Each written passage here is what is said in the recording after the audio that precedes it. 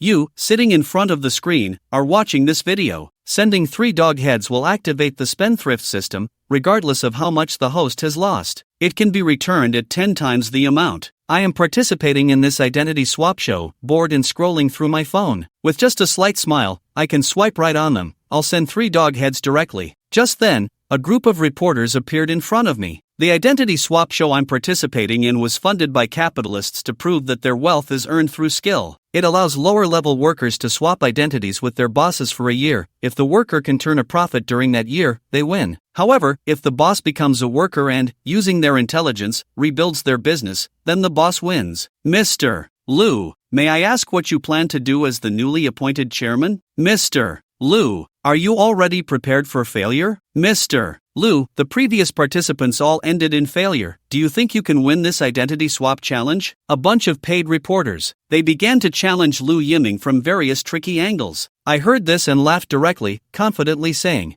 I don't plan to win. I intend to lose the entire company in a month. The reporters present were stunned. No one expected Liu Yiming to be so straightforward. The film garnered shock value. Shock value can be converted into cash at 10 times the amount. Oh, there's this thing too. Liu Yiming was surprised. Great, 1 million yuan is already in hand. He still needs to give these paparazzi some material to work with. That's right, anyway, we lower-level workers. We can't win no matter what. Then I might as well enjoy myself for a month. Liu Yiming revealed an evil smile. After gaining shock value, the reporters were stunned for several seconds before hurriedly asking Mr. Liu, may I ask if you have suffered some blow, Mr. Liu? Are you so reckless in depleting the show's assets? Doesn't your conscience hurt, Mr. Liu? Aren't you afraid of legal repercussions for doing this? Liu Yiming shrugged and smiled, saying, see, this is typical capitalist behavior. It must operate according to their expectations, or else it's a total loss. Not just the reporters went crazy, even the workers watching the livestream went wild. Whoa, are you serious? Bro,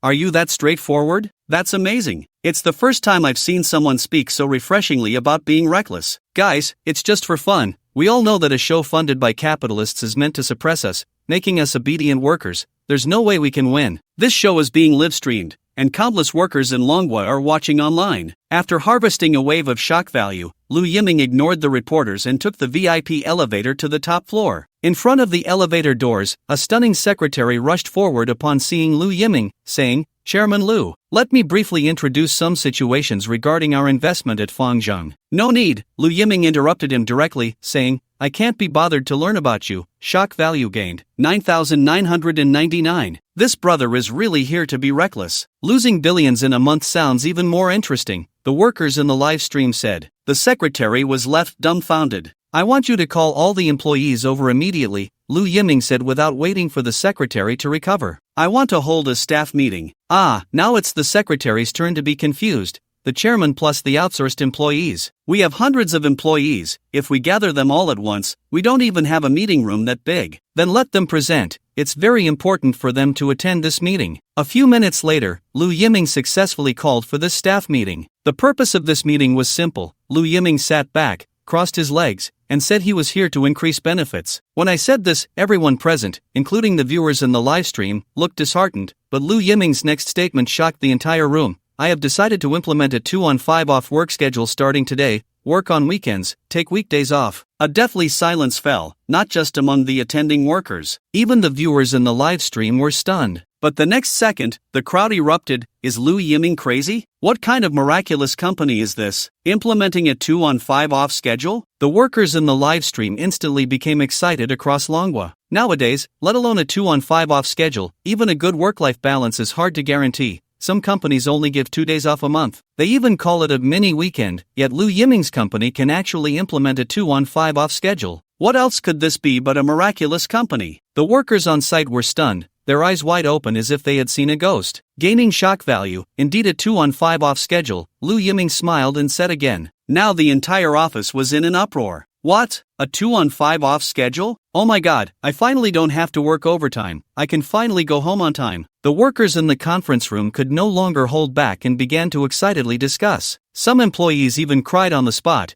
It was just too touching. They dared not dream that this was real, and they didn't want to wake up. While the conference room where Liu Yiming was could still maintain some order, the other conference rooms on the lower floors had already started to celebrate, and one could even hear the joyous sounds of primal celebration, louder than during the New Year. At this moment, in the production team, the director and several investors were dumbfounded, watching the scene unfold. What kind of operation is this? Is he serious? The director was bewildered, never expecting Lu Yiming to act this recklessly. Several big shots. Do you think we should call for an emergency stop in this situation? The director looked at the investors behind him. Ha! Several capitalists exchanged glances and burst into laughter. Don't stop. Why should we stop? It's just a 2-on-5 off schedule. Let him mess around. We thought this company would close in 6 months, but now it looks like it'll be bankrupt in 3. Ha! It's to show those workers that a 2-on-5 off schedule will lead to bankruptcy, and then everyone will be out of a job. The capitalists laughed uncontrollably. A company worth billions was nothing in their eyes. They aimed to take this opportunity to completely brainwash the workers,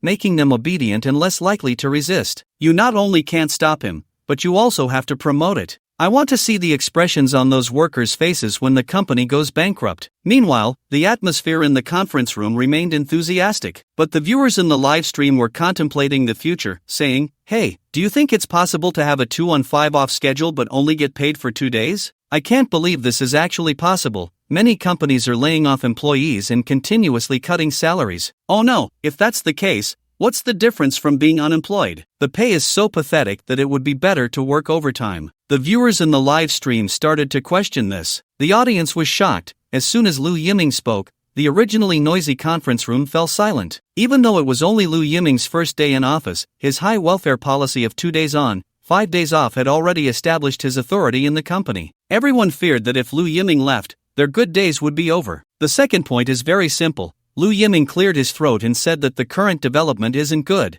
so everyone needs to spend more to revitalize the economy. Oh no, it seems like they will force us to buy products now. If you hate me, just say it. There are no free lunches in this world. No one in that position has it easy. As soon as Lu Yiming finished speaking, the atmosphere in the conference room became tense, and everyone had a bad feeling. But the next moment, Lu Yiming continued, "Therefore, I have decided to raise everyone's salary and benefits, enabling everyone to spend more and improve their lives. After careful consideration, I have decided to triple everyone's salary and benefits." In an instant, the entire conference room erupted. The workers couldn't sit still and spontaneously stood up to applaud, their cheers echoing throughout the entire office building. Passers-by could hear it. The deafening applause continued for a long time. Lu Yiming stood up, gestured to calm everyone down, and said, "I have always advocated that everyone treat this company like their own home. This is not just empty talk. From today on, not only will there be a 5-day workweek, but all holidays must also be enforced. Anyone who dares to obstruct this in any way can report directly to me,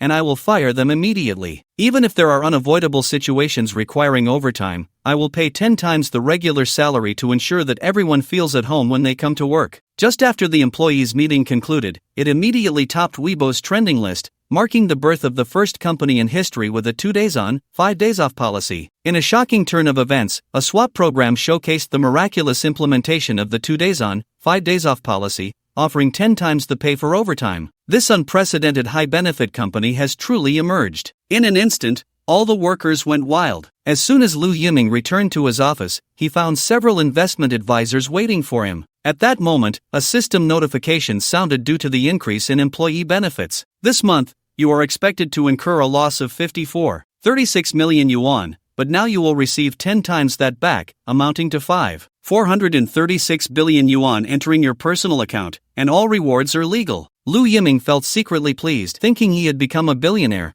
and decided to push harder to incur even more losses. Suddenly remembering that today was supposed to be a holiday, he instructed his secretary to issue the tenfold salary. He then turned to the investment advisors and said, "Everyone, you can speak now." The lead investment advisor handed a folder to Lu Yiming, but he didn't look at it and instead asked if they had ever considered handling the trades themselves. The investment advisors were taken aback. They were just advisors and had no opportunity to handle the company's funds. Lu Yiming looked at the secretary and asked how much liquid capital the company still had. The secretary replied that it was approximately 50 million. He immediately ordered all of it to be withdrawn, giving each person 10 million to trade with. Then he poured himself a glass of whiskey and pointed at the investment advisors, saying, The investment advisors present were stunned, and then a wave of enthusiasm surged among them, leaving the secretary dumbfounded. The viewers in the live stream were also stunned and began to complain, while the number of viewers surpassed 10 million and continued to rise rapidly. The investment advisors stood up in shock,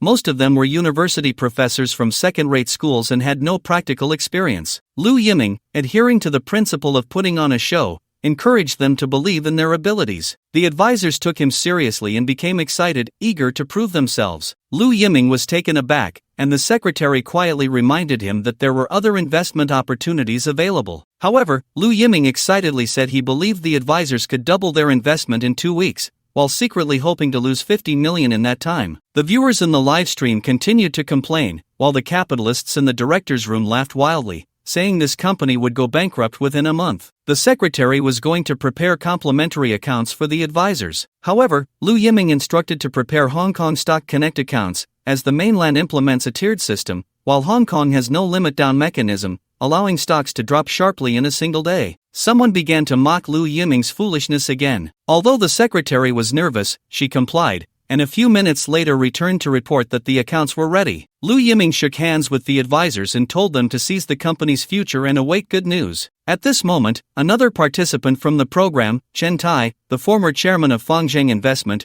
was following the program's requirements and heading to an investment consulting company for an interview. According to the rules, he could not use any of his personal funds or connections. He could only participate in this identity swap with a completely new identity. Even the HR of this company did not know that Chen Tai was participating in a show. "Hello, interviewer." Chen Tai walked confidently into the interview room. After all, he had been a chairman and had seen all kinds of situations, so he showed no signs of fear. "Come on, fill out this form." As soon as the HR saw Chen Tai, they casually said, "Ha!" Chen Tai was taken aback for a moment, pointing at the resume in front of the HR. Puzzled, "Don't you already have my resume?" To his surprise, the HR frowned on the spot and impatiently said, "Please cooperate. If you don't want this job, then leave." With no choice, Chen Tai had to swallow his anger and silently took the form and left. Damn, this is real. These HRs are like blind people, insisting on making people fill out forms. These HRs have the same old stupid tricks. I can't even be bothered to talk about it.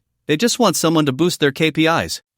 I don't know why, but seeing this former chairman get humiliated makes me feel particularly good. After more than 10 minutes, Chen Tai filled out the form and returned to the interview room. "You used to work in this industry, right? Do you have any work experience?" the HR said without looking up. "Yes." Chen Tai regained his previous confident demeanor, ready to eloquently introduce his experience. But the HR directly interrupted. "Sorry, we are only hiring fresh graduates." "Chen Tai?" Chen Tai's eyes widened visibly, looking completely bewildered. "Ha ha ha ha, this is hilarious. I told you, the moment you were asked to fill out the form, you could have left. This is so funny. These HRs are so arrogant, you'd think they were the bosses." The viewers in the live stream burst into laughter. "Since you only hire fresh graduates, why did you make me fill out the form? Isn't that wasting my time?" Chen Tai, with the temperament of a chairman, scolded. "This is our company's recruitment process. Who told you not to properly understand our company before coming for the interview?" The HR couldn't even be bothered to argue with Chen Tai and directly said, "Next, you." With no choice, Chen Tai had to pinch his nose and leave the interview room. The moment he stepped out of the interview room,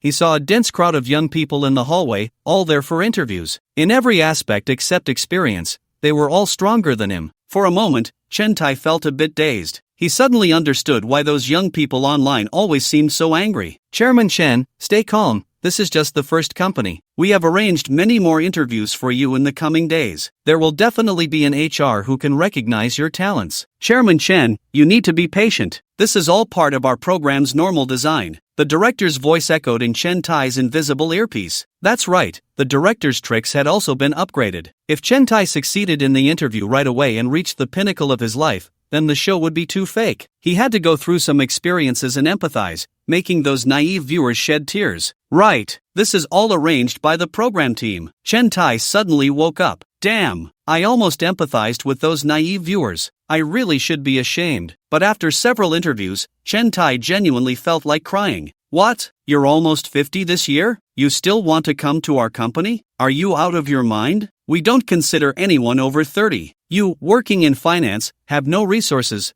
What do we need you for?" "I'm sorry, but for this investment consultant position, we need young and beautiful girls, and you don't meet our requirements." After a day of interviews, Chen Tai sat disheartened at the bottom of the building, watching the passers-by, feeling an indescribable bitterness in his heart. It turned out that without all the glamour, he was just like an ordinary person, no different at all. "I cried. They say it's a consulting position, but it's really just about selling your looks to attract investments. Really, our company is like that. Once you hit 35, you're immediately laid off. There's no way we would hire someone who's 50. And with resources? If I had resources and connections, why would I even bother with a job? I'd rather stay home and live off my parents. Countless workers in the live stream empathized deeply. And the most ridiculous part was that Chen Tai had already spent a whole day looking for a job and was exhausted. During this rush hour, he was expected to squeeze onto the subway like a commoner? Chen Tai looked at the crowded subway station and immediately regretted coming on this show. Meanwhile, Lu Yiming was in his office, fishing around for half the day and then sleeping the entire afternoon before finally deciding to check on the employees leaving work. What he didn't expect was that as soon as he stepped out, he not only didn't see any employees leaving, but instead found almost all of them diligently sitting at their desks working. Not a single one was planning to leave on time. What was going on? Why aren't you all leaving work? Lu Yiming asked in confusion. His voice immediately drew the attention of a large group of workers. Chairman, we're all voluntarily working overtime. Voluntarily? One worker quickly smiled and said, Yes,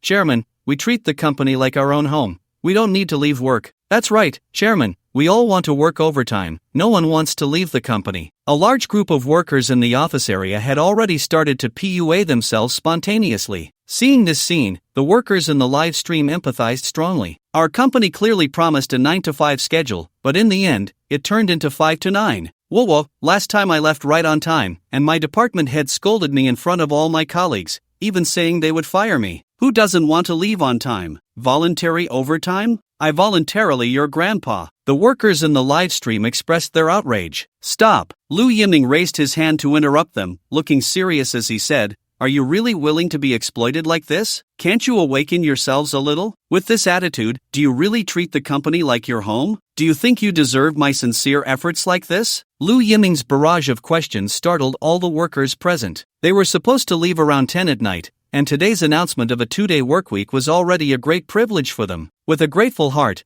they all planned to work until midnight before leaving. Otherwise, they felt they wouldn't be able to face the new chairman. But unexpectedly, this new chairman seemed to completely disregard their feelings. The viewers in the live stream were also dumbfounded. No one expected this new contestant to go all out on the first day. Have you ever thought about it? Your parents are at home right now waiting for you to come back and reunite. Have you thought about it? Your partners are wanting to spend a wonderful after-work time with you. Have you thought about it? Your children are waiting for your warm embrace at home. And now, look at what you are doing. By doing this, you are not only letting me down but also letting down those family members who are desperately waiting for you at home. Lu Yiming was outputting crazily, reaching a state of complete madness. Woo. A female colleague cried out on the spot. Chairman, my boyfriend is breaking up with me because I have to work overtime. Me too. My mother is still in the hospital for surgery, but I can't take leave to see her. Whoa. Before she went into surgery, she specifically told me to work hard. The office area was suddenly filled with sobbing workers. Even the boys, who usually don't shed tears easily, had tears welling up in their eyes, overwhelmed by countless unexplainable emotions. Seeing this scene, the viewers in the live stream were already wiping their tears with tissues. I cried. I've been working overtime for more than 20 days. My body is worn out. I wanted to take sick leave but the supervisor disagreed, and in the end, I went to the hospital for a checkup, cancer. Upon hearing this news, the company decisively fired me. Smile, my grandfather, who raised me, passed away, and I was still working overtime those days. I couldn't even see my grandfather for the last time. I wanted to leave early to attend my grandfather's funeral, but the leader told me, What does your grandfather's death have to do with you? Death smile, I really don't understand. Now taking a normal leave or leaving work seems to have become a luxury, as if it's an extremely shameful thing? Does the leave process have to be done in such a humiliating way? Ding! Gained emotional value plus 9999999. Alright, stop crying. Lu Yiming turned and smiled warmly, saying, Go home. Your family, your pets, your games are waiting for you at home. Home is your warm harbor. Also, since your boyfriend broke up with you, you shouldn't come to work during this sad time. Lu Yiming pointed to the female worker, startling her into pale fear.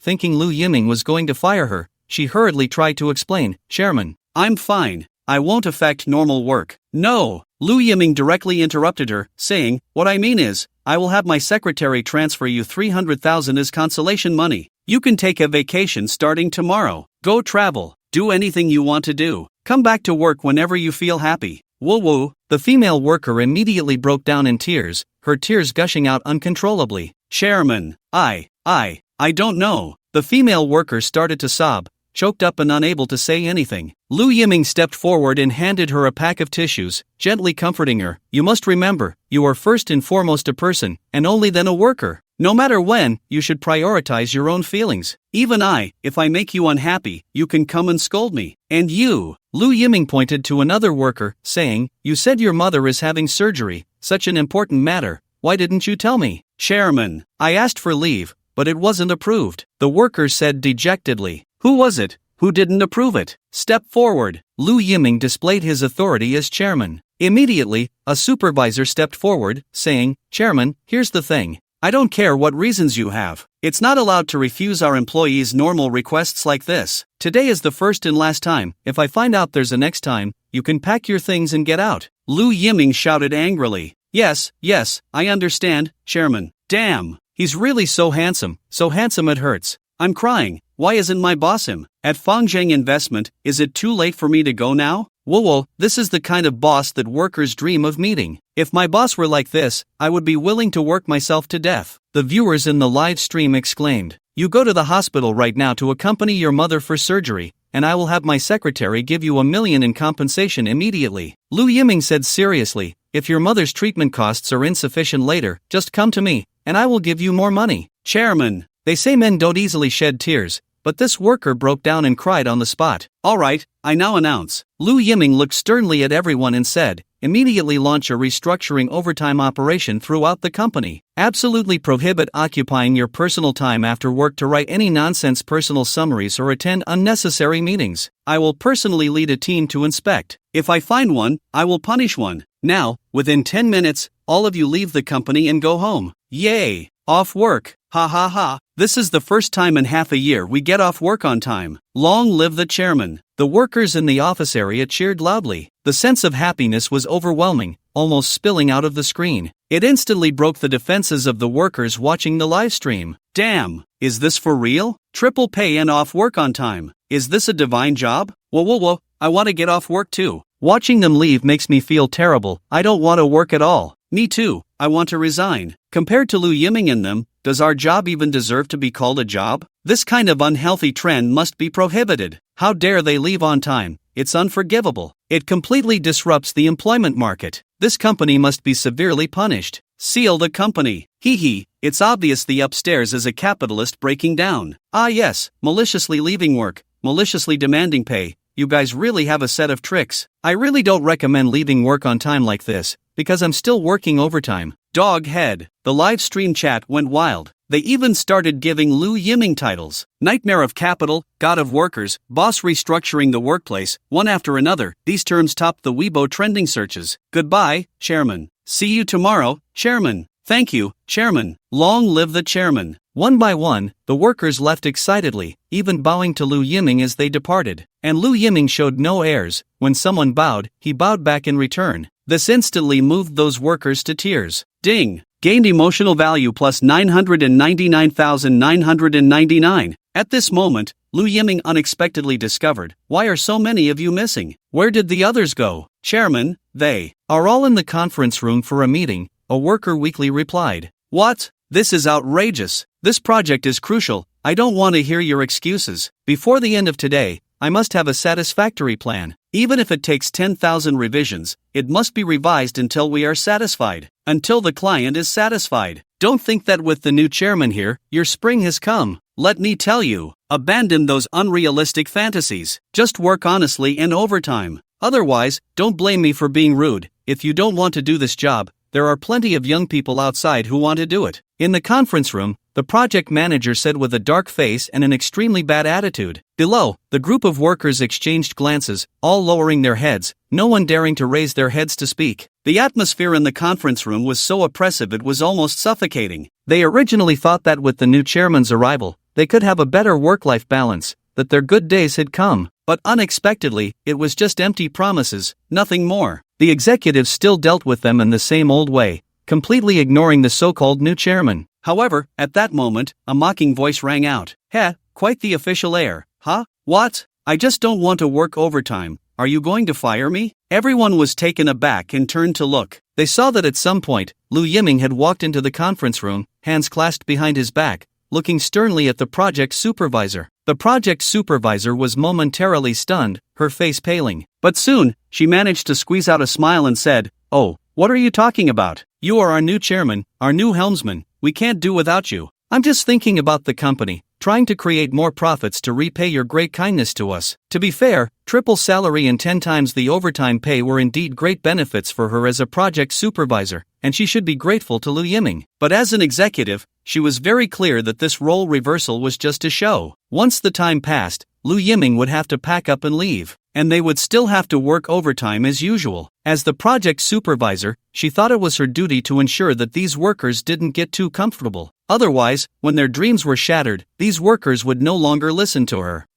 Creating benefits for the company? It seems you've taken my words as mere wind in your ears. How can you treat our employees like this? Does your conscience not hurt? Lu Yiming pointed at the employees present and shouted angrily, "Who do you think you are? What right do you have to speak to our employees like that? Let me tell you, all the employees here are the most valuable talents in our company. How dare you treat our talents with such a terrible attitude? I can't imagine what future our company has if this continues." Woo. Well said. I'm really crying. Our leader is so bossy every day. Just thinking about his ugly face makes me not want to go to work. Really, you voiced the feelings of us workers. We all come to work. None of us are here to be slaves. Why should we let them ride on our backs and defecate? Damn it! Just looking at these leaders makes me want to hit them. Can't they learn to speak properly? The viewers in the live stream were filled with righteous indignation. "Chairman, I'm sorry, this time it's my fault. I'll reflect on it. I promise next time." The project supervisor had to lower her head and concede. After all, she thought Lu Yiming would only be in power for a few months at most. It wasn't shameful to bow her head and soften her stance. When Lu Yiming's identity switched back, she would make sure to let him experience the consequences of being a show-off. But Lu Yiming directly interrupted her. "No need to say anything. You've been fired," Lu Yiming stated decisively.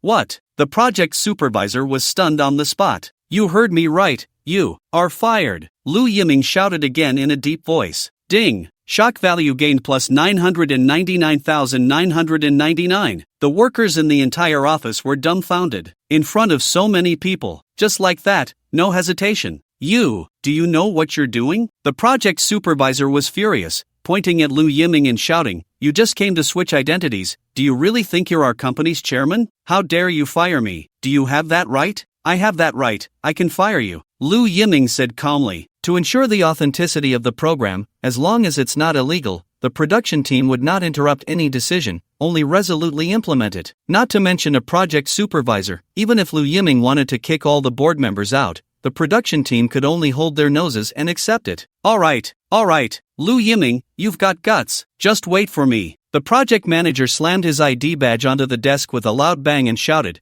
"Don't think that just because you've flown up to the branches, you're a phoenix. You'll only be arrogant for a few months. When the company goes bankrupt and your identity changes back, let's see how you can still act all high and mighty in front of me. By then, I want you to kneel and beg me. Aren't you leaving yet? If you don't leave, I'll call security." Lu Yiming was so calm it was almost frightening, completely ignoring the project manager's barking.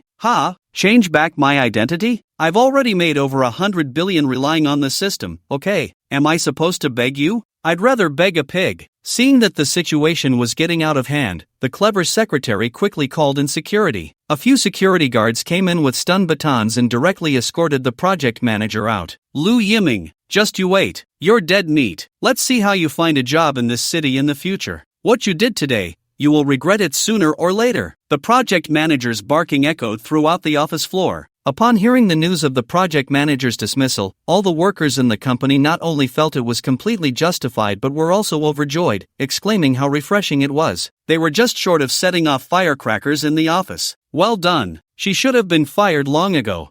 She got that position just by sleeping her way up. Otherwise, with her work ability, how could she have become the project manager? It was all thanks to the special promotion from the former chairman Chen. I feel so happy right now, getting off work on time, overtime pay, and no disgusting boss. Am I dreaming? Someone pinch me.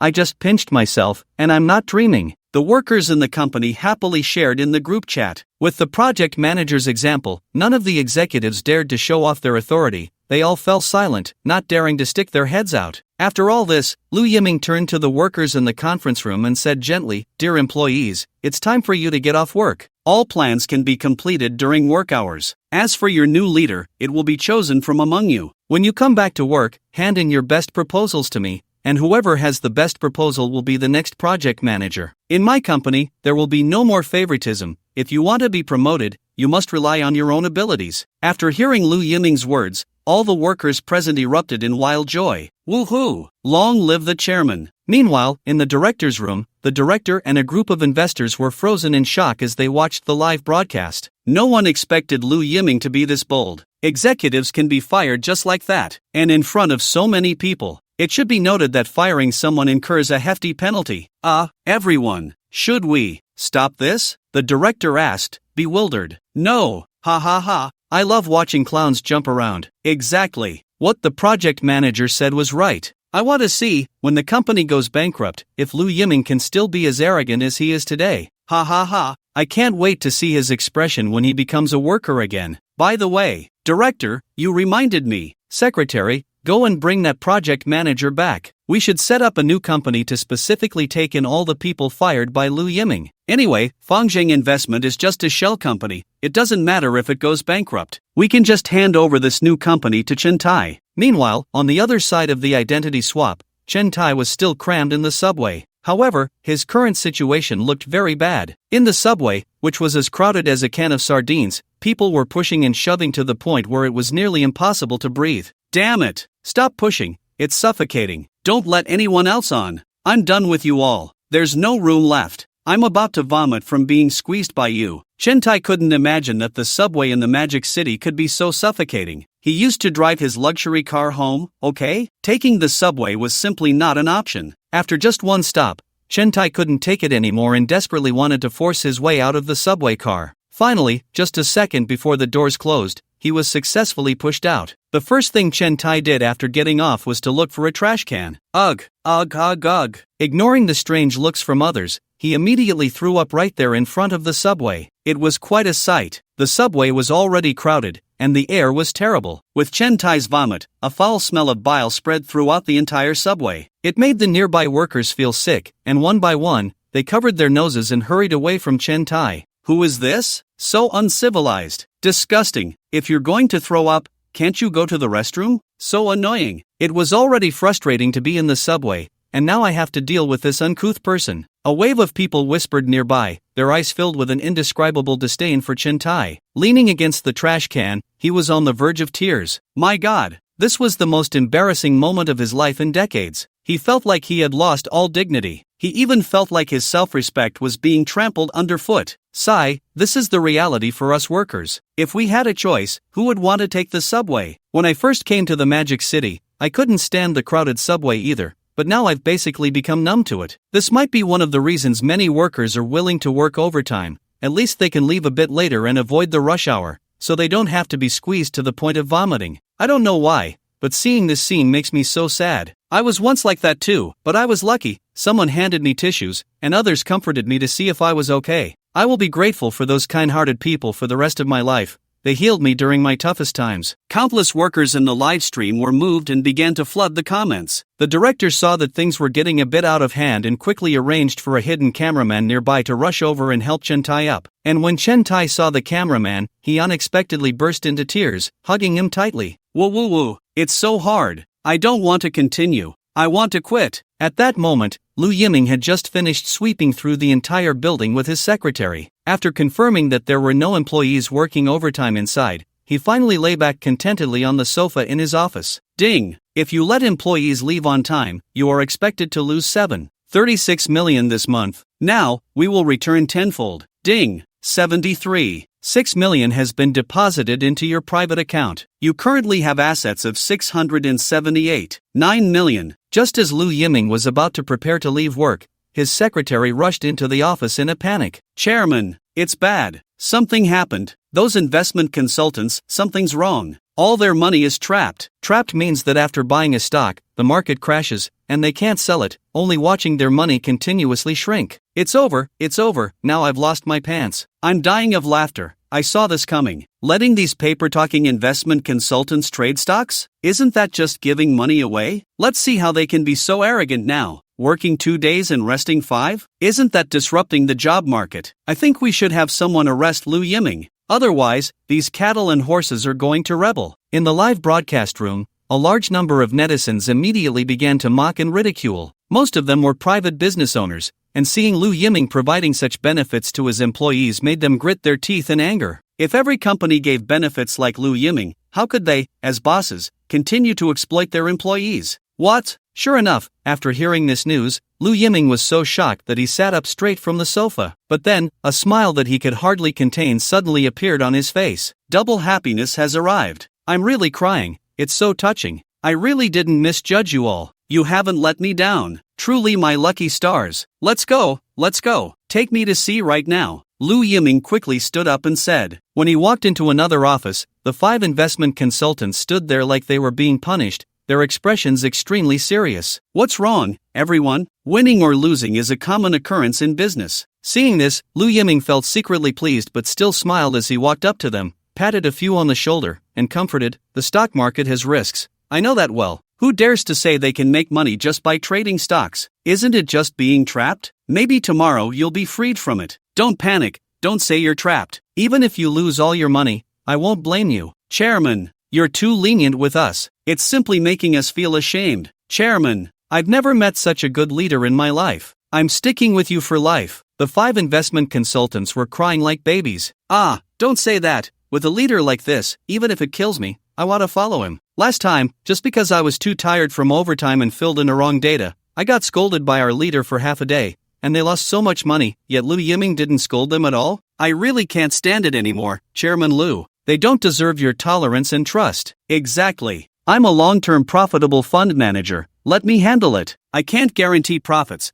but I absolutely won't let you lose money. Hey, you up there, your abacus beads just hit me in the face. Hee, Lu Yiming, just a loser. Get ready to watch him go bankrupt. This month's identity swap is about to end. Alright, it's okay. I'll give you 100,000 as a consolation prize, and you can take a week off. Rest well before coming back to work. Lu Yiming smiled and comforted them. But the next second, Lu Yiming felt something was off. The 5 investment consultants no longer had the regretful and helpless expressions from before. Instead, they were looking at Lu Yiming with mischievous smiles. Even the secretary couldn't hold back her laughter and burst out laughing. Wah! What happened? It's just a little loss of money. You can't be going crazy over this. Making money is a small matter. Your health is the most important. Lu Yiming was so scared that he took several steps back. He had a vague sense of foreboding. You guys aren't planning to backstab me, are you? Chairman, we were just joking with you. You fell for our trick. The consultants exchanged glances and burst into hearty laughter, saying, today in the stock market, we bought low and sold high, making over 10 million yuan. At that moment, Lu Yiming's eyes widened. He was completely petrified. It was as if he had been struck by lightning. Damn, these old guys, are they serious? The scheme is so deep. If it were me, I would have been scared to death. Oh my goodness. 50 million, and they made over 10 million in one day. What kind of top stock trading master is this? Damn, who are these 5 gods? What salary would it take to hire them? Our fund desperately needs this kind of talent. Let me translate for those who haven't invested yet.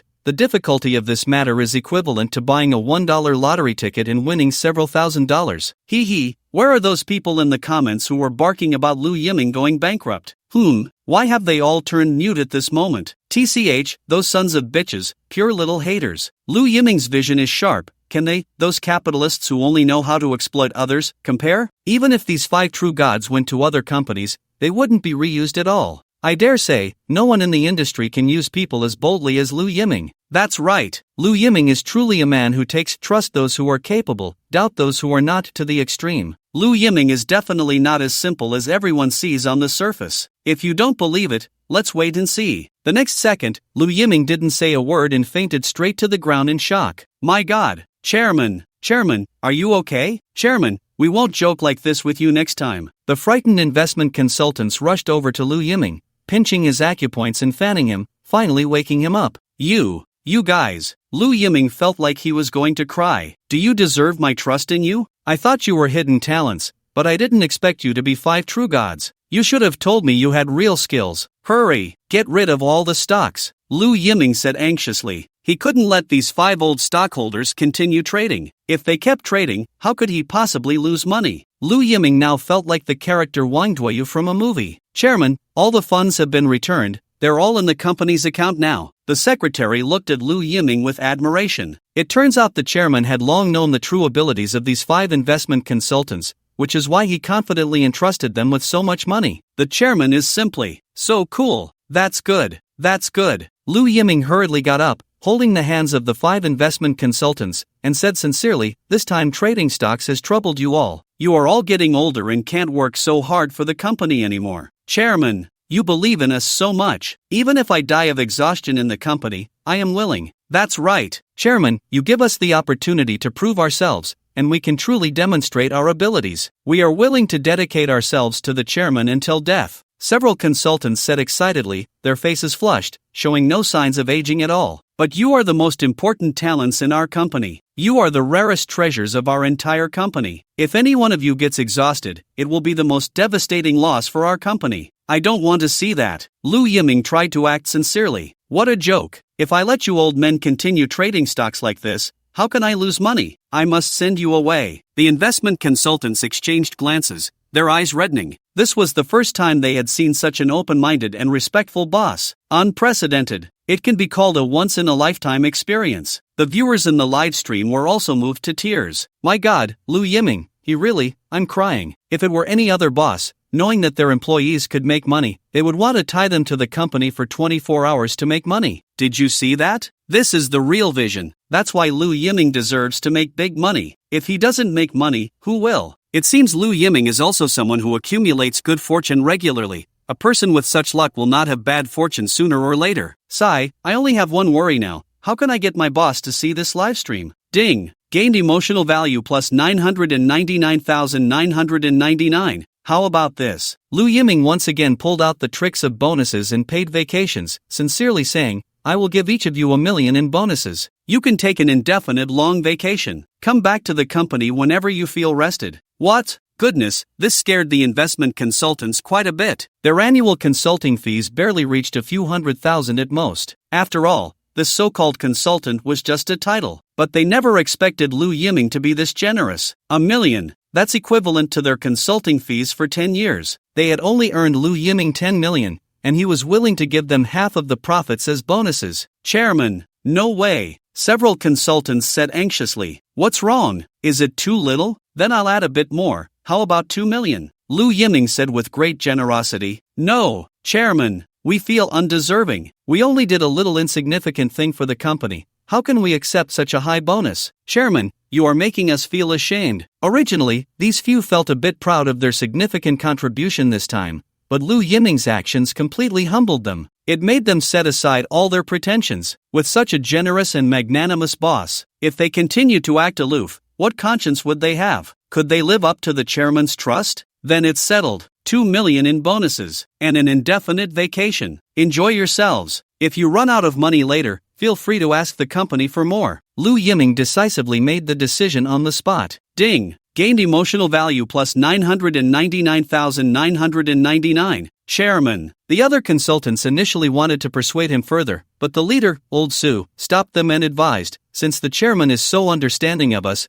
we must take good care of ourselves to live up to the chairman's expectations. Look, it's still Old Su who understands my intentions. Lu Yiming finally felt relieved. Expectations? My only expectation for you is to never come back to the company. I'm afraid you'll make money for me again. Alright, it's getting late. Secretary, please arrange a special car to take the investment consultants home after work. From now on, whenever the investment consultants go to and from work, the company will arrange special cars for them. They must not be allowed to squeeze into the subway. That would be an insult to these investment talents. Watching the investment consultants leave the office chatting and laughing, Lu Yiming's heart finally settled. Thank goodness, he didn't let these guys continue trading stocks, otherwise, his wish to bankrupt the company would have been dashed. As soon as those investment consultants walked out of the office, someone couldn't help but ask, Old Su, why did you stop us just now? The chairman values us so much, and we only made this little achievement, and we get a vacation? Is that living up to the chairman? Who would have thought? Old Su smiled slightly, looking strategic, and said, of course not. I have other plans. Oh, the others immediately became interested. Think about it, the Hong Kong stock market is so deep. We were just lucky this time. Do you think we can have such good luck every time? They fell silent for a moment. The depths of the stock market are unfathomable. It's not guaranteed that talent will ensure profits. There are many so-called stock gods who end up losing everything in the market. So, I plan to take this opportunity to go to Hong Kong and thoroughly understand the Hong Kong stock market, spend some time in the exchange. After in-depth analysis and having a clear investment plan, I will report back to the chairman. After hearing this, the others showed smiles of realization. Old Sue, you really know how to relieve the chairman's worries. The secretary, walking ahead, listened to the investment consultant's words with a look of satisfaction. If everyone in the company could unite and charge forward for the company, then Lu Yiming might just win this challenge. If Lu Yiming wins this challenge, all the shares of the company will belong to him. Then they could continue to work in this company, which has the best benefits in the world. Just thinking about that scene made the secretary feel like she was about to burst with happiness. After more than 10 minutes, the secretary returned to report. Chairman, several consultants have already been arranged to get in the car. The secretary didn't mention Su Lao and the others' plans. Such things are, of course, meant to be a surprise for the chairman when the time comes. Very good. Thank you for your hard work. Lu Yiming sat in his office chair and asked, by the way, you've been busy for me all day, but I still don't know your name? Mu Xia. Nice name. Lu Yiming nodded and said, Mu Xia, you might have to work hard for me in the near future. Ordinary employees can take a break, but you probably won't be able to take a normal vacation. After all, whatever Lu Yiming did, Mu Xia had to accompany him the whole time, so taking a break was basically hard to guarantee. Personal secretaries are like that. During work hours, everything is arranged by the boss. When the boss is at work, she is at work. When the boss is off work, she is off work. But don't worry, I'll give you a 3 million annual salary, which is 10 times your previous salary. Lu Yiming added. Mu Xia was immediately shocked and gasped. Chairman, this is too much, I can't accept it. Wow, 3 million annual salary. This is more than most executives in other companies. Crazy, this is insane. Lu Yiming is really going all out with high salaries. Excuse me, is Chairman Lu still hiring secretaries? I have a master's degree in finance. I think I'm qualified to be your secretary. I'd be willing to be this secretary for 2 million. I'm the campus belle. I'm sure I can satisfy Mr. Lu. Blushing, get lost,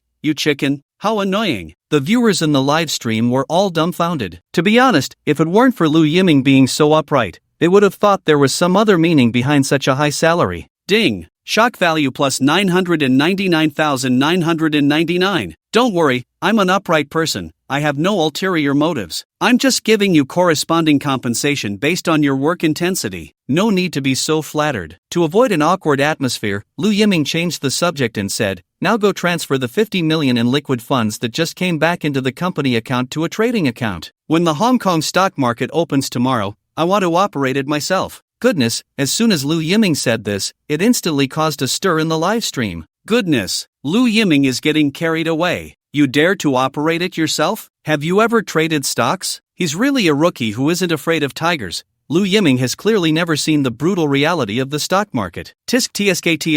Lu Yiming obviously thinks he can do it just because he saw these investment consultants making money so easily. He doesn't even consider that they are lifelong finance professors. Their theoretical level is no joke. Laughing to death, too bad the stock market is closed now. Otherwise I'd be looking forward to seeing Lu Yiming's operations tomorrow. The live stream was immediately in an uproar. A whole bunch of small capitalists were waiting to see Lu Yiming lose his pants tomorrow. Chairman, are you also an expert in the stock market? Mu Xia asked, somewhat confused. No, I've never touched the stock market before. Lu Yiming said seriously. Mu Xia. Speechless as she was, Mu Xia still transferred all the funds to Lu Yiming's stock market account. Mu Xia, have a happy off-duty time. Lu Yiming stood up from the sofa and smiled, saying, you can take a ride home, and the company will reimburse the fare. After saying that, Lu Yiming left the company on his own. Damn! I have to say, Lu Yiming is the richest boss I've ever seen. Incredible, he really doesn't treat money like money. Ding! Shock value plus 99,999. Arriving at the bottom of the company, the luxury car arranged by the production team was already waiting. Rolls-Royce, Phantom, worth nearly 10 million. It even came with a dedicated driver. Sitting in the Rolls-Royce, the moment the door closed, Lu Yiming felt the whole world quiet down. The vehicle moved on the road with ultimate smoothness, not feeling a single bump. The space inside the car was spacious and comfortable, with no sense of crowding at all. as if he were sitting on a cloud. Lu Yiming even opened a bottle of champagne for himself, leaning against the car window, watching the flow of traffic, feeling incredibly content. Now Lu Yiming finally understood why those rich people didn't care about traffic jams or rush hours at all. Sitting in such a car, even if stuck for hours, one wouldn't feel tired at all. I'm crying. Is it really this enjoyable? Drinking champagne too. Damn. I've only seen such luxury cars in my dreams. No wonder these rich people would rather be stuck on the elevated road than take the subway. Sitting in such a luxury car is way more comfortable than squeezing into the subway. Laughing to death. Seeing Lu Yiming enjoy life like this would directly break the defenses of participants who struggled hard in previous episodes but still ended up bankrupt. Don't even mention them, I'm already broken. The viewers in the live stream all had red eyes, frantically sending comments. In less than 10 minutes of driving, Lu Yiming arrived at the luxury mansion arranged by the production team. Tangchen Jiopin, the top luxury villa in the Magic City. Located next to the most prosperous commercial center in the Magic City, opening the window reveals a vast river view. Taking the elevator, Lu Yiming arrived at his own room. The room was several hundred square meters, with top-notch facilities and decor, comparable to a 5-star hotel. Lu Yiming lay on the soft and comfortable sofa, looking at the river view outside the window, while enjoying dishes prepared by a Michelin 3-star chef specially invited by the production team, and he could only think of one thing: life is as easy as turning over a hand. Meanwhile, on the other side, Chen Tai didn't have the same comfort and ease as Lu Yiming. Although the director immediately cut the live broadcast the moment Chen Tai started crying, the scene of Chen Tai breaking down and crying was still captured by many sharp-eyed viewers. It was even made into a meme video, looping on a small site. In just half an hour, the views exceeded several million. Ha ha ha, this is hilarious. Turns out capitalists can cry too? I thought they had no heart. Don't say that. Seeing him cry really makes me feel so good. Heh, just sitting on the subway for one stop and he's already this aggrieved? What about us workers who sit on the subway for hours every day? Never seen you empathize with us. I wonder if those capitalists will dare to stand and talk without feeling pain in their backs in the future. Saying we workers don't understand hard work. Laughing to death.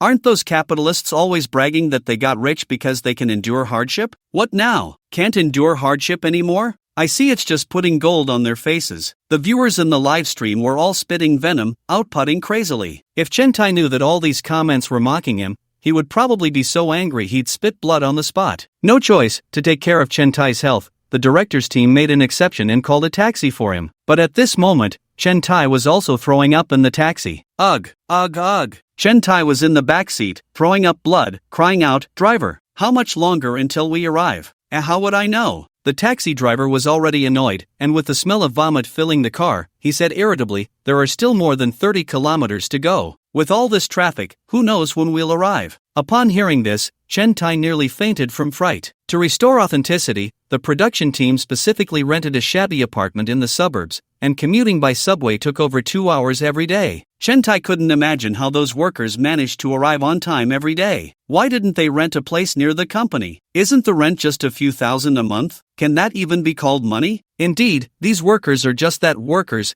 destined to toil without understanding how to manage their time effectively. They waste all their time commuting. How can they improve themselves? How can they earn more money? Money is earned, not saved. Don't these workers understand that? Chen Tai vowed that when his salary arrived next month, he would find a way to rent a place near the company. He absolutely could not be as miserable as he was today. Sigh, this is already considered good. I work in the Magic City too, and I can't even afford a place in the suburbs. I'm currently renting in the Suzhou Hangzhou area, waking up at 5 every morning to commute. Crying, who says otherwise? I finish work at 9, and by the time I get home, it's nearly 11. After washing up, I have to sleep because I need to get up at 6 the next morning to catch the subway. I have no personal time at all. I can only rely on staying up late for a bit of comfort. Laughing to death, and there are still a bunch of experts saying that staying up late is bad and can lead to sudden death. Do I not know that I could die from it? Smiling, but do I have a choice? What you're saying isn't even outrageous. There are experts saying that ordering takeout is bad and that we should wake up 2 hours early to prepare a hearty breakfast. I wake up at 6. If I wake up 2 hours earlier, that means I have to get up at 4. Death smile, experts, do you even listen to what you're saying? The workers in the live stream chimed in. By the time Chen Tai arrived at his rented apartment, it was already past 9 in the evening. As soon as he opened the door and saw the state of the apartment, he felt like crying from the injustice. The production team had chosen a dilapidated place to showcase Chen Tai's hard work and struggle. The house had a typical ruin style, with yellowed walls and a dirty floor. Aside from a refrigerator and a broken television, there were no appliances in the entire house. Not even an air conditioner, just an old,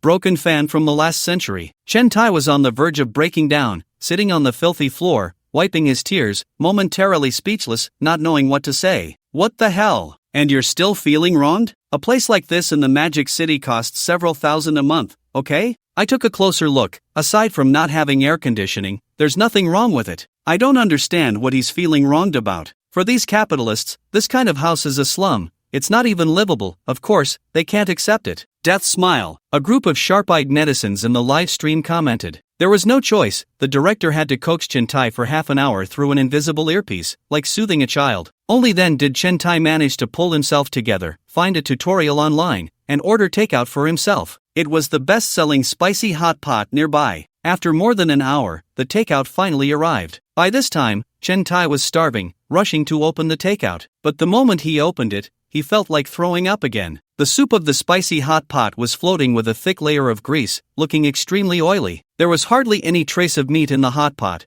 just some artificially synthesized meatballs or luncheon meat. The broth had a flavor that was both rich and intensely spicy, making Chen Tai feel almost physically uncomfortable. Accustomed to luxurious cuisine, eating this kind of food felt no different from consuming slop. Chen Tai's face showed an expression of utter disdain, his brows furrowed tightly as he held the disposable chopsticks, staring at the food for a long time, unable to bring himself to take a bite. Laughing to death, you can't eat this? If you can't endure this, how are you going to get rich in the future? Besides, this isn't even that bad. Having spicy hot pot is already pretty good, and you're still being picky? Damn. I really want to pour this pot of spicy hot pot directly into his mouth. It looks so delicious. If he won't eat it, I will. Laughing to death, I bet in the eyes of these people, we look like we're eating slop every day. The little girl eating spicy hot pot is about to have her heart broken. The viewers in the live stream were all frantically commenting. There was no way around it. Chen Tai was just too hungry, so he had to force himself to close his eyes and finish the spicy hot pot. But as soon as he finished eating, his stomach began to churn violently. He was forced to rush to the bathroom and spent quite a while there,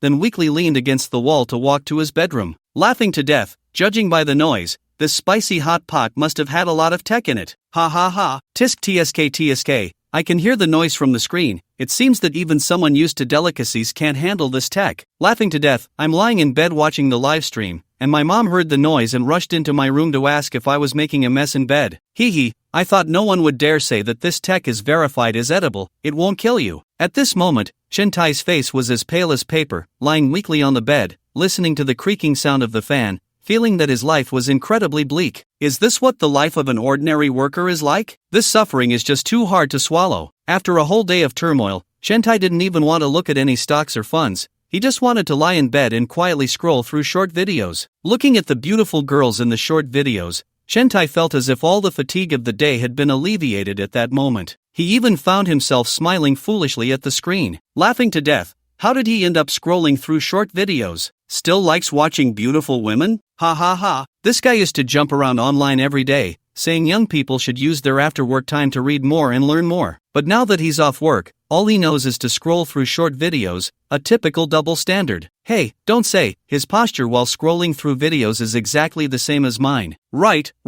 In terms of scrolling through short videos, it's a nationwide standard. Unknowingly, Chen Tai had scrolled through short videos for over half an hour, and only when the director called him did he reluctantly roll out of bed. According to the rules, every day of experiencing identity swapping required him to share his feelings. Chen Tai thought about all the hardships he had faced that day, momentarily speechless, and could only manage to say, "It's okay, everything will get better." I admit, being a worker is a bit tough, but I have to say, being a boss is even harder. Once you experience it yourself, you'll understand how difficult it is behind being a boss. I guess at this moment, the participants who swapped identities with me must be in a real mess, right? Ha ha ha ha, I'm laughing so hard my head might fall off. He even mocked Lu Yiming? Tro ha ha, where do you get your confidence from? I just went to check on Lu Yiming, and he's doing just fine. You can't tell at all that he's struggling. You're already this exhausted, so stop being stubborn, okay? I'm too lazy to mock you. I'm afraid you'll cry and want to quit the show later. Meanwhile, on Lu Yiming's side, Lu Yiming was a bit confused and said, "Hardship? Where's the hardship? I feel very relaxed. Can't you all see how great it is to be the boss? What? Overwhelmed? Well, a little, because I was just anxious about whether to have French or Italian food for a late-night snack.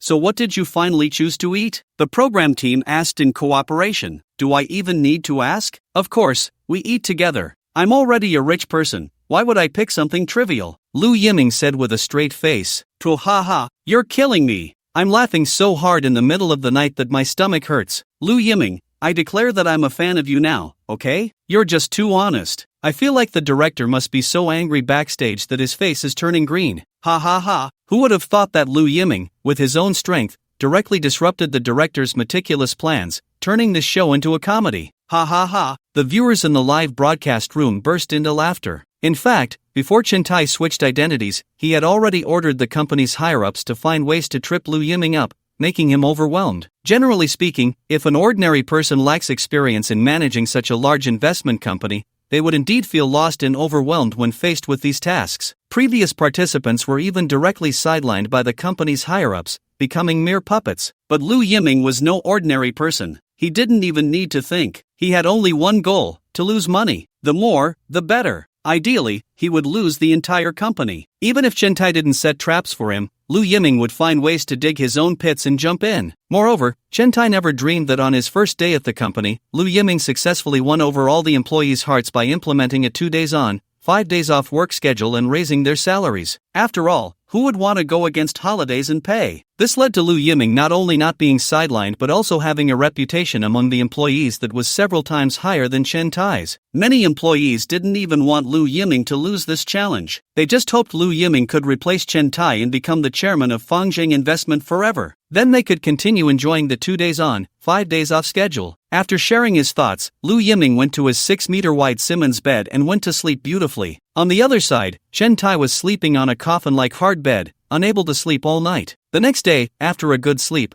Lu Yiming had a hearty breakfast as usual and leisurely arrived at the company. But the moment he pushed open the company door and walked in, Lu Yiming was stunned. He saw all the employees sitting neatly at their workstations in the entire office building, and not a single person was on holiday. This left Lu Yiming a bit shaken. Wasn't it supposed to be 2 days on, 5 days off? Shouldn't you all be on holiday today? Why are you still coming to the company? Lu Yiming said, a bit confused. Chairman, we came to work voluntarily. That's right, Chairman, with 10 times the salary, of course, we have to come in to work. Chairman, I want to buy a house in the Magic City, so I've decided to work hard in the company. A group of employees said with smiles. Just 1 day had passed, and Lu Yiming had already closed the distance with them. Some employees even dared to joke with Lu Yiming. This was something that would have been unimaginable in the previous company. You all, sigh, you guys. Lu Yiming didn't know what to say, sighed, and said, you should take advantage of your youth to go out and see the world. After all, it's a paid holiday. By doing this, you're really wasting my good intentions. Chairman, we are willing to contribute to the company. That's right. Chairman, I especially love coming to work now. Chairman, we all understand your good intentions. We really are volunteering to work overtime. The employees all spoke up, fearing that Lu Yiming would feel guilty. They had discussed it in the employee group last night. They couldn't let such a good boss as Lu Yiming suffer. Offering 10 times the salary for overtime was already top-notch welfare. If they really worked 2 days and rested 5, then no one would be left to handle the company's affairs, and it would truly go bankrupt. Wouldn't their good days come to an end then? They couldn't do that. They not only couldn't let the company go bankrupt, but they also had to help the company make more money. Only if the company kept running could their happy lives continue. The principle of mutual dependence was something these highly educated workers understood. Goodness, this bizarre scene left the viewers in the live stream dumbfounded. What the hell? What are they doing? Are they begging to work overtime? Am I dreaming? Did I stay up too late last night and not wake up? Is this bizarre scene really happening? Oh my goodness. There are actually people volunteering to work overtime? But if it's 10 times the salary, I'd be willing to work overtime too. Not to mention, this is truly voluntary overtime. Sigh, fine, then you all can work overtime, Lu Yiming said seriously, feeling helpless. But let me be clear, this overtime is all voluntary. If anyone forces you, come to me immediately, and I'll fire them. Also, during overtime, you can leave whenever you want, and you can finish work whenever you want. If you need to pick up your kids, go pick them up. If you need to take care of the elderly, go take care of them. Don't let work delay your family. And you must leave by 5 in the afternoon. No one is allowed to work overtime after that time. Did you hear me? Anyway, since overtime was paid at 10 times the salary, having employees come in for overtime would only cost Lu Yiming more. He couldn't have asked for anything better. If he weren't afraid of some unscrupulous capitalists accusing him of maliciously raising salaries, Lu Yiming would even be willing to offer 20 or 30 times the overtime pay. But even though Lu Yiming put on such a serious face, the employees in the office showed no fear at all. Instead, they smiled and said, "Long live the chairman. We will firmly carry out the chairman's orders. Woohoo! Taking off. Long live the chairman. I can stay to work overtime. Woo woo. Chairman, how can you be so nice?" Countless employees made a silent vow in their hearts. They must help Lu Yiming win this identity swap challenge. They must help Lu Yiming become the true leader of Fangzheng Investment. After everything was settled, Lu Yiming returned to his office. Ding! Offering employees 10 times the overtime pay, you are expected to lose 89.74 million this month. Now returning 10 times to you. Ding! 897.4 million has entered your private account. You currently have assets of 1,642 billion. Chairman, several of our fund managers have already arrived at the company. Do you want to call them in to give you some stock trading advice? Mu Xiao walked into the office and asked. Fangzheng Investment has several hundred million in private equity funds, which are usually managed by a few fund managers. They are all seasoned stock traders, each a top financial genius graduated from the best schools, with a very high level of understanding of the stock market. With their advice, even if Lu Yiming was a novice, he could quickly get the hang of it and at least break even. But Lu Yiming refused Mu Xia, saying seriously, "To be honest, I have my own insights on stock trading." "Oh, what insights does the chairman have?" "That is, I absolutely do not buy stocks that others are hot on. I prefer to buy the junk stocks that others don't want. For example, this, Jinchang Coal." Lu Yiming pointed at the stock on his computer screen and said earnestly, "It has been falling for 5 or 6 years, and it's about to hit rock bottom. It's the perfect time to buy. It will definitely rise in the future." Ha! Mu Xia was stunned. She looked at the stock of Jinchang Coal in front of the computer, hesitatingly said, "Chairman, the coal market has been very poor over the years. This stock has been falling for many years. It should be impossible to rise again, right? Damn! Lu Yiming, you really aren't afraid of death. You're buying coal stocks?" In recent years, there has been a constant push for green environmental protection, reducing carbon emissions, developing new energy, and the coal market is getting worse year by year, and you still want to buy in? Awesome! I can only say awesome, Lu Yiming, you really know how to pick stocks, and you pick a bombshell. Don't, Lu Yiming, I'm begging you, don't do this. If you cause the company to go bankrupt, we workers will have no hope at all. The viewers in the live stream were dumbfounded and urged him to reconsider. Ding! Shock value plus 999,999. Don't worry, I know what I'm doing, just help me buy. Lu Yiming changed his position on the sofa and casually said, "I've never bought stocks, I don't know how to trade." Okay. There was no other way. Mu Xia could only trade according to Lu Yiming's wishes. A few minutes later, Mu Xia put down the mouse and looked up, saying, "Chairman, the transaction is complete. The unit price of Jinchang Coal is 317 yuan. I spent 50 million, buying a total of 17% of the shares." Good, great. Lu Yiming took a sip of tea and praised her. Damn, he really bought it. It's over, just wait for it to drop. Fortunately, this stock shouldn't drop too much, at least it won't go completely bankrupt. That's hard to say, Hong Kong stocks don't have a limit down, they just keep falling. It's quite thrilling. Chairman, here is today's meeting agenda, please take a look. Mu Xia handed a folder to Lu Yiming and said, "Cancel all of them." Lu Yiming frowned and said, "From now on, all meaningless meetings will be cancelled. Life is too precious to waste on these pointless meetings." Mu Xia was once again dumbfounded. Goodness, he really intends to be a hands-off manager to this extent. So you think being a chairman is just about giving employees benefits and then doing crazy things? Then, what about some matters that need your personal decision? Mu Xia asked, still confused. Very simple, let the executives decide for themselves. Lu Yiming said something shocking again. I believe in their abilities. Unless it concerns the company's survival, there's no need to consult me. Let them play freely. If you doubt someone, don't use them. If you use someone, don't doubt them. This is my principle of employing people. The stock data in this book is fictional. Trading stocks has risks, and investment requires caution. Hearing Lu Yiming's words, the viewers in the live stream were once again shocked. Damn, these executives are not good people. Giving them so much power is just asking for corruption. Many company executives are not clean at all, taking kickbacks, issuing false invoices, there's nothing they can't do if they set their minds to it. It's over, this company is done for, it's definitely finished. The viewers in the live stream could even imagine that scene. Chairman, this won't do. Mu Xia was anxious. Since Lu Yiming came to the company, this was the first time she, as a secretary, had said no to him. Even Mu Xia herself didn't notice that she had unconsciously started to consider things for Lu Yiming. Chairman, if you delegate power like this, once this precedent is set, the consequences will be unimaginable. Mu Xia said seriously. Once these executives and department managers are given too much power, they will not only undermine you but will also find ways to embezzle the company's assets. The already deficit accounts will only get worse. This was the first time Mu Xia had spoken so boldly to her superior since she joined the company. Previously, as a secretary, she never dared to casually express her opinions, let alone confront her superiors. But this time, she had to speak up, because she didn't want to see a good person like Lu Yiming lose the challenge,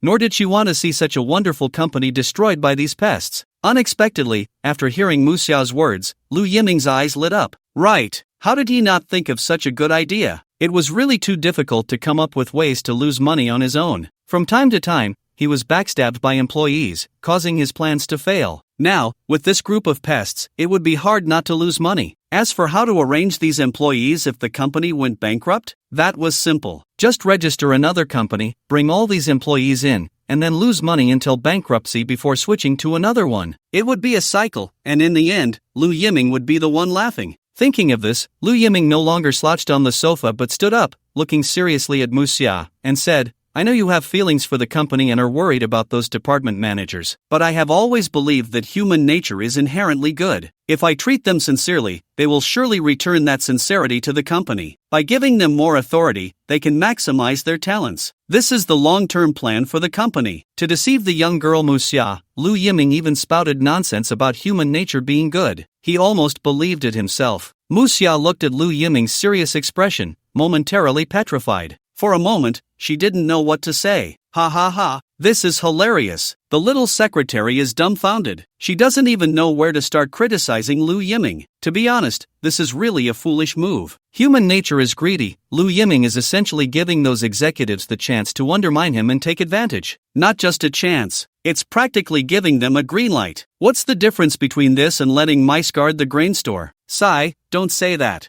I feel like this secretary is really into it. She genuinely doesn't want the company to go bankrupt. Unfortunately, she ran into such a foolish ruler in Lu Yiming. I can't even tell if Lu Yiming is really stupid or just pretending. Meanwhile, in the director's room, ha ha ha ha, this fool, still talking about human nature being good. Has he gone mad? I really didn't expect people to be this foolish. He doesn't even understand the principle of guarding against internal thieves. It's just right that he doesn't manage things. I'll let those executives undermine him. Ha ha ha ha. Within a month, I'll have those executives completely drain the entire Fangzheng investment. I want to see what Lu Yiming will do then. The sponsors of the program burst into laughter. They couldn't wait to see Lu Yiming getting slapped in the face. Still talking about human nature being good? In the face of money, no one can maintain their true nature. In the end, Mu Xia could only look at Lu Yiming helplessly and meekly say, Yes, Chairman. Alright, if there's no work, go rest. Work is work. But don't worry yourself out, Lu Yiming reminded her before continuing to slouch on the sofa and play games. Mu Xia walked out of the chairman's office with a face full of disappointment. What's wrong with Sister Mu Xia? Did something happen with the chairman? The nearby employees quickly expressed their concern. They were all enthusiastic and firmly supported Chairman Lu Yiming's position. Whatever was related to Lu Yiming,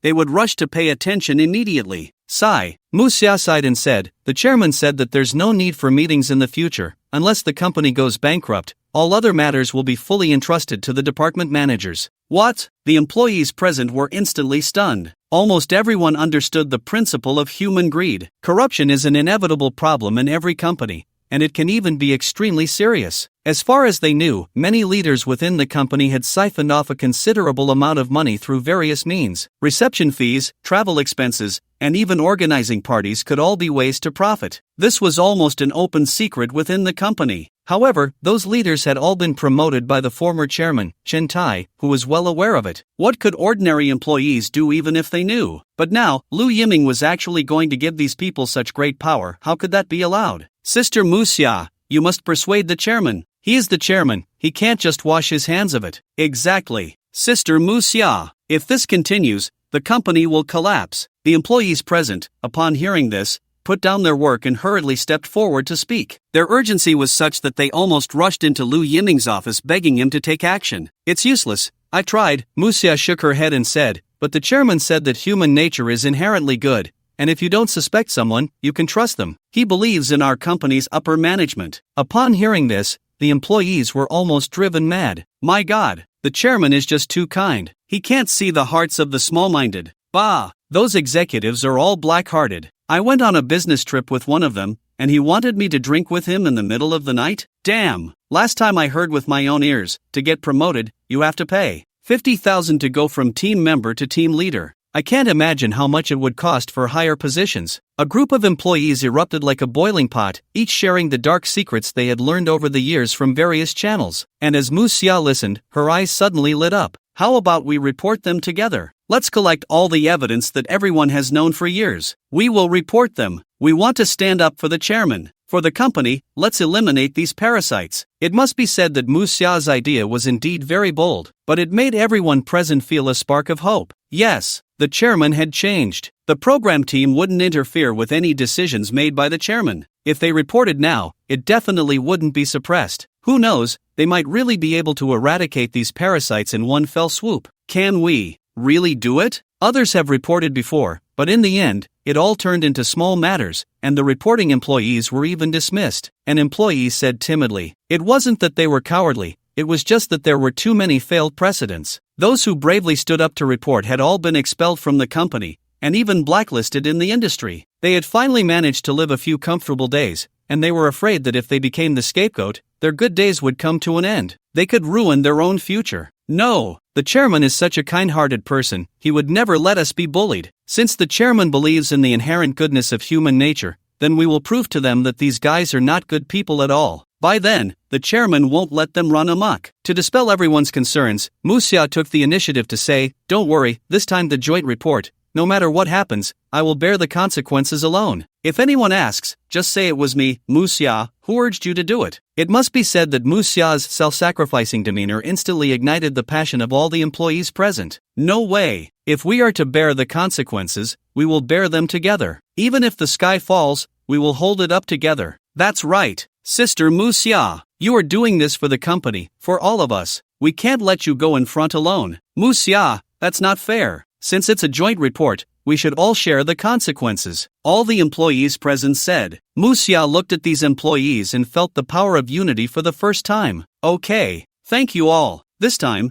we all have to be the ones to turn the tide. We cannot just watch this wonderful company be destroyed by these people. This time, we must fight for ourselves. Mu Xia extended a hand and said solemnly. Seeing this, the others also reached out, placing their hands on each other. At that moment, everyone was united. Let's go! Let's go! A few hours later, it was mealtime. Lu Yiming put down his slightly hot phone, left the office, and prepared to find something to eat in the nearby business district. As soon as he stepped out of the office, he saw Mu Xia and the others sitting in front of their computers, typing away on their keyboards with great enthusiasm. Sister Mu Xia, just now, another colleague reported. They said the department head issued false invoices last month. They pocketed tens of thousands. Mu Xia, I have news too. An anonymous tip. It says a project leader accepted 1 million from a competitor during the last project, causing our project to be eliminated. Lu Yiming looked at them in confusion for a long time before finally unable to hold back and asking, what are you all doing? Instantly, he startled Mu Xia and the others. They had been so engrossed that they hadn't even noticed Lu Yiming's arrival. Mu Xia was so shocked that she stood up, looking guilty as if caught in the act. And nothing. Just working. Mu Xia stammered defensively. It's mealtime, we should eat first. Work can be done anytime, don't worry yourselves out, Lu Yiming reminded them. Chairman, we've already ordered takeout, Mu Xia replied. Is this what you're eating? Lu Yiming looked at the takeout boxes on Mu Xia's desk and said, these are all pre-packaged meals, eating them for too long can cause health issues. In a place like Magic City, where every inch of land is precious and office buildings are abundant, at mealtime, countless workers order takeout. It's simply impossible for every order to be freshly cooked. Pre-packaged meals have almost become the default for all businesses. Not to mention takeout, even dining in offline restaurants, one is likely to encounter pre-packaged meals. It's fine, we're used to it, the other employees chimed in. Normally, they would go downstairs to look for good restaurants,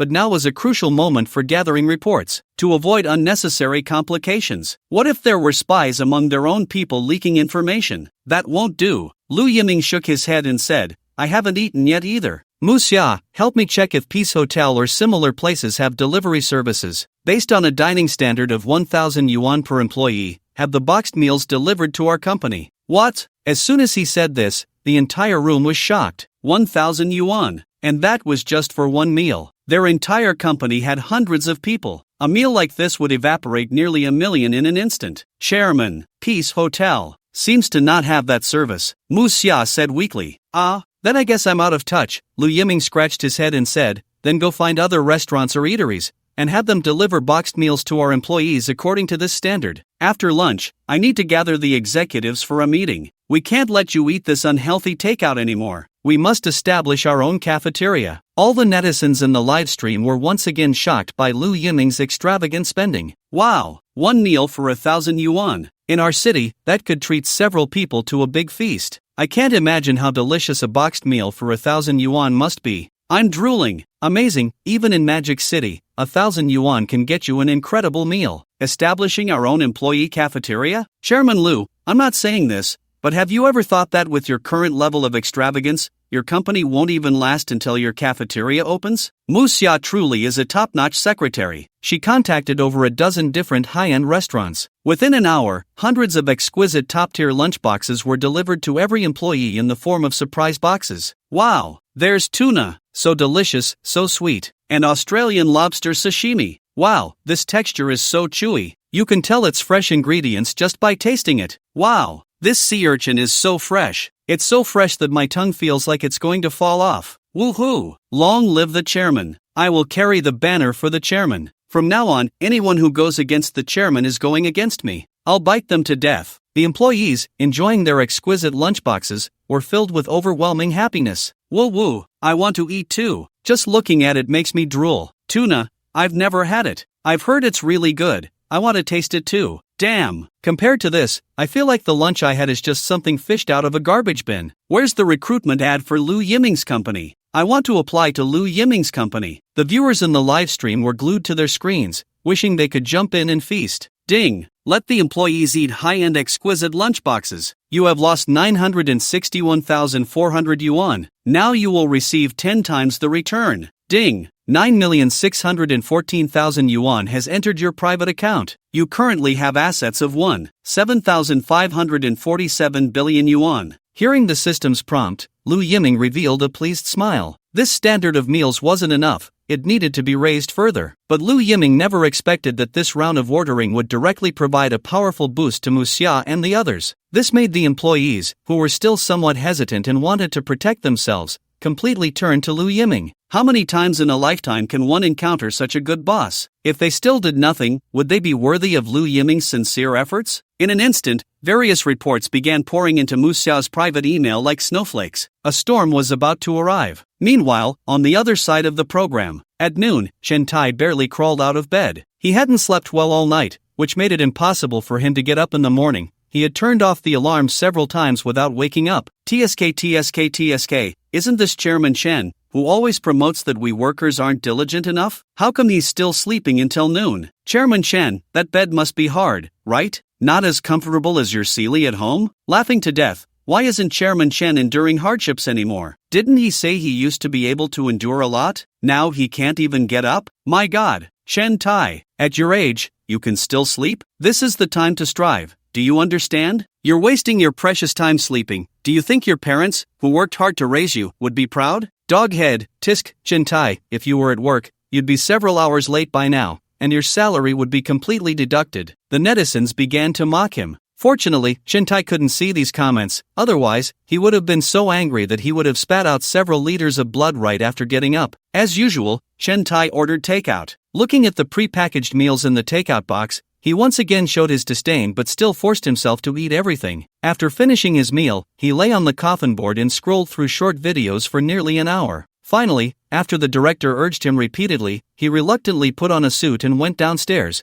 preparing to attend an interview. But as soon as Chen Tai went downstairs, he got lost trying to find the subway station. It was only after the director's prompt that Chen Tai learned to use navigation software to search for nearby subway stations. He was shocked when he searched. What? The nearest subway station is 2 kilometers away from me? Chen Tai's mindset exploded again. Damn! This distance is exactly the same as the distance he used to walk home from the company. Just thinking about having to walk such a long way, Chen Tai decisively gave up on the idea and chose to take a taxi again. At this moment, the 3,000 yuan the production team had given him was down to just over 2,000. I'm dying of laughter. Chairman Chen can't handle hardship again? Taking a taxi for this distance? We all ride shared bikes for this distance, okay? Chairman Chen really is living the life of a young master, can't even bear to walk this distance. I seriously doubt if you really got rich through hard work? Doghead, I'm dying of laughter. The production team only gave Chen Tai 3,000 yuan at the start, and it's only the second day,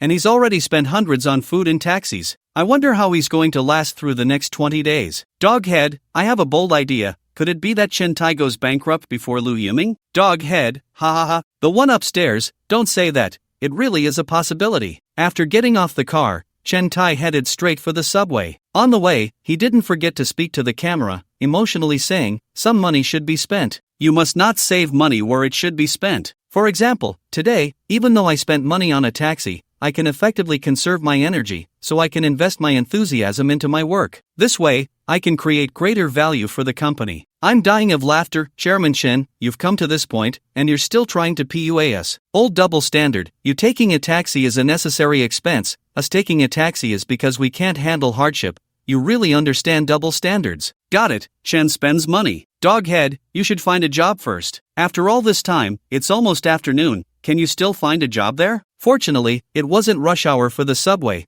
so Chen Tai wasn't squeezed to the point of vomiting like yesterday. But just after sitting for 2 stops, he felt his stomach start to churn. The pre-packaged meal he had for lunch was already showing its effects. Chen Tai unconsciously clenched his fists, his face pale as paper, beads of sweat the size of peas continuously popping out from his forehead. What the hell? What's wrong with Chen spending money? Why does it feel like he's about to have an accident? Damn, no way. Is he going to be poisoned after just 2 takeout meals? I eat it every day and I'm still alive?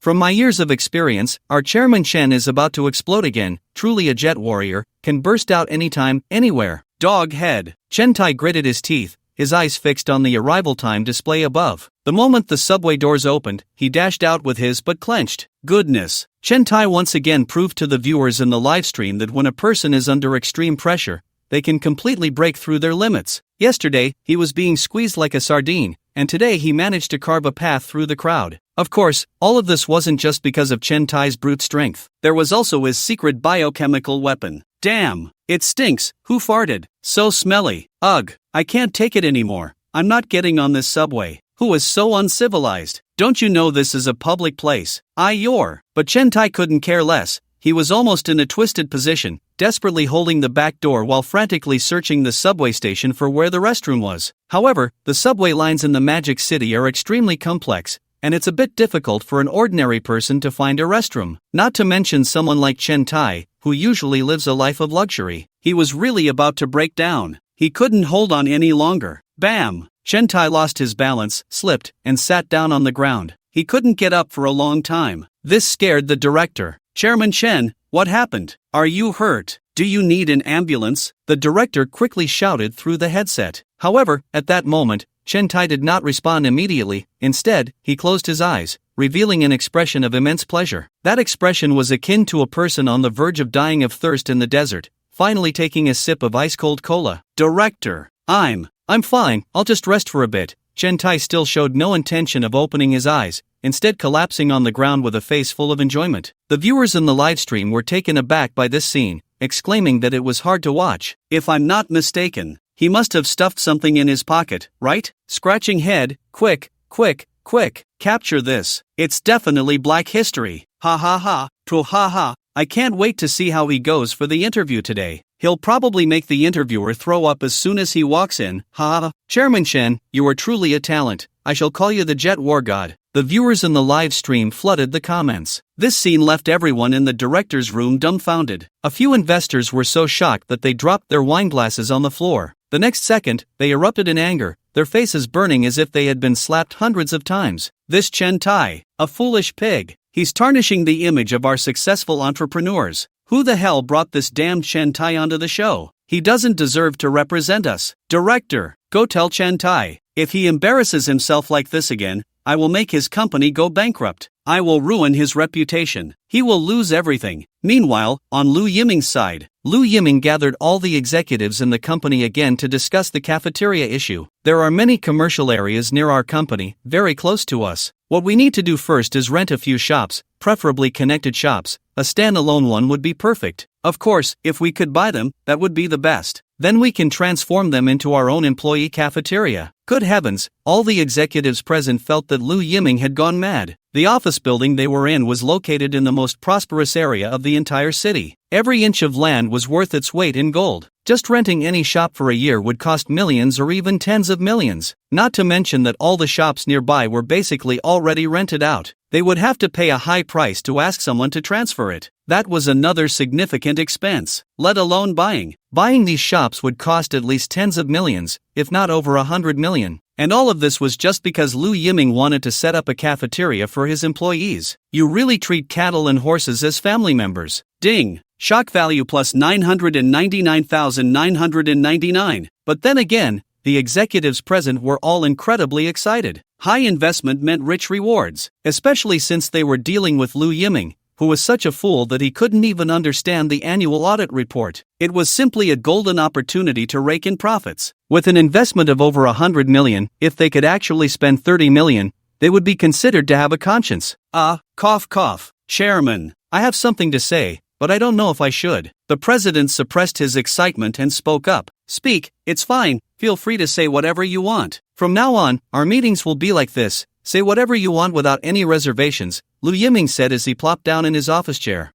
First of all, we are very supportive of the chairman's proposal. After all, the health of our employees is something we prioritize. The president carefully considered his words. No need for pleasantries, just say but, Lu Yiming interrupted. Alright, chairman, you're straightforward, so I'll be direct. But you are also aware of the location of our company. It can be said to be worth its weight in gold. If we want to set up our own cafeteria, I'm afraid the investment will have to be at least over 100 million. The president deliberately softened the term 100 million a bit, so as not to scare Lu Yiming. No way! Lu Yiming shook his head seriously. This left the executives dumbfounded, and they sighed helplessly in their hearts. Alas, it turned out they were too greedy, calling for a budget that was too high. Even if Lu Yiming was a fool, he would still notice that this number was too abnormal. However, in the next second, Lu Yiming said with righteous indignation, food safety is of utmost importance. We cannot entrust our employees' health to others. Don't say it's 100 million, even if it's 200 million, 300 million, even a billion. As long as it ensures our employees eat healthily and with peace of mind, it's worth spending that money. I'm crying, really crying. I'm so moved. Spending tens of millions a year just to let employees have a healthy meal. Lu Yiming's vision is boundless. Woo woo. When Chairman Lu's staff cafeteria opens, I will definitely go eat there. Just based on Chairman Lu's character, I believe he would never harm us. The netizens in the livestream were all moved,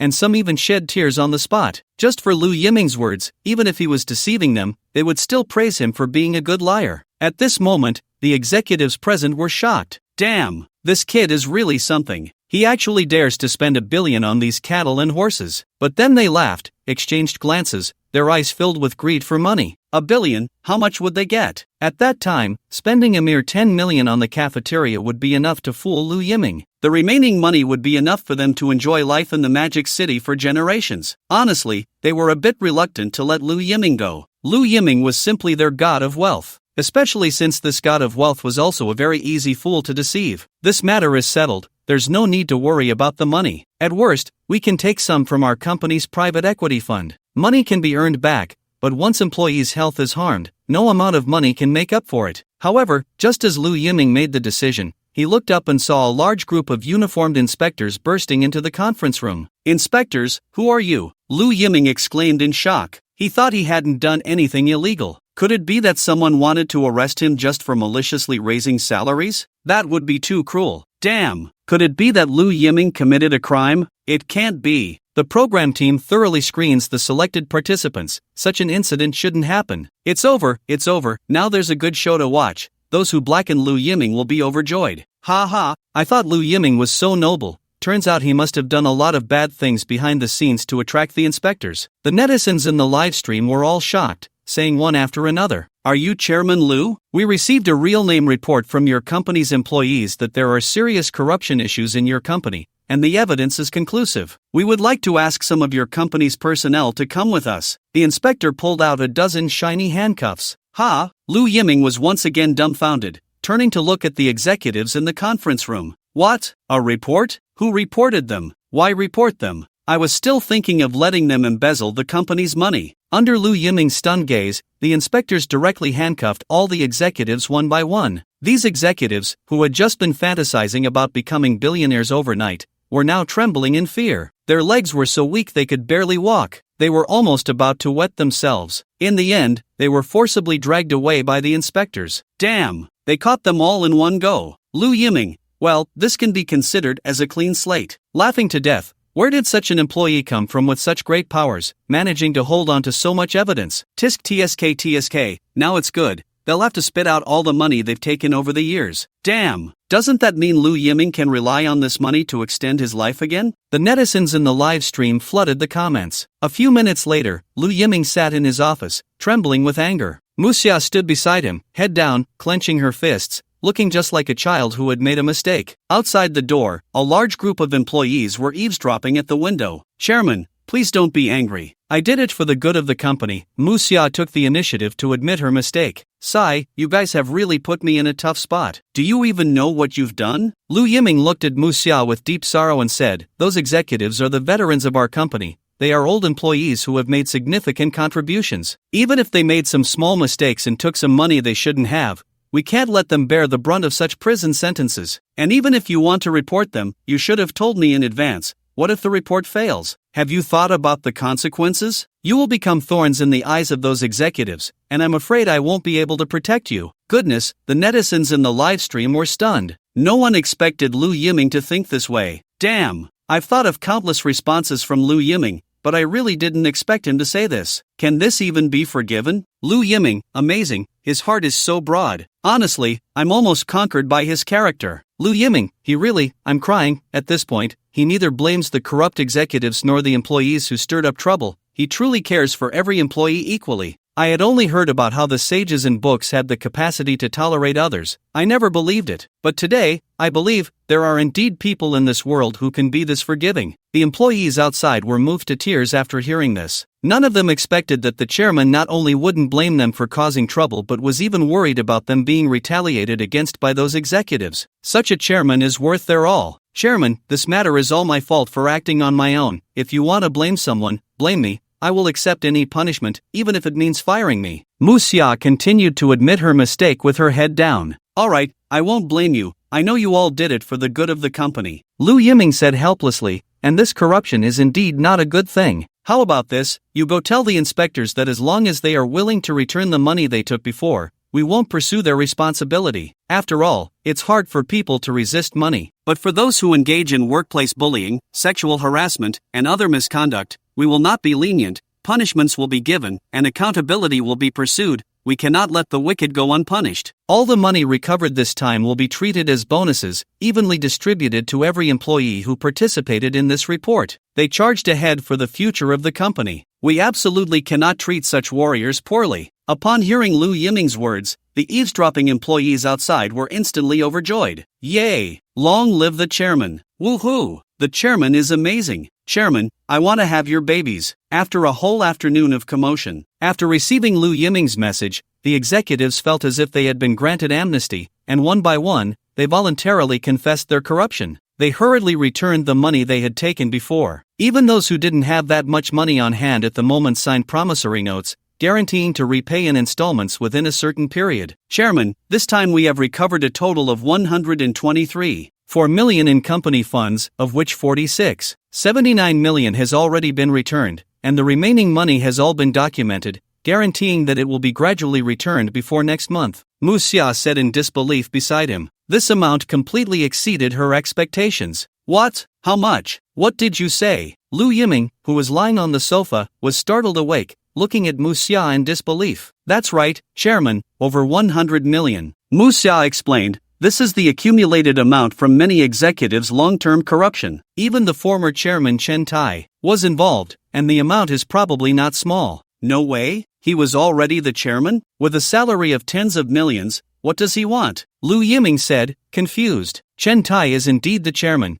but he is just one of the shareholders. Most of the company's shares are in the hands of investors, so his behavior is essentially embezzling the investors' interests. You see, should we report this to the program team and recover this money? Mu Xia tentatively suggested. Lu Yiming's eyes widened in shock. My goodness, Mu Xia, I really underestimated you. You are the real cold-faced killer. You don't even spare the former boss. It's a good thing you weren't Chen Tai's secretary before, or he would have been finished. Sigh, let's forget it. Chairman Chen has made significant contributions to our company after all. Being relentless over this amount of money would make our company seem cold-blooded. How about this? Let's write off all the losses, and the program team will naturally explain it to the investors. Lu Yiming quickly granted Chen Tai a pardon. How could I let you continue pursuing this? I've only just managed to let the company lose a bit of money these past few days. Today, you've already backstabbed me. If this continues, how can I let the company go bankrupt in the future? Moreover, Chen Tai is still participating in the program.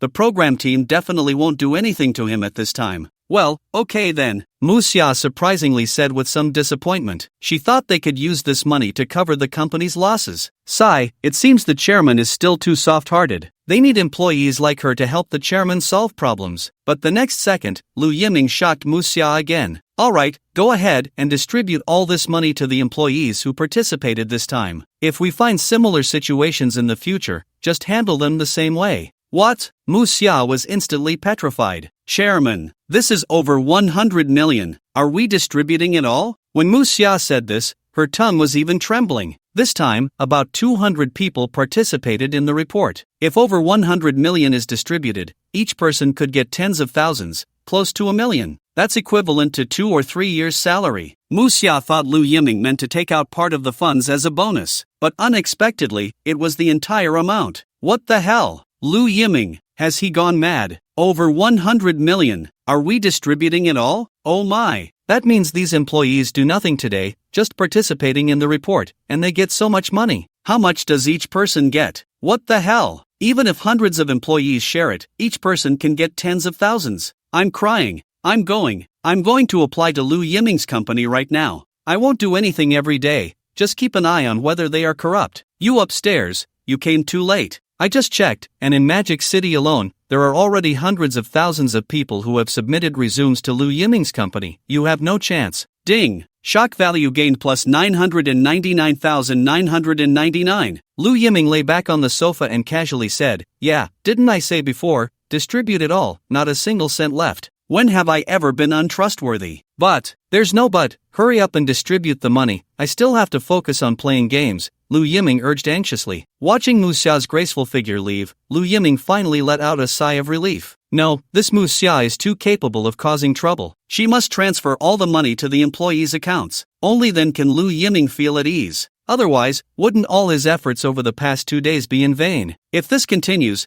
how can the company lose money? How can it go bankrupt? When Mu Xia arrived at the office area, her head was still buzzing. Sister Mu Xia, how much did those guys embezzle? What did the chairman say? Did the chairman praise us? Seeing Mu Xia come over, the employees in the office area hurriedly gathered around to ask. In total, over 100 million. More than 40 million has already been credited, the chairman said, to distribute all of this over 100 million to the participating employees. Mu Xia was still in a daze, her speech not very smooth. What? Over 100 million? Their appetite is too big. No, that's not the point. Over 100 million. Did the chairman really say to give it all to us? Damn, the chairman can't be joking, right? The employees in the office area were all shocked, looking at Mu Xia in disbelief. Some employees who didn't participate out of fear were already regretting it to the point of wanting to pull their hair out. How could they be so foolish? They didn't believe the chairman was so good. They were simply being stupid. Over 100 million. How much would that be for each person? Mu Xia numbly nodded and said, the chairman urged me to quickly transfer the money to each of your accounts. Each person should be able to get nearly $1 million. These days, Mu Xia had been completely bewildered by Lu Yiming's antics, unable to even show a shocked expression, completely dumbfounded. Hiss! After hearing Mu Xia's words,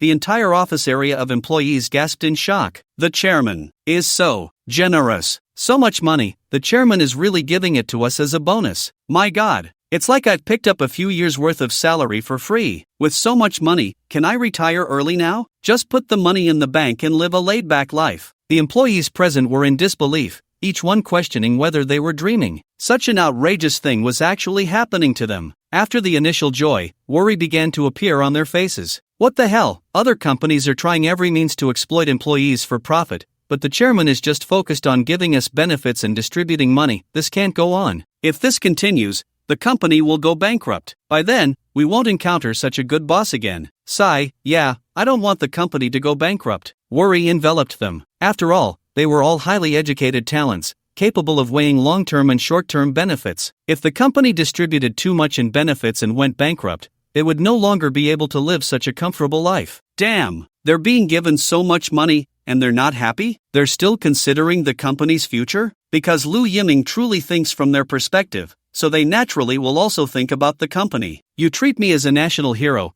I will repay you as a national hero. Some capitalists think every day about how to exploit employees, yet still want employees to understand the company and consider it from the company's standpoint? If you don't care about the employees, why should the employees care about the company? Human hearts are made of flesh. Liu Yiming has done so much for the employees, of course, they will hold him high. That's right, when the company has no money, they still want employees to understand the company's difficulties? I understand your difficulties, my ass. The damn company didn't think about giving employees a raise when it was making money. Let me put it this way, even if Liu Yiming fails this challenge, I believe many employees would rather resign than not follow Liu Yiming. The viewers in the live stream were so moved that they flooded the comments. Hey, I have an idea. A clever one suddenly raised his hand to speak. What idea? Mu Xia turned to ask. How about we donate this bonus to the company? Donate to the company? Goodness, when this proposal was put forward, all the employees present were stunned. What an astonishing move. It was the first time they had ever heard of such a thing. But soon, some clever employees began to have bright ideas. Yeah, we can forgo this bonus. Let's return all the bonuses to the company. We've already received triple salaries and tenfold overtime pay. Our wages are already substantial. We can't take advantage of the company any further. Didn't the chairman just say he would set up a staff canteen for us? We could donate this bonus to build the canteen, and the chairman wouldn't have to move money from elsewhere. You know, it sounds a bit unreliable, but it actually seems somewhat feasible. The employees present all chimed in. Meanwhile, the viewers in the live stream were completely frozen. They stared wide-eyed, dumbfounded, unsure of what to say for a long time. Oh my goodness, donating money to the company? What kind of ridiculous operation is this? I've never seen anything like this before. This is truly unbelievable. Am I watching a live stream? This feels like a sci-fi movie. No, a fantasy film. If they actually pull this off, it would definitely be a remarkable achievement that goes down in history. I hope they don't do this, otherwise other companies will follow suit. It would be hilarious if they forced employees to voluntarily donate their freshly received salaries to the company. Death smile. Sister Mu Xia, what do you think? Yeah, Mu Xia, you have more contact with the chairman. Do you think he would agree? The employees present all looked at Mu Xia with hopeful eyes. Mu Xia was also stunned for a long time, but quickly reacted, thought carefully, and said, I can understand everyone's good intentions. But after all, this is a donation, and we can't rule out that some employees may have personal reasons for not wanting to donate. We can't morally coerce them. We need to respect their opinions. If we aren't careful and end up making things worse, not only will we not gain the employees' gratitude, but they might also feel that we are using their bonuses to curry favor with the chairman. We don't mind being scolded, but we fear that it might damage the chairman's reputation.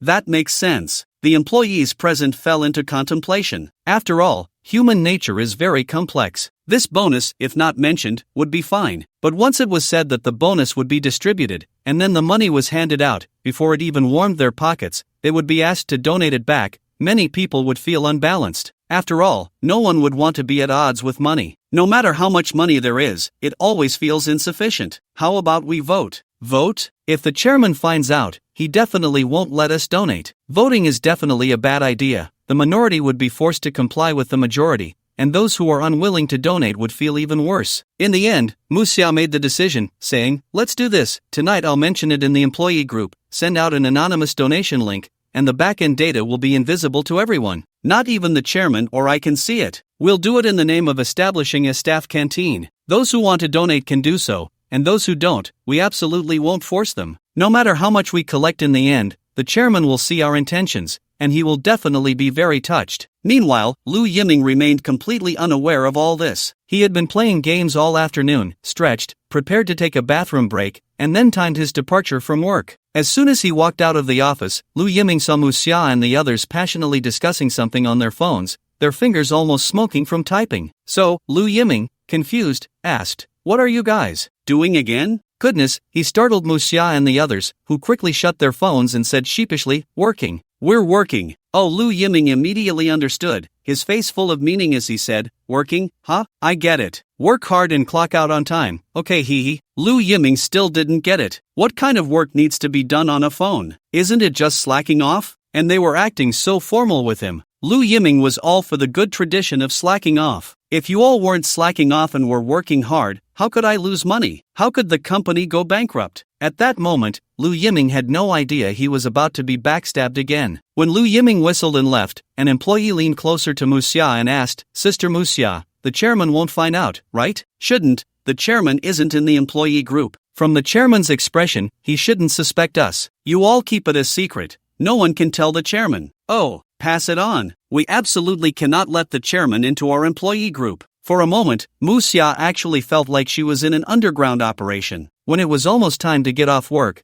Muxia reported to Lu Yiming, "Chairman, today, the coal from Jinchang we traded, as of market close, had a unit price of 3.05 yuan, down 0.12 yuan from the opening this morning, a drop of 3.79%. We lost nearly 1.89 million today. That's enough, losing only this much. Lu Yiming, you should thank the heavens for that. Impressive, doing nothing and nearly 2 million just evaporated like that. TSK, if it keeps dropping like this every day, in a month, we'd lose more than half of that 50 million. Sigh, still the same thing, newbies shouldn't casually trade stocks, or else they'll just be fresh little leaks as soon as they enter the market." Hearing this news, Lu Yiming frowned. Muxia thought Lu Yiming was upset about the loss and quickly comforted him. "Chairman, the stock market is volatile, you're doing great as a newbie." "Sigh, I know, alright, it's getting late, you should go home. Take a special car back, the company will reimburse the fare." Lu Yiming sighed, rubbing his forehead. Was he sad about the loss? He was just annoyed that the losses were happening too slowly. At this rate of loss, it would take ages to lose all 50 million. "Okay, Chairman, have a good time off work, don't be sad about this." Sad? How could Lu Yiming be sad about losing money? He was happy enough. Lu Yiming took his usual chairman's car back to the villa at Tangchenjiupin, just a few hundred meters away. Once home, the dining table was already filled with dozens of sumptuous dishes. Lu Yiming gazed at the river view through the floor-to-ceiling windows while leisurely eating dinner, thinking, "Sigh, why is losing money so hard?" Meanwhile, on Chen Tai's side, because Chen Tai couldn't find a suitable job for a long time. Either he was too old, or his education was too high, or he had no connections, or he was just too ugly. Dozens of HRs rejected Chen Tai countless times with all sorts of bizarre reasons. Chen Tai was completely numb. How was this different from what he imagined? At the very least, you should give me a chance to perform. To avoid Chen Tai making a fool of himself and affecting the normal progress of the program, the production team had to secretly help Chen Tai get in touch with a sales consultant position at a public fund. Every month, the base salary is 8,000. With over 5,000 in social insurance and housing fund bringing home over 3,000 each month. You get 4 days off each month. Don't be fooled by how tough the job seems. This position relies on performance. The more performance, the higher the salary. It's just right for someone like you who is ambitious and wants to strive for a higher income. If you can accept it, come to work tomorrow, said the HR of the fund. With a take-home pay of over 3,000 a month, it's barely enough to rent a small room in the bustling city. It certainly doesn't cover the rent for Chen Tai's current apartment. However, Chen Tai, confident in his abilities, decisively accepted the offer. He believed that with his skills, he could easily earn tens of thousands a month. At that time, he would give those angry young people online a resounding slap in the face. The identity exchange for today concluded, and as usual, Lu Yiming and the others shared their insights. Insights? Lu Yiming pondered for a moment and said seriously, "My only insight is that we must treat every employee sincerely and ensure their welfare. Only then will they truly regard the company as home." "But haven't you considered the aspect of losses?" The production team couldn't help but ask. "Losses?" Lu Yiming replied earnestly, "Is money more important than people? Even if the company goes bankrupt, as long as the employees are happy, I believe everything I do is meaningful. Money can always be earned back, but people's hearts are 1,000 times more precious. Meanwhile, on Chen Tai's side, insights and experiences, Chen Tai had found a job and felt a bit proud. Although it was thanks to the production team, Chen Tai was very confident that his abilities were more than enough for this position. He was sure he could showcase his talents in just a few days, making everyone at the fund admire him. With that thought, Chen Tai confidently crossed his legs and said, "The only insight I have is that finding a job is not as difficult as those people online say. They are simply incompetent, plus lazy, plus having high expectations but low abilities, plus idle, plus narrow-minded, plus emotionally unintelligent. One should look for reasons within themselves, whether they have worked hard over the years, whether their salary has increased. Don't always think that the bosses are too harsh on them and blame their failures on others. That's just a coward's attitude. Look at me, I found a satisfactory job in just 2 days. If it weren't for the sake of the show, after getting this offer, I would definitely be looking for an even better job. As for the difficulties in life, look, haven't I already overcome them in these 2 days? It's nothing.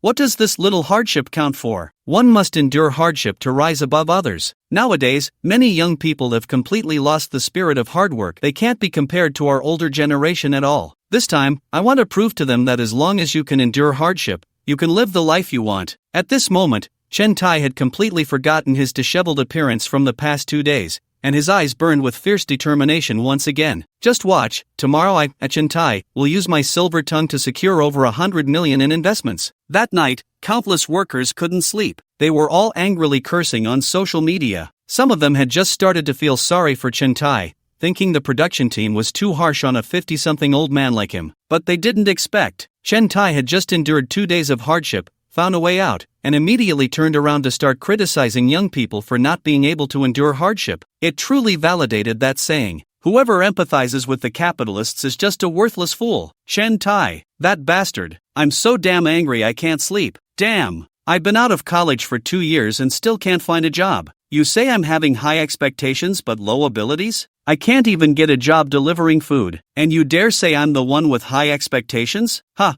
I graduated from a 985 computer science program, and I was laid off at just 35. I have no ability? Chen Tai, you only have a vocational school diploma. What right do you have to say we lack ability? Parents have spent over a decade of effort and funds to finally get their child into a long gown, and now they say the children are all like Kongiji, wanting them to take off the gown. Ayor. Countless workers broke down late at night. In the Weibo comments, one could hear the sound of countless workers' hearts breaking. The topic of Chen Tai even surged to the top of Weibo's trending searches, empathizing with anyone but capitalists. This is the outcome. Any conscientious person from Longwa should come and see. This is the ugly face of capitalists. Effort? How much more do I have to work to survive in this society? Chen Tai, aren't you afraid of retribution for saying such things? The Jet War God speaks arrogantly. I want to see if you can still laugh tomorrow. Countless workers were so angry that they couldn't sleep all night, staying in the live broadcast room just to see how Chen Tai would be slapped in the face tomorrow. Even at 3 or 4 in the morning, the audience in the live room still reached a terrifying tens of millions. Even the production team didn't expect that Chen Tai's simple words could directly boost the show's ratings. As for the excited public sentiment,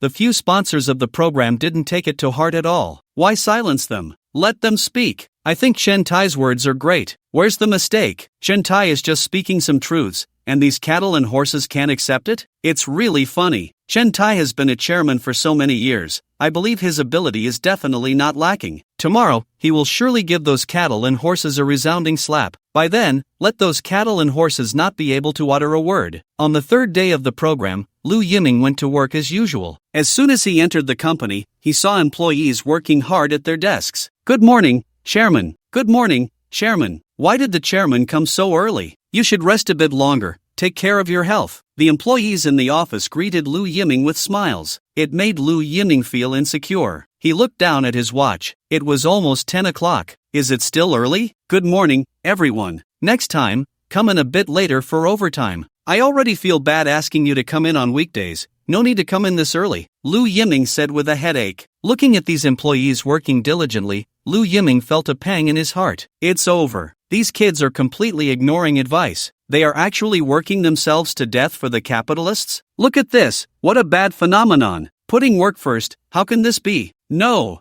I need to think of a way. I can't let them continue working like this, Lu Yiming thought as he walked into his office. Chairman, this is a petition signed by many employees in our company. Please make sure to read it carefully. It represents the true thoughts of most employees in our company. Please do not ignore our feelings. Mu Xia handed Lu Yiming a letter with a serious expression. After speaking, she even bowed deeply at a 90-degree angle. It's over, these cattle and horses are going to rebel. This coup is coming. Tisk tsk, Lu Yiming, you've messed up, haven't you? I said long ago, these cattle and horses are insatiable. The more benefits you give them, the more fearless they become. Now, they think the previous benefits are not enough and want to defecate on the boss's head.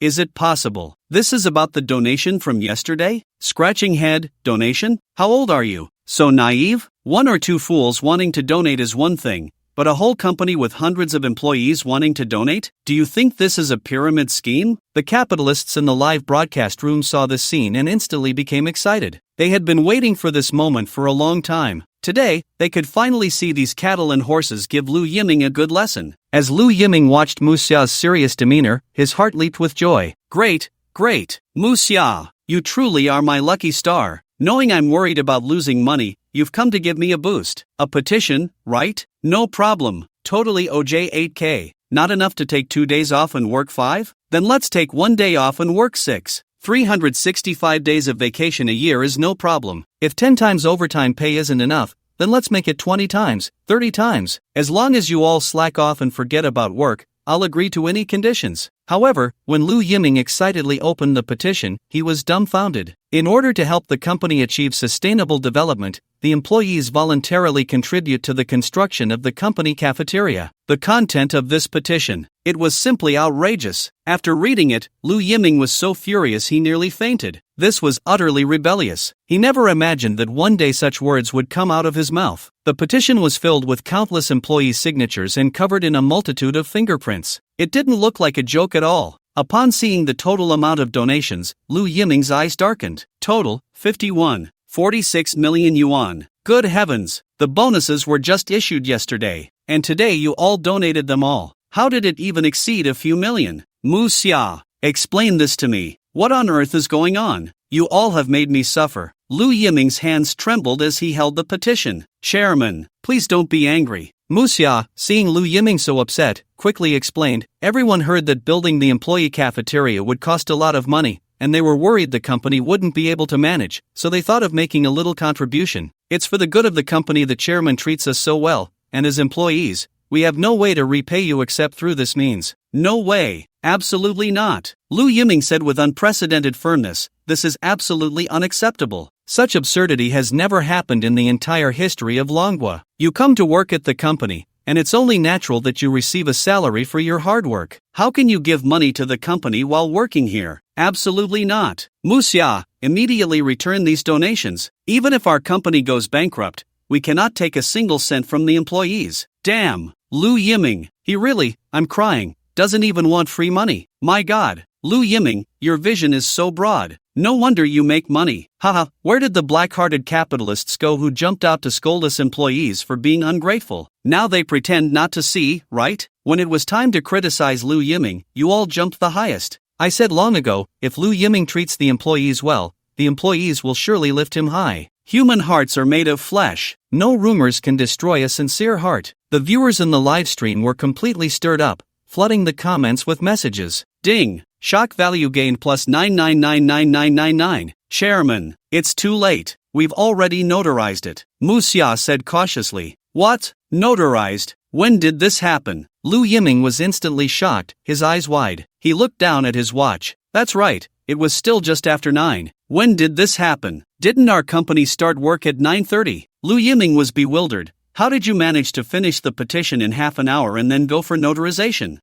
Mu Xia was a bit afraid to look Lu Yiming in the eyes, lowering her head and speaking softly, Chairman. Actually, we came to work at the company around 6 these past 2 days. At that moment, Lu Yiming felt like the sky was about to collapse. There's a group of employees who are such troublemakers. It would take me, Lu Yiming, until the year of the monkey to lose all my money, just because I said they all had to leave work on time. These troublemaker employees in the company directly changed the way of fighting back. They started coming to work early. One by one, they arrived bright and early. They clearly didn't take my words to heart. How could this be? The viewers in the live stream saw this scene and were completely shocked. Oh my god, are they really taking the initiative to come to work early? They got to the company before 6? That means they had to get up at 5 or even 4. 6666666. Are they really trying to outsmart Lu Yiming? Why are they so eager to come to work? Isn't it better to just lie at home? This is insane. This world has turned into something I don't recognize anymore. Ding! Shock value plus 999,999. You all. This is going to kill me. Lu Yiming was so anxious he was almost having a heart attack, and he quickly shouted, "Send out the notice. Starting tomorrow, no one is allowed to come to the company early. Mu Xia, go to the property management right now and get them to install a power switch for our company. No matter the cost. The sooner, the better. Starting today, after work, we'll cut the power, and we need to put a lock on that switch. A stainless steel one. Let's see who will still have the ability to come to work early without power." What the hell? Cutting the power after work? What kind of operation is this? I wholeheartedly suggest we install one for our company too. Cut the power after work. Let's see if the boss dares to make us work overtime. To the one above, I advise you not to, because your boss might just make you work by candlelight, and you'll have to buy the candles yourself. When the time comes, you'll be the one crying. Dog head, ding. Shock value plus 999,999. After saying that, Lu Yiming didn't forget to remind, "I'll personally cut the power every day, and I'll keep the key myself." Lu Yiming finally understood. This Mu Xia was also a troublemaker, and she was the biggest troublemaker among them. Every time there was a backstabbing operation in the past few days, Mu Xia was behind it all. If I gave the key to Mu Xia, wouldn't I be opening the back door for these troublemaker employees every day? Then my plans would be ruined. Hearing that Lu Yiming would keep the key himself, Mu Xia said somewhat dejectedly, "All right, I'll take care of it." Mu Xia, you have to understand my good intentions. Seeing Mu Xia looking so downcast, Lu Yiming quickly comforted her. "This is all for your own good, you know? Coming to work at 6. What about those colleagues living in the suburbs? They can't guarantee their sleep quality at all. This can't go on. Their health will suffer. I emphasize again, work is not important. Your health is the most important. It's okay if your work isn't good, but you must take care of your health." Then, what about the donations? Mu Xia tentatively asked. "Take it away, it's simply an eyesore." Lu Yiming said angrily, "Let this time slide, but don't let it happen again next time. Hurry up and sort out the power switch, then let's go check out the nearby shops. The employee cafeteria needs to be set up immediately. We can't let our employees eat those nutritionally void pre-made meals anymore." Alright, long live the chairman. Woohoo! The chairman is awesome. Ha ha ha, the chairman is at a loss now. Employee cafeteria. He. We'll finally have our own employee cafeteria. No more bad takeout. Hundreds of employees secretly slipped into the live stream. Seeing Lu Yiming's predicament, they all laughed heartily, flooding the comments section with messages. Even they didn't expect to be so united. Almost all the employees in the company participated in this donation. Many employees not only donated their bonuses but also voluntarily contributed their salaries and savings. This ultimately led to the donations collected being several million more than the bonuses issued yesterday. Just thinking about how they would no longer have to eat those expensive and unappetizing pre-packaged meals made each employee's happiness index soar. An hour later, Mu Xia returned to report, "Chairman, I've discussed the power supply with the property management, and they will come over to install an independent power switch soon. It should be completed by this afternoon." Chairman, do you want to reconsider? This is not beneficial for our employees' efforts, Mu Xia tentatively said. No negotiations. Our company must firmly implement a 6-hour work system. No one is allowed to work overtime. Lu Yiming decisively rejected Mu Xia again. By the way, how's the shop contact going? Lu Yiming quickly changed the subject, fearing Mu Xia would persist. Everything is set. There are several suitable shops just a few dozen meters from our company. I've already contacted the landlord, who is also the deputy general manager of Longxing Real Estate Development Group, and we can go for an on-site inspection now, Mu Xia reported. No need for an on-site inspection, Lu Yiming said. Mu Xia was once again confused. I trust you. Just have the real estate group come over to negotiate, Lu Yiming said. I'll wait for them here. An hour later, the representatives from the real estate development group arrived in the conference room. Hello, Chairman Lu. My surname is Chen, and I am the deputy general manager of Longxing Real Estate Development Group. Thank you for your interest in several shops under our company. We are here to discuss cooperation and hope to achieve a good outcome today. The other party extended his hand to Lu Yiming. Lu Yiming also warmly shook hands with him, expressing a keen welcome for their arrival. The other party not only brought their secretary but also a complete professional team, including negotiation experts, accountants, lawyers, and so on. Clearly, they were prepared for a protracted battle. After all, these shops are located in the most commercially valuable area of the Magic City. They can generate a large amount of rent and advertising revenue every year. Even securing an additional 1% of the price would be a significant income for them. Manager Chen, time is precious. In our Magic City, efficiency is paramount, so let's skip the unnecessary probing and get straight to the terms, Lu Yiming said straightforwardly. Chairman Lu is indeed a straightforward person. Before you make your first offer, I would like to clarify something. Your secretary may have already informed you, Manager Chen said, displaying his seasoned experience in the business world. The shops you are interested in are currently under lease, and the lease term has not yet reached 5 years. If we want to terminate the lease early, we will need to pay the merchants a penalty, and I hope Chairman Lu can understand this. I know, 6 million in penalties, right? Our company will cover that. I'll add another 4 million. We need these shops urgently, so I hope you can expedite the eviction of the current tenants, Lu Yiming said nonchalantly. It was as if 6 million was just 60 in his mouth. Goodness, this directly stunned Manager Chen. To buy a few shops, he was willing to give them an additional 4 million in penalties. How extravagant! If they weren't aware of the actual commercial value of these shops, they might think there was oil buried beneath them, prompting Chairman Lu to act so recklessly. However, Lu Yiming's words had already completely revealed his bottom line. Although they didn't know why Lu Yiming was in such a hurry to buy, since he was so eager, they could definitely hold out for a better price, raising it to a range most favorable to them. What the hell? 6 million? Breach of contract fee? What kind of store has such an expensive breach of contract fee? Is this store made of gold or something? 6 million? Oh my goodness. $600 is already a significant amount for a poor guy like me, let alone 6 million. This is simply asking for my life. And have you all noticed, the 6 million is just the appetizer, the stepping stone for this negotiation. Without this 6 million, there's no point in continuing the negotiations. The viewers in the live stream flooded the comments. Well, that's settled then, you can make your offer, President Chen signaled. Generally speaking, it's the buyer who makes the offer, and the seller counters. After the buyer makes an offer, the seller will definitely find a way to raise the price. Then the buyer will try to negotiate down. The price has to be pulled into a range that both sides can accept for the deal to possibly go through. But this process can be quite time-consuming. It can take as little as a month or two,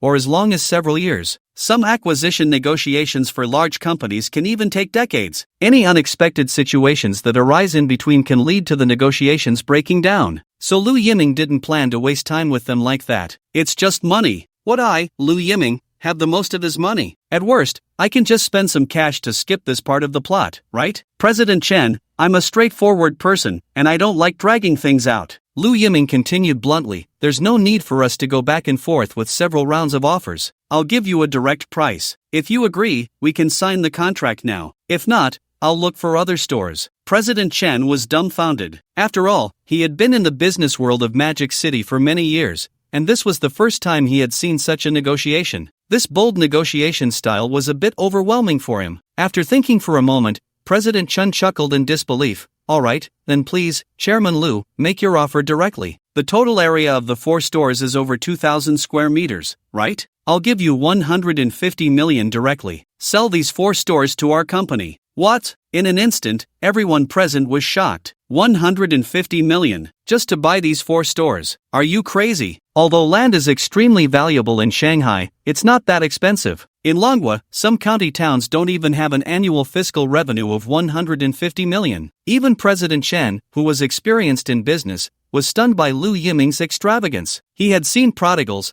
but he had never seen a prodigal like this. Next to him, Mu Xiao was so startled by this number that her heart skipped a beat. She almost rushed over to stop Lu Yiming. 150 million. Even for their company, that was definitely not a small amount. Moreover, these stores were worth at most around 70 million. She had never seen a negotiation like this, doing nothing and directly letting the other party earn nearly 100 million. The viewers in the livestream were so shocked by Lu Yiming's words that they almost dropped their phones. What the hell? Over 100 million. So much money, just to buy over 2,000 square meters. Does Magic City have its own currency or what? I just bought a store in our 3rd-tier city last month for just over 2 million. Is the ground in Magic City made of gold? So expensive. I'm from Magic City, the land prices are high, but definitely not this high. Lu Yiming is definitely overpricing it. The other party is absolutely making a killing. It's over. Lu Yiming is really a supreme prodigal, spending so much money just to set up a staff canteen. I'm really drunk. Ding. Shock value plus 999,999. How's that? Lu Yiming still looked calm and collected, as if this 150 million was just $5. He didn't care at all. President Chen was still in a state of extreme shock, even to the point of being dumbfounded. Upon hearing Lu Yiming's words, he finally reacted, forcibly suppressing the wild joy in his heart,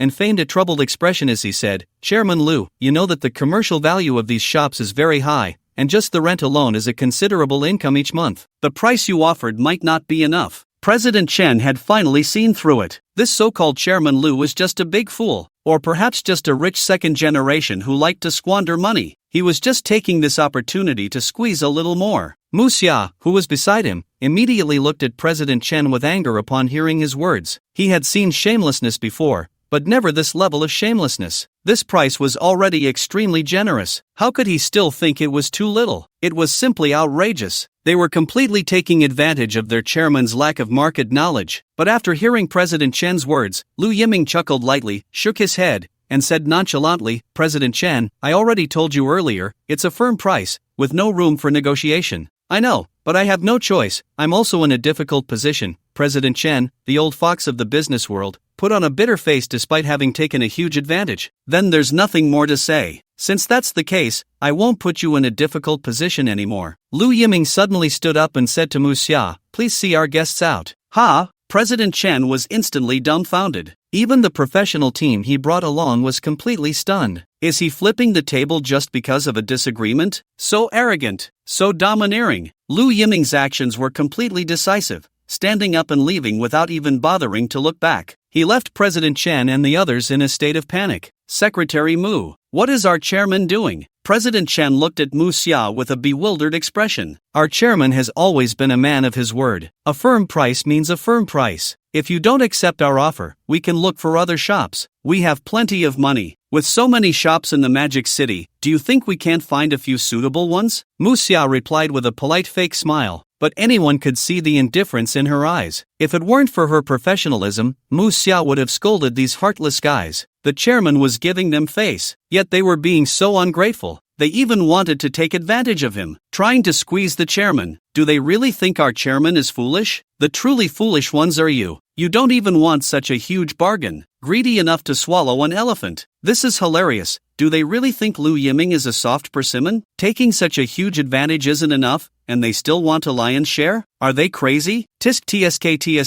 This story tells us that one must never be too greedy. If you're given face, you should accept it. Otherwise, it's just being ungrateful. Just wait to regret it. They don't even want to earn so much money for nothing. I bet President Chen will slap himself in the face when he thinks about this later. The viewers in the livestream were thrilled by this face-slapping scene, flooding the comments with excitement. President Chen finally realized the seriousness of the situation and hurriedly stood up, saying, "Secretary Mu, we were wrong earlier. We can accept this price." "Absolutely. We can sign the contract today." President Chen was genuinely panicking. They had estimated the value of these shops to be around 60 million. As long as they could negotiate the price to 70 million, they could basically close the deal. 150 million would already be a huge profit for their company. They could easily reinvest the extra money into other shops. He could even use this significant achievement to be promoted from vice president to general manager. After all, someone like Lu Yiming who was willing to make an offer was absolutely rare in the entire Magic City. "Sorry, let's collaborate next time." But Mu Xia directly declined them. "Just kidding. Their company can afford the price. Isn't it simple to find a good store? Buying a store for 150 million.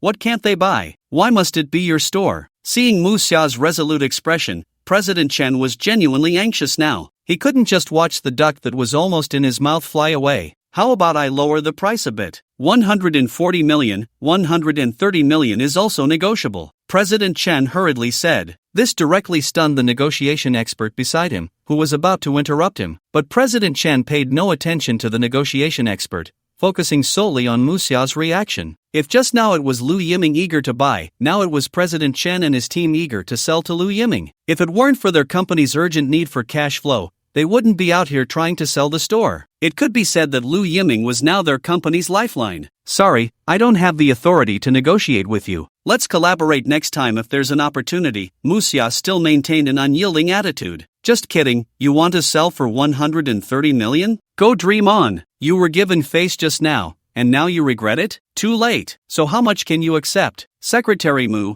just give us a bottom line, okay? I see you are also anxious. These 4 stores are the most suitable for your requirements. Why make it a lose-lose situation? President Chen said anxiously. Musya paused for a moment while organizing the documents, deep in thought. Then she looked up at President Chen and said, "We have estimated the commercial value of these stores. You can sell them for 70 million. But since the chairman has already spoken, I can't cut the price too harshly. If you can accept selling to us for 80 million, then I can negotiate with the chairman again." 80 million? President Chen and the others exchanged glances, each showing a look of disbelief. They never expected this secretary to be so bold in negotiating. From 150 million, she managed to bring it down to 80 million. Not forgetting to speak, Musya interrupted, "This price is a firm offer. If you are still unwilling and want to haggle, then I can only escort you out on behalf of our chairman." Wow, she directly interrupted President Chen and their tactics. 80 million. We might need to discuss it, President Chen said hesitantly. The psychological gap was just too big. Going from 150 million to 80 million in one go. Anyone would find it hard to accept. Then I'm afraid we can't give you that much time. If you are unwilling to sell, I need to hurry to inspect other stores. I won't waste your time any longer. Musya had no intention of giving President Chen and the others any time to think and turn to leave. This left President Chen and the others dumbfounded. Wow, this smooth little operation. Did you learn it from Lu Yiming? If the negotiation doesn't go well, just flip the table and walk away. Is this how you negotiate? Alright.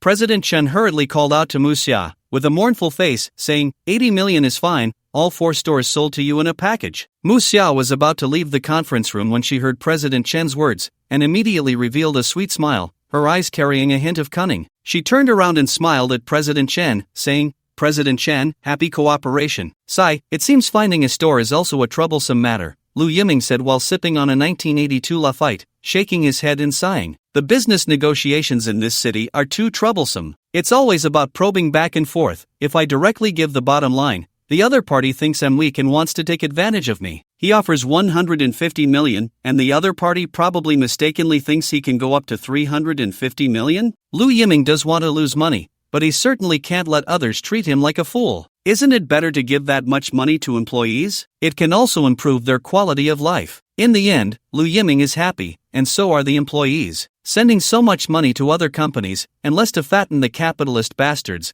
Lu Yiming couldn't think of any benefits. Just as Lu Yiming was still pondering how to buy the store, Musya knocked on the door and walked in. What's wrong? Lu Yiming suddenly remembered something and quickly said, Right, Musya, help me pick a negotiation team. I've thought about it, buying the store can't be rushed. To Lu Yiming's surprise, Musya directly interrupted him, looking at him with a smile, and said, Chairman, the store has been bought. It only cost 80 million. What? Lu Yiming was so shocked that he jumped up from the sofa. What did you say? How did you do that? You're not joking with me, are you? This is the letter of intent for the contract. I've already discussed it with General Chan and the others. Musya even said somewhat apologetically, originally, according to our valuation, it should have been around 70 million to secure it directly. But I was worried that since we needed it urgently, if the other party refused to budge, it would be terrible. So I ended up spending an extra 10 million unnecessarily. Chairman, if you think this price is too high, I can go look for other shops. Upon hearing this, Lu Yiming was directly shocked, his pupils shaking as he grabbed the letter of intent and said seriously, Musya, no need. 80 million is 80 million. This time, we made a huge profit. Damn. Musya, I just looked away from you for a few minutes, and you caused trouble again, right? I offered 150 million, and you brought it down to 80 million.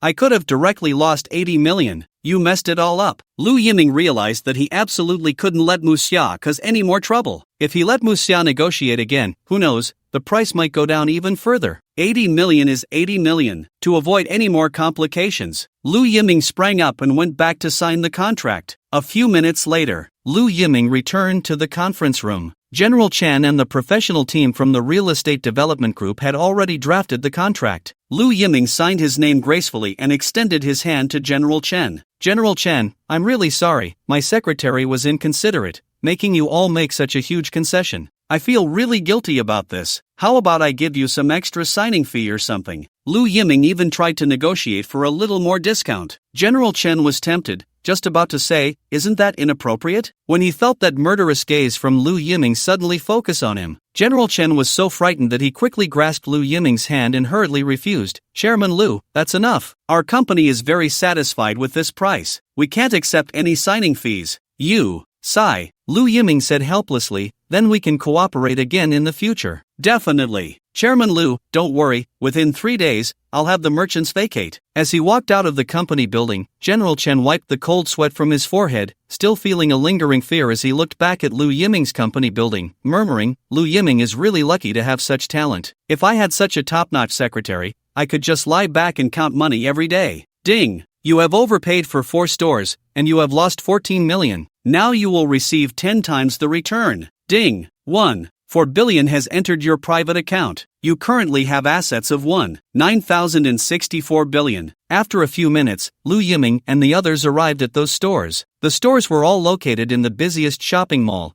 especially now that it was almost mealtime. The crowd was nearly overflowing. Even Lu Yiming and the others had to wait in line outside to be called in for a meal. Chairman, how are these stores? They are all connected as you requested, and they should basically meet our employees' dining needs, Mu Xia asked from the side. Well, it's okay, but there are too many people. Lu Yiming shook his head and said, the foot traffic around here has always been high, which is unavoidable. This is also an advantage. Besides providing meals for our own employees, we can also offer catering services to employees from other companies. While ensuring the interests of our employees, we can also earn a considerable amount of revenue each month, maximizing our benefits. Wow, what a great place. So many people. Incredible, the rent must be at least hundreds of thousands every month, right? So many people? How long do we have to wait in line just to eat? The viewers in the live stream flooded the comments. No way. Lu Yiming directly rejected Mu Xia's proposal, pointing at the long line of customers and said, look at all these customers, once it's mealtime, can we still prioritize our employees? At that time, we can have the vendors prepare the meals in advance and deliver them to our company, avoiding dining in, which would solve this problem. Mu Xia's eyes turned, and she said, how is that different from ordering takeout? Lu Yiming countered. Mu Xia was stunned. Right. In that case, it would be like going through all this trouble only to end up back at square one. In modern society, too many people suffer from stomach issues. The biggest reason is that they don't eat properly. Often, because of work, they just grab a few bites, putting a huge burden on their stomachs. My original intention for setting up an employee cafeteria is very simple. I don't seek profit, just want to provide employees with a calm and comfortable dining environment where they can relax and eat. If I can't achieve this goal, I'd rather not open this employee cafeteria at all, Lu Yiming said firmly at the end, leaving Mu Xia dumbfounded. Wow, Lu Yiming, are you serious? You're going to give up a place that nets over $1 million every month to focus on an employee cafeteria? Crazy, Lu Yiming is really crazy. If I had this place, just the rent alone would let me live a life of luxury for the rest of my life. Sigh, Lu Yiming is truly a person of his word, he does what he says. Unlike those hypocrites who talk one way and act another. Just on this point, I admire Lu Yiming. The viewers in the live stream flooded the comments. So, Chairman, how should we operate? There are so many people here. Even if the food is terrible, as long as we open the doors, people will come to eat. Mu Xia said honestly. It's simple, then we just won't open the doors. Lu Yiming suddenly had a flash of inspiration and smiled. Let's connect these 4 shops and directly turn them into a private club. Don't put up any signs outside, and install smart locks. No one except our internal employees can enter. The club should not only offer the 8 major cuisines but also include famous dishes from around the world like French, Italian, and Japanese cuisine. In addition to dining, we should also provide entertainment and leisure facilities like billiards, lounges, esports rooms, and massage rooms. This way, our employees can relax during their lunch breaks instead of sleeping on the cold office desks. Honestly, when Lu Yiming said all this, Mu Xia's head was buzzing. As far as she knew, no one in the nearby business district had done this. Lu Yiming would definitely be the first. It's not that there are no private clubs in the Magic City. It's just that no one has opened a private club in such a place and been foolish enough to only allow their own employees to enter. This is a superstore that can be considered a godsend. No matter who takes over, they would be thinking of attracting more customers and making more money. Yet Lu Yiming's thought process was so innovative that he wanted to turn this into a private club for their company. even spending a high price to create a series of leisure service facilities. For a moment, even Muxia, who had witnessed Lu Yiming's outrageous operations, felt a bit unable to accept it. What? A private club? Lu Yiming, are you crazy? In such a good business district, what are you doing with a private club? I'm speechless, I really am speechless. Even if it's a private club, it's still meant to make money. Which table of customers isn't high spending? Lu Yiming, you're not here to make money, but to lose money. With this whole operation, how much are you going to lose every month? Woo woo, President Lu, please rent these shops to me. I can manage them, it will definitely be better than your terrible idea. Let others manage it, at least you won't lose so badly. The viewers in the live stream couldn't take it anymore and flooded the comments with messages. Ding! Shock value plus 999,999. What's wrong? Is there something wrong with my plan? Lu Yiming asked in confusion. He thought his idea was simply perfect. This would be the best place for his lunch break in the future.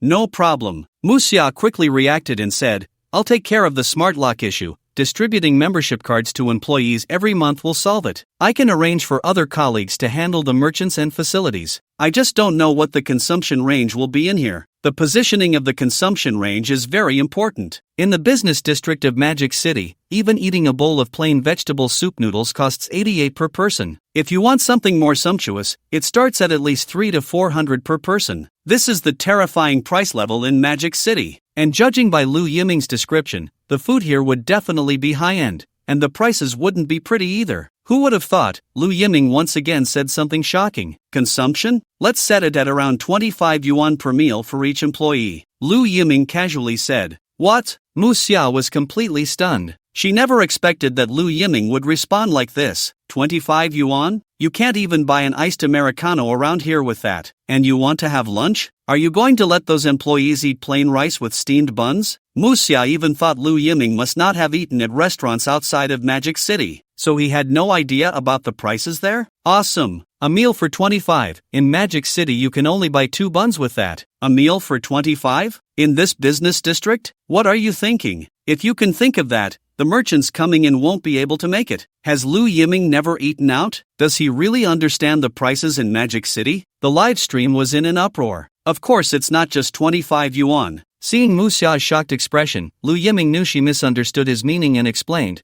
what I mean is, each employee's own spending should be controlled at around 25 yuan. The other part will be subsidized by the company. Only then did Muxia breathe a sigh of relief and asked, then how much should we subsidize per person? To ensure employees eat well and are full, about 1,000 yuan per meal per person should be subsidized. Lu Yiming said nonchalantly. What? Muxia was really dumbfounded. She suddenly remembered the high-end lunchbox that cost 1,000 yuan yesterday. She thought Lu Yiming was rewarding employees with occasional super benefits, but she never expected this was not an exception, but the norm. Assuming an employee eats lunch and dinner in the cafeteria, then the company would have to subsidize 2,000 yuan per person every day. If you add in utilities and the wear and tear and maintenance of those entertainment facilities, just 1 month would result in a loss of several million. No matter how great a company is, it can't withstand such turmoil. What's wrong? Is there a problem? Lu Yiming asked in confusion. Isn't it a bit too much of an investment? Muxia said tentatively. Even if you only give 100 yuan per meal as a subsidy,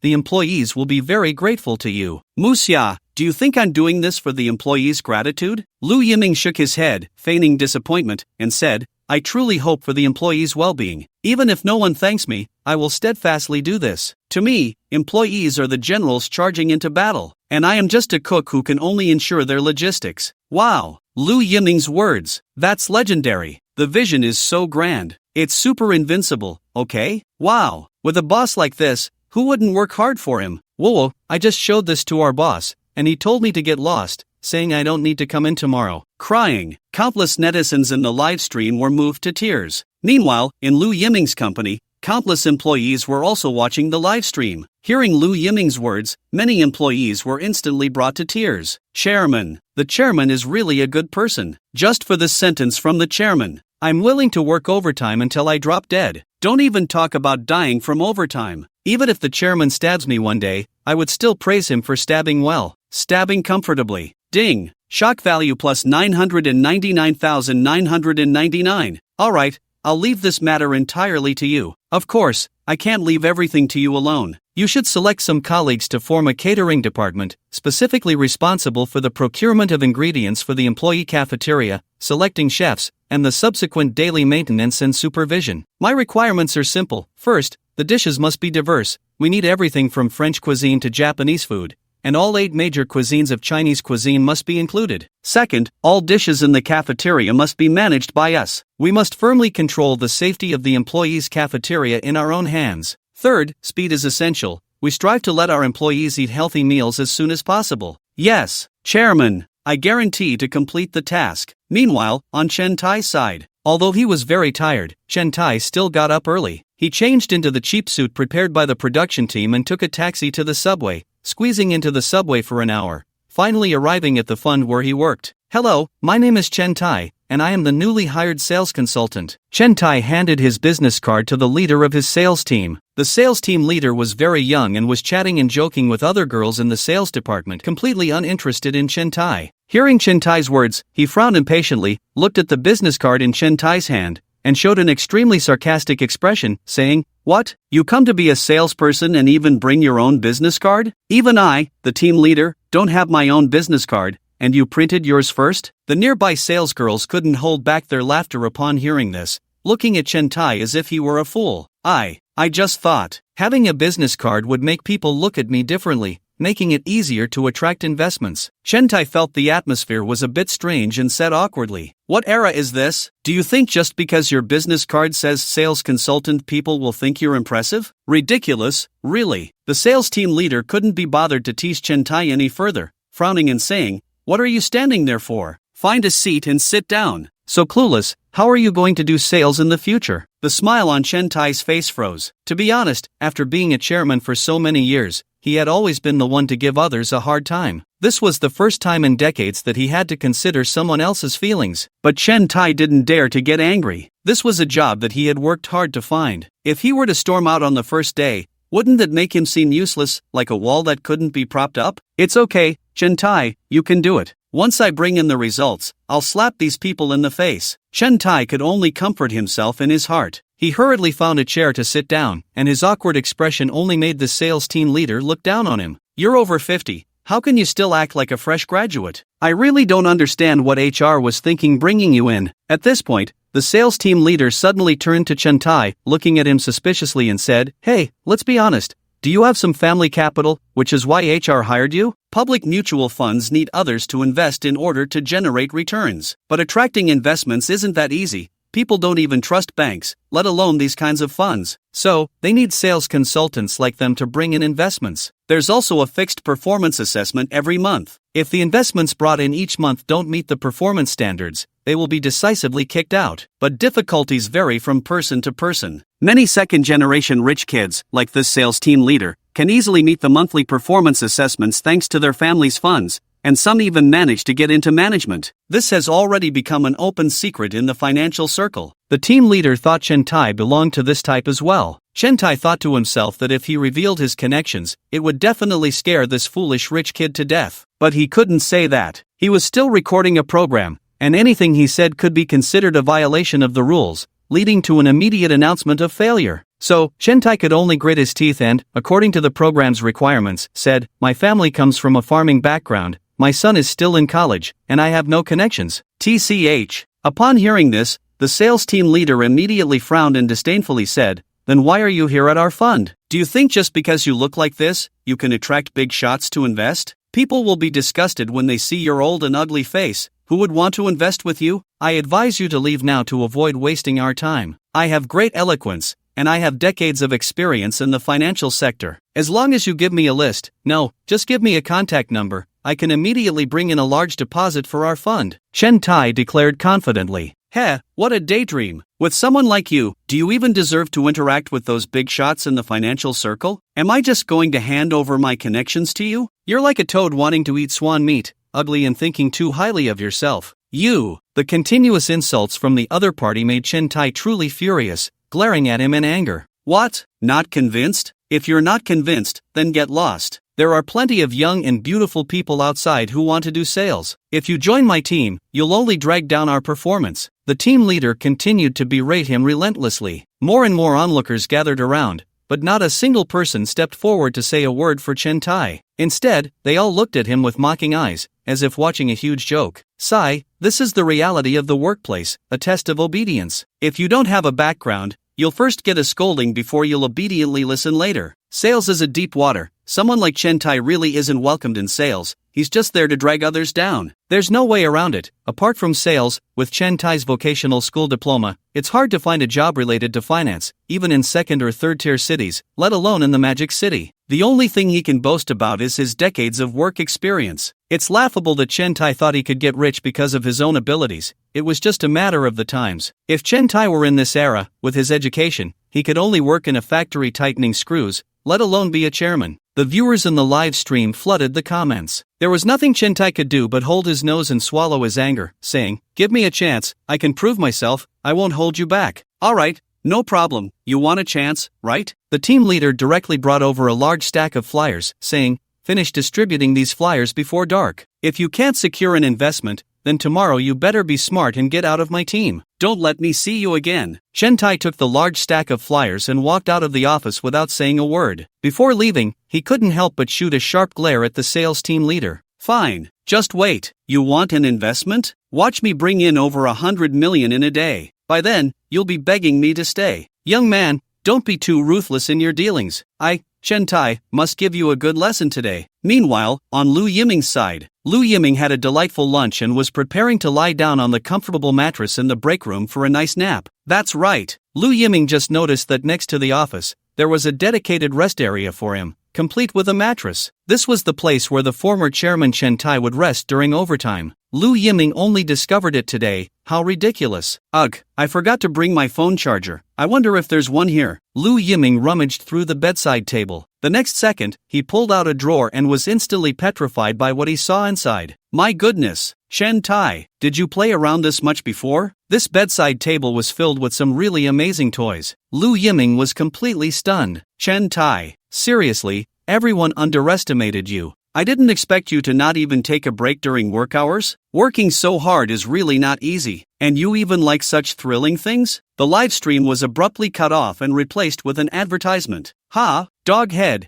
what did I just see? Could it be? Doghead, hey, can't say, if I do, I'll be kicked out of the live stream. Doghead, hey, I have a plan. Doghead, upstairs, put away your little tricks. Doghead funny. Although the director switched the footage quickly, the group of sharp-eyed netizens in the live stream managed to capture screenshots. The entire live stream was suddenly filled with a sea of dog heads. At this moment, in the director's room, the director was also petrified, his mouth agape enough to fit an egg. Director, you need to explain this to me. What on earth is going on? The investors sitting in the director's room were furious after seeing this. We had already informed Chairman Chen to tidy up his personal belongings before the show started. I didn't expect that there would be such things in his rest area, the director said weakly. Damn it, it's that bastard Chen Tai again. Let Chen Tai wait for me. After this show ends, I'm going to deal with him properly. It's one thing to embarrass himself, but he's embarrassing all of us successful entrepreneurs. After the show ends, I'm going to settle accounts with him one by one. Although Lu Yiming didn't find the charger he was looking for, he looked at the mattress and immediately lost the desire for a nap. No way. Who knows if there are Chen Tai's descendants on it? Just thinking about that image made Lu Yiming instantly abandon the idea of sleeping on it. He still needed to hurry up and fix the cafeteria,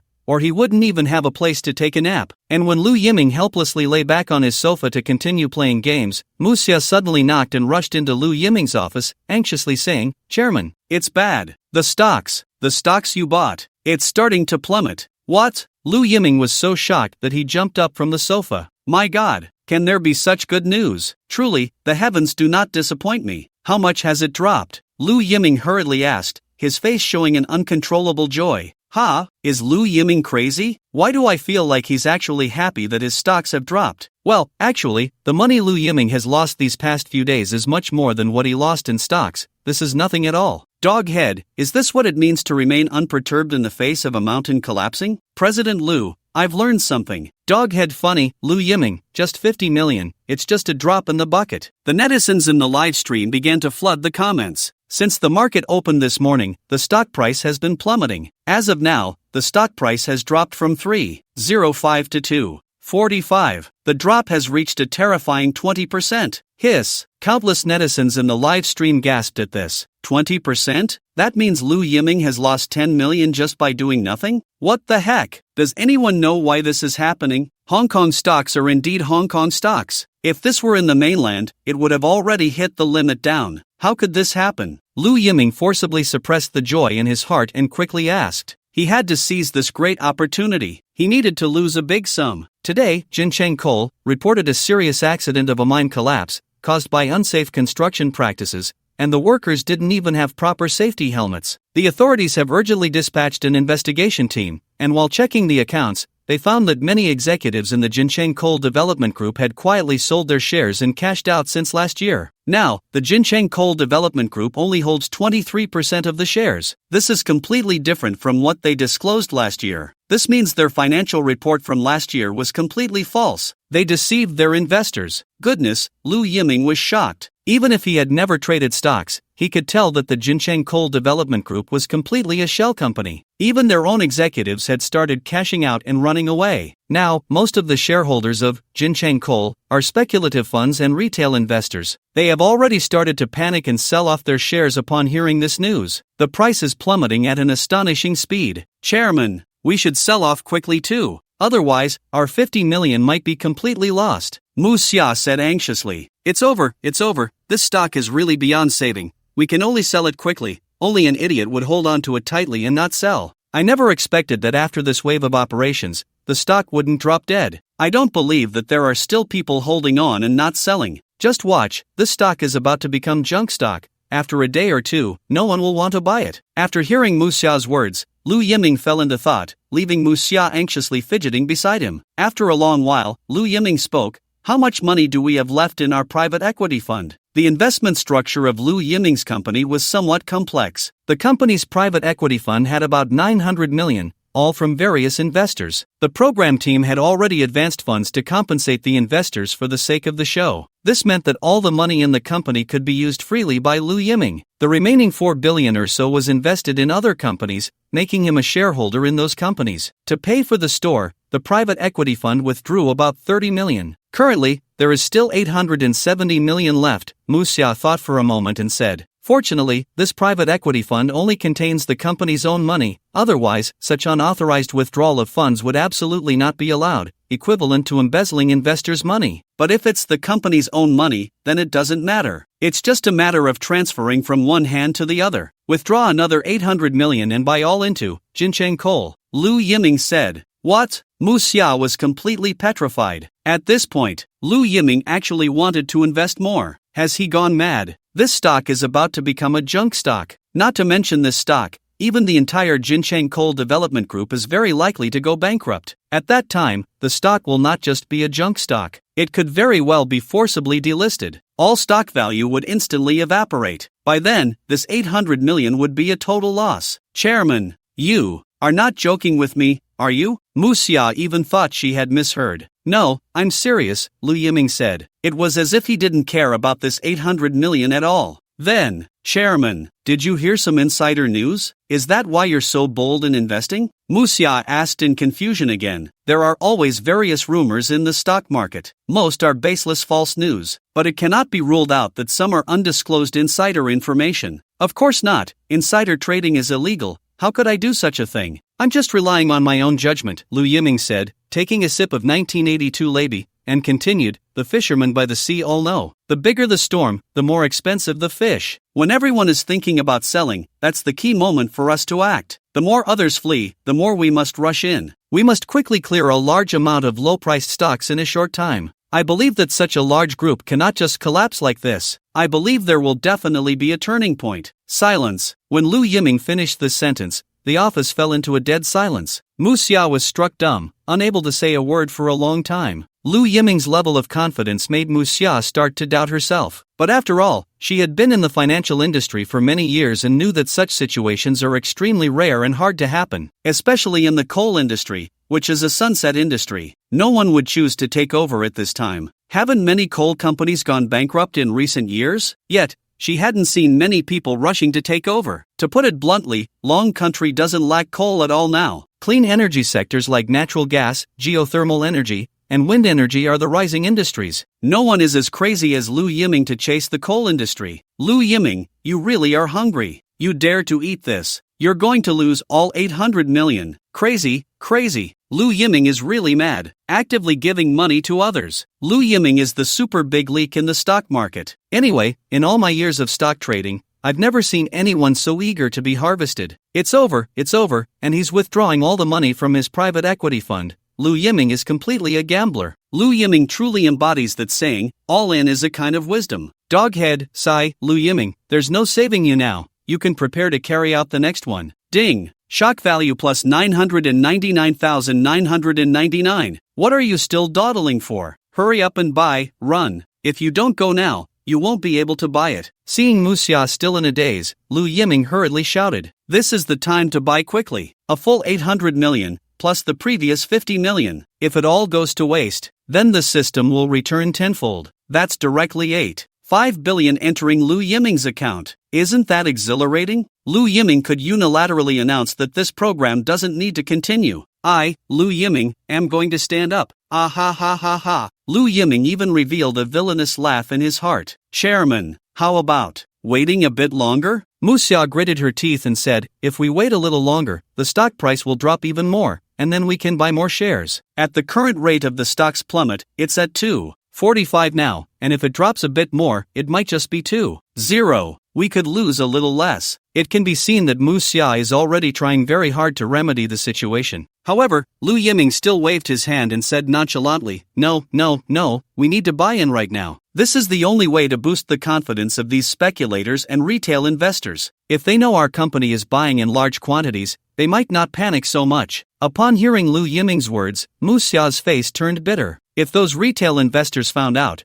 they would probably just laugh at their company for being a massive trap. A little over 10 minutes later, Fangzheng Investment Company, Ltd., released a disclosure. It announced that it would buy a large amount of shares in Jinchang Coal through Fangzheng Investment and its subsidiary accounts, expecting to acquire more than 10% of the shares. As soon as this news broke, it instantly caused a violent upheaval in the stock market. Countless speculators and retail investors, even some big players, were left dumbfounded by Fangzheng Investment's bold move. It was clear that Jinchang Coal was doomed, yet they still dared to buy in. They even suspected that Fangzheng Investment had received some insider information, which was why they were so bold. However, when they carefully looked into the matter, especially after watching the live stream footage, countless stock market bigwigs fell silent. Who would have thought that such a prodigal would be behind this? They thought there was some astonishing operation involved. Instead, it was just a complete novice who didn't understand the market, trying to pick up a big bargain at this time. Were they crazy? These seasoned market veterans, who had studied the stock market for decades, wouldn't dare to rush in and pick up bargains. And yet, a stock market novice thought they could take advantage of this wave and make a big profit? What a huge appetite! Pulling out 800 million from a private equity fund all at once. It was a total gamble. Weren't they afraid of bursting their own stomachs? Less than a few minutes later, this event topped the trending topics on Weibo. Shocking, all-in bottom fishing. Has Lu Yiming lost his mind? Unheard of. Is Lu Yiming a dreamer or a mad genius? Risking everything just to buy a junk stock? 800 million buying junk stocks. What is Lu Yiming really up to? Even the netizens in the live stream were completely stunned. Previously, they could understand Lu Yiming spending a lot of money to improve the employee cafeteria and raise employee benefits. After all, Lu Yiming rose from the ranks of the working class to become chairman, so it was normal for him to sympathize with the plight of workers. But this time was completely different. Lu Yiming, a stock market novice, actually wanted to go all in and bottom fish at this moment, which was simply the act of a madman and a fool. This bold move left all the netizens in the live stream dumbfounded. Ha, Lu Yiming, I used to think he was wise beyond his years, but it turns out he's just plain stupid. Death smile, hey, do you think he might be joking? Maybe he'll change his mind later? Do you think the stock market is a joke? Lu Yiming's company has already issued an announcement, they have to buy. Otherwise, that's false information, attempting to manipulate the market, and he could end up in jail. Regardless, the moment Lu Yiming made the decision and announced it, there was no turning back. Either he buys and loses 800 million, or he doesn't buy and gets warned and fined by the regulators. No matter what he chooses, he's bound to lose. Meanwhile, in the director's room, Trohaha, that fool Lu Yiming, 800 million, throwing 800 million into the stock market to lose it all. The whole world could only think of such a foolish move as Liu Yiming.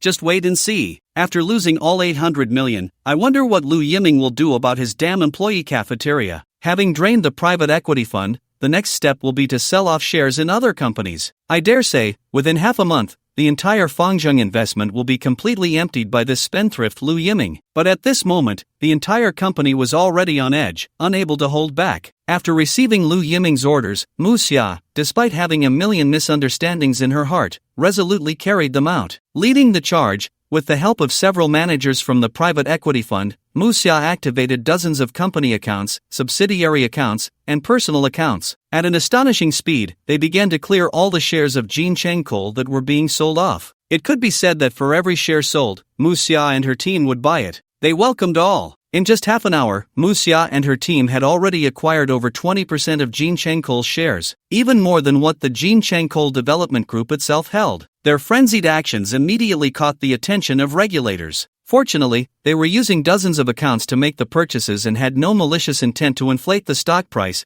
having disclosed everything in advance. Even the regulators had no way to deal with them. Amazingly, after this wave of operations, Mu Xia and her team managed to stabilize Jinchang Coal's stock price. The previously plummeting momentum was forcibly curbed. Just as Liu Yiming had said, those speculators and retail investors, seeing Fangzheng Investment's crazy acquisition behavior, were momentarily baffled. They thought Fangzheng Investment must have insider information, so they all stopped selling. They were afraid that their stocks would suddenly skyrocket again one day. Those who had sold their stocks would be devastated. 2 hours later, Mu Xia came to report back. Chairman, thanks to our efforts, within 2 hours, we acquired 58% of Jinchang Coal's shares through dozens of accounts. The average acquisition price was 1.46 yuan per share. Jinchang Coal's stock price has been temporarily stabilized. Adding up all the shares from our accounts, we are now actually the largest shareholder of Jinchang Coal, with absolute controlling rights. When Mu Xia said this, her heart was still pounding. It was so thrilling, truly thrilling. Now she finally understood why there were always people manipulating the market. The feeling of controlling stock prices was indeed exhilarating. Although their transactions were all legal and compliant, such a large-scale stock transaction still gave a heart-stopping feeling. Thank you for your hard work. There shouldn't be much going on in the company today, so we can let our dear employees leave early. I'll play a couple more games and then prepare to leave, Liu Yiming said, lying on the sofa. Mu Xia looked at Liu Yiming, who seemed so carefree,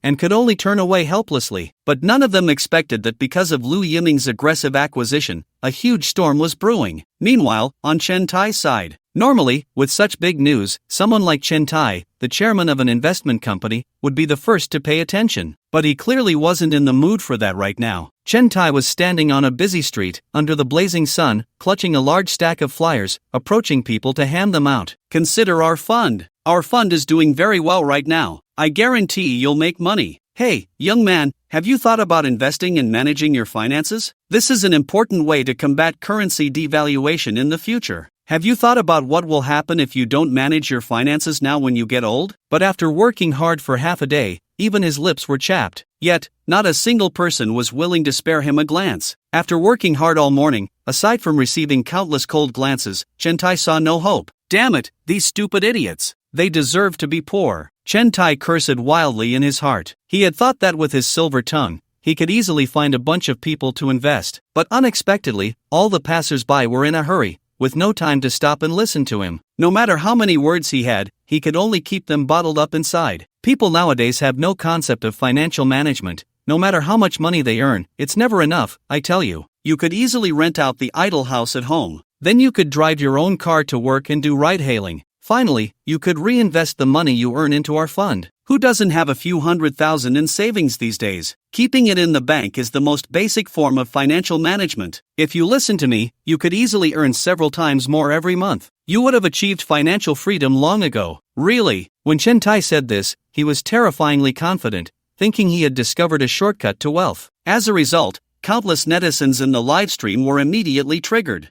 Nice thought, but where do I get a house? I want to rent out my house, but the landlord told me I can't rent it to others. Smile, I'm renting someone else's house. Where would I get an idle house? What are you dreaming about? I get home at 10 at night. Am I supposed to go out and drive for ride-hailing? Am I a nuclear-powered donkey? Don't I deserve to rest and sleep? 500,000? I have $50 for you, want it? What a stupid dog. I only have a few bucks in savings, you old man. Unfortunately, Chen Tai couldn't see the barrage of insults flooding the livestream. At this moment, sweat had completely soaked his suit, making him look extremely disheveled. Damn it, I'm dying of thirst. I'm not posting anymore. I need to buy a cup of coffee. The usually proud Chen Tai couldn't take it anymore, ran to a coffee shop, and spent 78 yuan on an iced Americano. Then he plopped down under a tree to cool off. Even if his butt got burned, he had no intention of standing up again. TSK, isn't this the most hard-working old Chen? Just handing out flyers for a little while and can't take it anymore? Dog head,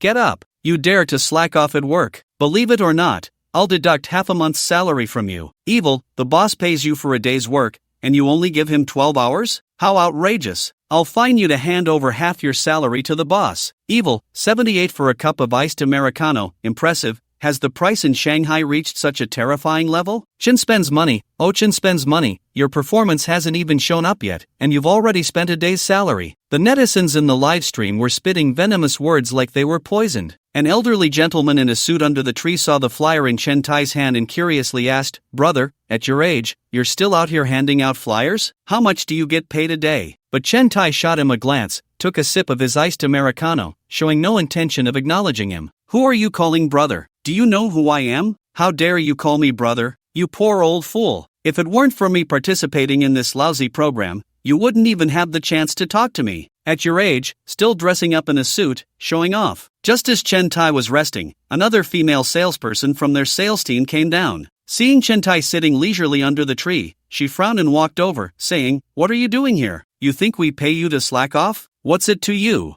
I'm just taking a break after getting tired from handing out flyers. Is that a problem? Who are you to manage me?" Chen Tai replied with a displeased look, filled with anger. Being scolded by the sales team leader was one thing. "You little sales consultant, what qualifications do you have to criticize me? Just a few days ago, people like you had to kneel and beg me for investment from Chen Tai. What are you so arrogant about? You, fine, you have guts, you old bastard, just wait for me." The female sales consultant turned to go upstairs to complain, but as soon as she turned, she caught sight of the old man sitting next to Chen Tai. Instantly, her eyes widened, and her expression changed 180 degrees as she greeted him with enthusiasm. "Dad Zhang, what are you doing resting here? Since you're here, why not come up to our fund and sit for a while?" "What?" Chen Tai was stunned on the spot. "Dad, Zhang, is this your dad?" Chen Tai pointed at the old man, incredulous. "You even brought your dad to work. You really are something." "Shut up," the female sales consultant snapped back angrily. "Oh,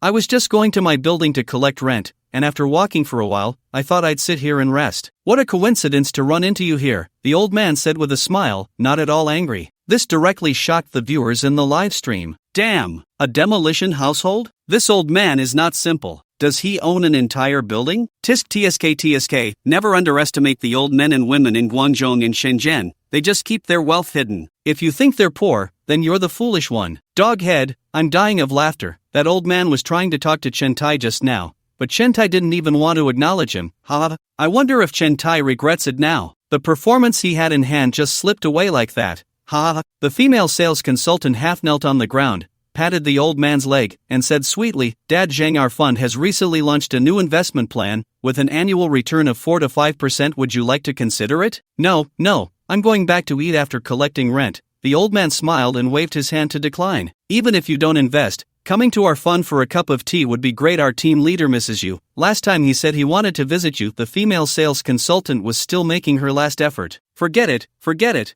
I should go home. At my age, running around everywhere is easy to be disliked." The old man stood up, glanced at Chen Tai, and said with a smile, "Brother, keep it up." Watching the old man leave, the female sales consultant clenched her fists in anger. "Damn it! What have you done?" she shouted at Chen Tai. Even a fool could tell. This newcomer must have offended Uncle Zhang. He just didn't want to argue with them, but it would be hard to get his investment in the future. He has so much money, or he invests is up to him. Does he have to be tied to their fund? This is a big shot who invests tens of millions every year. And just like that, Chen Tai offended him. Even if Chen Tai was slow to react, he knew he was in trouble. But to make a billionaire like him admit his mistake was absolutely impossible. "How was I supposed to know he was your client? I asked you to give me the client list a long time ago, and you didn't provide it. Can you blame me for that?" Chen Tai said dismissively. "You," the female sales consultant was furious. The client list is a network resource that can't even be bought with money. It's a top secret of our fund. You come on your first day and shout for the client list.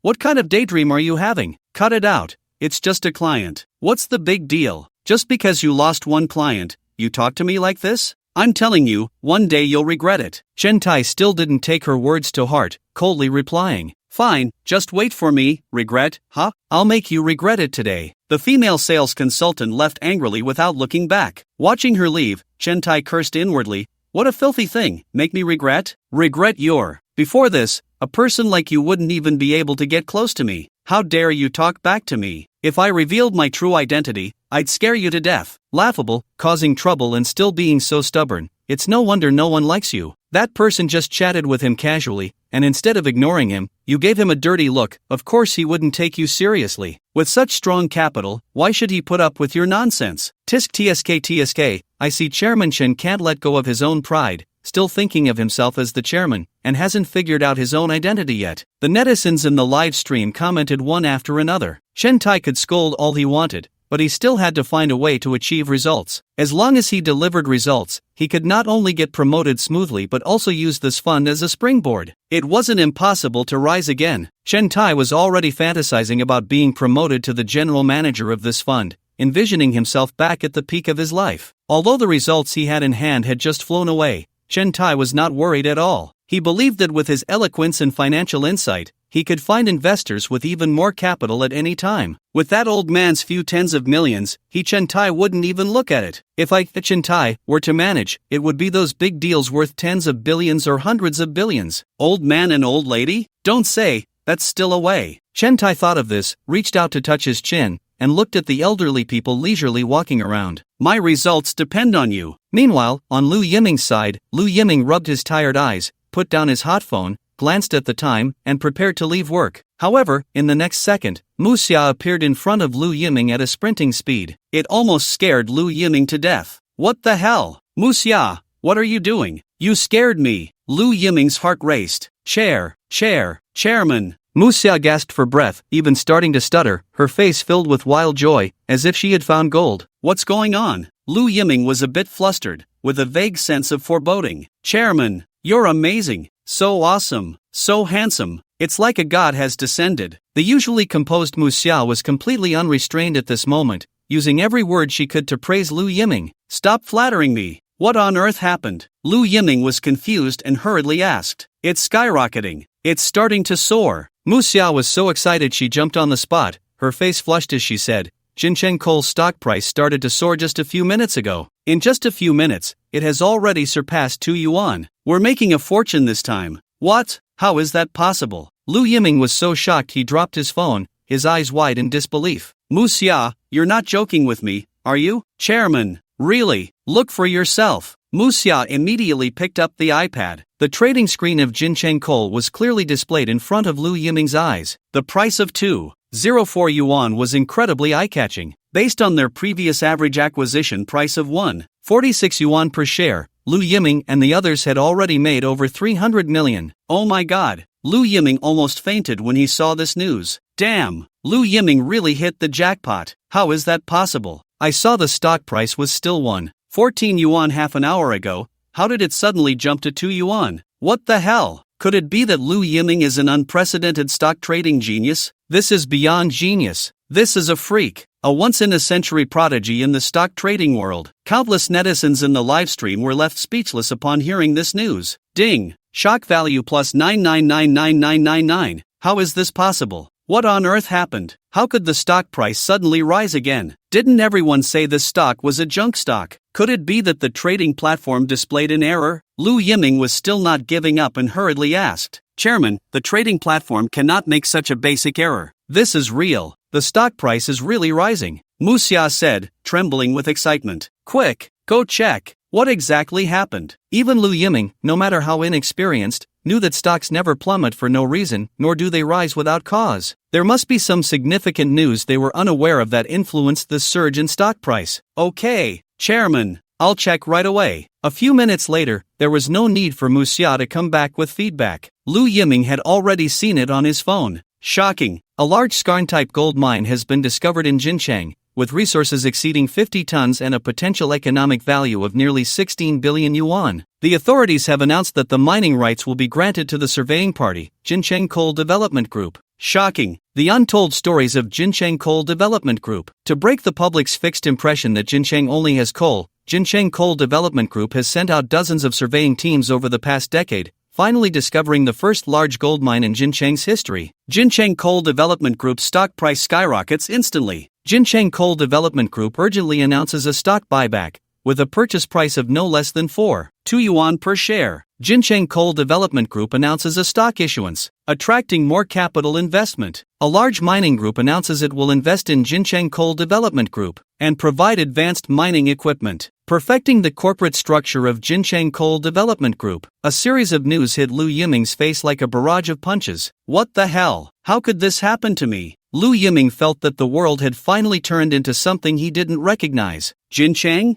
Gold mine? Why did he not recognize these two words together? Crazy. Quick, buy stocks of Jinchang Coal. It's already broken 3 yuan. If you don't buy now, it will be too late. Damn. I already placed an order. I can't even buy it for 25 yuan. Everyone isn't stupid. It's clear that this will continue to rise. No one would foolishly sell their stocks. Damn. Now most of Jinchang Coal's stocks are held by Lu Yiming's company. Retail investors and speculative funds hold less than 20%. Damn it, so Lu Yiming is actually the biggest winner. I was just mocking Lu Yiming a few hours ago, and now it seems I'm the big fool. Ha, I said long ago that Lu Yiming being selected to participate in the program means he definitely has some special talent that the production team noticed. Not believing him is a huge mistake. Upstairs, did you buy stocks with Lu Yiming? How many shares did you buy?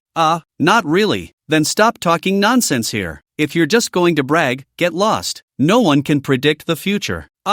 I missed such a huge opportunity to make money right in front of me. Conservatively estimating, Lu Yiming's profit margin this time is at least 500%. Lu Yiming really went crazy this time. Meanwhile, in the director's room, not only were the viewers in the live broadcast stunned, but everyone in the director's team was also shocked. How is this possible? I just called to inquire this morning. This Jinchang Development Group was about to go bankrupt. This is definitely fake news. It can't be trusted at all. Sigh, I just called to inquire, and this news is real. No one expected that at this critical moment, Jinchang Coal Development Group would come back to life. Damn it! How could that bastard Lu Yiming actually get lucky? Who the hell told him the insider information? We didn't even know. Our news was actually less reliable than his. Could it be that he really is some kind of stock trading genius? Ding! Shock value gained plus 9999999. Lu Yiming collapsed onto the sofa, stunned, unable to react for a long time. And the next second, Mu Xia knocked on Lu Yiming's office door again. Only then did Lu Yiming come back to his senses from the shock and looked up. Unlike before, Mu Xia was not alone this time. She wasn't there to report on work either. Behind her stood two men in suits, looking very serious. Who are you? Lu Yiming asked in confusion. You must be Lu Yiming, right? We are regulators. We detected suspicious insider trading activities in your company and hope you can cooperate with our investigation. Name? Lu Yiming. Age? 25 years old. After several regulators verified Lu Yiming's basic information, they began their routine questioning. Mr. Lu Yiming, did you have prior knowledge of the Jin City Coal Development Group's exploration of gold mines and obtaining mining rights? Did you know in advance that the stock price would skyrocket? I had no idea. Then why did you buy this stock? Weren't you worried it would lose value? I was worried, but I wasn't afraid. After all, it wasn't my money that would be lost. And I always believe in one saying, the bigger the storm, the more valuable the fish. The stocks that drop the most are the ones worth investing in. Lu Yiming's honesty made the regulators feel a bit uncertain. Damn it, I've seen crazy before, but never this crazy. After a round of questioning, they still couldn't find any loopholes in Lu Yiming's words and had to get up and leave. Mr. Lu Yiming, we must remind you that we firmly crack down on any insider trading activities. If you have any thoughts later, feel free to come to us for a discussion. Several regulators warned Lu Yiming before leaving. After sending off the regulators, Lu Yiming was drenched in cold sweat. Damn, how did I attract the regulators? I didn't even do any insider trading, Lu Yiming said in fear.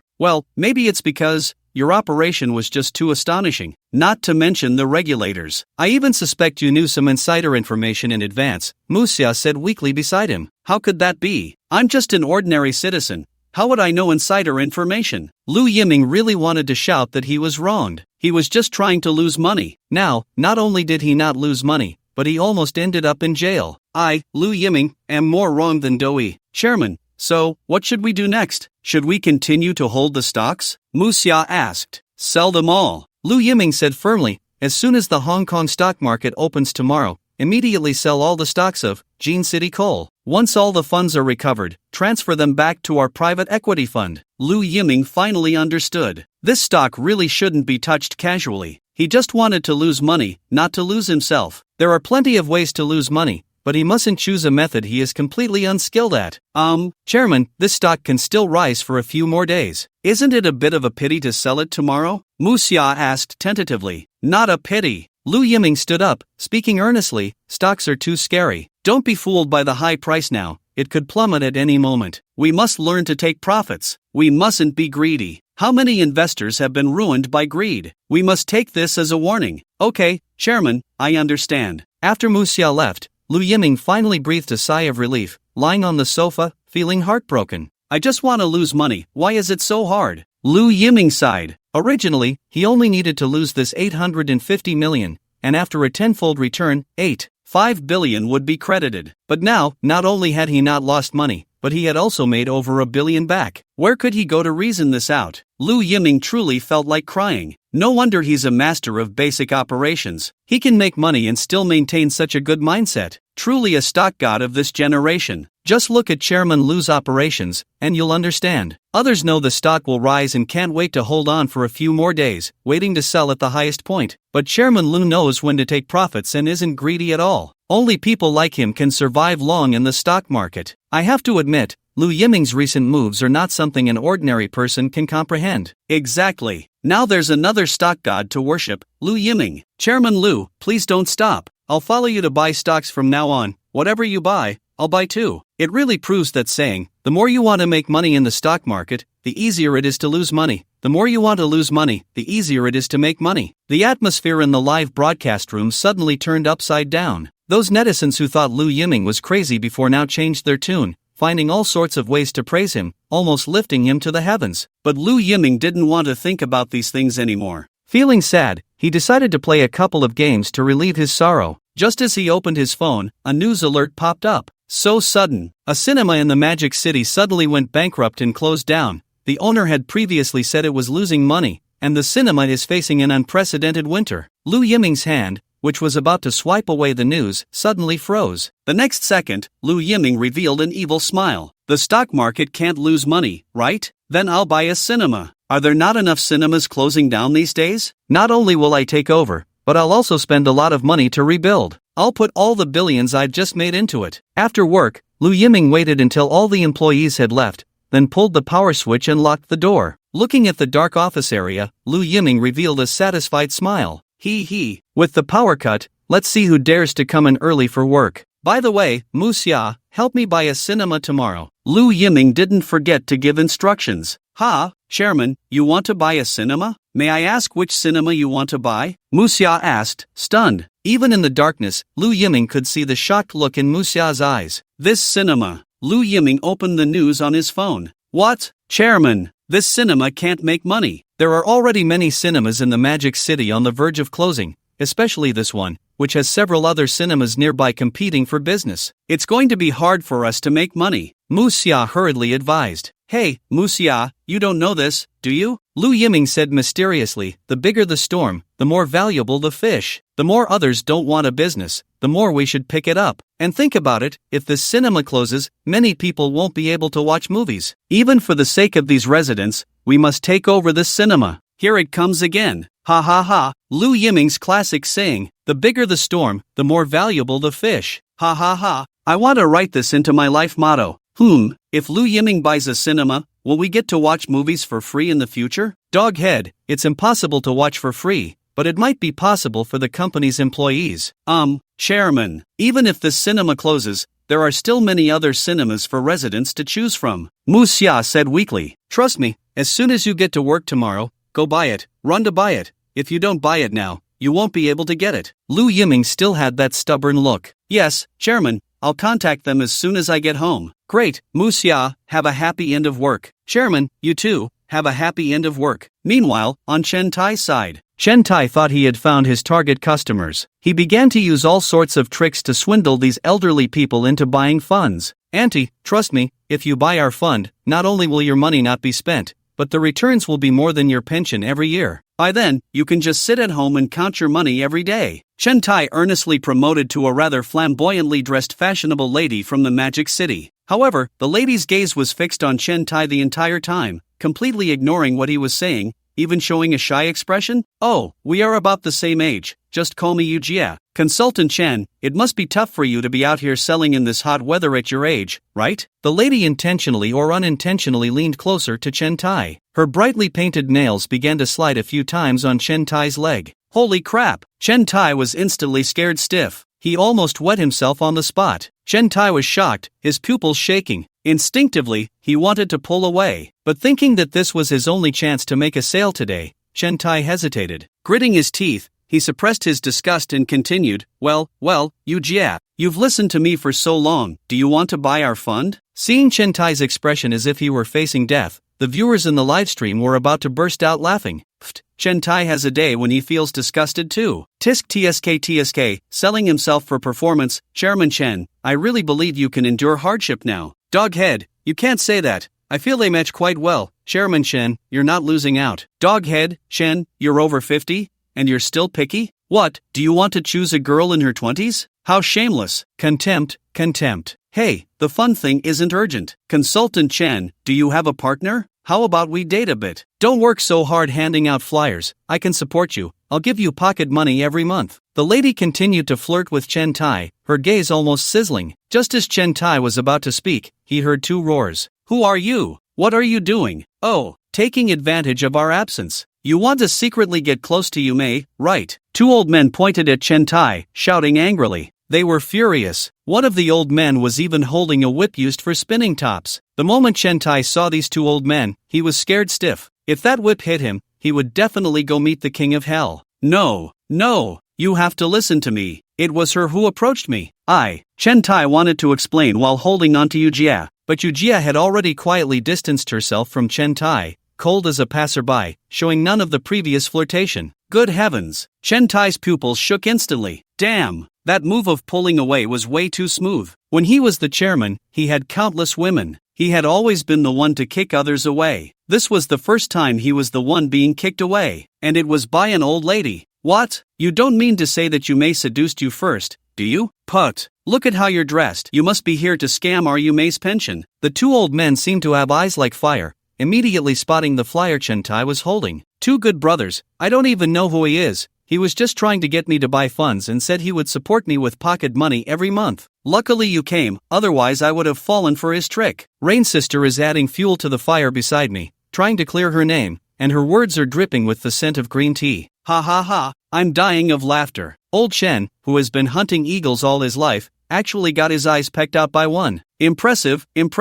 Auntie, you really are something, with just one sentence making three men go crazy for you. Crying and laughing, look at Auntie's smooth little combo, she's quite skilled. It seems she wasn't a simple character when she was young. Dog head. The group of onlookers in the livestream went wild with their comments. Goodness. At this moment, Chen Tai felt like he was spitting blood. It was clearly that old woman who said those lewd things. How did it all turn into him saying it? This is such a reversal of black and white. Sure enough, those two old sycophants, after hearing Rain Sister's words, were furious. You dead salesman, trying to swindle my Rain Sister's pension is one thing. You dare to deceive her feelings too. If you don't give us an explanation today, don't even think about leaving here. The two old men rushed over to grab Chen Tai, wanting to find Uncle Hat. It wasn't me. I never said those things. It was all that old woman's words. Can you wake up a little? Damn, don't touch me. If you dare to touch me again, I'll get serious with you. Chen Tai was panicking and shouted angrily. Although over the years, indulging in wine and women had caused Chen Tai's physical condition to be far from what it was in his youth,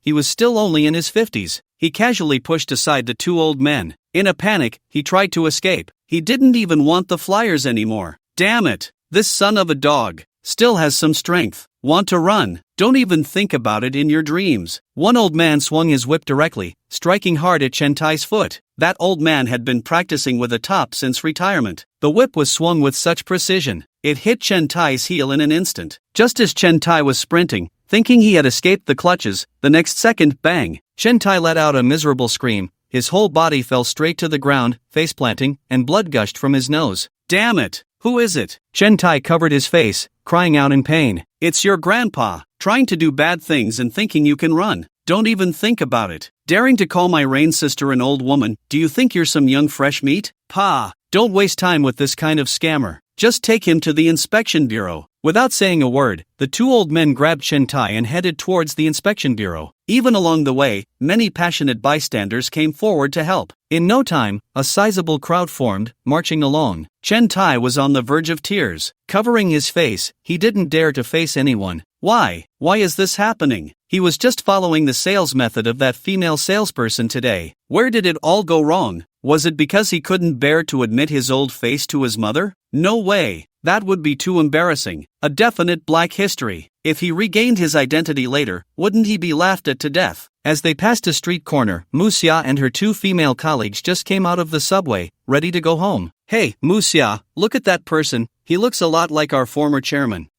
Why do I feel like it really is Chen Tai? Oh my, it really is. How did he get caught like this? Muxia and the others were completely stunned, and Chen Tai, upon seeing Muxia and them, immediately recognized them as employees from his former company, his eyes widening in shock. The reason was simple.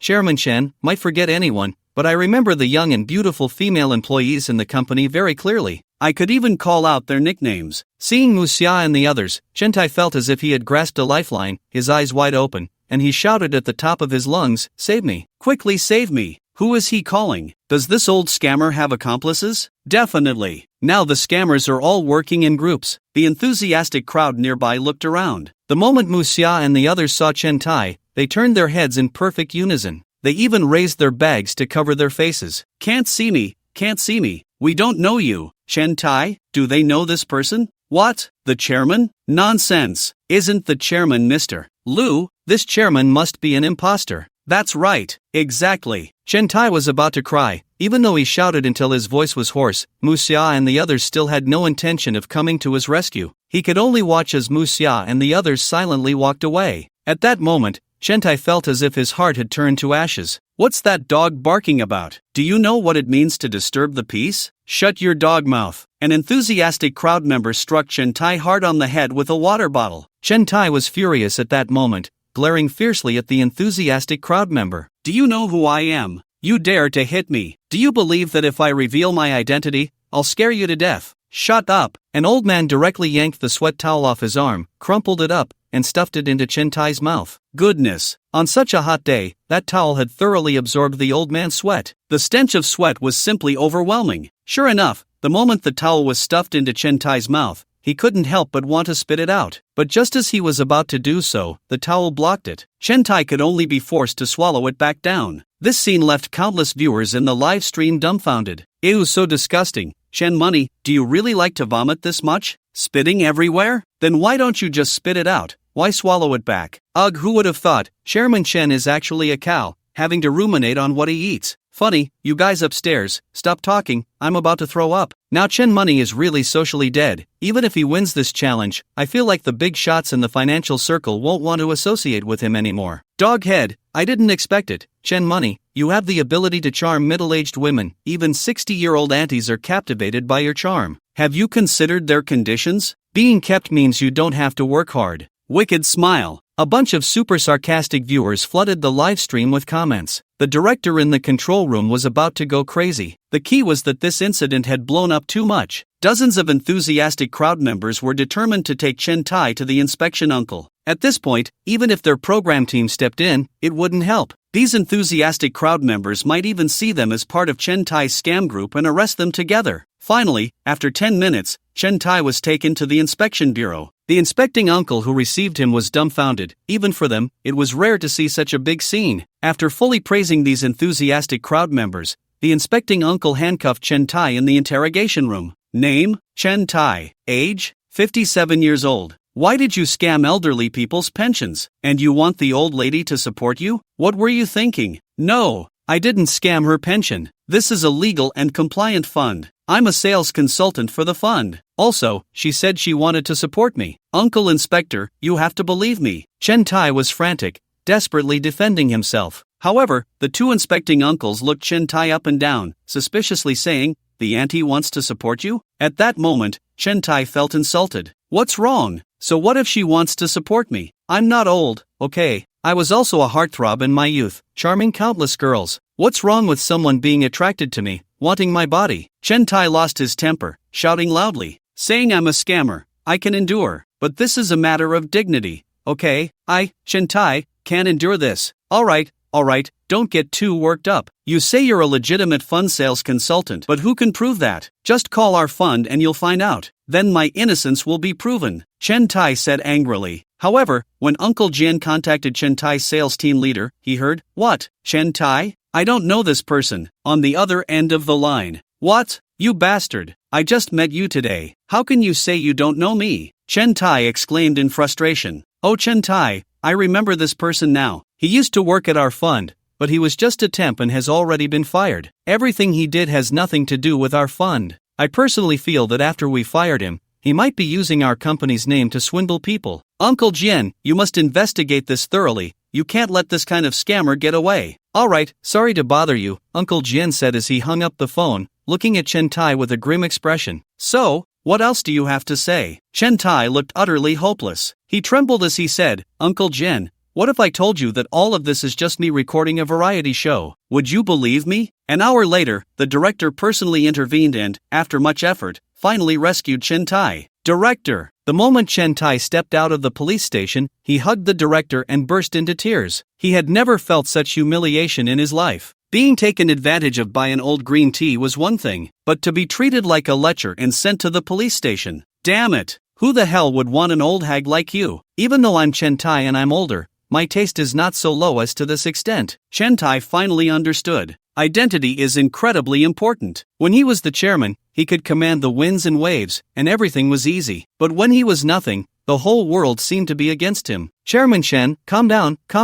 I know you've been wronged, but we're still live," the director said, sweating and quickly trying to calm him down. Who would have thought that a mentally broken Chen Tai would suddenly say something shocking? "Director, I'm not recording anymore. I want to quit. I don't want to continue. I want to end this identity swap." "What?" The director was completely taken aback. Cut to commercial. The assistant director shouted to the studio. Even with the director team's quick response, many viewers in the live stream heard Chen Tai's words. Oh, Shin Shiku can't take it anymore? He's actually going to give up? Oh my, Shin Shiku is like this? Crying for his mommy? He should just change his name to Chen Crybaby. I'm dying of laughter. After so many episodes of identity swaps, Chen Tai is the first to cry and shout to quit the show. If Chen Tai really gives up, then Lu Yiming can just announce his victory directly, and Chairman Lu will successfully take over. Dog head. "Chairman Chen, please calm down, don't joke with us," the director said earnestly. "No, I've thought it through. I'm not joking. I want to quit. I want to switch back." Chen Tai wiped his nose and said resolutely. Although he didn't want to admit it, he had to say that he really couldn't take this hardship. Life at the bottom is just too hard to bear. After 3 days of continuous blows,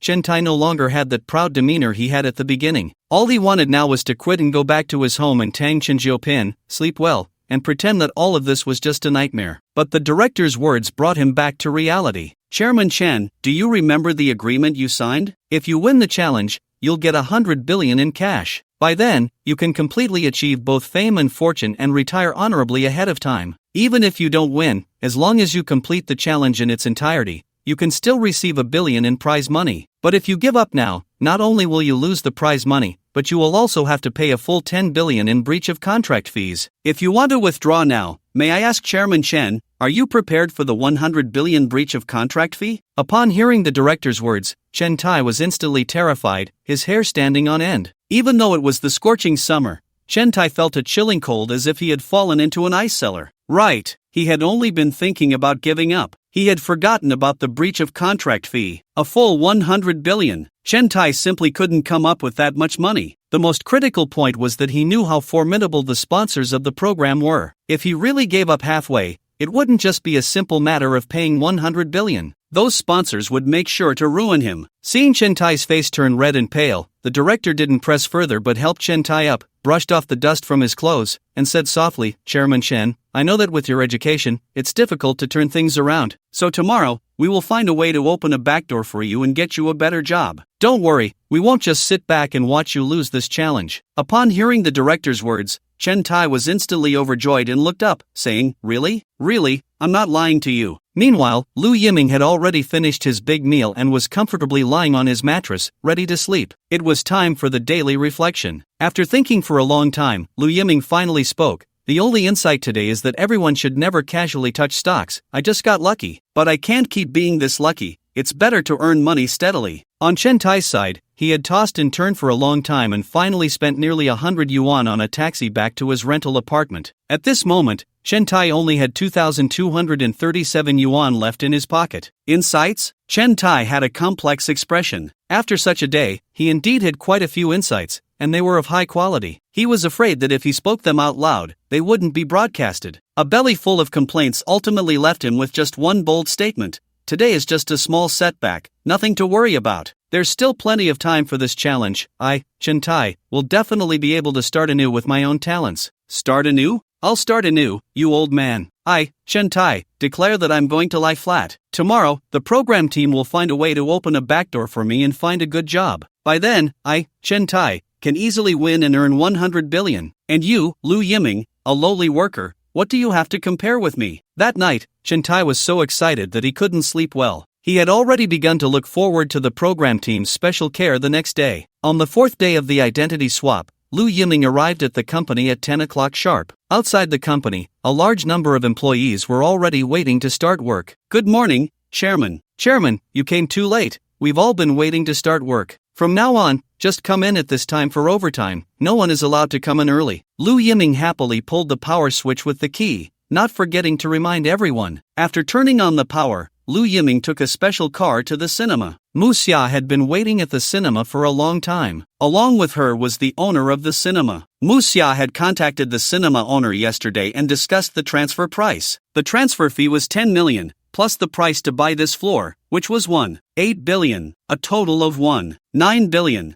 After Lu Yiming signed his name, it meant that the cinema was successfully taken over by him. "Chairman, this cinema now belongs to you. I wonder what your plans are." Mu Xia looked at the large cinema, somewhat at a loss, and said, "Yesterday, the cinema owner gave me the resources for the cinema line and some contacts for the film parties. How about we start from here?" Mu Xia was also encountering cinema affairs for the first time and was momentarily unsure of where to begin. But there was no doubt that for a cinema to thrive, it had to screen some exciting films that could attract audiences. For example, films like The Avengers, Iron Man, and so on. However, Lu Yiming shook his head and said seriously, "No, these films are available in other cinemas. Why would audiences come to our cinema to watch them? If we are going to screen films, we need to show ones that other cinemas don't have." Upon hearing this, Mu Xia was instantly stunned. "What the heck? Lu Yiming, do you hear what you're saying? Which cinema has films that are only screened here? What kind of daydreaming is this? Oh my goodness, Lu Yiming, you really are a bit delusional. It's impossible for films to have exclusive screenings. No matter how rich you are, you can't buy out film rights. Oh my, Chairman Lu, you are challenging yourself in a field you completely don't understand. Aren't you afraid of losing everything?" The viewers in the live stream were in an uproar, flooding the comments with reactions. Ha, ha, Mu Xia was a bit dazed. After all, she was a top secretary with $1 million annual salary. But even she couldn't keep up with Lu Yiming's train of thought. "I've decided to transform this cinema into an anime base." Lu Yiming revealed an evil smile, pointing at the large cinema in front of him, and said, "Starting tomorrow, all screening rooms will only show domestic animated films. Films like Pleasant Goat and Big Big Wolf, Bear, Red and Blue Cat, Peking Opera Cat, and so on. 24 hours a day, endlessly looping." "What?" Mu Xia was so startled that she couldn't hold her coffee, which fell to the ground with a splat. Countless viewers in the live stream were equally shocked. "What the hell? Lu Yiming, are you crazy? What kind of ridiculous anime base is this? Do you think this cinema is your home TV? Oh my gosh, what kind of wasteful play is this? Can't people watch these cartoons at home? Why do they have to watch them here? For a bigger screen? What the heck? I don't know if I'm dreaming or if Lu Yiming is dreaming. Even my uncle, who has been brain dead for decades, wouldn't say something like this. The countless viewers in the live stream were so shocked they couldn't even speak. Mu Xia was the same. She gaped, looking at Lu Yiming in shock, unable to utter a word for a long time. What's wrong? Are you shocked by my genius idea? Lu Yiming even said with a bit of pride. Mu Xia swallowed hard, forcing herself to appear calm, and said, It's quite imaginative. Mu Xia suppressed her shock and asked, then,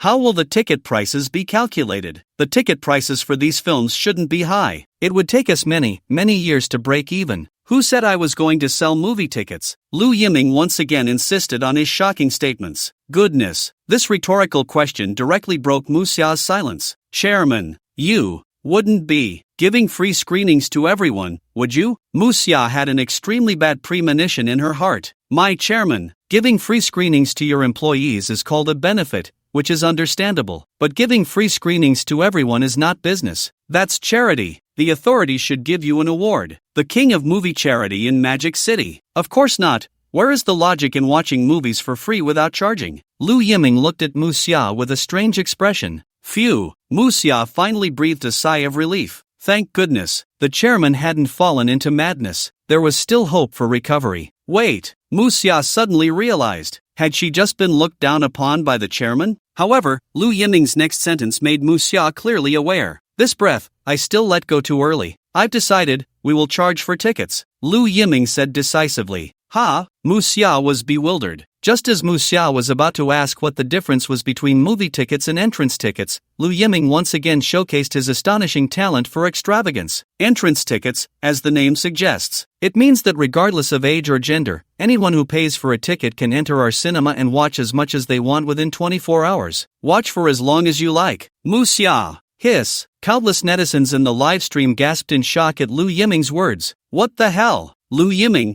are you crazy? Who buys a ticket just to watch a movie? And for 24 hours? What, are we supposed to eat, drink, and sleep in the cinema? Damn, how did you perfectly allocate all your talent to being extravagant? Selling tickets in a cinema, I can't believe you thought of that. I suddenly feel a bit sorry for that little secretary, following Lu Yiming. Sooner or later she'll be scared to death. An ordinary person's heart really can't handle this kind of stimulation. Mu Xia was so frightened by Lu Yiming that she weakly said, then chairman, how much will the ticket cost? When Mu Xia uttered the words entrance ticket, she even felt an indescribable awkwardness. She couldn't even believe those words came out of her mouth. Let's charge 10 yuan per person, Lu Yiming said casually. What? 10 yuan? Mu Xia almost fainted on the spot. 10 yuan. Chairman, you're not planning to subsidize the audience, are you? How could that be? Lu Yiming was stunned, puzzled. Do you really think of me as that big of a fool? Mu Xia fell silent for a moment. She almost nodded in agreement. But after so many years of interaction,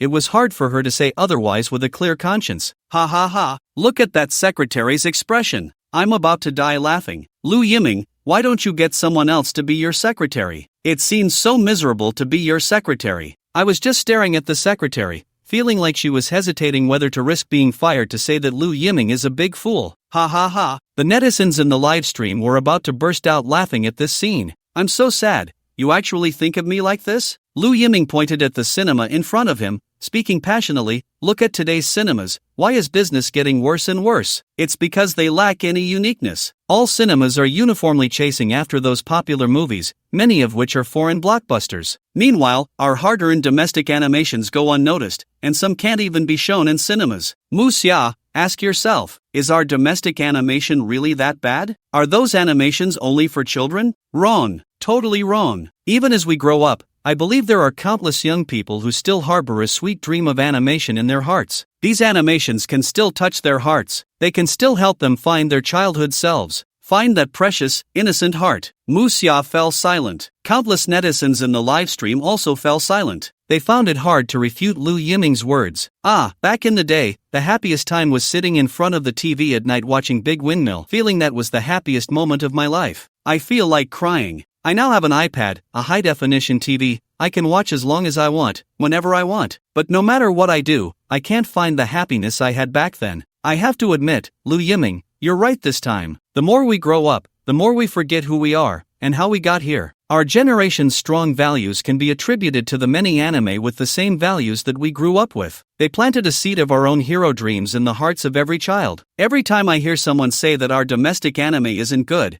I really want to retort, how can our own anime be bad? If domestic anime were really that poor, how could it have educated such a generation with strong values like ours? It's a pity that those excellent anime have left us for various reasons, and there are no sequels anymore. Sigh, sometimes I feel sorry for the kids today, who can only watch pink hairdryers. Countless netizens in the live stream seem to be touched by Liu Yiming's words, flooding the comments section. Liu Yiming fell silent for a moment. He didn't say these things just for show. He simply wanted to take advantage of his ability to fulfill his own dream and the dreams of those young people who also have a childlike heart. Since he was going to lose money anyway, he might as well give domestic anime a glimmer of hope. After a long while, Musia finally spoke up, "Chairman, I'm sorry, I couldn't understand your intentions. It's fine, don't worry, I'll contact the copyright holders right away. I will make sure those classic anime are successfully screened in our cinemas as soon as possible." After announcing a day off to the original cinema staff, Liu Yiming and the others hurried back to the company. Everyone can see Musia's work ability. I announced that starting today, Musia is officially promoted to general manager of the company, also serving as the chairman's special assistant. Her annual salary will be raised to 10 million. For a series of major issues concerning the company, Musia has the right to make decisions independently. Everyone, applaud and congratulate. After Liu Yiming finished speaking, he led the applause. Clap, clap,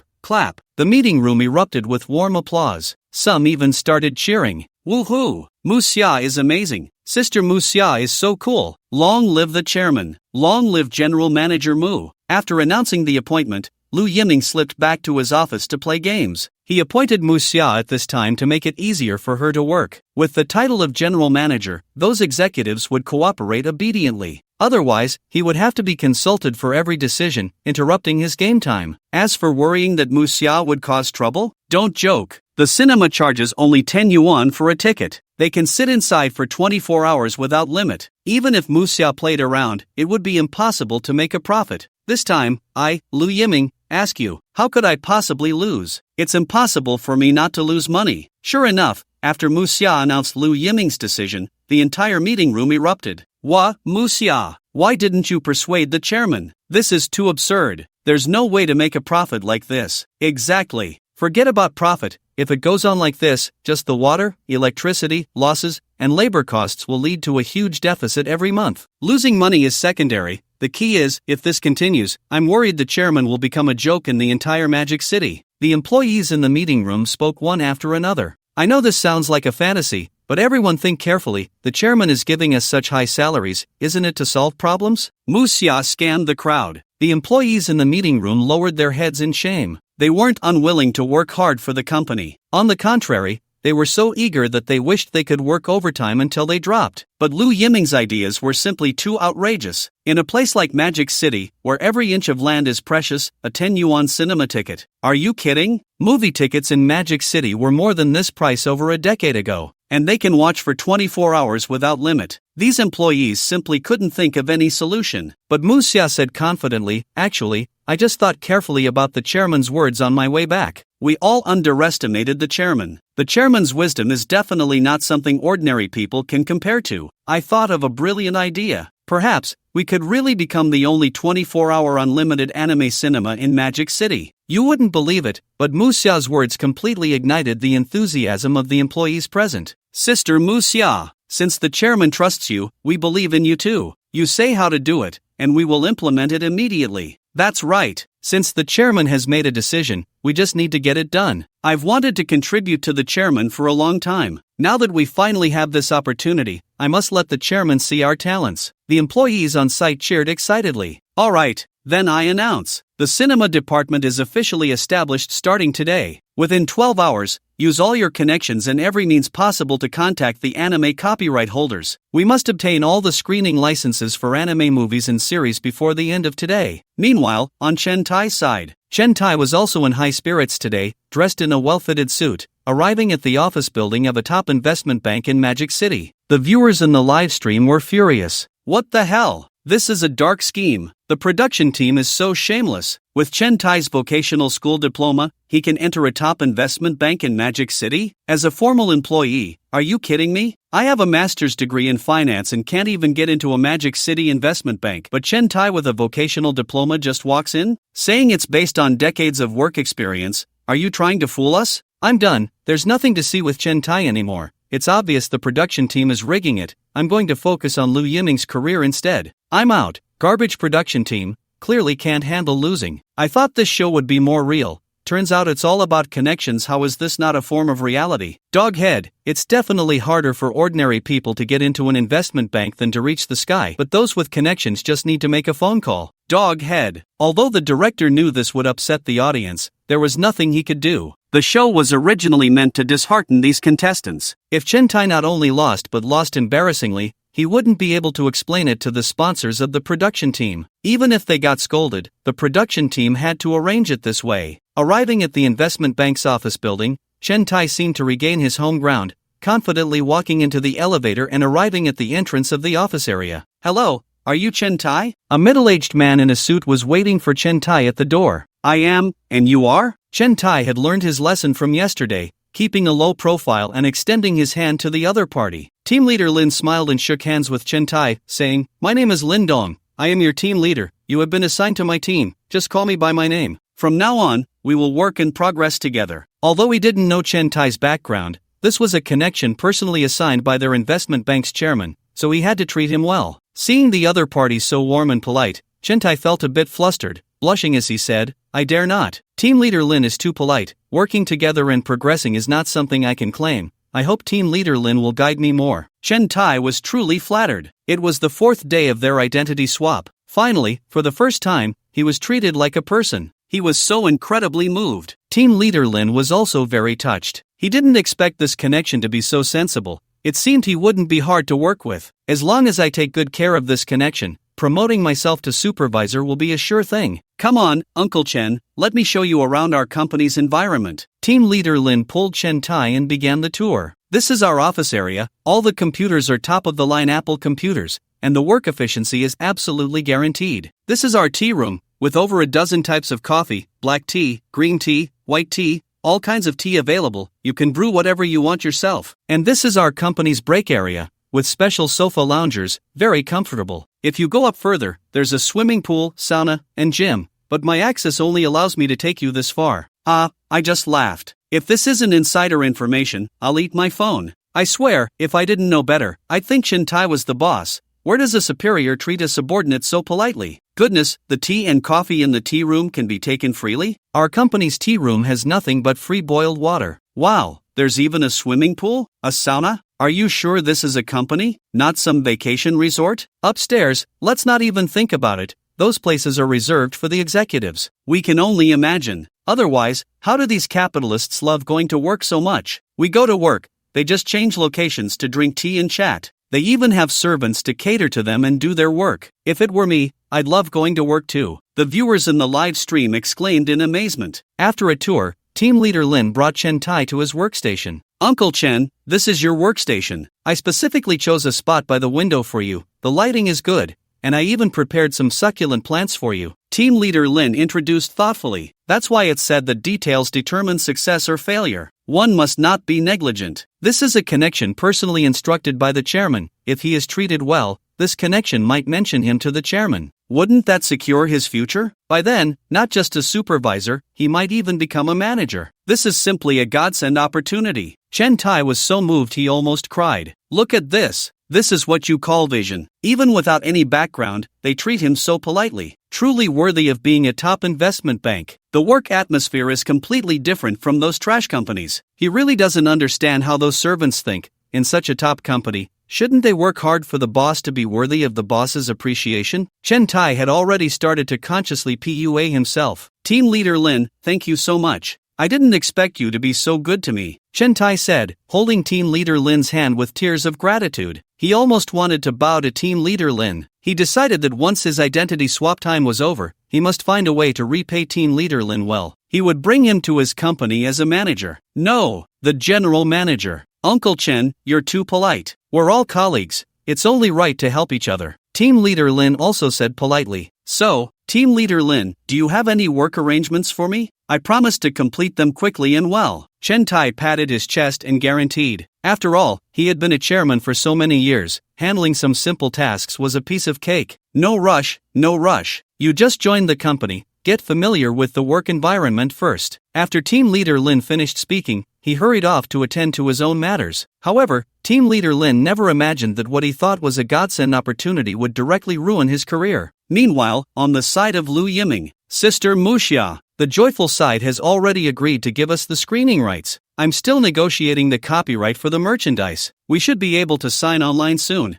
Muxia, I've already sorted out the bear's appearance here. They said they are willing to authorize us to screen all their blockbuster movies. We can sign electronically right away. Sister Muxia, there's major news. The Red and Blue Cat is willing to grant us free authorization to play. No copyright fees required. The cinema department is still frantically fighting for the rights. Muxia herself burst into Lu Yiming's office, excited. Chairman, this is amazing. You're truly incredible. Muxia exclaimed, her face filled with disbelief. What the hell? What's going on? Lu Yiming jumped up from the sofa, startled, and a bad premonition crept into his mind again. It couldn't be that the cinema is making money again, could it? No way. Look, Muxia shoved the iPad back into Lu Yiming's face. A headline blared at him. So sudden. The expert group jointly detected that the newly discovered large gold mine in Jinchang has too high mining difficulty. Economic value has plummeted. Shock. Jinchang Coal stock prices plummeted instantly. Does Jinchang Coal Group still have a chance to transform into Jinchang Mining Group? Jinchang Coal's largest shareholder, Founder Investment Company, has started to frantically sell stocks since the market opened today. What secret could this possibly hide? With Founder Investment's frantic selling, a large number of retail investors began to panic. Jinchang Coal stock prices plummeted again. One news after another hit Lu Yiming like a series of heavy punches. He was instantly jolted awake. What about our stocks? Have they been sold? Lu Yiming asked anxiously. As per your instructions, we sold all the stocks on the market early this morning. Now we have completely cleared all our Jinchang Coal stocks. My God. Lu Yiming slumped back onto the sofa, feeling as if the sky was about to fall. It's over. It's over. Sold too early. Buying at the lowest point, selling at the highest. How much money could that have made? Damn. Meanwhile, Muxia was still there, excited and blushing, incredulously saying, Chairman, you're amazing. We cashed out at the highest stock price of 6.89 yuan. The return on investment is a whopping 462.7% after deducting transaction costs. This time, we made over 3 billion. Hearing Muxia's words, Lu Yiming almost exploded from anger.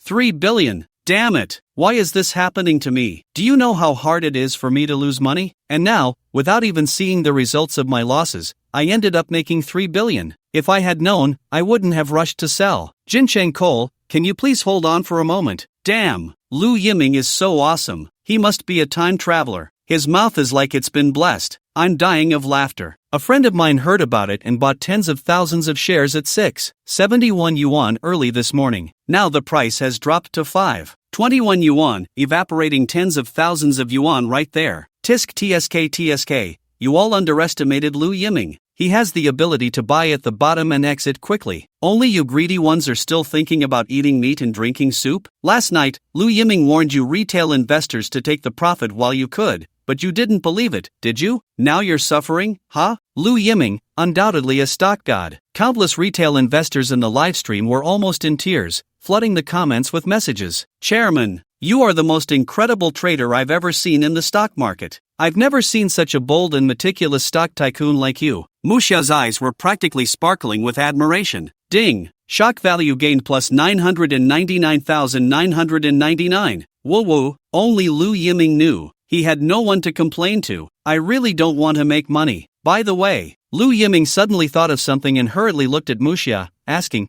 how's the copyright negotiation going on your end? I'm sorry, Chairman, I'm here to report this matter to you. We've encountered a bit of a hurdle with the copyright, and the fees are a bit high, Muxia said, feeling quite guilty. Generally speaking, movie tickets are handled through a revenue-sharing model. That is, the final box office earnings are divided among the cinema, the distribution company, and other parties involved. But this time, Lu Yiming was different. He wasn't selling movie tickets, so he needed to obtain the authorization for screening. This required a substantial copyright fee. Mu Xia thought that Lu Yiming would be disappointed upon hearing this news, or even furious. But to her surprise, after learning about it, Lu Yiming's face broke into a wave of ecstasy. Great, great, great. A small problem. It's just money, right? I'm authorizing you now. Within 3 billion, spend as you like. Whatever you need, I'll give you. And no need to ask for permission. Just sign it yourself. All the decisions you make can be considered as my decisions. Countless netizens in the livestream were stunned by Lu Yiming's words. Wow, 3 billion, just like that authorized? Lu Yiming, you really trust your secretary. Incredible. Aren't you afraid she might embezzle or run away with the money? This is 3 billion. No one can stay calm in front of that much money. Oh my, 30 small goals. You're just handing it over for her to use freely? You really have a big heart. Chairman, this is too goodness. Mu Xia was so shocked that she couldn't even utter a word. She could make decisions with a whole 3 billion. What immense power that was. The chairman must trust her immensely. Anyone who knew this news would go crazy. Even in the Magic City, it's rare to find executives who can freely manage 3 billion. But at this critical moment, Mu Xia held back. She shook her head seriously and refused. Chairman, I'm afraid I can't accept this. The authority you've given me is too great. I've never had experience as an executive, and I'm afraid I won't be able to handle it well. In the end, not only would it waste so much money, but I would also let you down. Wow, this secretary is not an ordinary person. If it were me, I wouldn't be able to help but bow down and thank her. How can she still refuse Lu Yiming? No wonder she was chosen by the program team to be the chairman's secretary. She's truly remarkable. I admire her. The netizens in the live stream began to admire Mu Xia. Who would have thought that after hearing Mu Xia's words, Lu Yiming revealed an incredibly gratified smile. Ah, that's exactly what I wanted to hear. No experience is even better. I want to give you the chance to squander this 3 billion. Mu Xia, you know my principle of employing people: distrust those who are suspicious, and trust those who are not. Lu Yiming put on a serious face and said earnestly, I believe you have the capability, you just lack an opportunity. So I'm giving you this opportunity now. Do this well. Let everyone see what kind of potential lies within us, the working class. No matter what decisions you make, no matter the final outcome, I will support you unconditionally. I will bear all the consequences. Even if we lose all 3 billion, I won't blame you. Just one thing, you only need to charge ahead, and leave the rest to me. After hearing Lu Yiming's words, for some reason, Mu Xia felt a surge of hot blood rushing to her brain. She felt an indescribable warmth all over her body. The chairman's earnest expectations, his determined gaze, and his unwavering words, gave Mu Xia a feeling she had never experienced before. Is this what it feels like to be chosen unconditionally? Mu Xia now felt as if she had boundless strength and passion coursing through her. She was now only thinking of one thing: I must not let the chairman down. I must make this happen. Chairman, don't worry. Mu Xia's enthusiasm was instantly ignited by Lu Yiming,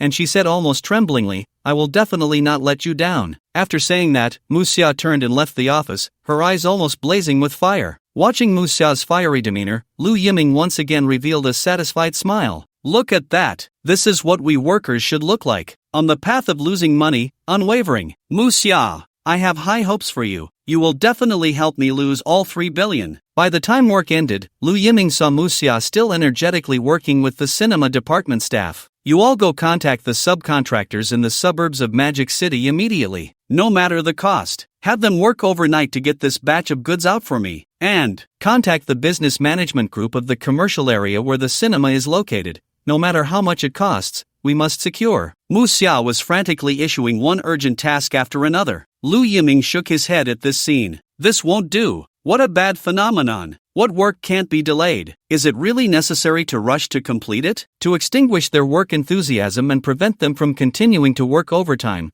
Lu Yiming decisively pulled the power switch. Snap! In that instant, all the electrical appliances in the company stopped working, and the entire company fell into darkness, with only the sunset glow outside filtering through the glass curtain wall. Mu Xia and the cinema department staff stood frozen in place, their faces filled with confusion. It's time to get off work. No one is allowed to work overtime, Lu Yiming said with a triumphant grin. But, Chairman, Mu Xia wanted to argue further, but was directly interrupted by Lu Yiming. It's fine, no rush, this matter cannot be hurried, take your time, I believe you can do it. I still say, always put happiness first and work last. Go have fun after work. You absolutely cannot waste your life on work, Lu Yiming said resolutely. All right, Mu Xia said somewhat dejectedly, then let's pack up and leave. Everyone has worked hard today, enjoy your time off, Lu Yiming said with a mischievous smile. Chairman, enjoy your time off. After finishing all this, Lu Yiming whistled happily as he left work to go home. And Mu Xia, watching Lu Yiming's departing figure, revealed a sly expression, completely unable to see the earlier look of disappointment. Sister Mu Xia, what are you up to? The employees present looked at Mu Xia's expression, and in an instant,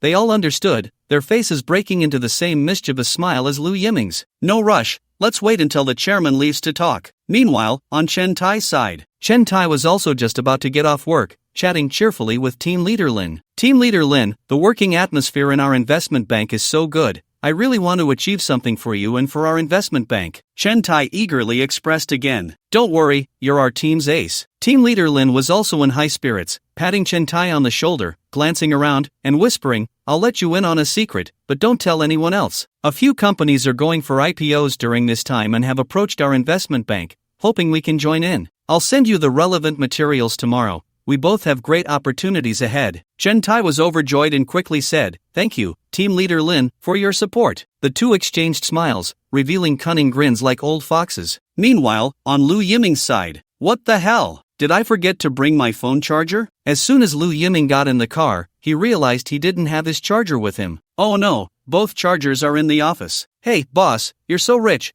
Why not just find a phone store by the roadside and buy one? The driver said with a smile. After a few days, the driver had become quite familiar with Lu Yiming, and they talked about everything.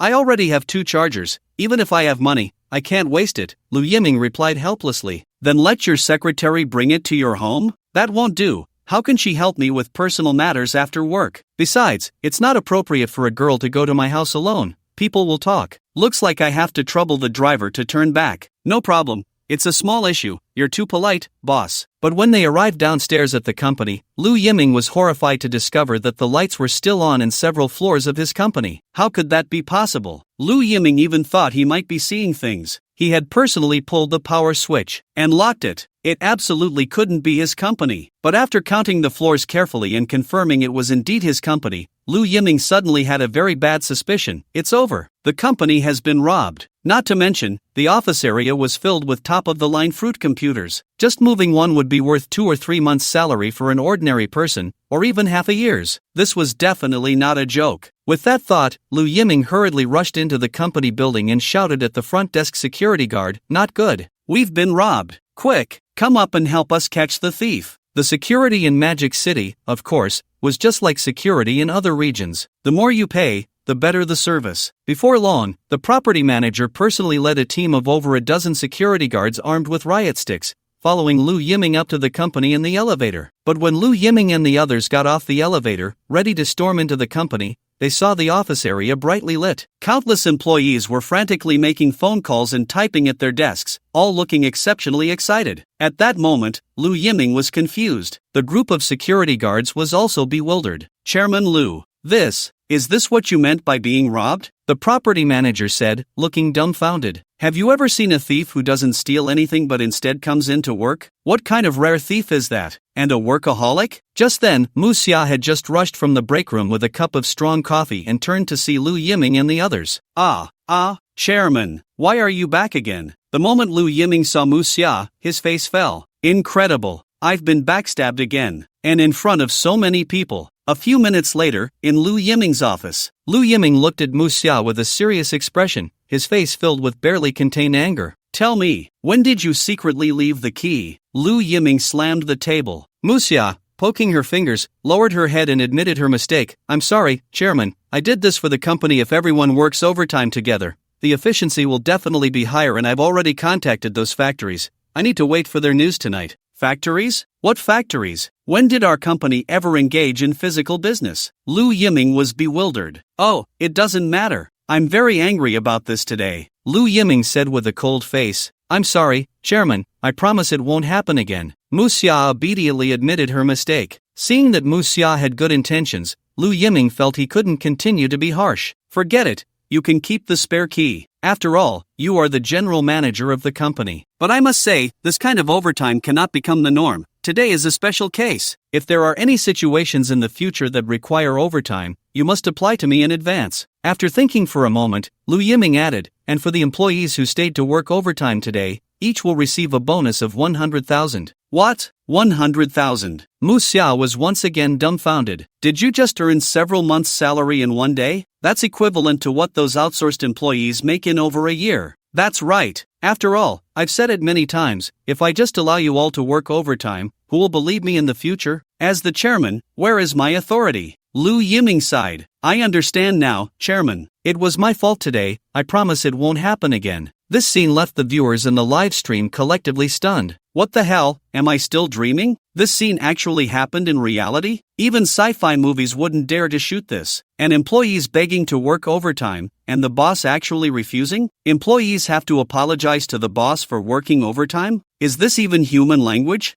I'm going to show this live stream recording to our boss, trying to awaken the little conscience he has left. But my boss told me to get lost, saying if I want to work, I can, if not, then get out. Death smile, awesome, working one day and getting 100,000 yuan, Lu Yiming just earned money and started to waste it again. The netizens in the live stream commented one after another. Alright, go ahead and get busy, don't disturb me while I play games. Lu Yiming began to shoo people away. Mu Xia was a bit confused. Chairman, aren't you going home after work? You all are working overtime, how can I just leave? Go ahead and get busy, call me when you're done, I still need to cut off the power. After saying that, Lu Yiming lay down on the sofa. Mu Xia, how afraid is the chairman of them working overtime? After leaving the office, Mu Xia couldn't help but look back at Lu Yiming lying on the sofa, clenching her delicate fist. The chairman is using his actions to tell them, I am always with you. Even though the chairman did nothing, Mu Xia felt an indescribable excitement. Sister Mu Xia, is the chairman angry? Manager Mu, let's go explain to the chairman together. We can't let you take the blame alone. Just as they walked out of the office, employees from the cinema department surrounded them with concern. Mu Xia looked at these colleagues, feeling an indescribable warmth in her heart. She thought, this is the company that workers dream of joining. Generous salary, understanding leadership, friendly colleagues, and the freedom to showcase their talents. Don't worry, the chairman isn't blaming us. Not only is he not blaming us, but he also asked me to give each of you 100,000 yuan as overtime bonus. What? No way. We can't take this money. Exactly. We haven't achieved anything to repay the chairman. How can we take the bonus? Mu Xia, please tell them we don't want this bonus. However, Mu Xia stopped them, looking at them sincerely, and said, I think everyone shouldn't let down the chairman's kindness. This 100,000 yuan bonus is not only to compensate for everyone's hard work today but also a form of encouragement. If we want to repay the chairman, then let's show tenfold, 100-fold passion, and achieve results that will make the chairman proud of us. After saying that, Mu Xia extended a hand again. Everyone felt a surge of blood rushing through their bodies, and they all reached out to join in. This time, they united like during the last reporting incident. Let's go! Let's go! They worked overtime until after midnight, and only then did Mu Xia come to knock on the door, reminding, Chairman, we're ready to get off work. At this point, even the usually energetic Mu Xia looked exhausted, but her eyes shone with an unprecedented brightness. Remember to arrange a special car for each employee,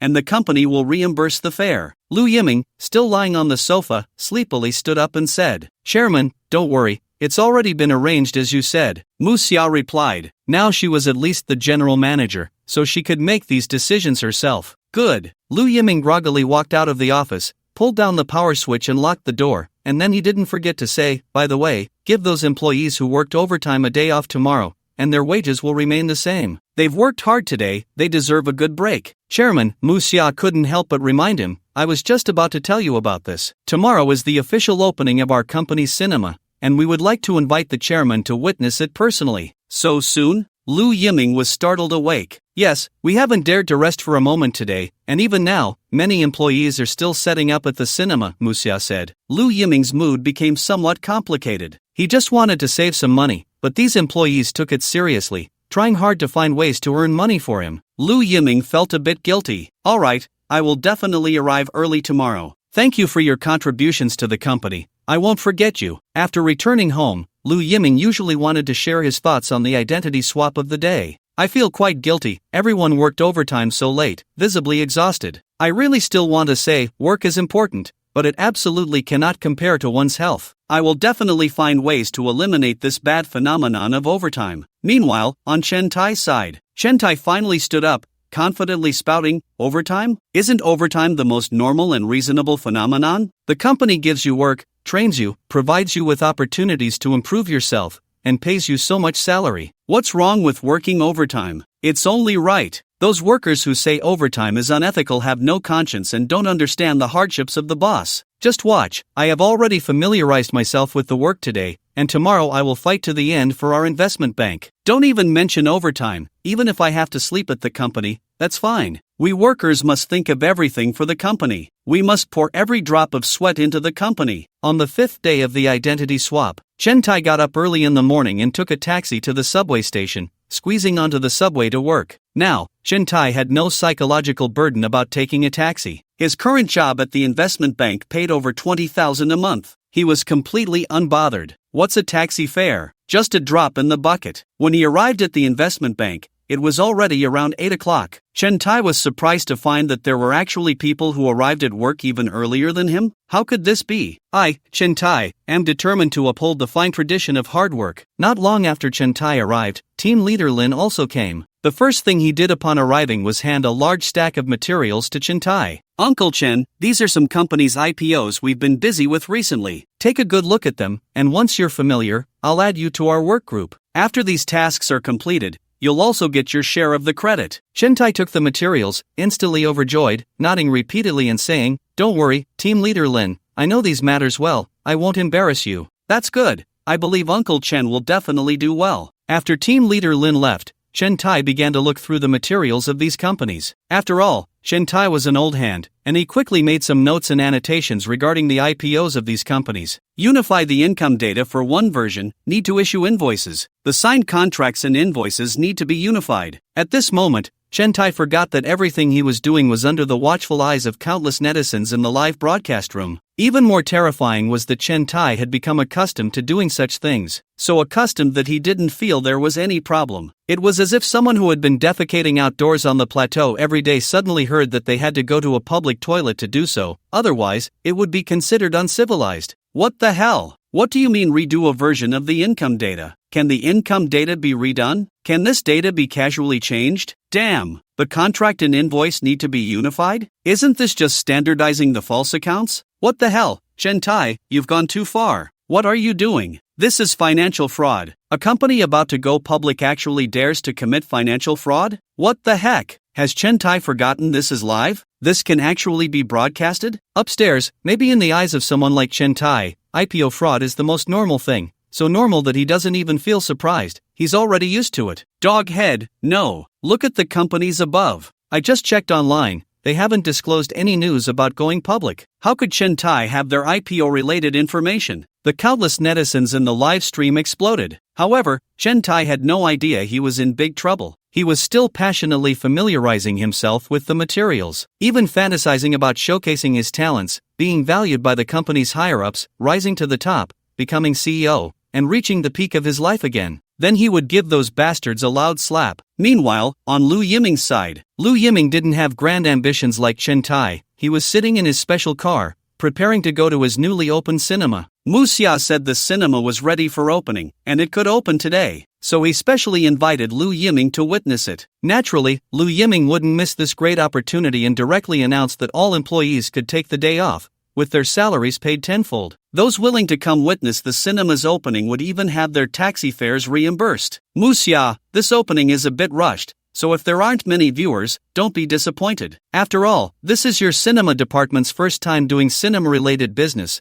which is understandable. Lu Yiming was still comforting Mu Xia over the phone. However, on the other end, Mu Xia couldn't hide her excitement and said, Okay, Chairman, don't worry, I definitely won't be sad. Lu Yiming immediately felt a bad premonition in his heart. Driver, can you go a bit faster? I want to get to the cinema quickly, Lu Yiming said. No can do, boss, there's a traffic jam ahead. The navigation says it's backed up for over 10 kilometers, the driver replied. What? A traffic jam? And it's that long? Lu Yiming was stunned. Traffic jams in the Magic City were quite normal, but a jam of over 10 kilometers was a bit abnormal. Normally, even during the National Day holiday, it would be hard to reach such a level. Is there an accident ahead? Lu Yiming asked again. I don't know, it seems like there's some event going on, and a lot of people are going, the driver said with a smile. Lu Yiming was stuck in traffic for nearly an hour, only moving a little over 2 kilometers. He immediately gave up on the idea of staying in the car, got out, and ran to the subway station. However, Lu Yiming never expected that the subway would also be jammed. Even after working in the Magic City for several years, it was his first time seeing a line for the subway stretching several kilometers. It was endless. With no other choice, Lu Yiming had to obediently stand in line. After nearly an hour of waiting, he finally squeezed onto the subway. After being crammed into the subway for over half an hour, he finally arrived near the cinema. However, the moment he was about to get off, Lu Yiming was once again dumbfounded. What the hell? Why are there so many people? Are they all getting off at this stop? As soon as the subway doors opened, the previously crowded subway car instantly emptied. Everyone rushed off the train. Goodness, Lu Yiming was completely stunned. He rubbed his eyes and looked back at the subway route map. This isn't even the final stop? Why did everyone get off? Lu Yiming was bewildered. Standing in the elevator, he stopped a friendly guy and asked, Hey,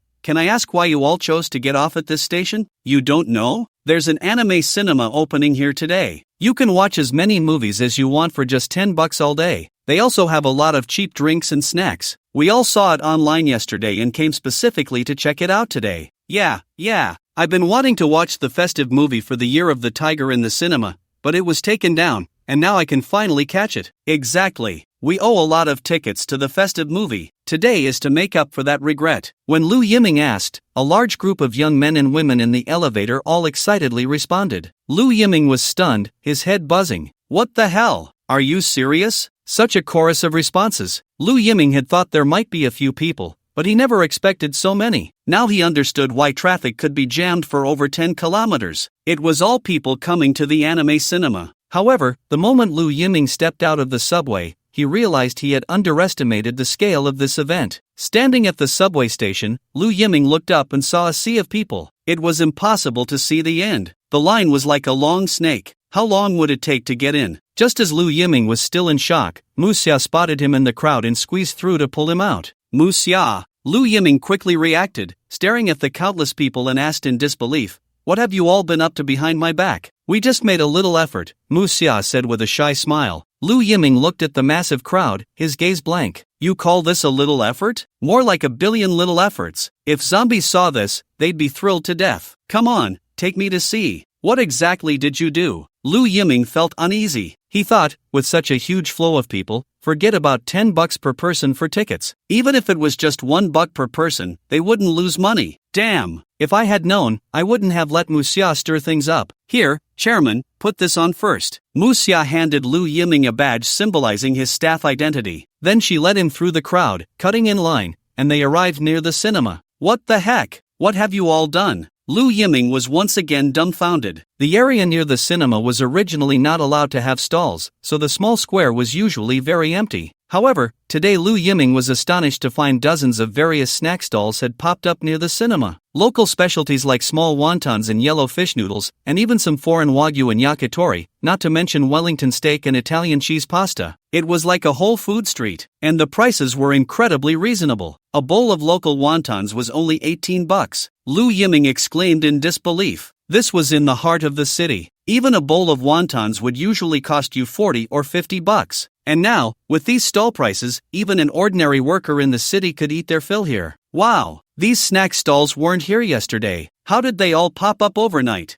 Aren't these places not allowed to set up stalls? Aren't you afraid of being caught by the city management? They look really delicious. Countless netizens in the live stream were drooling. How did you convince the business management and city management? How could they agree to this? Lu Yiming looked at Mu Xia in disbelief. Never underestimate the business of snack stalls. It's definitely a gold mine. People used to go for cheap eats. Now eating at snack stalls is called improving life. In the Magic City, just eating a little on some food streets starts at $58. If you want to eat to your heart's content, you can't do it for less than $200 alone. Many stall owners come to set up stalls hoping to get rich quick. One can imagine how terrifying the profits from these stalls are. But unfortunately, in the Magic City, you can't just set up a stall whenever you want. The strictness of the city management is no joke. Especially in commercial areas like this, where the foot traffic is high, it's absolutely forbidden to set up stalls. If you dare to set up a stall, your tools will be confiscated immediately. So even though everyone knows the profits from setting up stalls are extremely high, no one dares to take the risk. We have to thank the chairman for his trust, Mu Xia began to recount to Lu Yiming.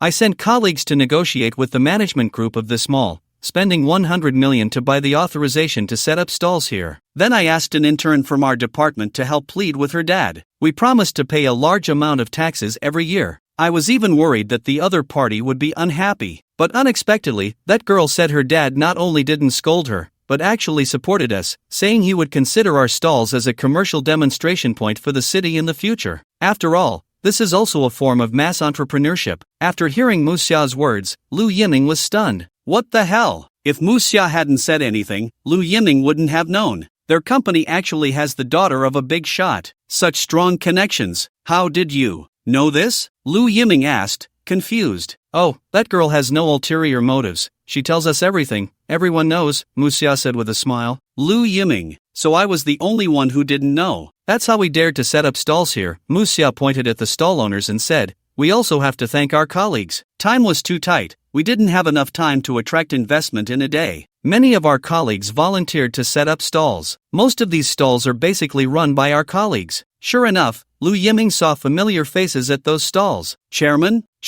would you like to try my octopus balls? Just out of the oven. Chairman, have you had breakfast yet? This bowl of wontons was made by me staying up all night. Absolutely authentic. Chairman, would you like a cup of coffee? I personally made the latte art. Lu Yiming was instantly dumbfounded. What the hell? So working hours were delaying your stall business, huh? Each one is more professional than the last. This latte art technique is no worse than some Starbucks. Looking at these employees bustling at the stalls, Lu Yiming's heart sank. This is bad. Just from the stall business alone, it would be hard for him to lose money. With these dozens of stalls, the annual income must start at tens of millions. If rented to those internationally renowned cosmetic brands or luxury brands, just the rent would be an astronomical figure. No. The more Lu Yiming thought about it, the more terrifying it became, and he quickly stopped. Our employees are already very tired at work. We can't let them work so hard at stalls. Setting up stalls is exhausting. We can't do such a bad thing as exploiting others. These stalls should be immediately offered to others for investment. Lu Yiming thought this would awaken Mu Xia's few remaining consciences and extinguish her desire to stir up trouble. However, after hearing Lu Yiming's words, Mu Xia looked at him with admiration and said, Chairman, you are truly a business genius. We really can't hide anything from you. How did you know our investment calls have been bombarded? Mu Xia opened her phone page, and there was a quotation sheet. I posted investment announcements at every stall early this morning. I even arranged for 2 colleagues to wait for calls. Guess what? It's only been a little over 2 hours, and already over 100 people have called us wanting to rent these stalls. Some luxury brands even offered a sky-high rent of 10 million a year. Lu Yiming nearly fainted on the spot. Goodness! Mu Xia completely anticipated all of Lu Yiming's actions. She didn't give him a chance to pull any tricks at all. At this rate, how am I supposed to lose money? Damn! This secretary is amazing. She knows how to make money. It's also thanks to Lu Yiming for giving her the authority. Otherwise, no matter how many brilliant ideas she has, they would just be stuck in her head. Using advantages to mitigate disadvantages, this secretary has some skills. Let's go into the cinema and take a look. Lu Yiming was about to have a heart attack from anger. He was afraid that if he stayed here, he would die from frustration. Lu Yiming had even started to feel like he was betraying his own people. When they finally entered the mall, Lu Yiming was once again hit with a wave of reality. What the hell? Is that a two-dimensional nerd? Why are there cosplayers everywhere? Lu Yiming looked at the bustling event inside the cinema,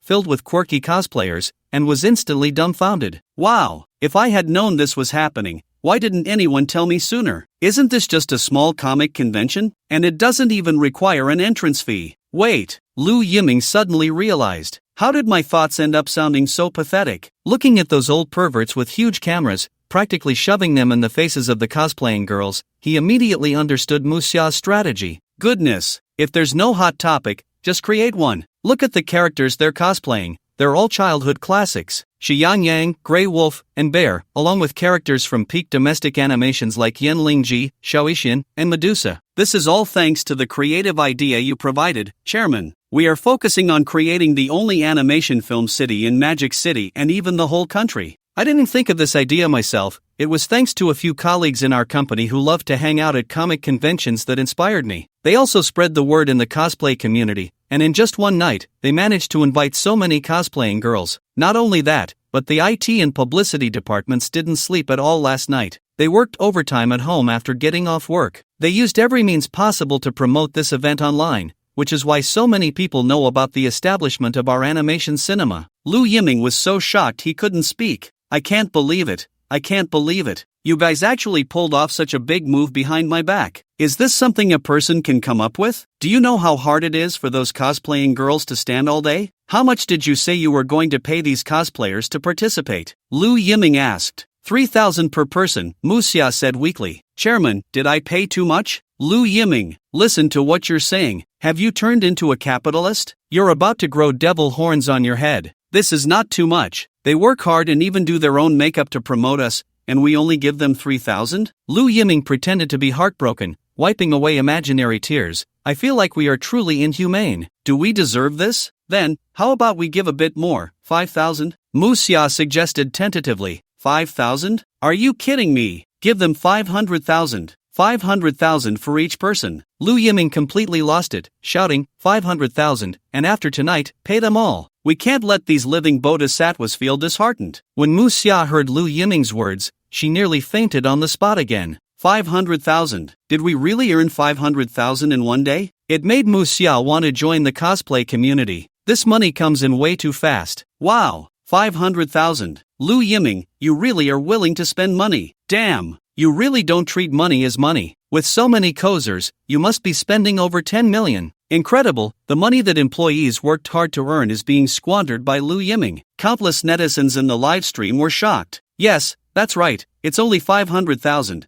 and I think even that is too little. How about this? After the event ends, you can customize some high-end gift boxes. Don't worry about the price. Just send them all out at once. Lu Yiming said earnestly, Muxia, you must remember, during our toughest times, these cos girls didn't look down on our small event and resolutely came to our anime cinema. What a great kindness that is. Such friendship is priceless. Muxia, and you too, I have to say something to you. You need to learn to broaden your perspective a bit. You have to learn to spend money first before you can make money. The more you spend boldly, the more you can earn. Lu Yiming didn't forget to PUA a bit. Otherwise, if he kept causing trouble, what would happen? I understand. Muxia said weakly. Let's go, take me to the cinema. However, upon reaching the cinema entrance, Lu Yiming looked at the crowd that was packed tightly, and was once again stuck for a good 10 seconds. Lu Yiming finally understood why it was so congested. It was all because of people buying popcorn and merchandise. A large bucket of popcorn costs only 8 yuan. A big cup of ice cola is just 2 yuan. Just think about it, with these prices, who could resist buying? The key is that this is in Shanghai. Who wouldn't be tempted by these prices? If it were Lu Yiming back when he was a loser, he would have rushed in every day just to buy a cup of cola. What the hell? 8 yuan for such a big bucket of popcorn. Are you kidding me? Oh my god. 2 yuan for such a big cup of ice cola? Lu Yiming,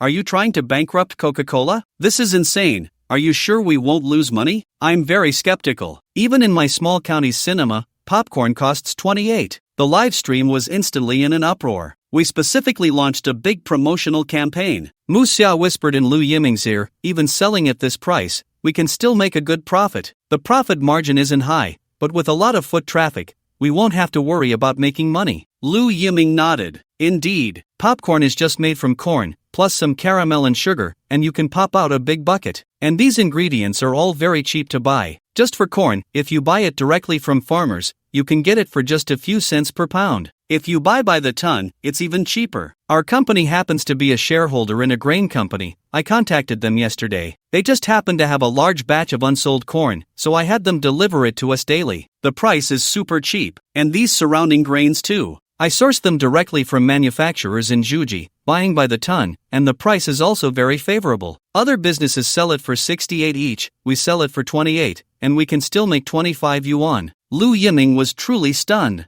Goodness, the cinema ticket, originally priced at 10 yuan, already had a great traffic effect. Muxia actually added fuel to the fire. Super traffic plus super low price dumping. It would be impossible not to make money. Other cinemas don't dare to lower prices because they lack foot traffic. People only come occasionally to watch movies. They can't be in the cinema every day. After all, this isn't a necessity of life. But Lu Yiming had no such worries. He even turned the ticket price into a necessity for the surrounding residents. 10 yuan in Shanghai is still considered money? Spending 10 yuan in the cinema to enjoy air conditioning or heating for a whole day means you save enough on electricity to not lose any money at all. Once the weekend arrives, not to mention those young people with a childlike heart, even many children will be clamoring to come and watch anime and buy snacks. Those kids can watch anime for as long as they want, spending half the day glued to the screen. You can't forget to bring some popcorn and ice-cold drinks. Then, when it's mealtime, they'll want a fried chicken and burger combo. Ha! Fried chicken and burgers? How could I forget this business? Lu Yiming turned to look. Sure enough,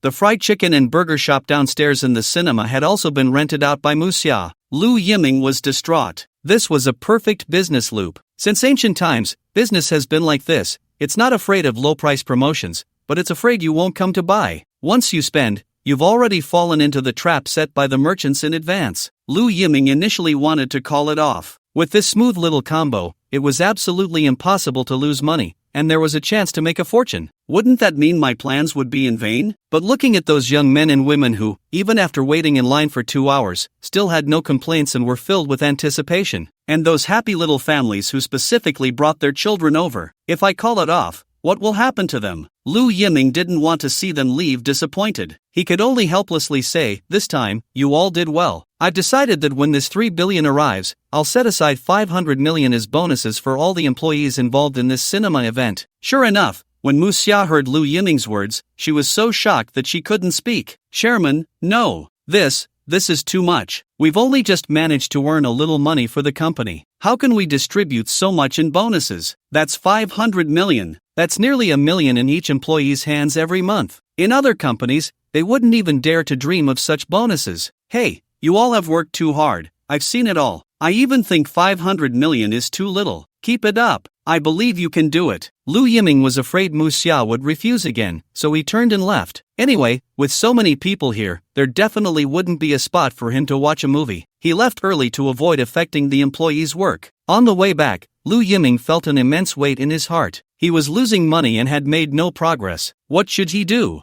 However, on the way back, his phone buzzed again with a news alert. Shocking! A real estate project in Magic City has been stalled for 2 years. The developer has long since fled, and residents are furious, vowing to seek an explanation. Lu Yiming clicked to take a look, and it was filled with photos of the real estate project. The more he looked, the more strange it seemed, muttering to himself, Master, you say this stalled building doesn't look bad. It doesn't even look like a stalled project. It's topped out, basically almost completed. So why won't they hand it over? The developer has fled? That's really unethical. Boss, you don't know, these developers borrow money to build, and when the funding chain breaks, they mortgage these properties. As a result, when the developers can't pay back the money, these properties are naturally seized by the creditors. Poor those who bought pre-sale houses, they've spent the money and are burdened with mortgages. They see the buildings completed, but the houses they were supposed to get are gone, and they aren't allowed to move in. What kind of reasoning is that? The driver was also a local from Magic City, and he was well aware of these situations. Why is no one managing this? Lu Yiming asked in confusion.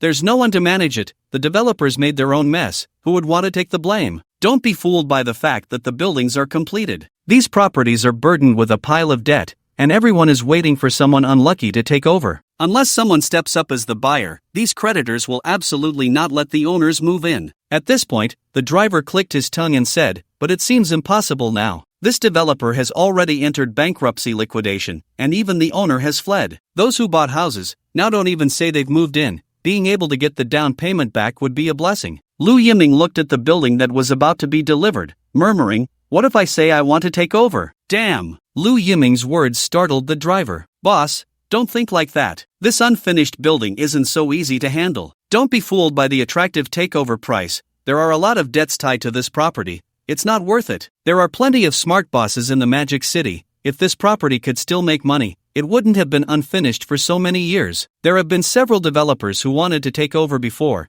and they all ended up getting dragged down. To put it bluntly, this is a bottomless pit. Whoever jumps in will die. The driver was a straightforward person. Seeing that Lu Yiming wasn't a bad guy, he kindly reminded him, fearing he might suffer a loss. Not just the driver, but the viewers in the live stream were also in an uproar. Wow, Lu Yiming, you're really brave. You dare to take over an unfinished building? Do you know why no one has come to take over for so long? Lu Yiming has really lost it, thinking that just because he made money twice, he really believes he's the chosen one. I dare say if you buy an unfinished building, it'll definitely drag you down. I really don't recommend it. There are so many properties to buy, yet you choose to buy an unfinished building. I just don't get it. Ding! Shock value plus 999,999. But when Lu Yiming heard the driver's words, he revealed an evil smile again. Ah, a bottomless pit. Wonderful. Truly wonderful. Cinemas are nothing compared to this. The investment is too small. If you're going to play big. Buy a building, and specifically choose unfinished buildings. Put all the company's funds into it at once. You could lose it all in one go. You could even borrow money from the bank to gamble it all. As Lu Yiming thought of this,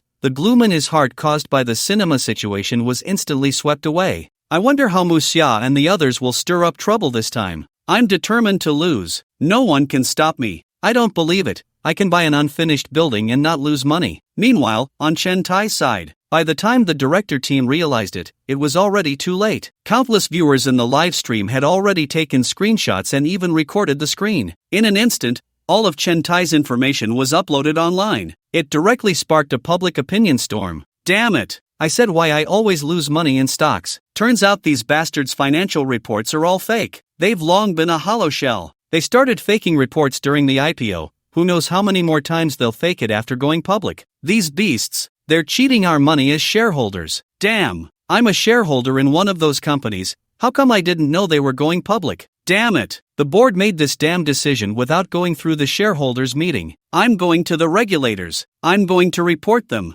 At this moment, in a tech company in the Magic City, a dozen regulators stormed into the company. A few minutes later, the chairman of the supervisory board, and the general manager, along with other senior executives, were all taken in for questioning. Not just this company. All the companies recorded in Chen Tai's notebook were swept up by the regulators. Goodness. Chen Tai's notebook could practically be called the death note of the financial world. After the executives were taken away, the regulators formed an accounting team on the spot to audit the accounts. As a result, they indeed discovered some shocking scandals that couldn't be revealed. Meanwhile, Chen Tai had no idea he had gotten into big trouble and was still enthusiastically working at his desk. At this moment, the director team finally reacted and shouted frantically into their earpieces, "Chairman Chen, stop immediately. Throw all the materials into the shredder. Hurry." Ha, why? Chen Tai was confused. He was just getting into the groove. Why suddenly burn the materials? Damn it, Chen Tai, please think with your brain. These are all confidential materials. Have you forgotten that you are live streaming right now? How many viewers in the live room have seen this? The director was furious, cursing like never before, because just a moment ago, the regulators had called them. They were going to take the entire directing team in for questioning. This had directly infuriated the few major investors behind them. Financial report fraud was already some unspeakable insider information. If it was all exposed at once, the entire stock market would be in turmoil. There would even be quite a few people going to jail. And all of this was just because of that bastard Chen Tai. Chen Tai's eyes widened in an instant as he realized the seriousness of the problem. It's over. Something's gone wrong. Damn. How could team leader Lin give me these confidential materials? I'm just a newbie on my first day at work. Chen Tai mumbled like a madman at his desk. Chen Tai really didn't expect this. He thought that since he had just joined the company, they would at most give him some unimportant information to practice with. He never expected to be handed confidential materials. Back at that fun company, they wouldn't even let him take a look. Stop talking nonsense. Chen Tai, get rid of these materials immediately. However, just as Chen Tai was about to get up, bang, dozens of regulators rushed into the office area. Everyone, stop all your work. Stand up, raise your hands. Please cooperate with our work. Do not make any sudden movements. Although they didn't know what was happening, all the workers in the office area stopped their work and stood up. Only Chen Tai. Seeing the regulators, he immediately panicked, grabbed the materials, and tried to run. But he was directly pinned to the ground by several regulators. Don't move. Be honest. You are Chen Tai, right? We're looking for you. Half an hour later. Name, Chen Tai. Age, 57. Chen Tai was taken in for questioning again. So tell me, why did you commit financial report fraud? The regulator said coldly. I don't know. I didn't do anything. I don't know why you called me here. Chen Tai pretended to look wronged. Chen Tai had seen a lot in his life. He knew that in situations like this, the more you panic, the worse it gets. As long as he didn't admit to anything, he would be fine. As the saying goes, confessing leads to leniency, while resisting leads to harsh punishment. Don't know? Who are you trying to fool? The regulator slammed a document down in front of Chen Tai and said, "You were flirting with an old lady yesterday, and today you're in investment banking, in such an important project team. You tell me you know nothing? You don't know where these materials came from." "I really don't know, it was all given to me by our team leader." "How would I know he gave me materials for fraud? I truly had no idea." "If you don't believe me, go ask team leader Lin," Chen Tai said innocently. Without hesitation, Chen Tai threw team leader Lin under the bus. He figured team leader Lin didn't seem to have any background, so he decided to let Lin take the blame for now and would compensate him later. Chen Tai had done this kind of thing more than once or twice. "Humph, so what if you treat me well? So what if you owe me a favor? When I, at Chen Tai, need you, you have to take the blame for me. I will repay your kindness later." However, what Chen Tai never expected was that team leader Lin was in the room next door at that moment, and he had made the same choice as Chen Tai. "I didn't want to give those materials to Chen Tai. He begged me, saying he wanted to perform well and get promoted early. He's a connection of the chairman himself, and it's useless for me to not want to give them. I had no idea about these materials at all. This all came directly from the higher-ups. I haven't even had a chance to look at it myself." At this point, he and Chen Tai were truly on the same wavelength. When something happened, they would first throw their teammates under the bus. Meanwhile, in the director's team, "Damn it, that stupid pig Chen Tai, does he even know what he's doing? Financial fraud is one thing, but to do it in front of so many people, does he want everyone to know? Who chose this stupid pig to participate in the program? Forget about winning this challenge. We're about to be ruined because of him. I've lived over 60 years, and this is the first time I've seen someone so stupid." Several investors were fuming. "Gentlemen, please calm down. Since things have come to this, how do you propose we handle it?" The director cautiously poured tea and spoke tentatively. "What else can we do? Get this stupid pig out of here." Fortunately, these are just materials still in the discussion phase, not officially approved yet. Otherwise, once it really enters the IPO stage, not even a deity could save Chen Tai. By evening, in stark contrast to Chen Tai, who was on the verge of tears, Lu Yiming had already started a celebration banquet. "To our victory in the anime cinema. Cheers!" Lu Yiming raised a large glass of ice cola and shouted. After drinking so-called high-end red wine for several days, Lu Yiming still thought ice cola tasted better. "Cheers!" Hundreds of employees stood up together, raising their glasses in unison. Lu Yiming downed his ice cola in one go and reminded everyone, "Tonight, eat whatever you want, drink whatever you want. Change that habit of only eating staple foods. We can fill up on Australian lobster and tuna just as well. No drinking culture allowed in our company. Everyone gathering here is for happiness, for joy. Woohoo! The chairman speaks well. Long live the chairman." The employees were overjoyed, shouting long live. They had all been victims of drinking culture before. Even if they couldn't drink, they were forced to down it. If you didn't drink, you could expect to be sidelined. But they believed that Chairman Lu would never allow such things to happen. "Didn't you see that my dear Chairman Lu only drinks ice cola? Want to force us to drink? Why don't you try forcing Chairman Lu to drink? This is great. So much delicious food, they really enjoy it. I'm getting hungry just watching. This is the banquet that a true foodie dreams of, no drinking culture, just pure eating. Ha,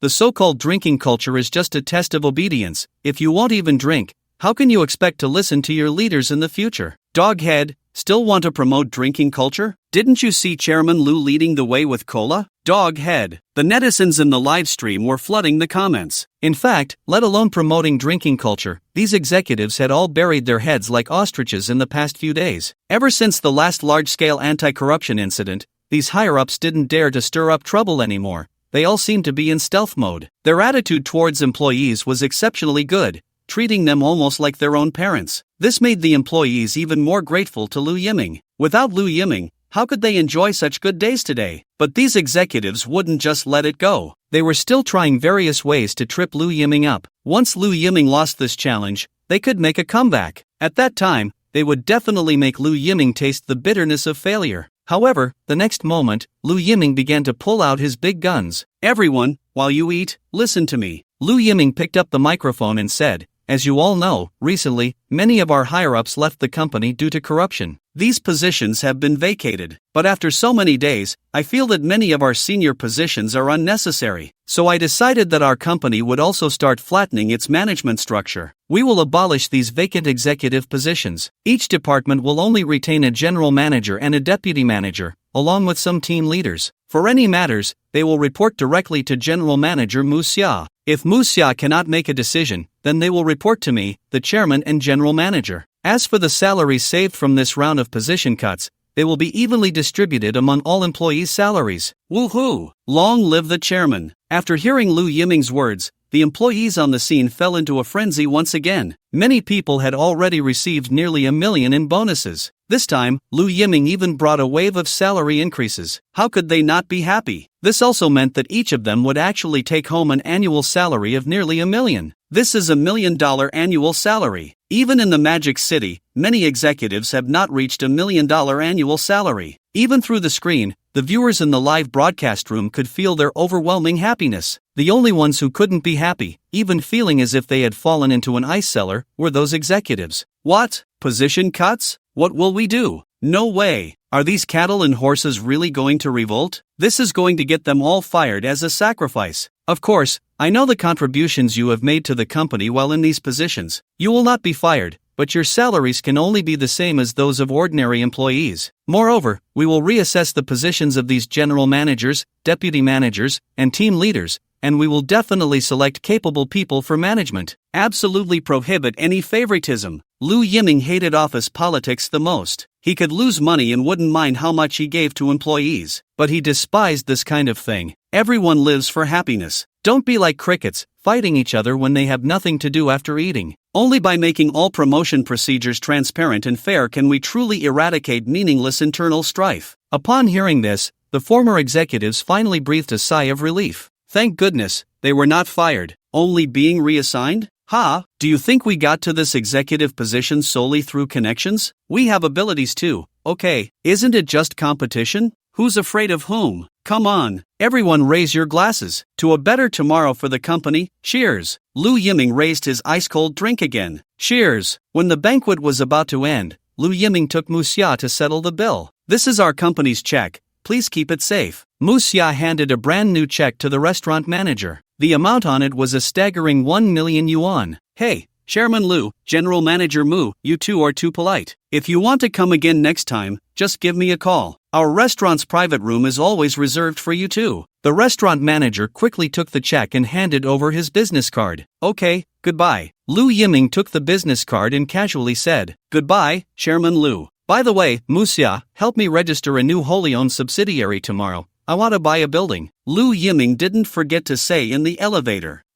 Mu Xia was a bit confused. Registering a company is no problem, but I don't know which building you want to buy, Chairman. Just this one. Lu Yiming opened his phone news and pointed to the headline, saying, This property seems to be called Longwan Xia Mansion. It sounds quite upscale. What? Mu Xia was directly shocked, her pupils shaking. Chairman, are you serious? This is a stalled project, and it's been a super stalled project for more than 2 years. Most of the commercial housing inside has basically been sold out. The developer who ran away even mortgaged this property several times and owes a lot of loans. It's been more than 2 years, and no developer dares to take over. There's basically no chance of making a profit. It's definitely a super pit in the real estate industry. Mu Xia was stunned and hurriedly said, as a super secretary with a salary in the millions, she had to pay attention to any news in the commercial world of Magic City at the first moment, especially such heavyweight news. This unfinished building had deteriorated to the point of no return, and it was impossible for any developer to take it over. It could be said to be a dead end. There were even rumors that this property was going to be directly auctioned off. She really couldn't understand why Lu Yiming, who was doing well, wanted to buy a building. Was he eager to take over an unfinished project? Listening to Mu Xia's words,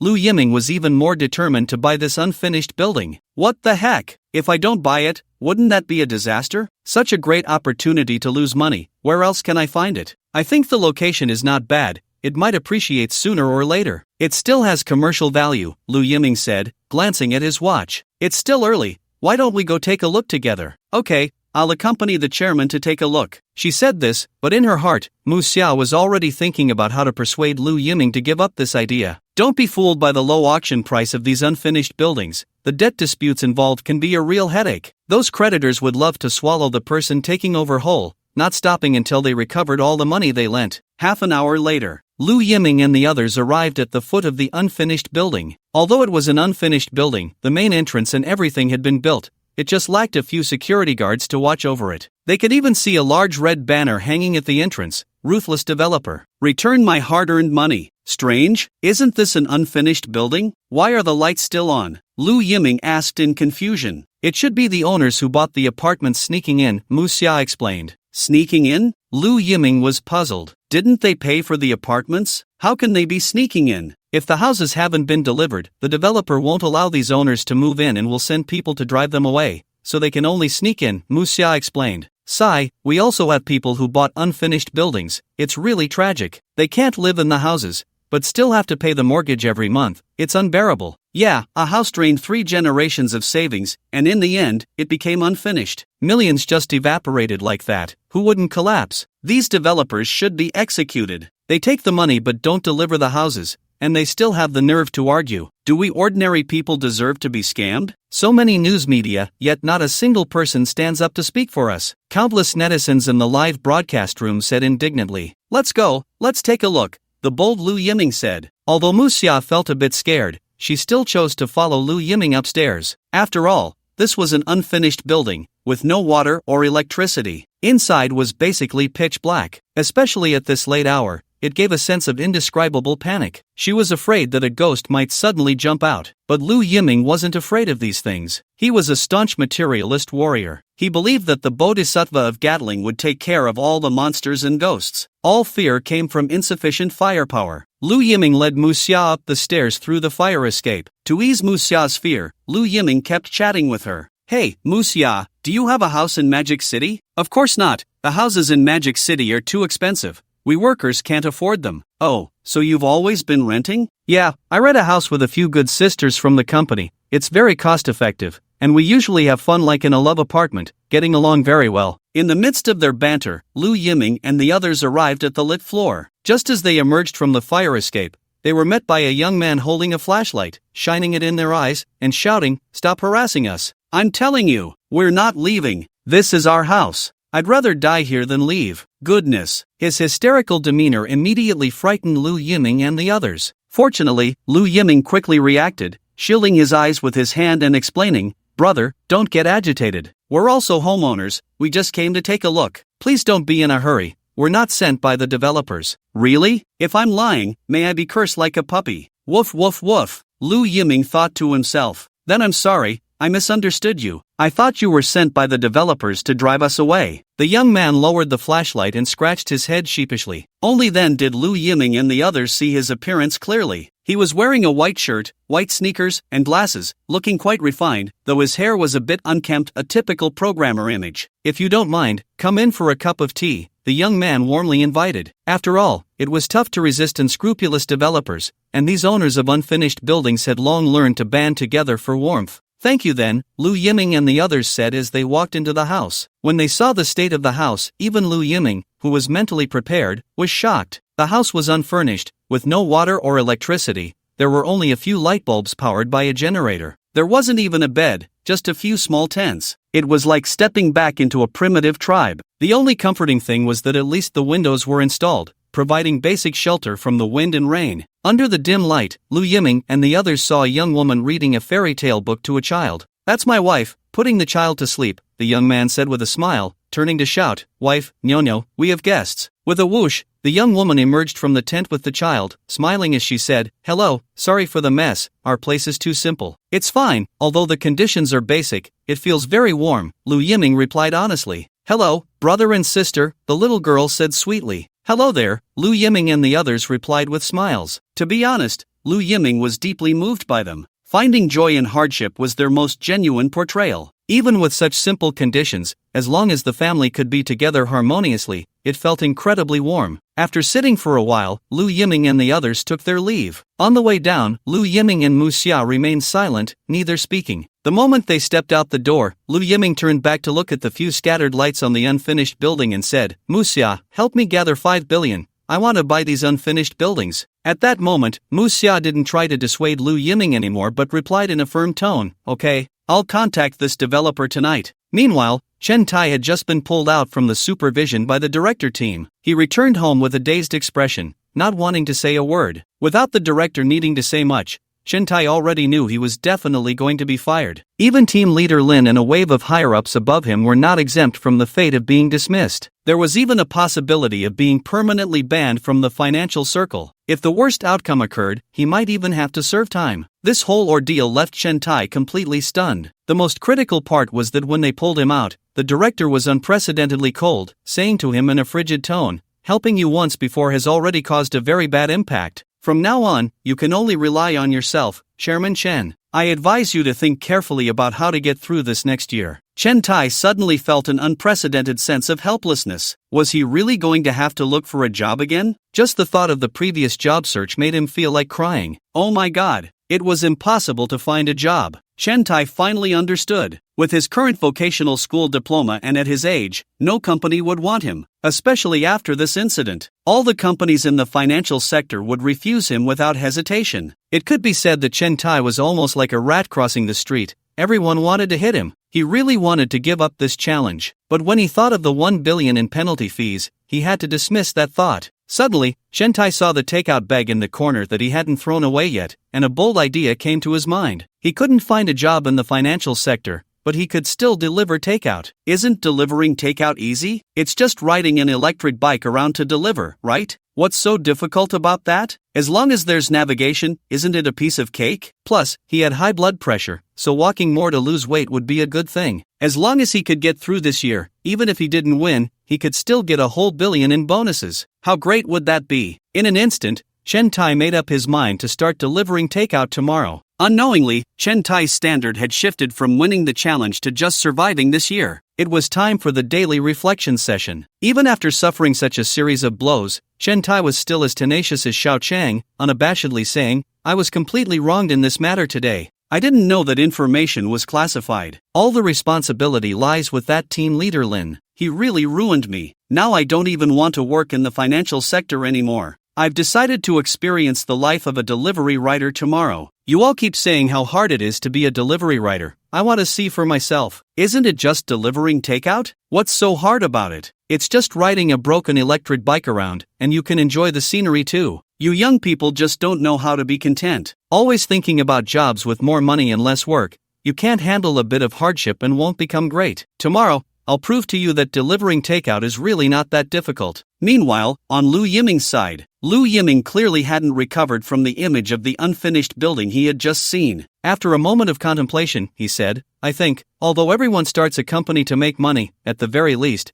we must abide by the law and uphold the most basic conscience of being human. Today, I only saw one family, but how many families have been harmed by unfinished buildings that we don't see? My abilities are limited, but I hope to do what I can. Every little bit helps. On the 6th day of the identity swap, Lu Yiming arrived at the company around 8. Finally, there weren't so many people in the office. Many employees had partied hard yesterday. Plus, they had been busy all night with the event at the animation cinema the day before, so everyone was exhausted. Therefore, only a few employees could come in to work overtime today. In this situation, Lu Yiming was more than happy. It was originally a 2-day work week. You all insisted on coming in to work overtime. Taking this opportunity, it was just right for you to rest well. Chairman, the revenue from the animation cinema came in yesterday. Mu Xia hurriedly approached Lu Yiming as soon as she saw him, handing him a report and saying, as of midnight yesterday, the animation cinema had a total revenue of 497 million. What? How could it be so much? Lu Yiming was so shocked that he almost dropped his phone.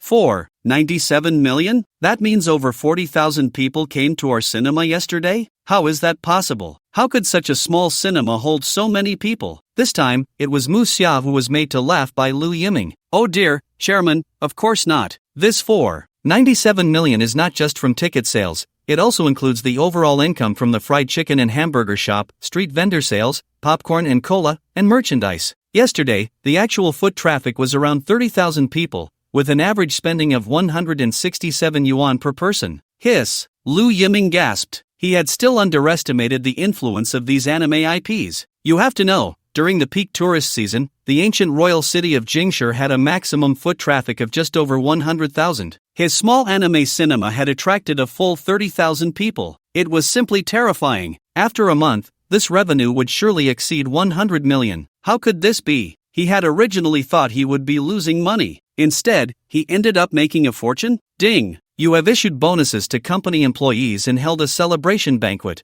resulting in a loss of 1 billion yuan. Now, you will receive 10 times that amount back. Ding! 1 billion yuan has entered your private account. You currently have assets of 218 billion yuan. Hearing the system's notification, Lu Yiming exclaimed in delight. If it weren't for the fear that these oblivious employees would donate the bonuses back, he would have wanted to distribute all the money he earned as bonuses. By the way, how did you do with the 5 billion you were supposed to gather yesterday? Lu Yiming quickly asked. The 5 billion has been gathered, Mu Xia replied. As per your instructions, I sold some shares of other companies. Plus, there are 800 million from the private equity fund and 126 billion earned from the stock market, minus the 500 million bonus for the employees. That makes up the 5 billion. What Lu Yiming appreciated most about Mu Xia was this point: high efficiency. If something could be done in one day, it would never be delayed until the next day. How's the contact with the developers going? Lu Yiming asked again. I contacted the officials and the developers yesterday. Now the developer's boss has run away, and the developer has entered the bankruptcy liquidation stage. All matters concerning the developer are now handled by a creditors meeting composed of creditors. The official opinion is that we should first meet with the representatives of the creditors meeting to exchange views. But I feel it won't be that easy, Mu Xia said with some concern. I checked. This property was once sold for over 80,000 per square meter at a sky-high price. The total market value was nearly 8 billion. After being stalled for so many years, the property price has plummeted, and the current market value is about 2 billion. But the problem is, the developer mortgaged this property for a total of 6 billion. What? How much? Over 100 billion. Lu Yiming was stunned. Damn, how can that bastard developer owe so much money? Yeah, if they can't pay off these mortgage loans, even if we buy this property, sooner or later it will be mortgaged and auctioned off by these creditors. At that time, we would have wasted our efforts. That's why the officials want us to discuss a solution with the creditors meeting. Lu Yiming was bewildered. No wonder no one was willing to take over. How could such a huge hole be filled? To invest over 100 billion for a property worth 2 billion, only a fool would do such a thing. Actually, both the officials and the creditors meeting hope we take over, Mu Xia explained further. For the creditors, if this property remains unsold, they won't get a single cent in the end. Even if it's auctioned, no one would want to bid, and it could very well end up unsold. For the officials, they also need someone to take over to stabilize the homeowners who bought the unfinished buildings. So, there should be some concessions on the price. Hearing this, Lu Yiming understood. Mu Xia, help me contact those creditors. I will meet with them today. An hour later, Lu Yiming arrived at the developer's conference room as agreed. The developer's boss had long since run away. Sitting in the conference room were the major creditors of the developer. There were banks, lending companies, and even loan sharks present. All of them were the mortgage creditors of this real estate project. They sat there, steady as a mountain, already calculating how to squeeze a large sum of money from Lu Yiming. They had done their homework before coming. Lu Yiming was just a nouveau riche loser, lucky enough to hit the jackpot with this identity swap opportunity. From what they had learned about Lu Yiming's various behaviors, it was clear he was a nouveau riche. His investment company was worth tens of billions. If they could take a big bite out of him, they could at least recover a large portion of the money they had lent. For them, this was like a surprise falling from the sky. They must have ancestors smiling down on them to encounter such a super easy target. In contrast, Lu Yiming, sitting across from them, maintained a calm demeanor, sipping tea while observing these original creditors. First of all, we would like to welcome Chairman Lu for his intention to purchase this real estate project. Although this project has faced many setbacks, there is no doubt that it has extremely high commercial value. The bank president began with a long speech, praising the project to the skies. He almost claimed there was gold buried underneath. Lu Yiming understood. It turned out they wanted to paint a rosy picture for him, hoping he would fork out more money to buy the project, allowing the creditors to pocket more. Lu Yiming couldn't help but sneer inwardly. If this project truly had such high commercial value, why weren't these people buying it themselves? Instead, they were pushing him to take it on? It was clear they were digging a pit for him to jump into. Lu Yiming reiterated to himself that he wanted to lose money, but he wasn't a fool. He was only willing to lose money to provide benefits for his employees, not to fatten up those damned capitalists. However, Lu Yiming wasn't in a hurry to interrupt. He quietly sipped his tea, watching the performance. When the bank president finally ran out of breath and paused to drink some water, he continued, "I wonder what Chairman Lu thinks of what I've said." "I think what you said is completely correct," Lu Yiming replied. The creditor's eyes lit up. They exchanged glances, barely suppressing their laughter. What a pure fool. He was practically handing them money. They didn't even believe such nonsense themselves, but Lu Yiming actually believed it. Thinking of the money soon to be in their hands, they immediately flattered him, saying, "Ah, Chairman Lu is indeed a young talent. No wonder he has reached the position of chairman at such a young age. I've lived for decades, and I dare say Chairman Lu is definitely the most insightful business genius I've ever seen. Buying this project will surely lead to great wealth in the future. I consulted a master before coming, and he said I would meet an invaluable young person today, who would eventually become a business magnate. I didn't expect it to be Chairman Lu." These creditors took turns showering him with flattery, almost elevating Lu Yiming to the status of a once-in-a-millennium business genius. My goodness, this is flattery to death. These old geezers are so cunning. They want to trick Lu Yiming into paying a high price for the project. Such skill? It seems these old guys do this often. Lu Yiming, don't believe them. They're all damn liars. The viewers in the live stream saw through these guys' true colors. Alright, thank you all for your compliments, but I, Lu Yiming, am always straightforward and don't like to waste time. Lu Yiming interrupted the creditors. Looking at the hopeful gazes of the creditors, Lu Yiming said directly, "I'll make my offer clear. 2 billion, I want this property." Upon hearing Lu Yiming's words, the smiles on the faces of the creditors instantly froze. 2 billion? Are you kidding me? Only 2 billion? How are we supposed to split that? After a moment of shock, the bank president managed a dry laugh and said, "Chairman Lu is joking with us, right? This price is far below our expectations. If that's the case, I'm afraid we can't sell this property to you." Joking. The developer used this property to secure over 10 billion in loans. You think you can take it for just 2 billion? Not even close. I might as well sell you a hammer. Lu Yiming remained unhurried, blowing on the tea leaves in his cup, and said calmly, "I think you may have misunderstood. We are here to buy the property, not to pay off debts for unscrupulous developers. Let me remind you of one thing." Lu Yiming slammed the teacup down on the desk and said coldly, "The developer owes you money. You should go after the developer. It has nothing to do with me." You. The bank president was enraged by Lu Yiming. With his status, talking amicably with Lu Yiming was a significant lowering of his own status. Yet this nouveau riche dared to be so ungrateful. He even had the audacity to confront him. He should take a look at who was sitting here. Countless entrepreneurs in the entire city begged their bank for loans, all in a lowly manner. Now it was this nouveau riche's turn to slam the table at him. It was simply outrageous. Mu Xia was also taken aback by Lu Yiming's bold move. She initially wanted to remind him, but seeing Lu Yiming's calm demeanor, she suddenly abandoned that thought. She believed the chairman was definitely not the reckless type. The chairman must have his own plans. Sure enough, Lu Yiming began to speak. "What do you mean? You still have the face to talk to me? Let me remind you, these developers originally had deposits with your bank. These deposits were meant to protect the rights of the homeowners who bought pre-sold properties, but you privately allowed the developers to transfer this deposit, causing so many homeowners to still be homeless. And now, you actually expect me to compensate for your mistakes? What are you dreaming about? And you, let me reiterate, the ones who owe you money are those unscrupulous developers, not me, Lu Yiming. Trying to extort debts from me is absolutely impossible. The houses have already been mostly sold by the unscrupulous developers, leaving less than 20% of the properties. This 2 billion is already more than I should be offering. You still aren't satisfied. Do you really think I'm Lu Yiming is a fool?" Lu Yiming finally slammed the table and said, "My final offer is 3 billion. If you can accept it, I'll take this property, and all previous mortgage loans will be written off. If not, I'm leaving right now. But let me also tell you." Lu Yiming pointed at the people in front of him, exuding dominance, and said, "In the entire city, besides me, Lu Yiming, you won't find a second fool to take over. If you don't sell to me, don't even think about getting 3 billion. Not even a penny." Wow, Lu Yiming's explosive retort instantly shocked a wave of viewers in the live stream. Damn, Chairman Lu, you're amazing. You dare to scold the bank. You've got guts. No wonder you're the representative of US workers. It's about time. Well said. These banks are also beasts, colluding with unscrupulous developers. So many unfinished buildings, the banks are also responsible. These creditors really think Lu Yiming is a fool, trying to extort him,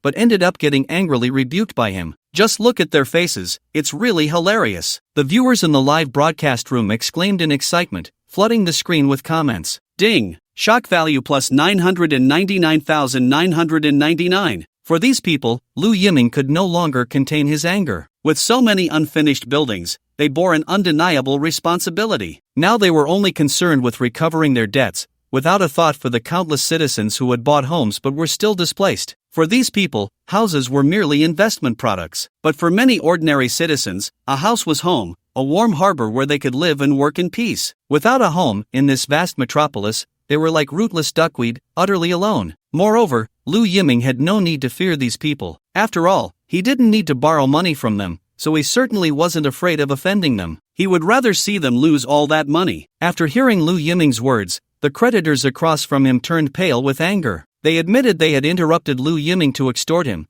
but Lu Yiming had publicly torn off the mask, leaving them with no way to save face. Since you don't intend to accept this price, then I won't waste any more time with you. Lu Yiming stood up and said, there are plenty of properties in the metropolis. Do I need to worry about not being able to buy a property with my money? But you all are different. TSK. A property worth less than 1 billion, yet you want someone to pay back over 10 billion? What a pipe dream. Before leaving, Lu Yiming couldn't help but throw in a bit of mockery. Seeing that Lu Yiming was really about to leave, the creditors panicked. They knew that if this property were really auctioned off, it probably wouldn't even fetch 500 million. The key point was, as Lu Yiming said, no one was willing to bid. In the end, it would just be an endless cycle of failed auctions. How much could they possibly get from that? In an instant, the creditors all turned to look at the bank president in a frenzy. Finally, the bank president swallowed his anger and spoke up, Chairman Lu. Upon hearing this, Lu Yiming revealed an evil smile. He knew he had secured his position. Sure enough, the bank president continued, 3 billion. We agree to waive the mortgage rights. In the end, Lu Yiming purchased the property for 5 billion, along with several adjacent plots of land. Walking out of the conference room, Lu Yiming felt utterly relaxed. Wonderful! 5 billion, all lost. With a tenfold return, wouldn't that mean 50 billion would be in hand? How wonderful! Chairman, you bought the property, but why these plots of land? Muxia asked curiously from the side. Hey, buying the property is not enough. Lu Yiming said excitedly, I'm not just taking over this property. I want to use these plots to create a large luxury amusement facility. I also want to build a shopping mall. I want to create a park. I want to turn this property into a top-tier high-end residential area comparable to our metropolis's Tangchenjiu. Hiss. Upon hearing Lu Yiming's words, Muxia gasped in shock. She had originally thought that buying the unfinished building at a high price was Lu Yiming's limit, but she never expected. Lu Yiming's appetite was so big. He wanted to build a shopping mall, an amusement park, and a park? This entire set of operations would require at least hundreds of billions in investment, right? Where would their company find that much funding?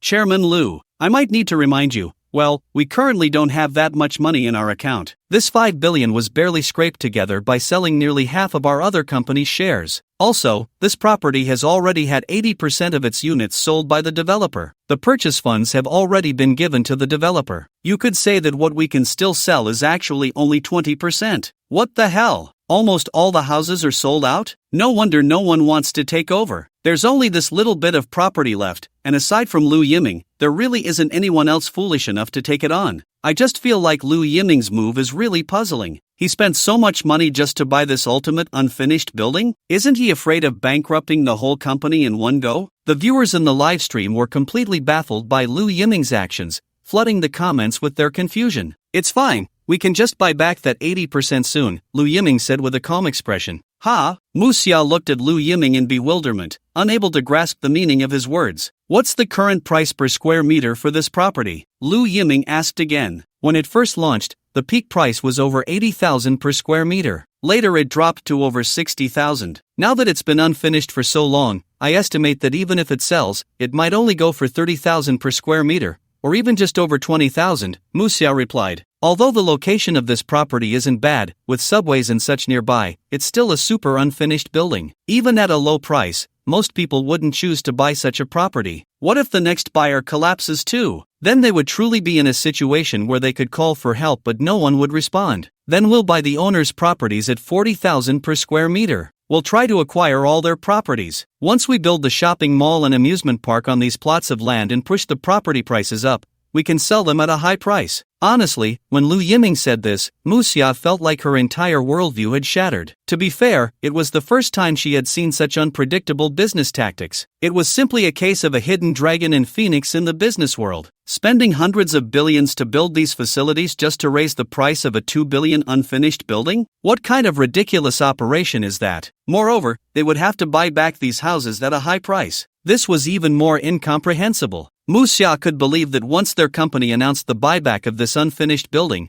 countless owners would rush over like crazy to cancel their purchases. Even the viewers in the live stream were shocked. Damn, Lu Yiming, are you serious? This is just ridiculous. You spent so much money, do you think you can make a profit selling the houses? It's over, Lu Yiming is going bankrupt. Has he not thought about where the money will come from to develop those shopping malls and amusement parks after buying back these houses? Honestly, I've always felt that Lu Yiming is a bit eccentric, and it seems he's really not well. Chairman, do you want to reconsider? Muxia was still trying to make one last effort. No need to reconsider. Announce immediately that all those owners should come to the sales office to cancel their purchases within 3 days. We'll refund them at the price of 40,000 per square meter. Those who don't want to cancel, we won't force them. After the announcement, we'll go check out that property. It's been unfinished for so long, and the owners have been waiting for so long, we can't wait any longer. We must let them move in with peace of mind as soon as possible. A few minutes later, Fengzheng Investment Company, Ltd., released a bombshell news that would shake the entire real estate market in Modu.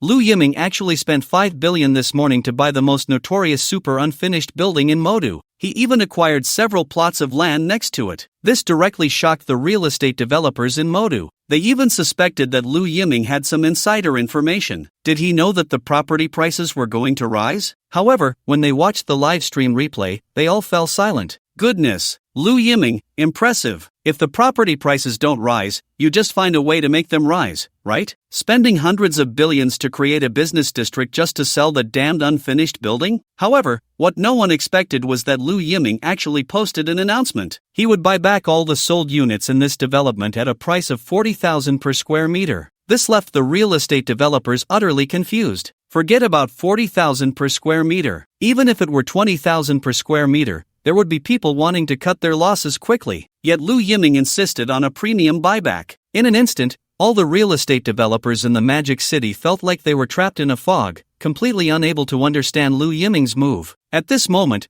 Lu Yiming had already brought a portion of his employees back to the development site, starting to point out the direction. Right now, contact the construction team. We need the best quality and highest efficiency. Get water and electricity connected to this community immediately. This is the bare minimum. Also, the cleaning team needs to follow up right away. Clear all the weeds and construction debris from this community. Hire more people. Get it done in one day. Money is not an issue. Pay them 10 times the salary. What I need now is one word: fast. Lu Yiming said seriously, these homeowners have waited too long to move into their own homes. We cannot make them wait any longer. Goodness, the employees present were moved to tears. Look at this. This is the vision of the chairman, always putting others' feelings first. How could such a chairman not be loved? Then chairman, what about the property management? Muxia asked again. Lu Yiming fell silent. Property management was indeed a significant issue for the community. Good property management is not cheap. Poor property management is universally criticized. Moreover, regardless of the type of property management,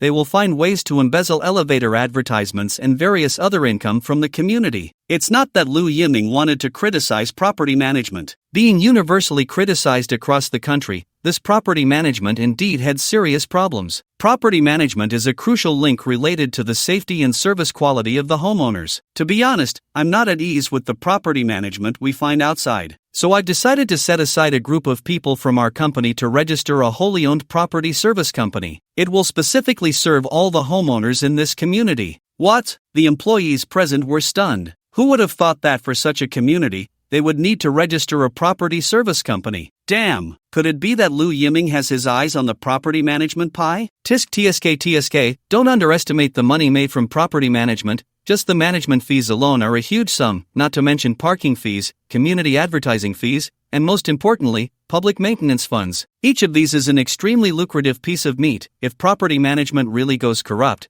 they can make a lot of this money. No wonder Lu Yiming wants to find ways to raise housing prices. Turns out he's calculating this. TSK. I really thought he had a sudden burst of conscience. Hey upstairs, can you stop being sarcastic? No matter what, Lu Yiming has saved so many homeowners from unfinished buildings, and the homeowners haven't said anything yet. You're already starting to come up with conspiracy theories? The netizens in the live stream were all sending comments.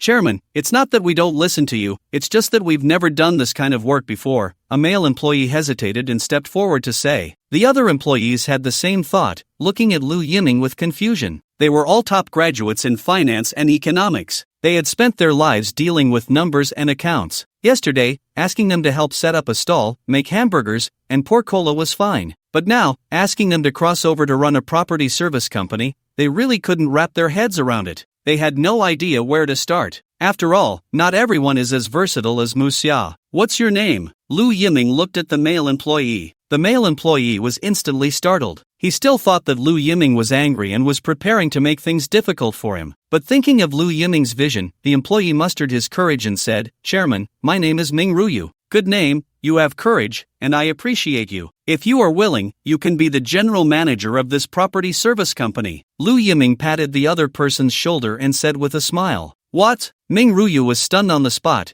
completely unable to react, the feeling of surprise sweeping over him like an electric shock. He never expected this. He had only made a small suggestion. Chairman Lu actually wanted to promote him from a small employee to the position of general manager of the subsidiary. It was like turning a sparrow into a phoenix. This was the kind of scene that a worker could only dream of. Chairman, I am willing. Ming Ruyu suppressed his excitement and said, Good, from now on you will be general manager Ming. Lu Yiming patted Ming Ruyu's shoulder, looking at the envious eyes of the surrounding employees, and said, Our company will definitely be a large company with comprehensive and diversified development in the future. You all need to broaden your horizons and vision. Be brave to try and step out of your comfort zone. What's wrong with the property service company? Do you think going there means just being a cleaner or a security guard? Wrong. Big mistake. Sending you to this property service company is to be in a high position. You can only be an ordinary employee in the parent company, but as long as you are willing to go to the subsidiary, not only will your treatment not decrease, but it will be even higher, and you will have more opportunities to showcase your talents. You all know what kind of person I am. I strongly encourage you to try and make mistakes. Even if it means losing money, it doesn't matter. As long as you are willing to improve yourselves, I, Lu Yiming, am willing to spend this money. Honestly, Lu Yiming's words were simply deafening. The employees present turned red in the face after hearing this, as if they had been injected with adrenaline. Chairman, I want to go to the property company. Chairman, me too. I am willing to charge into battle for the chairman.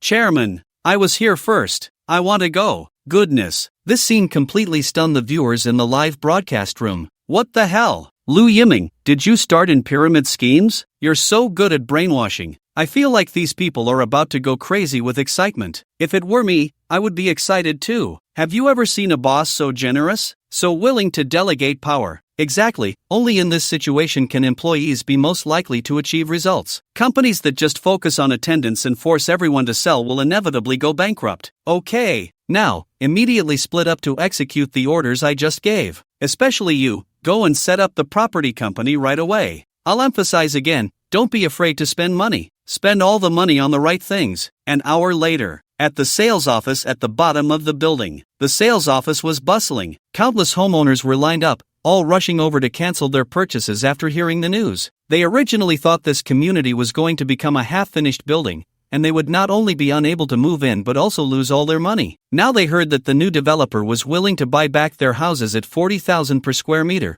which made them extremely happy. Although the price of 40,000 per square meter was far less than what they originally paid for the houses, but at least they could get back a large portion of their purchase money. It was better than letting it turn into a half-finished building. Moreover, it was cash settlement on the spot, with immediate bank transfers. They didn't have to worry about money at all. Hey, Oldly, are you here to cancel your purchase too? Of course, I heard that the new developer is willing to buy back at a high price, so I rushed over to cancel. Aren't you going to keep it to live in? I heard the boss of this developer is quite nice, Maybe he won't run away like the last one. Come on, let me tell you, these capitalists are all bad news. I'm telling you, if you want to buy a house, you should go for second-hand or ready-to-move-in properties. This development has major issues. If you trust me, hurry up and return the house. Getting your money back is the safest bet. If you wait too long, you might not even get this little bit of money back. Right. I heard the boss of this developer is unreliable. What if this company goes bankrupt? We'd be done for. Haven't the previous developers all been like this? Lu Yiming and Mu Xia stood on the second floor of the sales office, dumbfounded at the scene before them. Lu Yiming had expected many people to come to return their houses, but he never imagined there would be so many. A sea of people, at least 200 to 300. Some even brought their families to queue. They were afraid that if they came late, they wouldn't be able to return their houses. Looks like everyone is scared stiff by the unfinished buildings, Lu Yiming said helplessly. There's no way around it. Everyone fears unfinished buildings. Not only can't you live in them, but you also have to keep paying the mortgage. Many families have collapsed because of these unfinished buildings, Mu Xia lamented beside him. Remember to inform our staff to be polite and courteous to these homeowners. Just because they are here to return their houses doesn't mean we should neglect them, Lu Yiming emphasized. Always remember, we are in business, and in business, we need to have a smile and a good attitude. Okay, Chairman, I'll take care of it right away. After Mu Xia left, the system notification sounded again. Ding! You have purchased the development and land at a premium, resulting in a loss of 2 billion yuan. Now you will receive 10 times the return. Ding! 22 billion yuan has entered your private account. You currently have assets of 415 billion yuan. The system prompt shocked Lu Yiming into silence. Good grief, you bastards. You actually scammed me out of 2 billion? But it doesn't matter, Lu Yiming has received a full 22 billion back. He is now a bona fide billionaire. He needs to keep pushing forward. At the very least, he should make it onto the Forbes rich list to do justice to this system, right? Thinking of this, Lu Yiming suddenly remembered the property service company Ming Ruyu was setting up. This was also a bottomless pit for losing money. He had to keep an eye on it personally. He didn't want this guy to cause trouble like Mu Xia. Coincidentally, this property service company was located on the second floor of the sales office, making it convenient for serving homeowners and the community. The registration process for the company was completed in just an hour. On one hand, it was thanks to Fengjing Investment being a super strong backing, and on the other hand, it was due to the efficiency of the Magic City, which was now closely following Deep City. Small matters like registering a company could be easily handled. However, as soon as Lu Yiming turned into the property service company's entrance, he was instantly stunned by the scene before him. What the hell? So many people. The entrance of the property company was packed with countless job seekers standing outside, anxiously waiting for interviews. Lu Yiming even rubbed his eyes in disbelief. If he remembered correctly, this company had only posted the job advertisement half an hour ago, right? How could so many people come to apply so quickly? Are you kidding me? Lu Yiming even saw a large group of young people applying for cleaning jobs? No way. Are you really competing with cleaning ladies for work at such a young age? Chairman Ming Ruyu, who had been anxiously making phone calls inside, hurriedly put down the phone and came out to greet Lu Yiming. What's going on here? Lu Yiming asked, pointing at the crowd, looking bewildered. Chairman, you don't know. You've become a hotshot in the Magic City circle. Our company has exploded in popularity. Our HR department receives tens of thousands of job applications every day. Everyone is scrambling to get into our company. And this is just a part of it. There are still many people queuing outside the sales office. Ming Ruyu said excitedly, her face flushed. He had only been a leader for an hour, but he fully experienced the taste of being in charge. It was exhilarating, so exhilarating that he was at a loss for words. So many people were eagerly trying to get into their company. He had suddenly transformed from an ordinary employee into the company's boss. All of this was thanks to Lu Yiming's recognition. Ming Ruyu now felt a surge of passion coursing through her body, determined to achieve results to repay Lu Yiming well. Wow, is our company this popular? Lu Yiming looked at the bustling crowd and murmured, My Chairman Lu, you really underestimated your influence. Even many of my colleagues in Suzhou want to join your company. They've all sent in their resumes. My dear Chairman, I'm already on my way. Could you please consider hiring me as a longtime fan? Get out of the way upstairs. Chairman Lu, hire me. Quick, I have a PhD in finance. I promise to make you more money. The netizens in the live stream went wild, flooding the comments. At that moment, someone in the crowd recognized Lu Yiming and boldly approached him to greet him, even asking for an autograph. Are you Chairman Lu Yiming? I've always admired you. Could you please sign for me? Get in line for autographs. Chairman Lu, I've always wanted to join your company. Could you give me this opportunity? Chairman Lu, and me too. Goodness, it was like a stone thrown into a pond, creating ripples. All the job seekers saw Lu Yiming appear and rushed towards him like madmen. Resumes were thrust in front of Lu Yiming, and some even threw their resumes right at his head. Fortunately, Ming Ruyu quickly shielded Lu Yiming, preventing him from being hit by the resumes. Stop, stop, stop, Lu Yiming shouted as he sensed the situation was getting out of hand. The scene instantly fell silent, and everyone looked at Lu Yiming with eager eyes. You go and make an announcement first, saying that the recruitment is closed, that we've found enough people, and that no more should come here, Lu Yiming said to Ming Ruyu beside him. He didn't want to see a crowd like yesterday's anime cinema again. There were already more than enough people now. Okay, Chairman Lu, what about over here? Ming Ruyu glanced at the job seekers, asking quietly. These job seekers were not to be underestimated. If they all caused a ruckus, it wouldn't be a small matter. Their company might even make the headlines of the news. It's fine, I believe everyone is a good comrade, Lu Yiming said with a smile. He raised his head, looking at the eager faces, and said, I understand everyone's feelings. It's not easy to find a job nowadays, and it's even harder to find a desirable one. As far as I know, many young people graduate from university and still can't find work, staying unemployed at home. The job seekers present nodded in agreement upon hearing this. Lu Yiming scanned the crowd and said, I noticed that those who could make it here are all young people. Among you, many even applied for cleaning and security jobs. I want to say,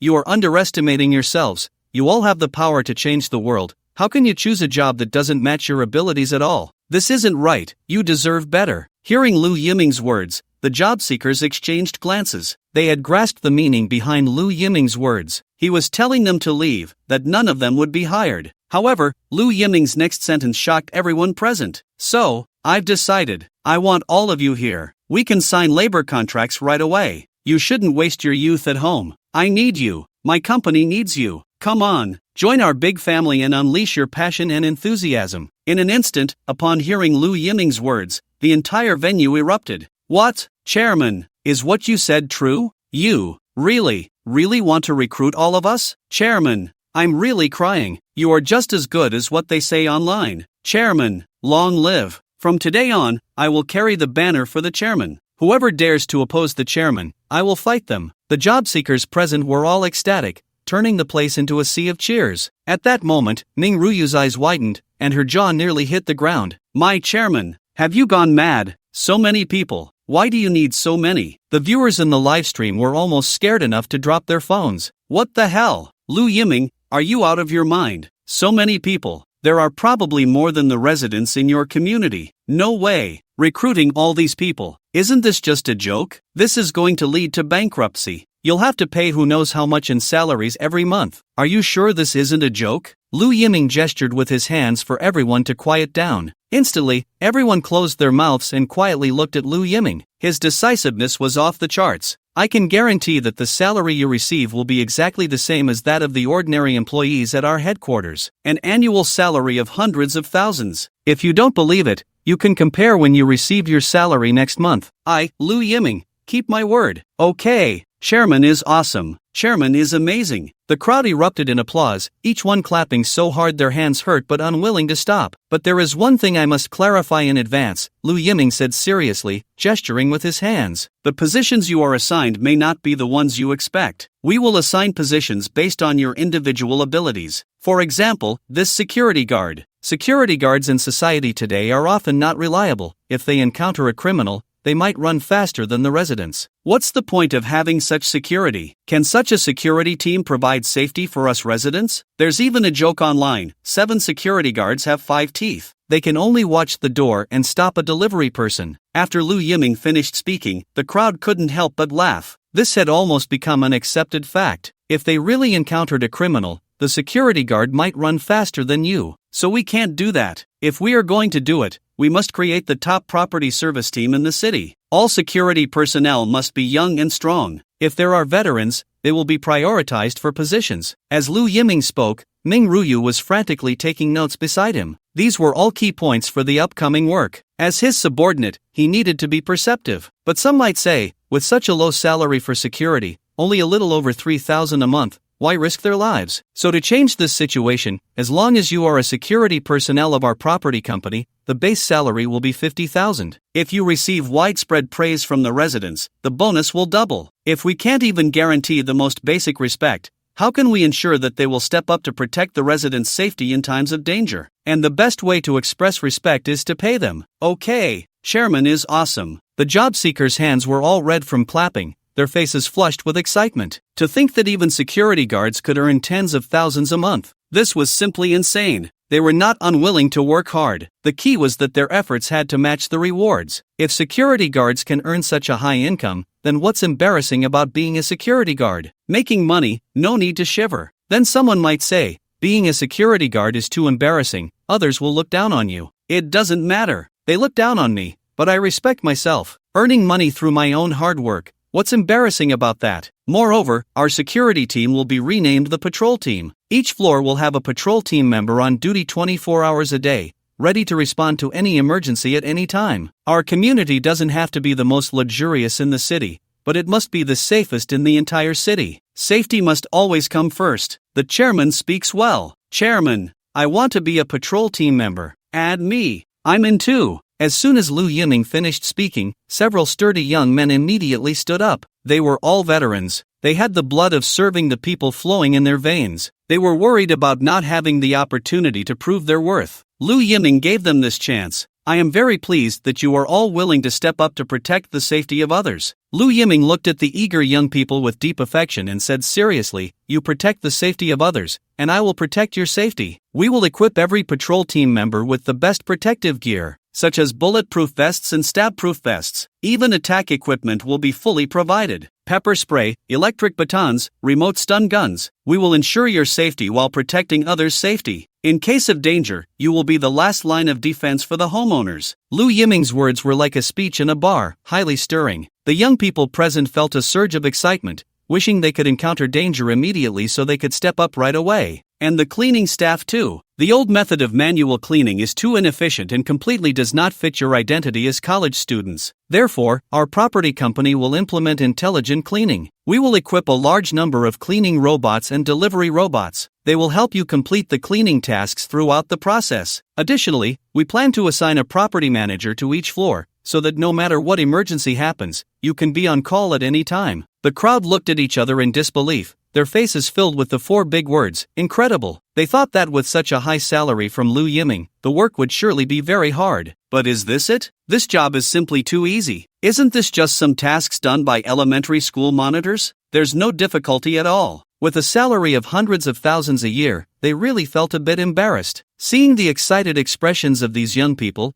Lu Yiming couldn't be happier. If I don't buy more equipment, how can I, Lu Yiming, lose money? How can I go bankrupt? Lu Yiming had heard that a single delivery robot costs tens of thousands, not to mention other high-tech equipment. This time, I, Lu Yiming, am definitely at a loss. No one can stop me. Furthermore, we will also provide supermarkets, delivery stations, pet shops, gyms, and various facilities for the community. All of this requires our professional property service team to complete. My goal is to create a top-tier community in the city that rivals the best. If anyone feels it's difficult now and wants to withdraw, it's not too late. I won't blame you. Instead, I will give each of you 1,000 yuan for your travel expenses home. However, the entire venue fell silent, and no one was willing to back out at this moment. Everyone looked at Lu Yiming with fiery eyes, eager to start working immediately. Alright, now you can go home and prepare, and report for duty tomorrow, Lu Yiming said. As for the employees of the subsidiary, Lu Yiming did not mention the 2 days on, 5 days off. After all, we still need people to work, right? Just pay them overtime wages, Ming Ruyu cautiously asked. Chairman, with all this, how much should we charge for property management fees? If we charge too little, we won't be able to support this level of service quality. After all, the wool comes from the sheep. If we want higher service quality, we naturally have to pay higher property management fees. Property management fees? When did I say we would charge property management fees? Lu Yiming said in confusion, this community doesn't charge property management fees. Not just this community, but any community our company takes over in the future will not charge property management fees. What? Now it was Ming Ruyu's turn to be completely unable to sit still. The viewers in the live stream were also dumbfounded. What the hell? If you don't charge property management fees, how do you make money? Maintaining such a large property team and still not charging property management fees? Lu Yiming, if you don't go bankrupt,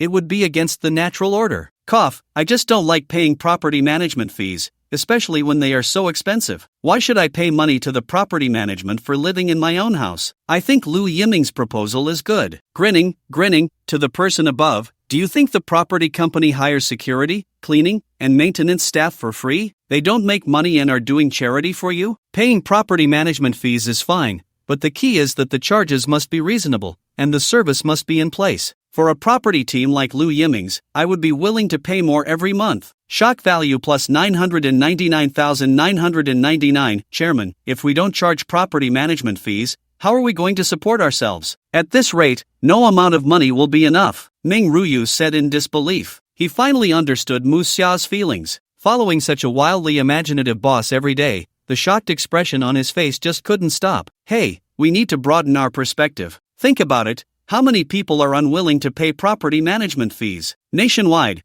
how many residents argue with property management over fees every day? Since residents are unwilling to pay property management fees, why should we force them to pay? Constantly pushing for payment makes us look like the bad guys. This way, both sides are unhappy. Lu Yiming patted Ming Ruyu's shoulder and spoke earnestly. Ming Ruyu nodded, somewhat understanding. Indeed, there have been countless embarrassing situations caused by property management fees. Recently, there has been a nationwide trend of changing property management companies, even calling for the dismissal of property management, all because they take money without doing their job. Wait, no. The next second, Ming Ruyu suddenly woke up. Damn, aren't they asking for property management fees in a straightforward manner? They were actually led astray by the chairman. After all, property management fees still have to be paid, right? If we don't pay property management fees, how can I serve the owners? We can't all just be volunteers, can we? But, Chairman, Ming Ruyu was about to speak when Lu Yiming painted another picture for him. My General Ming, look, all the shops in the community are in our hands. We can completely open supermarkets, convenience stores, and delivery stations, whatever we want. The profits from these are more than enough,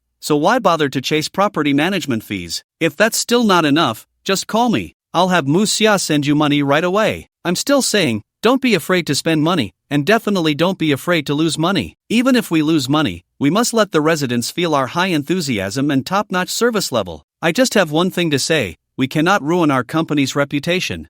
Relying solely on these won't even break even, let alone make a profit. I'm telling you, it's completely a loss. If it were that easy, those property companies would have done it long ago. Do you think they enjoy battling wits with owners over property management fees every day? Doghead, laughing to death. I bet $5 that Lu Yiming's property company will definitely go bankrupt next month. Shock value plus 99,999. Goodness. Ming Ruyu was left stunned by Lu Yiming's antics. She couldn't find the words to refute him and could only nod like a wooden chicken. Of course, Lu Yiming wouldn't tell Ming Ruyu that all of this was just because he wanted to lose money. Just as Lu Yiming was speaking, Mu Xia walked over. Chairman, the staff cafeteria is ready, and we can have a trial run for lunch today. Would you like to come and give some guidance? Mu Xia reminded him. Lu Yiming's eyes lit up immediately. Great idea. Today at noon, let's celebrate the establishment of our property company at the staff cafeteria. The news that Lu Yiming had bought a half-finished building and was planning a major construction project quickly spread throughout the entire Magic City and even the national business circle. Everyone thought Lu Yiming was crazy. With so much money, why buy such a half-finished building instead of a good property? And he even allowed those home buyers to withdraw? What a ridiculous move. You don't really think anyone would still want to buy this house, do you? Even those home buyers have run away. How could this half-finished building possibly be saved? At that moment, in the director's room, several behind-the-scenes investors were already laughing so hard they could hardly breathe, slapping their thighs and bursting into laughter. Ha ha ha, this is killing me. Lu Yiming is such a fool. I've never seen a pig as stupid as him, only buying half-finished buildings. He's just a simpleton. It was all just luck before. Let me be blunt, he's definitely doomed this time. He's put all his money into this half-finished building, just wait for him to die. I was still worried that Lu Yiming might win, but now it seems I was just overthinking it.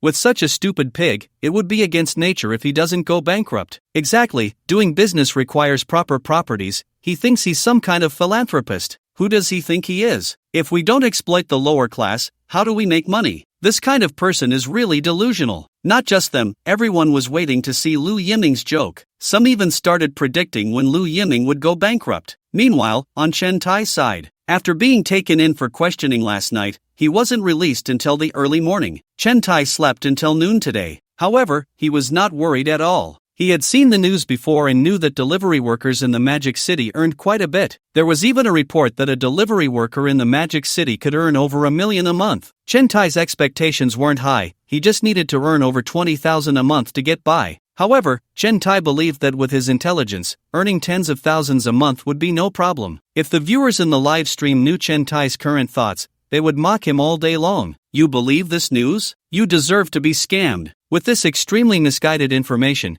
Chen Tai leisurely finished his takeout, glanced at the time on his phone, and saw it was already noon. He then slowly opened the delivery app, ready to register as a rider. After filling in the information, a message popped up on his phone. Congratulations, you have successfully registered as a pet-owned delivery rider. Please report to the delivery station for training before you can start working. There was also a link to an address. Do I need training to deliver food? That's ridiculous. Chen Tai found this message very amusing. Isn't delivering food just about having hands? What a waste of my time. When I was a chairman, what problem couldn't I solve? I don't believe delivering food could be harder than being a chairman. The viewers in the live stream immediately started mocking him. TSK, Chen Huqian, you really have no idea how deep the water is in food delivery. I bet Chen Huqian will be crying today. This is hilarious. I bet Chen Huqian won't last 3 days before he cries and gives up. Dog head, 3 days? Are you kidding me? If Chen Tai can last 3 hours, I'll consider him impressive. Although he was quite disdainful, Chen Tai still obediently used the navigation to head to the delivery station. The delivery station was located in a particularly remote area, so much so that even the taxi driver took a long time to find it. After Chen Tai happily handed the driver 30 yuan, he got out and walked into the delivery station. Who is the station manager? I'm here to deliver food, Chen Tai shouted loudly, standing out like a crane among chickens, looking foolish. The surrounding delivery riders looked at him as if he were an idiot, ignoring him completely as they rode off on their electric bikes. This made Chen Tai feel a bit embarrassed. Hey, who do I, Chen Tai, think I am? The CEO of a top investment company in the Magic City, okay? You little delivery guys dare to ignore me? It's your good fortune to even talk to me. Do you believe I could reveal my true identity and scare you little losers to death? It wasn't until the station manager finally noticed him, looked him up and down, and quietly cursed, "Get lost, don't be a nuisance." Hey, you! Chen Tai was so angry he was about to curse back. I came here to deliver food, not to take your crap. You want me to get lost? Even the regulators from yesterday wouldn't dare speak to me like that. Who do you think you are? What's wrong with telling you to get lost? You came to my territory looking for trouble, right? Do you believe I can make you walk out of here sideways? The station manager snapped in a harsh tone. He thought it was someone from the neighboring delivery service coming over to stir up trouble. Delivering food? I swear you look like you came to fight. The surrounding delivery riders immediately stopped what they were doing, rolled up their sleeves, and silently surrounded him. Seeing so many people around, Chen Tai felt a bit intimidated and weakly said, Don't do this. Let's talk it over, big brother. You must be the station manager, right? I'm here to apply for a writer position. Oh, is that true? The station manager looked at Chen Tai, dressed in a shirt and suit pants, as if he were a national treasure, and exclaimed, Here to deliver food? If you hadn't said anything, I would have thought you were some leader coming incognito. Still wearing leather shoes? Why didn't you wear a tie while delivering food? Ha ha ha. The delivery station erupted in laughter. Chen Tai's face turned red with embarrassment. He wanted to turn around and leave, but thinking that delivering food was the only job he could find right now, he gritted his teeth and endured it, saying, I believe that even delivering food, I should do it with dignity. As a delivery worker, delivering delicious meals to customers is our sacred mission. Dressing appropriately allows us to serve customers better. Sacred mission? Give me a break. Look at how you're acting. Get lost. You can't deliver food. Go as far away as you can. The station manager was too lazy to waste words on this fool, waving his hand dismissively. How would you know I can't try if you don't let me? It's just delivering food. Believe me, give me a week, and I'll show you what a miracle is. Within a week, I can become the fastest delivery rider in the entire Magic City. Damn, Chen is spending money, he's gone crazy. A week? Are you kidding? With your lazy appearance, if you can deliver 10 orders in a day, I'll consider you impressive, and you want to be the king of orders in the whole Magic City? Are you joking? Impressive, really? I've read so many novels, and this is the first time I've seen someone put their face out there to get hit. Countless viewers in the livestream were stunned by Chen Tai's actions. Fastest delivery? Are you kidding me? Fine, if you insist on delivering, right? The station manager pointed to a nearby electric bike and said, an electric bike costs 6,999 yuan. Buy the bike first. What? Chen Tai looked at the shabby electric bike beside him and said, you want to sell me this broken electric bike for 7,000? Are you robbing me? A broken electric bike for 7,000. Chen Tai at least came from the era of the sea tide. Okay, he might be a bit foolish, but he's not a complete idiot. Even though the prices in the Magic City are high, they definitely aren't this outrageous. The key issue is that Chen Tai only has 2,000 yuan in his pocket. He simply can't afford it. If he buys this electric bike, he'll go bankrupt on the spot. In the past, Chen Tai would have bought it without a second thought, because he couldn't be bothered to waste his precious time on these ugly lower-class workers. But the problem is, he is no longer the chairman. What's even more terrifying is that Chen Tai, in a panic, realizes that he has started to be as stingy as those lower-class workers, meticulously counting every penny. What? Can't afford it? If you can't afford it, then get lost, don't waste my time, the station manager scoffed. He could tell from Chen Tai's reaction that he couldn't even pull out enough money to buy the electric bike. Why do I have to buy an electric bike from your store? Can't I go somewhere else? Do you know this is against the rules? Do you believe I will report you? Chen Tai said indignantly. Hey, you're right, but you must buy our store's electric bike. The station manager got fired up, pointing at Chen Tai's nose and scolding. Go ahead, go report me. Let's see if you can succeed. All my electric bikes are modified, and the batteries are removable. With those junk electric bikes on the market, you won't even make a few deliveries before you have to go home to charge. You think you can make money? Dream on. I'll say it one last time, buy it or not, you poor loser. Even if you become a delivery worker, you'll only slow down our station's delivery speed. You! What did you say? Chen Tai was so furious he felt like he was about to explode. How outrageous! For decades, this is the first time in decades, he was called a poor loser. Chen Tai had lived for decades, and he had only ever called others poor losers. Who do you think you are? I started as a billionaire. What right do you have to call me poor? Chen Tai wanted to explode in anger, but seeing the group of unfriendly delivery riders around him, he ultimately backed down, suppressing his rage and said in a low voice, Big brother, can we negotiate? I just want to make a living. Can you sell it to me for a bit cheaper? I really want to deliver food. Chen Tai was practically shaking with anger. Forcing him to bow to a lower-class worker was more painful than making him eat shit. But for the sake of making money and not losing face, he had no choice but to swallow this humiliation today. Now that's more like a delivery worker. The station manager took a deep drag on his cigarette and said casually, if you can't buy it, you can rent it. 500 yuan a month, and you'll have to pay for the battery replacement yourself. We take no responsibility. Chen Tai was overjoyed, just about to agree when he suddenly had a change of heart and came up with a devious plan. Wait, why should he rent? He had to buy it. Not only buy it, but also find a way to make the production team pay for it. Why? The reason is simple. If he can pay in full, why pay in installments? What? You ask why the production team should pay? If the production team doesn't pay, do you believe Chen Tai, will just give up? Let's see who ends up embarrassed. Chen Tai thought he had completely grasped the production team. This way, he wouldn't have to spend a single penny. After all, the production team had secretly helped Chen Tai so many times already, they wouldn't mind this time. This is the consequence of breaking the rules. It made Chen Tai think cheating was a normal thing. Is 5,000 okay? One price. If so, I'll find a way to get you the money right away. With this thought, Chen Tai straightened his back and shouted, oh wow, fine, okay, 5,000 it is. The station manager immediately agreed. After all, this little broken electric bike had already changed hands who knows how many times. If Chen Tai was willing to spend money on this junk, he was naturally happy. What the hell? Where did Chen get 5,000 yuan?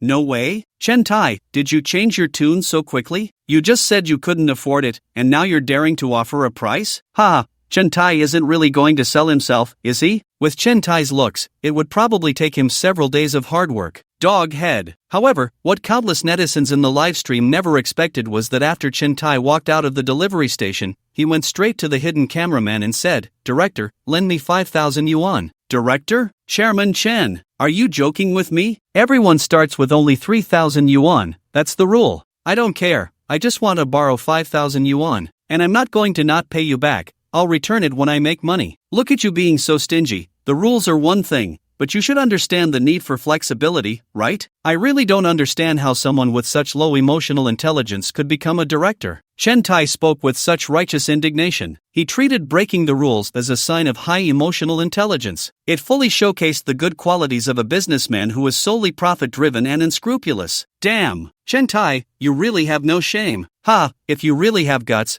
go borrow from a loan shark. Previous challengers have used high-interest loans as startup capital. They say it's a loan, but Chen Tai probably never thought of paying it back. This is hilarious. It's the first time I've seen someone wear their shamelessness on their face and be so pleased with themselves. If everyone in society trampled on the rules so casually, I can't imagine what this world would become. The director was so furious he was about to explode. I have no emotional intelligence? You don't follow the rules yourself, and you dare say I have no emotional intelligence? But in front of so many people in the livestream, the director couldn't blow up at Chen Tai on the spot. He could only grit his teeth and swallow his anger, saying, "Fine, I'll give it to you." The director's teeth were almost grinding to dust. The entire behind-the-scenes crew heard the grinding sound coming from the director's mouth. Damn, this is shady. Is he really getting money like this? This show is doomed. Changing the rules at will, isn't it just to let Chen Tai win? You might as well just announce Chen Tai as the winner. It feels like there's no point in Chen Tai's side anymore. I might as well go see Lu Yiming. Strange, why do I hear grinding teeth on the show? Is there a rat? The viewers in the live stream flooded the comments, and Chen Tai returned once more. Under the astonished gaze of the delivery station manager, he pulled out a huge stack of cash and slammed it onto the back seat of the electric bike, shouting, 5,000 yuan. Is that enough? Goodness, Chen Tai's loud voice scared all the delivery riders at the station. The manager merely glanced at him, disdainfully saying, "It's just a small amount of money, look at how you're acting. Get someone to change his clothes and helmet so he can start taking orders." The moment Chen Tai pushed the electric bike out of the delivery station, he felt the air was fresh. These lowly workers only know how to deceive each other. None of them have a conscience. Not only did they earn my hard-earned money on the electric bike, but they also resorted to any means necessary for performance, afraid I would drag them down. This kind of work, devoid of any warmth, is not meant for humans. Today, I will prove to them that I, Chen Tai, am proficient in all 356 trades. It's just delivering food. As if anyone can't do it. I, Chen Tai, am a person of my word. If I say this money is a loan, I will definitely pay it back. You all watch closely. I, Chen Tai, am about to take off. Meanwhile, on Lu Yiming's side, Lu Yiming brought Mu Xia and the others to the company's cafeteria first. Although it was called a cafeteria, there was no sign outside. The original glass curtain wall had been completely torn down, and a new wall had been built, painted a deep black, adorned with golden cloud patterns. It was extremely visually appealing. Moreover, the most crucial part was that the outside completely concealed what was happening inside. It was filled with a sense of mystery. Very good, this is done very well. Lu Yiming nodded in satisfaction. It's just to keep others from knowing that this is our company's canteen. We can't let our employees' normal meals be delayed because of customer reception. It has to be like this. We can no longer do bad things while trying to do good. If everyone could come in to consume, even if the prices were high, in this place called Magic City, there would be a whole bunch of people eager to spend. This is Magic City, a magical city. High prices, bad food, even small portions, none of that matters. There are plenty of fools willing to pay. If the food is good, cheap, and in large portions, these people wouldn't just think it's good, they'd even curse, saying too low class. Lu Yiming is determined to put an end to such things. If there are losses, they must be thorough. Mu Xia smiled stiffly beside him. She had roughly calculated with a few colleagues responsible for the canteen yesterday that if they followed Lu Yiming's method, the canteen would spend over 10 million every month. It was simply a money pit. Mu Xia and the others were almost dying of anxiety. No matter how rich they were, they couldn't spend like this. Anxious as they were, Mu Xia still had to fulfill her duties as a secretary. She opened her phone case and took out an access card, pointing it at the sensor on the doorframe. Beep! The heavy door opened, revealing the resplendent decor inside. Chairman, this is the access card. All employees in the company have been equipped with one. This is your access card. Mu Xia handed Lu Wuwei a shiny golden card. That's right, it was really a gold card. The surface was indeed inlaid with gold. 24K pure gold. Mu Xia and the others had discussed this privately. After all, with the chairman's status, he couldn't really use the same card as ordinary employees. So, without damaging the access card chip, they found a specialized jewelry maker to customize this gold card. Just this gold card, including labor and material costs, was a full 50,000. Wow, so cool. It shines so brightly. When I was a kid, I thought gold was so tacky. Now that I'm grown up, I want to slap myself. This is such a beautiful thing. I guess the value of this gold card is probably not less than a few thousand. A few thousand? Are you kidding me? At least tens of thousands. Lu Yiming took the gold card, examined it up and down, and a wave of ecstasy surged in his heart. Wonderful! Heaven has eyes. Muxia finally understood how to spend money wisely. This was a significant progress for Muxia. She must continue to develop this. Let Muxia keep up her enthusiasm for losing money. But it wasn't enough. He had to push a little more. Completely activate Muxia's potential. With this thought, Lu Yiming suppressed his excitement and pretended to look sad, furrowing his brows. He returned the gold card to Muxia. Muxia looked confused.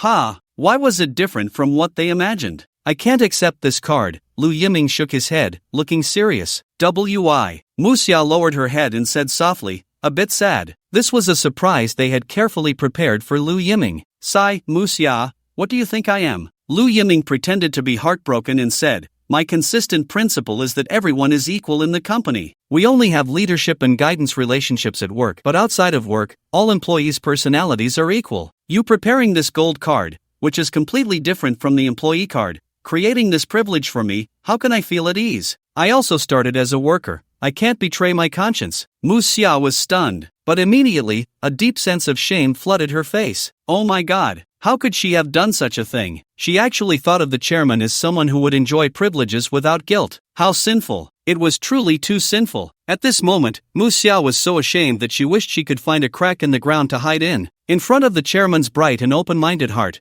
her little thoughts seemed so narrow. Even the vast number of netizens squatting in front of the live stream fell silent. But the next second, the whole place erupted. Lu Yiming, awesome. You truly deserve my respect. Compared to Lu Yiming, our company leaders are worth less than dog shit. They make me run errands to pick up their kids, buy things, get takeout. Never once have they given me a penny. They treat us subordinates like they're slaves.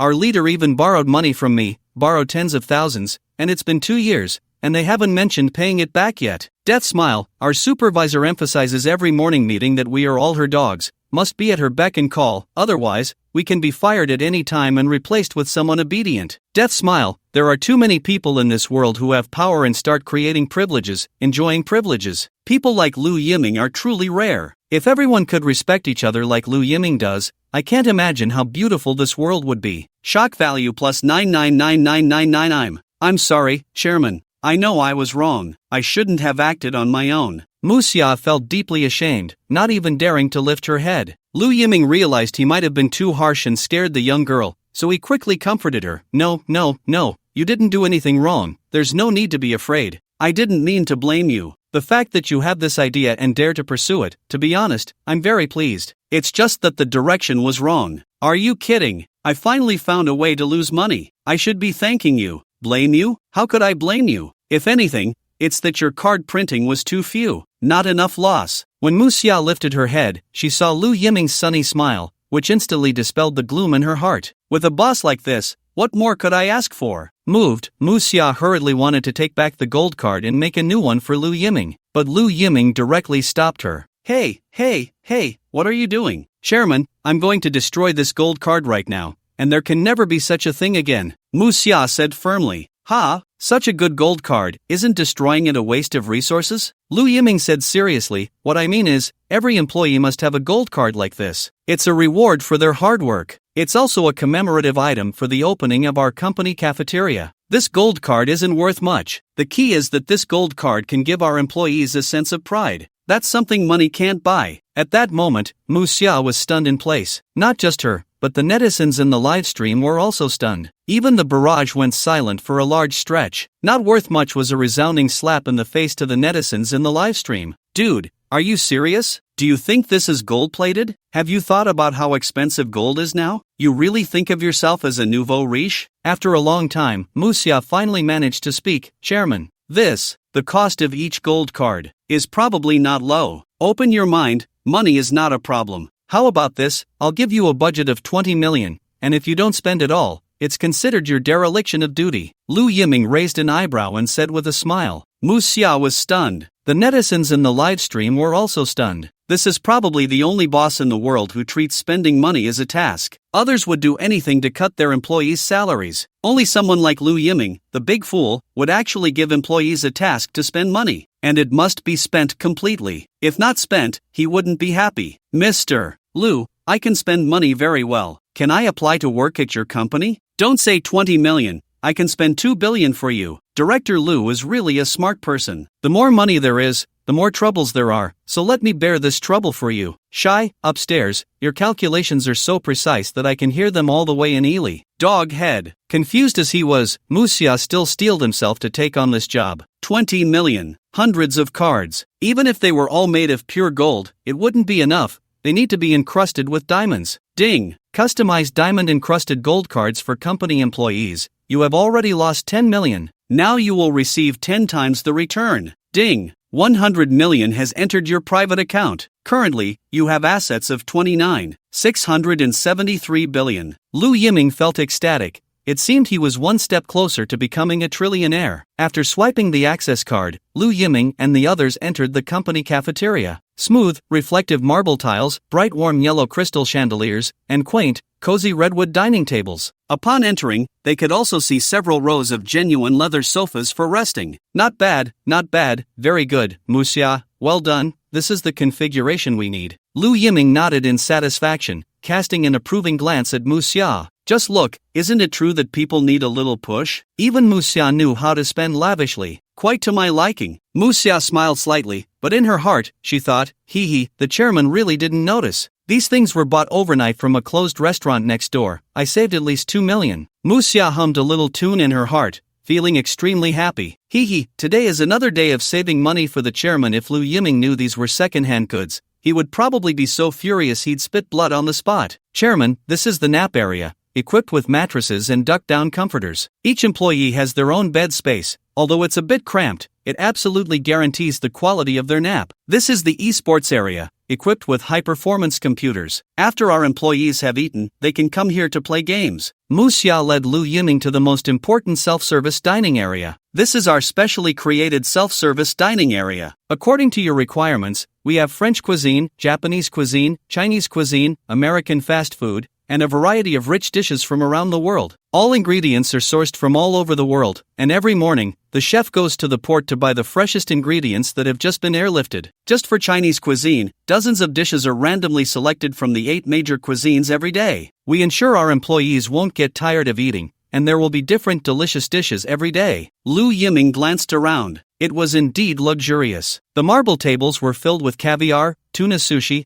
Arctic shell sashimi, sea urchin, French foie gras, American hot dogs, pasta. On the Chinese side, there were Buddha jumps over the wall, scallion braised sea cucumber, Peking duck, boiled cabbage, squirrel fish. A dazzling array, with so many dishes that one couldn't see the end. God, tears are streaming down my face. I'm crying. How can there be so much delicious food? Of all this delicious food, I've only had Peking duck. Some of these things I haven't even seen before. I can't take it anymore. Compared to the lunch I had, this is like a pile of shit. I feel like there's no hope left in my life. A bunch of netizens in the live stream were losing it. Gain defense breaking value plus 99,999. Wow, system, you're so nice. Making people lose it can still earn money. Just as Lu Yiming was seriously admiring each dish, he looked up and saw a figure in the corner, holding a takeout box, scooping food into it. Scooping food was one thing. He was even using chopsticks to taste each dish. Lu Yiming was dumbfounded. What's going on? Is that our chef? Lu Yiming pointed at the figure, bewildered. He really thought this was the chef tasting the food, you know. Muxia was also dumbfounded, staring with her beautiful eyes, her face full of disbelief. Who is this? It can't be a chef. She had seen all the chefs, and none of them looked like this. There was only one explanation: stealing food. Are you really that bold? Stealing food in broad daylight? The most critical part is that the chairman hasn't even started eating yet, and all the employees are working upstairs, and you're down here packing up? Let the chairman and everyone else eat your leftovers? Stop right there. Which department are you from? Muxia shouted. The figure was so startled that it trembled, turning around in fear to look at Muxia, and the tuna sashimi in their hand fell to the ground with a thud. It's you, Pei Ingjun. Muxia remembered this person. Even as a top secretary, she couldn't possibly know every single person in the company. But this person was the exception. Not to mention Muxia, there wasn't a single person in the entire company who hadn't heard of this guy. In fact, everyone had affectionately given him a nickname, the King of Stinginess. While others came to work, they were genuinely there to work. But he was different. He came to work while also taking advantage of the company. Have you ever seen someone bring dozens of power banks to charge while at work? Wherever Pei Ying-jun had used the restroom, the toilet paper was guaranteed to be completely wiped out. Previously, their company's tea room had coffee and milk. But ever since Pei Ying-jun arrived, the coffee and milk supply in the company couldn't keep up. All of it was swept away by Pei Ying-jun. Everyone was complaining about him. Previously, everyone had thought about unanimously proposing to fire Pei Ying-jun. They really couldn't stand him anymore. But unexpectedly, Chen Tai left, and Chairman Lu came, so this matter was thrown to the back of everyone's minds. Now they remembered it. Mu, secretary, and chairman. Hello. Pei Ying-jun's face turned pale with fright, but he still tried to cover his embarrassment with a smile. What on earth is wrong with you? It's only 10:30, not even mealtime yet, and instead of working properly in the company, you come down to steal food. What do you take the chairman for? Just because the chairman is easy to talk to, you think you can disregard him? Mu Xia was angry. She was really angry. She and the employees from the catering department had spent a lot of time and effort negotiating with countless suppliers,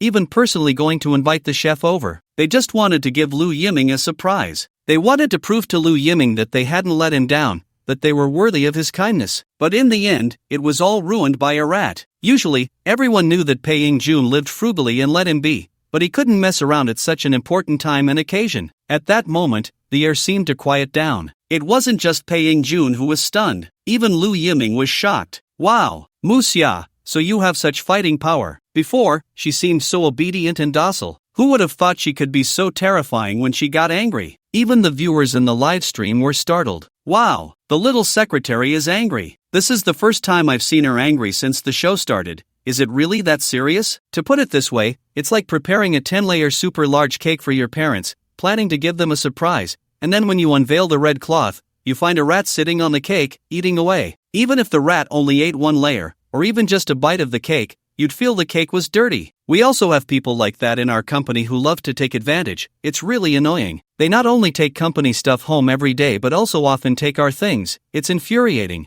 Exactly. People like this who are greedy for small advantages ultimately harm the company's interests. The company isn't a charity. If you're poor, you should reflect on your own reasons. What kind of behavior is stealing from the company? Mu Xia. You calm down first. Come with me for a moment. Lu Yiming saw that Pei Ying-jun was already trembling in fear and quickly pulled Mu Xia to a nearby break room to talk. What's going on with this employee? You seem to have a lot of opinions about him? Lu Yiming hated to see infighting among employees. If you think about it carefully, after graduating from school and entering the workforce, aside from sleeping, most of a person's life is spent at work. The time spent in the company far exceeds the time spent at home. Why make colleague relationships so tense? In the end, it only leads to everyone suffering. Lu Yiming didn't care how much money he spent on employees. What he always hoped for was that everyone could work happily and then leave happily. I'm sorry, Chairman. I lost my composure. Mu Xia knew she had been too emotional just now and quickly lowered her head, feeling guilty. It's okay.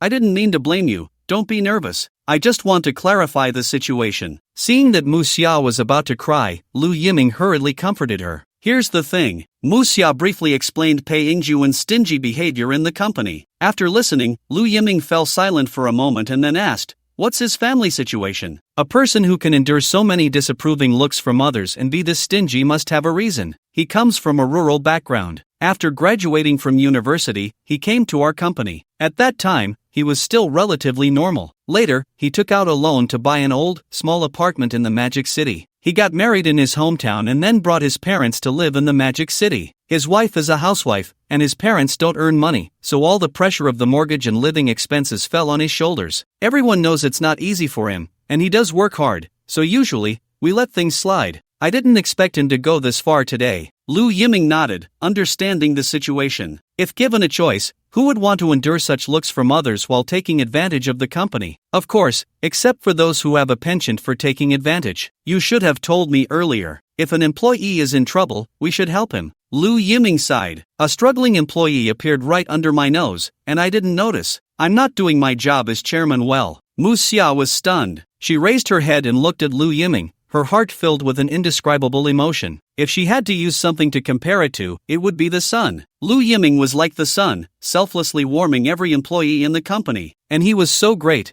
to the point that they mere mortals could not reach. Muxia even thought to herself that if Lu Yiming were to travel back to ancient times, all the 4 gentlemen of the warring states would pale in comparison. Let's go out and ask. I believe he must have his reasons. When Lu Yiming walked out, he saw Pei Yingjun sitting uneasily in a chair, his face pale with fear. Upon seeing Lu Yiming, Pei Yingjun rushed directly in front of him. Thud! Pei Yingjun knelt down on the ground, hands clasped together, pitifully pleading, "Chairman, I know I was wrong. I beg you, don't fire me. I'm begging you." Pei Yingjun had been thinking about what would happen if the chairman fired him. What would he do about his mortgage? His whole family would have to suffer with him. Lu Yiming was stunned. He quickly reached out to help Pei Yingjun up. "Who said I was going to fire you? Get up first. A man should not kneel unless it's to heaven, the earth, or his parents. Don't kneel to me. I can't bear it. I won't get up. If you don't agree, I won't get up," Pei Yingjun stubbornly said. He needed this job too much. If he got fired, where would he find such a good company again? There wouldn't be a better boss than Lu Yiming in the whole world. "Hey, this is a bit too much, isn't it? Is this a moral kidnapping of the chairman?" Mu Xia couldn't bear it any longer and spoke up. "It's fine, I promised you.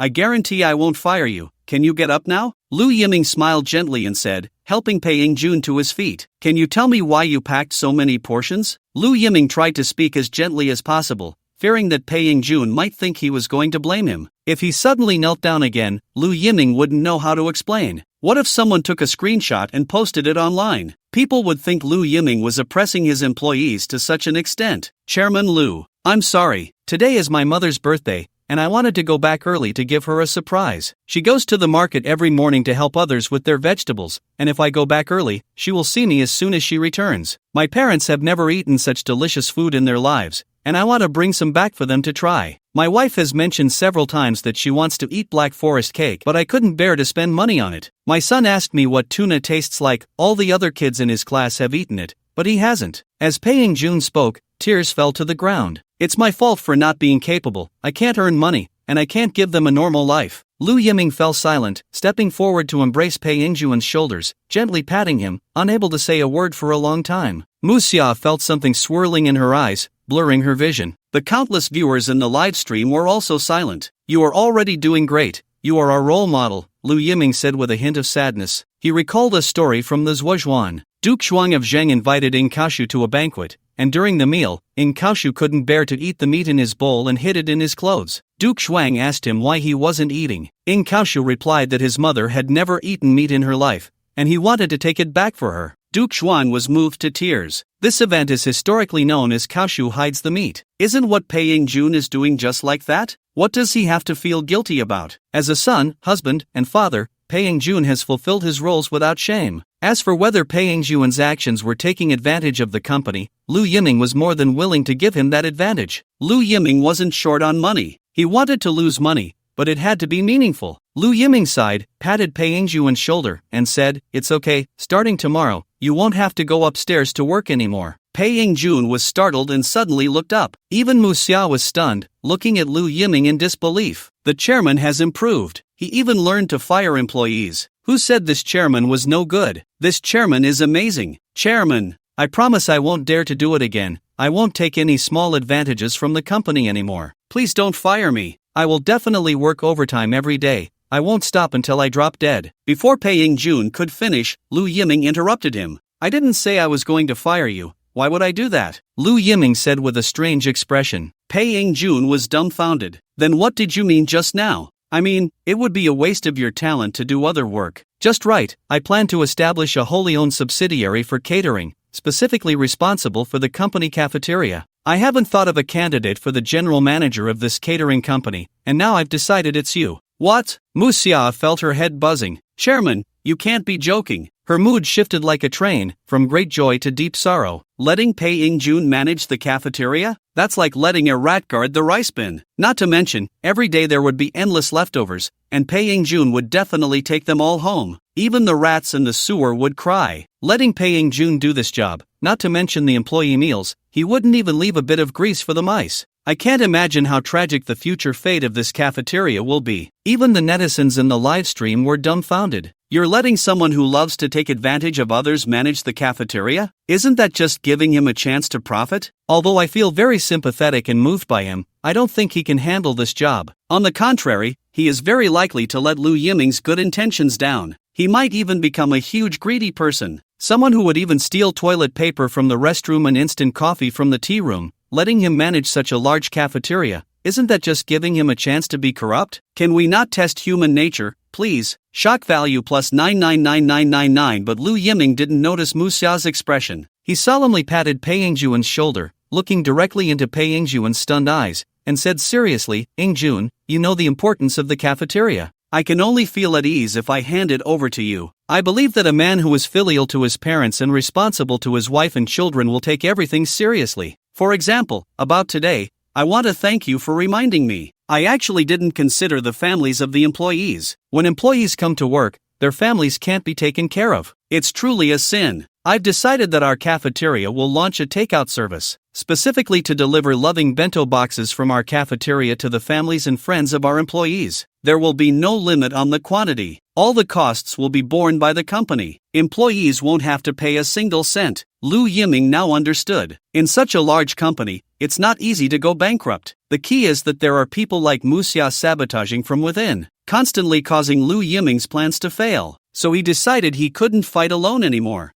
He must choose his capable assistants. Pei Yingjun is currently his most promising candidate. Mu Xia felt a darkness before her eyes. The daily expenses of this cafeteria were already an extremely terrifying number. And now they were allowing takeout? And not charging any money, not even setting a limit. With such a fuss, who knows how many more meal expenses would be added out of thin air? A few mouths in a household would be fine. But what about a large family with several generations living together? Just one employee could easily add 10 or even dozens of extra mouths. If the company continues like this, it would be impossible not to go bankrupt, right? Chairman, aren't you afraid that the cafeteria will close down in my hands? Pei Yingjun looked up at Lu Yiming. He now only felt a sourness in his eyes, tears uncontrollably welling up, and even Lu Yiming's figure gradually became blurry. He could only hear Lu Yiming's words, I believe in you, you won't let me down. Quickly take the takeout boxes back. Don't you want to give your mother a surprise? It's also a chance for her to taste the chef's skills from our cafeteria. How about that?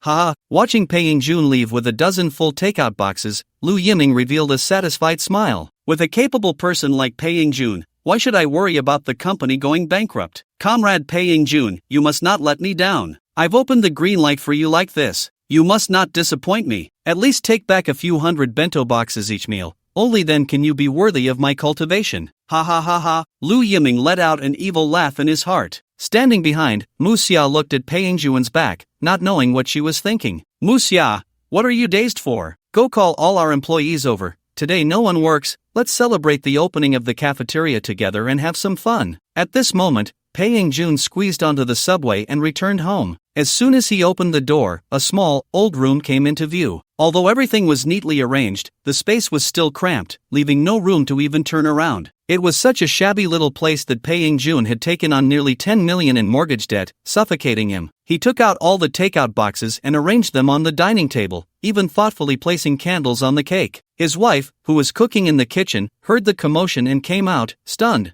Mom isn't turning 60. Is it really necessary to buy so many expensive things? There were some dishes on the table that his wife had never even seen. She had only seen the Black Forest cake, and just a small piece of it cost hundreds. How much did all this cost? I didn't buy it. It's from the company cafeteria. I packed it to bring back. And this cake, I remember you said you really wanted to eat it, Pei Yingjun initially said with a smile, but as he spoke, he began to cry. His wife hurriedly stepped forward to hug him, comforting him. I didn't really want to eat cake. I was just saying it. I'm just a rural woman, not as extravagant as a Shanghai person. Don't put so much pressure on yourself. Just then, Pei Yingjuan's parents came home, and upon opening the door, they were taken aback by the table full of delicacies. Yingjun, what is this? Mom, isn't today your birthday? I specially packed this from the company cafeteria. Pei Yingjun quickly wiped his tears and said, Nonsense! Which company's cafeteria is this good, allowing you to pack so many delicacies? The elderly couple wasn't foolish.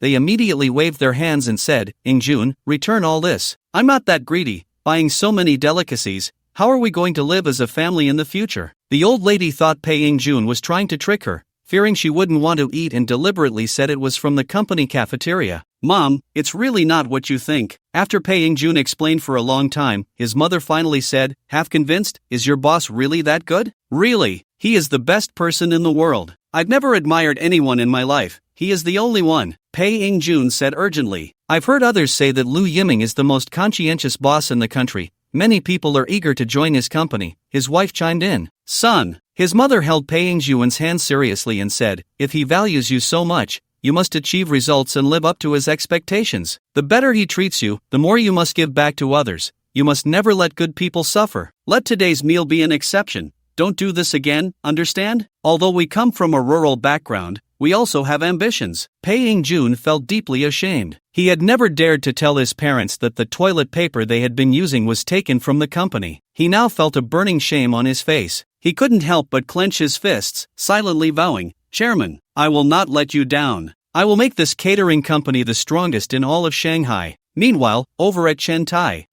had become wealthy long ago. Even at his lowest point, he had ridden the coveted 28-inch bike of that era. He had never ridden an electric bike before. "This little broken electric bike, can it really stump me? I even have a driver's license, okay?" Chen Tai sat on the electric bike, disdainfully thinking. In his time, to drive, one didn't need to take a driving test. You could just pay for a license and drive well on the road, right? What was so difficult about riding a broken electric bike? As he thought of this, he mimicked the way motorcycles were ridden in movies. He twisted the throttle with his right hand, pushing it all the way down. Whoosh! The electric bike shot forward with a whoosh, taking Chen Tai by surprise. Hey, damn your mother. Chen Tai was so scared that he gripped the throttle tightly, not daring to let go. Seeing that he was about to crash, Chen Tai was so scared that he closed his eyes. Chen Tai vividly interpreted the saying, "As long as you close your eyes and don't look, nothing will happen." However, reality doesn't lie for you. The next second,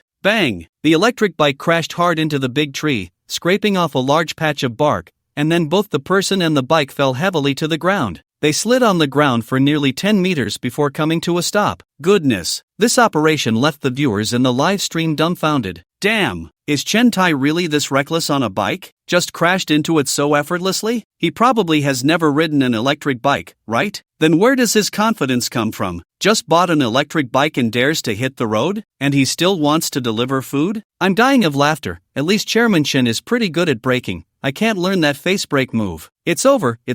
Chen Tai's food delivery was cut short by a crash. The viewers in the live stream had learned their lesson this time. No one could empathize with Chen Tai anymore. Why? Because Chen Tai had just started to experience their lives and was already crying out in distress. Meanwhile, countless low-wage workers were living through this kind of impoverished life. Chen Tai looked down on electric bikes, but for many families, they were the most economical option for transportation. Moreover, they had long seen through the true face of the capitalist that Chen Tai represented. If you empathize with these capitalists now, once they've made their fortune and finished their experience, the first thing they'll do is stab the workers in the back. A dog will never change its habit of eating shit. And this scene terrified the director team in the control room. Quick! Go save Chairman Chen. Ambulance! Call for an ambulance right now. We absolutely cannot let anything happen to Chairman Chen. Hurry up! Did you hear me? The director's face was as pale as paper. If something happened to Chen Tai during the show, no rich person would dare to participate in this program again. It's a joke. They are all billionaires at the very least, and it's fine to occasionally drop their burdens to play a reality show with low-wage workers. But to risk their lives? Absolutely impossible. They still have so much money left to spend. No one wants to lose their precious life for no reason. Once this show is ruined, the director knows better than anyone that those financial backers behind him will never let him off the hook. Forget about continuing in the directing circle. Whether he can survive is still an unknown. Hearing the director's orders, the hidden cameraman, who had been lurking in the shadows, rushed forward. He pulled Chen Tai off the electric bike. It took several burly cameramen, who usually carried cameras, to barely turn the chubby Chen Tai over. They checked him briefly and found that Chen Tai's life was indeed tough. Many parts of the electric bike had fallen off. Chen Tai only had a scrape on his thigh. Who do you complain to about this? No wonder they say disasters last for 1,000 years. Director, besides some skin abrasions on Chairman Chen's thigh, everything else is normal. Upon hearing this, a huge stone finally dropped from the director's heart. That's good. hurry up and wake him up. We must not let anyone think that participating in our show is life-threatening. Understood, Chairman Chen? Chen Tai? Fatty Chen. Several cameramen took turns shaking him, but they couldn't wake Chen Tai up. Director, what should we do? We can't wake him. Slap him. Ha, really? The cameramen exchanged glances, bewildered. If Chen Tai succeeded in the challenge, what would they do when he came looking for them later? Stop talking nonsense. If I tell you to slap him, then slap him, the director said angrily. He was truly fed up with Chen Tai. The other rich people who had recorded the show before were very cooperative and capable. Only Chen Tai was simply a useless drunkard, not reliable at all. It's simply like trying to prop up a wall with rotten mud. You haven't even ridden an electric bike, and you dare to think about delivering takeout? Damn it, your second uncle's grandfather. Even the director knows that delivering takeout requires skill. Okay, you really dare to think and act. The show has only been on air for a few days, and there have already been several broadcast accidents. Chen Tai, if you want to die, don't drag me. The director, down with you, okay? Slap him. If something happens, it's on me. The director shouted into the intercom when he saw the cameraman hesitating. A few cameramen exchanged glances and immediately raised their hands. Slap, slap. Several loud slaps landed. Amazingly, Chen Tai didn't even wake up. He even reached out to swat the cameraman's hands away. The director couldn't sit still anymore and shouted, Chen Tai, you won the challenge. Hurry back to the company and be your chairman. Instantly, Chen Tai was awakened. His eyes flew open, and there was no longer any despair in them, only pure joy. Really? Did I win? Did I really win? Chen Tai suddenly sat up as if resurrected, grabbing the shoulder of a nearby cameraman and shouting, Did I win? Can I go back to being my chairman? However, the cameraman looked at him with helpless expressions,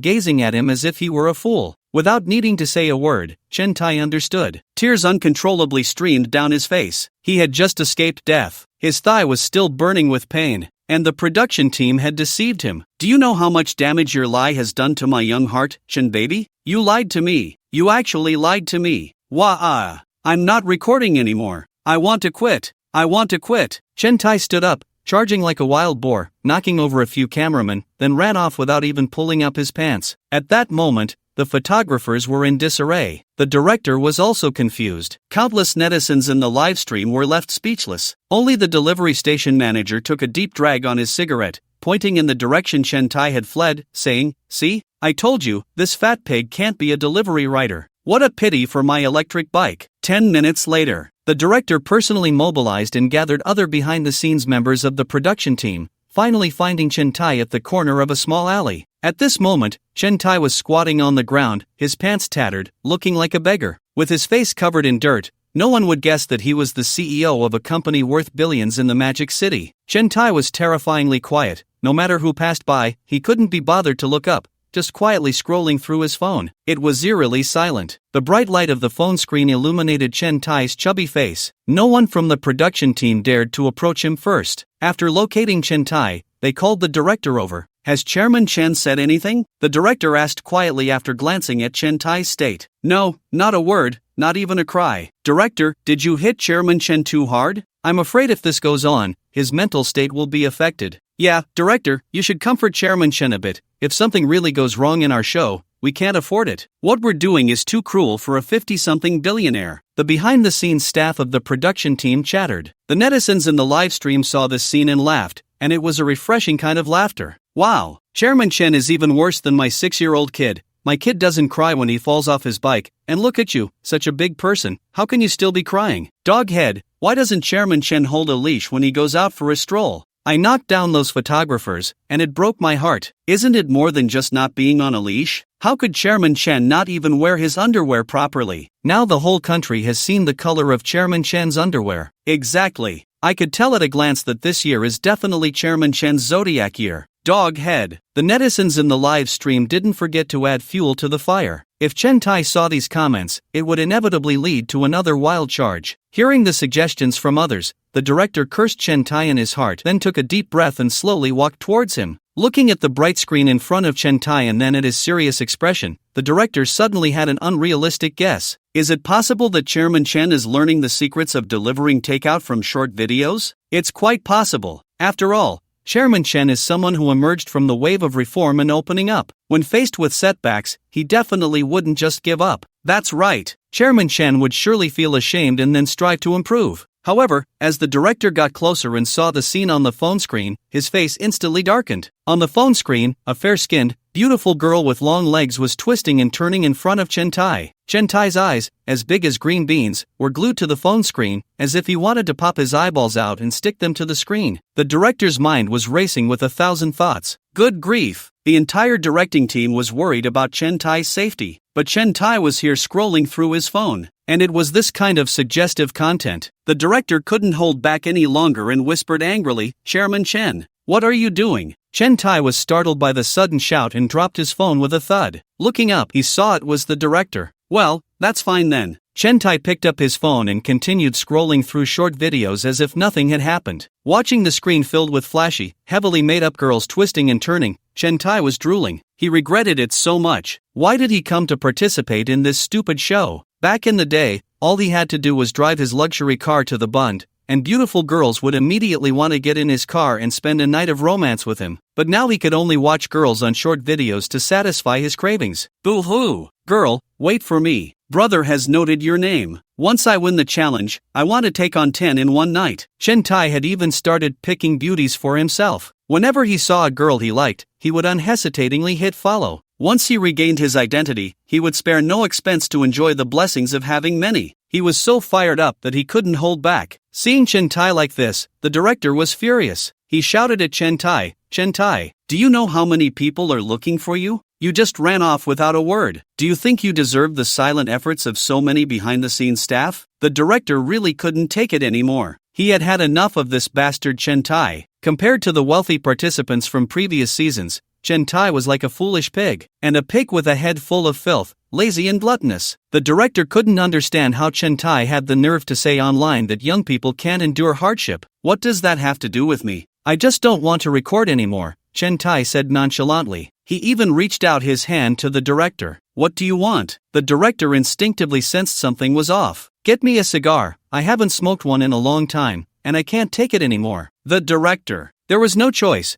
To comfort Chen Tai's fragile spirit, the director made an exception again and got him a cigar. Puff, puff, puff. Chen Tai closed his eyes, enjoying the rich, thick smoke of the cigar passing through his mouth and nose. The feeling of happiness reached its peak. At this moment, Chen Tai seemed to forget all his troubles. He was lost in the haze of smoke. Tisk, I'm not saying this, but this production team is clearly biased towards Chen Tai, right? Smoking cigars? Do you think we, the working class, can afford cigars? Isn't the production team going a bit too far? You never helped Lu Yiming even once, but how many times have you helped Chen Tai, both openly and secretly? If you can't play fair, just say so. Don't waste our time here. I figured it out. Everything Chen Tai said about being able to endure hardship is a lie. He just happened to ride the wave of the times and seized the opportunity presented by the policies. It's nothing special. He has no right to brag about himself. Exactly. There's a saying, when the wind blows, even pigs can fly. Chen Tai is just one of the laziest and most gluttonous pigs. The countless netizens in the livestream were completely furious, angrily accusing them.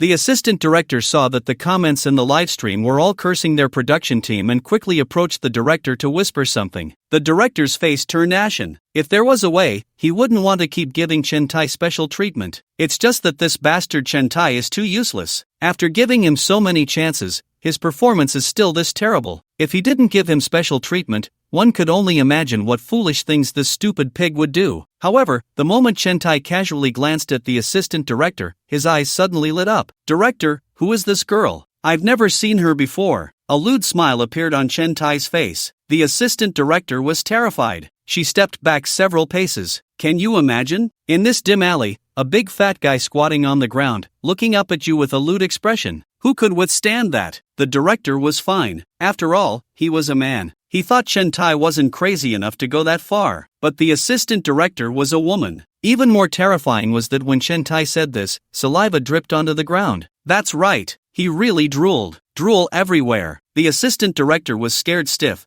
hiding behind the director, not daring to move. Ahem. This is our assistant director, the director said to break the awkwardness. Oh, such a beautiful lady. How come I never noticed when I came to the production team before? Chen Tai stared at the assistant director, not even bothering to look away. There's a saying, right? No distractions, only desire. To be fair, the assistant director was just average looking, not exceptionally beautiful, nor did she have a stunning figure. But, in Chen Tai's eyes at that moment, she looked like a celestial being. Damn, Chen Tai, are you really that lecherous? Even the assistant director is not safe from you. Are you even human? A beast. You're really a piece of work. Hee hee, it's only been a few days, and Chairman Chen's true nature is already exposed. Doghead, Chen has been holding back for several days. He probably can't hold it in any longer. Doghead. Ahem. Chairman Chen. Let's go back and continue recording the show. There are so many viewers in the live stream watching. The director quickly changed the subject, sensing the situation was off. However, Chen Tai was fixated on the assistant director, completely ignoring the director's words. Just as the director couldn't help but urge him repeatedly, the next second,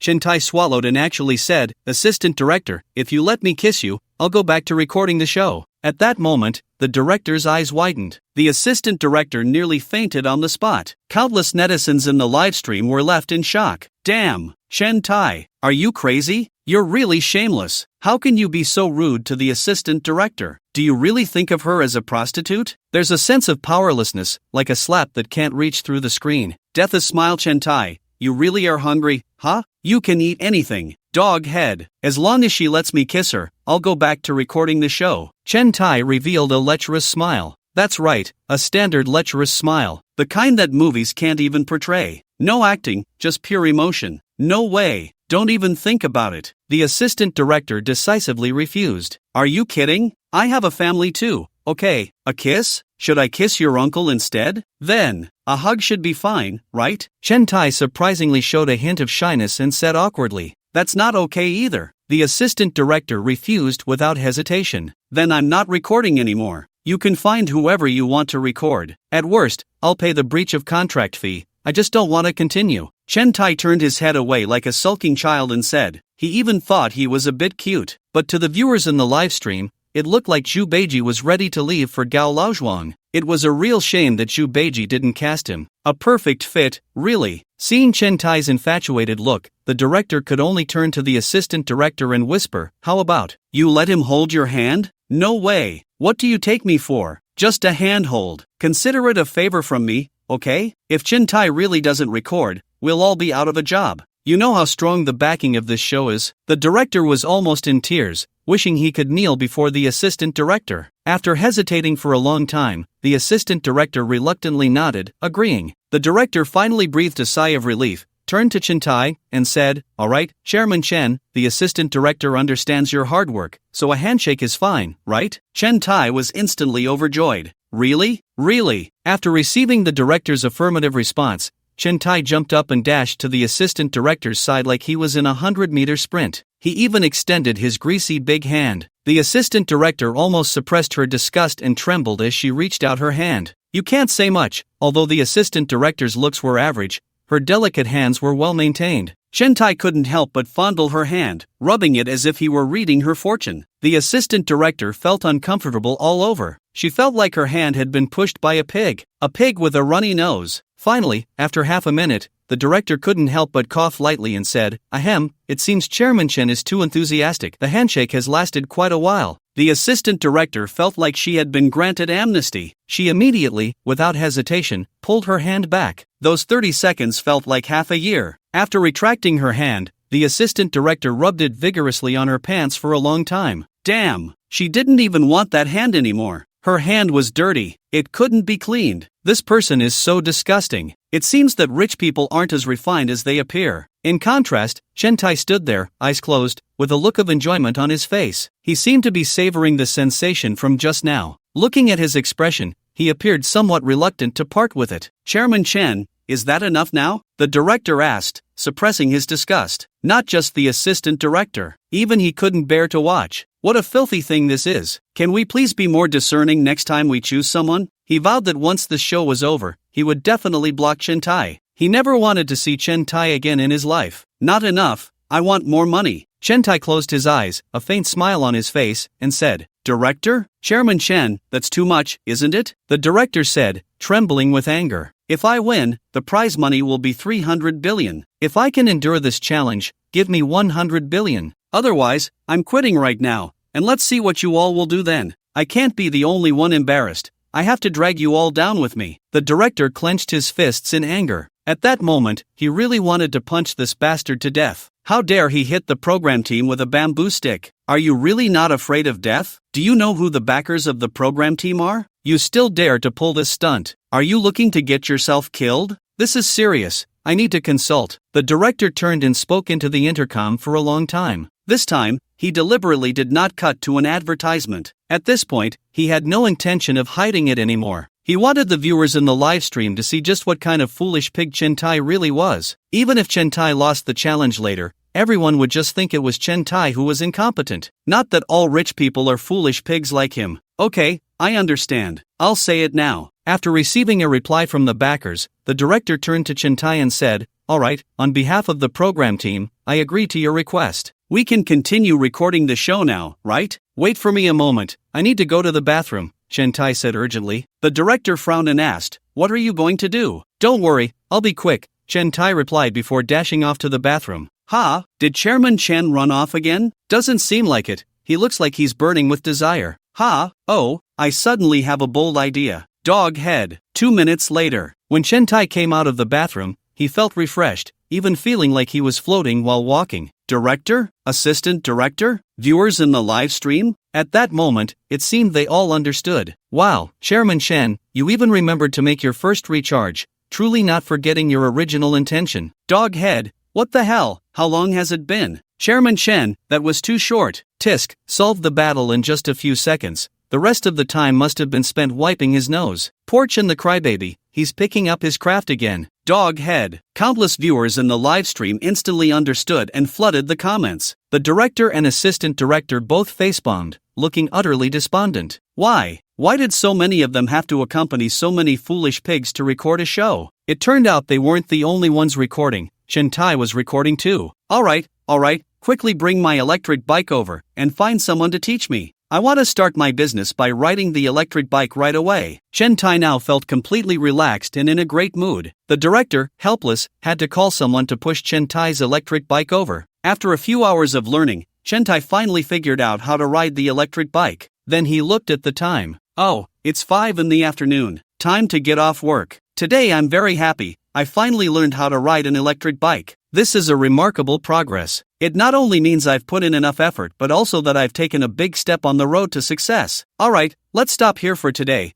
Tomorrow I'll start delivering takeout. Tomorrow you'll see how I can earn thousands a day. I'll show you all. I, Chen Tai, can become rich thanks to my smart brain and my hard-working hands. The viewers in the live stream were left speechless by Chen Tai's grandstanding. Wait, is Chen the crybaby hallucinating? Is he giving an acceptance speech? What's there to be proud of about riding a broken electric bike? Damn it, earning 1,000 a day? You have to deliver over 200 orders a day, an average of 10 orders an hour. Are you some kind of thousand-handed guanin? Damn, it's only 5 o'clock, and you're off work? What the hell are you being diligent about? Do you think talking big won't kill you? The viewers in the live stream couldn't hold back anymore and started cursing, especially those diligent delivery workers. They risked their lives every day, running red lights, and still only earned about $200. With a daily income of 1,000, how did it become such an easy task in Chen Tai's mouth to become the king of singles? Especially when seeing that Chen Tai actually wanted to head back home, it completely broke the defenses of the netizens who had been waiting in the livestream all day. Come on, they had been waiting all day, just to see Chen Tai delivering takeout and getting humiliated. But in the end,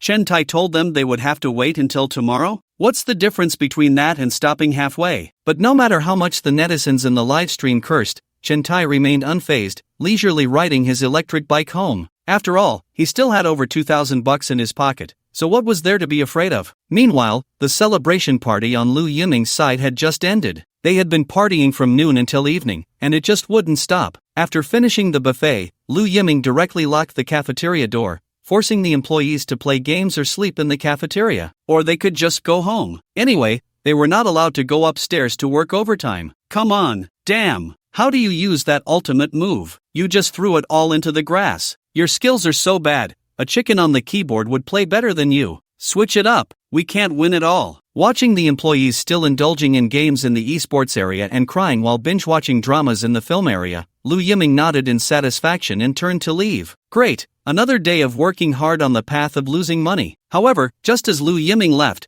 those employees who had been crazily gaming and watching dramas immediately stopped their actions. Almost in unison, they clicked and turned off all their computers, projectors, and other entertainment devices. Their movements were surprisingly synchronized. You'd think they had rehearsed it in advance. Muxia, with a serious expression, brought over a blackboard and solemnly wrote a title on it: Special Operation to Save the Company. Comrades, the company has reached a particularly critical point. The liquid funds on the books are down to just a few million. After paying next month's salaries, the company's accounts will be completely zeroed out. At this crucial moment, we need to take action. Now, I propose a package of special operations. The focus will be on the real estate. We need to fight a beautiful turnaround. We want everyone to look at the chairman with new eyes. A few hours later, it was late at night. Muxia and the others were still intensely discussing the details of the plan. Meanwhile, in the community that Lu Yiming had just purchased, Ming Ruyu didn't dare to relax for a moment and personally went to the security booth, or rather, it should be called the patrol booth, to check the situation. Looking at the patrol team in front of him, all dressed in deep black protective gear, holding shields and riot sticks, equipped with various gear, even wearing black masks on their faces,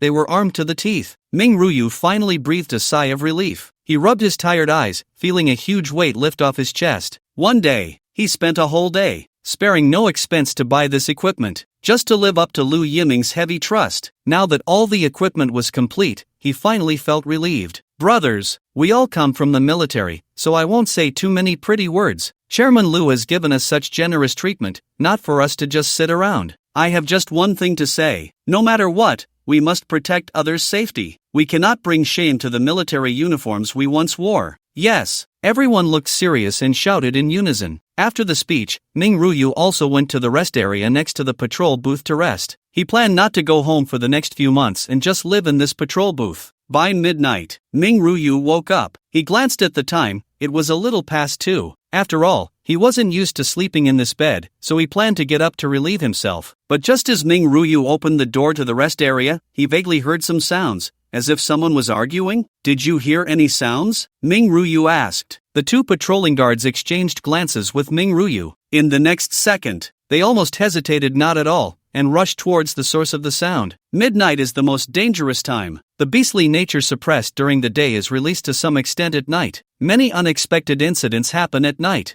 especially since this community was just a shell of a building yesterday. There are hardly any streetlights inside. It's pitch black. If something happens, the consequences are unimaginable. Thinking of this, Ming Ruyu quickened her pace and ran over. As a result, she found the source of the sound in the green belt downstairs in the community. On the grassy area, a man was forcefully holding down a woman, trying to commit an act of violence. Help! Help! No! No! The woman was being pressed into the grass, unable to even scream. Just as she shouted a word, her mouth was forced into the dirt, and she was made to swallow a mouthful of soil. You damn cheap woman! What are you pretending for? I've been chasing you for 6 years. You haven't even looked at me once in 6 years. What the hell are you pretending to be pure for? I've seen you go out to eat and drink with other men more than once. You are just a cheap whore. Today, I must have you. Don't worry, I will take good care of you. Ha ha ha. The man shouted hysterically, his hands not stopping for a moment. In fact, it wasn't that no one upstairs noticed. There were still 1 or 2 residents upstairs, but none of them dared to step out to stop this thug, because beside the thug,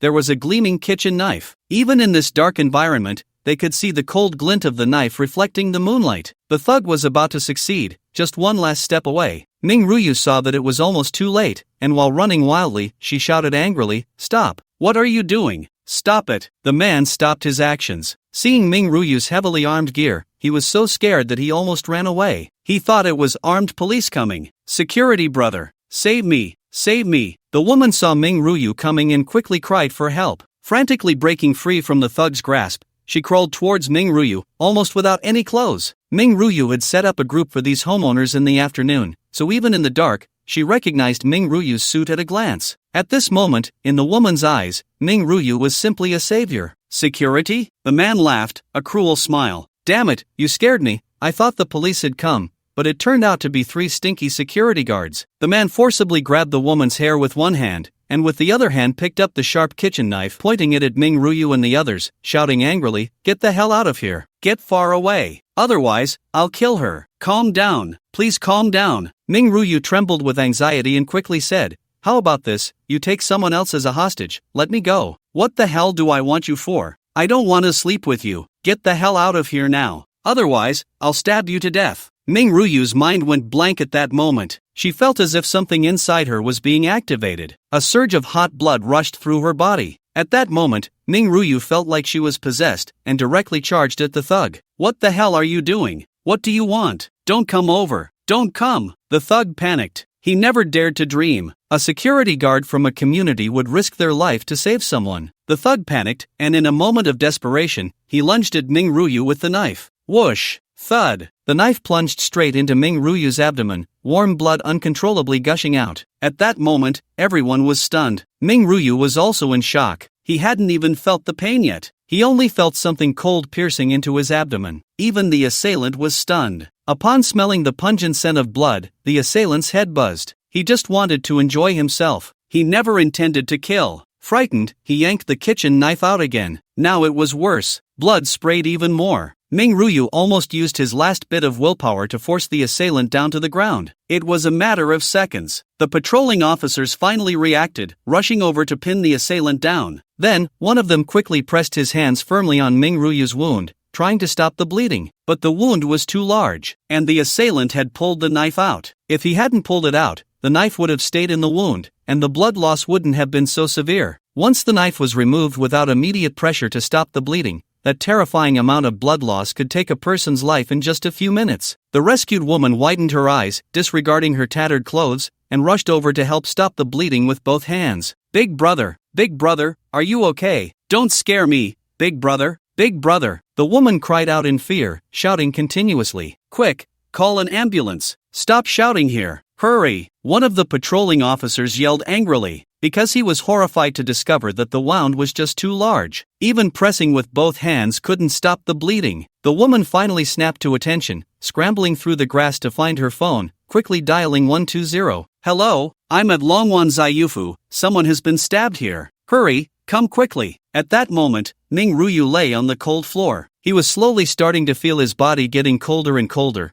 so cold that he began to tremble uncontrollably. Even his consciousness was becoming increasingly blurred. He knew this was a sign of excessive blood loss. He had even started to review his short life in a fleeting manner. Step by step, studying, going to university, enlisting, being discharged, working, switching jobs to this company. Everything was so mundane. Only after meeting Lu Yiming did Ming Ruyu feel for the first time that his life had meaning. He was valuable to others. Although he was extremely busy today, even to the point of not having a bite to eat. But Ming Ruyu felt an unprecedented sense of fulfillment and peace. Chairman Lu, I didn't let you down. I fulfilled my promise to you. It's a pity I can't see you win the competition. Cough cough cough. I really want to see my parents one more time. So cold, so cold. I miss the big Kong at home. But I believe Chairman Lu is such a good person, he will take good care of my parents for me. Ming Ruyu murmured as if in a dream, his eyes devoid of any sparkle, until everything before him turned completely dark, and he fell into a deep sleep. President Ming, don't sleep. Damn, President Ming, wake up, you can't fall asleep. President Ming. That night, while Lu Yiming was still asleep, a phone call woke him up. Hello? Who is this? Lu Yiming said, still groggy. But the next second, he suddenly opened his eyes wide, all sleepiness gone. What? Mu Xia, what did you say? Say it again. What happened? Meanwhile, in the hospital, Mu Xia and a large group of company employees were all waiting in front of the emergency room. Looking over, there were dozens of people. This wasn't even all the employees who had rushed over that night. In the hospital lobby on the first floor, there were hundreds of employees present. Today, they were almost all gathered together, praying for Ming Ruyu. At this moment, Mu Xia gripped her hands tightly, her palms almost digging into her skin from the pressure. She would never have dreamed that the property management company, just established, would encounter such an extremely malicious case. Even more unimaginable was that Ming Ruyu would risk her life to repay Chairman Lu's kindness. A sense of admiration arose in everyone's hearts. Where's Ruyu? How is she? Mu Xia, Lu Yiming gasped, almost running into the emergency room. As the instigator, he could hardly believe it. Would someone really be willing to sacrifice their life because of his few words of toxic advice? Chairman Lu, what's going on? How is the situation now? In a panic, Lu Yiming grabbed Mu Xia's shoulders and hurriedly asked. If Ming Ruyu really died because of him, he would never forgive himself. Chairman Lu, the situation is not good, she's lost too much blood. The doctor said, they can only do their best. Muxia's head buzzed as she trembled while speaking. Lu Yiming's eyes widened in shock. This was serious. This was really serious. What a good person. Just because of his few words of toxic advice, she had paid with her life. Lu Yiming would never forgive himself for the rest of his life. Chairman Lu, I'm sorry. I'm really sorry. A woman beside him bowed deeply to Lu Yiming, crying as she said, I didn't expect it to turn out like this. Don't worry. General Ming saved me, and from now on, I will work like a horse to repay him. A glimmer of comfort flashed through Lu Yiming's heart. At least, Ming Ruyu did not save the wrong person. Creak. The door of the emergency room was pushed open, and a nurse hurriedly walked out. Who are the family members? Doctor. I'm not a family member, but I'm his boss. I can make decisions for his family, no matter how much it costs. I beg you, please save him. Lu Yiming rushed to the front, speaking anxiously. It's not about money right now. The patient urgently needs a blood transfusion, and we don't have his blood type in this hospital. He has an extremely rare type of panda blood. Lu Yiming's head buzzed. Even if he hadn't studied medicine, he knew what those 3 words meant. 1 in a million, or even 1 in 100 million rare blood type. To describe this blood type as panda shows just how precious and hard to find it is. We've already contacted other hospitals, but there probably isn't any stock. Now you have to find it yourselves, quickly. You must hurry. The patient can't hold on much longer. After the nurse finished speaking, she hurried back into the emergency room. The moment the door closed, Lu Yiming knew he couldn't waste any more time. Muxia, there are a few things. Go do them immediately. Okay, what do you need? First, organize everyone in the company to get their blood types tested. We can't waste even a 1 in 10,000 chance. Second, contact all platforms and channels immediately.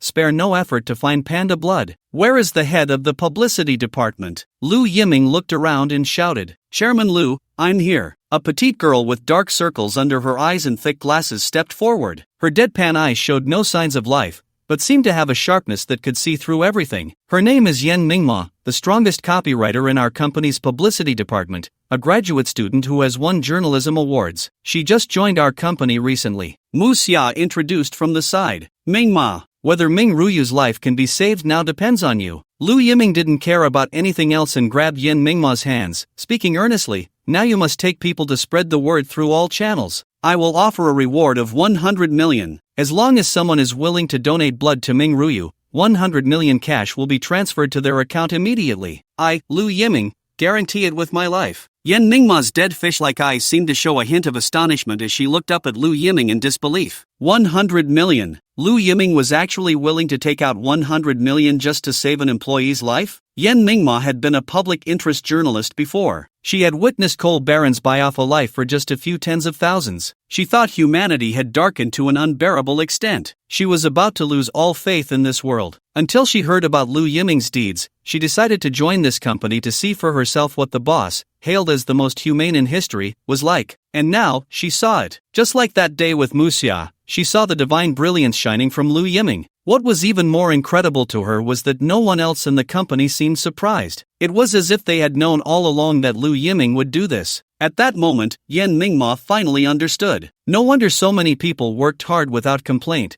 even actively wanting to help Lu Yiming make money. Lu Yiming cared for his employees, and the employees held Lu Yiming in high regard. Chairman Lu, give me an hour. Yen Mingma pushed a little, and her simple words felt like a promise worth a fortune. Okay, I'll wait for you. Yen Mingma turned and took the people from the publicity department, heading to the hospital lobby at full speed. At the same time, she didn't hesitate to use all her connections in the Magic City. Manager Lin, I've never asked you for anything, but you have to help me this time. This news is very important. It concerns a living person's life. Minister Chu, think about it. If we don't report such good deeds, who will dare to do good in the future? If everyone just stands by and watches, our society will turn into stagnant water, a quagmire. A few minutes later, a piece of news exploded on the internet. Shocking! Lu Yiming's community faces a serious violent incident. The property manager risked his life to protect the owners. Currently still in the emergency room for rescue. Generally speaking, at 2 in the morning, many people are already asleep. But this is the Magic City. There are plenty of rich second-generation kids and middle-class people partying late at night, and countless workers are staying up late in retaliation, suffering from insomnia. And in just these 2 short minutes,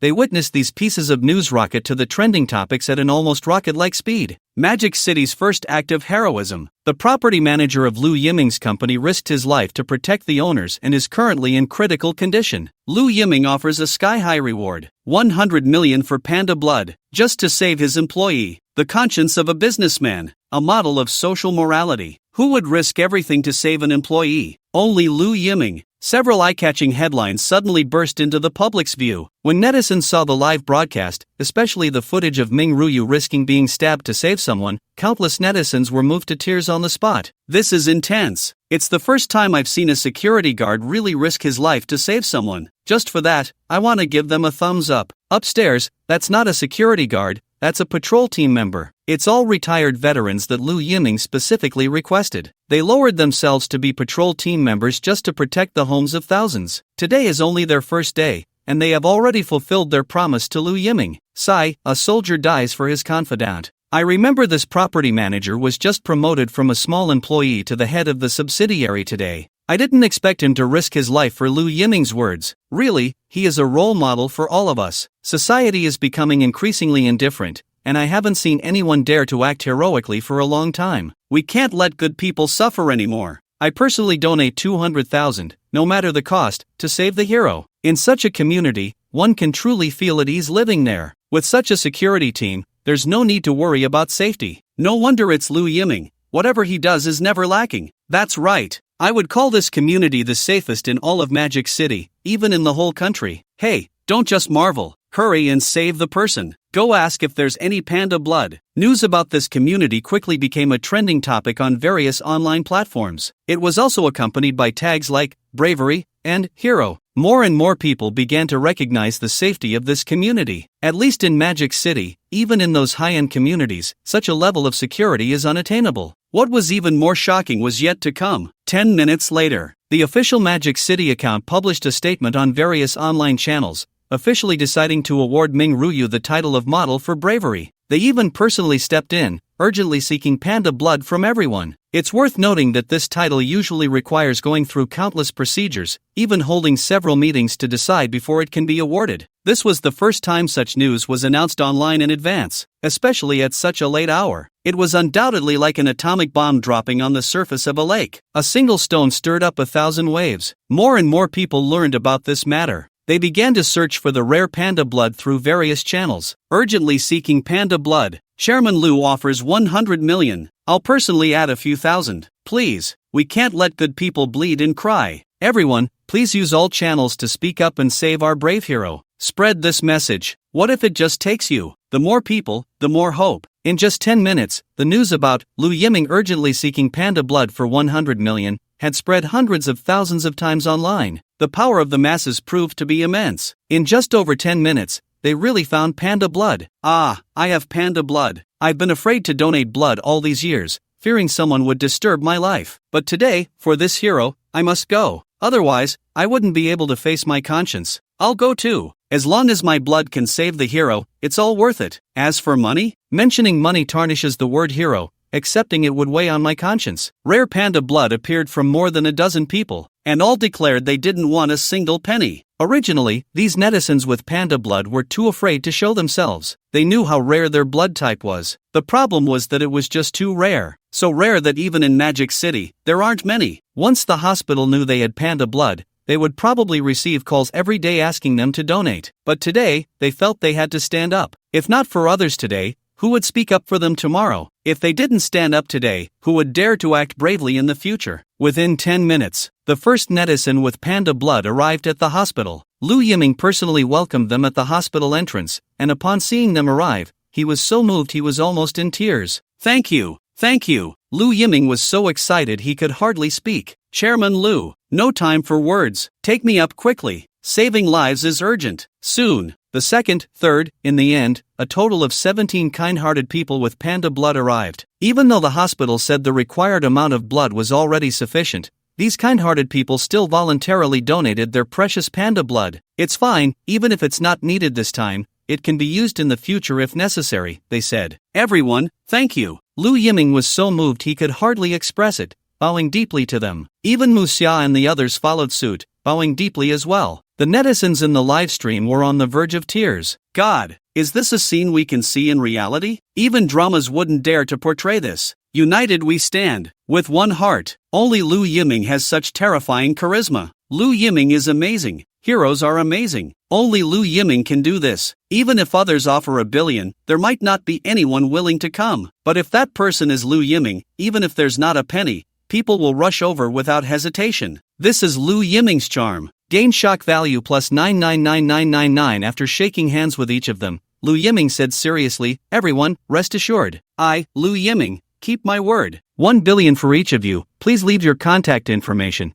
and I will raise the money right away. Even if I have to sell the company, I will definitely get this money into your hands." The people behind Liu Yiming, including Mu Xia, were completely stunned. There are 17 kind-hearted people here. That means, according to Liu Yiming's promise, if each person gets $1 billion, that's a total of $17 billion. But the company only has this little money right now. $17 billion, it seems that only by selling all the company's shares could it be possible to raise that much. In other words, the company would be completely bankrupt. But none of Mu Xia and the others spoke up to stop him. A promise worth 1,000 gold, this is their Chairman Liu. Even if Chairman Liu loses everything and fails the challenge, it doesn't matter. They are all willing to accompany Liu Yiming to start over and rise again. However, the next second, those kind-hearted people exchanged glances and laughed. "Chairman Liu, are you sure? That's a total of $17 billion. Liu Yiming was taken aback for a moment but still nodded firmly and said, "I'm sure." "Ha ha ha, Chairman Liu, we don't want this money." "Chairman Liu, we've all seen your efforts during this time. As long as you do good for us ordinary people, this money, consider it a donation from us to you." More than a dozen kind-hearted people were beaming with smiles, exuding a spirit of dirt can be turned into nobility. Liu Yiming was dumbfounded. He was really stunned. This operation felt so familiar. $1 billion. That's a whole small goal. Don't you want even $1 billion? Liu Yiming was truly bewildered. He was still thinking about spending all $17 billion, and the company would be completely bankrupt, finally proving that his efforts during this time were not in vain. But what does it mean that you don't want this? Is there really someone who would refuse a huge sum of $1 billion? You guys. Liu Yiming choked up a bit. He seemed to vaguely understand something, but still insisted, "No, you must accept this money. If you don't accept it, I won't feel at ease. This is not only my promise but also the best way to repay your bravery in coming here in the early morning to show your love. Chairman Liu, giving us money is not a reward for us, it's an insult." "Exactly. We didn't come for this money. This society needs kind-hearted people like you. We came for you." "Chairman Liu, there's a saying that talks about money hurting feelings. You should keep your money to help more people." Liu Yiming's eyes gradually became blurry, and his eyes turned moist. He wiped his eyes, trying to engrave all these people's faces into his mind. They are all good people. Only kind people attract other kind people. They are all as great as Liu Yiming. Anyway, with $1 billion in front of me, I can't think of any reason to refuse. They know that if they accept this money, Liu Yiming will go bankrupt, and such a kind-hearted person will completely disappear. In the future, no one will do good deeds like Liu Yiming again. They can't do such a thing as kicking someone when they're down. The viewers in the live stream were moved to tears, flooding the comments with messages. "Gain shock value plus 999999. Chairman Liu, we're leaving. Ha ha ha. Chairman Liu, I hope you continue to do well, and that your company thrives more and more. You are now a celebrity in the Magic City. Ordinary people adore you to death, while those capitalists hate you to death." These kind-hearted individuals chatted and laughed as they left the hospital. Liu Yiming personally saw them off to their car, tears in his eyes as he bid them farewell. Watching the last person get into the special car and leave, Liu Yiming remained silent for a long time. Mu Xia, they are all heroes. Compared to them, I feel very ashamed. Liu Yiming stayed at the hospital until dawn, and only when he heard that Ning Ruyu was out of danger did he finally feel relieved. It was a close call. It was a kitchen knife that caused the injury. The wound isn't very deep, but the cut is quite large, so there was a lot of blood loss. Fortunately, after several blood transfusions, the patient is now out of danger. You need to pay close attention during this time. Okay, thank you, doctor." Liu Yiming expressed his gratitude profusely. He had wanted to give the doctor a big gift, but the doctor firmly refused. Liu Yiming had no choice but to give up. Just as he was about to lie down on the hospital chair to catch some sleep, Mu Xia, with dark circles under her eyes, forcibly woke him up. "Chairman Liu, not good. Something big has happened." Liu Yiming jumped up from the chair, excitedly asking, "What happened? Hurry up and tell me." Great. He felt terrible for not being able to lose $1 7 billion yesterday. Now he finally heard some good news. Chairman Lu, it's exploded. It's completely exploded. Muxia said, her face flushed with excitement, breathless as she continued, the community under our company is now completely packed. Everyone in the Magic City wants to grab our houses. They say our community is the safest in the entire Magic City. Lu Yiming, right triangle and area operators? It's over. I can't lose again. Lu Yiming was so angry that he fainted, collapsing to the ground. Chairman, what's wrong with you? Quick, someone, quick! The chairman fainted from joy. Just as Lu Yiming was about to faint, he was instantly awakened by this statement. Damn it, this isn't joy, this is going to kill me with anger. Half an hour later, Lu Yiming sat in the special car, feeling lifeless as he arrived at the community. As soon as he got out of the car, he saw a massive crowd blocking the sales office of the community. It was impossible to see the end of it. If someone didn't know better, they would think Lu Yiming had hired actors. Wow, so many people. Did you really not hire actors? Are they crazy? This group of people was crying and shouting to demolish the houses before. Why are they now rushing to buy? In my Magic City, I heard early this morning that everyone says Lu Yiming's community is reliable, the safest community, and they don't even charge property fees. I heard that the nouveau riche upstairs went to line up early to pay for a house, and I heard they still haven't gotten to the front. The netizens in the live stream were astonished. Shock value gained plus 99,999. Wow, such a long line. How long will it take to get through? Just keep lining up. I heard the sales office doesn't dare to make decisions and is waiting for Lu Yiming's response. Then why are you still lining up here? Haven't they started selling yet? If you don't want to wait, you can step aside. I can tell you, once there's news of sales starting, you won't even be able to line up. Hey, Lao Zhang, didn't you return your house before? Why do you want to buy again? I was afraid the house would be unfinished before, but I saw yesterday's news. You can't say anything. Boss Lu is truly a man of style. He's so righteous that I think buying his house is definitely better than those shady merchants' houses, and the price isn't even high. As soon as Lu Yiming got out of the car, he was immediately spotted by a sharp-eyed homebuyer. Chairman Lu is here. Lu Yiming, we want to buy your house. Some even shouted, Lu Yiming, where is Lu Yiming? Don't let him get away. This directly scared Lu Yiming to the point of almost panicking. He didn't know if he owed a lot of money,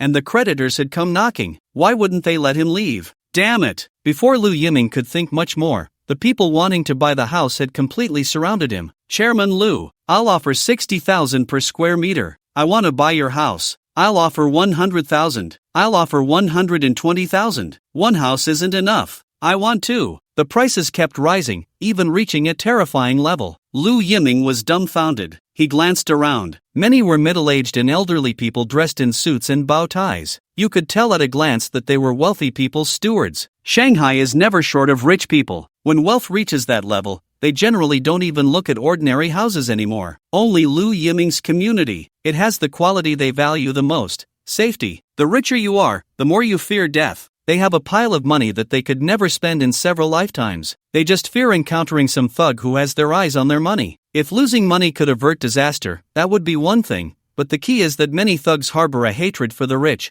and it could easily lead to murder and robbery. Although the public security is very good now, they also don't dare to casually expose their addresses. But now, they saw hope. Lu Yiming's community has a 24-hour security team. Moreover, every patrolling team member is armed to the teeth, ready to fight off any thugs at any moment. Ming Ruyu is the best example. With such a community, what reason do they have not to buy? After realizing all this, Lu Yiming couldn't hold back anymore. No, he couldn't sell. Looking at these people's frenzied demeanor, even if he set the price at 200,000 per square meter, there would still be people fighting to buy. Wouldn't that defeat his purpose of losing money and going bankrupt? No, he had to think of a way to control the situation. First, he had to stabilize these people. Moreover, he had other plans for these houses. With that thought, Lu Yiming raised his hand and gestured slightly. Miraculously, the originally noisy crowd suddenly quieted down. Everyone looked up at Lu Yiming in perfect unison, staring at him eagerly. They loved this house so much, especially since there were no property fees.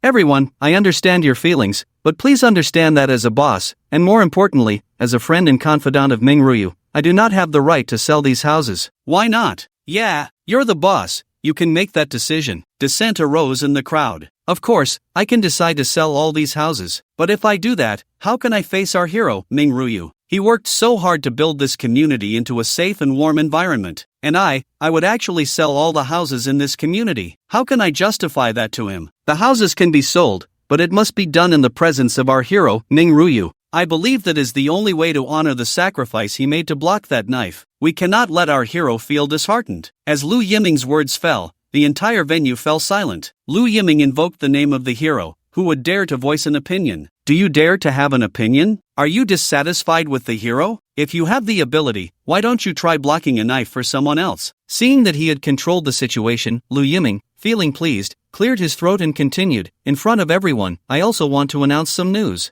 I plan to provide every employee in our company with a house to live in the name of Ming Ruyu, so that our employees can have a warm home of their own in this city. At that moment, the entire crowd was shocked. Everyone's eyes widened. Damn! Lu Yiming, are you crazy? Just now, someone offered a sky-high price of 150,000 per square meter, and you won't sell? Do you know what it means to have a sky-high price of 150,000 per square meter? You have so much money and you're not making any, and now you want to provide housing for your employees. Are you out of your mind? Everyone present was dumbfounded. They had heard that Lu Yiming was different from other bosses, but they never expected it to be this outrageous. Not making money that's right in front of you? If you're not making money, why are you running a company? Even Mu Xia was anxious. If there weren't so many people around, she would definitely find a way to persuade Lu Yiming to back down. The company was on the verge of bankruptcy, and this was the only way to turn things around. The issue of employee housing could be solved in other ways. They couldn't just let this opportunity slip away. Damn! You have so much money and you're not making it, just to provide housing for employees. Lu Yiming's vision is truly super incredible. Only Lu Yiming would do this. When I heard the price was 70,000 per square meter, I couldn't help but want to sell. No wonder employees are willing to work hard for Lu Yiming. If I had such a good boss, I would also be willing to give my life for it. If you work hard for other bosses and something happens,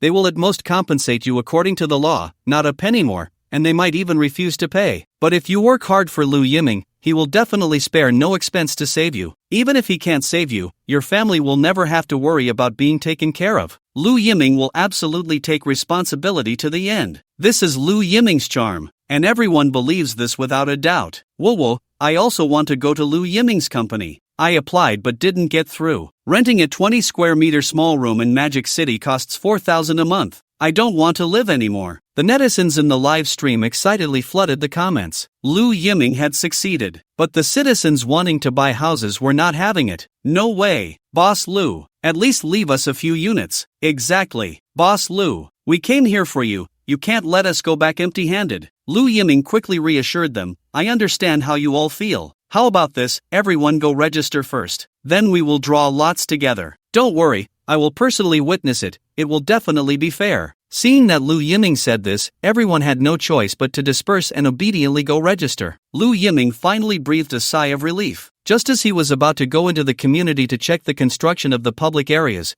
two people dressed in black hoodies, with masks covering their faces, slowly approached Lu Yiming. What do you want? Don't come over. Mu Xia was the first to sense something was off, spreading her arms to protect Lu Yiming behind her. She knew better than anyone the situation Lu Yiming was in. He had offended too many capitalists. Lu Yiming's actions were seen as heresy in the eyes of capitalists, the kind that would be burned alive. In such an extreme mindset, it was reasonable to take extreme actions, right? But the two quickly waved their hands, explaining, We mean no harm. We want to buy a big house from you. Lu Yiming and Mu Xia were both stunned. They exchanged a glance, both looking confused. Damn, that accent sounds foreign. This time Lu Yiming was really confused. How could there be foreigners involved? Why are you two interested in my house? Hello? Lu Yiming said tentatively. What are you doing? We can speak Chinese. One foreigner pulled down his mask, revealing himself to be a black guy. Wait, why does this foreigner speak Chinese with a strong northeastern accent? Oh, that's great. So what do you want? Lu Yiming asked, bewildered. Big brother, you are the owner of this community, right? We want to buy your house. Can we keep one unit? We can pay any price. Another foreigner said. You can just go over there and line up normally. Everyone has a chance. Lu Yiming laughed and said. He wasn't some dog that could stand up after kneeling. Just because he saw a foreigner, he would give them special treatment? What a joke. Want to buy a house? No problem. Just line up with everyone else. Don't think you can cut in line just because you're a foreigner. The two foreigners exchanged a glance, bewildered. Oh wow, they really encountered someone different. In the past, as long as they revealed their foreign identity, they could receive preferential treatment anywhere. Even the girls would come over. But unexpectedly, here with Lu Yiming, they hit a wall. However, the two didn't care about that. Their real goal was safety. Hey, big brother, can you help us out? Look, the black guy directly dropped a large black handbag and slightly opened it. Inside was a pile of shining gold bars. Lu Yiming's eyes widened in shock, although he knew his personal assets were already in the hundreds of billions. But those were just cold numbers to him. He had never had the chance to use his own funds. Nothing could compare to the shock of these gleaming gold bars in front of him. It was too wonderful. This gold was simply the most beautiful color in the world. Even Mu Xia couldn't help but breathe a little faster. As long as one was human, it was impossible not to be moved by these things. Hey, big brother, we're all good friends. Can you help us out? As long as you save us a set, after the deal is done, we'll give you a package. The two foreigners raised their eyebrows and said. The more they acted like this, the more alert Lu Yiming became. This money, could it be from an illegitimate source? What good person would bring a large bag of gold bars to buy a house? Oh, my friends, that's absolutely not possible. Lu Yiming quickly refused. We Chinese people value fairness the most. We can't give you a backdoor just because you offer more money. My good friends, if you want to buy our houses, you must follow our rules. The two foreigners were dumbfounded. What the hell? They could actually refuse their gold bars? If they were in Southeast Asia, just a little bit of gold would have a whole bunch of people willing to sell their lives for them. But they just arrived here and hit a wall? My friends, I have to go to work now. Thank you for your support of our company. After Lu Yiming finished speaking, he quickly pulled Mu Xia away, leaving the two foreigners looking confused. What the hell? Did he just refuse us? Oh, David, to be precise, this brat rejected our 2 bags of gold bars. No wonder they say Chinese people are different from people from other countries. So many gold bars couldn't buy him. This is the first time I've seen someone uninterested in gold. No wonder they say this is the safest country in the world. What do we do now? If we don't find a safe place soon, we'll be killed sooner or later. The black guy said fearfully. Don't forget, we stole all the money the boss was going to trade. If he finds out, he'll definitely kill us. Don't panic. David took off his glasses and said, Lu Yiming isn't interested in money, but that doesn't mean others will feel the same. An hour later, the community under Lu Yiming's company, which required a lottery to purchase, instantly exploded on the internet. Damn, are they crazy? The real estate market has shrunk to this extent, and Lu Yiming's property can still soar against the trend. Damn, why? In that location, 50 to 60,000 is the ceiling, and I heard someone shouted out a sky-high price of 120,000 on site today. Tisk tsk. It seems that rich people are afraid of death. Seeing how high the safety of Lu Yiming's community is, they decisively placed orders. After all, over 10 million is just the price of a sports car for these wealthy people. But it can be bought to save one's life at a critical moment. A smart person wouldn't give up this choice, right? The netizens online were discussing fervently. Even more dramatically, in order to prevent excessive competition, Lu Yiming directly announced that the registration for the lottery would only be open for 1 hour. After 1 hour, no registrations would be accepted. This completely ignited the passion of the wealthy in the Magic City. These rich people were already at a point where they had no place to spend their money. They were tired of spending on luxury goods and sports cars. What they wanted was this kind of scarcity and luxury. They wanted to buy things that others couldn't get. Only then could they showcase their wealth and status. The community under Lu Yiming's name perfectly met all the requirements of these wealthy individuals. In no time, the rich in the Magic City were all stirred into action. They hurriedly sent their butlers or servants to rush to Lu Yiming's community. Some wealthy individuals even went there personally. Even more terrifying was that this effect would spread. Whatever the wealthy did, many ordinary people, especially those who were vain, would follow suit. This was to showcase that they had the same taste as the rich. Just like some workers who would rather eat instant noodles every meal than not buy the same luxury goods as the wealthy. Once they saw that the wealthy in the Magic City, even the wealthy from across the country, were interested in this community, those middle-class individuals with some assets naturally took action. Not just to reflect their taste. More importantly, if the community was filled with wealthy people, wouldn't their future connections be secure? Moreover, Lu Yiming had not yet announced the selling price of the houses in the community. This meant that not only the wealthy but also these middle-class individuals had a chance to buy. Buying it would be a profit. Even if they couldn't afford a house in this community, they could easily transfer the purchasing qualification to those wealthy individuals. It was simply a guaranteed profitable deal. No one could refuse. And those who had little money but thought they had some business acumen or were somewhat vain, they knew they definitely couldn't afford these houses, so they directly turned their attention to nearby communities. Lu Yiming's community would soon become the hottest wealthy community in the entire Magic City, and the surrounding housing prices would surely rise as well. Why? Because these wealthy individuals spent money without blinking an eye. If they decided to live long-term in Lu Yiming's community, they would definitely spend nearby. Even if they could make a deal with a wealthy person, they could rest for a month or even a whole year. Half a year without opening, and when they do, they eat for half a year. In no time, the roads near Lu Yiming's community were congested again, and it was blocked for several kilometers. It had completely become a major news story in the Magic City's business circle. At this moment, in the director's team, the atmosphere in the director's team was colder than ever. Even the directors sitting in front of dozens of large screens felt as if several volcanoes were about to erupt behind them. All the behind-the-scenes staff and the director's team dared not speak loudly. Everyone tacitly maintained silence, only moving when absolutely necessary, otherwise, they didn't dare to stir a bit. Finally, the volcano erupted. That little beast Lu Yiming. What on earth did he do? A half-finished building was actually turned into something valuable by him. I heard someone even offered a sky-high price of over 100,000. Isn't it better to buy a large flat in Lujiazui for that price? Why go for Lu Yiming's half-finished building? Isn't it just hiring a few more capable security guards? What's so great about that? Isn't it just being righteous? As long as we want to do it, Lu Yiming wouldn't even have the chance to follow us and eat our dust. Damn! Are these people all stupid? They are all fighting to kiss Lu Yiming's ass. Even Wang, who is far away in Kyoto, has heard this news. Today, he even called specifically to ask me to help him secure a house in that community. Do you all remember that little Chin? As soon as he heard this news, he drove over himself, wanting to line up for the lottery. He's still stuck on the overpass. He heard I'm the financial backer of this show and just called me, wanting me to give Lu Yiming a heads up? Bah! That kind of low-level trash. He just got lucky and made a bit of money, and he thinks he's worthy of talking to me? It's disgusting to my ears. A few financial backers were completely furious, spitting out curses.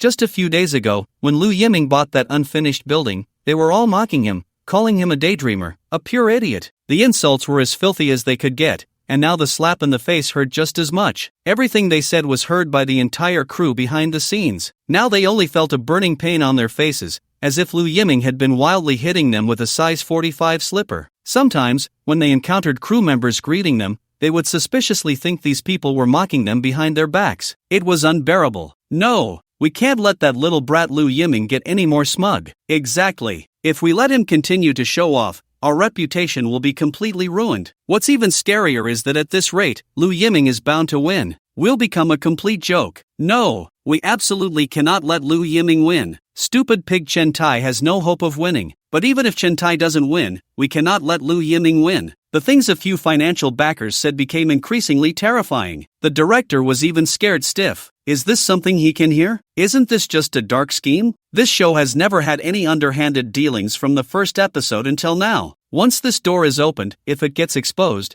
who will believe in this show anymore? What's even scarier is that once the dark secrets of this show are revealed, these financial backers can easily distance themselves. And he, as the director, would be completely scorned by countless viewers, even nailed to the pillar of shame. Ahem, gentlemen. I think, the director stiffly turned around and tentatively said. However, before he could finish, he was met with a barrage of curses from the financial backers. Shut up, get lost. What's it to you? Just be a good director. Do you have a say in this? If it weren't for us, could you be the director? Close your mouth, say what you should say, and don't say what you shouldn't. The director was directly scolded until his face turned various shades of purple, awkwardly smiling, not daring to retort. With an embarrassed expression, he silently turned back to focus on the scene. Although he looked very concentrated, not even blinking, his thoughts had long drifted far away. At this moment, the director finally understood why so many people hoped Lu Yiming would win. The director now also wanted Lu Yiming to win. These capitalists were simply too hateful. It's true that he was working for them, but damn it, he wasn't their servant. Why should he be treated like this? He worked himself to death every day, and they didn't even give him a good face. What was the point of studying hard for over a decade and finally becoming a director? All this effort and sweat, was it just to grovel at the filthy feet of these capitalists? Lu Yiming, you must win. You must fight for us workers. The director couldn't help but clasp his hands together, silently praying for Lu Yiming. An hour later, the registration for the lottery was completely over. Many people at the sales office didn't even get the chance to participate in the lottery. You heard that right. they didn't even have the opportunity to enter the lottery, let alone win the chance to buy. Countless homebuyers broke down on the spot, and those still stuck on the road were even more devastated. They had been stuck for a whole hour, and in the end, they didn't even make it in time to register. In an instant, countless people directly tagged Lu Yiming online, angrily criticizing him for the short registration period. They simply didn't have time to register. It was as if he was denying them the opportunity to buy a house. It was utterly unreasonable. Originally, these people had been supporting Lu Yiming, but once they were pushed to their limits, they immediately began to vent their frustrations. Lu Yiming is simply a bastard. He leaves all the houses for his employees. What are we supposed to do? We ordinary people just want a safe and affordable place to live. Why is it so difficult? He clearly doesn't want to sell to us, just wants to keep it for himself, right? A conspiracy. It's definitely a conspiracy. I'm going to report Lu Yiming. This lottery system for buying houses is simply unheard of. I refuse to believe no one can hold Lu Yiming accountable. However, just as the frustrated homebuyers were losing their composure, a shocking piece of news exploded online again. Shock! Dozens of real estate companies in the Magic City jointly accuse Lu Yiming of deliberately violating regulations to inflate housing prices, engaging in illegal operations, and disrupting market order. They have officially reported him to the relevant authorities. As soon as the news broke, it instantly shocked the internet. Holy crap! There really are reports against Lu Yiming? What? How did he inflate housing prices? It's you real estate companies that have never cared about the safety of ordinary people's lives. The property management just casually finds a few 70-year-old grandpas to watch the door. If something dangerous really happens, they'll run faster than us, and we can expect them to protect us? Tisk tsk. It's obvious that Lu Yiming has touched some capitalist's cake. Anyway, I don't like Lu Yiming. He pretends to be something he's not, really thinks he's some kind-hearted entrepreneur? You guys are all fooled by Lu Yiming. The one upstairs, aren't you just upset because you couldn't get a house, saying sour grapes? Even if Lu Yiming is deceiving us, we willingly accept it. At least he gave us hope. Besides, how is Lu Yiming bothering you? Why do you have to stand up and slander him? With the instigation of those whose vested interests were harmed, the news about Lu Yiming being reported by name quickly climbed to the trending news. Everyone's eyes were on Lu Yiming, eager to see what he would do this time. At this moment, Lu Yiming had already returned to the company. As soon as he got back, he headed straight to the cafeteria's lounge, found a comfortable bed, and lay down to play games. What? You ask, what about the company upstairs? Well, why work? Everyone can just slack off and chat. How nice, world peace. I, Lu Yiming, don't have to rack my brains every day thinking about how to lose money. Holy crap, Lu Yiming is really so relaxed. He really doesn't care about anything. I wish I had a boss like that, who doesn't manage us at all, letting us work freely. We wouldn't do too badly. Just afraid of some clueless bosses who sit next to you all day pointing fingers, making you frustrated. Whoa, Lu Yiming is simply the angelic boss that only appears in dreams. The netizens in the live stream were all sending comments. However, just as Lu Yiming opened the game screen, Muxia burst in directly. Holy crap! Muxia, can you please knock next time before coming in? Lu Yiming was startled, his heart racing. If he had been doing something inappropriate, wouldn't that be social death for him? Chairman, I'm sorry, I'm really in a hurry. Muxia rushed in, breathless, her chest heaving, making it hard not to look. What's so urgent? Lu Yiming swallowed hard, suppressing the anger in his heart, and said, dozens of real estate companies in the Magic City have jointly reported you. They say you are deliberately inflating housing prices. The relevant authorities have already accepted the report. If they really verify it, given the current tense environment, we will face astronomical fines. Muxia said anxiously. What? Such a thing exists. Lu Yiming immediately stood up from his bed. He almost couldn't contain his smile. Great. Really great. This is truly fantastic news. Lu Yiming was worried that if all these houses were sold at high prices, his plans for making money would fall through. Unexpectedly, he immediately heard this good news. Chairman, you? Muxia looked at Lu Yiming with a puzzled expression. She realized something terrifying. Chairman Lu was actually smiling. How scary. When others heard about fines, they hurriedly tried various ways to clear their names or quickly pleaded for a reduction in fines. Only Chairman Lu, upon hearing about the fines, not only remained calm but seemed a bit excited. What was going on? Is it true that business geniuses like the chairman are all like this? Indeed, geniuses have some peculiarities that set them apart from ordinary people. Ahem. Lu Yiming also realized he was a bit out of control. No, he couldn't be too happy too soon. Given Muxia and the others' personalities, it was very likely they were secretly plotting something against him. preventing him from losing money. So this time, he had to eliminate all future troubles. He must not give Mu Xia and the others any opportunity. If we are really determined to be manipulating housing prices, what kind of punishment would we generally face? Lu Yiming forcibly suppressed his excitement and asked back. I discussed it with my colleagues in the legal department, and currently, we still cannot be determined to be manipulating housing prices. After all, we haven't set a price per square meter yet, but the relevant departments will definitely keep a close eye on us. Once our housing prices are set too high, they will certainly restrict our pricing power. They might even impose hefty fines on us. Our houses might not sell for much. Lu Yiming was practically ready to applaud. So wonderful, truly wonderful. This was simply a godsend opportunity. If he didn't lose money, Lu Yiming would feel it was against the natural order. Mu Xia, you immediately go invite reporters from all over the city, as well as those influential figures on social media. I want to hold a press conference. I want to explain this matter in front of the entire city and even the whole country, Lu Yiming said decisively. Mu Xia felt her face flush, and looking at Lu Yiming's excited expression, she felt as if she was being infected by his enthusiasm. Her blood was almost boiling. Chairman, don't worry, I will do my best to invite all the mainstream media in the city. Let you clarify these rumors in person, to clear the name of our Fangzheng investment company. After saying that, Mu Xia excitedly turned to leave, leaving Lu Yiming in a daze. Lu Yiming scratched his head, puzzled, and said, did I say I wanted to clarify the rumors? Half an hour later, a sensational piece of news once again topped the trending topics, attracting the attention of netizens nationwide. Shock! Lu Yiming gathers all the media in the city to clarify his innocence. Lu Yiming holds a high-profile press conference, undoubtedly declaring war on the dozens of real estate companies in the city. A shocking scoop. Lu Yiming chooses to stand firm, ready to fight against unscrupulous real estate developers to the end. Countless explosive headlines instantly caught the eyes of numerous netizens. Wow! Lu Yiming is really ruthless. He is going to take on all the real estate developers in the city and even the whole country. Tisk tsk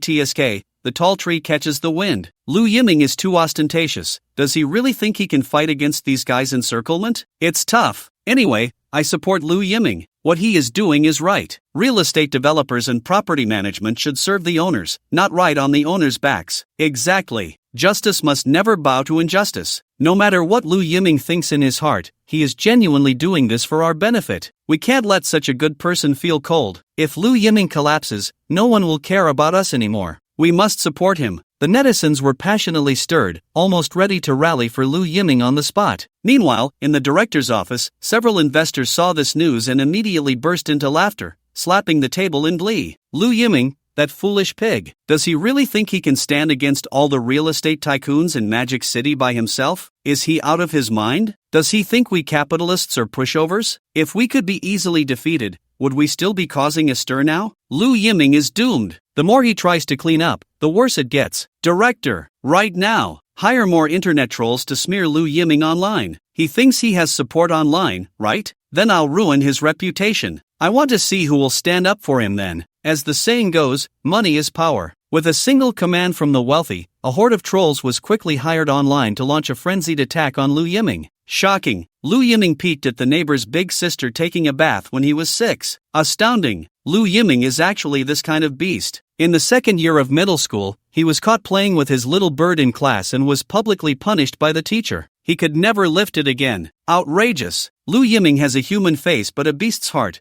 hiding these unknown toys in the office, molesting female employees. He pretends to be a gentleman during his live streams, but in reality, he's just a dressed-up beast. Money can make the devil push the mill. A flood of rumors surged onto the internet. Even articles like shocking, Lu Yiming's unknown affairs with a 70-year-old lady could be fabricated. These trolls even found former executives from Fangzheng Investment Company who had been fired by Lu Yiming. They hit it off perfectly. These executives immediately stood up online to accuse Lu Yiming. Lu Yiming is a beast. I saw him physically punishing employees in the company, slapping them hard. That's right. What he did to female employees is even more beastly. I couldn't stand it. The high salaries and those million-dollar bonuses Lu Yiming promised never came through. He's just deceiving you. Don't let Lu Yiming fool you. Otherwise, it will be too late for regrets. As the saying goes, 3 people can create a tiger. More and more people began to accuse Lu Yiming online. Various negative news about Lu Yiming flooded in, causing many uninformed netizens to start doubting. Is Lu Yiming really that kind of heartless villain? He doesn't seem like it. Pfft, only you naive people would believe his tricks. I never believed it. How could someone with so much money not earn it and instead share it with employees? It's obviously a show. Ha, no one really believes Lu Yiming, right? I've seen long ago that this kind of person is not good. The overwhelming criticism online quickly reached Lu Yiming's ears. Chairman, someone is deliberately framing you. They want to completely tarnish your image. We can't ignore this. Otherwise, over time, you'll become the villain in their eyes.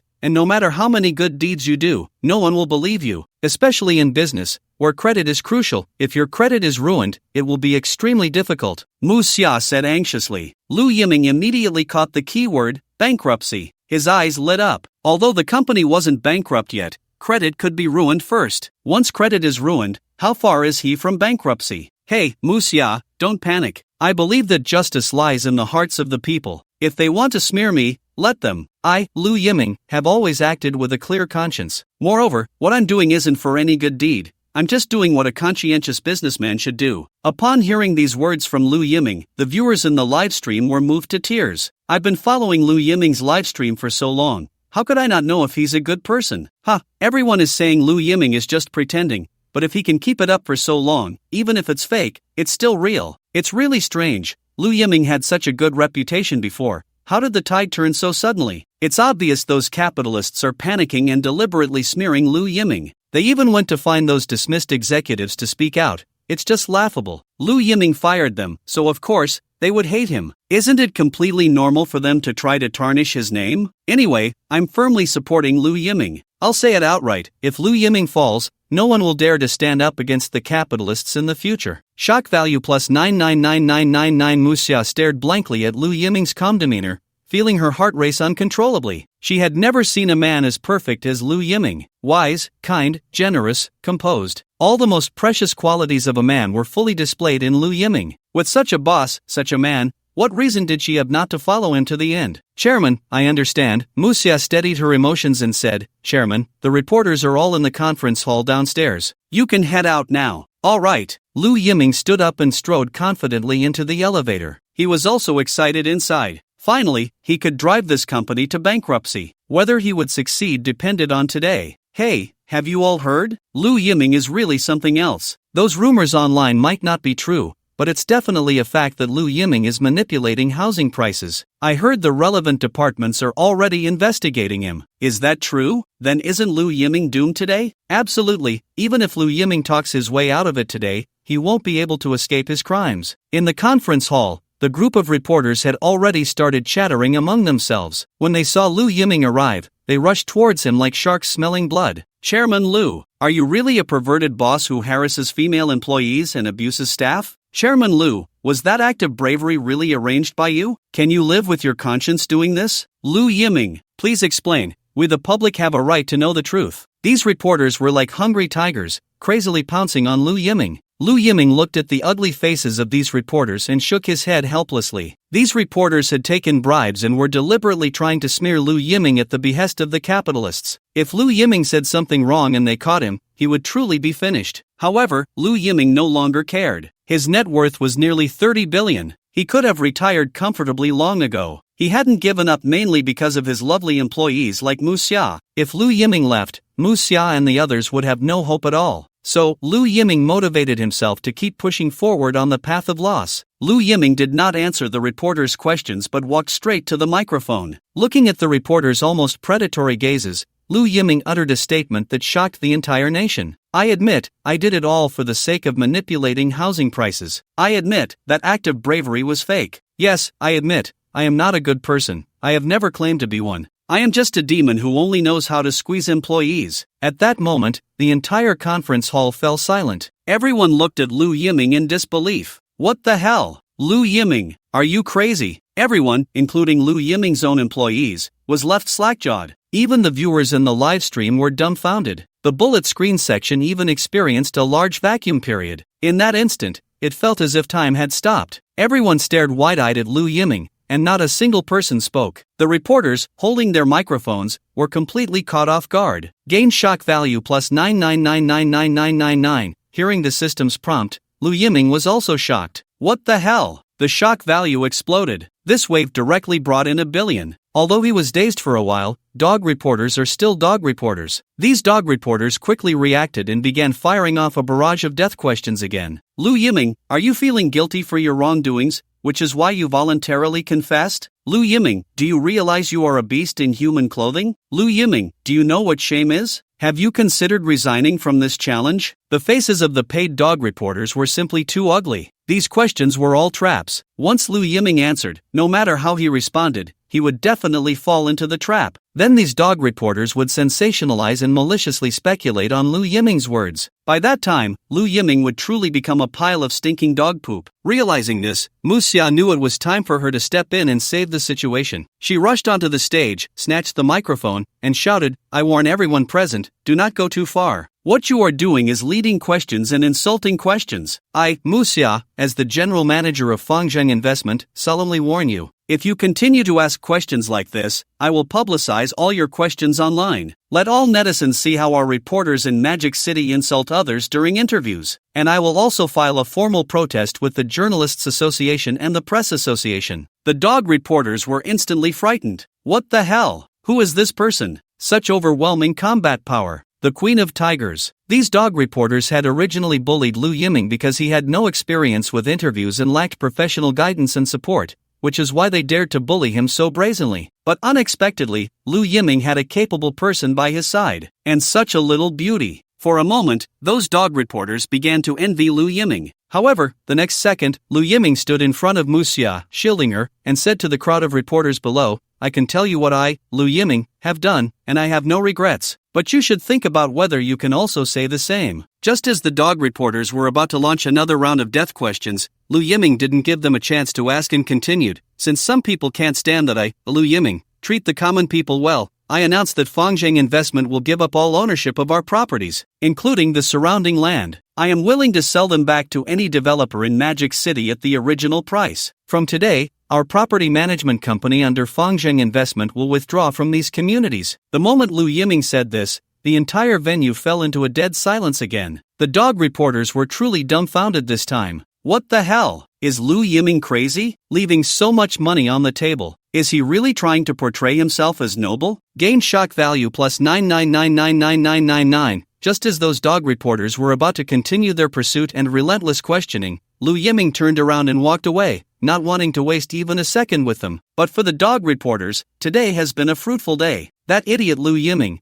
I've never seen anyone so stupid, actually admitting it in public, it's hilarious. If he hadn't admitted it, those rumors would have lost their heat over time. But as long as he admits it, he's completely nailed down. Those brainless netizens online won't care about any truth. Isn't that right? This is like yellow mud falling into his pants. Even if it's not shit, it might as well be. I really don't understand what he's thinking. Is he throwing a tantrum like a child? This person is just an idiot. With all those ridiculous moves before, if it weren't for his good luck, this company would have gone bankrupt long ago. Now he's completely out of luck. The dog reporters laughed and chatted as they walked out of the building, not caring at all about their collective persecution of Lu Yiming just moments ago. They had no conscience to begin with, so how could they feel guilty? Meanwhile, in the director's room, ha ha ha ha ha, this idiot. He's so stupid that he admits to all these accusations on the spot. I've never seen someone so foolish. I thought he was some capable opponent, but it turns out he's just a brainless worker. Throwing a tantrum in public? I'm dying of laughter. Lu Yiming even said we should touch our conscience. Ha ha ha. What's more important,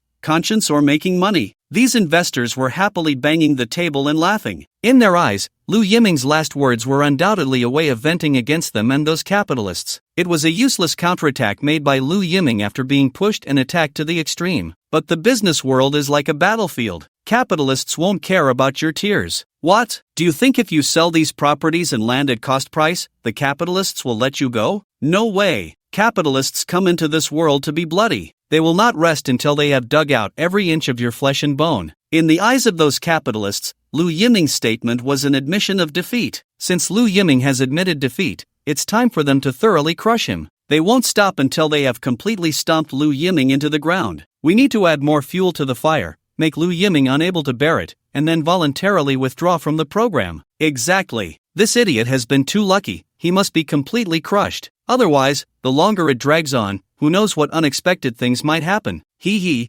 thinks he can compete with us? Lu Yiming is still far from it. 10 minutes later, negative reports about Lu Yiming were flying everywhere again. Shocking, Lu Yiming publicly admits to all his mistakes. It turns out all the accusations against Lu Yiming are true. Lu Yiming feels too ashamed to continue living, voluntarily giving up all development rights for the communities under Fangzheng Investment Company, announcing he will transfer them at cost price. The true face of Lu Yiming, this dressed-up beast, has finally been exposed by the vast number of netizens. Is this true? How could Chairman Lu be so bad? They are just talking nonsense.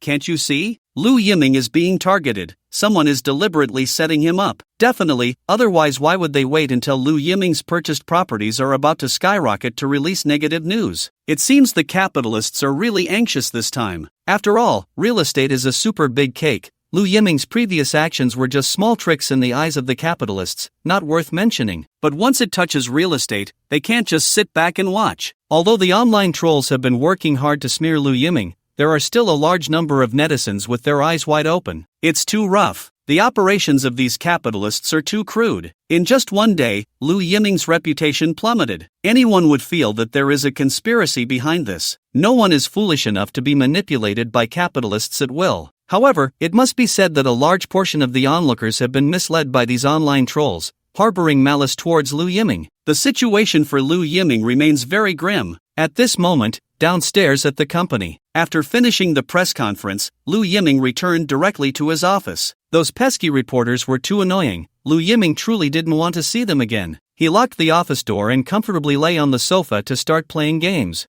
So relaxing, just waiting for the company to go bankrupt. I wonder who will be able to save me this time. I must go bankrupt today. However, Lu Yiming's actions appeared to Muxia and the others as if he was utterly heartbroken. So heartbroken that he didn't even want to say a word to them. Locking himself in the office, refusing to see anyone. Chairman, are you sad? Is that even a question? If you were slandered by online trolls, would you feel good about it? Those despicable capitalists. What did Chairman Lu do to offend them for them to slander him like this? Of course, it's because the chairman's recent actions were too brilliant, touching the cake of those capitalists, and they naturally want to bite back. How infuriating. The chairman has been bullied to this extent, and we can't do anything. It drives me crazy. I wish I could swallow those damn capitalists whole. Despicable. Too despicable. We work day and night, yet there's no overtime pay, and they don't care. We employees eat toxic takeout every day, spending thousands to live in a rundown single room, and they don't care. The unfinished buildings have been rotting for so long, leaving countless people homeless, and they still don't care. Now that we've finally managed to get by and fix the unfinished buildings, they suddenly remember to care about our lives? Their way of caring is to slander Chairman Lu's reputation everywhere, trying to crush him. Is this something a human can do? The employees were filled with righteous indignation, practically wanting to rush up and swallow those damn capitalists whole. There's an ancient saying, when the master is humiliated, the minister dies. In their hearts, Lu Yiming was not just a simple boss. He was a spiritual leader, a flag that would never fall. Anyone who wanted to topple this flag would have to face them. We can't just sit back and do nothing anymore. Right, we must do something. The chairman has done so much for us. It's time for us to do something for the chairman. The eyes of the crowd burned with fierce passion, all turning their gaze towards Muxia. Muxia, you tell us, what should we do? Mu, you're our leader in the chairman's absence. We'll follow you. Feeling the burning passion of all the employees, Muxia took a deep breath and said, "That's right, everyone is right. We must do everything to protect the chairman and our company. Now, I'm making the following arrangements." After Muxia finished outlining all the tasks, all the employees immediately turned and rushed out of the office area. They didn't even take the elevator, rushing down the stairs to the company. They needed to race against time with the capitalists. After arranging these matters, Muxia returned to the publicity department. Yan Mingma and the others were still chatting over coffee at their desks. Upon seeing Muxia arrive, Yan Mingma quickly closed his computer, looking guilty as he said, "Muxia, what brings you here?" "I need you to take action," Muxia said seriously. Sensing that Muxia's mood was off, Yan Mingma asked in confusion, "What happened?" Muxia sent the interview video to Yan Mingma's WeChat, and only then did Yan Mingma finally react. "So, you want me to go online and clear Chairman Lu's name as well?" Yan Mingmo regained her usual composure and said, "This isn't about clearing his name. The chairman didn't do those things. He was pushed to the limit." Muxia said, her emotions running high. "What if, this time, even I can't do anything?" He publicly admitted his guilt this time. Besides, have you thought about what would happen if the chairman really went bankrupt? Yan Mingma asked with interest. Even if the chairman is disgraced and left with nothing, I, Muxia, am willing to throw everything away and follow him, Muxia said firmly, without a hint of hesitation, and I believe many employees in our company would make the same choice as I would. If worst comes to worst, we can start over, but I can assure you, we will always be by the chairman's side. Yan Mingma was shocked. She had never seen any company owner with such terrifying charisma. If she hadn't just joined this company, she would have doubted whether she had entered a pyramid scheme. But then, an excited smile crossed Yan Mingma's face. Lu Yiming was truly fascinating. She had to stay. She wanted to witness the outcome of this company with her own eyes. Don't worry, I won't stand by and do nothing. I'm part of the company now, Yan Mingma replied. Immediately after, she watched the interview video Muxia had given her over and over again, and a bold idea began to take shape in her mind. Yan Mingma looked at Muxia and said meaningfully, in my opinion, the chairman's words are simply brilliant. Perhaps the chairman has already calculated everything and set the stage. None of you can understand the chairman's strategy.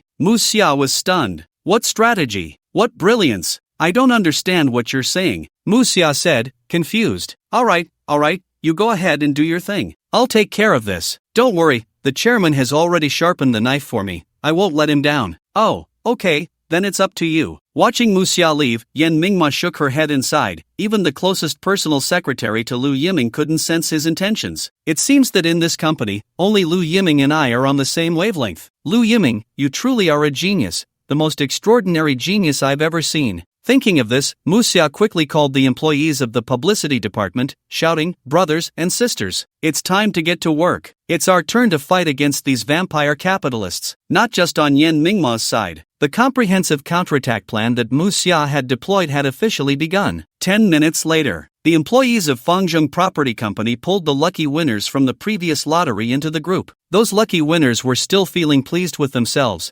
thinking they were simply the children of fortune. Such incredible luck! They had managed to snag such an amazing property. Some lucky winners had even started to show off in their family and friend circles. The titles were surprisingly consistent. Flowers lucky to buy a property under Chairman Lu. Let's get rich together in the future. Applause. The comments below were all praises and applause. This made the lucky winners feel ecstatic. Just as they were joyfully pulled into the owner group, and were about to marvel at how timely and efficient the property service was, the first message in the group nearly caused them all to collapse on the spot. Dear property owners, we must apologize to you here. Due to our property service being too effective, we have faced retaliation from other developers in the Magic City. This has caused Chairman Lu to suffer a great mental attack, and we are forced to give up the development rights of this community and the surrounding land, which will be transferred to other developers in Magic City starting today. As soon as this news was released, it stunned the owners in the group for several minutes. What the hell? What does this mean? We just joined the group, and now they are running away. What on earth is going on? We all bought this house because of Lu Yiming, and now that we just joined the group, you want to run away? I've never seen such irresponsible people. How are you any different from those unscrupulous developers? Immediately, some owners started to vent their anger. How can they not be anxious? Many of these owners are middle class with some assets. They bought this house to invest and make money. They were just waiting for the house prices to rise so they could sell it at a high price. And now you tell me Lu Yiming has run away. Aren't we doomed? Without Lu Yiming, let alone price increases, it would be lucky if the price doesn't plummet. You have to know, they all paid a deposit. They can't just run away. But most people in the group still had some decency, and it was clear that something was off with this message. Can you all calm down a bit? The property management has said that Chairman Lu is being wronged. He was framed by unscrupulous businessmen because he did too well. Lu Yiming can't leave. If it weren't for him, this community would still be a half-finished building. He saved us. If he leaves, this community will still be a half-finished building. We're all done for. We have to do something. Don't forget, everyone has paid a deposit. If Chairman Lu is forced to leave, your deposits will be wasted. With this, the people in the group became even more anxious. This is a deposit of 500,000. Even for middle-class families, this is a significant amount of money. No way. We can't just watch this happen. We need to protest. That's right. Why can they slander Chairman Lu at will? The housing prices haven't even come out, and they dare to say Chairman Lu is inflating the prices? Don't they have any shame? Isn't it them who are inflating the prices? The high housing prices in Magic City are all caused by these developers. They just can't stand others making money from real estate. Let's go. Let's protest together. We won't tolerate them. Do they really think we're fools? We have to show them. Magic City is not their playground. A large group of owners in the chat quickly agreed and immediately arranged to gather at the community gate in half an hour. Within half an hour, a large portion of the owners had gathered at the community. Outside the community, it was a sea of people. Some even called their entire families over. They are not fools. They know that by buying this house, they are tied to this house and to Lu Yiming. If Lu Yiming is finished, they will be finished too. Especially some owners who had moved in during the half-finished building period were even more fired up. Among the crowd, a couple was holding their child, waving a red flag, their eyes filled with fighting spirit. They were the family that Lu Yiming first met when he came to this community, living in the half-finished building. "Daddy, why are we gathering here?" Xin asked, lifting her little head. "Because someone wants to take our house, take away the hope we've been waiting for. In the past, we couldn't unite, so others harmed our family's house. But today, we won't make that mistake again. This time, even if we have to risk everything, we will protect our house." Just as everyone was still discussing and preparing to come up with a plan, dozens of black luxury business cars came rushing towards the community gate. It directly stunned the owners. What the hell? What is going on? The movies wouldn't dare to shoot it this way. Suddenly, more than a dozen employees from Fangzheng Property Company got off the car, waving small red flags, and said, "Everyone, please get on the bus. I represent Chairman Lu and will fight alongside you." The homeowners felt a surge of excitement at this scene. No wonder they say Lu Yiming is impressive. Look at how he does it, completely giving them face and respect. It made these homeowners feel so good inside. "Let's go. Get on the bus. Let's fight them. That's right. Chairman Lu is standing with us. What do we have to fear? Get on the bus." Hundreds of people quickly boarded the bus. Whoosh, whoosh, whoosh. Dozens of business cars drove side by side towards the government office. Like a black torrent, it stood out so uniquely in the entire Magic City. After arriving at the government office, everyone got off the bus in an orderly manner, pulled out the banner prepared by the property company, and shouted loudly with a megaphone, "Down with unscrupulous merchants. Protect our community. Reject other developers. We only recognize Lu Yiming. Resist the unscrupulous merchants. Clear Chairman Lu's name." In an instant, their massive presence shocked the Magic City. A few minutes later, the news of the homeowners' collective protest instantly surged to the trending topics. Everyone who saw this news couldn't believe their eyes. What era is this? They actually organized a protest. Are they crazy? As a result, when they clicked on the video and saw the homeowners' accusations, they were moved to tears. "If it weren't for Chairman Lu, we would still be living in a half-finished building. He gave us hope. You can't take our hope away from us." That's right. Chairman Lu is the most conscientious developer in the Magic City. He saved the half-finished buildings, he saved us. You can't drive him away. Our community has been half-finished for so many years, and not a single one of you stood up for us, but you can't stop others from saving us. Seeing the cries of those homeowners on site, many netizens were deeply touched. Alas, what they said made listeners weep. Isn't Lu Yiming also saving them? If it weren't for Lu Yiming, these properties would probably still be half-finished, and these homeowners would still have no hope. No one would care about their lives or deaths. These capitalists are indeed too much. It's one thing to exploit us, but they even want to crush the last straw of hope for ordinary people. It's simply inhumane. No way. I want to go to these black-hearted capitalists' Weibo accounts and curse them. Me too. Count me in. Meanwhile, various articles clarifying Lu Yiming began to sweep across netizens' screens. Shocking. It turns out Lu Yiming has faced so much oppression. How hard is it for ordinary people to turn their lives around? On the unscrupulous means of capitalists. They even forced the kind-hearted businessman Lu Yiming to shed tears in the office. The identity swap has always been a scam. Even though Lu Yiming is so outstanding, they still try every means to make him lose. If we don't stand up and fight today, our descendants will be forever enslaved. These exaggerated headlines immediately attracted the attention of a wide range of netizens. Especially when compared to Lu Yiming's words at the press conference, almost all netizens believed that Lu Yiming was about to be driven to death by these capitalists. To save his life, he had no choice but to admit to those absurd slanders and accusations. These bastards. It's hard to find someone who understands and cares for us workers,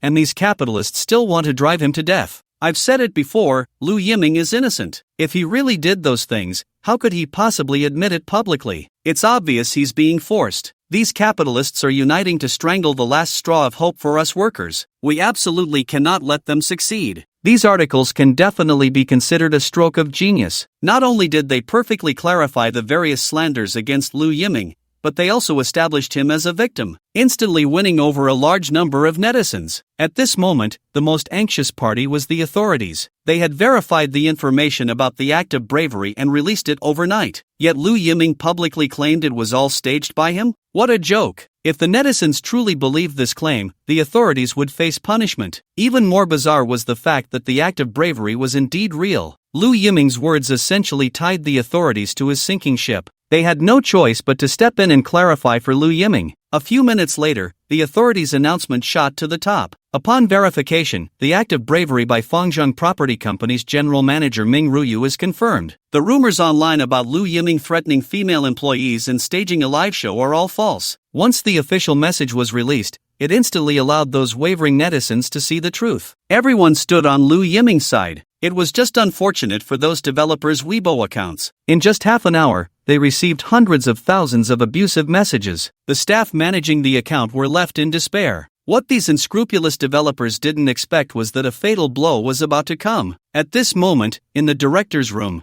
the expressions of several investors were clearly not good. The atmosphere in the director's room became extremely tense again. Anyone could see that the situation was starting to shift in favor of Lu Yiming. This meant that the investors had spent tens of millions on hired online commenters, all for nothing. At this moment, a call came in for one of the investors. Hello? What? Old Lu, you want to withdraw? You're not joking with me, are you? Oh, I have no choice. The higher-ups have instructed us not to take advantage of the chaos, or else if we push those homeowners too hard, it'll be a disaster. Let them make a fuss. I don't believe they can turn the world upside down. You absolutely can't. Some homeowners were already trapped when it was a half-finished building. If we really push them, they could do anything. I'm hanging up. Just wanted to give you a heads up to prepare yourself. Beep beep beep. After the call ended, the entire director's room felt like the calm before a volcanic eruption. Everyone sensed a storm was about to come. Sure enough, the next second. Damn! What kind of mind control did Lu Yiming feed these lower-class people? Unbelievable. Is he a cockroach? How can he not be crushed? Lu Yiming. If this person isn't dealt with, he will definitely become a major threat to us in the future. A few minutes later, several developers in Magic City jointly released an announcement regarding the recent report on Fangzheng Investment Company, Ltd. Being in normal supervision, after verification,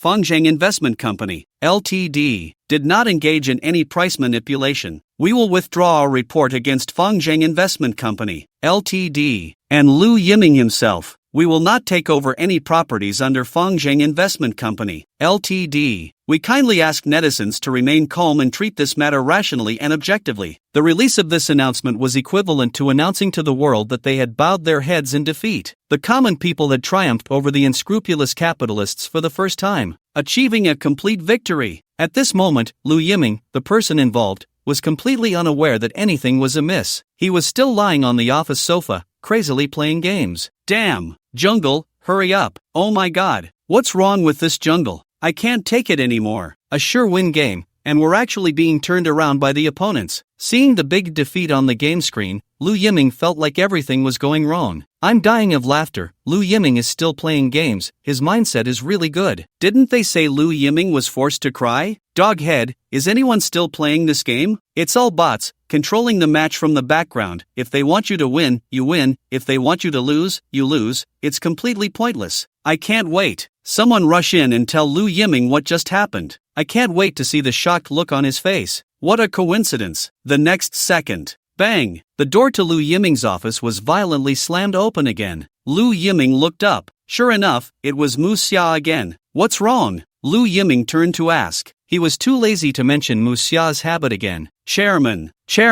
Mu Xia was out of breath, panting as she leaned against the wall, her pretty face barely hiding her excitement as she said, We won. Won? Lu Yiming glanced at his phone screen. Where did we win? Didn't I just lose? Oh, Chairman, it's not a game. It's the property. We saved our property. Chairman, we won. We won against those unscrupulous developers. Mu Xia excitedly grabbed Lu Yiming's shoulders, trembling with excitement. Mu Xia swore. This was definitely the most thrilling moment of her life. This was her first time, as a company president, directly battling against countless unscrupulous capitalists in Magic City and even across the country. Behind her stood not just the company's employees. There was also Lu Yiming. If Lu Yiming hadn't directly promoted her to the position of general manager, no matter how many ideas she had, she would have had to keep them to herself, with no chance to express them. What? What is it? Lu Yiming felt an ominous premonition. That damn familiar feeling. Why did he feel like something big was about to happen again? Could it be that Mu Xia was going to ruin his good fortune again? No, please, no. Yummy. Thinking of that scene, Lu Yiming was almost fainting. He nearly lost his balance and fell to the ground. Fortunately, Mu Xia rushed forward to support Lu Yiming, excitedly saying, "Chairman, you don't need to be so excited. I haven't even said anything yet." Just as Lu Yiming was about to say something, he felt those two soft buns rubbing against his arm. Lu Yiming's eyes widened instantly. He was still the same as before, his face turning completely red. Lu Yiming thought Mu Xia was hinting at him. But who does Lu Yiming think he is? Am I that kind of despicable person? Am I the kind of bastard who makes the secretary do work when there's something to do and has the secretary do nothing when there's nothing to do? You really look down on me, Lu Yiming. Too much. Just as Lu Yiming awkwardly wanted to say something, he looked down. Good heavens, it turned out Mu Xia was just too excited. Her whole body was shaking like a sieve. Even her peaks were shaking along with her. Just like that, Mu Xia still hadn't realized what was happening, looked up, and said with concern, "Chairman, what's wrong? Did you not sleep well on the hospital recliner yesterday?" That innocent look made it really hard for Lu Yiming to hold back. Quickly say, what exactly happened? Lu Yiming shouted. He had silently chanted countless times in his heart, "I, Lu Yiming, am a gentleman." Moreover, this is still being broadcast live. If something really happens, then this program must be watched by children accompanied by their parents. Mu Xia directly organized everything that happened in the past 2 hours into a simple and easy-to-understand report and handed it to Lu Yiming. Lu Yiming almost trembled as he took the report. A few minutes later, after reading the report, Lu Yiming's expression was very complicated. The next second, Lu Yiming fainted right on the spot. Chairman, don't scare me. Chairman, I know you're happy too, but you don't need to be this excited, Mu Xia hurriedly said. Lu Yiming was so angry he wanted to curse. Is this really excitement? Can't you see that I'm furious? Where do you see me happy? You guys, what you did is really too beautiful. Lu Yiming was on the verge of crying. Originally, he could have lost a large sum of money and then directly become a billionaire. Now, great, he can only continue to be his 100 billionaire. This is simply outrageous. Lu Yiming really can't understand. How can this turn around? Why? Lu Yiming was already planning to celebrate victory. Who would have thought you would pull this on me again? I'm dying of laughter. Lu Yiming is always like this, almost fainting from joy. Look, Lu Yiming is so anxious he's about to speak. Dog head, but the little secretary is really impressive. After jumping from a secretary to a general manager, she managed to arrange everything clearly. No one in the company doesn't respect her. She's truly amazing. Well, this shows that many of us are not lacking in ability, but rather in a platform and opportunity, and Lu Yiming just happened to give her that chance. Ahem, don't say that casually, the little secretary is not that impressive. Dog head. Countless netizens in the live broadcast room sent bullet comments. Oh, I just did some things within my capabilities. Mainly, it's your foresight, Chairman. I only now understand your actions. You had long anticipated that these unscrupulous capitalists wouldn't let you off easily, so you set up this game early, just waiting for today's comeback. You are the most powerful mastermind behind the scenes, and we are just your pawns. Mu Xia looked at Lu Yiming with admiration and said, what are you talking about? Lu Yiming was confused, his mind full of questions. Wait, what do you understand? Did I say anything? How did you come to these conclusions? Mu Xia calmly took out a report, cleared her throat, and prepared to answer Lu Yiming's question. I had already guessed that the chairman would test me, so I quickly wrote an in-depth analysis report while I had the chance. Lu Yiming? What the hell? I didn't test you at all. I really don't know what I did to cause you to have such a big misunderstanding. First, you bought the property at a low price, which is far below the cost price. Second, you allowed the owners of the unfinished buildings to withdraw, completely winning the trust of the old owners, laying a solid foundation for today's victory. Fourth, you pinpointed the market positioning, packaging this community with the most comprehensive property services, causing its value to soar. Fifth, you had long anticipated that those unscrupulous capitalists would come after you, so you deliberately discredited yourself at the press conference, preparing for the backlash of public opinion. Sixth, And the most ingenious part, you believe in all of our abilities, so you chose to do nothing and waited in the office for our victory news. And we did not disappoint your expectations. In just over 2 hours, under your arrangement, we defeated those unscrupulous capitalists. As Xia spoke, she was filled with excitement. So amazing. Truly amazing. Xia couldn't believe that there was such a business genius who could strategize from thousands of miles away. Every step calculated so precisely. The chairman's grasp of people's hearts and timing is truly profound. She was already in awe just from reviewing it afterward. Wow, Lu Yiming is impressive. Turns out he really isn't relying on luck. If this were ancient times, he would definitely be a top strategist. He might even be able to compete with Zhuge Liang. Tisk tsk, I've said it long ago, you all underestimate Lu Yiming. Along the way, has anyone seen Lu Yiming suffer losses? It's always Lu Yiming making others suffer. After listening to Xia's analysis, the viewers in the live broadcast room suddenly realized. Even those who didn't understand business were exclaiming, "What a huge game Lu Yiming is playing." At this moment, Lu Yiming was completely stunned upon hearing Xia's words. He never imagined that he would be interpreted so maliciously. Xia, have you ever considered writing novels for Qimao? Lu Yiming felt that Xia's ability to come up with ideas was such a waste if he didn't write novels. He just wanted to lose money, yet Xia had twisted it into him meticulously planning something. What a joke! You can doubt my brain, Lu Yiming, but you absolutely cannot doubt my motives. From the very beginning, I was aiming to lose money, to the point of bankruptcy. Okay, the situation has deteriorated to this extent today, and it's all your fault, you old sixes. No, wait. As Lu Yiming thought of this, a light suddenly shone in front of him. Hey, there's still a chance for redemption. Although this property is in his hands, as long as he sells it at a low price, or even gives it away for free, can't he still lose the money? Thinking of this, Lu Yiming calmed down immediately. Hey, the advantage is mine. Ahem, Xia. Lu Yiming cleared his throat twice. Still in an excited state, Xia raised his head eagerly, like a student waiting to be praised by the teacher, proudly saying, "Chairman, do you think I reviewed it enough?" Ahem. Well, that depends on your own understanding. Now I want to tell you something very important, a rule that I, Lu, must follow in business. Lu Yiming felt it was necessary to instill some toxic wisdom into Xia, completely pollute Xia's brain. Only then could he rest easy. Otherwise, his plans would always be interrupted by these old sixes. Although he was very angry, these employees were wholeheartedly supporting Lu Yiming. In fact, Lu Yiming was very touched. It's rare for someone to be so selflessly devoted to others. So Lu Yiming could not fire or distance himself from these employees just to achieve his goal of losing money. Therefore, Lu Yiming had to pollute Xia and their thoughts from the root. Let them gradually walk the same path of losing money as he did, ultimately reaching the great goal of bankruptcy. Xia, tell me, what is the purpose of running a business? Lu Yiming pretended to be profound and said, Xia's little head turned for a moment, and he blurted out, "The purpose of running a business is definitely to make a profit. If not, then it's a charity organization." Countless viewers in the live broadcast room nodded in agreement. However, Lu Yiming pretended to be mysterious, shook his head, and sighed, "Xia, you are wrong, and you are very wrong." This left Xia completely baffled. But Xia was no ordinary person. A graduate student from a prestigious finance program, his learning spirit was top-notch. Hearing that Lu Yiming was about to reveal his business secrets, Xia quickly took out a small notebook from his pocket,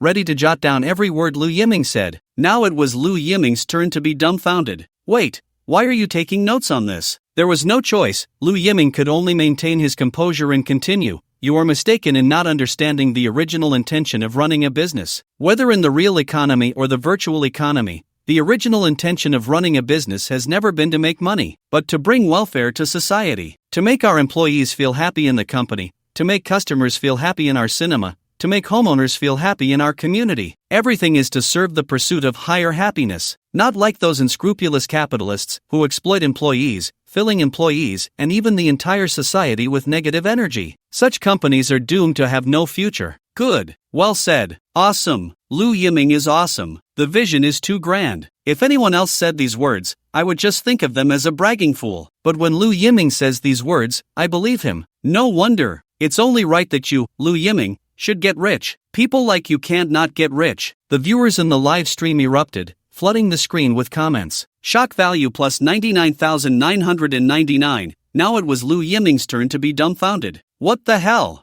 I just said something so outrageous. You guys only contributed this little shock value? Are you kidding me? Aren't you even a bit shocked by what I said? This is simply unreasonable. Lu Yiming was on the verge of breaking down. He looked at Mu Xia, who was writing furiously, and decided to unleash his ultimate move. Mu Xia, let me ask you, what is the price of the houses around the community? Lu Yiming said seriously. Mu Xia snapped her notebook shut with a bang, thought for a moment, and then blurted out, basically, they are all above 70,000. Some properties close to the river with river views can reach over 90,000. What? So expensive? Lu Yiming was stunned. He could hardly believe his ears. Yeah. Mu Xia was a bit puzzled by Lu Yiming's reaction and explained, there's a subway nearby, plus shopping districts and schools. The price can't be too low. If it weren't for the fact that it had been stalled for years, to the point where the owners were desperate, those old owners wouldn't accept a refund at 40,000 per square meter. Mu Xia said earnestly. Meanwhile, Lu Yiming felt as if he had been struck by lightning. Damn! So that means the houses I bought at 40,000 per square meter could actually earn a price difference. And it's a huge price difference. Lu Yiming was almost shattered by what Mu Xia said. But after all, Lu Yiming was an experienced trader. He still had some mental resilience. He quickly steadied his mind and asked the most important question of the day. So Mu Xia,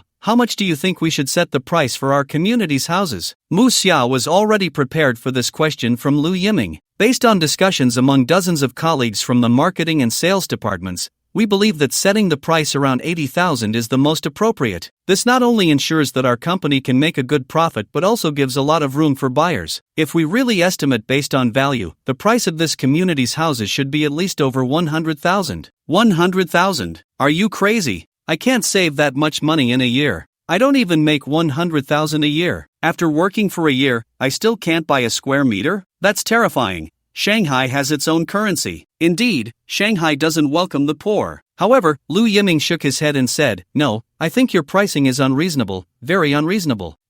Then Chairman, what is your instruction? 10,000 per square meter. We must make sure everyone can afford a house. Lu Yiming even passionately shouted the slogan, we need to bring the housing prices down. Countless viewers were instantly stirred by Lu Yiming's words. Housing prices. It has always been a heavy mountain pressing down on countless citizens. Not having a house means you don't have a stable home in that house. It means you don't have a safe haven of your own. Those who have families understand best what kind of security a house can bring them. It means that when you rent or terminate a lease, you don't have to worry about the landlord lighting the lamp for damage. It means you don't have to worry every day about not being able to pay rent this month and being kicked out by the landlord. But this warm haven comes at a price. The price is a heavy mortgage that is as stable as a mountain. And those sky-high housing prices, they make countless people stop in their tracks. Every year, countless young people with dreams come to Shanghai, only to be forced to leave by the city's crazy housing prices. Lu Yiming was once like that too. He only rented a single room of less than 30 square meters in the suburbs,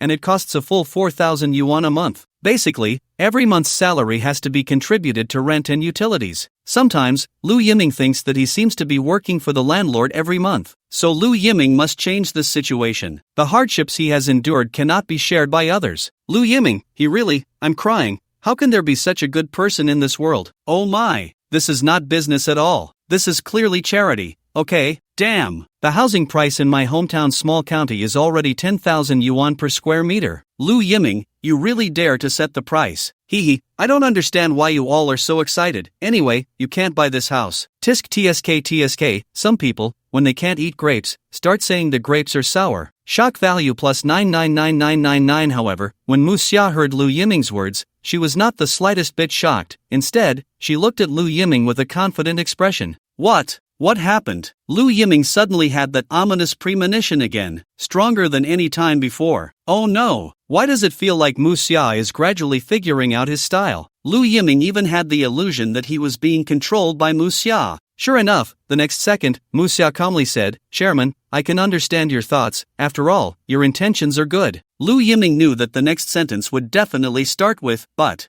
you see, the authorities have clear orders. If you want to sell the house, the price cannot be set too low. Otherwise, it would be considered market disruption, and Uncle Hat will come to take you away. Mu Xia had a look of triumph. She had long anticipated that Lu Yiming would pull this stunt again. She had already thought about how to block Lu Yiming's escape route before coming. Upon hearing Mu Xia's words, Lu Yiming's eyes widened instantly. He felt numb all over. Looking at Mu Xia's triumphant expression, Lu Yiming felt a chill in his heart. You you go out. Let me be alone for a moment. Lu Yiming now felt like he was about to collapse. Ahem, then chairman. About the housing price. Mu Xia tentatively said. Do as you please. By the way, everyone who helps our company must be treated well. We can't neglect them. It doesn't matter how much money is spent, but the sentiment must be conveyed. Let's give each person a standard of 100,000 yuan. After saying that, Lu Yiming lay back on the sofa, feeling utterly disheartened. He just wanted to be quiet. Ordinary operations can no longer lead to losses. He needs to think of some high-end operations that Mu Xia cannot crack. Okay, I'll handle it right away. Seeing Lu Yiming's dejected expression, Mu Xia had no choice but to leave the office cautiously. Looking at Lu Yiming's downcast demeanor, Mu Xia's admiration for him reached an unprecedented height. It was the first time she had seen someone feel sad for not benefiting the people. Lu Yiming, I really admire you. Isn't this much better than those experts who just spew nonsense? At least Lu Yiming genuinely wants to do something good for us common people. Upstairs, be good, listen, don't compare Lu Yiming with those dog experts. They don't deserve it. What a pity. I wish there were really such cheap houses. There will be, believe in Lu Yiming. After getting Lu Yiming's consent, Mu Xia announced the housing prices on the company's official website. 80,000 yuan per square meter. For people living in other cities, this is simply an unattainable sky-high price. But for the wealthy in Magic City, 80,000 yuan a month is too cheap, right? It simply doesn't match their worth. At this moment, at the entrance of the community, the homeowners who had just gone to protest were gathered together. Under the instructions of Lu Yiming, the property management company handed out a small gift to each person. The gift was very simple: gold jewelry. They received a small embroidered bag, filled to the brim with gold jewelry, the kind that is 24K pure gold. When all the homeowners opened this gift,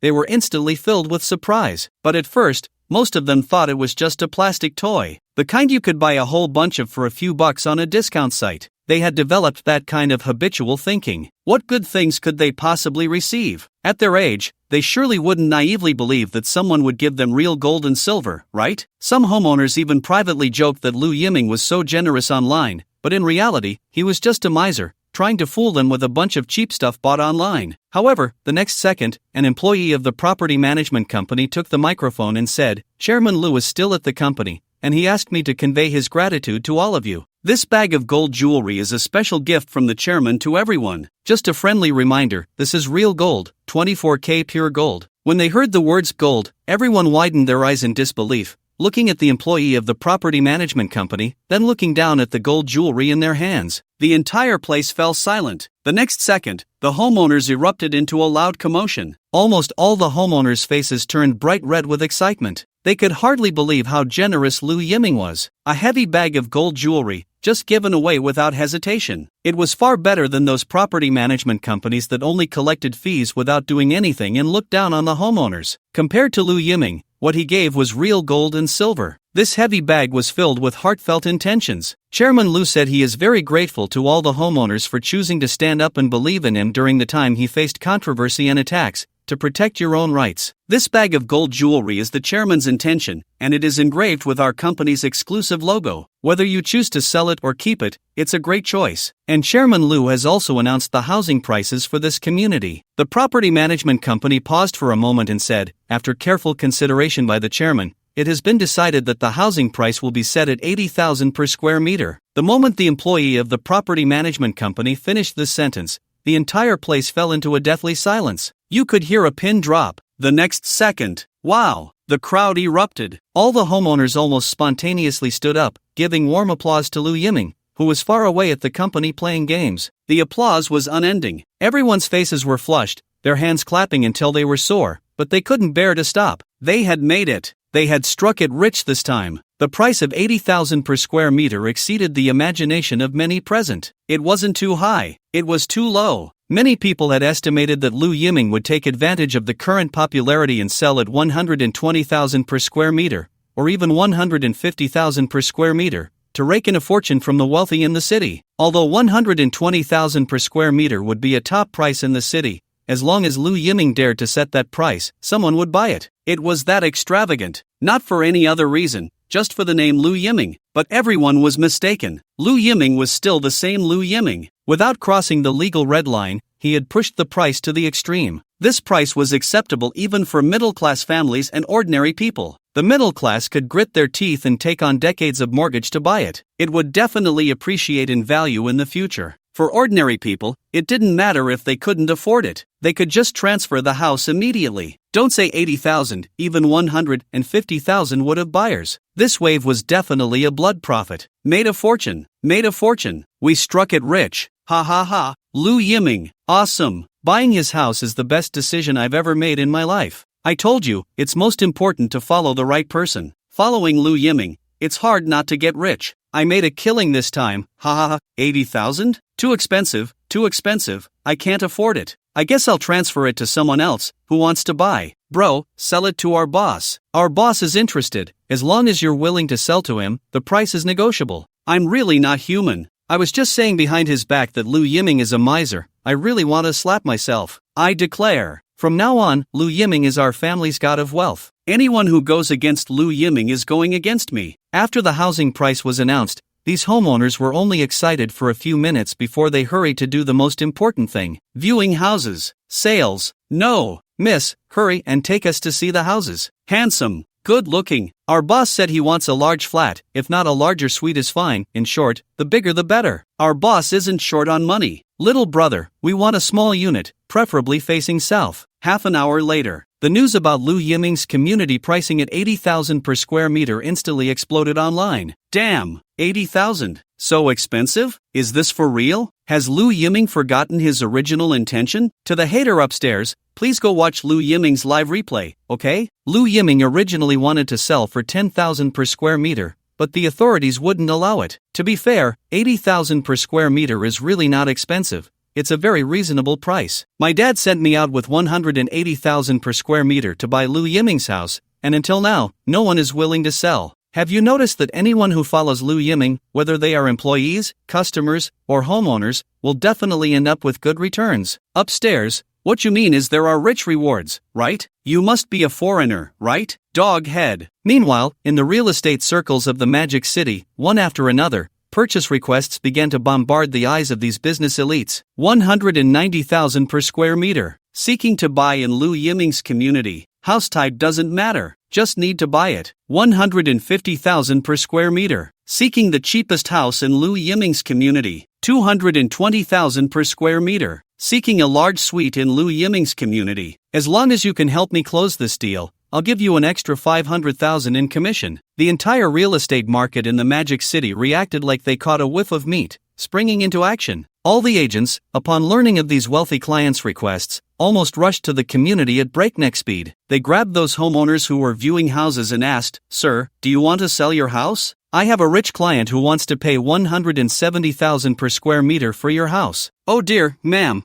go ask around in the nearby communities. Where can you find a price of 180,000 per square meter? I advise you to sell early. This is a huge profit. You'll soon become a millionaire." The agents spoke so eloquently that many homeowners were swayed. After all, such a huge price difference was right there. But this thought only appeared for a few seconds before they completely suppressed it. "You wish. You think I'm easy to fool, huh? If you're willing to offer such a high price, it just proves I made the right purchase. I absolutely won't sell to you. You think I'm here for the money? I'm here for Chairman Lu. Buying his house is definitely the right choice. Much better than those unscrupulous merchants. For some homeowners who couldn't afford it and were planning to sell, it was undoubtedly music to their ears. As soon as they hinted at wanting to sell their house, the surrounding agents immediately surrounded them. They all started asking, "Uncle, 180,000 per square meter. Can I buy your house?" As long as you nod, the price can be negotiated further. 180,000 is nothing. My boss is willing to offer 200,000. As long as you sign the transfer contract, the payment will be made immediately. Cash is fine too. 200,000 is nothing. My boss can offer 210,000. In the end, these homeowners who were ready to sell became shrewd. They wouldn't consider anything below 200,000 per square meter. If it's below 200,000 per square meter, you don't even have the qualification to negotiate. It can be said that, except for Lu Yiming, everyone else won big. Not just in the real estate market. Even in the black market, prices soared to the sky. David and Xiaohei originally wanted to find someone on the dark web to help them buy a house in Lu Yiming's community. But when they clicked in, they found dozens of such posts already on the dark web. Everyone was scrambling for Lu Yiming's house. The price had even skyrocketed to 300,000 per square meter. Shit, are these people crazy? How do they know about Lu Yiming's community? Has he become famous in our country now? Xiao He said in disbelief. Come on, buddy, this is Long Country, the safest place in the world, bar none. Here, there are no risks, no dangers, only safety. And it's more developed than the Great Beautiful. These guys must have committed crimes over in the Great Beautiful and are looking for a place to live a wealthy life. Where do you think they can go besides Long Country? To Europa? Ha, that's worse than going to the Great Beautiful. For those who have already been put on a bounty on the dark web, Long Country isn't safe anymore. Only Lu Yiming's community. All the security personnel are fully equipped except for the risks. And there are dedicated security personnel on every floor. This kind of presidential-level protection, who else but Lu Yiming could provide? Xiao He stroked his chin and said, sounds good, but how are we going to buy it? The price has already reached 300,000. Then we'll offer 400,000. David directly posted a commission request on the dark web. People like them, who were already on the blacklist, could only find others to use fake identities. Otherwise, they wouldn't have a chance at all. However, an hour passed. As more and more agents posted successful transactions online, David and the others panicked. Don't eat sour radishes. What's going on? How come no one dares to accept our high offer? Xiao He said in disbelief. If this were anywhere else, even a small offer would attract a crowd of poor people eager to work. David was also sweating profusely. He frantically scrolled through the dark web posts,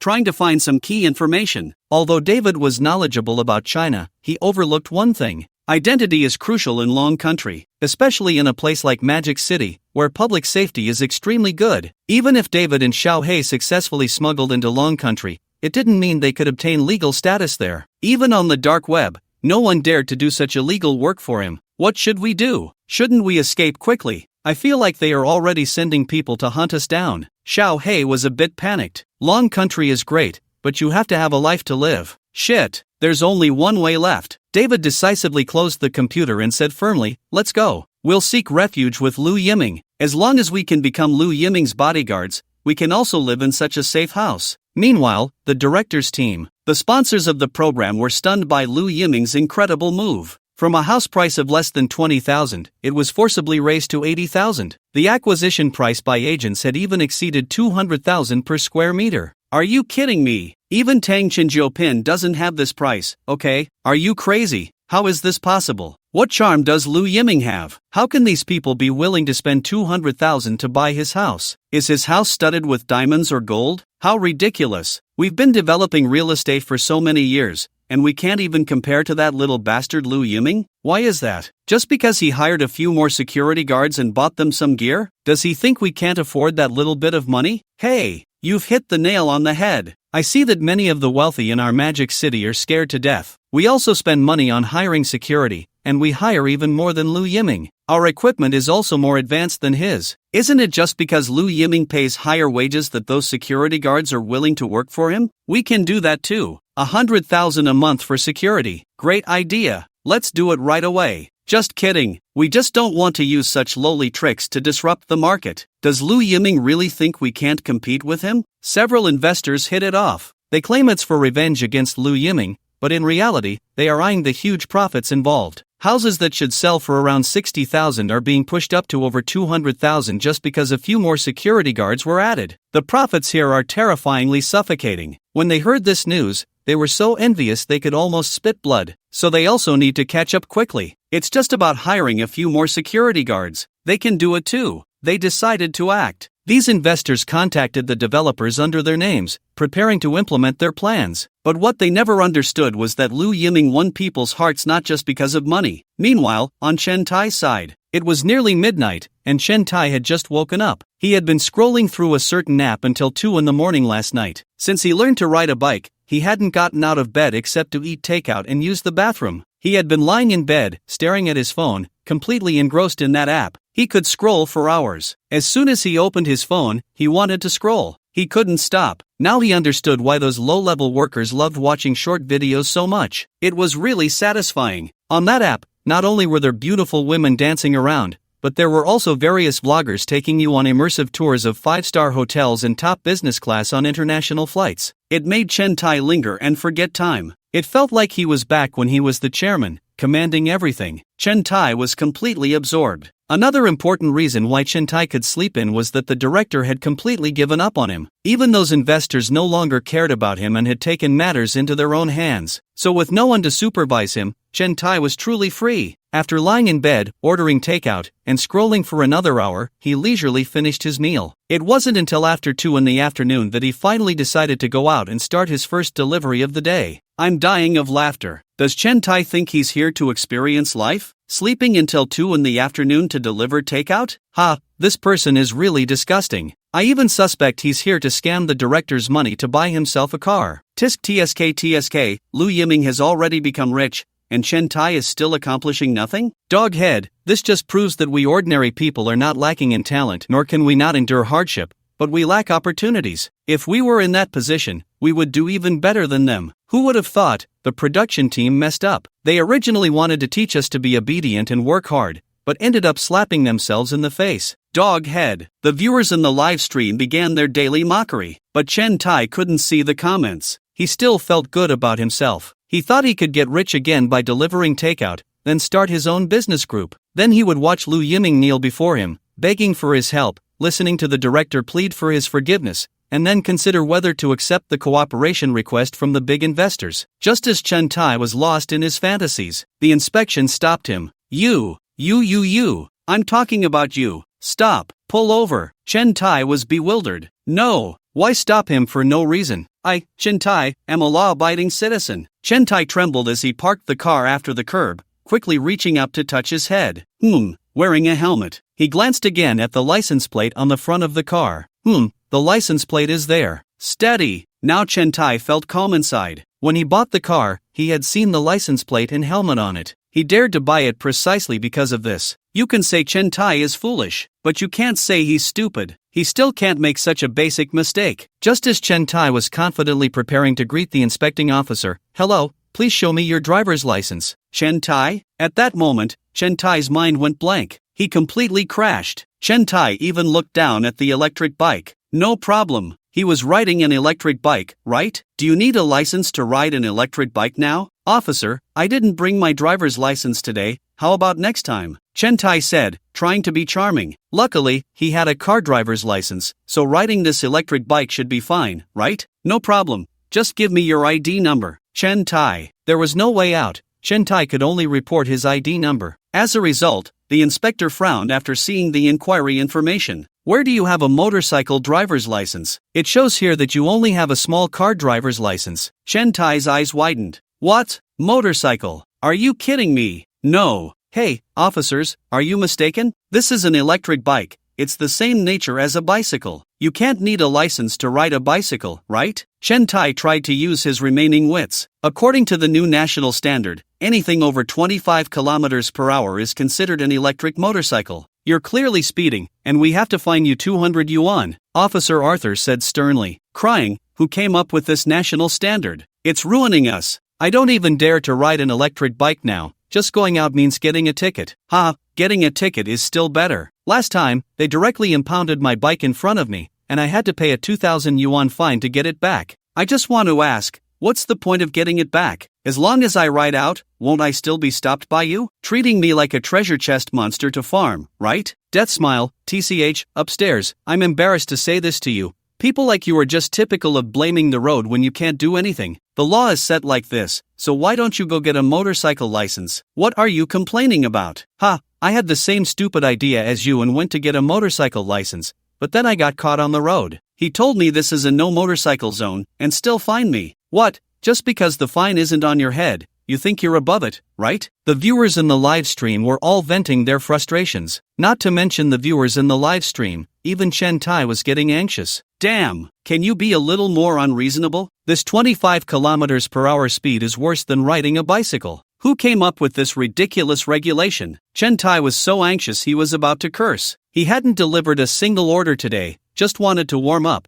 and ended up with a ticket. He only had a little over 1,000 yuan left in his pocket. Now he was going to lose 200 yuan out of nowhere. It felt like having flesh cut from him. You may have objections, but I've already issued you the fine. If you delay payment, the consequences are yours to bear. The inspector didn't waste any more words with him, directly sticking the ticket on Chen Tai's electric bike handle, then turned to issue tickets to others. What a bunch of bastards. Chen Tai couldn't help but curse in his heart, not forgetting to give them the middle finger. But Chen Tai still had hope in his heart. Previously, the news said that the delivery king in the Magic City could earn over $1 million in a month. That's more than 30,000 a day. Compared to 30,000, what's $200? Chen Tai didn't dare to set his goals too high these days. Earning a few thousand a day was enough. As long as he put in the effort, wasn't that goal easily achievable? With that thought, Chen Tai opened the pet delivery app and started his first order of the day. Your pet delivery order is here. Delivering a serving of braised chicken rice to, oh, it's the same as what I had for lunch today,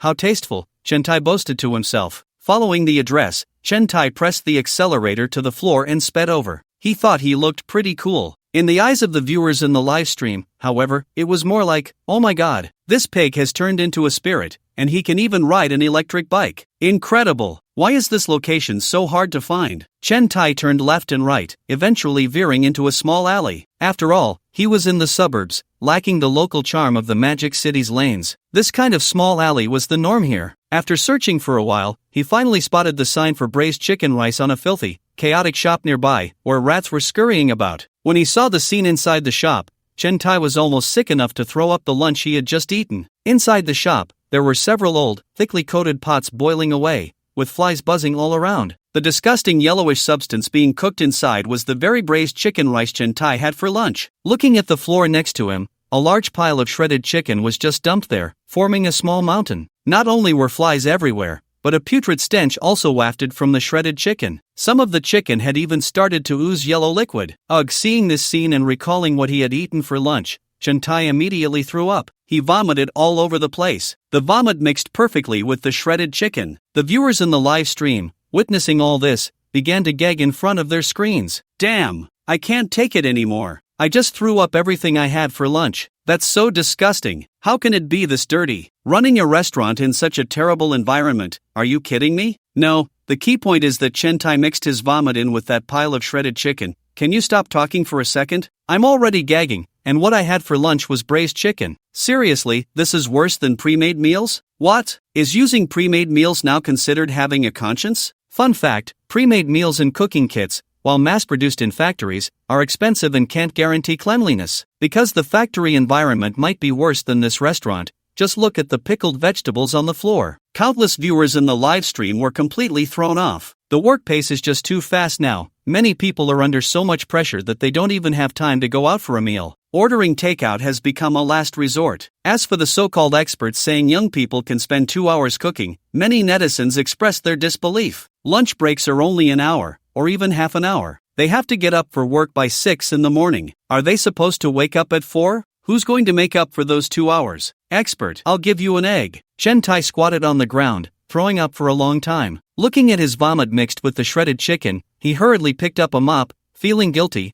and quickly mixed his vomit in with the shredded chicken. He was afraid the boss would find out and come after him. This action made the viewers in the live stream gag even more. It was simply nauseating. After cleaning up, Chen Tai was shaking from all the vomiting. He finally understood why he always had diarrhea after eating takeout. Damn, eating this kind of garbage, it would be a miracle if he didn't have diarrhea. But Chen Tai couldn't care less about that now. His order was about to be overdue. Boss, is the boss here? Chen Tai shouted several times. No one came out to respond. Just as Chen Tai stood there anxiously, at a loss for what to do, whoosh, whoosh, whoosh, 2 more delivery guys rushed into the store, one of them drifting to a stop. Boss, order 87 from Pet Group. I'm order 89. Stop shouting, there's no one here. Chen Tai glanced at them and said lightly. That inherent arrogance immediately annoyed the 2 delivery guys. If there's no one, why don't you go in and look? What are you waiting for out here? Is it your first day delivering? Hurry up and go home. Do you think you can deliver takeout? The 2 of them didn't hold back at all, glaring back at Chen Tai, making him even more furious but unable to say anything. Boss, come out. What the hell are you doing in there? Our orders are about to be overdue. Real delivery guys were not as leisurely as Chen Tai.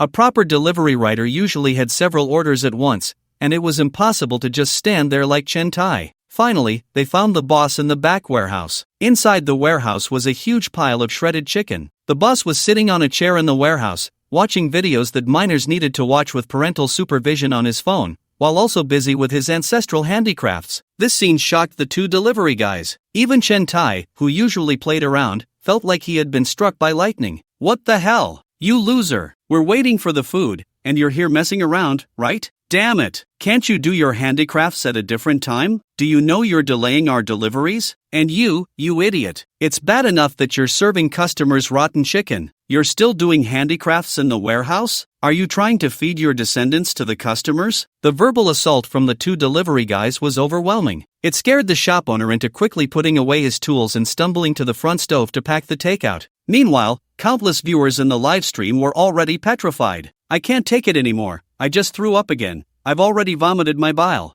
I'm crying. I just ordered from this takeout. I want to throw up but can't. I feel like I've stabbed this damn boss. Is there anyone who can stand up and say, are all takeout places this dirty? I really have a psychological shadow. I don't want to eat someone's descendants. Crying uncontrollably, as a delivery rider, I can tell you, I don't even order takeout myself. If you really want to order takeout, try to order from offline stores you've eaten at. Don't be tempted by a few bucks off coupons to order from places that only do takeout. The hygiene in there is disgusting enough to make you lose your appetite. When Chen Tai lifted the takeout box in his hand, he felt as if his hand had been tainted. He even doubted whether this order also contained the boss's descendants. Your order is about to be overdue, but there was no way around it. The reminder from the delivery platform was urging Chen Tai madly. He could only reluctantly place the takeout on the delivery box at the back of his electric bike and then raced to the navigation location. By the time he reached the designated spot, the order was already overdue. Chen Tai looked up at the 12-story old building without an elevator, feeling hopeless. He had to carry his 200 pounds of weight, climbing up step by step like an ant. With each step,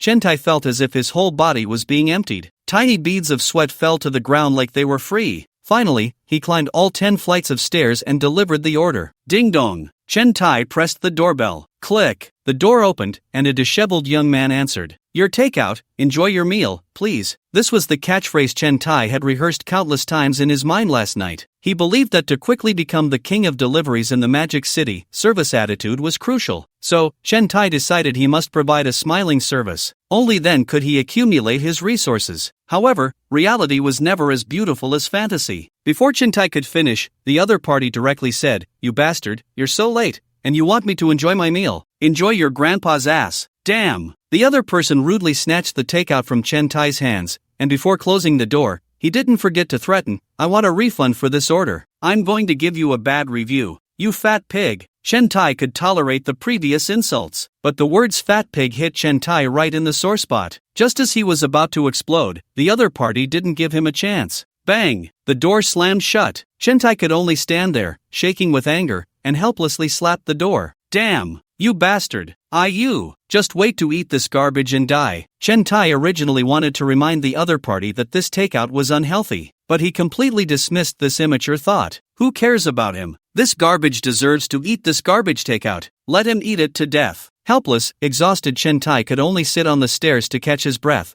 planning to continue down after resting. Chen Tai opened the delivery platform, looking at the order price of only 5 yuan, and his heart began to waver. Only 5 yuan for a delivery? How did the news about the king of deliveries in the Magic City earning millions a month come about? Even if he delivered non-stop for 24 hours, it was completely impossible, brother. However, Chen Tai never imagined that before he could even earn that 5 yuan, he would soon have to pay. Ding! You have a customer refund for an order, deducting a deposit of 29 yuan. Ding! You received a bad review. Fine of 200 yuan, deducting 200 yuan from your deposit. Seeing these two messages, Chen Tai's blood pressure shot up instantly. What the hell is this joke? I haven't even warmed up the 5 yuan in my pocket, and you deduct over 200 yuan from me. You should know that this deposit account is all money Chen Tai put in from his own pocket. He didn't earn a single cent today. With the fines, he lost over 400 yuan just by going out today. Who can stand this? Chen Tai was furious and quickly called customer service. Hello,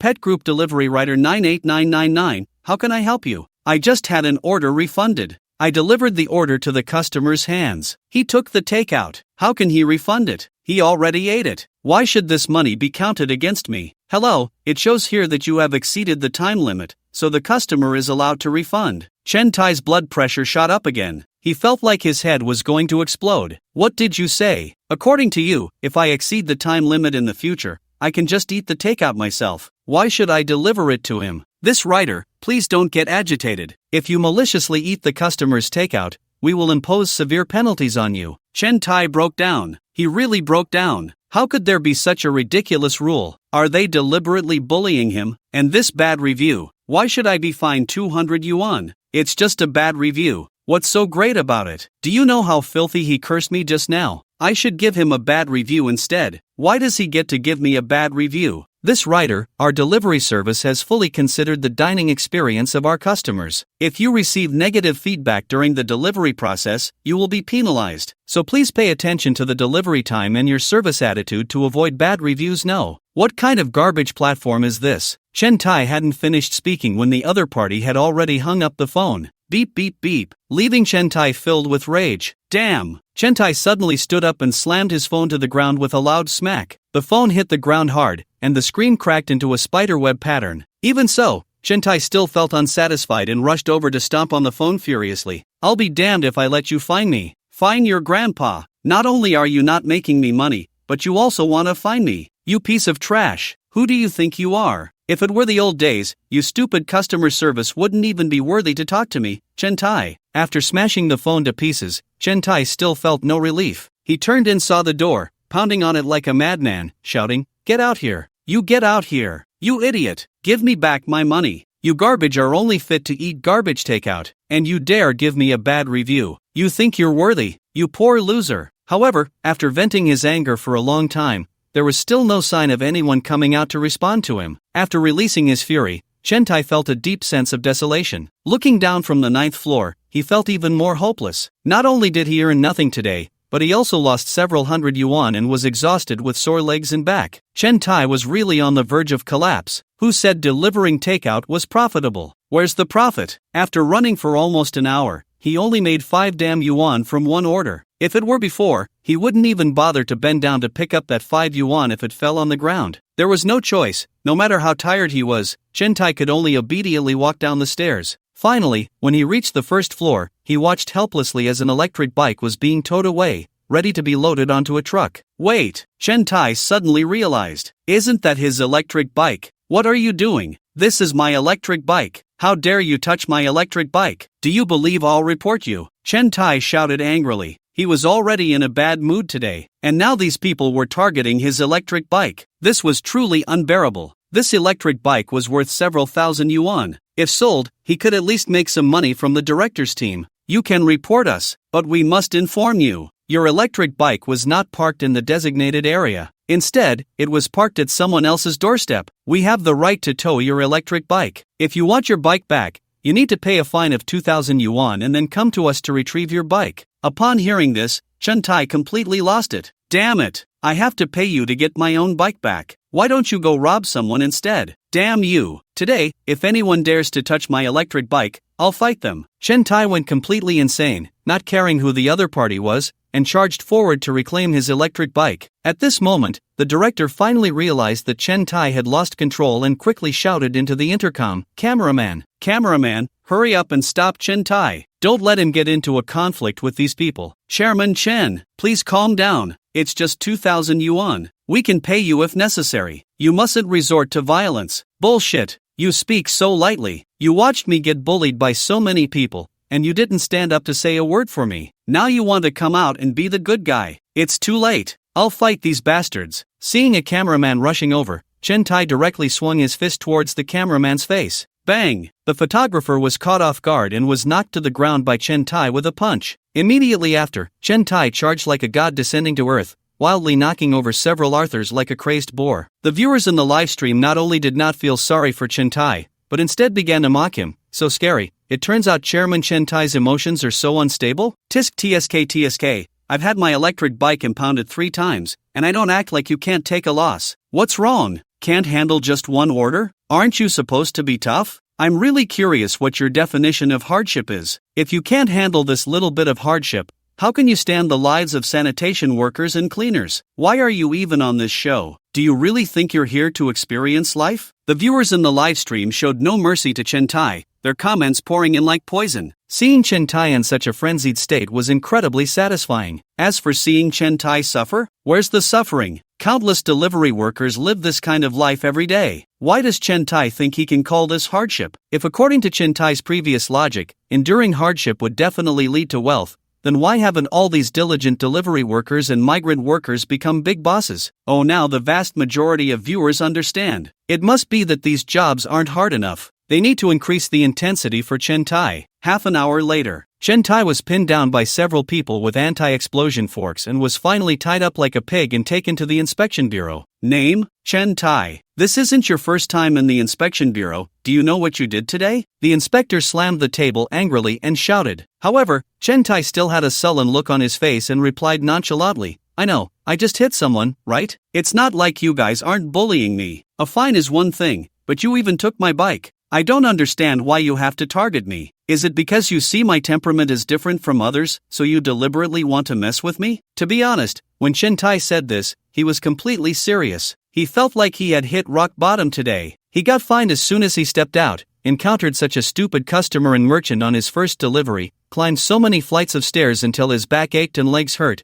and then his electric bike got impounded. All these unfortunate events made Chen Tai even doubt the entire world. He even felt that someone was targeting him from the shadows. Otherwise, how could he suffer so much? He hadn't earned a single penny and had already lost several hundred yuan just by going out. However, until now, Chen Tai still hadn't realized that the magical city in the eyes of the rich is a place of indulgence and extravagance. But in the eyes of the poor, the magical city is a place of displacement and hardship. Yet, the magical city remains the same magical city. It won't change because of how others perceive it. The reason Chen Tai lived so comfortably in the magical city before was simply because he had money. He could buy conveniences and privileges that many people wouldn't even dare to imagine. But now he didn't have that anymore. So he had to face this terrible reality head-on. I'm dying of laughter. I didn't expect Chen Tai to be this narcissistic. Why is he so ordinary yet so confident? Damn, ha ha ha. That line my temperament is different from others really cracked me up. Targeting my ass. If this is considered targeting, then aren't we all living in a state of being targeted every day? Death smile. The viewers in the live stream all chimed in. Even the inspector was amused by Chen Tai's antics.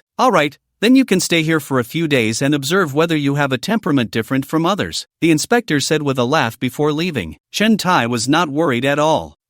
Anyway, the director would come to bail him out soon. Meanwhile, on the side of Lu Yiming sat in the conference room, feeling utterly disenchanted. He had just been trying to alleviate his sorrow by playing games. As the end of the workday approached, Mu Xiafei said there was good news waiting for him and forcibly dragged him into the conference room. Now, I, along with everyone present, will announce to you, Chairman, our company's profit situation for this month. Mu Xia stood in front of the display screen, unable to hide his excitement. Only Lu Yiming looked around in confusion. Besides him, there were only two other people, Yan Mingma, the manager of the publicity department, and Pei Yingjun, the general manager of the cafeteria, along with Ming Ruyu, the property manager who was still recuperating in the hospital. The other seats were empty. Was it really necessary to be so grand? But seeing Mu Xia so passionate, Lu Yiming couldn't dampen his enthusiasm and had to start clapping. Clap, clap, clap. After a sparse round of applause, Mu Xia announced this week's report. This week, under the leadership of the chairman, our company has achieved unprecedented profits. From the stock market, cinemas, and real estate, our total profit this week reached 12.9 billion yuan. Put. Upon hearing this number, Lu Yiming sprayed all the tea from his cup. What? What did you say? Over 100 billion. Where did all that money come from? Mu Xia, are you joking? Lu Yiming stared at Mu Xia in disbelief. Over 100 billion. How could that be possible? Didn't they only have a few million left in the company's account? How could they have made so much money? Where did the money go? Why didn't he know? Chairman, the profits from the cinemas and stock market combined are over 2 billion. The main part is from real estate. Today, all the investment funds we put in have been fully returned. Almost all the homeowners who subscribed to our real estate completed their housing loan procedures before this afternoon. Some even paid in full. The bank has transferred all the money to our account. This means, right now, our company has over 100 billion just on paper. This is all the result of the chairman's brilliant planning. Mu Xia said excitedly. Hiss. Lu Yiming gasped. Hearing this news, he almost fainted in his office chair. Over 100 billion. How long would it take to lose that much money? Is losing money really that hard? Why do those damn capitalists keep saying they are losing everything every day? All Lu Yiming wanted was to honestly lose all that money. Was it really that difficult? Damn, Lu Yiming is amazing.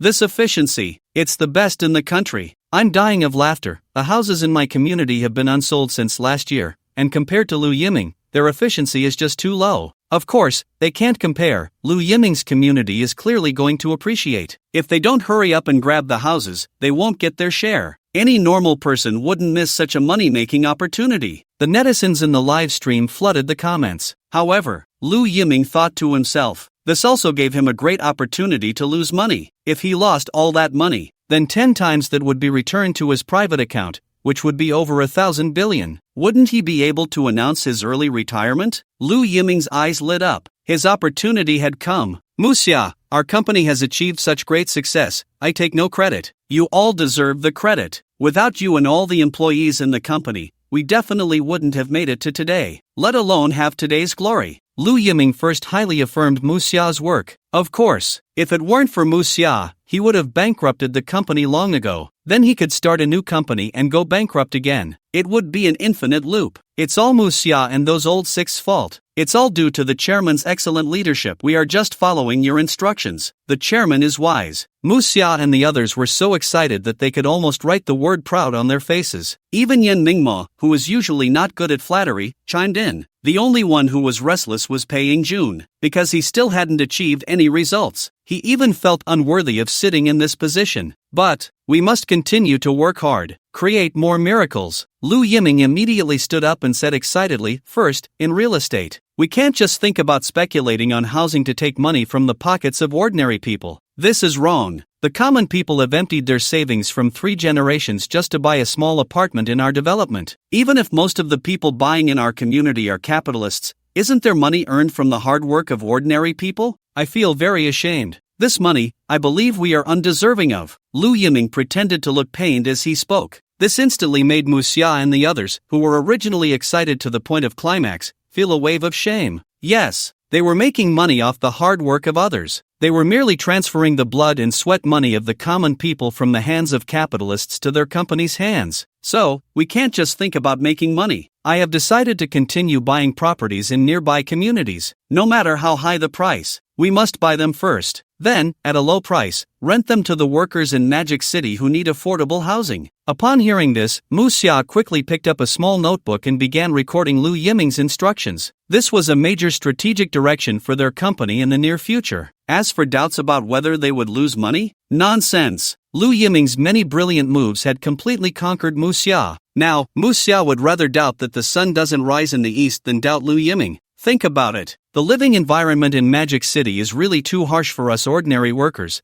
especially for young people who have just graduated. Just take our company as an example, a small room of less than 20 square meters, and those unscrupulous landlords dare to charge 4,000 yuan. How much can young people save after paying rent, utilities, and living expenses with their meager salaries? They also need to live. They also need money to experience the beauty of the world. We can't let them be trapped in that small room by this damn rent. There are still many families who are crammed into old, small places. If they want to rent a suite nearby, it costs at least over 10,000 yuan a month. Not every family can afford that. You might have questions. Since the rent nearby is so expensive, why not rent in the suburbs? You are also workers, and you know very well that if you have to be at work by 8:30, you have to get up at 6 in the morning to wash up. Then you have to squeeze onto the subway for several stops, and even change lines. After getting off the subway, you still have to take a bus or even ride a shared bike to get to the company. We are wasting such precious time in our lives on commuting. This is simply wasting their precious youth. So we need to launch affordable housing. I don't care about short-term profits. What I care about is allowing more young people to feel the warmth of Magic City, to feel the world's care for them. When Liu Yiming finished speaking, the entire room fell silent. But soon after, applause erupted. Muxia and the others stood up one after another, giving Liu Yiming a warm round of applause. The applause was long-lasting. Muxia and the others looked at Liu Yiming with admiration. If it were someone else, having just become a boss and made hundreds of billions, their mindset would be completely different. Their confidence would be overflowing with jealousy. After making 100 billion, they would want to make 200 billion, 500 billion, 1,000 billion. Only Chairman Liu, having made so much money, yet never showing a hint of arrogance or pride. I never thought about putting all this money into my own pocket. Instead, I'm willing to spend so much to shield young people from the storm. This is akin to what's said online. Because I've been through the rain, I want to hold an umbrella for others. With such a heart and vision, How could the chairman not be loved and respected? Even the viewers in the live stream were moved to tears upon hearing this. Oh my god, Lu Yiming,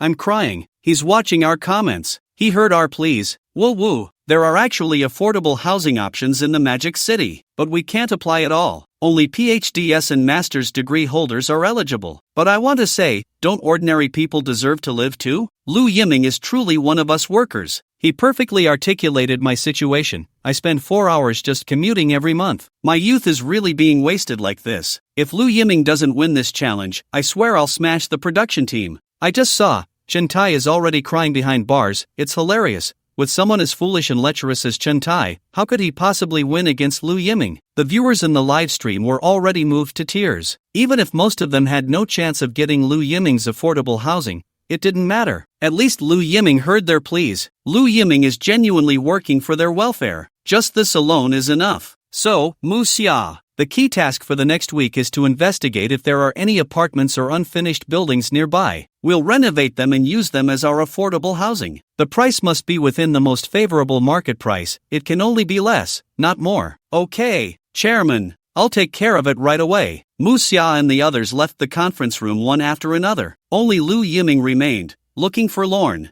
Damn it, why is it so hard to lose money? Lu Yiming sighed and opened the news, hoping to find some inspiration. Shock. After inspections, a certain supermarket's fruits and vegetables have pesticide residues far exceeding safety standards. This year, we encountered a once-in-a-century drought, and agriculture near the Magic City in Jiang Province has suffered unprecedented blows. Vegetable prices in supermarkets are starting to skyrocket. This year, farmers' incomes are expected to drop by 30% compared to previous years. Countless farmers are abandoning their fields, and large areas of farmland are left fallow, indirectly causing food and vegetable prices to continue rising. Lu Yiming was bewildered. With these news pieces together, how could he not understand? If food prices are rising, shouldn't farmers' incomes increase? Why are they instead decreasing? Unable to make sense of it, Lu Yiming called Mu Xia back. Mu Xia, what do you think? Lu Yiming handed over his phone. Mu Xia was also confused. If you asked her about finance or economics, she could respond fluently. But if you asked her about this, it would be a bit difficult for her. Mu Xia had never even been to a rice field in her life. How could she possibly understand the relationships involved? It's okay, tomorrow you can hire a car, and we'll go see the countryside fields. What about the investigation of affordable housing? Let the others in the company handle it. Alright, another day of identity swapping came to an end. Lu Yiming returned to the luxurious mansion in Tengchenjiupin, poured himself a glass of red wine, then looked at the camera, pondered for a moment, and said, I still stand by what I said. I believe that my profits today are the hard-earned money of the common people. I'm just momentarily lucky. But that doesn't mean I will always be lucky. I won't let this over 10 billion just sit in the company's account. I want to take all this money out and benefit more ordinary workers. That's the only way to justify every penny we earn. Meanwhile, on Chen Tai's side, Chen Tai sat on the cold iron chair. At this moment, he finally realized something was wrong. Help! You guys, come save me! Chen Tai shouted frantically at the position of the hidden camera on himself. Director, come quickly, come and save me. I don't want to stay here. Director, are you really not going to help me? But unfortunately, Chen Tai had violated the law this time. Even the director's team dared not forcibly rescue him. For now, Chen Tai could only shed tears behind iron bars. The next day, Lu Yiming got up early. He took a special car and left the Magic City, heading directly towards Jiang Province. Chairman, these are several villages I contacted for you, and there are people there to receive you. Which one would you like to visit? Mu Xia handed over a list.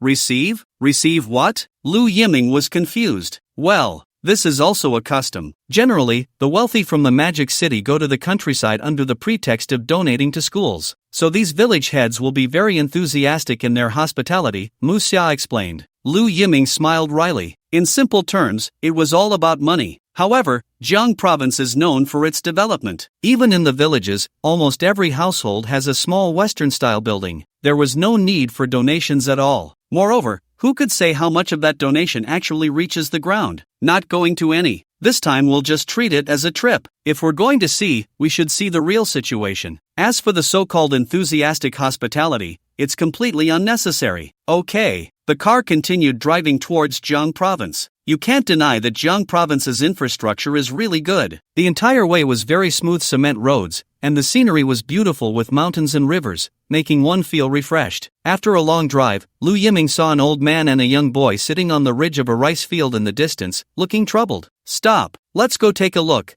Lu Yiming said. The car stopped by the roadside, and Lu Yiming got out with a pack of cigarettes. The old man was watching his grandson play in the field, and when he saw Lu Yiming and the others driving a luxury car over, he stood up in surprise. "Hello, sir, we are just passing through here. Can I ask you something?" Lu Yiming casually handed over a cigarette, lighting it for him. The best way for Huaxia people to get close to others is simply to share cigarettes. Seeing Lu Yiming being so polite, the old man naturally couldn't refuse, taking the cigarette and smoking a couple of puffs. His eyes lit up. "Good smoke. You are too polite, boss. Just ask whatever you want. How's the harvest this year?" Lu Yiming pointed to the golden rice nearby. Sigh. The old man sighed as soon as the topic came up. "Not good, the sun is too harsh, it's almost killing the rice. Look, there's no water in the rice field now, the water in the mountains is almost dried up. Where can we find water? We are now afraid the rice will wither, so we are using tap water to irrigate the fields. But you see how expensive tap water is now. I plant an acre of rice, and by the end of the year, the money I earn isn't even enough to water it once with tap water." "Ha?" Lu Yiming was confused. "How is that possible? Rice sells for a high price in big cities. It's 8 or 9 yuan a pound,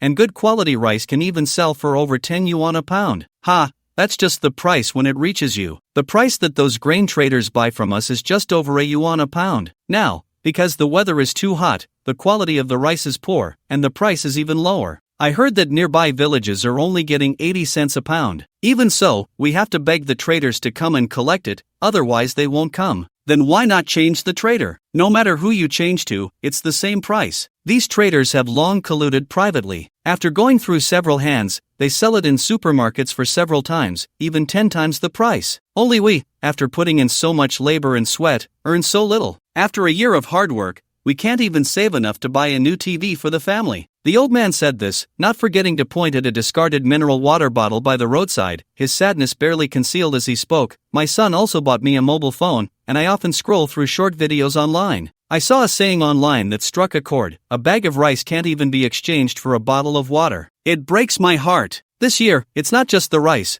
I've heard that the vegetable and fruit production areas have also suffered. I don't know if they can recover their costs this year. Boss, I can tell just by looking at you that you're not an ordinary person. Only you can understand the heartfelt words of us farmers. Farming is so hard for us, we barely make any money all year round, which has led to the younger generation not wanting to farm anymore, running off to work in big cities. Working in big cities is so much easier and pays better than farming. Now it's just us old folks who can't bear to let the land go to waste and are still trying to farm. If one day we are gone, I really don't know what will happen next. If everyone goes to the big cities, who will grow the food? Without food, so many mouths are waiting to be fed." After chatting, Lu Yiming left behind a fine cigarette, feeling heavy-hearted as he boarded the bus back to the Magic City. He had already gotten the answer he wanted. Alas, this is the reality. Industrial development is too fast now, and agricultural income can no longer keep up with the pace of the times. Yes, my family's land has been abandoned for years, no one to farm it, and even if I offered it for free, no one would want it. Actually, the prices of agricultural products we buy at the market and supermarkets are not low. The key is that the middlemen are too despicable. They can easily make the money that farmers work a whole year to earn with just one simple transaction. There's nothing we can do.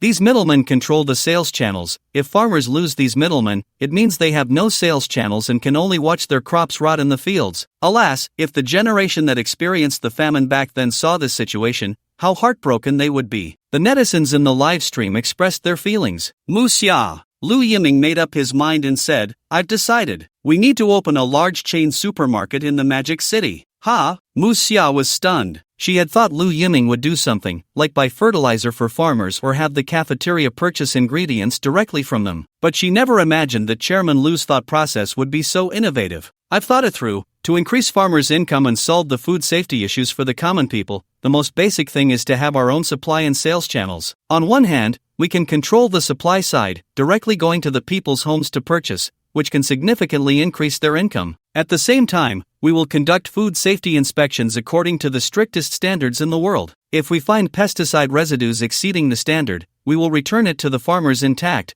covering the fuel and travel costs, so it won't affect their secondary sales. On the other hand, we can use this method to lower the prices of healthy organic agricultural products. so that the common people can eat healthy and safe food. Even if we don't make a profit, we must carry this out. Mu Xia looked at Lu Yiming's determined gaze, quickly jotting down his words, and firmly said, "Chairman, don't worry, I'll take care of it as soon as I get back." A few hours later, Fangzheng Investment once again issued a major announcement on its official website. After high-level research and decision, Fangzheng Investment Company has decided to acquire standalone apartments and unsold residential areas for use as affordable housing. Once the affordable housing is renovated, it will be prioritized for hard-working residents in the Magic City. The company's high-level decision to establish the first chain organic supermarket in the Magic City. The supermarket will ensure that the entire supply chain and sales process is traceable. This maximizes the guarantee of increasing farmers' income levels and food safety. Fangzheng Investment Company, Ltd., hereby declares that we will take full responsibility for any food safety issues that arise. Once these two announcements were released, they immediately stirred up a wave of terrifying heat online. Damn! Affordable housing. Awesome! It's still Lu Yiming. Woo woo. I also want to apply. My monthly salary is barely enough to cover rent and utilities, and I still have to ask my family for money. It makes me feel so guilty. Please, please, Chairman Lu, bring affordable housing to our Jinchang too. Am I the only one who noticed that Lu Yiming's supermarket is so conscientious? Ahem, based on my experience, anything labeled organic is going to be ridiculously expensive. I advise you all to just take a look. This kind of thing has nothing to do with us. We're only worthy of eating decent meals. Who knows? Anyway, on the day Lu Yiming's supermarket opens, I will definitely go visit. Even if I can only afford a carrot, I'll be happy. Meanwhile, the developers in the Magic City were not to be outdone, and they all issued announcements. To ensure the safety of the homeowners, all communities under our group in the Magic City will upgrade and improve property services starting today. We will enhance the level of property services and improve the security training mechanism, raising the standards of security equipment. Dozens of real estate groups released lengthy announcements. In summary, it was all about improving property services and increasing security salaries. Blah blah blah. It was clear to anyone with eyes that they were copying Lu Yiming's homework. This wave of actions directly stirred up a huge uproar online. Damn, how shameless. Isn't this just copying Lu Yiming's approach? These capitalists say Lu Yiming is disrupting the market, but to put it bluntly, they're just jealous that Lu Yiming is making money, so they want a piece of the pie too. Cut it out. Do they really think they can copy homework so easily? Do they think Lu Yiming's method is just about paying more money? They're so ignorant. Do they really think that by doing this, their housing prices will suddenly skyrocket? What a daydream. At this moment, in Lu Yiming's office, Lu Yiming had just laid down. The game hadn't even started when Mu Xia burst into his office. Chairman Lu, bad news. You have to see this news. Mu Xia brought the developers' announcements in front of Lu Yiming. To his surprise, when Lu Yiming saw these announcements, he revealed a proud smile. What's there to panic about? Don't they just want to learn from us? Let them learn. We don't need to do anything. But won't this make our company seem too weak? Mu Xia said with some concern, although she knew this was the competitors deliberately trying to annoy them. But if Lu Yiming always did nothing and just waited for the other side to make a move, it would give people the impression that he was just letting them hit and scold him. Don't worry, they'll soon mess up on their own, Lu Yiming said with a wicked smile. Indeed. This time, Lu Yiming accurately predicted the situation. Before Lu Yiming could take any action, those developers had already exploded. At this moment, in a community under a certain developer in the Magic City. Damn it! On what basis did you fire us? I've been working here for over 10 years. You say fire me and just fire me? Who do you think you are? I was already in the Magic City when you hadn't even grown hair yet, and you specifically went to recruit those young people to replace us? Are you out of your mind? Do you think being a security guard requires a military discharge? You think you're Lu Yiming, huh? Dozens of security guards and cleaners were aggressively surrounding the property manager's office. They were just short of flipping the table in front of the property manager. The property manager was completely unflustered, even crossing his legs and smoking an expensive cigarette, leisurely saying, "What? I see you all want to tear down my office, right? You old bones, at your age, why are you still competing with young people for jobs? With you like this, I'm embarrassed to even say anything. You don't even look like you can stand guard. Every day you're either watching videos or smoking and playing cards. Can I really expect you to protect the owner's safety? I've wanted to eliminate you all for a long time. I told you to correct your attitude before, but not a single one of you listened to me. Now you regret it? Too late. There are plenty of young people outside eager to be security guards. Do you think you can find such an easy and well-paying job outside? Dream on. You old bones should go home and retire. Do you really think that just because you've been security guards for a few years, we have to keep you on? What nonsense! As the property manager said this, he acted as if he were looking down from a great height. These lousy security guards were the people he looked down on the most in management. Being able to say so much to them was already a great favor. Hearing these words, the security guards were furious. Why didn't you mention age when hiring? Back when jobs were easy to find, no one wanted to be a security guard, especially in this city. No one wanted a job that paid little and was looked down upon. When they were hired, they would have been happy to keep them locked in the guard booth. Now that more people want to be security guards, they want to kick them out. No way. Ha, you bastard. You've already arranged for your relatives and friends to be security guards, right? We all know. Right. We've all heard. The new security guards are getting $50,000 a month. That's 10 times what we make. Why is that? We're all guarding the same gate. What's the difference? You little bastard, if you dare to fire us today, we'll fight back. A group of security guards and cleaners, holding anti-riot forks, looked fierce, ready to strike. The property manager felt a bit intimidated and tried to reason with them. What if these old bastards really started hitting people? But thinking of the headquarters instructions, the property manager straightened his back. This was a rare opportunity. He could call all his relatives over to earn $50,000 a month. Isn't that fantastic? These troublesome old bastards should get lost. I'm telling you all right here today. You old bones have to get out. This is the headquarters order, and it won't change for anyone. However, the next second, slap, a mop was directly swung into the property manager's face. Who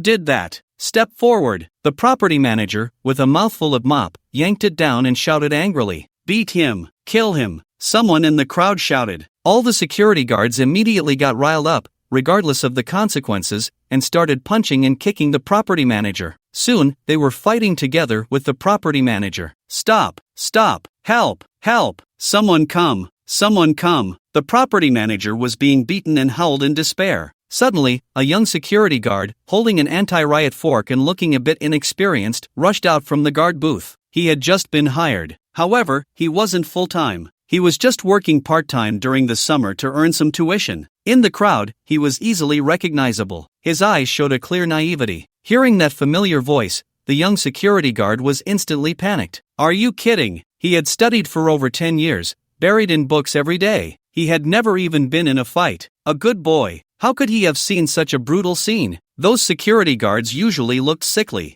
I didn't expect you to be so good at fighting. I'll make you bark like a dog. You stupid outsider. You think you can show off? Today, let you know the power of us locals in Magic City. Little brat, I'll beat you to death. Get out of Magic City. After a round of righteous iron fists, the property manager begged for mercy. Stop hitting me. Stop hitting me. I was wrong. I know I was wrong, okay? I won't fire you. I promise I won't fire you. Uncle, are you okay? The young security guard adjusted his glasses and said weakly, it was better if he didn't speak. As soon as he did, those security guards and cleaners standing behind, who hadn't had a chance to take action, immediately turned their heads and stared at the young security guard. It's him. He's the manager's relative. I knew it, coming to be a security guard at such a young age. Not even fully grown. Bah! Shameless, trying to take our jobs before even graduating from college. I'll beat you too. No, don't hit me. Ah! Scared, the young security guard turned and ran, leaving even the anti-riot baton behind, fleeing in a panic. This incident quickly became known to the residents upstairs. Everyone took out their phones to take pictures and post them on Weibo in moments. After all, such things are rare. Shocking. Property manager beaten by security guards. Turns out it was because of Lu Yiming. Want to fire the old security guard and replace him with a young one? Just imitating Lu Yiming? Lu Yiming offers a salary of $50,000 a month,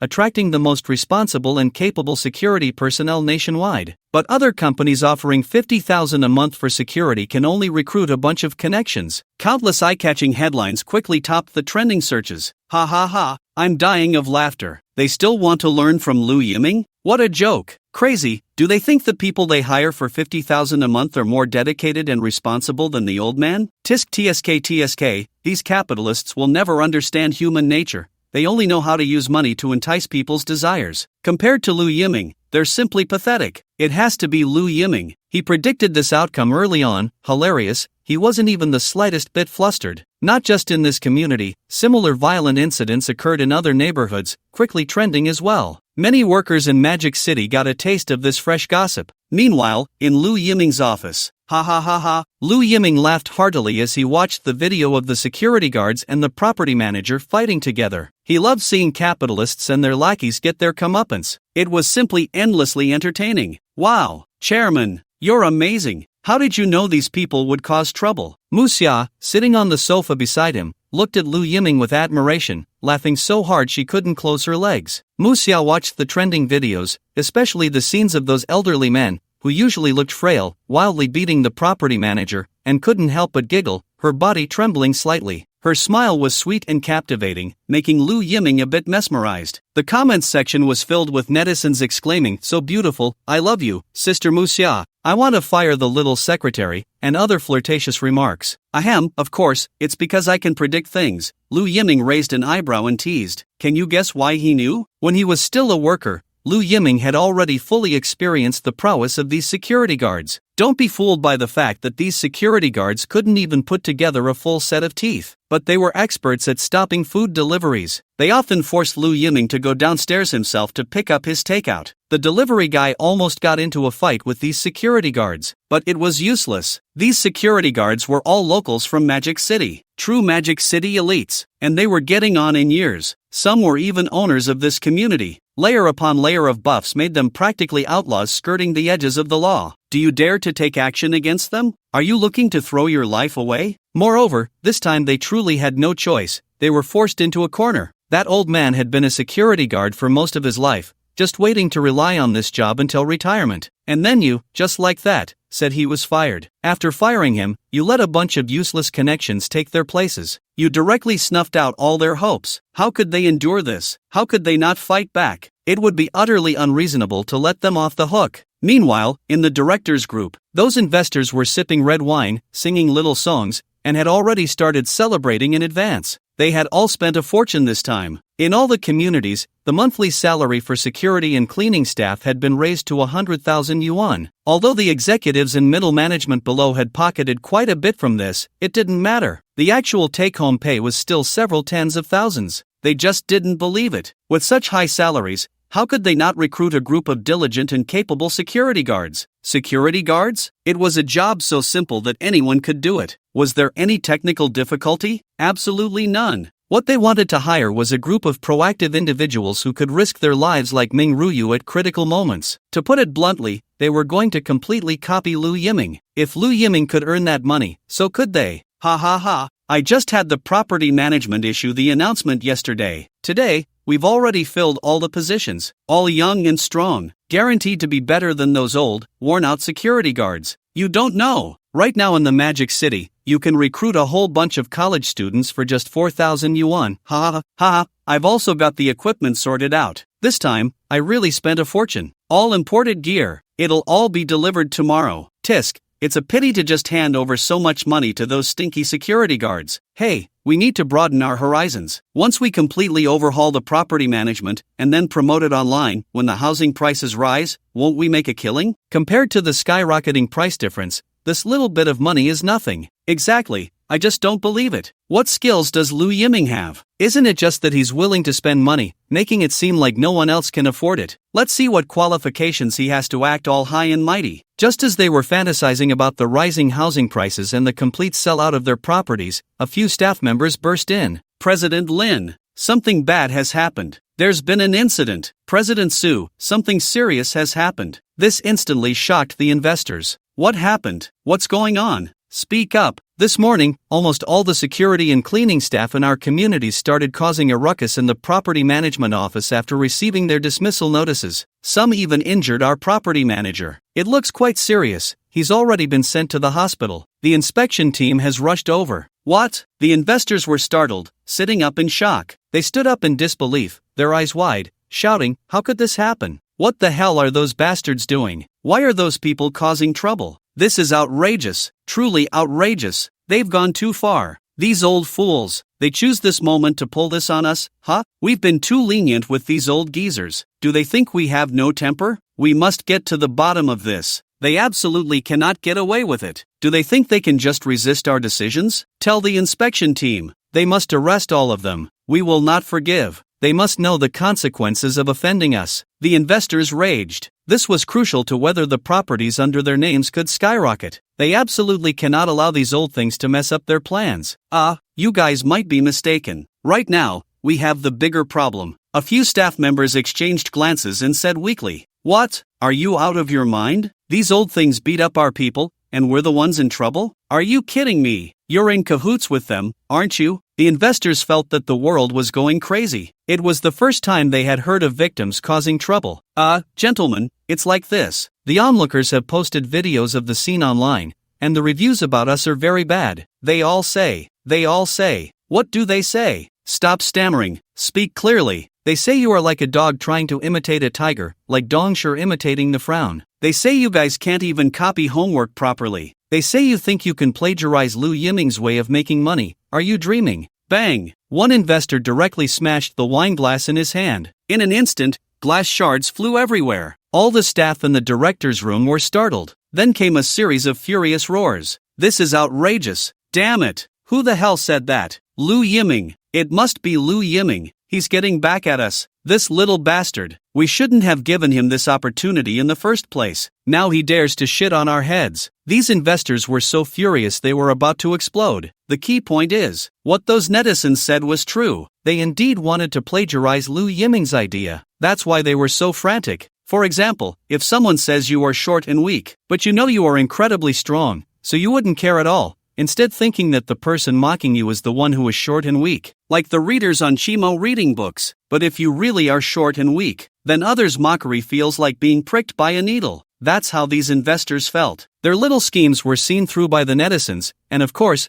they felt uncomfortable. If they could make money, it wouldn't matter. After all, it wasn't their first time plagiarizing others. The most fatal thing is, even when they plagiarized, they did it so poorly. That was unbearable. However, at that moment, the staff dealt them a fatal blow. There's one more thing. Originally, there were still many houses in these communities that hadn't been sold. I heard from the sales office that after seeing the news online, those customers who originally wanted to buy houses have all run away. They said even the security guards are causing trouble, that the safety level of this community is too low, and they don't dare to buy. This sentence was like a heavy blow to the investors' foreheads. They now felt an impulse to spit blood. They had originally thought to rely on this operation to improve the property management and security, to raise the safety level, and sell all the houses. But unexpectedly, after this operation, not only did they not attract buyers, instead, they scared those buyers away. Watching these business tycoons who could summon the wind and rain in the Magic City nearly die of anger, the staff didn't dare to breathe. They could only silently stand in place waiting for their instructions. Withdraw the orders, call back those security guards. As long as they don't cause trouble again, just give them an extra 1,000 yuan in salary every month. Old Sue, are you crazy? Are you going to spoil these old things like this? We're not here to do charity. They want to cause trouble, then we'll go all the way with them. A few investors even had internal strife. If you want to deal with them, do it yourselves. I'm not going along. I can't afford this hassle. Now that the real estate market is so bleak, if things go wrong and scare off the buyers, our group will be finished. I don't want to lose my little savings too. The other investors fell silent. Damn it, Liu Yiming, just wait for me. I won't let him off easy. Dare to go against us. He's dead meat. I can't take it anymore. I want to find someone to kill him. Stop talking nonsense and quickly calm this situation down. You don't want to be scolded by those stupid netizens online, do you? 10 minutes later, several developers in the Magic City jointly issued a statement. During the upgrade and renovation of the property security services under our group's name, insufficient verification led to some employees' misunderstanding. The group's senior management has decided to suspend the upgrade and renovation. Although the wording in the announcement sounded grand, translated by the vast majority of netizens, it simply meant, we've messed up big time, and we're backing down. Ha ha ha, these capitalists finally got a taste of defeat. I'm dying of laughter. Upgrading and renovating? It sounds so nice, but isn't it just replacing the older security guards with younger ones? They thought they were so impressive. It's hilarious. I heard they had to raise the security guards' salaries by 2,000 a month to calm them down. Otherwise, who knows what kind of uproar would have happened. Want to learn from Liu Yiming? You should weigh your own worth. Even if you hire young people, do you think they'll be willing to work hard for you? What a joke. It turns out capitalists are this naive. Meanwhile, in Liu Yiming's office, Chairman, you're amazing. You didn't do anything, yet you managed to make the other side submit. Mu Xia said with admiration. Which man can withstand a girl looking at him with such admiration? Ahem. It's nothing much. they lost because of their own stupidity. Lu Yiming chuckled. These capitalists always think that money can buy everything, but they don't know. There is something in this world called human heart. The human heart cannot be bought with money. The common people are not fools. They can see clearly who treats them well and who does not. It's no longer the era where you can manipulate the common people with a few measly coins. In today's Huaxia,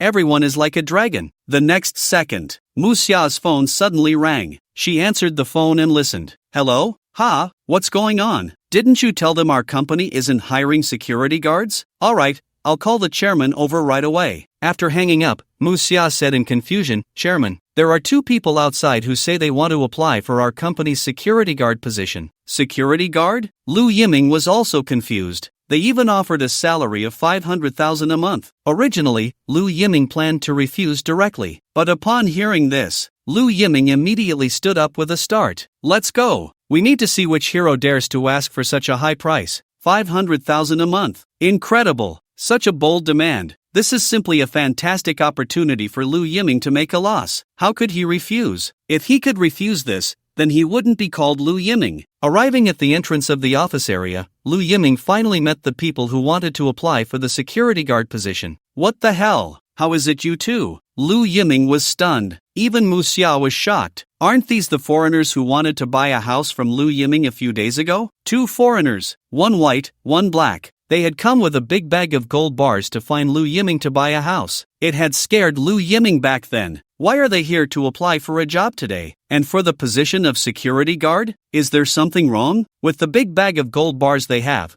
they could live a wealthy life in the Magic City. Why would they want to be security guards? Something's off. There must be something going on. When Mu Xia saw the 2 people, a strong sense of crisis surged in her heart. How could these 2 appear in their company? Mu Xia suddenly felt scared. Why did it feel like they were being followed to the company? President Mu, you wouldn't want something to happen to Chairman Lu, would you? Mu Xia imagined that scene for a moment and felt as if it were the end of the world. Just as she was about to suggest that Lu Yiming refuse, who would have thought that Lu Yiming's eyes lit up and he said, Gentlemen, I announce, you are hired. What? Mu Xia was so scared that her legs almost gave way. Countless netizens in the live broadcast room immediately flooded the chat with question marks. Damn! Lu Yiming, are you crazy? You dare to hire these unknown foreigners? Didn't you suspect them at all? Are you kidding me? Lu Yiming, if you just thought about it for a second, you'd know. They are carrying a huge bag of gold bricks. So many of us in the live room saw it. How could they possibly come to apply for a small security guard position? Don't you think there's something fishy about this? Lu Yiming, you are really brave. Spending 500,000 a month to hire 2 security guards? You wouldn't be giving them special treatment just because they're foreigners, would you? Lu Yiming, you can't be a traitor to your own country, right? Then I really can't help but roast you. Roast? Ha? How do you roast? Just spraying online doesn't seem right, does it? Doghead, no? You upstairs, are you kidding? You can drive like this? Go away and drive. Gain shock value plus 999,999.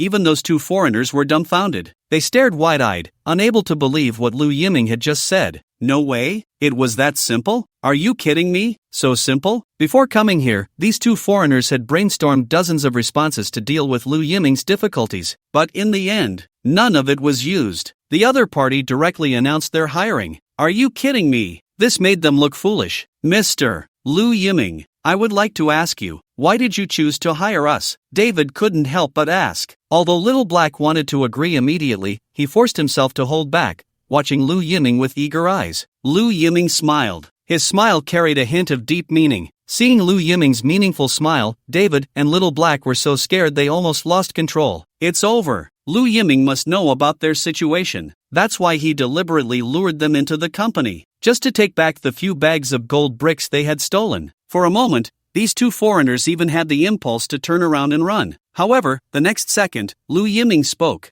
I know that both of you have your reasons for choosing to come to our company as security guards. Lu Yiming looked at them solemnly and said, I won't ask about your background, nor will I ask what you've done. I just know that you need this job now, so I am willing to give you this job. David was stunned. Little Black was also stunned. The 2 exchanged glances, feeling an impulse to cry. There is a saying among Huaxia people, a kindred spirit. This is what it means to be a kindred spirit. Lu Yiming had already investigated their backgrounds, but he said nothing. He didn't report them. Instead, he chose to help them in this way. At this moment, David and Little Black finally understood why so many people online admired Lu Yiming. Not to mention the Huaxia people. Even they, as foreigners, had to be captivated by Lu Yiming's charm. They even thought, it's a pity that Lu Yiming is not in their America. Otherwise, Lu Yiming would have a chance to compete with the American power brokers. Lu Yiming looked at the excited expressions of these two people, and he also revealed a gratified smile. What do you think Lu Yiming was doing this for? Today, Lu Yiming finally saw through it. These two foreigners are the commercial undercover agents sent by the developers, specifically to sabotage him, like occasionally cutting off the power to their company,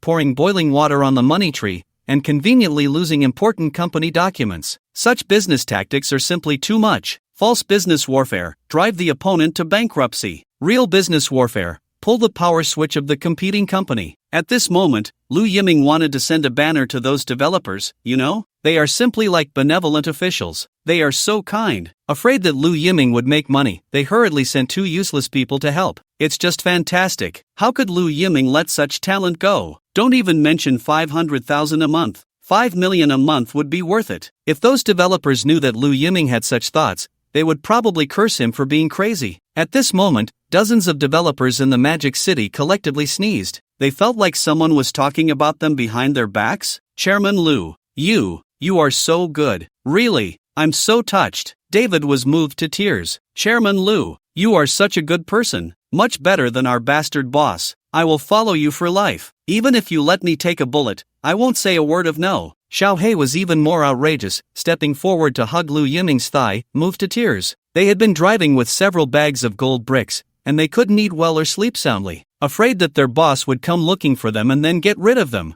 They were even more afraid of being discovered during inspections. If they were deported, it would be the same as death. They had lived in fear for several months. Only today did they feel what warmth was. Lu Yiming's words were undoubtedly like sunshine, shining in their hearts. How could it be said that adding flowers to a brocade is not as good as sending charcoal in the snow? If it were before, when Lu Yiming said this, they wouldn't even bother to respond. Are you kidding? They are internationally renowned bodyguards. Okay, it would be impossible to get them to act without a few million. But Lu Yiming only used 500,000 a month to win their hearts. Alright, we are all on the same side. No need for such polite words. Lu Yiming led them directly to the office area closest to the entrance, pointing to the office space, and said, from now on, this will be your two positions. What? We have our own office space? David and Xiaohei couldn't believe it as they pointed at themselves. But then, a wave of ecstasy surged across their faces. Who would have thought? After being bodyguards for 10 years, for the first time, they could be white-collar workers, and have their own office space. Seeing them like this, Lu Yiming was even more certain of his guess. It seems those developers really found two treasures to come over. They know nothing. Isn't it just perfect to mess up Lu Yiming's company? Wonderful. Simply wonderful. Of course, in our company, everyone is equal, and everyone can have their own office space. Not just office space, anywhere in this company, including the server room, meeting rooms, and even my office, you can come and go freely without telling me. Lu Yiming didn't forget to offer his assistance. David and Xiaohei looked at Lu Yiming's sunny and handsome face, feeling a warm current flowing through their bodies. The sun! This is the sun, shining equally on everyone. They had never felt so unreservedly trusted by someone like today. They could even freely enter his office.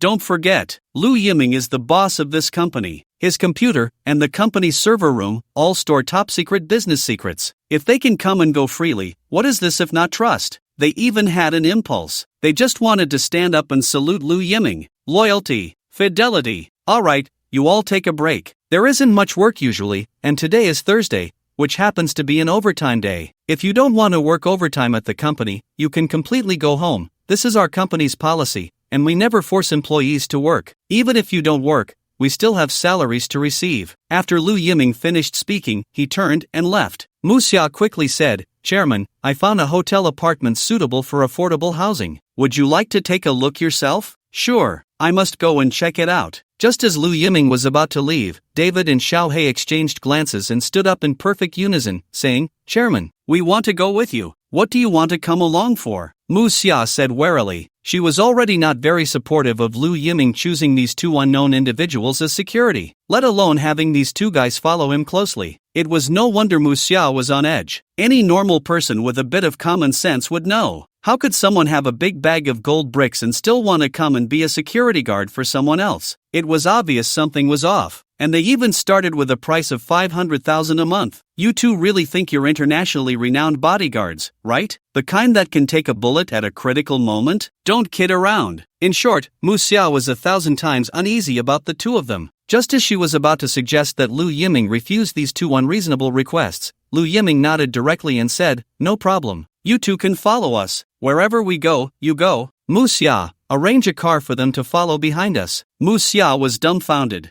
Wait, you can agree to such an impolite request? On what basis? And you're even sending them a dedicated car? Chairman, you're too kind. Meanwhile, David and Xiaohei looked as if it was only natural, hands clasped in front of them, adopting a vigilant posture, and said seriously, "Boss, your safety is our responsibility." Lu Yiming showed an appreciative look. Look at this is called professionalism. Otherwise, how could they be sent over as commercial undercover agents by those developers in Magic City? So professional. They were monitoring every move he made when going out. Wonderful. With these two troublemakers around, losing money was a sure thing, right? Only Mu Xia could only sigh and facepalm. You two really think of yourselves as personal bodyguards. A few minutes later, Lu Yiming's car set off on time. It took almost an hour to reach the destination. Currently, standalone apartments in Magic City are basically not worried about being rented out, so they are unlikely to sell to us, even if we offer a high price. After all, the number of migrant workers coming to Magic City every year is countless, which means a continuous source of income.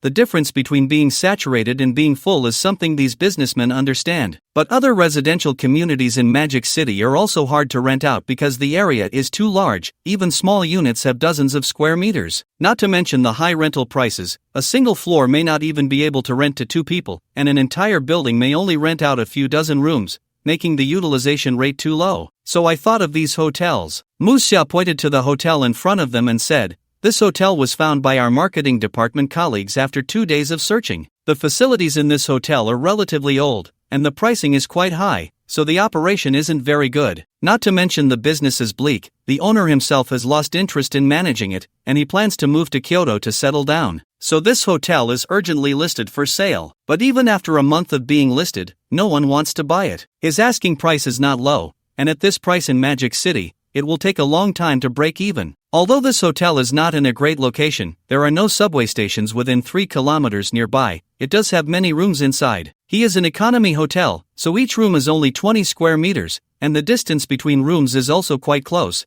which means the sound insulation is rather average. This is why the complaint rate for this hotel is so high. However, every disadvantage has its advantage. Such a compact room arrangement also means that there will be relatively more rooms on each floor. This hotel has 30 rooms on each floor, and with 7 floors, that totals 210 rooms. Moreover, nearly half of the rooms are double rooms, accommodating more than 400 people. By the end of Mu Xia's explanation, Lu Yiming's eyes lit up. As expected of you, Mu Xia, you accurately found the standalone hotel that Lu Yiming wanted. Lu Yiming's intention was to provide a cheap and affordable place in the city for those fresh graduates from other places who had just started working and had no savings. Their careers were just taking off, and they needed such a budget-friendly place in the city. So comfort was not important at all. What mattered was accommodating more people. How much does the owner of this hotel want? Lu Yiming asked, satisfied as he glanced at the hotel's exterior. Business is poor? Impossible. In the urban area of Magic City, even the most rundown places have people wanting to stay. The issue of poor business simply does not exist. It's just that the landlord doesn't want to manage it, has too many bad reviews, and the nightly price is set too high, leading to increasingly poor business over time. The workers in Magic City are not foolish. For the same price, why would they choose to stay in a worse hotel when they could stay in a better one? 50 million. Mu Xia held up 5 fingers. Deal. Lu Yiming said without a second thought. Ah, ha. Mu Xia was stunned, taking a tactical step back, looking at Lu Yiming in disbelief. She even suspected that Lu Yiming had been possessed by something dirty. Previously, whether he was buying a cinema or a shop, he always bargained. Why was he not bargaining today? Something was off. 9 out of 10 things were off. What's wrong? Why are you looking at me with such a strange expression? Lu Yiming said, both amused and exasperated. Chairman, you've changed. You don't seem like yourself anymore. Mu Xia said seriously, you didn't even bargain. Am I the kind of person who was so petty? Lu Yiming said, laughing helplessly. Before, it was because those capitalists came in with outrageous demands. That's why I bargained. 50 million is a reasonable price. Why should I bargain? Other people's properties are also passed down from their ancestors. Lu Yiming is not a superhuman. He can't just bite everyone, right? They are just small capitalists, the kind that doesn't even rank in Magic City. Why bother? Chairman, you are truly a good person. Stop flattering me. Hurry up and run to buy this hotel, or it will be gone. We also selected 3 other hotels. Do you want to take a look at them too? No need, I trust you. I leave this matter entirely to you, Lu Yiming said directly. He was 100% confident in Mu Xia's workability, except for one point that Lu Yiming had to guard against with Mu Xia. That is, Mu Xia would occasionally get him into some trouble. Every time, Lu Yiming inexplicably ended up making money. It's really outrageous. Then Chairman, regarding the pricing of this room, what do you think is appropriate? Mu Xia said tentatively. She was afraid Lu Yiming would make a loss-making deal again, so she quietly added, according to our market department's research, they believe that setting the monthly rent at 2,000 yuan is already the best price we can offer. After all, we cover all utilities, and if it gets any cheaper, we would be operating at a loss. Also, to prevent tenants from deliberately damaging our hotel's public facilities, we think a 3-month deposit and 1-month rent is more reasonable. From Mu Xia's perspective, she felt that this price was already the limit that their company could offer without incurring losses. But for Lu Yiming, this was far from meeting his expectations. No way, the price is too high. 2,000 a month for such a small room? It's too difficult for the workers in Magic City. Do you know how much many young people earn right after graduating from university in Magic City? Less than 4,000. As a result, they have to spend half of their salary just to rent our house, making me feel like a miser. Moreover, with a 3-month deposit and 1-month rent up front, they have to pay 8,000 at once just to rent our house? That's too exaggerated. What if they can't come up with the money? We can't expect them to take out loans just to rent our house, right? Our house is meant to be rented to those young people who are temporarily struggling financially. If we really go by the 3-month deposit and 1-month rent rule, those who can pay 8,000 at once probably aren't that financially strained. It means that the people renting our house are not short on money at all. That completely goes against our original intention. Just like the saying online, money ultimately flows to those who don't lack it. Isn't that a joke? This won't do. Absolutely not. Then, what if the facilities get damaged? Maintaining and repairing hotel facilities over time is also a significant expense, right? Mu Xia asked, puzzled. This expense should be ours. Lu Yiming said with a strange expression, if they rent our room and something in it gets damaged, it's our responsibility to repair it. As long as it wasn't intentionally damaged, we must take on this responsibility. Besides, which rented room doesn't get damaged? Over time, those little bumps and scratches are completely normal. So why should we be harsh on the renters? Lu Yiming's words made a wave of viewers in the live stream cry. Whoa, the light bulb in the rental room broke on its own, and the landlord insisted I broke it and demanded I pay. Even Uncle Hat couldn't help. Crying hard,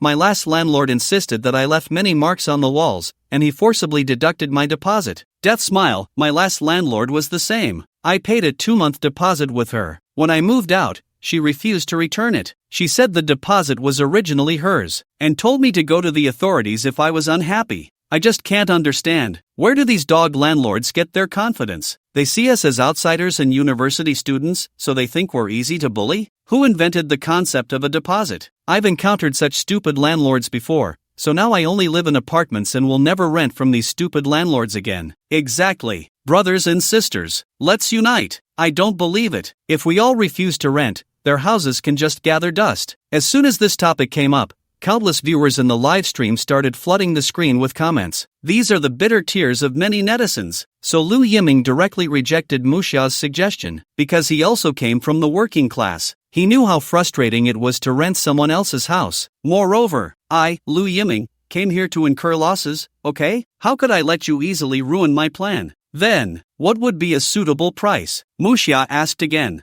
How about this, single room 500 a month? Double room 350 per person a month, Lu Yiming said. What? Mu Xia was so shocked that her phone fell to the ground with a bang. Chairman, you must be joking, right? Even the viewers in the live stream were in an uproar. What the hell? 500 a month? Are you kidding me? Is this still Magic City? This is not Magic City at all. My little broken town charges 1,000 in rent every month. Why is it so cheap in Shanghai? Damn, Lu Yiming, are you doing charity here? At this rate, you'll take ages to break even. Wow, amazing. This is just too amazing. Chairman Lu, quickly send me the address. I'll head to your hotel to check in. I'll pay 1,500 a month. Upstairs, I reckon you won't get a chance. At such a low price, who knows how many people in the Magic City will be scrambling for a hotel room. Yeah, we definitely won't get a chance. Shock value plus 999999. Yeah, I think it's very reasonable, Lu Yiming said with an air of certainty. In fact, a few $100 meant nothing to Lu Yiming. As long as he wanted, he could even let others stay for free, without spending a dime. After all, he was in it to lose money. But Lu Yiming was in business, not charity. There's a saying, greed knows no bounds. If he let these workers stay for free, and even covered utilities, over time, the tenants would take it for granted. They would think it was only right for Lu Yiming to treat them well. If one day Lu Yiming ended up bankrupt and no longer wanted to let these tenants stay for free, guess what would happen? Those tenants would immediately turn on him,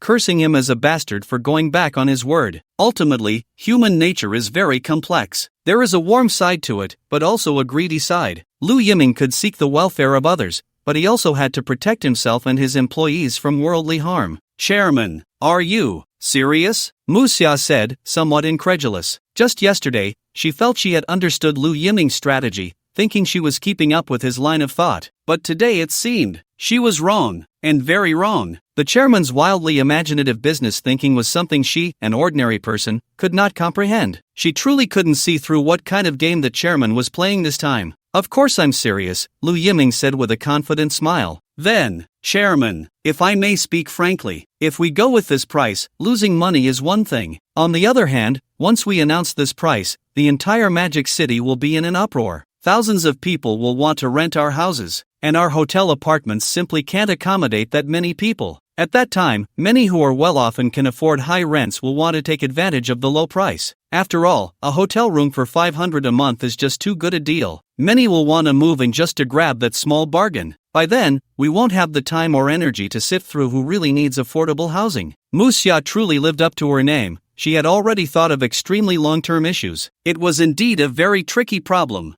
I must say, Mu Xia's words hit Lu Yiming right where it hurt. He hadn't considered this issue at all. Lu Yiming could afford to lose money, but he couldn't let those greedy people take away the opportunities from the workers who truly needed affordable housing. In fact, this was a very tricky distribution problem. How to direct resources to those who need them. Lu Yiming brainstormed for a moment. He suddenly remembered a TV show he had watched before. It was about a lord ordering his officials to sprinkle sand into the porridge meant for disaster victims, only to be scolded by Ji Xiaolan, who said that this was inedible. At that moment, the Lord smiled and pretended to be profound, saying, "You don't understand, the starving victims are worse than livestock. If you sprinkle sand into the porridge, the desperate victims will eat anything, even sand. And those who are not disaster victims but want to take advantage of the situation can no longer eat." But to be honest, this plot is fake. This story is absurdly fake. The adult has never done such good deeds. The TV drama has whitewashed the adult too much. In fact, as long as the adult and the officials under him can be a little less greedy with the disaster relief funds, many more common people would not starve to death. All the wealth in the adult's family, comparable to the national treasury, is the blood and sweat of the common people. However, there are indeed lessons to be learned from this approach in the TV drama. For those workers who truly need affordable housing,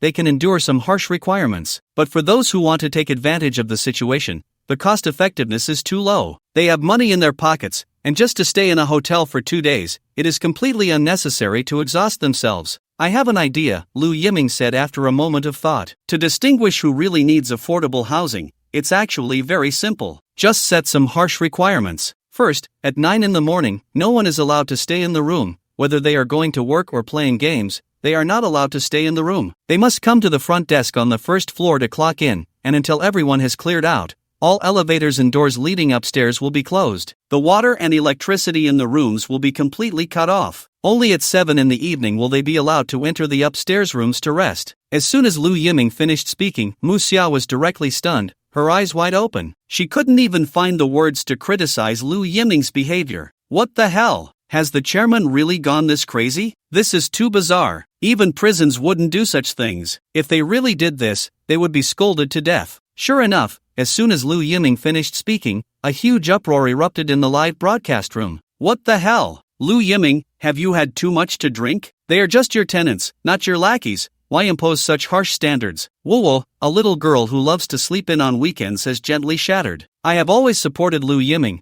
but I have to say, this time he has indeed gone a bit too far, and this operation is really incomprehensible. It's over. Lu Yiming is already moving towards the direction of capitalists. It won't be long before he is assimilated into a capitalist. Oh my god, the Dragon Slayer has turned into the evil dragon. The key is, this is just the first point, there's more to come. Shock value gained plus 999999. Chairman, I have a question. This can be done on weekdays, but what about weekends? What if they really have nowhere to go? Mu Xia said weakly. Don't worry, I'm not a miser. I won't leave them homeless. I plan to renovate the first floor lobby and buy the adjacent store to create a public area, adding more sofas and outlets. This way, if they don't go to work, they can completely rest in this public area. There will be plenty of hot water and instant coffee in the public area. They can drink as much as they want. Mu Xia nodded, letting out a sigh of relief. Thank goodness, the chairman hasn't darkened to this extent. She thought the chairman would kick all these guys out to work during the day. Lu Yiming cleared his throat and continued, Second, our hotel apartments will not have cleaning services. They must clean their own rooms. When they want to check in, they must first clean the room completely, and only after our front desk staff confirms it is clean will they be allowed to check in. This includes the public areas, which they must take turns cleaning, especially the first floor lobby. They must take turns changing the water and replenishing instant coffee and snacks. Our staff must check the hygiene of each room daily. If they fail to maintain personal hygiene and the cleanliness of public areas, they must move out immediately. At this point, Mu Xia understood. Chairman, to summarize your requirements, first, no staying in the rooms during the day. Second, clean your own space. Third, take turns cleaning the public areas, right? Lu Yiming nodded with a smile, not forgetting to compliment, Mu Xia is really smart. Lu Yiming's demands sounded harsh. However, when implemented, they were not too difficult for each person to accept, especially regarding hygiene. Maintaining personal and public cleanliness is the most basic quality. After all, with such low rent, it's impossible to provide cleaning services, and not allowing people to stay in their rooms during the day actually has its benefits. One could even say the advantages outweigh the disadvantages. These rooms are meant for those who want to settle in the Magic City and have dreams. During the day, this is the time for them to expand their careers or look for jobs. If they truly want to achieve something in the Magic City, they must adapt to its work rhythm. Sleeping in would mean missing out on opportunities that could be seized. These cheap and comfortable rooms are definitely not meant for those who are idle. To be fair, Lu Yiming himself does not oppose being laid back. After all, everyone has their own way of living. Not just Lu Yiming, but no one in the world has the right to criticize others' lifestyles. They can be laid back, but they cannot encroach on the living space of those who are striving upward. Lu Yiming still insists on leaving resources for those who truly need them. Actually, I feel that Lu Yiming's requirements aren't too hard to bear. It feels a bit like high school. We weren't allowed to stay in the dorms either. Lu Yiming's intention is clear. He wants to provide a transitional place for those in need. Once they have better opportunities, they will naturally choose to leave and rent more comfortable homes. That's good. Fostering the self-survival skills of workers, I think it's feasible. Honestly, I thought Lu Yiming would propose some outrageous demands, but after hearing this, it seems Lu Yiming is the one losing out the most. He isn't making any money. Just these few requests. I feel sorry for Lu Yiming. Wow, is it that simple? I'm going to check in tomorrow. No one can compete with me. Forget about just cleaning my own room and the public areas. For 500 yuan a month, I wouldn't mind cleaning the entire building. Yeah, when you have no money, you don't deserve to talk about dignity, especially since Lu Yiming has already given us some respect. Shock value plus 999,999. Chairman, suppose there are some people who are eager to save a bit and are willing to clean, and also willing to leave during the day. Wouldn't that just let them take advantage? Mu Xia countered. After all, she had been in the Magic City for several years. She had truly seen some of the old men in the Magic City with their frugal ways. They would save even a drop of water, living meticulously. They would never spend money where they could save. Although the living standards have improved now, they still wouldn't miss out on any opportunity to save. Otherwise, how could one say that the men in the Magic City know how to live? That's how relationships are maintained. If there really are such people, then let them take that advantage. Lu Yiming, will just have to accept it. Lu Yiming said with a smile. Hearing this, Mu Xia still had some concerns. Chairman, I understand your good intentions, but I'm just afraid that if this gets posted online, those keyboard warriors who don't understand the situation will come to criticize you. When the time comes, we'll just be good-hearted people treated like donkey's liver and lungs, Mu Xia said with concern. Such things happen far too often in today's online environment. To give a simple example, to take things out of context. Just missing one word from don't take things out of context, and the meaning is completely different. But self-media online doesn't care about that. They only need to stir up opposing relationships to gain massive traffic. Those who feast on the blood of others don't care about the terrible impact they bring to society. They also don't care if their actions might hurt others. Didn't a girl with pink hair just get exposed online after being accepted into graduate school, leading to her depression and death? Mu Xia was worried that Lu Yiming would suffer such attacks as well. After all, there are far too many people wanting to bring him down now. It doesn't matter, as long as I have a clear conscience, Lu Yiming said, appearing carefree. Mu Xia, hurry up and take care of these matters in the next few days, so that our hard-working people in Magic City can move into our affordable housing as soon as possible. Okay,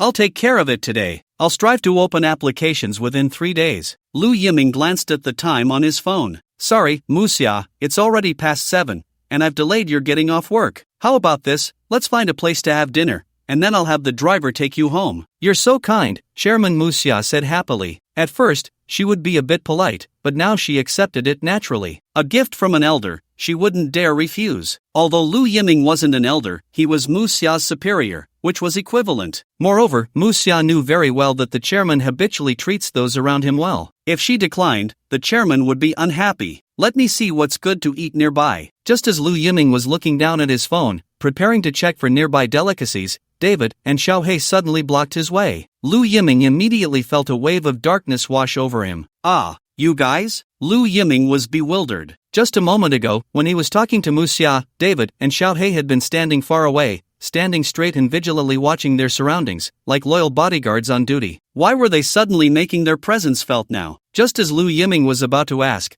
he looked up and saw a dozen people walking out of the alley, holding wooden sticks. It's over. It's doomed. That was the only thought in Lu Yiming's mind. Wasn't this a classic scene from a movie? A group of people surrounding the protagonist and beating him up. Looking at the wooden sticks in their hands, Lu Yiming thought, if one of those hit him, wouldn't it break all 3 of his legs? If it was just the 3 of them taking a beating, that would be one thing. But Mu Xia was right there. They could withstand a few hits. But what about a girl? Brothers, are you here to stay at the hotel? Lu Yiming stepped forward, shielding Mu Xia behind him, and forced a calm tone. Unfortunately, I've bought this hotel, so you might have to find another place to stay. You're Lu Yiming, right? The leader of the group scanned Lu Yiming from head to toe and said, don't play dumb with me. Do you know who you've offended? I really don't know. Lu Yiming's expression darkened as he tried to find a way out while looking around. No need to look. This is a dead end. I advise you to behave. We're just doing a job for someone else, so don't make it difficult for us. As long as you cooperate, we won't be too rough. The leader saw through Lu Yiming's thoughts, confidently pinning him down. The viewers in the live stream were shocked, their pupils shaking. What the hell? What's going on? Damn it. This isn't a script, is it? Damn. You upstairs, have you ever seen a script that plays out like this? Lu Yiming is really about to get beaten up. What the hell? Broad daylight, clear skies. They actually dare to lay hands on Lu Yiming. Is there no law anymore? Stop talking nonsense. Hurry up and call the inspector over. Otherwise, Lu Yiming is going to get killed. Woo-woo, don't hit the little secretary. The little secretary is so good-looking, she's my dream goddess. You upstairs, can you stop being infatuated at a time like this? The viewers in the live stream were going crazy. Some even started calling the police. Shock value plus 9999999. Lu Yiming was drenched in sweat. No, system, you really are my savior. Even at this time, you're still gathering shock value? Can you save me first? Brothers, this is a society governed by law. Fighting is not good. The inspector is nearby. I just saw him. Lu Yiming wiped his cold sweat and said, don't waste time. We've all been in there many times. We don't care about going in once more. Those people slowly approached Lu Yiming, holding wooden sticks. Lu Yiming started to panic. Was I, Lu Yiming, destined to face this calamity? They wouldn't really beat me to death, would they? Heaven, why are you so harsh on me? However, in the next second, ding, detected that the host is facing a serious injury crisis, activating body enhancement function. Consuming 100 million yuan can enhance overall combat power. The dog system finally sent this prompt. Lu Yiming suddenly felt as if he had been given a new lease on life. How could I refuse this? 100 million is nothing. It's just money I can earn with a little effort. Exchange, Lu Yiming said without hesitation in his heart. Ding. Congratulations, host, perfect enhancement of personal physical quality to the strongest individual soldier. Note, strongest individual soldier. The host's unarmed combat power has now reached the peak of all human beings on Blue Star. Indeed, the moment this sentence fell, Lu Yiming felt as if all the muscles in his body had been activated in an instant. Even his muscles swelled to the point of bursting through his suit. Rip! Lu Yiming's suit was torn apart without warning, revealing his bronze skin. He even felt a surge of energy coursing through his body. The energy flowed through his veins, limbs, and finally returned to his heart. Lu Yiming now felt as if he had endless strength. Indeed, I knew it. The system would never abandon me at a critical moment. Strongest individual soldier. Just these 4 words are enough to sweep away all humanity. All fighting techniques are just decorations in front of Lu Yiming. Nothing is more terrifying than absolute power. Lu Yiming even felt that with a casual punch, he could unleash hundreds of kilograms of explosive power. It's no exaggeration to say that even if a special forces soldier stood in front of Lu Yiming now, they would have to bow down. At this moment, the commotion Lu Yiming created instantly shocked everyone present, including those across from him. They were all dumbfounded. What's going on? What's happening? Wasn't it said that Lu Yiming was just a weak programmer? What a joke! Do programmers have this much muscle? Can a programmer really show us a burst of clothing? Are you kidding me? Who is actually the one out here mixing it up? Even David and Little Black were stunned, looking at Lu Yiming in disbelief. They exchanged glances and saw the word shock in each other's eyes. Damn! No wonder Lu Yiming dared to keep them around. It turns out Lu Yiming is the big boss behind the scenes. Just from Lu Yiming's aura, David and Little Black could vaguely sense it. Even if the two of them teamed up,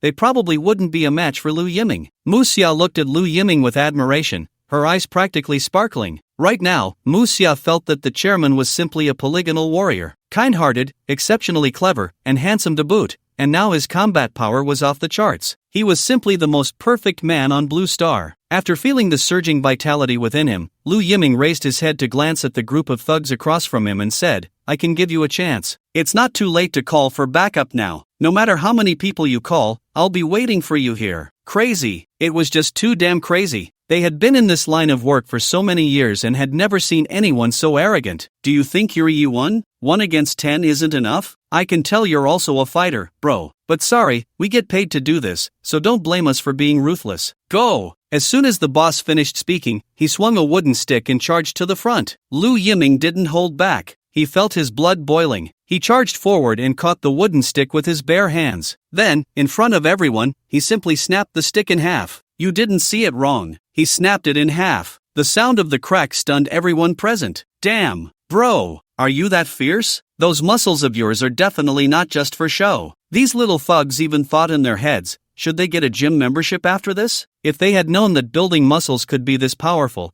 they would have spent all night in the gym. The black boss was dumbfounded. Looking at the broken wooden stick in his hands, he was momentarily at a loss. He had originally wanted to bring a baseball bat, but thinking that using a bat might kill Lu Yiming, he chose a wooden stick instead. Who would have thought he was so careless? If Lu Yiming knew his thoughts, he would definitely mock him. Bro, even if you brought a baseball bat, do you believe I could snap it in half too? In short, Lu Yiming felt terrifyingly strong. The black boss stiffly raised his head to look at Lu Yiming and cupped his fists, saying, Bro, I was too abrupt this time. How about I change my name and set up a table to properly apologize to you? Before he could finish, Lu Yiming directly grabbed his neck. Then he slammed him against the wall. Bang! The black boss instantly stuck to the wall. It took several seconds before he fell down. He was already unconscious. This was still the result of Lu Yiming holding back. Otherwise, the black boss would have been dead long ago. The thugs nearby were dumbfounded. Damn! So fierce. Is this even human? He was simply a walking weapon. Lu Yiming's gaze swept over. Those thugs were so scared they all backed away. They didn't dare to make a move. They had originally wanted to escape quickly, but thinking of that sky-high reward, they stopped. 1 million each. That was a huge sum. They couldn't help but be tempted, but Lu Yiming was blocking their way. They didn't think they could take him down by surrounding him. It was even very likely that they would be knocked out by Lu Yiming and piled up like a tower. But their eyes flashed, and they saw Muxia and David. They had long heard that this little secretary had an unusual relationship with Lu Yiming. If they could capture this little secretary, they would have something to show for it. Thinking of this, they rushed towards Muxia, trying to take her hostage. Scared, Muxia quickly ran towards the hotel. Oh, are you playing tactics now? Just as Lu Yiming was about to take action, David and Xiao He struck.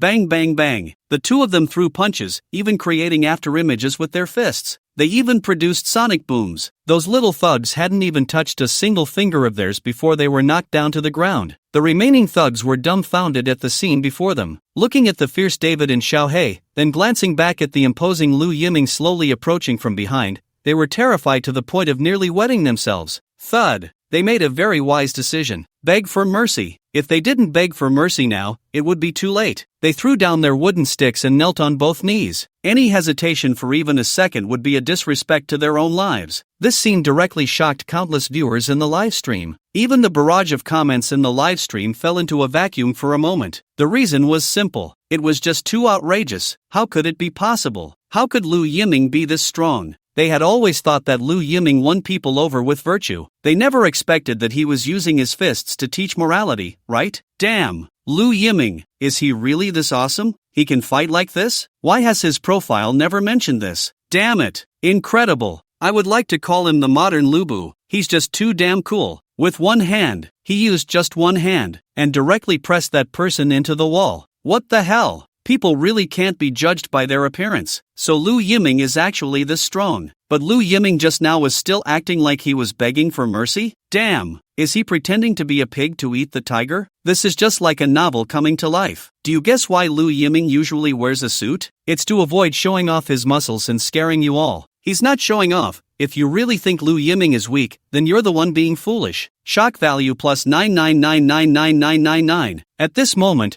the investors sitting in the director's room were all shocked. They stood up one after another, looking incredulously at the scene happening on the big screen. How is this possible? Is Lu Yiming some kind of monster? The information says he has a weak body, even has high blood sugar. How could he have such strong muscles? Damn it! What the hell is this? We're doomed. These few losers won't expose us, will they? A few investors were suddenly thrown into disarray. All they wanted to do now was curse. What the hell? Their methods, when applied to anyone, even a business tycoon, would cause some serious damage. But after encountering Lu Yiming, all their tactics lost their effect. It was as if Lu Yiming was their nemesis. Don't panic, don't panic. I didn't get involved in this matter. I had my subordinates do it. Lu Yiming shouldn't be able to find out. Meanwhile, on Lu Yiming's side, Lu Yiming slowly walked up behind them and said, "Don't worry, I'm very gentle. I never hit people first. This is a society governed by law. How could we just hit people casually?" Lu Yiming revealed a self-assuredly gentle smile, which directly scared the thugs into trembling legs. The more Lu Yiming smiled gently, the tighter they felt. They had a strong sense that in the next second, Lu Yiming would send them flying, head and all. I ask, you answer, is that okay? Lu Yiming spoke. Aha! The thugs hurriedly nodded. Did they dare to say no? Their boss was still stuck in the wall and couldn't get out. They would have to be crazy to oppose Lu Yiming. Who sent you here? We don't know.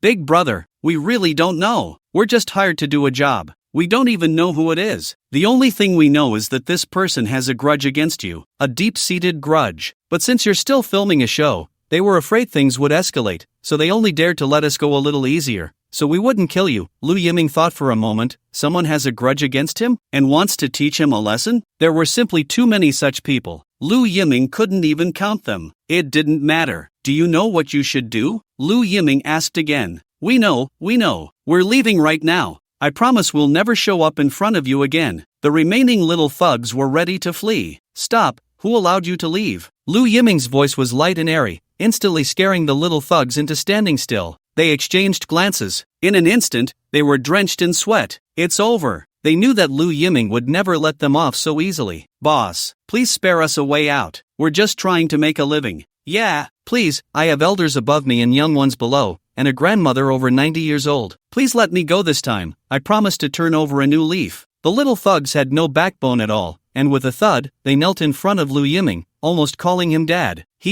Elders above and young ones below? When you came out to do bad things, did you ever think about your elders and young ones? You have family? Does that mean others don't? If it weren't me you encountered today, but someone else, wouldn't you be breaking their legs? Don't their families feel heartbroken? Have you ever cared about them? Do you think this is some ancient time? Still trying to play the gangster game? There are so many ways to make money in society, yet you choose the worst path. Since you came out to mix, you should be prepared to take a beating. Stop wasting my time with your nonsense. If you're a man, stand up straight for me. Lu Yiming was most furious with these bullies who preyed on the weak. They committed crimes everywhere, not knowing how many honest, hard-working people had been bullied by them. These local ruffians were the most detestable, and now they wanted Lu Yiming to empathize with them? Empathize with you? You think I'm a saint, huh? We won't dare anymore. We really won't dare. Please be magnanimous and spare us this time. Each one cried out in despair. They were even eagerly hoping for the police to arrive quickly. Hurry and take them away. They would rather be taken away by the police than face Lu Yiming's wrath. Kneel down and slap yourselves. If you don't slap hard enough for me to be satisfied, don't even think about leaving. You owe apologies not just to me, but to everyone you've bullied. Today, I'm here to seek justice for them. What are you waiting for? Slap yourselves. Lu Yiming shouted fiercely. The little thugs hurriedly raised their hands and began to slap their own faces wildly. Slap, slap, slap. In an instant, the crisp sound of slapping echoed throughout the alley. I'm not human. I don't deserve to be human. I won't dare anymore. I won't do it again. The little thugs slapped until their faces were swollen, yet they didn't dare lessen the force. They knew better than anyone. If they didn't act, it would be Lu Yiming's turn to strike. At that point, it wouldn't just be swollen faces. They might even lose their lives. Good. Well done. This is how it should be. These local ruffians are the worst, always loafing around. We must resolutely crack down on these gangsters. What era is this, and there's still such evil forces? We cannot tolerate it. Lu Yiming did well. Only this way can they turn over a new leaf. Since reasoning doesn't work, then let's use fists to reason. It seems that saying online is really true. Studying is to reason with others, and martial arts is to make others listen to your reasoning. But there were also some bleeding hearts starting to feel sorry for these people. Oh no, their faces are all swollen. Isn't Lu Yiming going too far? Exactly. They already know they were wrong. Lu Yiming, you should let them go. I don't understand, is Lu Yiming's use of violence for education really right? This is a society governed by law. But Lu Yiming didn't care about any of that. What? You say Lu Yiming uses violence for education? Which of your eyes saw me lay a hand on them? Aside from just now defending myself against that black boss, who else did I lay a hand on? No one. They all voluntarily knelt down and slapped their own faces. This is their voluntary confession. What? You don't believe me? Just ask them and you'll know. Just as Lu Yiming stood by with his arms crossed, supervising them, an old man from the alley couldn't bear to watch and stepped forward to advise, "Young man, don't go too far. Although they wanted to hit you just now, they didn't succeed, did they? Making them kneel and slap themselves is so humiliating. They have parents too." Upon hearing this, those little thugs looked as if they had seen a savior, their eyes lighting up. Only Lu Yiming raised an eyebrow, frowning as he glanced at the old man and said, "Who are you?" Besides capitalists, Lu Yiming hated these self-righteous bastards the most. Damn it! When I was about to get hit, where were you to stop them? Did you ever think I might get killed? What do you mean they didn't succeed? If it weren't for the system saving my life at the last moment, you could only watch me lying here. Didn't succeed? Now it's their turn to get hit, and you want to step up and be the good guy? Do you think I'll let you off? Believe it or not, I'll beat you up too. Don't worry about who I am. I just want to stand up and say a word of justice. Young man, you're all young, and the road ahead is long. Why rush to ruin it all? You all work in the Magic City. Let's take a step back and let it go. Just consider it a misunderstanding. Isn't that a good thing? Why make it a life and death situation? The old man said, a smug smile appearing on his face. He thought of himself as a local, feeling a mysterious superiority over these outsiders. As long as he spoke reasonably, this young man would surely give him face. Ah, another day of doing good deeds. Seeing this, countless viewers in the livestream were about to go crazy. Damn, who the hell does he think he is? Where was he when Lu Yiming was about to get hit? Just because he thinks Lu Yiming is easy to talk to? Damn, this kind of saintly person is the most disgusting. Let me tell you, when you encounter such people, it's best to stay the hell away, or you'll get caught in the crossfire when the lightning strikes. Hey, you upstairs, aren't you being too violent? What era is it to still be doing the same kind of revenge? Although they wanted to hit Lu Yiming at first, didn't they fail to hit him? Isn't it too humiliating for Lu Yiming to make them kneel and slap themselves? Oh wow, a saintly person really snuck into the livestream? Why don't you take a beating for Lu Yiming? Otherwise, what right do you have to stand there and talk? Gain shock value plus 99999. Not only the viewers in the livestream were furious, but even Lu Yiming was laughing in anger at this old man. Damn it, take a step back and let it go? As if getting hit wasn't your problem, you can just step back, right? Lu Yiming was curious. If this old man got hit, would he forgive others? Then I have a word for you too. Lu Yiming said with a smile that held a hint of menace, looking down at the old man and uttering a few words that even someone illiterate could understand. Fuck your mother. At that moment, the air froze. Everyone stared in disbelief, their eyes wide. Holy shit, Lu Yiming, you're so damn cool. So cool. Why does this curse, coming from Lu Yiming's mouth, not feel dirty at all, but rather exhilarating? It felt like a rush from head to toe. Mu Xiao was so enamored she felt weak in the knees. Even David and Xiao Hei beside him whistled. Hey, boss, you've earned our respect. You, what did you just say to me? The old man was furious, pointing at Lu Yiming with trembling hands, shouting, you dare to say what you just said again? Can't hear me clearly? Lu Yiming kindly stepped closer, raising his voice, and said, IF *** your mother. Did you hear that? IF *** your mother. This time, not just the old man, but countless viewers in the live stream heard it. Wow, Lu Yiming, what a real man. At this moment, he is my god. Damn, so awesome. It's about time someone dealt with these old bastards, relying on their age to act recklessly. Deserved. Curse him to death. Lu Yiming, be careful. What if this old man collapses and then tries to extort you? What will you do? Gain shock value plus 9999999. You dare to curse me? You ignorant little outsider. Do you think this is just any place? This is Magic City. This is our territory. You, a little outsider, come to our Magic City, and not only do you not behave yourself, but you even dare to curse me. You should be grateful that this is a society governed by law. Otherwise, if it were the last century, do you believe I would break your little legs and make you crawl out of Magic City? Upon hearing this, Lu Yiming chuckled. Ha, look at that, look at that. The fire hasn't burned him yet, so he can stand there talking without feeling any pain. Oh,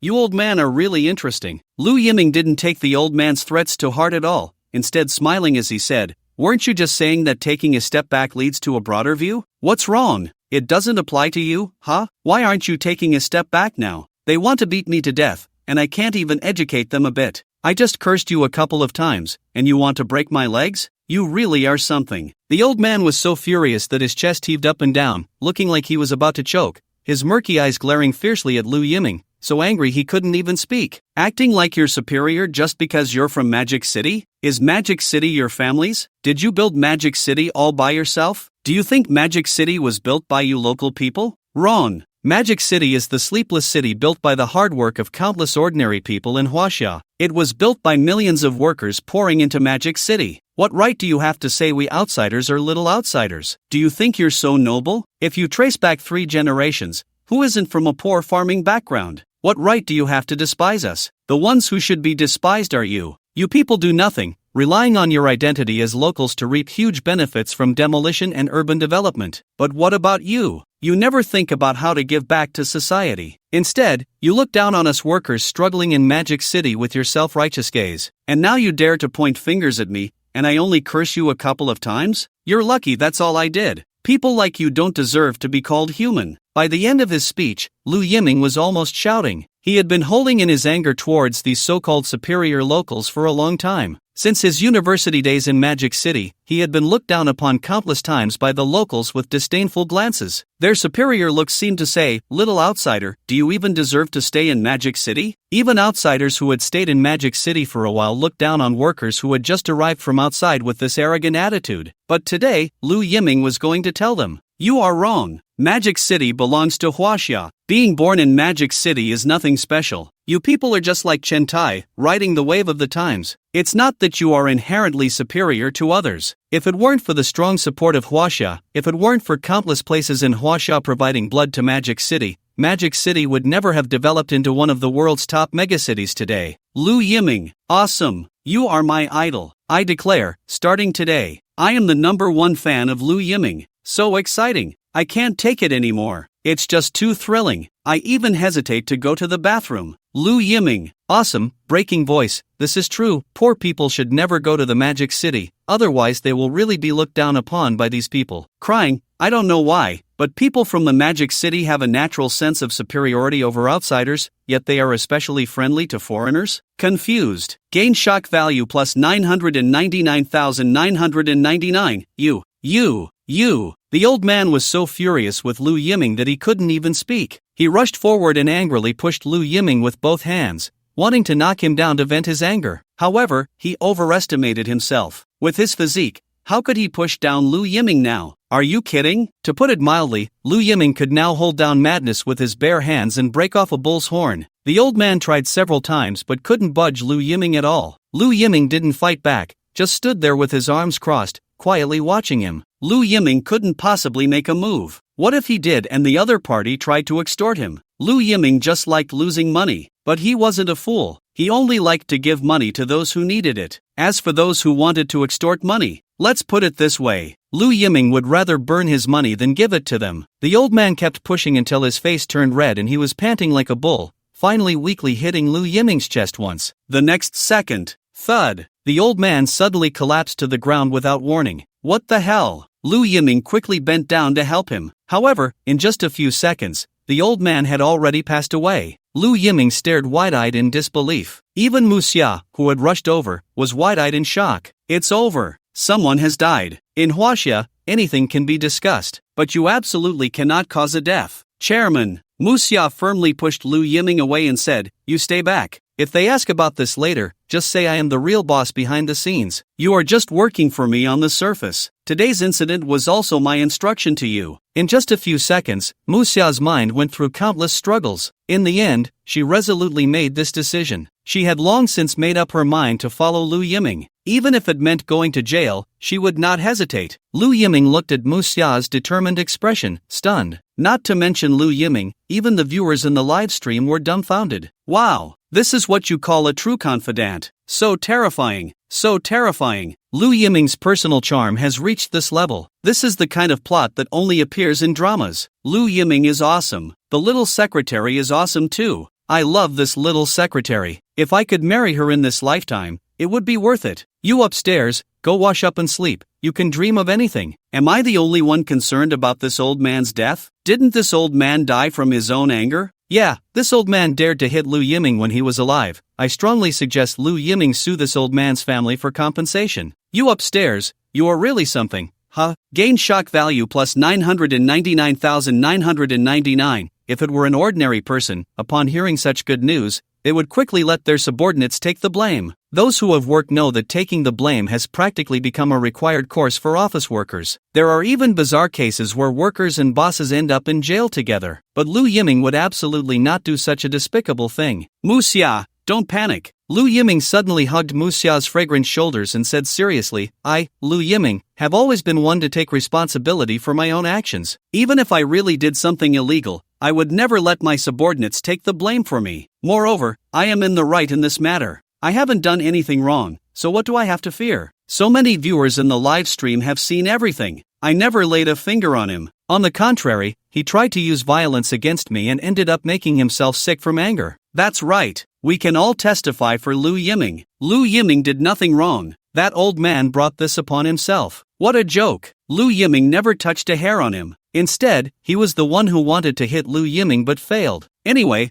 I support Lu Yiming. No, you upstairs. Do you understand that the deceased is paramount? The man is dead, and you are still supporting Lu Yiming? I really don't understand you people. It's like you have no brains. You're the one with no brains. Just because he's dead, can he cover up his own mistakes? Lu Yiming did nothing, so why can't we support him? Just because a villain is dead, does that erase all his wrongs? Countless viewers in the live stream flooded the comments. Seeing this scene, the director's team panicked. Quick, emergency medical personnel. Hurry up. We can't let this turn into a death. The director quickly called nearby hidden cameramen and medical staff with a microphone, urging them to rush over to save the situation. However, the investors were about to intervene again. Hey, director, why are you in such a hurry? Sit down, quickly get them to withdraw. But, several bosses, this has turned into a death. The director said anxiously. So what if it has turned into a death? This is all Lu Yiming's own doing. It has nothing to do with us. Even if he has to go to jail, it should be Lu Yiming who goes. If you let the program team go up,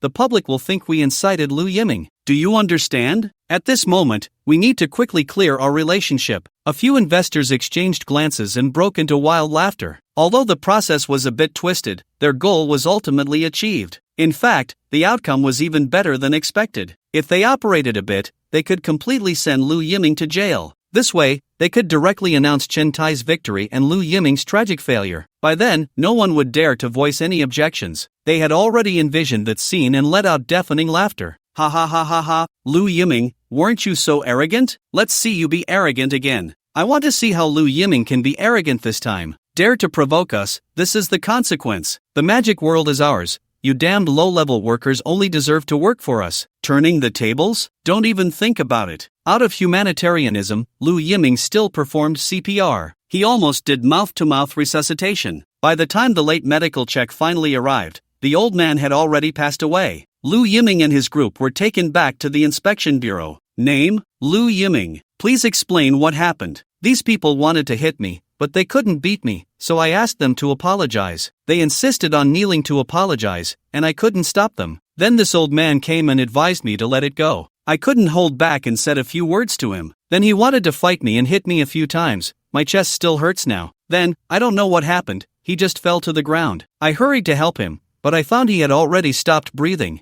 I did CPR and kept shouting at him, almost did mouth-to-mouth resuscitation. Still couldn't save him. Just think about it. How could a good person just go like that? Didn't the old man always say that taking a step back leads to a broader view? How could he end up dying from anger himself? Lu Yiming acted with such emotion that he was in tears. I didn't know you would think this old man was a relative of Lu Yiming, crying so sadly. But in fact, Lu Yiming does not pity him. It is estimated that this old man originally had some cardiovascular issues, so he couldn't take it and just passed away. Lu Yiming wouldn't feel the slightest guilt. Everything he is doing now is just an act. Lu Yiming knows one thing well: to be a good person, you have to be more cunning than a bad person. If he shows no mercy now, he could easily be accused by netizens of intentional murder. Even if it is ultimately proven that Lu Yiming is innocent, he could still be ordered by the authorities to pay a large sum of money. Lu Yiming reiterates, he can lose money, he can unconditionally give money to those in need, but he will never give money to capitalists, let alone to evildoers. Lu Yiming has done nothing wrong. Why should he pay? Every penny you give to a villain could become a blade that stabs you. The two inspectors exchanged glances and sighed helplessly. What Lu Yiming said was basically consistent with what happened in the live broadcast. They also checked the old man's medical records at the hospital, and he indeed had a history of heart disease. Once he got too agitated, he could have a sudden death. So after all this, Lu Yiming could basically rule out the suspicion of murder. But the family on the other side probably wouldn't let it go so easily. After a simple questioning, the inspectors let Lu Yiming leave. From any angle, they had already ruled out the suspicion of Lu Yiming committing a crime. Thank you, comrades of the inspection, for restoring my innocence. Lu Yiming didn't forget to express his gratitude. As soon as Lu Yiming walked out the door, the reporters who had been waiting at the inspection bureau surrounded him like they had caught a whiff of meat. Lu Yiming, did you intend to kill the old man? Is it because you feel discriminated against as an outsider that you wanted to kill someone to vent your anger? Lu Yiming, when you saw that corpse, did you feel any regret or remorse? If you could do it again, would you still kill that old man?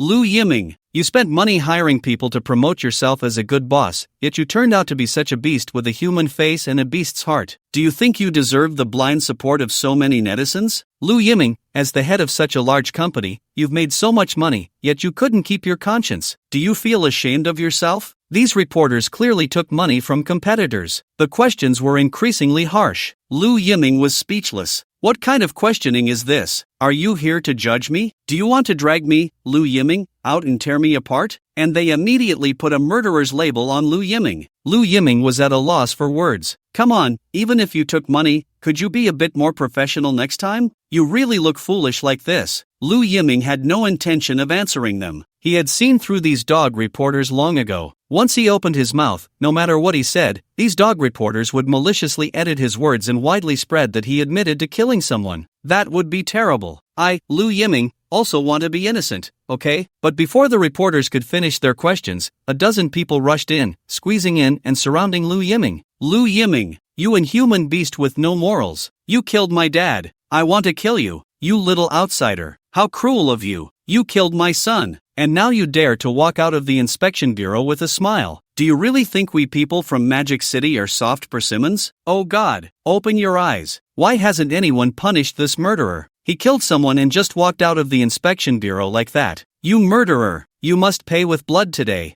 Otherwise, I'll just crash to death here. A large group of family members surrounded Lu Yiming, even wanting to take action. The inspectors nearby quickly came up to protect Lu Yiming. Family members, please don't get too emotional. Lu Yiming has nothing to do with the old man's death. You family members should go back first. Wait for our investigation results. Don't interfere with our normal work. Rest assured, we will never wrong an innocent person, nor will we let a bad person go. The inspectors stood in front of the family members, shouting loudly with a megaphone. Meanwhile, Lu Yiming was whistling, taking advantage of the chaos to leave the scene. Mu Xia and the others spotted Lu Yiming at a glance and quickly had the driver pick him up. Chairman, are you okay? Mu Xia looked at Lu Yiming with some concern. As a witness to this incident, she knew better than anyone how wronged Lu Yiming was. It's nothing. Just consider it a bite from a dog, Lu Yiming said lightly. That's his one good trait. He has a big heart. He never takes the words of those bastards to heart. To say that Lu Yiming is a murderer? That's a joke, brother. Lu Yiming, didn't even touch that old man. In fact, the old man even bumped into him and hit him with his fists. He didn't even fight back. Lu Yiming couldn't understand. He had already retreated to such an extent. How could he still be labeled a murderer by these unreasonable family members? Just because Lu Yiming spoke a few fair words? If that's the case, then that old man also scolded Lu Yiming. Can Lu Yiming also say he attempted murder? Besides, Lu Yiming felt he was just a bit intense in his words. If this could kill, then those keyboard warriors online who curse even worse than this. They casually bring up parents, using their whole family as a radius, indiscriminately insulting. Aren't they all murderers too? To put it bluntly, these people still think that since someone died on their side, it must be the other party's fault. There would even be a bunch of mediators coming out to say the deceased is paramount, and it shouldn't be discussed whether the deceased was at fault. Lu Yiming was dumbfounded. Not discussing the deceased's faults means all the blame is placed on the living? What right and wrong is there in this world? If any conflict arises in the future, it would just be that whoever dies is right? How terrifying would this world become? Just thinking about that scene made Lu Yiming feel suffocated. Today, I've learned why many people don't dare to fight back when they get hit. Once you fight back, even if you're right, it becomes wrong. Don't even mention fighting back. I didn't even fight back today, and I still got framed, which is really helpless. Lu Yiming sighed helplessly and said, I guess during this time, I'll be bullied online again. Then, Chairman, should we? Mu Xia asked tentatively.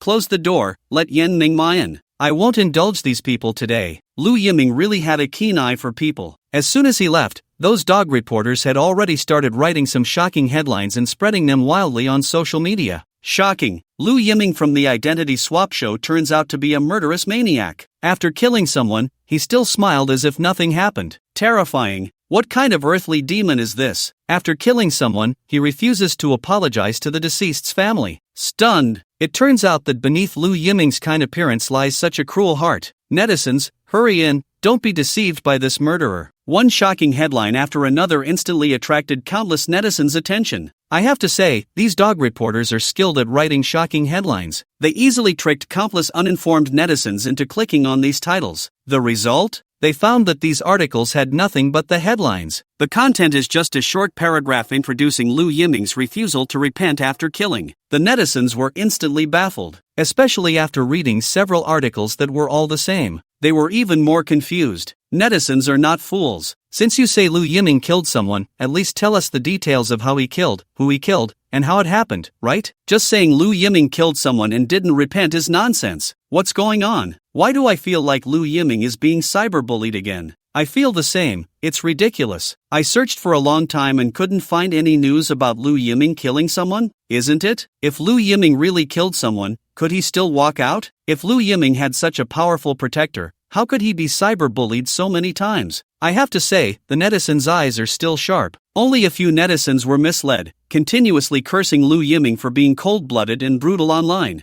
At this moment, Yan Mingma was still quietly typing at his workstation, until he received a call from Mu Xia. Okay, leave it to me. After hanging up the phone, Yan Mingma closed his laptop, switched to a mechanical keyboard, and said to the entire publicity department, brothers and sisters, let's get to work. President Mu said, tonight we will work overtime, and everyone will receive a bonus of 100,000. When the words 100,000 bonus fell, all the employees in the publicity department suddenly lit up. If you look closely, you can even see their eyes burning. Almost in an instant, everyone consciously stopped slacking off, uniformly returned to their positions, and unanimously switched to top-notch mechanical keyboards. One by one, they instantly transformed into keyboard wizards. The expensive mechanical keyboards were almost about to smoke from the intense typing. The entire building could hear the crackling sound of keyboards. Hey, is Yan's side working again? Definitely. didn't you see? The chairman has been cyberbullied again. Ha, that's too much. Is it really that interesting to cyberbully the chairman every few days? There's no way around it. Xiaohaizi is like that, which is why the chairman sent Yen over. The chairman is brilliant,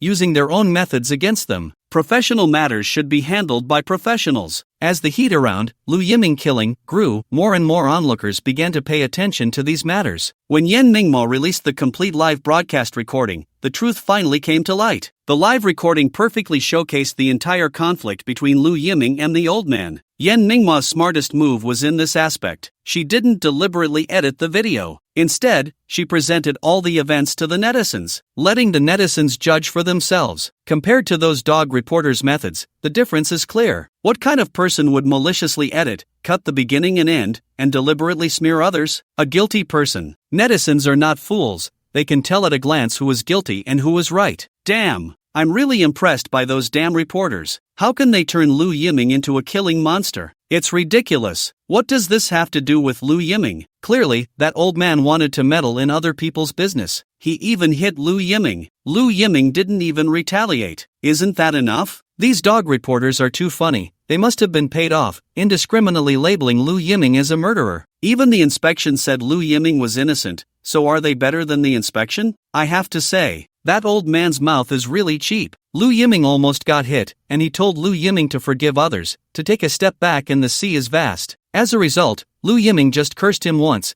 and this old man threatened to break Lu Yiming's legs. I've never seen such double standards. He deserved to die. That bastard who discriminates against outsiders deserves to die. I hate this kind of regional discrimination trash the most. Lu Yiming is innocent. The old man's family should compensate Lu Yiming. The old man even hit Lu Yiming. We all saw it. The netizens were sharp-eyed and did not stand on the old man's side at all. They also hated these old bastards. Relying on their age, they were not afraid of death, and in various public places, they acted like they were above others. They had already provoked the wrath of heaven and the resentment of the people, but no one dared to lay a finger on them. Otherwise, these old men and women would immediately lie on the ground and extort you. These old men and women could hit and scold you without any consequences. But as soon as you fight back, even if you just touch a single hair on them, you're done for. Your life is over. They will extort you for a lifetime. That's why so many people stood on Lu Yiming's side. They didn't hate the elderly. On the contrary, respecting the elderly and loving the young is a noble virtue that has been upheld in Huaxia for countless years. What they despised were those bad old people who relied on their age to do evil. The reason there were so many netizens supporting Lu Yiming online was precisely because Lu Yiming stood on the side of justice this time, on the side of countless netizens. That old man probably never imagined. He was already dead and buried. Yet he would be exposed online by the vast number of netizens once again. At this moment, in Lu Yiming's car, Lu Yiming opened his Weibo and smiled. Goodness, it was all support for him. Only a very few self-righteous people were still attacking Lu Yiming. Hey, Muxia, why do you think the reaction from the vast number of netizens is so intense this time? Lu Yiming said. Muxia pondered for a moment and said,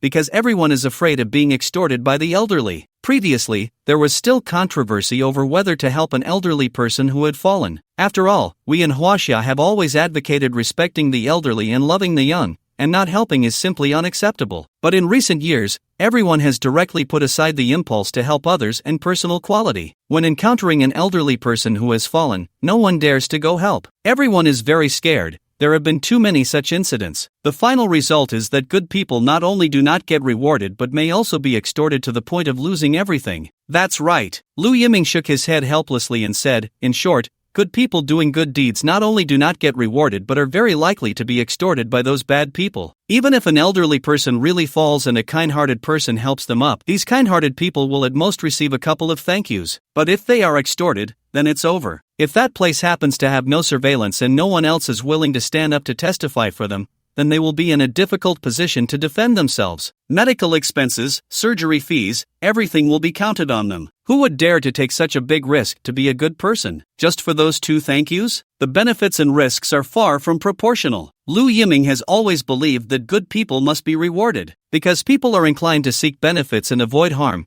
if doing good deeds does not bring rewards but instead leads to suffering and injustice, then no one will dare to do good in the future. This point was already explained by Confucius thousands of years ago. At that time, Confucius's student Zhigung saved a captive from an enemy country but refused compensation from the state of Lu. He thought Confucius would praise his selfless act of saving someone, but instead, he received a scolding from Confucius. Confucius's meaning was probably, Zhigung, you are wrong. You have earned a good reputation for yourself, but what about others? If others save someone and then seek compensation from the state, people will think that person's moral standard is really low, not at all comparable to Zhigung. But if everyone were like Zhigung, paying out of their own pockets to save others, then the cost of being a good person would be too high. Over time, no one would dare to do good deeds. On the contrary, Confucius's other student, Zilu, saved a drowning person, and that drowning person, in gratitude for his life-saving grace, gave him a cow, which Zilu gladly accepted. Confucius not only did not blame Zilu, but instead happily said that from now on, the people of Lu would surely be brave enough to save those who fell into the water. Look, thousands of years ago, Confucius had already seen through human nature. If we want more people in society to do good deeds, we must ensure that good people are rewarded. And it shouldn't just stop at words, nor should we only give good people some spiritual rewards. Alas, I have to say, Lu Yiming is truly my mouthpiece. No wonder he comes from the working class. He sees through the whole society. Isn't that right? I can't understand it. This issue of whether to help or not has been around for so many years, and now not only is no one managing it, but they are increasingly indulging these old scoundrels. Tisk, it's just a matter of decay. Anyway, I have no hope for this society anymore, and I advise everyone not to be good people. If you really want to be a good person, remember to weigh how much you are worth before you act, whether you deserve to be that good person. In the past, if I saw someone fall, I would hesitate for a moment, but now I don't even pause, I just turn around and leave. What does it have to do with me? Do I owe you a couple of thank yous? You say you're pitiful? What if I get scammed? Who will pity me then? Countless netizens in the live stream began to flood the comments. By the way, Lu Yiming's eyes suddenly lit up. How did he not think of this? Want to lose money? It's simple. A tribute to movies. Any fat insurance pales in comparison. I want to create a good person insurance. Mu Xia, I've got it. Lu Yiming said excitedly. Chairman, when did you have a child? Mu Xia looked confused. Not that kind of had. I mean, I have a good idea. Lu Yiming was so excited he almost jumped up in the car, leaning over from the back seat to Mu Xia's side. He sniffed Mu Xia's enticing body fragrance, swallowed hard, and then said passionately, "Don't we have insurance business?" Just in time for this opportunity, I announce, our company will officially enter the insurance business from today.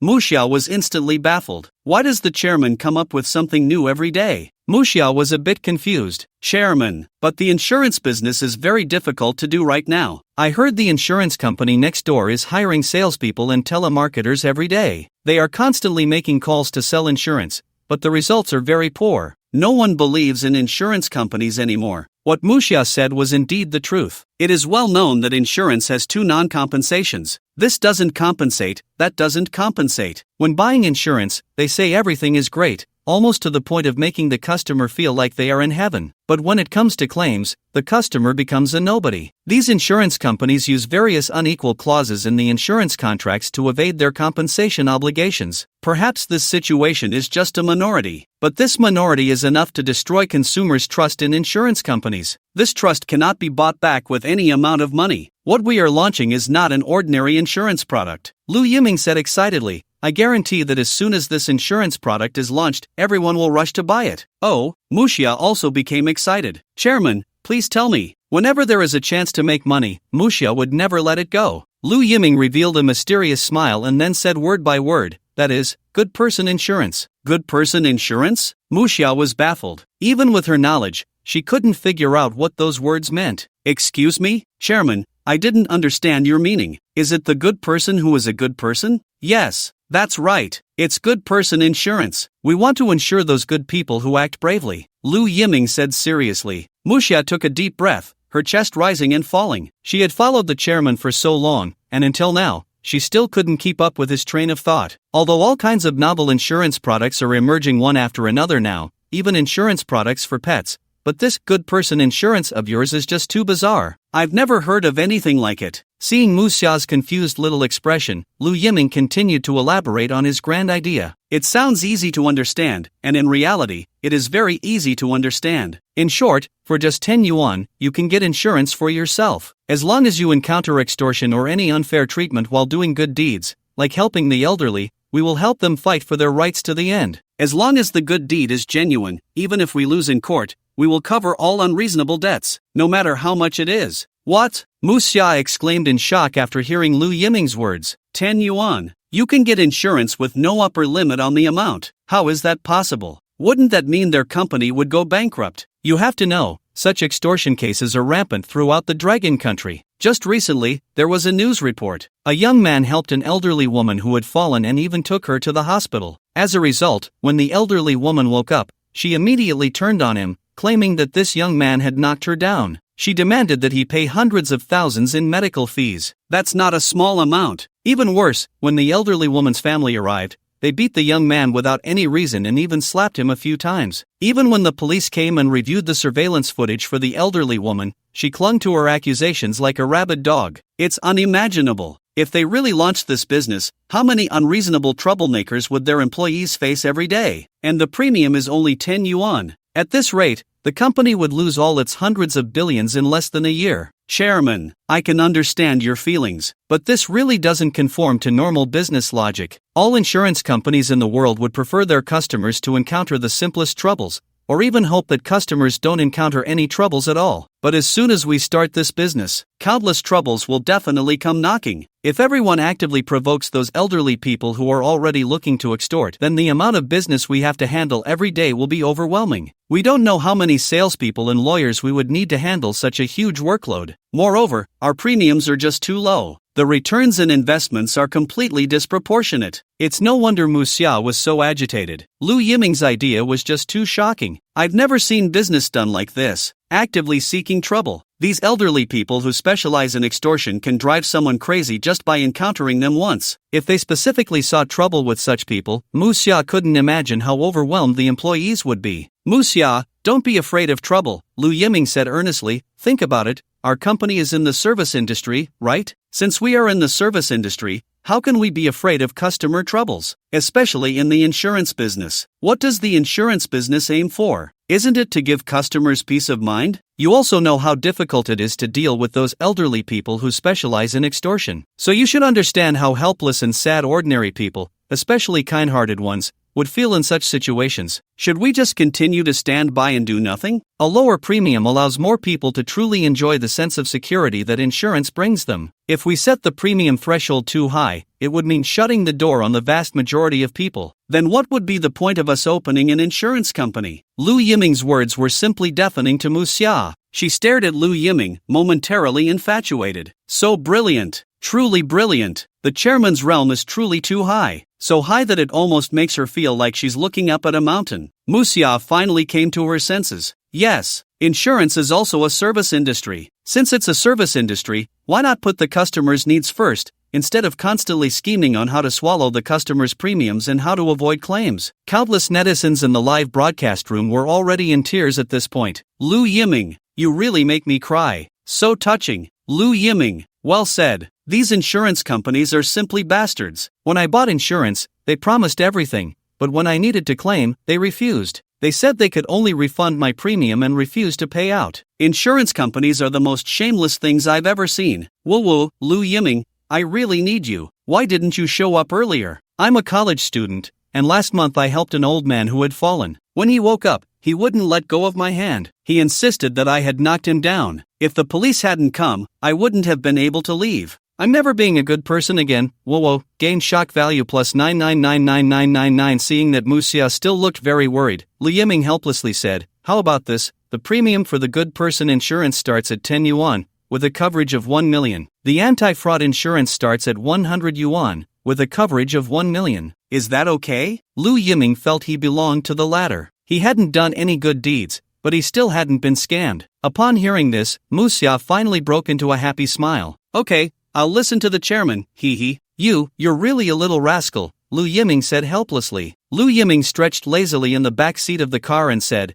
How long until we get to the cafeteria downstairs? I'm starving. We're almost there, Chairman. Lu Yiming looked out the window. They were indeed almost there. The familiar commercial street and office buildings, and a long line of people outside the office building. Lu Yiming instantly sat up straight, wide-eyed, staring at the long line, and said in confusion, "Wait, what special holiday is it today? What are they all queuing for? If I'm not mistaken, this should be right outside our company, right?" Lu Yiming was baffled. He had a vague, very bad premonition, especially since Mu Xia wasn't answering him. She was just giggling foolishly. Lu Yiming became even more anxious. "Driver, stop the car. I want to get out," Lu Yiming shouted hurriedly. Once the driver stopped the car, Lu Yiming jumped out as if his butt was on fire, then hurriedly rushed towards the direction of the company building. He ran all the way to the end of the line, tiptoeing to look far ahead in the direction of the queue. The end of the line was actually the company cafeteria. What is happening? Lu Yiming's head was buzzing. If he wasn't mistaken, this was their company's internal cafeteria, right? Why were there so many outsiders here? It was already past the end of work hours. These people were neither employees of the company nor family members brought by employees. They were just a large group of strangers he had never seen before. Some of them were even famous wealthy individuals from nearby. No, what is going on? Lu Yiming looked at Mu Xia, who had rushed over, in confusion and asked, "Chairman, you'll know once you go take a look yourself." Mu Xia playfully winked, keeping him in suspense. Lu Yiming suddenly felt like the sky was falling. It was over. This must be another mess she had created for him. He couldn't take it anymore. Day after day. Can't it be a little quieter? Losing money is hard for me. Lu Yiming, heartbroken, slowly walked towards the cafeteria. Just as he saw the cafeteria entrance, Lu Yiming was dumbfounded. At that moment, employees from two companies were standing at the entrance of the cafeteria, verifying identities one by one. "Hello, do you have a door card? This is my monthly card for your cafeteria. Both of ours are inside." "Okay, this way please." "Hello, do you have a reservation? If you don't have a reservation, you might need to take a number over there. It could take a bit longer." Lu Yiming was dumbfounded. Is this really the cafeteria he had worked so hard to create? How did it end up like this? This is outrageous. The staff at the cafeteria were busy, but upon seeing Lu Yiming, they hurried over to greet him. "Good evening, Chairman." What is going on here?" Lu Yiming said angrily. "At this hour, shouldn't you all have already clocked out? Why are you still working overtime? This is unacceptable." Lu Yiming had to put a stop to this unreasonable overtime behavior. We're not working overtime?" the two employees said, looking confused. "We just started our shift. President Pei said we could choose to work morning, afternoon, or evening shifts. We've only been on the job for less than an hour." Lu Yiming was stunned. That makes so much sense. How can this be considered overtime? Where's your President Pei? Hurry and call him over. What's going on? Lu Yiming said angrily. "Please go inside first. We will call President Pei to meet you right away." As Lu Yiming and Mu Xia walked into the cafeteria, they found the hall completely filled with people. Except for the necessary passageways, all the seats were occupied. The original buffet had been replaced with a menu ordering system. Seeing this, Lu Yiming was furious. This is outrageous. Who allowed Pei Jun to run it like this? This cafeteria was originally established to provide employees with healthy meals. It was not meant to be a place for the wealthy in Magic City to show off their consumption. Chairman, you're here. Please come in." Pei Jun rushed over to greet Lu Yiming as soon as he saw him. "Can you explain to me what's going on here?" Lu Yiming said, somewhat angrily. Seeing that Lu Yiming seemed upset, Pei Jun quickly put away his smile and said seriously, "Report to the chairman. Don't worry, our employees' dining area is still arranged in the private rooms, and it remains the buffet style you requested. The space inside is more than enough. Only the hall has undergone some commercial modifications. Didn't I say that this cafeteria is only for our employees and their friends and family? I even had Mu Xia make access cards for that, and now you've just overturned it." Lu Yiming frowned and said, "Who would have thought?" Pei Jun blinked and said in a somewhat cheeky tone, "Yes, these are all my good friends. Everyone, right? Come on, let's give a warm welcome to our company's chairman, the business genius of Magic City, Lu Yiming, Chairman Lu." "Good evening, Chairman Lu." "Chairman Lu, it's a pleasure." The hall erupted into warm applause. Everyone had come specifically for Lu Yiming. Naturally, they were very familiar with his face, especially after personally tasting the dishes from this cafeteria. They had completely fallen in love with it. All top-quality ingredients, plus the best chefs, and all the famous cuisines from around the world were available. Whatever they wanted, they could order at any time. As long as there was no waste, they could eat as much as they wanted. For them, this was simply paradise on earth. Hello everyone. Hello everyone. Lu Yiming smiled helplessly and waved in response. Then he turned and glared fiercely at Pei Yingjun and Mu Xia. You two, come with me. After saying that, Lu Yiming turned and walked into the lounge. Now, tell me, what's going on? Lu Yiming sat in the lounge, fuming, looking like a pressure cooker about to explode. Pei Yingjun laughed like a fool, showing no restraint in his arrogance. Mu Xia couldn't help but roll her eyes at him. Didn't he see that the chairman was angry? At least tone down your laughter a bit. Chairman, just today's revenue has exceeded 10 million. Pei Yingjun said excitedly, his face flushed with enthusiasm. What? Put. Cough cough. Cough cough cough. Lu Yiming was about to take a sip of his 1982 iced cola to calm his nerves, but before he could swallow, he was struck by this news. Lu Yiming choked, his face turning red, and he stumbled to his feet, staring at Pei Yingjun and said, "What did you just say? How much is today's revenue? It's already over 10 million. Pei Yingjun emphasized the words 10 million with a heavy bite. Lu Yiming was truly dumbfounded. 10 million? In one day? Does their cafeteria have gold or silver? Are there really that many people throwing money around? Are the rich in Magic City really all fools? How is that possible? I don't believe it." Lu Yiming immediately shook his head in denial. Chairman, look, this is our cafeteria's revenue for today. Who would have thought that Pei Yingjun was already prepared? He was a data expert, after all. He had long prepared the day's revenue figures. When he saw the long string of numbers on the tablet, Lu Yiming's anxious heart finally sank. How is that possible? How did you do it? Lu Yiming was about to break down. Oh heavens, why are you treating me like this? I've raised the costs so high, how can we still make so much money? God, please tell me how I can lose money. It's very simple. Pei Yingjun said seriously, his eyes sparkling with a not-so-smart but slightly wise look. I directly launched a monthly card. Each person can get a monthly card for 100,000 yuan, allowing them to eat in our cafeteria for a month. Put. Lu Yiming was choked by the cola again. Cough cough. Cough cough cough. Lu Yiming coughed loudly, his face turning red. Seeing this, Mu Xia hurried over to gently pat Lu Yiming's back. Lu Yiming didn't even care about coughing, staring wide-eyed at Pei Yingjun, saying, "Is it that simple?" "Yes, it's that simple," Pei Yingjun said as if it were obvious. "We just launched this monthly card online, and immediately a whole bunch of people rushed to buy it. Not just the monthly card, but the weekly and daily cards are also selling like hotcakes. We were forced to limit the sales. If we weren't worried that our cafeteria couldn't accommodate everyone, our revenue today could have been even higher." Lu Yiming really couldn't understand. Are these rich people just looking for a place to spend their money? Are they really rushing to grab it? 100,000 yuan a month, that's over 3,000 a day, which breaks down to 1,000 yuan per meal. The more Lu Yiming calculated, the more it didn't add up. Their ingredients were directly comparable to those Michelin 3-star restaurants in Magic City. In those places,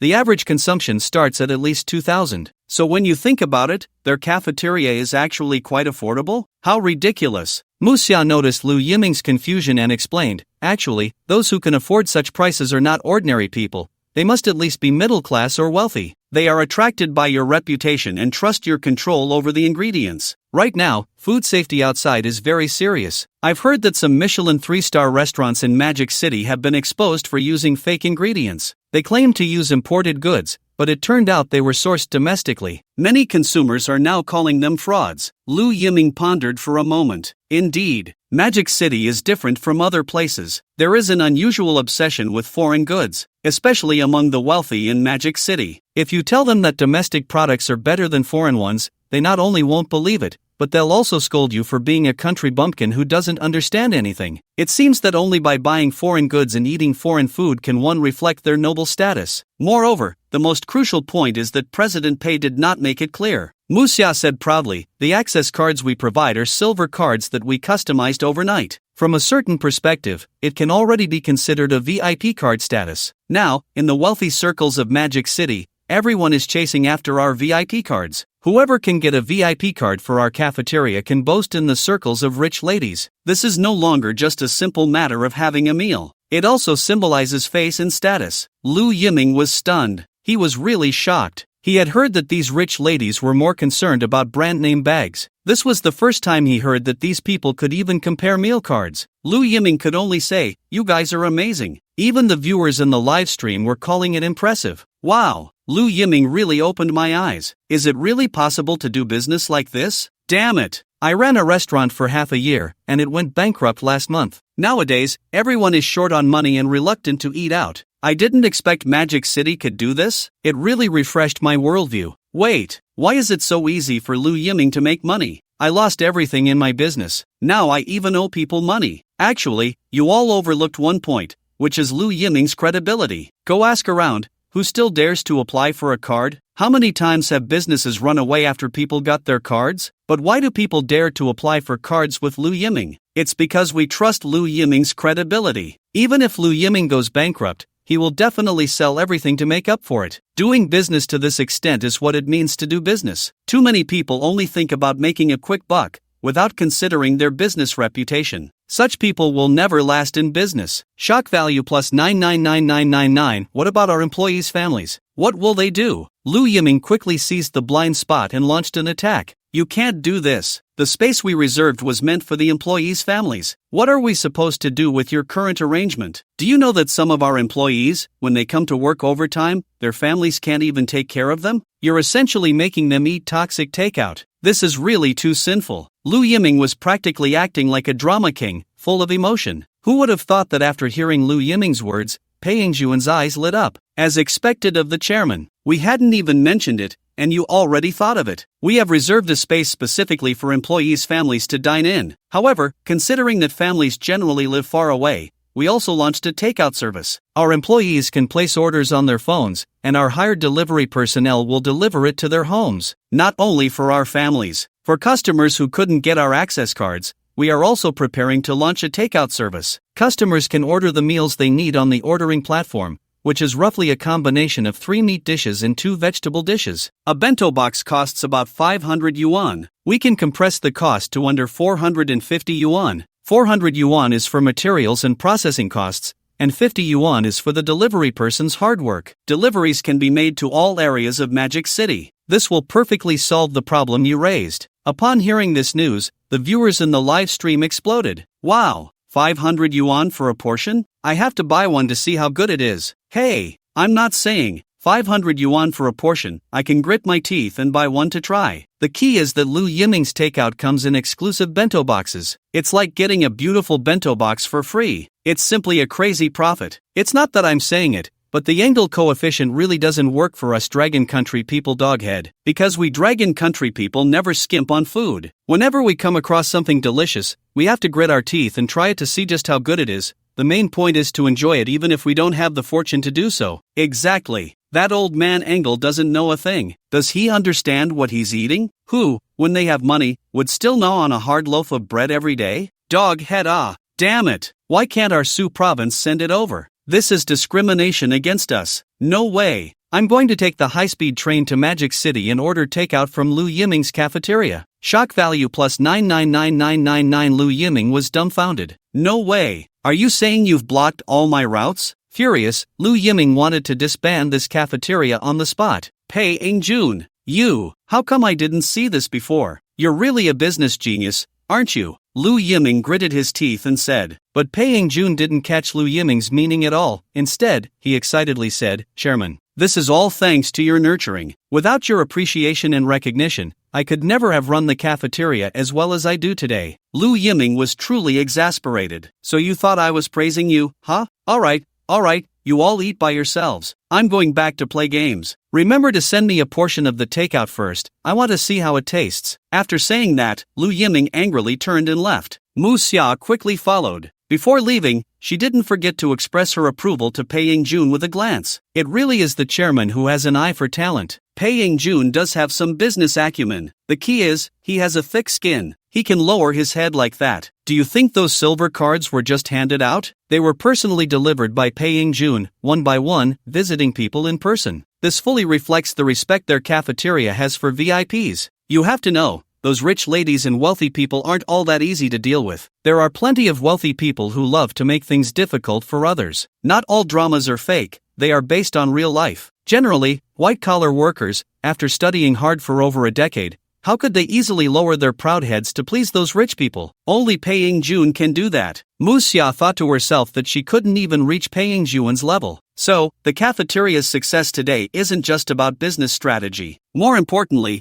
it's about the efforts Pei Ying-jun has made behind the scenes. Remembering this, Mu Xia suddenly thought of David and Xiao Hei, who had just left. Their performance today completely surprised her. She thought they were just there to mooch food and drinks. She didn't expect these two foreigners to be so formidable in a fight. A dozen people surrounded them, yet they couldn't even touch their clothes. Such talent, and Mu Xia had misjudged them. But fortunately, the chairman has an eye for talent and recognized their abilities, which is why he kept them. Thinking of this, Mu Xia looked at Lu Yiming's departing figure and murmured, "Chairman, you really are a mysterious man. How can you be perfect to this extent?" Mu Xia even felt that after spending time with Lu Yiming, she couldn't look at other men anymore. No, to put it another way, do other men even deserve to be compared to Lu Yiming? Meanwhile, at the inspection bureau in Magic City. At this moment, Chen Tai was lying on the cold iron bed, tears welling up in his eyes. It's been 2 days. He hasn't had a good night's sleep in 2 days. What a terrible bed. Cold and hard, it creaks with the slightest movement. Chen Tai began to miss his big house in Tangcheniping, the villa in the suburbs, and that soft mattress, the 1982 La Fight. Just thinking about it made Chen Tai wish he could slap himself. Why give up a good life of wealth to come and participate in this stupid show, suffering the hardships of the lower class? It's too hard. Before,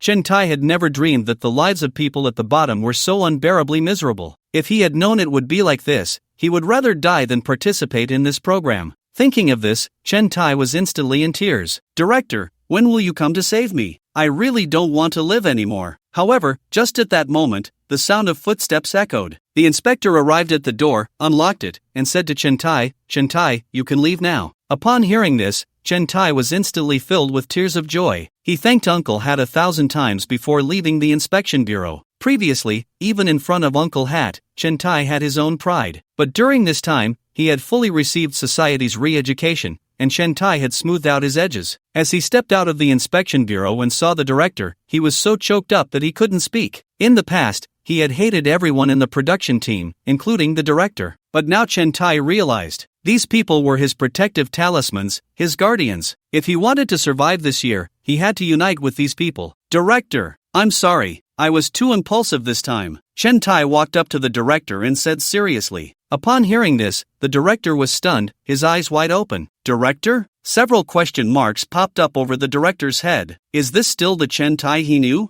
Who on earth changed Chen Tai into this? Who inside has such power to turn the arrogant and unruly Chen Tai into such a docile and obedient person? Incredible! The director decided that in the future, if he encountered similar foolish participants like Chen Tai, he would just throw them into the inspection bureau for a few days to make them behave. "Chairman Chen, you flatter me. I really can't accept that. This matter is our fault. We didn't stand up to help you in time." With Chen Tai in this state, the director certainly wouldn't continue to make things difficult for him. He was still giving Chen Tai a way out. Looking at Chen Tai's haggard face with dark circles under his eyes from the past few days, the director was also quite moved and said, "Chairman Chen has suffered inside. This matter was initially due to our lack of consideration. The startup funds we provided you were simply too little. It's really too difficult to become rich again and win the challenge this way." Chen Tai was moved to tears. "Oh my god, have you finally realized this problem? What can 3,000 yuan do in Magic City?" He was about to pay rent again. How could he afford the rent? Wouldn't the production team have to foot the bill? How embarrassing. "Director, give me another chance. Give us 1 million. I'll let you see with your own eyes what top-notch business operations look like." Chen Tai's eyes were once again filled with confidence as he tightly grasped the director's hand, looking as if he wouldn't let go until the director agreed. Now it was the director's turn to be dumbfounded. "What the hell? I was just a little moved because you suffered inside and said a few nice words to you. You're getting a bit too carried away, aren't you? If it weren't for a few investors constantly urging me, do you think I, a big director, would like to come to the inspection bureau every day to bail people out? And 1 million? Why don't you go rob a bank? If I give you 1 million,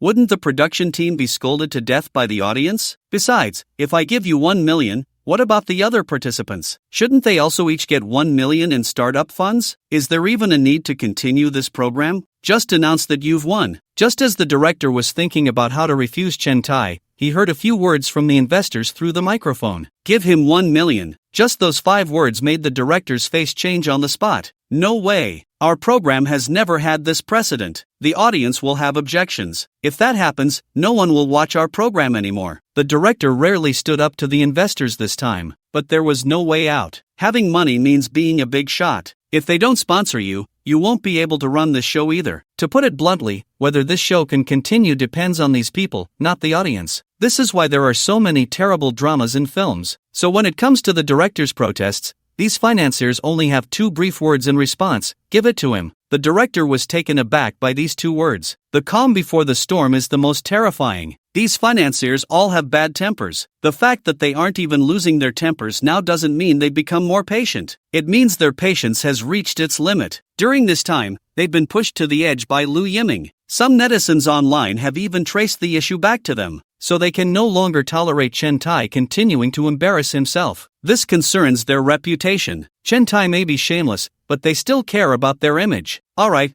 I'll take care of it right away. The director didn't dare to argue with the financiers any longer and could only agree for now. Chairman Chen, we can give you 1 million. Upon hearing this, Chen Tai's eyes widened. His round face visibly flushed red, resembling the color of pig liver. Really? You're not just trying to make me happy, are you? Chen Tai was so excited that his fat jiggled. The usually stingy production team was actually willing to give him so much money. The sun must be rising from the west. Chen Tai seemed to foresee mansions, beautiful women, and sports cars beckoning to him. Seeing this scene, the director suddenly felt an ominous premonition, but there was no way around it. The financiers had spoken. Even if he was unwilling, he had to comply. However, this money can't just be given to you directly. How about this? You go tomorrow. After a loud conspiracy, Chen Tai immediately revealed a cunning smile, pointing at the director and saying, "Director, you always manage to come up with new tricks for me." The director forced a smile, then turned away and casually spat on the ground. Pa! The next day, Lu Yiming had spent the previous night playing games in a fit of anger. Late at night, he notified all employees that there would be a mandatory day off tomorrow,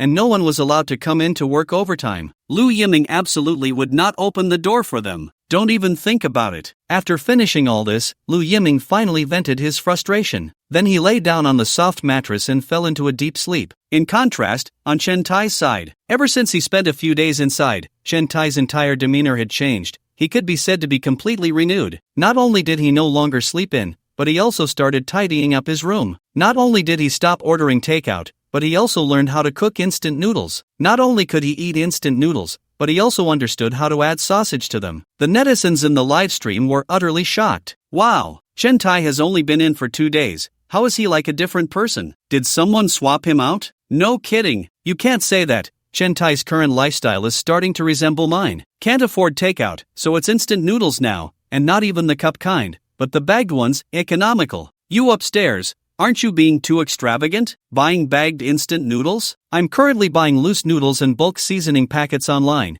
spending less than $1 for a meal. Damn! You upstairs, what kind of new challenge are you playing? Are you really that broke? Hey, isn't there a possibility that Chen Tai underwent some indescribable training inside, which is why he's like this now? Hey, don't say that. You might be onto something. Maybe when Chen Tai returns, he'll be a big shot. Netizens in the comments section, I beg you to tone it down. If you keep chatting like this, I'm afraid this live stream will get banned. After finishing an entire pack of instant noodles and drinking all the broth, Chen Tai finally packed his things and prepared to go out. Did you think he ate instant noodles to save money? How is that possible? Instant noodles are something people eat? It's just that after Chen Tai personally witnessed how dirty takeout can be, he no longer dared to order it. Although instant noodles are tasteless and lack nutrition, at least they are a bit cleaner. As long as they don't kill you, it's fine. He still took a taxi out, then squeezed onto the subway for over 2 hours to arrive at the financial company for an interview. No way? Chen Tai still wants to find a job, didn't he try before? No one would hire him. Tisk, Chen is still stubborn about spending money. He knows how hard it is to deliver takeout. He can't handle that kind of hardship. It's just a waste of time. If it weren't for Lu Yiming still sleeping, no one would bother to see him. After spending the entire morning, Chen Tai was repeatedly met with closed doors, sitting at the subway station entrance, pretending to look lost as he watched the endless flow of people. Sigh, I feel a bit sorry for Chen Tai, at his age, still enduring this hardship. Hey upstairs, are you saying bones are cheap? Still dare to empathize with capitalists? I had it harder than him when I was job hunting.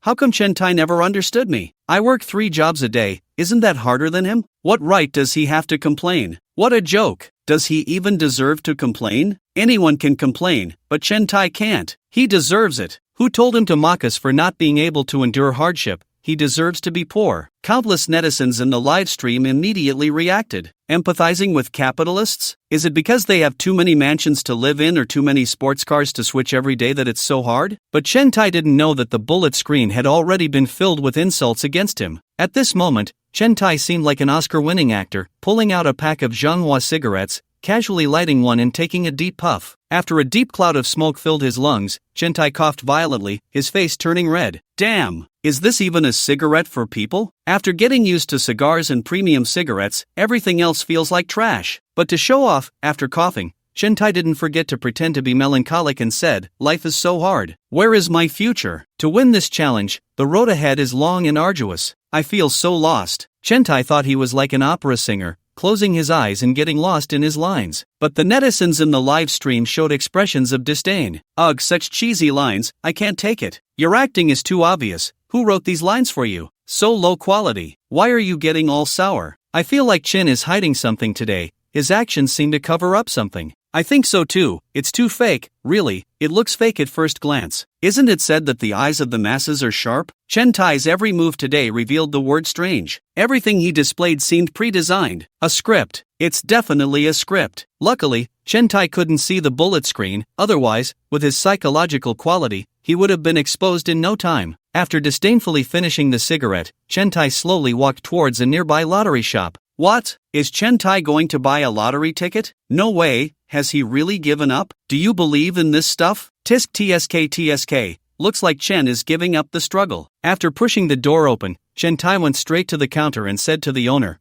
"Bring out all the scratch cards you have." After saying that, he didn't forget to lightly tap the counter 3 times with his thumb. The owner was stunned and tentatively asked, "Are you sure? They say hard work pays off. Today, Chen Tai, am going to see if heaven will favor me, a hard-working and diligent young man," Chen Tai said passionately. His acting was very obvious. If Chen Tai were to act, he would be scolded to death by the audience. It was just too fake. Don't mention the viewers in the live stream. Even the lottery shop owner is about to be sickened by Chen Tai. Just hearing the name Chen Tai makes him understand everything. He pulls out a large stack of scratch cards from under the counter and places them in front of Chen Tai, saying, "Each one is 100 yuan, with a top prize of 1 million. Great! I'll take them all." Chen Tai scans 2,000 yuan with his phone and immediately starts scratching with a small shovel. Wait, you bought 2,000 yuan worth of scratch cards? Chen Tai, are you planning to eat dirt for the next while? How dare you? Aren't you afraid of starving? Hee. Chen Tai is confident that the director won't just watch him starve to death, which is why he's so fearless. Previously, when Chen Tai borrowed money from the production team to buy an electric bike, he never mentioned paying it back, even though the bike has been confiscated. I don't know, but I feel like today is filled with something strange. But Chen Tai doesn't care about any of that. His eyes sparkle with excitement and thrill as he scratches the coating off the first scratch card. The first one reveals 80 yuan. The second, 60 yuan. The third, 200 yuan. By the time he gets to the 19th card, he has only won a total of 1,100 yuan. Only the last 20th card remains. Chen Tai trembles as he clutches this final scratch card. This last scratch card is his only hope. TSK, I told you, relying on the lottery to get rich is a dead end. If you can win back 1,000 yuan, that's already pretty good. Chen Tai, I advise you to take the win and stop. I've been buying lottery tickets for so many years, losing tens of thousands of yuan. I advise you all not to buy lottery tickets. This thing is just a scam to take your money. With a heart full of excitement and trembling hands, Chen Tai scratches off the coating of the last scratch card. When he sees the huge prize number appear, there is no surprise in his eyes, only excitement. This means he can live a life of luxury again. Boss, I won. I hit the jackpot of 1 million. Ha ha ha ha ha. I won. I'm rich. I can finally escape this poor and miserable life. Chen Tai jumps up, holding the lottery ticket in his hand, howling and jumping like a monkey in the primeval forest. The lottery shop owner remains unfazed, merely offering a faint smile and saying congratulations. You fool, do you really think you won that jackpot? Only the viewers in the live stream are completely unsettled by this scene. What the hell? How can this guy win the jackpot? Why? The viewers in the live stream are dumbfounded. Is it really possible to play like this? Almost instantly, all the viewers flood the comments section with question marks. Damn, I was wondering why Chen Tai was acting so strange today, like he was possessed. Turns out he was waiting for us. Damn, does this production team have no shame? They already gave Chen Tai money before, and now they're just handing him $1 million. What the hell is this? Tisk tsk. I said Chen Tai's acting was way too fake. He spent all night figuring out how to trick us, and ended up tricking himself. But Chen Tai doesn't care about the viewers' opinions. All he sees now is money. He can't wait to withdraw all of it. Boss, transfer the money. Quick, transfer the money. Chen Tai slams the scratch card on the table, shouting loudly. Compared to Chen Tai, the lottery shop owner's reaction seems so indifferent. Got it. The lottery shop owner takes the scratch card and directly transfers the money into Chen Tai's bank account,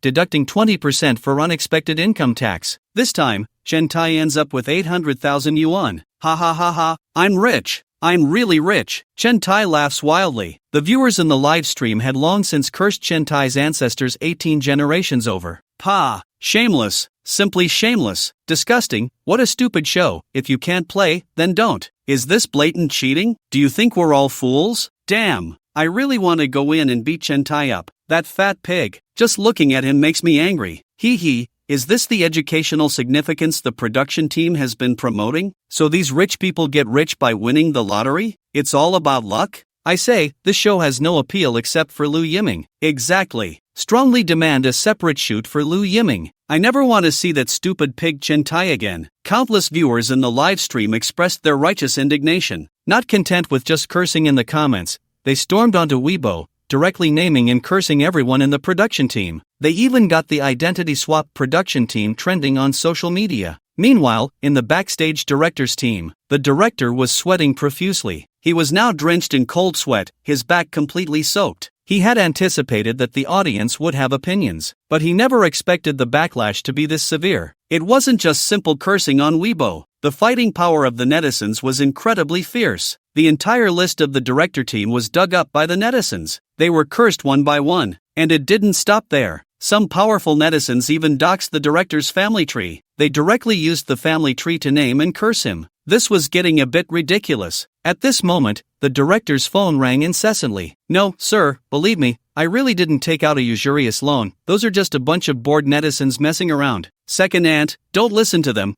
Just cut off your phone card for now. I'll explain in the family group later. The director was on the verge of tears. What is happening? In just half an hour, he had received countless messages cursing him. Various inexplicable phone calls kept coming in. If he hadn't turned on the unknown caller block, his phone would have been blown up by these netizens. The director finally realized the gravity of the situation. He hurriedly posted an announcement online. Today, regarding the audience's doubts about our production team providing convenience to participant Chen Tai, the production team clarifies that we adhere to the principles of fairness and justice, and have never favored any participant. We thank the vast number of netizens for their supervision and support of this program. Although the announcement was sent out, the audience didn't buy it. Are you kidding? Do you think they haven't scratched a lottery ticket? Don't they know whether this lottery can win a big prize? Do you know why everyone has stopped buying lottery tickets? Do you really think the netizens are idiots? As a result, just after the director sent out the announcement, a netizen immediately uploaded a picture. The content of the picture was of the director picking up Chen Tai from the police station last night, with the two conspiring. Although there was no audio, the collusion was almost undeniable in the eyes of the audience. Still dare to argue. Outrageous. The evidence is all laid out. Still dare to argue. If we don't expose you today, it would be against the heavens. Compared to the dire situation of the director's team,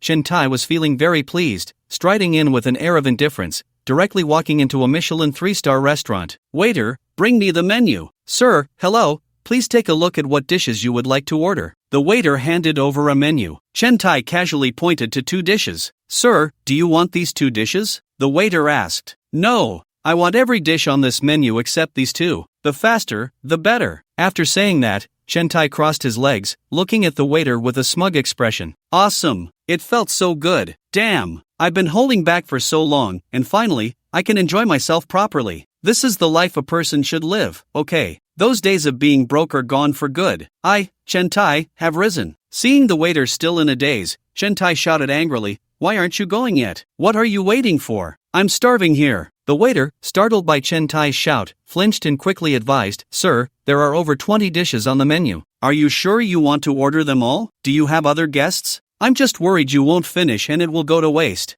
Bang! Chen Tai slammed the table and yelled, "What I can or can't finish is none of your business. You little waiter, just do your job. Stop prying into things you shouldn't. Get lost. If you don't leave, I swear I'll complain about you." Chen Tai stopped pretending. He revealed a fierce and intimidating demeanor. This was the real Chen Tai. The previous timid and melancholic look was just an act he put on. More accurately, it was a reflection of his inferiority when he was broke. But now it's different. Chen Tai has money. His previously broken back has straightened up again. For the past few days, others have been looking down on him. Today, Chen Tai can finally look down on others. Chen Tai fully displayed the ugly face of a nouveau riche. The waiter, overwhelmed by Chen Tai's ferocity, immediately ran off with tears in her eyes, biting her lip. This stupid waiter has no basic service skills. It's a Michelin 3-star restaurant, and they can't even train their waitstaff properly. Chen Tai glared at the waiter fiercely, cursing under his breath. "Chen Tai, aren't you going too far? Do you really think you're the king of the world? Did the waiter provoke you? Why are you being so fierce to others? Chen Tai, you used to work hard yourself. Haven't you suffered enough? Now you dare to treat other workers like this?" It seems the lesson given to Chen Tai was too light,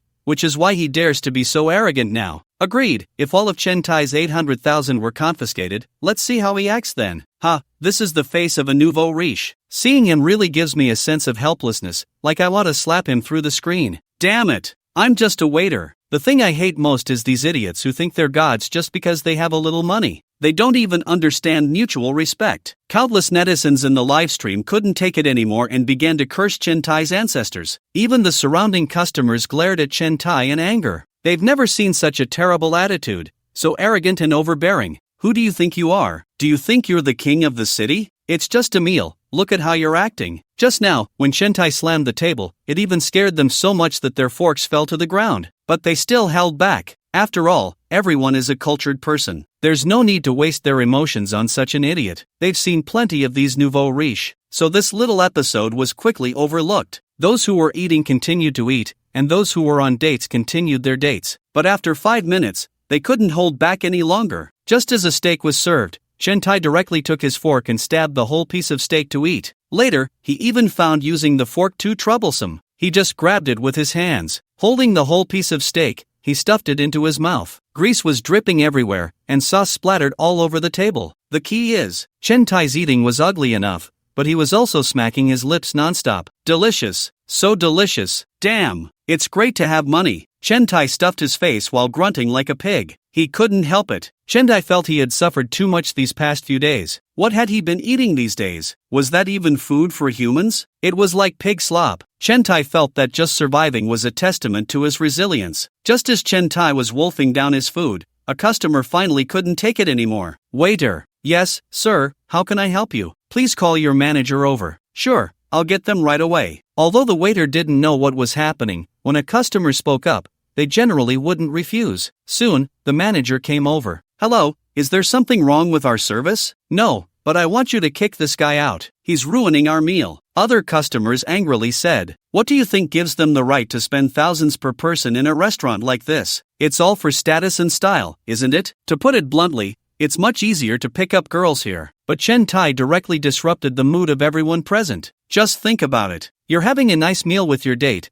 ready to spark some romantic chemistry, when you suddenly notice a pig next to you munching away. The sound of eating is even louder than your conversation. What's worse, when you look down closely, you find that the pig is eating the same thing as you. Would you still find your meal appetizing? That's right, please kick him out, or we won't be coming back again. I'm a regular customer here, and people like him don't deserve to be in this restaurant. Some customers, not one to mince words, stood up and prepared to leave. The manager panicked. To put it simply, the manager is just a worker, just a slightly higher paid worker. If these regular customers left today, they wouldn't come back. Are you kidding? There are so many top-notch restaurants in the city, why would they have to come to theirs? Once these regulars leave, ruining the restaurant's reputation, she has every reason to believe the boss would fire her. With that thought, the manager walked up to Chen Tai, smiled politely, and said, "I'm sorry, sir, but we cannot serve you anymore." Chen Tai was stunned. The half-eaten steak was still hanging in his mouth. He looked up, bewildered, at the manager. What? What did you just say? To make me leave? I paid for this, okay. When I was broke a few days ago, I acted humble, but now that I have money, I won't act humble anymore, you need to act humble in front of me. With that thought, Chen Tai spat out the steak in his mouth and roared, "What did you say? If you have the guts, say it again. Tell me to get lost? Who the hell do you think you are? I paid for this. I'm a customer. Customers are kings, do you understand? Your Michelin 3-star restaurant has this kind of service attitude. Just because you have Michelin stars, you can bully customers, ha." Chen Tai was so angry that his face turned red, resembling an enraged wild boar. He was enjoying this delicious food, and this guy wanted him to leave right away. How outrageous! Who would have thought that the manager wasn't someone to be trifled with? Wiping off the spit that Chen Tai had sprayed on him, the manager said slowly, "Sir, although you have made a purchase, you should also show at least a minimum level of respect to our staff. Just because she is serving you doesn't mean you can treat her with such a terrible attitude. I'm sorry, but we cannot serve customers like you. I am very sure that our restaurant has the right to refuse service to you. We will cover your meal today, so please leave." The manager even gestured towards the door. This move by the manager was a moral high ground. "We are not kicking you out because of your bad table manners, but because you do not respect our staff." With this swing of the human rights stick, no one could stop it. If Chen Tai continued to be unreasonable, the manager could easily call security to have him removed. "Fine. Well said. That's right. No one is inferior to anyone else." The crowd applauded the manager. This move not only salvaged the old customers but also doubled their goodwill towards the restaurant. Only Chen Tai glared angrily at everyone present, then was forced to leave with his tail between his legs. "You all wait for me. It's just a little waiter. I can scold him if I want. What can you do to me?" Chen Tai said, not forgetting to glance back at the restaurant and spit on the ground. "Bah! You lowly creatures, afraid I can't pay, pretending to be so high and mighty. Just wait until I make a comeback. I want all of you to kneel and lick my shoes." Thinking of this, Chen Tai finally remembered the most important thing for him. That's right, a comeback. Before, he had no startup capital, so he couldn't do anything. But times have changed. With 800,000 in hand, I, Chen Tai, will turn the entire business world of Magic City upside down. At this moment, Chen Tai's phone buzzed with a message. Longway releases major positive news. Stock market experiences unprecedented surge. Positive policies only 2 days in. Stock index skyrockets by 20%. Experts predict that this round of stock market surge will continue for some time, and the prosperity of the stock market is just around the corner. After a long period of stock market downturn, Longwa's stock market has finally emerged from the slump and is now racing forward. One message after another bombarded Chen Tai's eyes. "Damn, I've only been in for 2 days. What the hell happened?" Chen Tai was stunned and quickly opened his phone.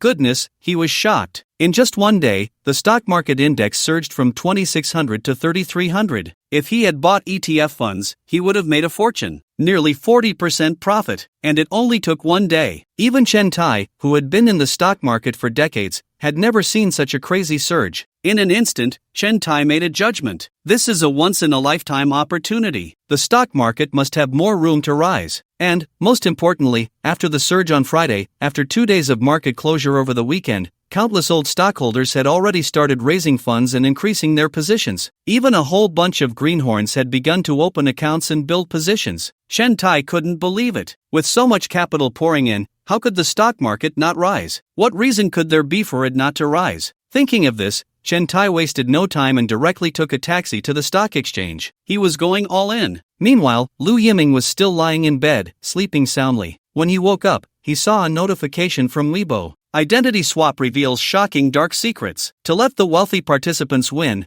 they actually thought of such shameless tactics. Lu Yiming usually didn't check Weibo, but with such a bizarre title, he had to click to see. A few seconds later, after reading the whole story, Lu Yiming's eyes lit up. Brilliant! Absolutely brilliant! How did he not think of this move? Immediately, Lu Yiming sent a message to Xia and the others. Urgent notice. Everyone come to the company immediately. Urgent notice. There is something very important to announce. 10 minutes later, Lu Yiming appeared at the company entrance. He thought he was fast enough, but to his surprise, a large crowd of employees was already gathered outside the company. Each person was frantically typing away on their laptops. How could you all be so fast? And what are you all doing? Lu Yiming asked, bewildered. Xia stood up and replied, "We're working." "Oh no, we're working overtime. But I didn't open today. I announced that today must be a mandatory day off." Lu Yiming felt as if the sky was about to collapse and said, "Hee hee, how dare we take a break? We all voluntarily stayed at Starbucks to work overtime. The chairman has been busy recently trying to expand into the agricultural products supermarket, affordable housing, and insurance business. We can't afford to rest for a moment. Everyone in our company is rushing to meet your business goals." Lu Yiming's heart was breaking. "I'm just afraid you all are too efficient. That's why I enforced mandatory time off. And look at you. You actually went to work at a cafe on your own dime? There has to be a limit to absurdity, you know. Even a donkey pulling a mill needs its master to whip it a couple of times to work obediently. But you all are doing it to yourselves. Spending your own money to buy a cup of coffee and then working overtime. Isn't that just paying to work?" Thinking of this, Lu Yiming felt he was truly evil. He originally had good intentions, wanting his employees to rest a bit more. Unexpectedly, it backfired and instead added unnecessary burdens to them. "Here's the key," Lu Yiming said painfully as he handed over the key. Mu Xia was delighted and was about to take the key. But Lu Yiming quickly snatched it back and said, "I have to make it clear. Our company has a 2 days on, 5 days off policy. You can work overtime, but you must leave before 5 in the afternoon, understood?" "Understood, understood, don't worry, Chairman." Mu Xia nodded vigorously like a garlic peeler. As soon as she got the key, Mu Xia immediately entered her dark mode. Hee. Anyway, the chairman doesn't know when we work overtime. Let's trick the chairman first. You might wonder why the efficiency in Lu Yiming's company is so terrifyingly high. Previously, whenever Lu Yiming proposed an acquisition request, Mu Xia and the others could find the target Lu Yiming wanted in less than 2 days. This was all thanks to the results of employees working from home after hours. Moreover, the key point is, not a single employee complained. Why? Because there was 10 times the overtime pay. They could continue to clock in from home,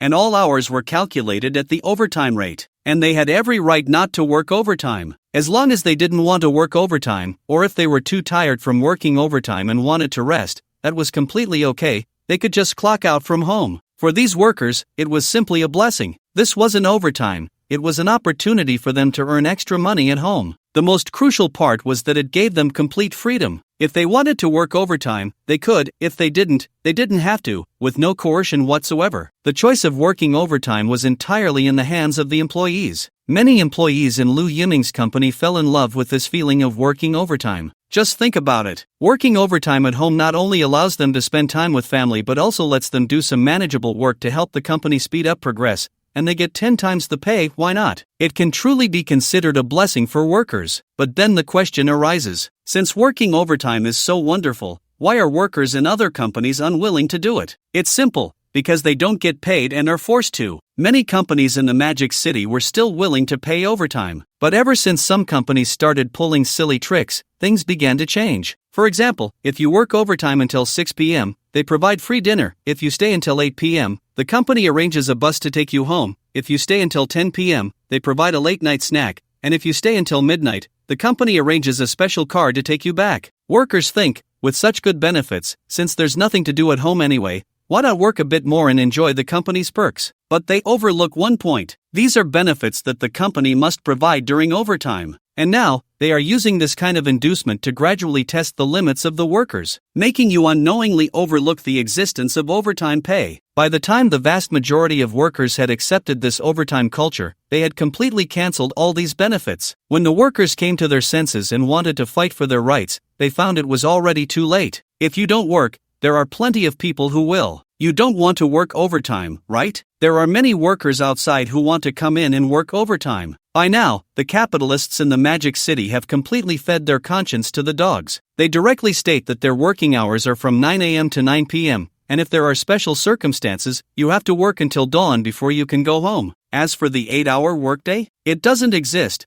When did that ever happen? They all voluntarily and without pay work until that time, and it has nothing to do with overtime. Moreover, this kind of overtime often carries a sense of coercion and humiliation. If you even think about leaving on time, what awaits you will be the scolding of your boss and the disdain of your colleagues. There might even be a boss who unites a large group of colleagues to isolate and attack you, making you feel that not working overtime is a sin, forcing you to work overtime. This feeling is as uncomfortable as if the boss served you a bowl of excrement and you had to eat it. What's even more terrifying is that when you turn around, you find your colleagues are all eating excrement. If you don't eat, you become the odd one out in everyone's eyes. Lu Yiming just wanted to change this disgusting overtime culture. so he started from the source. He directly prohibited overtime. You must leave work on time at 5 p.m. But Lu Yiming never expected that the employees would bounce back. You won't let me work overtime at the company, right? Well, then I'll work overtime at home. Thinking of this, Muxia quickly stole a glance at Lu Yiming. After realizing that Lu Yiming hadn't noticed her little thoughts, Muxia felt incredibly pleased. After opening the door, everyone immediately rushed in and obediently stood in front of their workstations,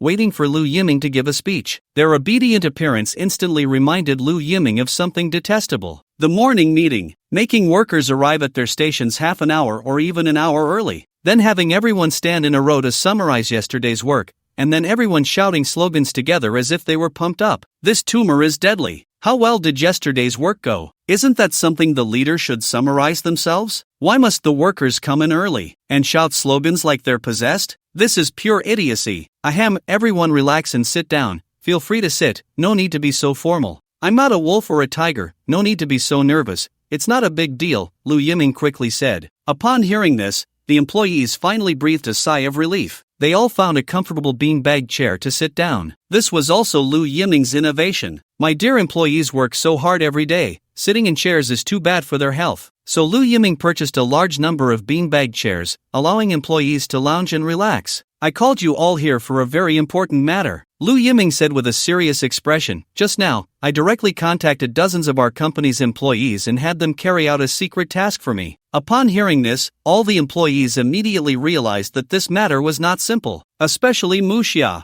Muxia felt a strong sense of crisis. Previously, no matter what happened, the chairman always assigned tasks to her. But today, he actually bypassed her and directly gave orders to the employees. Does this mean the chairman is starting to distrust her? Muxia was in turmoil. Although she was still sitting here, her mind had already drifted far away. It's over. Muxia kept wondering if her recent work hadn't been good enough. So the chairman was dissatisfied with her. She even thought, has the chairman already started looking for someone to replace her? Who could it be? Ming Ruyu, Yan Mingma, or Pei Yingjun? It seemed that Lu Yiming had noticed Muxia's unusual emotions, and he quickly comforted her, saying, I didn't tell Muxia about this to give you all a surprise. After all, I know that Muxia often sneaks around and reveals information to you behind my back. Upon hearing Lu Yiming's words, Muxia immediately looked up, her eyes brimming with tears. Thank goodness, the chairman was not dissatisfied with her. It was all just to surprise the entire company. Muxia's heart felt like it was on a roller coaster, rising and falling dramatically. Now, the show is about to begin. Lu Yiming picked up his phone and sent a voice message. Have you all brought it? 2 minutes later, dozens of other employees from the company walked in, carrying boxes filled to the brim. Dump it out, Lu Yiming said. With a whoosh, in an instant, dozens of boxes were opened. The entire office area transformed into a sea of red. All the employees present stood up in disbelief, staring at the scene before them. What appeared in front of them was actually scratch cards. The quantity was terrifyingly large. It was almost enough to drown the entire office area. How many were there? Not to mention the company employees, even countless netizens in the live stream were stunned. What the hell? Lu Yiming, are you crazy? Why did you buy so many scratch cards? No way? Lu Yiming, are you following Chen Tai's example? You can't really think that playing scratch cards can make you rich, right? It's over. It's over. This kid Lu Yiming has gone mad. If scratch cards could easily make money, those rich people in Magic City would have done it long ago. It wouldn't be Lu Yiming's turn. TSK, I said long ago that Lu Yiming only has a little cleverness. He can't achieve any great ambitions. Just wait. Once he gets addicted to scratch cards, he's done for. Countless netizens in the live stream flooded the comments. Chairman, this. Muxia pointed at the scratch cards all over the floor, completely stunned. Now she finally understood why Lu Yiming had kept it a secret from her. This was just nonsense. Buying so many scratch cards. How much money did this cost? And this money was completely going down the drain. There was no way to earn it back. How could the chairman come up with such a foolish idea? Seeing Muxia's hesitant expression, Lu Yiming directly interrupted. I see that everyone has been working too hard lately, so I specially came to relieve your stress. This is the scratch cards I gathered from all over Magic City. It cost about 100 million in total. Today, let's witness together how much prize money can be scratched from this 100 million worth of scratch cards. This 100 million worth of scratch cards. Consider it our company's team building activity today. No matter how much we scratch, it's all yours. Lu Yiming shouted loudly. What? 100 million? Holy crap! Long live the chairman! Awesome! Chairman! A chorus of exclamations filled the office area. Are you crazy? 100 million worth of scratch cards. Did he sweep up all the scratch cards in Magic City? Not just the company employees, even the netizens in the livestream went wild. Holy crap! Lu Yiming, you really are a spendthrift. 100 million just to give employees a benefit? Damn you! You really should be ashamed. Giving away 100 million worth of scratch cards to employees. I really don't know what to say. How can I share this video with the boss? I also want this benefit. Crying, don't. Otherwise, your boss will directly buy scratch cards as your salary. Death smile, don't ask me how I know. Our company owes 3 months of salary, and today they used vouchers as salary, threatening us not to report it to the authorities. Death smile, holy crap. Is there really such a shameless company? This is already breaking the law, right? Shouldn't they be arrested? Looking at Lu Yiming's smug expression, Mu Xia felt her head buzzing. 100 million. At least 40 million would have to be lost. Why? Because the scratch-off lottery has a guaranteed 60% prize. At least 40% of 100 million would be lost. That's 40 million. As for whether they could earn it back, don't joke. Just wash up and sleep. Everything is possible in dreams. Mu Xia wanted to say something, but seeing the excited faces of the surrounding employees, she held back. Forget it. As long as everyone is happy. Money is something that can always be earned back with a few more projects. Just as this thought crossed her mind, Mu Xia was suddenly startled, her delicate body shivering. Oh no! How has she been assimilated by the chairman? Losing money is actually addictive too. My dear employees, you have 2 minutes to find your scratching tools. Lu Yiming revealed an evil smile. After 2 minutes, we will start scratching the lottery. As soon as Lu Yiming's words fell, all the employees rushed to their desks like ducks diving into water, frantically searching for tools. Scissors? Damn! Where are my scissors? Who took my scissors? Ha ha ha! I have an eyebrow pencil in hand. Sister! Mom! Aunt! Quick, give me an eyebrow pencil. I'll give you $100. Damn! At a critical moment, there's not a single handy tool. 2 minutes later, all the employees gathered back together. They knew that Lu Yiming meant what he said. 2 minutes is 2 minutes. Not a second early, not a second late. Even Mu Xia quickly grabbed her scissors, holding her breath, her delicate hands already preparing to reach for the scratch-off lottery on the ground. First of all, I want to say, today is all about having fun, and you must pay attention to safety. Don't hurt your hands. I would feel sorry if you got hurt for this little money. Lu Yiming pretended to look regretful. This made the employees burst into laughter. Happiness radiated from everyone's faces. At that moment, countless netizens in the live stream were moved to tears. I'm crying, really shedding tears. I can feel that they are very happy. Yeah, being in such a high-paying job, with a boss so considerate, being able to work when you want and rest when you want, and getting 10 times the salary for overtime, it's like hitting the jackpot. Sigh, actually, many big companies spend most of their time doing meaningless work, or scheming against each other, even working overtime just for the sake of it. They waste so much of their lives. I really feel sorry for these people. Exactly, the key is that many jobs could be done better, but stupid leaders and bosses want to appear smart, pointing fingers, making it hard for you to do anything real. They even PUA you. If something goes wrong at work, you might face the leader's scolding and colleagues backstabbing. How could there be any sense of happiness working in such a company? Oh God, if I could get into such a company, I'd be willing to drive a Ferrari and live in a villa. Upstairs, your calculations are so loud I can hear them from Tibet. So safety is the priority. And based on the amount won from today's scratch-off, we will select the scratch-off champion. I will also give an additional 10 million bonus. So, is everyone ready? Lu Yiming shouted loudly. Everyone gathered their strength, excitedly shouting, ready. I declare, the competition begins. Meanwhile, in the director's room, everyone in the director team was dumbfounded at this scene. They had never seen such a thing. Is this even possible? But honestly, this scene made the staff present itch with desire. They also wanted to scratch the lottery like this. Where have they ever seen such a good team-building activity? Their team-building activity is just working overtime in a different place. They even have to use their vacation days. But Lu Yiming's overtime is not only fun, it also relieves stress. The key point is, no matter how much he scratches, it's all his own. If he happens to win $1 million jackpot, wouldn't that mean he gets rich overnight? Just thinking about this made the staff of the program turn pale, and those investors couldn't help but burst into laughter at the scene. Ha ha ha, this fool Lu Yiming, he really thinks scratching a lottery ticket can win the grand prize? What a stupid pig. I'm dying of laughter. I've never seen someone so foolish. Scratching whatever for the employees? Does he really think he's doing charity? Looks like this idiot also watched Chen Tai's livestream and wants to get rich using this trick.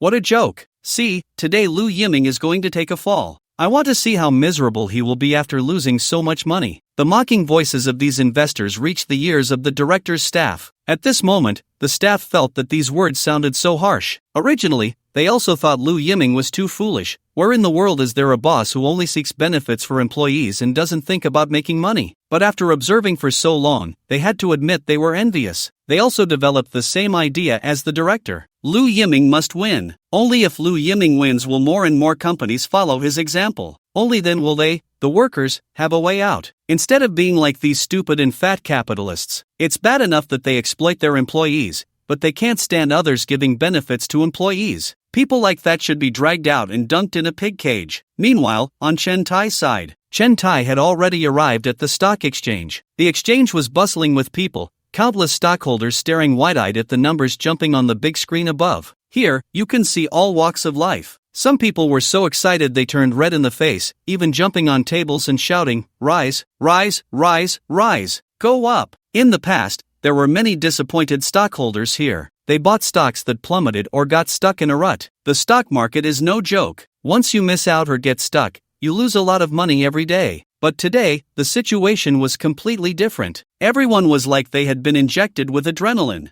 No one asked why. Just because the stock market had major good news these past 2 days. Last Friday, it surged wildly, and after 2 days of weekend consolidation, it welcomed another surge this morning. Many people wanted to get on board but had no chance. They simply couldn't grab any stocks. To put it simply, stocks are all about buying and selling. Now everyone knows the stocks will rise, so most people are tightly holding onto their stocks, unwilling to sell. This led to a severe shortage of stocks in the trading market. As soon as someone listed, it was instantly snatched up. As the market opening time approached, everyone craned their necks, counting down the seconds, ready to throw all their cash in as soon as the market opened. Chen Tai was no exception. He was also going crazy. He tightly clutched the cash in his hand. Steady. This wave is definitely stable. The bull market has arrived. This is absolutely a once-in-a-lifetime opportunity. You have to know, the stock market in Longwar rarely sees a bull market. But every time a bull market appears, it brings about an unprecedented surge. It can instantly create a wave of millionaires. Hey, which stock are you guys optimistic about? This is my first time trading stocks, and I'm feeling uncertain. Is there even a need to look? Just buy with your eyes closed. You can make money no matter what. No kidding. Bull market. Do you know what that means? In a bull market, money is just lying around. Last Friday, nearly 4,000 stocks were all in the green. Out of over 4,000 stocks, only a few didn't rise. In this situation,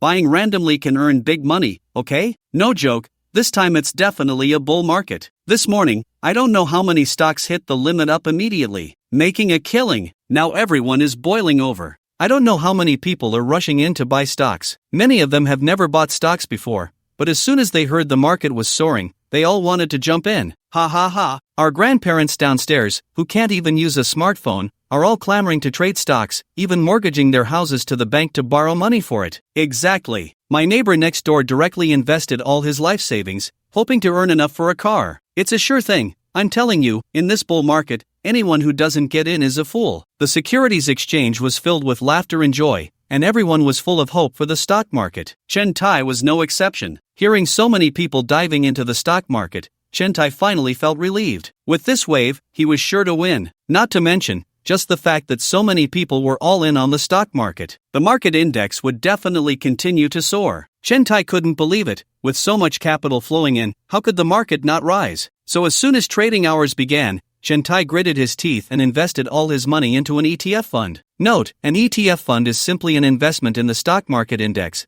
When the index rises, the ETF fund rises accordingly, and vice versa. Meanwhile, Lu Yiming and the others were still immersed in the world of scratch cards. Ha ha ha, I won a grand prize of 5,000 yuan. I'm rolling in it. What's that? Little Zhang next to me won 50,000 yuan. What? That's outrageous. You guys don't know anything. I heard that Shaoli from the publicity department has already won 500,000 yuan. Damn, are you all lucky stars? No way. Quickly share some of that luck with me. The office area instantly turned into a joyful ocean. The viewers in the live stream were itching with envy. Lu Yiming was no exception. but no matter how he scratched, he couldn't win any big prizes. Each time it was just a few tens, and if he was lucky, a few hundred. It almost drove him crazy. Chairman, there's something I want to report to you. Mu Xia quietly leaned into Lu Yiming's ear, a fragrant breeze wafting in. Quick, tell me, Lu Yiming said, his eyes red with urgency as he scratched away at the cards. Well, the stock market has started to soar again. People are saying a bull market has arrived. Do you think we should allocate some of the money on the company's account into the stock market? Mu Xia tentatively suggested. After all, the company still had over 10 billion in cold hard cash sitting in the account. To be fair, if Lu Yiming suddenly had the whim to withdraw all that money and convert it to cash,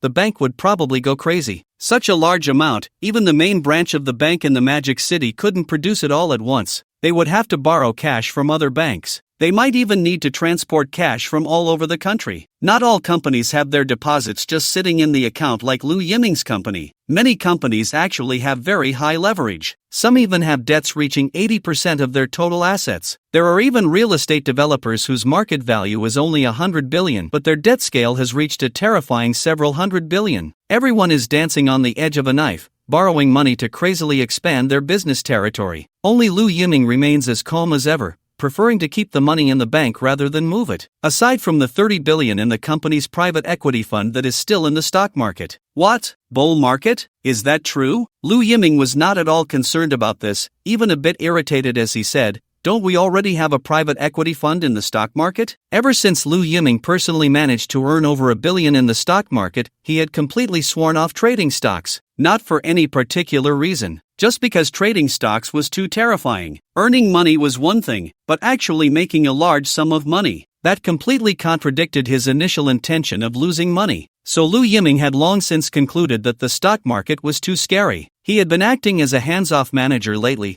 fully entrusting the company's private equity fund to the employees in the fund department to operate. Just last Friday, all the stocks our private equity fund bought hit the daily limit. In just these few days, we've made over 400 million, Mu Xia said excitedly. What? Lu Yiming was so startled that he lost his balance and fell to the ground, staring at Mu Xia in disbelief. You said we made how much? What? How much did we make? Lu Yiming looked at Mu Xia in disbelief, feeling as if his world was about to collapse. Why was that? Some veteran stock traders had spent their whole lives trading stocks, yet they still ended up losing everything. Why was it that in just a few days, he had achieved several small goals? Was the stock market really that crazy these days? We made over 300 million. Mu Xia directly showed Lu Yiming the company's stock account page. Rows and rows of bright red numbers. It could be said to be very festive. The stocks we bought on Friday had already hit the limit. Although they didn't hit the limit this morning, the increase was still over 5%. Mu Xia said excitedly. Note, in the Dragon Country's stock market, when a stock's price fluctuates by 10% in a day,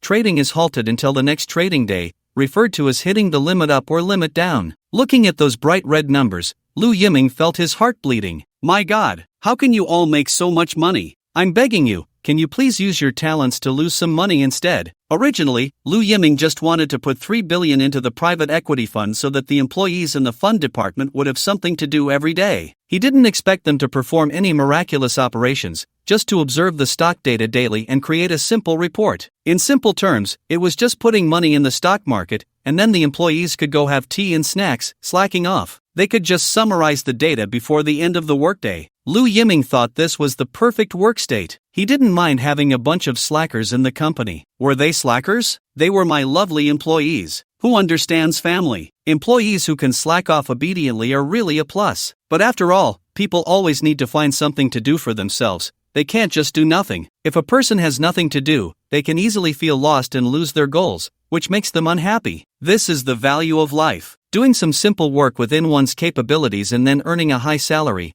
without the backstabbing among colleagues, having plenty of time to enjoy and accompany family. Lu Yiming thought this was the perfect work state. But these fools, unknowingly got themselves into such a big mess. Who told you to make money? Seeing the bull market coming, you don't know to run? Who is so foolish as to rush to make money? Can't you even understand slacking off? Sigh. Lu Yiming sighed. It seemed he couldn't completely be a hands-off manager. Otherwise, these employees would occasionally hit him with a critical blow. Chairman, our employees in the fund department have determined through their research over the past few days that this wave of the bull market should not be missed. It has already reached 3,300 points, and we believe it can at least reach 4,000 points, and even 5,000 or 6,000 points is completely possible. We have been suggesting whether to withdraw some money from the company's account, around 3 billion, to continue increasing our positions. Moreover, we believe that buying those stocks may not yield the best returns. It might be better to buy ETF funds. After all, ETF funds do not have the limit-up restrictions,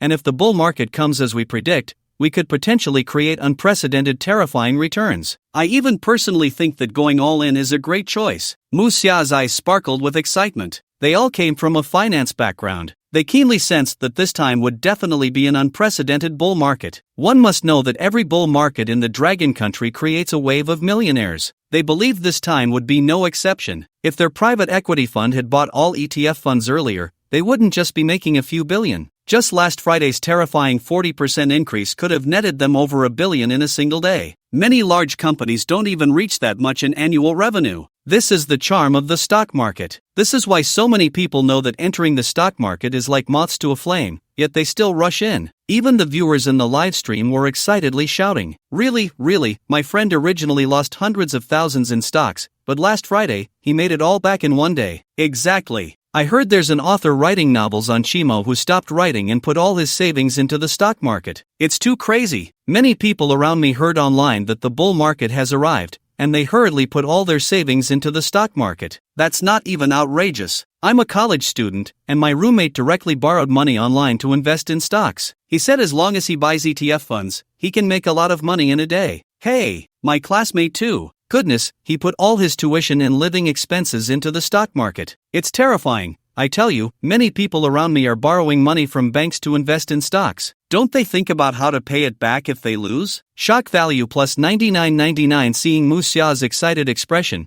Lu Yiming decided he must pour a bucket of cold water on her. He couldn't let her continue making money. Mu Xia, have you realized that you've become obsessed? Lu Yiming pondered for a long time before suddenly speaking. Ha! Mu Xia was stunned. She didn't expect the chairman to remain unmoved by her depiction of the stock market's blue ocean. He even asked such an absurd question. Chairman, I don't understand what you mean. Mu Xia shook her head, puzzled. Don't you feel that your current state is no different from a gambler's? You're only thinking about winning. Have you thought about losing? What if the news of this bull market is just a false alarm? Have you considered the consequences of putting so much money into the stock market? Lu Yiming pretended to be a wise sage and said lightly. Who would have thought that Lu Yiming's words would explode in Mu Xia's heart? Right. How was she any different from those gamblers now? Mu Xia wasn't a fool. Some things she understood immediately. What is a gambler? A gambler is merely in two states. Either they win money and become overly greedy, going all in to try to win back all their chips at once, or they lose money and, unwilling to accept it, want to use their remaining chips, even borrowing at high interest, to win back their capital. Many gamblers switch back and forth between these two states. In the end, they end up ruined. In fact, for ordinary people, the stock market is no different from gambling. For many ordinary people, they haven't read many books and don't understand the logic of the stock market, let alone value investing. They can't even clearly see what the numbers jumping on the stock chart mean. Yet they fantasize about making money from the stock market. They even dream of getting rich overnight. This is the gambler's mentality. This applies even in Lu Yiming's company. Although they have an advanced team that can grasp the market trends in real time and even have access to insider information that ordinary people are unaware of, Mu Xia had to admit that their understanding of the stock market was just the tip of the iceberg. Except for a few people at the top, no one can fully understand the logic behind the stock market's operation. So, Mu Xia and the others are also gambling. They are betting that this bull market will really explode. Even Mu Xia is only thinking about how to buy stocks to win more. She has never considered what to do if she loses. This is not small money. It's hundreds of millions. This is money they worked so hard to earn. If they lose it all in the stock market, what will happen to all their employees? Mu Xia opened her mouth several times, wanting to say something, but she found that she didn't know what to say. She really wanted to tell the chairman that this bull market is real, that many funds, speculators, and institutions in the Magic City have already entered the market. Some have even gone all in. It can't be wrong. But thinking about the consequences of losing, Mu Xia didn't dare to speak anymore. The chairman was right. What if they lose? What should they do if they lose? I don't understand the stock market, but I have a strange feeling. Lu Yiming continued to act nonchalant, saying, Mu Xia, even you, who are usually calm, have started to become so fervent. Is this bull market a bit too crazy? Just now, when I opened my phone, All I saw were notifications about stocks soaring and news that a bull market is coming. Is this really reasonable? I don't understand stocks, but I understand capitalists. If the stock market can really make money recently, these capitalists would only close the doors and secretly make a fortune, not revealing a hint of it. On the contrary, these capitalists would do everything they can to trick us speculators, even retail investors, and ordinary people who don't understand the stock market into entering. Could it be that they want to harvest us? After hearing Lu Yiming's words, Mu Xia suddenly felt enlightened. Yes, if there were really good opportunities to make money, would these capitalists tell us? They would have already made a fortune secretly. In fact, these capitalists are blood-sucking demons. They would love to suck every penny dry from the common people. How could they possibly give away such money-making opportunities for free? But now, the internet is flooded with stock news. This indicates that these capitalists are preparing to harvest the leaks. The previous batch of old stockholders has already been harvested to the point where they have lost confidence in the stock market and have all withdrawn. So these capitalists urgently need a fresh batch of leaks. And this wave of seemingly bullish market conditions could very well be. As Mu Xia thought of this, she was instantly scared into a cold sweat. If this is true, then it's too terrifying. After realizing all this, Mu Xia turned back and thought. Recently, who knows how many new stockholders have entered the market with their life savings. Some even borrowed money to trade stocks. Once this wave of market starts to decline, what will these people do? Mu Xia didn't dare to think any further. At this moment, Mu Xia looked at Lu Yiming with eyes full of awe. This is the chairman, a man who is never disturbed by external news and always remains clear-headed. Under the impact of such favorable market conditions, even Mu Xia was enchanted. But the chairman is the chairman. He has never wavered. Now you understand, right? Lu Yiming looked at Mu Xia's admiring expression, feeling a bit guilty, but still tried to maintain an air of control. Yes, chairman, I understand what you mean. Mu Xia nodded firmly. Then go. Immediately sell all our stocks. Cash out and exit. Lu Yiming commanded. Okay, I'll take care of it right away, Mu Xia said,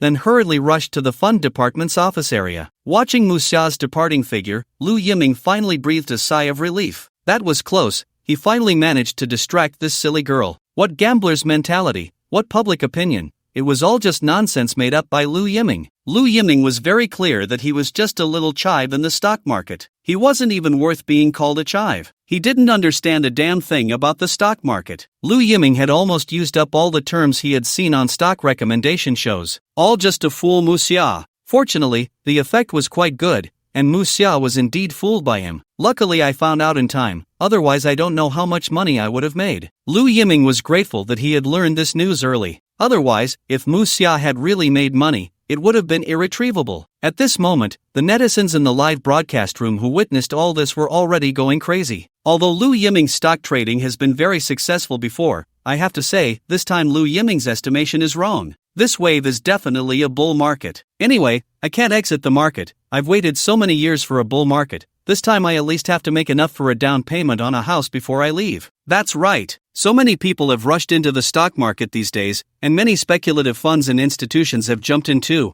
I just don't believe that with so much capital entering, the stock market can still fall. Are you kidding me? If you think about it, you know that so many ordinary people have invested all their savings. How could the stock market crash? Who knows how many people would jump off buildings then? A large portion of the stockholders were completely caught up in the frenzy, immersed in this wave of soaring prices, not believing, and even less willing to believe the news that the stock market would fall. But there were still many clear-headed netizens who were awakened by Lu Yiming's words. Lu Yiming is right. If there was such a good opportunity to make money, how could they tell us? Anyway, I feel this is too crazy. It's not a good thing. If stock trading could really make money, they probably wouldn't even give us the chance to trade. There's a saying online that goes well, people can only earn money within their own understanding, so I advise everyone here to stay clear-headed, lest we get sold out by those capitalists. Although there were quite a few clear-headed people, unfortunately, there were too many crazy ones. They simply did not acknowledge what Lu Yiming said, or rather, they did not want to acknowledge it. To prove their point was correct, countless netizens directly started arguing in the bullet screen area. Thus, the bullet screen area of the live broadcast room turned into a place for cursing. Meanwhile, in the director's room, ha ha ha, Lu Yiming is such a fool. Can't be any more foolish. Ha ha ha. This time the officials are personally stepping in to boost the stock market. How could it possibly fall? Ha ha ha. Not to mention crashing. If the stock market crashes this time, I'll take Lu Yiming's surname. How much have you guys invested? I've put in billions. Billions? That's nothing. Our group's shareholders are all going crazy, frantically pouring money in. It's probably close to 100 billion. I've heard that several financial groups in the port city have already started to take action. Once they enter the market too, the heat of this bull market will rise to another level. As the stock market was booming, Lu Yiming on this side did not stop. He was still crazily scratching off scratch cards, but as they scratched, the employees began to feel a bit tired. Wasn't it said there was a 5 million grand prize? Where's the grand prize? What a scam!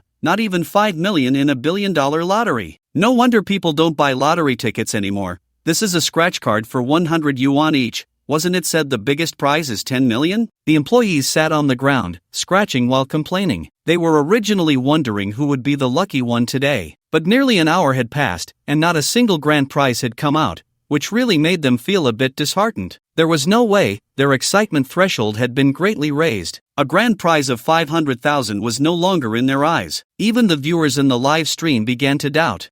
No wonder I've been buying lottery tickets for so many years and have never won a big prize. It turns out there are no big prizes at all. Laughing to death, I remember someone won tens of millions back in the day, but when he went to claim the prize, the lottery center called the police, saying his ticket was fake. Why? Because the winner they arranged wasn't him at all. Doghead, tisk tsk. Anyway, I never believe in lottery tickets anymore. If you look closely at the winners, you'll see. Last time I even saw a winner wearing a lottery center staff uniform. Doghead. The viewers in the live stream flooded the comments. Seeing this scene, Lu Yiming nodded in satisfaction. Very good, very good. It seems the lottery hasn't disappointed him. After trying so many methods, he finally found a way to lose money perfectly. However, Lu Yiming was puzzled as to why the system's reward hadn't arrived yet. Based on past experience, having lost a billion should have already returned 10 billion in rewards. Maybe the system is delayed. Lu Yiming comforted himself, then turned to open a new box and casually scratched a lottery ticket. Chairman, we've already sold all the stocks, and they're about to be snatched up. Mu Xia had just come to report the situation. As soon as she looked down, she saw the numbers on Lu Yiming's scratch card. Chairman,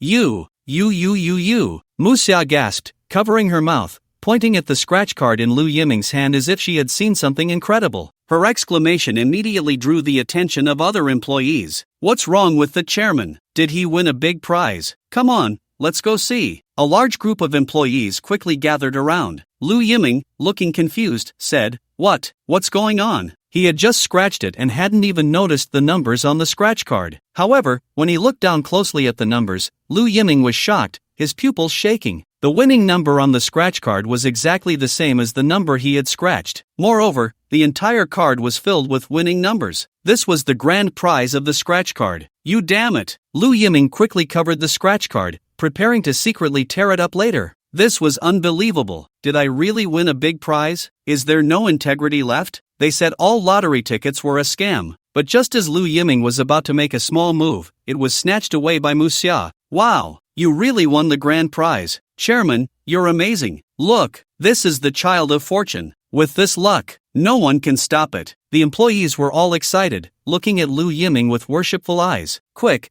count how much money it is. Yes. Let's see how much this winning scratch card has. Mu Xia pointed at the winning numbers on the ticket, and finally calculated a number that thrilled everyone. 30 million. Wow, 30 million. Amazing. Incredible. This is the first time I've heard of a scratch card winning so much money. Is this really a scratch card? Why don't I have this kind of luck? It's a conspiracy. It must be a conspiracy. The lottery people must have asked Lu Yiming to advertise. Upstairs, if you have the ability, buy out all the scratch cards in your city at once, and you can win this much money too. The viewers in the live stream were in an uproar, so envious they were about to go crazy. Clap, clap, clap. The office erupted in warm applause. Everyone looked at the chairman with admiration. This is their chairman. A god descended. A koi transformed. This is what the Seven Cats novels always refer to as the child of fortune. Cough, cough. Accident. This is definitely an accident. Lu Yiming smiled awkwardly, pulled out another scratch card from the box, and said, I don't believe it, this one can also win the grand prize. However, 5 seconds later, Lu Yiming looked at the scratch card in his hand with a sense of despair, feeling that life had lost its meaning. Meanwhile, Mu Xia and the others held Lu Yiming's scratch card as if it were a sacred painting, studying it carefully. Look, as expected of the chairman, he won 20 million. The chairman still dares to say he isn't a lucky charm. How bold! Chairman, you can't be so humble anymore. You're handsome, smart, kind-hearted, and still so humble. How are we supposed to live? Lu Yiming quickly caught on, pointing at the box of lottery tickets, saying, "It must be that this box is haunted. Maybe the grand prize is in there." As soon as Lu Yiming finished speaking, everyone looked at the box in front of him with burning eyes. Right. No wonder they hadn't won the grand prize. Maybe the grand prize was in this box. But thinking about it didn't mean anyone stepped forward to take out the scratch cards. These employees were very clear-headed. All their benefits today came from Lu Yiming's kindness. Each of them had won a lot of money today, and they were already very satisfied. They couldn't be greedy. Even if there was a grand prize, it should belong to Lu Yiming. They couldn't overstep their bounds. The employees who could enter this investment company were mostly graduates from 985 or 211 universities, some even with master's degrees. They weren't foolish. Even Pei Yingjun, who had long been criticized for being stingy, was a big data talent from a 985 university. They understood the importance of knowing when to advance and when to retreat. Seeing them in such a state of wanting but not daring to ask,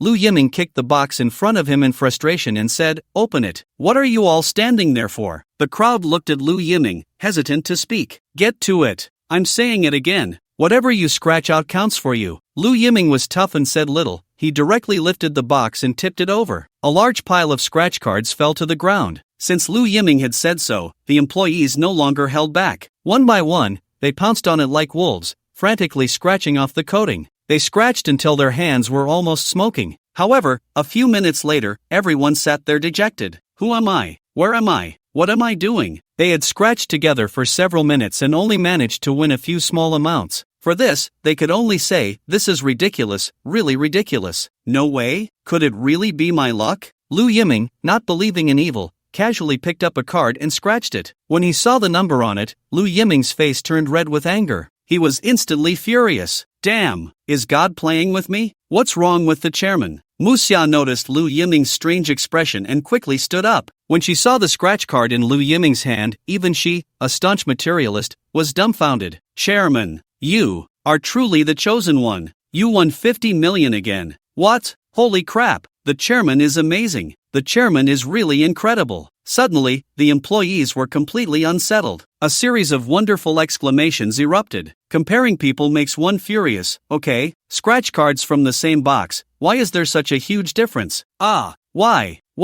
I've scratched for so many years. Not only have I never won a grand prize, but I've also lost who knows how much. Why can Lu Yiming win the grand prize 3 times in a row? Damn! With this, Lu Yiming has directly recouped his losses and made a profit. This is the first time I've seen someone take advantage of lottery tickets. Damn! Is there some magic in the scratch cards from the Magic City? How can I win the grand prize? No way! I have to rush from Su Province to the Magic City to buy a lottery ticket. If I don't buy it now, I might miss out. I'm going to. Damn it! I refuse to believe that Lu Yiming can win the grand prize. I can do it too. Shock value plus 999999 compared to their excited expressions, Lu Yiming immediately sensed something was off. It was more than just a little off. Why should he win? Lu Yiming felt there was something wrong with this. He wasn't narcissistic enough to think that way. He believed his luck wasn't that good. There must be something fishy going on. With that thought, Lu Yiming secretly called over the employees who were going to raid the lottery center. "Chairman, did you call us for something? When you bought these scratch cards, did anything seem off?" "Actually, yes. When we were preparing to load the car, another staff member came over with a box, saying it was an extra gift for buying so many scratch cards." "Is that the box from which I just won the grand prize?" That's hard to say, the boxes all look the same." At this point, Lu Yiming was damn sure. Damn! Someone set him up. The lottery center was using Lu Yiming for advertising. That last box was deliberately stuffed in by the lottery center. Inside was the grand prize they prepared for Lu Yiming. Did they think the lottery center was being kind?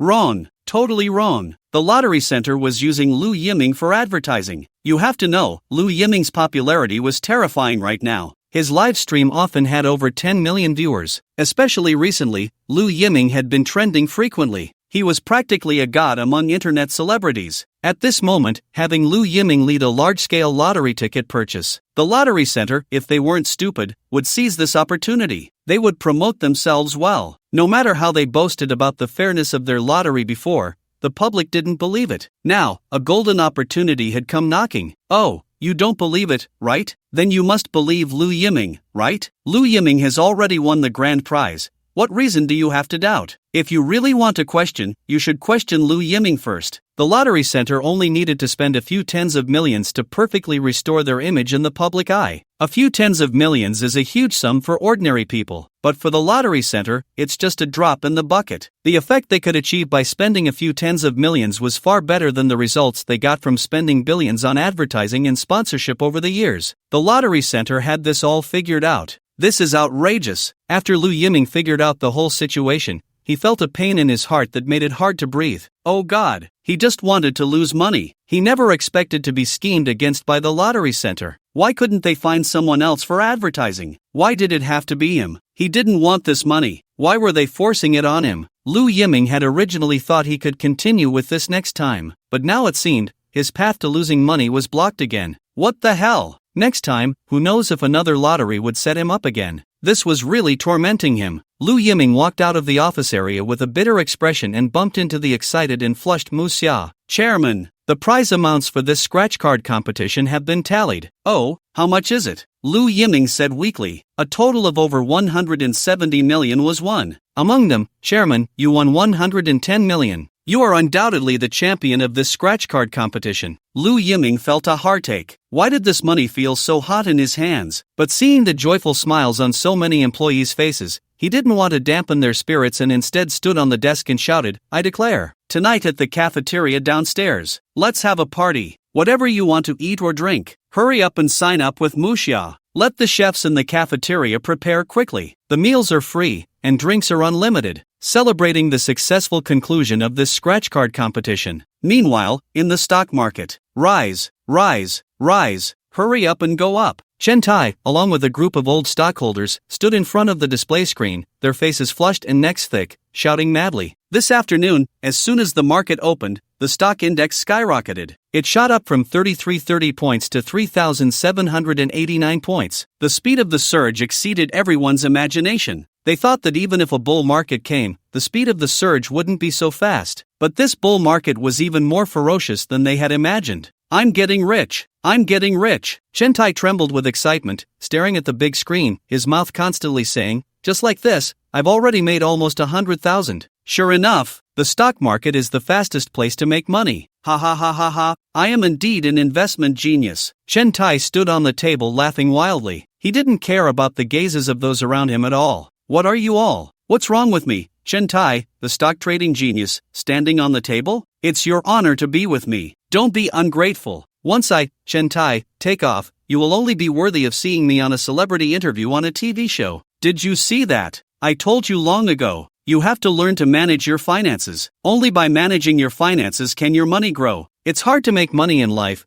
but making money from money is very easy. The stock market is one of the most profitable ways to invest and the fastest way to make money. But not everyone can understand the stock market. If you don't understand anything, trading stocks will only lead to losing everything. Only I am one of the few people in the entire dragon country who truly sees through the stock market. This time, the damn bull market has definitely come. As long as you dare to enter the stock market, you will definitely make a fortune. You can get rich with your eyes closed. Let me tell you, this is the time to starve the timid and overfeed the bold. You all have to learn from me. Only then can you progress. Only then can you get rich. Only then can you escape your miserable life of scraping by. Like that lucky fool Lu Yiming. Sooner or later, I will step on him. Just wait and see, he won't be able to show off for long. When I, Chen Tai, rise again, it will be the day he kneels at my feet begging me to take him in. Ha ha ha ha ha, I'm putting it out there today. I want to use the first bucket of gold I earned from the stock market today to rebuild my business empire. As Chen Tai said this, he laughed to the sky. He remembered all the hardships he had endured before, and his eyes turned red. He understood. He had completely awakened. After enduring hardships,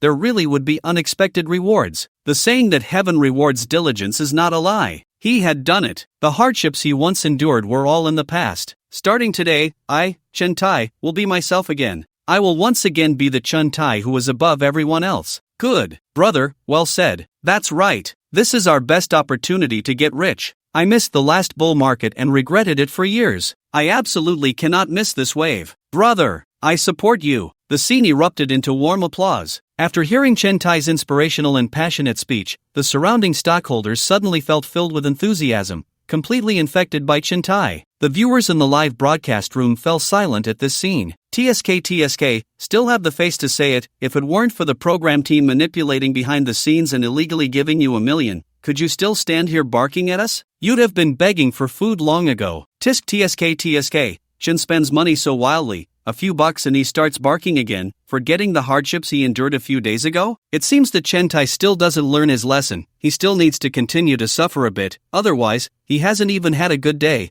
and the capitalist's true colors are already showing again. However, you can't say that Chen Tai really hit the jackpot this time. He just happened to run into a bull market. Otherwise, even if he was given money, he would have lost it all. Sigh, this stock market is too strange. I advise everyone here not to enter easily. As I always say, the stock market has risks, investment requires caution. However, just as Chen Tai was excitedly shouting, the curve on the display suddenly started to drop. What the hell? What's going on? Chen Tai's eyes widened, staring intently at the curve above, his whole body suddenly filled with panic. It can't be. It can't drop. This is a bull market. It must just be a slight fluctuation. Chen Tai clenched his hands tightly together, almost kneeling down to pray. But the stock market never bends to the will of ordinary people. The curve that had been soaring straight up began to plummet as soon as it reached its peak. From the highest point of 3,836, it plummeted to 3,475. It was already close to the price at which Chen Tai had bought in. No, don't drop. You can do it. Get up. Stand up quickly. You absolutely cannot drop. Chen Tai almost lost his mind, shouting in anger. The nearly 100,000 yuan that was within reach just vanished like that. So much money evaporated in an instant. Chen Tai didn't even know how it disappeared. The money just slipped away from his hands without any warning. However,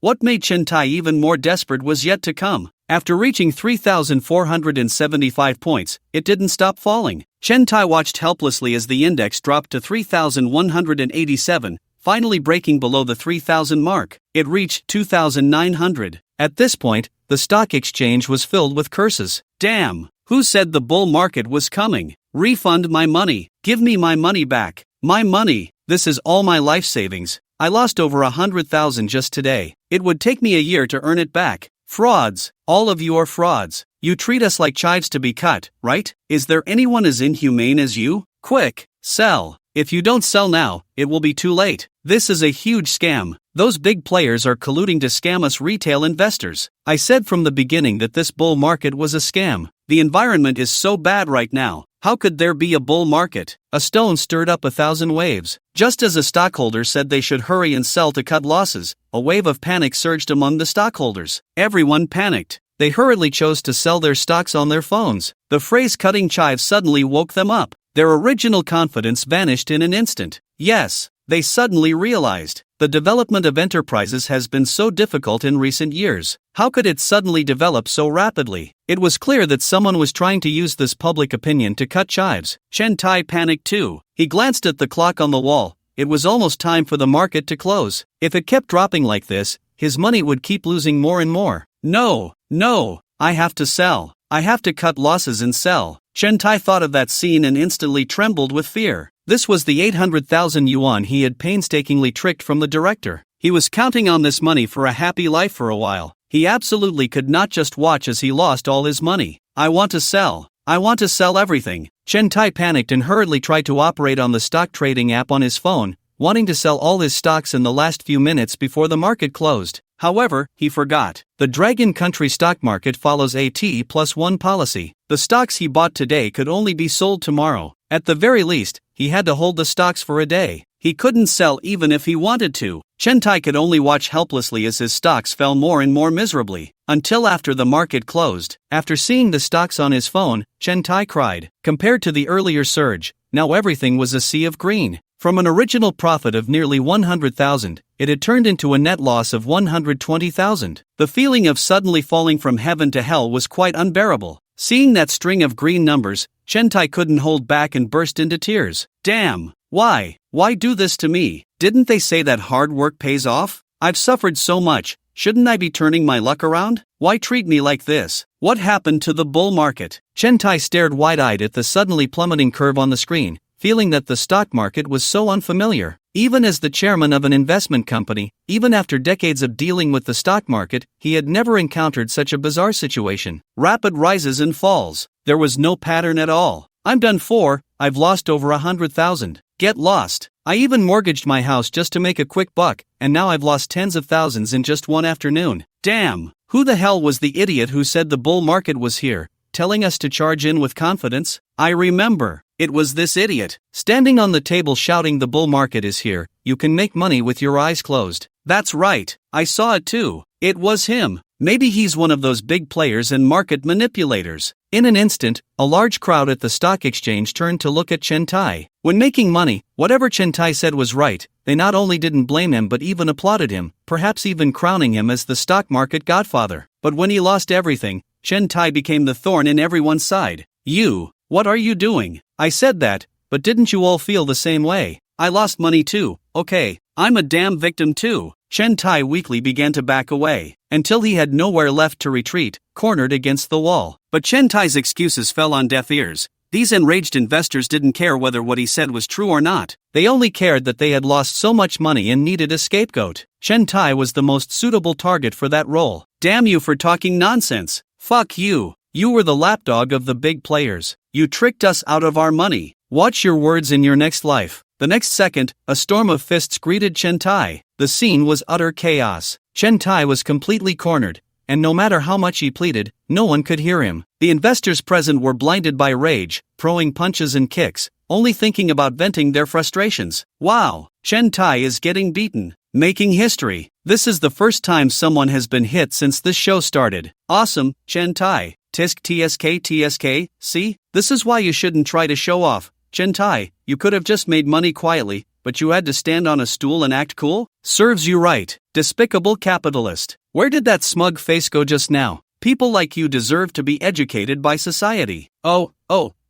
wasn't Chairman Chen calling us to learn from you? Didn't you mock us for being losers? What are we supposed to learn from you? How to get beaten up. Ha ha ha. Countless viewers in the livestream not only felt no sympathy for Chen Tai but instead cheered and applauded, almost setting off firecrackers on the spot. Meanwhile, the backstage director team was dumbfounded. The director stared at the screen where Chen Tai's face was barely visible, suddenly at a loss. No, Chen Tai, what the hell is wrong with you? How did you get into trouble like this? Just how useless can you be? Why provoke these investors? Hurry, cameraman, go save him. The director was frantic, quickly speaking into the intercom. With so many people beating up on Chen Tai, the director was terrified that Chen Tai might die here. No way, director, I can't get in at all. I can't even see Chairman Chen's shadow now, said the two hidden photographers on site, feeling troubled. What a joke. These retail investors are going crazy, and they still foolishly rush in to save people? Are they looking for death? What if they are mistaken for Chen Tai's accomplices? The director has really become zen about it now. Forget it. Since that's the case, Chen Tai, you can just leave your fate to the heavens. Even if you die, the director can accept it. Eventually, the staff at the exchange called for an inspection. They forcibly drove away these retail investors, finally rescuing Chen Tai. At that moment, Chen Tai lay quietly in the corner, his face bruised, his clothes tattered, and there was even a huge shoehorn mark on his forehead. A bunch of idiots. The retail investors in the stock market. Chen Tai mumbled, blood-tinged drool at the corner of his mouth, still barking. You don't understand. This is the adjustment phase of a bull market. Tomorrow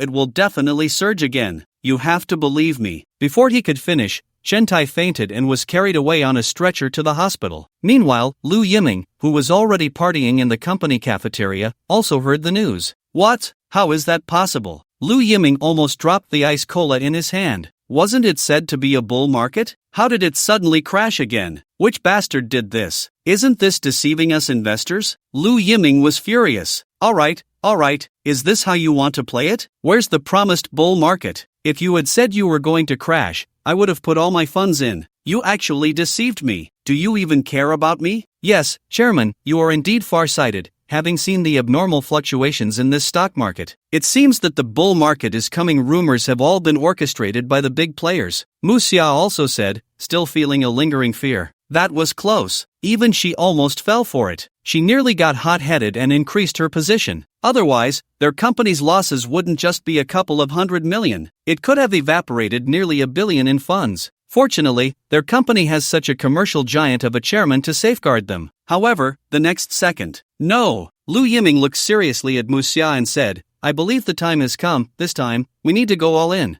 What? Mu Xia was completely stunned by Lu Yiming's words. Chairman, are you serious? This bull market is clearly a scam. Mu Xia had already heard some stock market big shots analyzing it. Due to the long-term slump in the Dragon Country's stock market, many old investors who had been cut too many times had left the market. This led to a continuous decline in the stock market, forming a vicious cycle. The reason for releasing the news of a bull market this time was to attract more new investors, that is, fresh retail investors to enter the market. It seems the market regulators didn't expect the stock market to drop so severely this time. It scared away the retail investors. They completely don't understand the essence of cutting leeks. Cutting leeks should be a gradual process. You can't cut them before they have fully grown. You definitely can't pull them out by the roots all at once. Chairman, I have something I don't know if I should say. Mu Xia hesitated and said, if you don't know whether to say it or not, then just say it directly. I'm not a tyrant who can't listen to others, Lu Yiming said with a strange expression. Well, this time in the stock market, I feel the main purpose is to attract new investors. But those executives and directors holding stocks saw an opportunity. After all, their stocks have been falling, and they desperately need someone to take over. Just at this time, the stock market was hyped up. A large number of retail investors entered the market. So these guys started to sell off their stocks, letting many retail investors enter at high prices. But as more and more major funds fled, the entire stock market remained in a downward state. That's why the market ended today in such a miserable way. So what? Lu Yiming asked after listening to Mu Xia's analysis. Mu Xia was dumbfounded. Wasn't her meaning obvious enough? Run! Hurry up and run! This is definitely not the time to enter the market. Today's plummet was so severe, who knows if it will continue to fall tomorrow. After all, a lot of the major funds have run away, and the newly entered retail investors have been cut down too badly. Tomorrow the stock market will surely not be any better. Mu Xia, although I don't have much experience in stock trading, I think the stock market is closely related to human nature. The more the public shouts that we shouldn't trade stocks, the more it is the time to enter and wait for a good opportunity. The more the public tries to trick us into entering,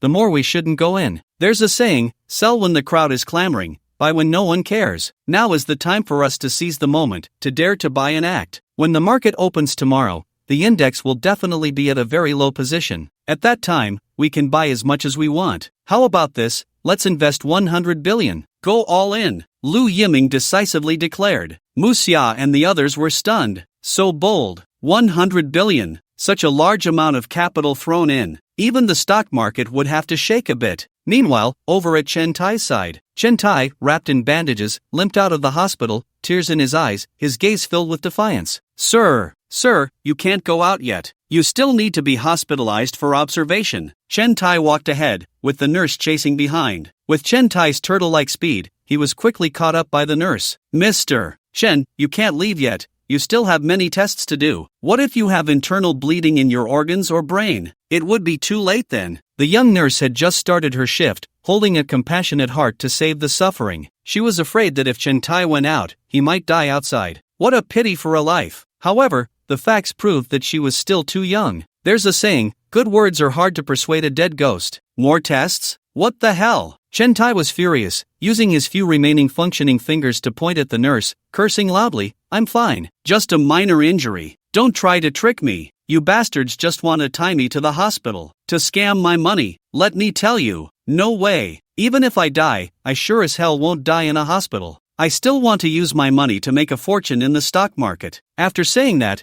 Chen Tai didn't forget to shove the young nurse. Get out. Don't block my way. The young nurse fell to the ground, crying loudly. She had come with good intentions. She never expected this old bastard to be ungrateful and even push her. Damn, Chen Tai, you really are something. Someone is kindly advising you, and you not only don't appreciate it but also push them. Damn it, I really want to beat Chen Tai up. I've never seen such a heartless beast. Deserved, just like Chen Tai. He deserves to be beaten. Sooner or later, he'll be beaten to death.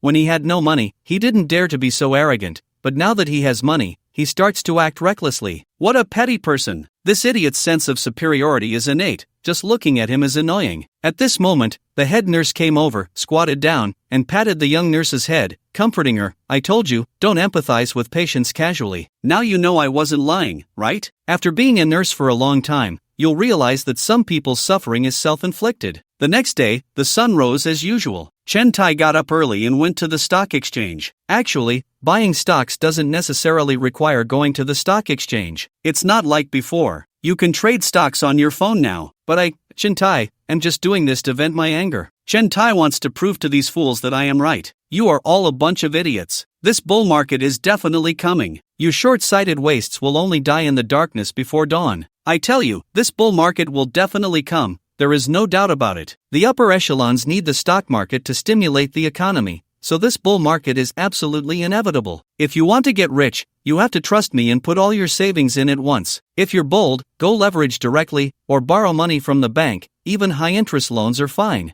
I'll say it once, after today, you will all thank me. You might even worship me, Chen Tai. Praying to those deities is useless because they won't give you the chance to get rich. But I can. This time, I'm directly giving you the opportunity to get rich. Those who believe in me, come on. You will absolutely not regret it. But if you are timid and don't dare to rush in to make money, then you deserve to be poor for the rest of your life. Anyway, I absolutely will not sell my stocks today. I want to see my stocks rise again, Chen Tai said emphatically. But clearly, the netizens in the livestream were not buying it. Chen, have you forgotten the pain after healing the scars? Did you forget about the beating you took yesterday so quickly? Tisk tsk, look at you acting so tough. If I didn't know better, I'd think you made a fortune. Did you even calculate how much you lost when you got home yesterday? I'm really curious how this pig brain, Chen Tai, became the chairman. He's just a complete fool. He lost so much trading himself. I really don't understand how he got rich. Chen Tai, just shut up. I lost tens of thousands yesterday, scared me into selling everything. I won't touch stocks again. And now you want to trick me into the market? You must be a pawn of the big players, rushing to take over. It's all about luck. The stock market relies on luck. Those operations like controlling the market, manipulating stock prices,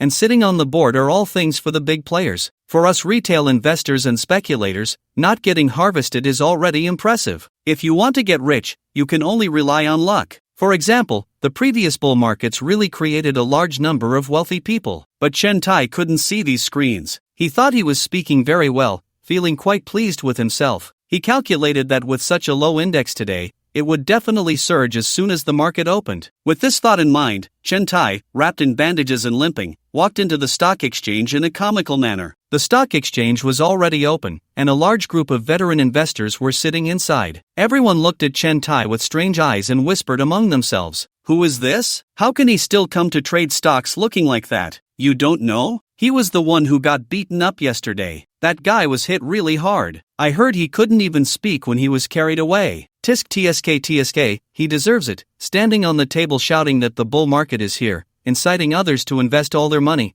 It's no wonder he got beaten. That's why I say never teach people to trade stocks. Winning is fine, but if you lose, you'll be in for it. Not only will people not stick to your good side, but they might even turn on you and hit you. Listen, this is the true voice of veteran investors." Chen Tai also heard their words. He was so angry that his teeth itched. "Fine. You all want to see me make a fool of myself, right? Just wait. If the stocks surge today and the bull market officially takes off, I want you all to kneel down and apologize to me. You'll worship me as the stock god of Magic City." At 9 o'clock, the stock market officially opened. Chen Tai directly invested all his money into the ETF fund. This is also the most profitable method. After all, buying other stocks has limits on price increases, but ETF funds do not. How much it rises is how much it rises. Chen Tai has this confidence. Unexpectedly, Chen Tai really got it right this time. As soon as the stock market opened, the trading volume shot up. All stocks began to turn red again. It was clearly a sign that a bull market was about to arrive. The index soared like a rocket, crazily climbing from 2867 points to over 3,176 points. Now, he was excitedly watching the numbers jumping on the screen, almost standing on the table and shouting like yesterday. If the stocks continued to rise, he would soon break even. Not only would he break even, but he could also make a fortune. What's going on? It's skyrocketing again? It's strange, the stock market's trend these past 2 days is too odd.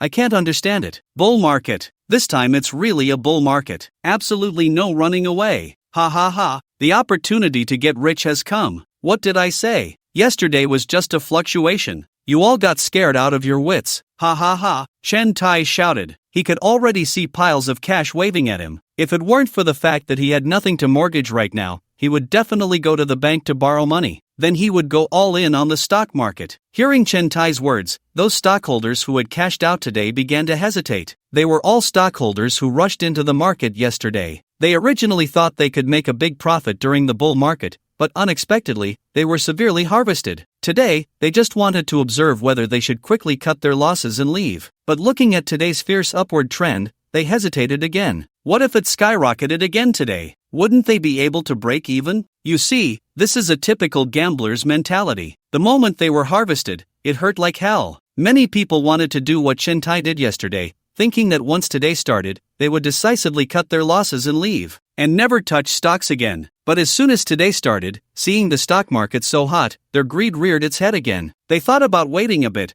to see if they should hold onto their stocks a little longer. What if they broke even? Once they saw an opportunity, they would immediately increase their positions and rush in. This is why there are so many old retail investors in the stock market who have been harvested countless times, yet still tirelessly rush in to be harvested again. As long as these retail investors are given a little sweetness, or even just a glimmer of hope, they will obediently jump into the trap set for them by the big players. So, looking at the big screen with strings of bright red and wildly jumping numbers, and with Chen Tai beside him shouting hoarsely, these old retail investors hardened their hearts, not only refusing to cut their losses but instead putting all their money in. After an hour of trading, the stock market index had surged to 3,488 points. It completely exceeded Chen Tai's expectations. He had broken even. This was exactly the same as the price he bought in at yesterday. I made it. Ha ha ha. I'm rich. Bull market. I love you. What did I say? This time it's definitely a bull market. You fools. I don't care if you don't believe me, but you dare to hit me. Do you understand today? What Chen Tai, said is right. The truth is always in my hands. Chen Tai laughed wildly. He felt like he had completely become the winner in life. Damn, Chen Tai really got it right. How the hell did it rise again? Tisk tsk, Chen Tai got lucky. It's really rare. I'm dying of laughter. Look at Chen Tai's smug face. I just want to slap him. Just weakly asking, is it still too late to buy stocks now? Should be fine to make some pocket money, right? The netizens in the live broadcast room were all flooding the screen with comments. Looking at the red numbers still jumping on the big screen,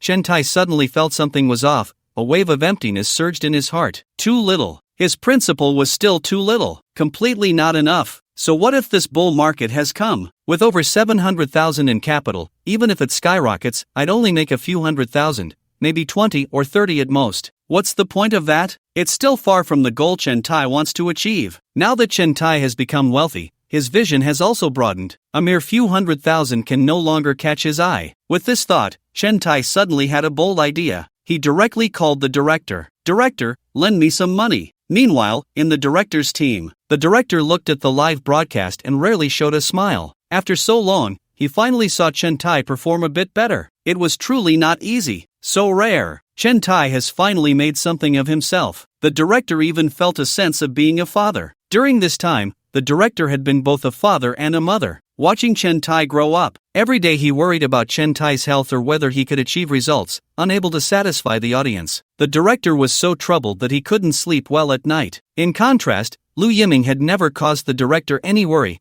and everything was going smoothly for him. But thank goodness, Chen Tai has finally gotten on the right track. With this initial funding, Chen Tai could completely ignore his age and educational disadvantages, perfectly leveraging his years of immersion in the stock market. Then he could accumulate some original capital. After that, the program team could secretly give Chen Tai a little help, discreetly assisting him to grow and develop, helping Chen Tai start a new venture. Once Chen Tai's new company became big and strong, the director could finally rest easy. With this thought, the director felt the weight of responsibility on his shoulders. There were still many areas where Chen Tai needed support. Unknowingly, the director hadn't even realized that giving Chen Tai a backdoor had become a matter of course. However, the next second, ding-a-ling-a-ling, the director's phone rang. Seeing that familiar number, the director panicked. What the hell? Chen Tai? What does he want now? The director said with a puzzled expression. Although he didn't want to answer Chen Tai's call, the director had no choice. Hello, Chairman Chen, congratulations. We all saw it. Today's stock market is booming. Looks like your insight is still sharp.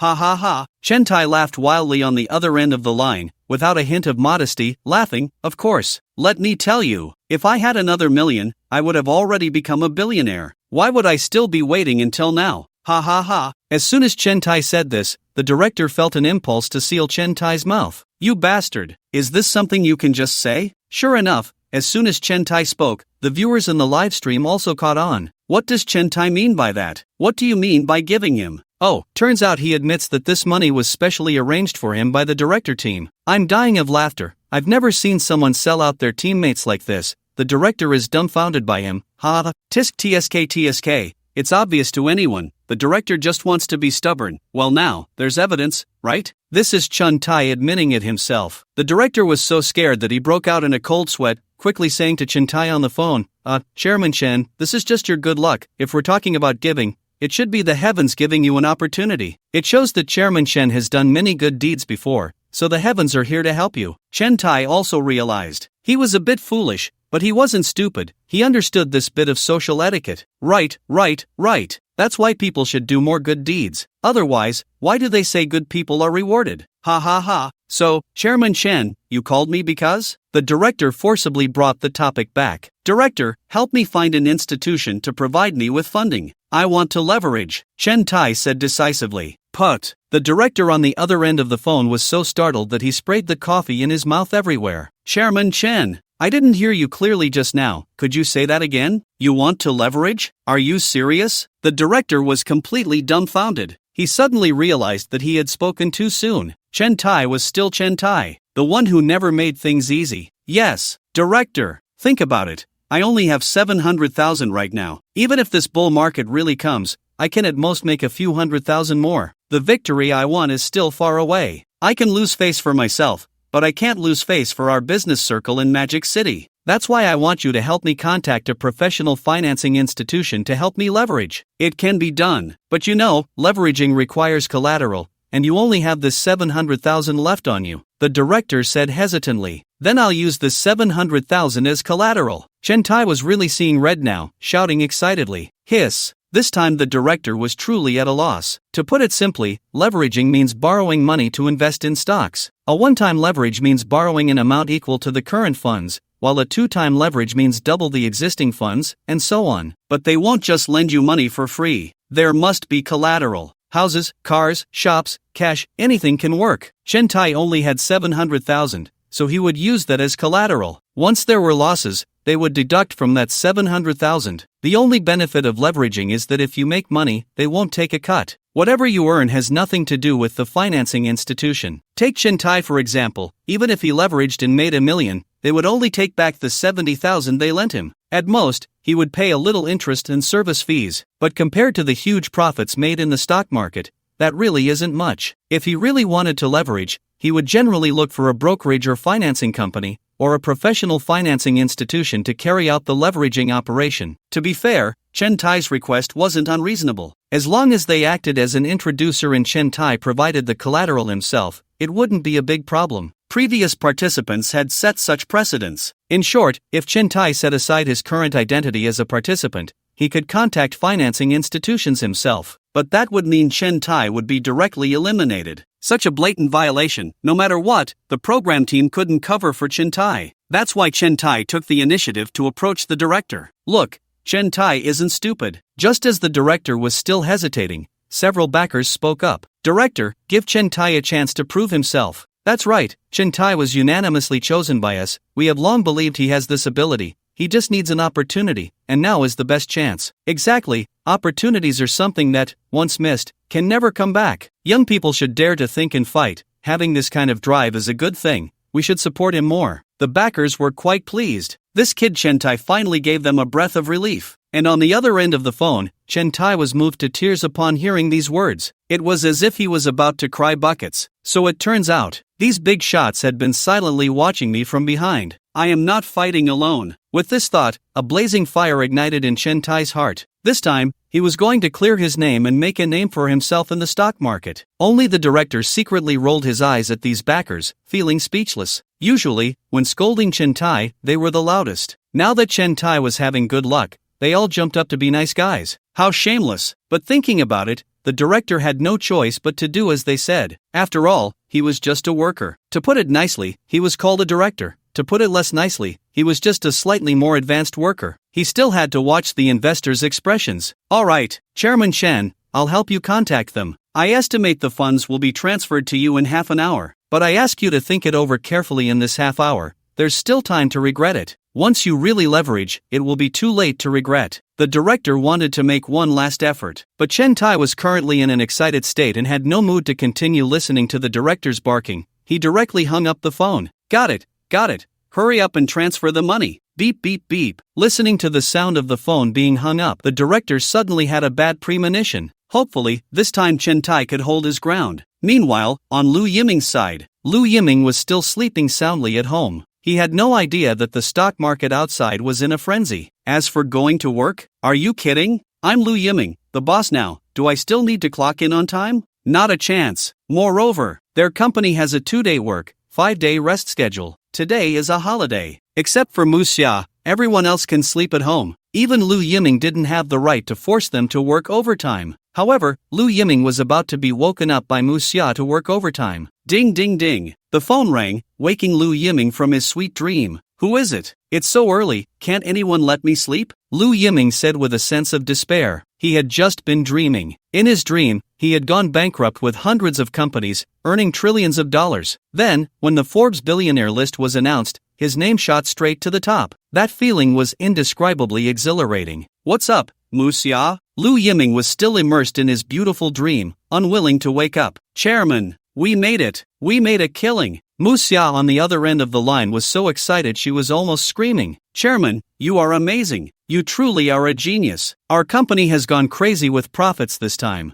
What the hell? Goodness. That sentence startled Lu Yiming awake. No, Mu Xia. What did you say? Speak clearly. I can't understand you. Lu Yiming sat up abruptly from bed, pressing for details. This morning, as soon as the stock market opened, I followed your instructions and put all 100 billion into the ETF fund. When we bought in, it was only at 2,956 points. Now it's already at 3,597 points. We made a fortune. This wave, we earned over 10 billion. After hearing Mu Xia's words, Lu Yiming's anxious heart finally sank. You damn it. I gave you so much money just to let you lose it in the stock market. And you brought back over 10 billion? Is there such a secretary? Are you trying to trick me in every way? Over 10 billion. So much money, I'll be losing it until the next century. How could this happen? Didn't we say the bull market was a scam yesterday? How did it explode today? Lu Yiming's mentality was about to break. I don't know. That's why I said you are a genius, Chairman. And we estimate there will be another wave of upward trend. It might eventually reach 5,000 points before stopping. Mu Xia said excitedly. Lu Yiming was now wide awake. He calculated. He bought in at over 2,900 points. If it rises to 5,000 points,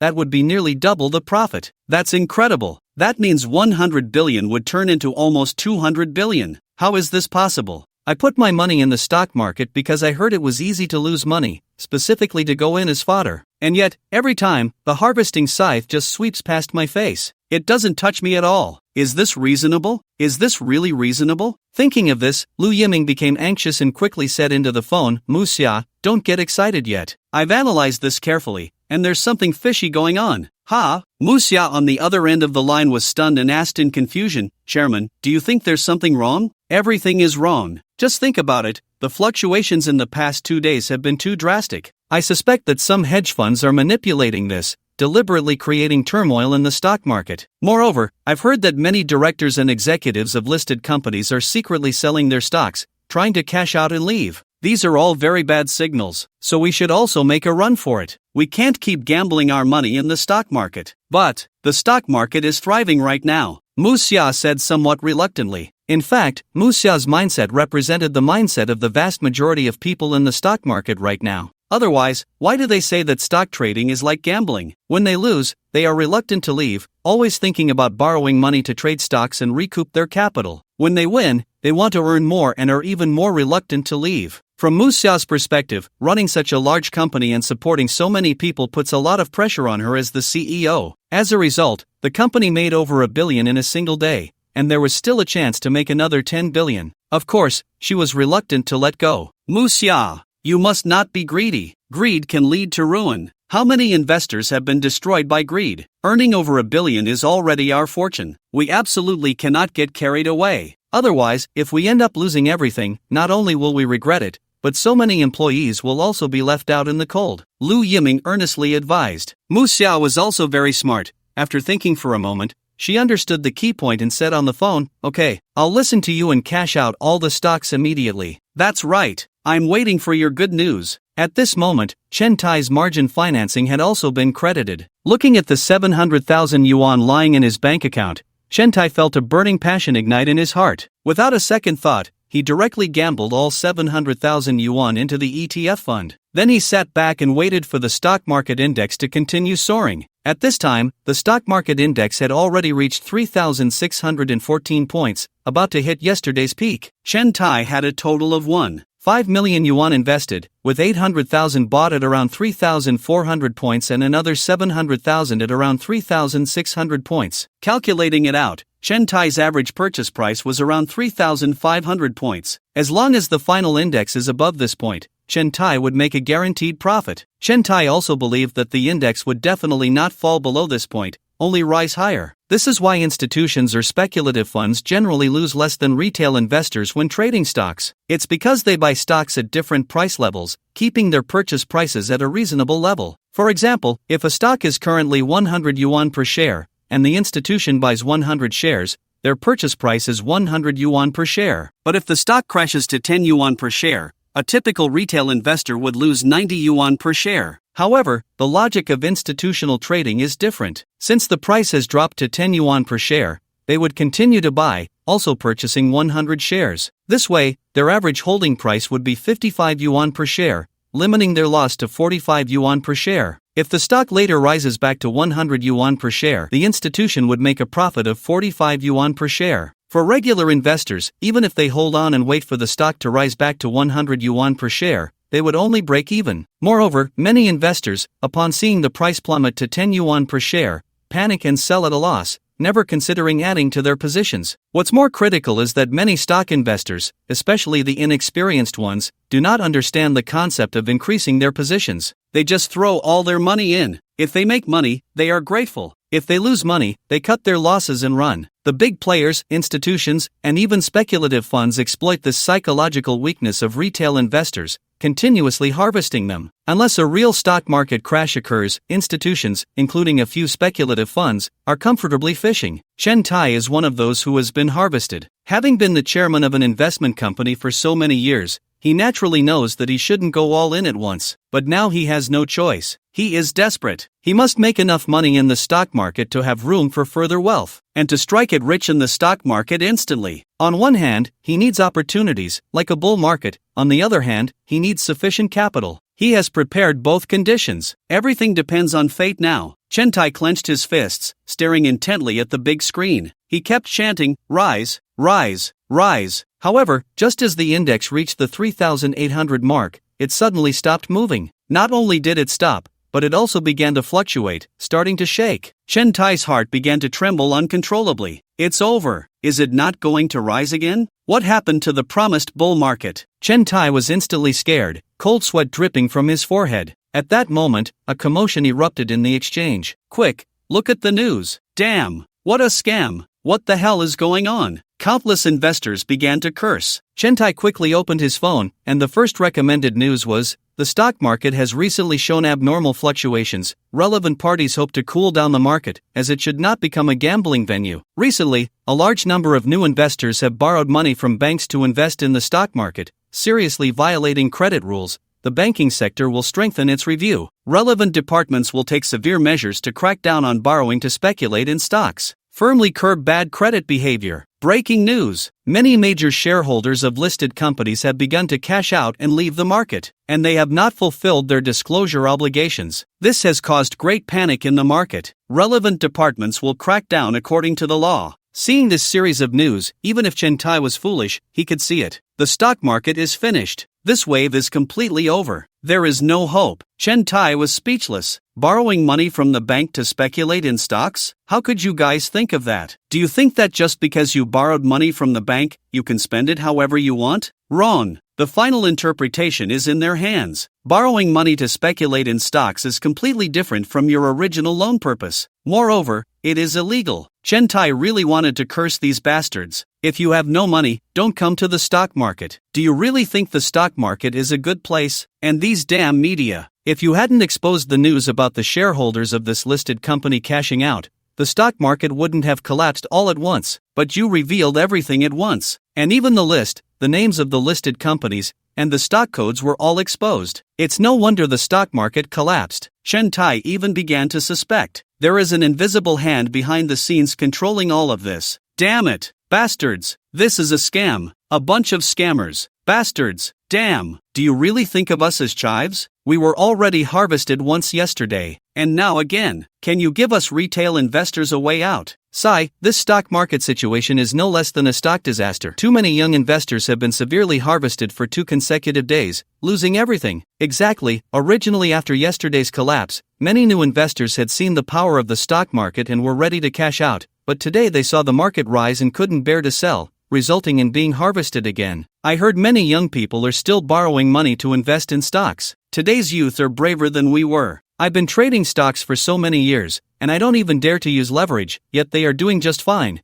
borrowing all their capital. The surrounding veteran investors were discussing. Chen Tai finally regained his composure. Sell. He had to sell. If he didn't sell now, it would be too late. Just as Chen Tai hesitated for a moment, the stock market index plummeted like a roller coaster. From 3,800 points, it dropped straight down to 3,500 points. Chen Tai was so scared that he quickly cleared all his 800,000 of his own funds. He directly lost tens of thousands. Losing tens of thousands of dollars was nothing to Chen Tai. The key point was, the 700,000 he borrowed, he would have to wait until tomorrow to sell. Chen Tai's heart sank. Suddenly, he felt a sense of impending doom. His own funds were gone, but the leveraged funds couldn't escape. If the leveraged funds incurred losses, he would still have to use his own funds to cover the whole. At that moment, Chen Tai sat weakly on the cold ground. His face was expressionless, his heart like dead ashes. He knew he had lost. He had bet everything, and he lost. Losing meant admitting defeat. Although Chen Tai wasn't a good person, at least he could afford to lose. Chen Tai looked up at the index on the display screen that was still plummeting,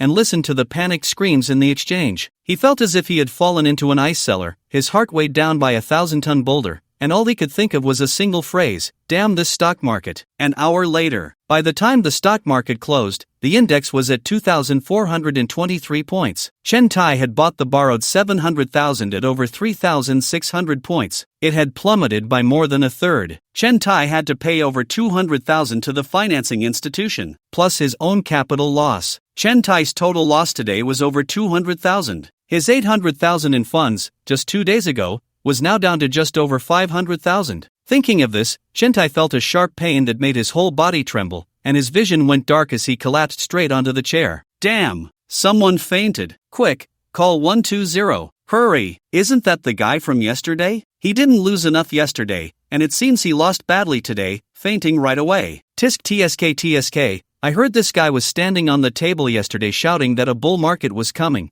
and then he got beaten up. Today he still hasn't learned his lesson, serves him right. Forget about him. I heard someone upstairs is about to jump. Let's stop that jumper first. Chen Tai still had some awareness left, but hearing those heart-wrenching words from the investors made him roll his eyes in anger, foaming at the mouth. This scene startled the director. Cameraman! Cameraman! Go save him! Chen Tai's hidden cameraman had cursed Chen Tai countless times in his heart. Why was the cameraman over at Lu Yiming's side completely fine, even able to enjoy meals at Lu Yiming's company cafeteria? Only they had to follow Chen Tai around every day, filming him, and even had to clean up after this old fool. This was simply outrageous. Meanwhile, Lu Yiming had just woken up. He stretched lazily and then opened his phone to check. Good heavens! Mu Xia had bombarded him with a wave of messages. Chairman, you are truly amazing. You are simply a stock god. Just as you predicted. After the market opened, it rose to a peak of 3,800 points and then started to plummet. By the time the morning closed, the index was only over 2,400 points. Chairman, I admire you so much. You are simply a legend in the financial world. You are the only one who completely avoided this stock disaster. And you even made a huge profit as a trader. Seeing this string of messages, Lu Yiming's head buzzed, and he jumped straight out of bed. What the hell? What is going on? Wasn't it doing well just now? How did it crash so suddenly? Are you kidding me? Is the stock market really this thrilling? Lu Yiming angrily slapped his thigh, feeling heartbroken. If I had known it would drop, I wouldn't have sold this morning. At least I could have lost a few billion. A tenfold return would mean over 100 billion in. That's over 100 billion. Lu Yiming felt so pained he could hardly breathe.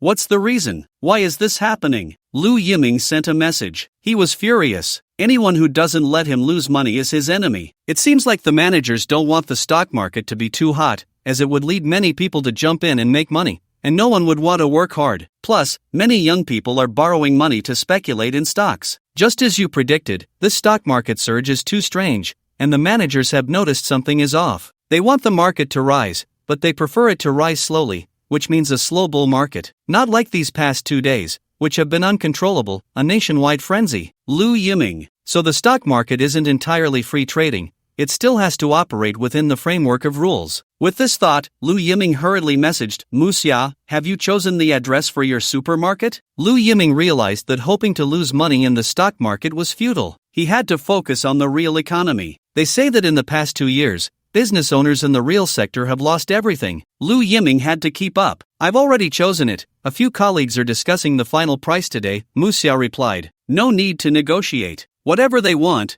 just give it to them. It has to be finalized today. We're not short on money. We can afford it. An hour later, Lu Yiming and Muxia arrived at the supermarket location. The supermarket was not located in the city center but rather in a place closer to the suburbs. The foot traffic was not very high. Looking at the surrounding environment, which lacked any signs of bustling activity, Lu Yiming revealed a satisfied smile. Yes, this is the kind of place. Running a supermarket in such a location, I wouldn't lose money, and that would be a miracle. This large supermarket originally sold maternal and infant products and had a small amusement park. It couldn't sustain itself, so it was put up for transfer. It has a total area of over 400 square meters, with a total quote. Before Muxia could finish, Lu Yiming raised his hand to interrupt her. No problem. Muxia, I trust your judgment. This location is excellent. You truly have what it takes to be a boss. Well done, Mu. Keep it up. Muxia's cheeks flushed. Her heart raced. She didn't expect the chairman to think so highly of her. Chairman, I just did what I was supposed to do. Most of the work here was led by the marketing department colleagues. Muxia said, blushing, her voice barely above a whisper. Hey, if it weren't for you leading the way, even if there were many talented people under you, they wouldn't be able to organize anything. By the way, how many supermarkets like this have we bought? Lu Yiming asked. A total of 12. Not enough. We need more supermarkets. Lu Yiming said seriously, once our supermarkets become popular, the customer flow will be an extremely hot number. If our chain supermarkets can't accommodate that many customers, they will complain. Muxia was a bit confused. The supermarket hasn't even opened yet. How could he think so far ahead? Muxia even doubted in her heart. Will there really be customers? After all, there are so many supermarkets in Magic City that you can't even count them. Moreover, recently, with the rise of food delivery, even supermarkets have launched delivery services. Will there still be room for supermarkets like theirs to survive? Have the supply channels been established? Lu Yiming suddenly asked, not noticing Muxia was in a daze. It's almost done. In the past few days, many colleagues have quickly built warehouses across Su province and contacted local buyers. As soon as the supermarket opens, there will be a continuous supply of agricultural products delivered to our supermarket, Muxia replied. Muxia, look, the agricultural products from Su province alone are far from enough, aren't they? Lu Yiming shook his head,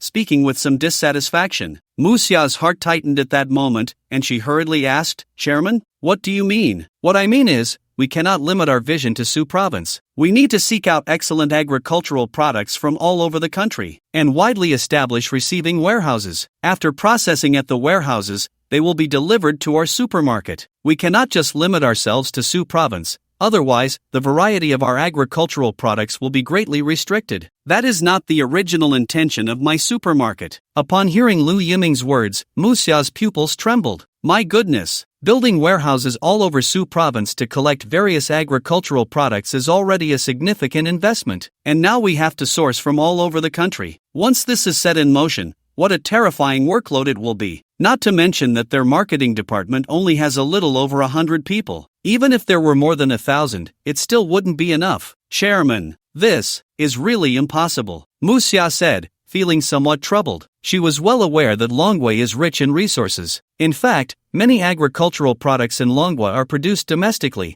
and their quality is often far superior to imported ones. For example, the most famous caviar. According to news reports, Longwa's caviar production has reached 60% of the world's total output, more than all other countries combined. This has driven the price of caviar down. If we were to replace everything with Longwa's agricultural products, it would not only not increase costs but would actually significantly lower them. But the problem is, these supply channels need to be negotiated one by one. It can't be done in less than 3 to 5 years. Many farmers in the production areas won't easily trust outsiders, they only believe in local sales channels. If we really go to negotiate, the cost of doing business would be sky high. The key is, many employees in their marketing department come from the city. They are completely inexperienced, unable to distinguish between different qualities of agricultural products. They can't even learn how to negotiate with these farmers. Many farmers in rural areas are very simple-minded. If they hear you want to buy their agricultural products, they must treat you with a lavish feast. If they lay out such a sumptuous spread for you, you have to drink some wine, right? If you drink, should you not smoke a couple of cigarettes? If you smoke their cigarettes, won't you have to buy a couple of packs to give back? This back and forth is not something an ordinary person can handle. The city has its own social customs, and the countryside has its own as well. You can't just walk in and expect to strike a deal. Lu Yiming's idea is good, but have you thought about how much manpower and resources this requires? Yes, once the team gets bigger, people won't be united. If we hire more people, who can guarantee that they won't embezzle or pass off inferior goods as good ones? Lu Yiming is still too young. The viewers in the live stream commented in the barrage. Clearly, they were not optimistic either. Although Lu Yiming's idea sounded great, the difficulty of implementation was not trivial. According to Mu Xia's understanding, Lu Yiming's idea complicated a simple problem. If it were up to Mu Xia, she would target the broad middle class, creating a high-end chain supermarket, adopting a membership system, and importing high-end agricultural products and byproducts from around the world. The focus would be on high-end products, top quality, and premium prices. The profit margins would definitely be very attractive. The key is that the implementation difficulty is low and feasible. But unfortunately, Lu Yiming has never been one to follow the conventional path. Of course, I don't mean to have our marketing department's employees flying all over the country. After all, the employees in our marketing department mainly study the magic city and the market changes across the country. But they are not good at specific business negotiations. Mu Xia breathed a sigh of relief. Fortunately, the chairman had not gone mad to that extent. If that were the case, over 100 employees would probably be worked to death. Squeezed dry, that is. Flying all over the country every day. Who could stand it? What I mean is, professional matters should be left to professionals. Lu Yiming said confidently, I remember that other companies have similar positions for business consultants. Or in the public relations department, there are dedicated roles for business negotiations. Mu Xia's eyes suddenly lit up. Right, how could she have forgotten this? Their company also had investment consultants. The main role of investment consultants is to promote the company's products or services, to connect and help close deals. In simple terms, it means sales and intermediaries. But their investment consultants generally target big clients looking to invest in stocks or funds. They do not directly target these physical clients. Seemingly sensing the confusion in Mu Xia's eyes, Lu Yiming continued, I know our company doesn't have such business consultants, but don't forget, this is the Magic City. It's one of the places with the most concentrated talent in the country. As long as the price is right, there's no talent we can't attract. Lu Yiming spoke with great ambition. Just hearing him made Mu Xia feel invigorated. Right, the Magic City is most abundant in talent. Why not outsource professional matters to them? Back when she first started in business, many deals were not as easily made through online communication as they are now. At that time, it required one salesperson after another to travel across the country to run business and pull orders to achieve cooperation. Now, they needed such salespeople to help them open up supply channels across the country, to use real money to buy high-quality agricultural products from farmers, truly helping them become prosperous. Mu Xia, you need to post 2 recruitment announcements immediately. After Lu Yiming clarified his thoughts, he said decisively. Mu Xia quickly took out her notebook to jot down what Lu Yiming said. First, you need to collaborate with colleagues in the marketing department to conduct a nationwide agricultural survey. Quickly produce a list of agricultural products from various regions of the Dragon Country, so we have a preliminary direction. Second, immediately release a recruitment announcement for business consultants/salespeople. This time, we are different from usual. We will work in a cooperative manner, with no base salary, just direct commission. For each deal closed, we will give 1 million, no upper limit. The more you work, the more you earn. Wow, 1 million per deal? Are you really that willing to spend money? This is simply a salesperson's dream. 1 million per deal. Just one deal could last me 20 years without worry. If I do a few more deals, I could retire early. Damn! When I first started in sales, it took me a week to close one deal, and I only got 300 yuan for it. 1 million, I wouldn't even dare to dream of it. I'm coming. I'm rushing over from Su province right now. Bro, it's too late. I'm already on my way to the airport from Min province. What the hell? What's wrong with you guys? Why is everyone moving so fast? Lu Yiming's announcement hasn't even been released yet. Aren't you afraid of missing out? The viewers in the live stream were in an uproar, especially those veteran salespeople. They had traveled everywhere in their early years and knew the situation across the country like the back of their hands. For them, this 1 million was practically in the bag. What they feared most was being beaten to it. They wished they could sprout wings and fly over. Third, release a recruitment notice. A master's degree or higher is required, and they must also be geniuses focused on fields such as agronomy, horticulture, and chemistry, specifically responsible for food safety, conducting sampling inspections of our agricultural products. The salary level is the same as that of our headquarters employees. Plus, there's an additional commission. Once they detect pesticide residues exceeding the standard in agricultural products,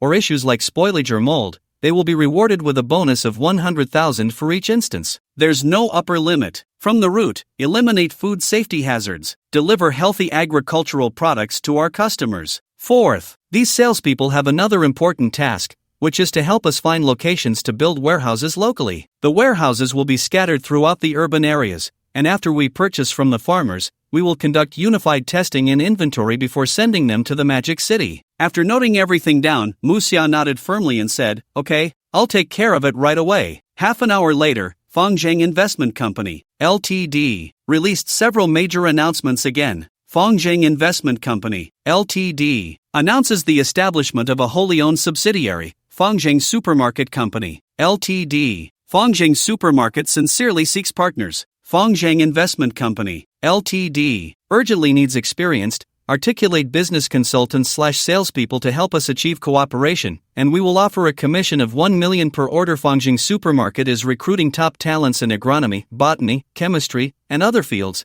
After these announcements were released, they instantly stirred up a storm throughout the Magic City and even the entire country. They quickly surged to the trending topics on Weibo. What the hell? What order is so hard to negotiate? 1 million per order? Are you kidding me? I want to go too. Regardless of how easy the money is to earn, this commission is just too tempting. With such a high commission, are they trying to lure people to face the north and sell their kidneys? Oh, Lu Yiming's company, forget I said anything. Even if the sky falls, Lu Yiming won't cut a penny from his employees' wages. I'm tempted. Is it too late for me to go now? It's too late. I just heard that thousands of people have already rushed to the Magic City. I advise you to hurry, or you really won't have a chance. No need to rush. You guys are really a bunch of fools. They're taking online applications. You have to submit your resume for screening first. If you have no experience at all, you'll be 100% rejected. Even if you rush over, they won't hire you. Although in name they are partners, they still have their own requirements for partners. I heard that the number of online applicants is too high, so Fangzheng said that the application deadline is today. If anyone has ideas, they need to hurry and submit their resumes. Sigh, there's no way around it. There are just too many capable salespeople. Even those with little experience will come to try their luck with such an enticing commission. 2 hours later, Muxia knocked on Lu Yiming's office door. Come in. Chairman, the number of salespeople who have registered has already exceeded hundreds of thousands. The final number of applicants is expected to possibly exceed 1 million. Put. Lu Yiming couldn't help but spit out the soda he was drinking. What did you say? Hundreds of thousands? 1 million. So many people. Are you kidding me? Lu Yiming was dumbfounded. What does it mean to have hundreds of thousands of people? If Li Yunlong had hundreds of thousands of people, he could march to Tokyo and chop off that dog emperor's head to kick it like a ball. If Li Yunlong had 1 million people, he could conquer every place on Blue Star. Lu Yiming couldn't imagine how spectacular and terrifying it would be if all these people rushed to the Magic City. At that time, with a wave of his arm, 1 million people would gather in response. What the heavens have died, the yellow heavens shall rise. What nobles and ministers, do they have any kind? Lu Yiming couldn't think any further. If he really did that, he would definitely be arrested by the relevant authorities. A definite pyramid scheme leader. No. What are so many people doing here? We're not holding a conference for the Paw Patrol. We don't need this many. Absolutely not. Lu Yiming didn't want to make the same mistake as Chen Tai and get caught. Mu Xia was amused by Lu Yiming's reaction and couldn't help but smile charmingly, saying, "Chairman, what are you thinking? Of course, not everyone will come. Our HR department is screening them. We estimate it will be controlled to within 10,000 people." 10,000? A million in commissions? If everyone closes a deal, that would amount to 10 billion. Lu Yiming's heart raced at the thought. His heart was pounding. If all 10 billion were lost, then with a tenfold return, that would be 100 billion. He would become a billionaire overnight. No time to waste. No more screening. Stop it right now. All these hundreds of thousands can become our salespeople. Chairman. Mu Xia was stunned. She thought 10,000 was already a bold number. That was the maximum they had come up with after many rounds of discussions with her colleagues in HR. She didn't expect the chairman to be even bolder. He just casually mentioned hundreds of thousands. Mu Xia secretly thought to herself, "Thankfully, this is modern society. If it were ancient times, hundreds of thousands would be a recipe for rebellion. Hiring hundreds of thousands? This is madness. If all these hundreds of thousands are deployed, who knows how crazy it will get? Come to my house. My persimmons are the sweetest in the world. They never sell, and in the end, they rot on the tree. It breaks my heart. My tea leaves are the same. These distributors are simply insane. Our tea is so good, yet the purchase price is only a few bucks a pound, and they package it and sell it online for over 100 a pound. It's infuriating. Woo woo. Lu Yiming, come to our village. I'm begging you." The viewers in the live stream began to get excited. If this could be accomplished, Lu Yiming would be a great benefactor to the country. Countless common people would sing his praises. They might even build a shrine for him without exaggeration. Of course, we need to cast a wide net to be effective. Lu Yiming said seriously. "By the way, how's the agricultural survey going?" Lu Yiming asked curiously. "It's all here." Mu Xia handed Lu Yiming a long list. Cranberries from Heilongjiang, caviar from Sichuan, Australian lobsters from Chongqing, South American shrimp from Gansu, diamonds from the Yellow River. Lu Yiming glanced at it and felt like his worldview was about to shatter. "Wait,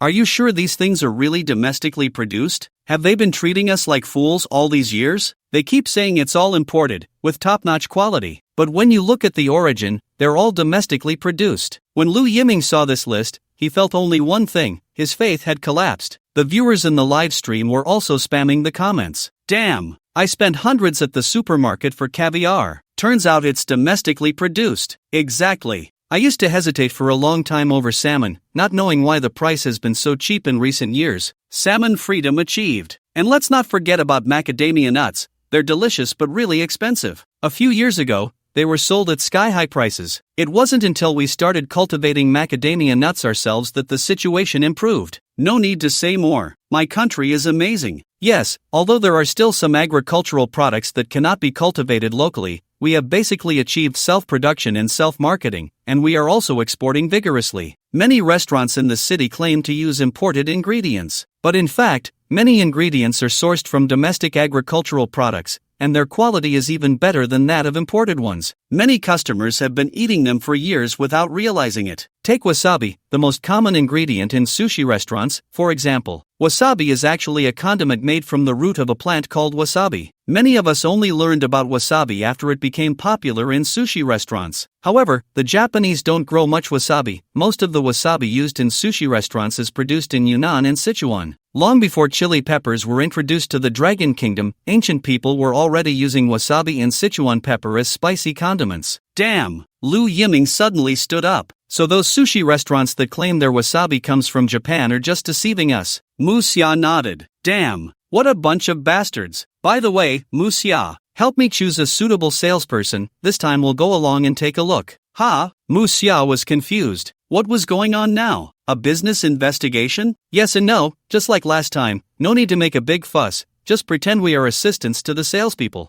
That's not difficult. Where do you want to investigate? Anywhere is fine. We shouldn't delay. The sooner, the better. Okay, I'll take care of it right away. Half an hour later. Chairman, I've arranged everything. When do you want to leave? Let's leave today. Buy the tickets now. I found a flight in 3 hours. That's the one. Alright, we'll go downstairs in half an hour and take the flight to Min Province, Lucheng. Another half an hour later. After changing into a more casual outfit, Lu Yiming came downstairs with Mu Xia. To his surprise, the area outside the company was bustling with activity. Dozens of people were sitting on the steps of the company, holding banners, with a loudspeaker beside them, completely ignoring the strange looks from passers-by. Lu Yiming looked up. The banner read, "Murderer Lu Yiming, blood for blood." The loudspeaker was continuously playing Lu Yiming's glorious achievements. Heartless capitalist Lu Yiming deliberately killed. He harmed our father. Our father's bones are still unburied, unable to rest in peace, but the murderer is still at large. Lu Yiming remembered. This family was here to extort him. They had surrounded him at the inspection bureau last time. He didn't expect them to come again. Lu Yiming, it's him. Lu Yiming, you finally dare to come out and see us. Don't let him run away. We must catch him. The old man's family rushed forward, looking as if they wanted to tear Lu Yiming apart. But Lu Yiming remained calm. A few days ago, he had faced dozens of thugs without flinching. What's more, these were just confused extortionists. However, Lu Yiming preferred not to resort to violence to keep his hands clean. David, Shohei, go. David and Shohei, who had been silently following Lu Yiming like invisible men, finally stepped forward,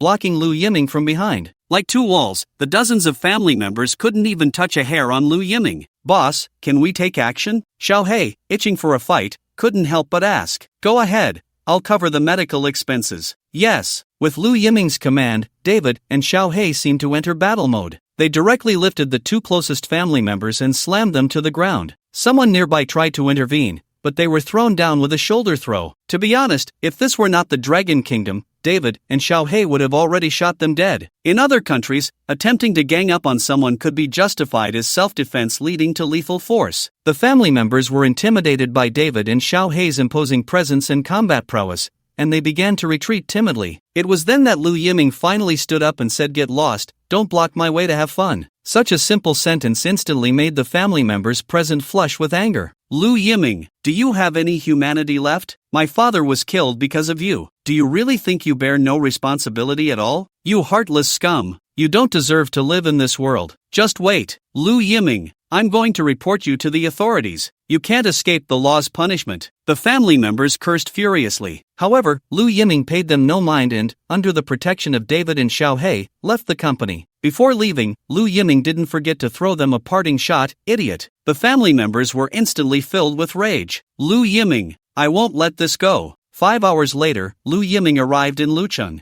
Lucheng is a great place. It has a long history, the most famous city in Fujian. Its reputation even surpasses that of the provincial capital. Many tourists come here out of admiration. As soon as he got off the plane, Lu Yiming felt a refreshing sea breeze brushing against his face. So comfortable, no wonder Lucheng is rated as a civilized city and a livable city. Chairman, your 5-star hotel is ready for you. This way please. That night, Lu Yiming checked into the presidential suite of the top 5-star hotel in Lucheng. The price for one night was 88,000. Late at night, Lu Yiming comfortably lay in the bathtub, looking at the prosperous city night view of Lucheng through the floor-to-ceiling window, along with the peaceful and tranquil beach, feeling completely at ease. After taking a sip of the 1982 Lafite, Lu Yiming closed his eyes to savor the sweet taste inside. What a great inspection! One must learn from the inspection. Meanwhile, on Chen Tai's side, it was late at night, and Chen Tai was sitting in a taxi, preparing to go home. Throughout the ride, Chen Tai couldn't understand why he had lost so badly. Why? He had been struggling in the stock market for so many years. Could it really be of no use at all? Was Chen Tai really a useless person? It had been almost a month since the identity swap. Even when he had been caught during an inspection before,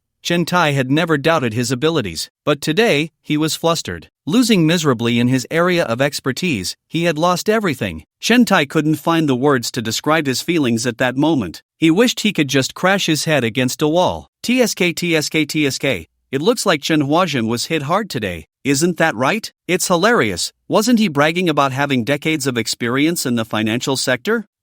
Why isn't it working now? So funny, Chen Tai was still urging us to invest in stocks with him this morning. Thank goodness we didn't listen to him. Otherwise, we'd all be done for now. Exactly, Chen Tai's stock market tells us that stocks are completely unpredictable. Even for an old stock trader, there's a risk of failure. Following Lu Yiming is the right choice. As for Chen Tai, just do the opposite of what he says. That's right. You summarized it perfectly. The netizens in the live stream flooded the comments with their remarks. We've arrived, get out. The taxi driver's emotionless voice woke Chen Tai, who was still in a daze. After paying with a blank expression, Chen Tai turned and got out of the car. As soon as he returned home, he saw a small advertisement stuck to his door. Damn it! Which idiot put this advertisement on my door? I'll fuck you up. Chen Tai angrily tore off the small advertisement. He initially wanted to rip it to shreds, but then he saw the words on the advertisement: small investment, big returns, huge rebates, withdraw anytime. These words instantly captivated Chen Tai, making him forget what he was going to do. In the end, he took the small advertisement into his room. While eating instant noodles, Chen Tai's mind was constantly haunted by the words written on the small advertisement. His psychological defenses began to quietly waver. The stock market seemed to be just like gambling, right? But gambling could make money much faster than the stock market. All it took was a little effort to earn several times more than in the stock market, and it was all based on luck. Unlike the stock market, which was completely manipulated by others, Chen Tai still couldn't figure out why the stock market had been so strange these past 2 days. He couldn't believe that his luck could be this bad. If he were given a fair chance, he was sure he wouldn't lose. The key was that the emotional roller coaster of trading stocks these past few days,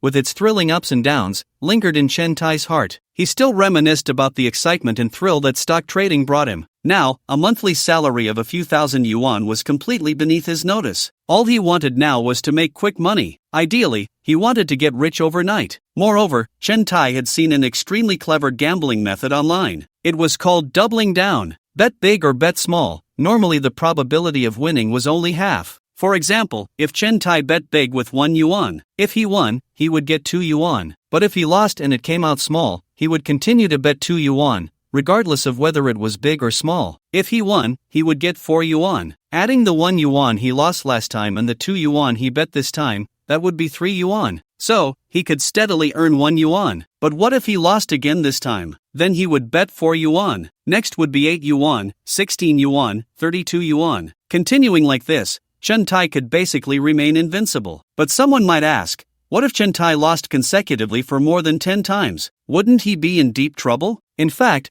the probability of losing 3 times in a row is 12.5%. The probability of losing further would only be lower. Chen Tai didn't think he would be unlucky to that extent. However, what Chen Tai didn't know was that, just like the stock market, gambling was also manipulated. 10 bets, 10 losses. Once you get involved in gambling, there's no one who doesn't end up ruined. Once you sit at the card table, all the winning odds are under the dealer's control. If they want you to win, you can win. If they want you to lose, you have to lose. There's no reasoning behind it. Chen Tai's so-called clever doubling method, did he think others didn't know? Did he think the dealers running the casinos didn't know? Of course, they knew. And the so-called doubling was just a low-level trick in their eyes. You like doubling, right? Fine. Then I'll let you lose 3 times, 4 times, 5 times, 6 times. If that's not enough, I'll let you lose 10 times. If the initial bet is 1 yuan, then after losing 10 times in a row, according to the doubling method, the chips needed would be 1,024 yuan. In the end, the only loser would be you. Then someone might say,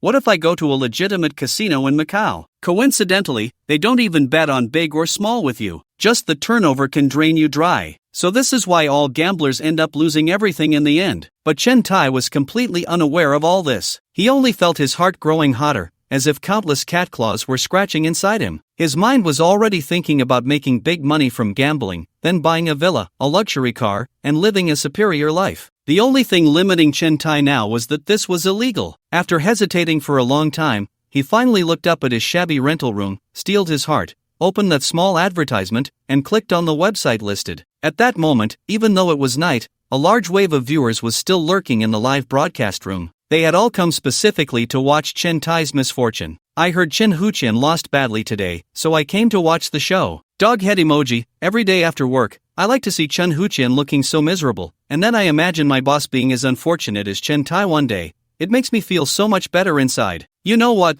The worse Chen Tai is, the more comfortable I feel. However, in the next moment, a comment exploded in the entire comment section. Holy crap! You guys, look! What is Chen Tai doing? Oh my goodness! Is Chen Tai out of his mind? He dares to touch a gambling site? No way! Did Chen Tai get such a big shock today? Is it really to this extent? Isn't the director going to stop him? Is he crazy? Chen Tai is already at the end of his rope. At this moment, the director's team also noticed. Director, something's wrong. You need to see this. Chairman Chen is in trouble. What? What happened? The director was still eating his boxed meal when he heard this, and he rushed forward in shock. When he saw the footage on the screen, the director lost his composure again. What the hell? Venetian Macau? What sexy dealer? The director felt like his worldview was collapsing.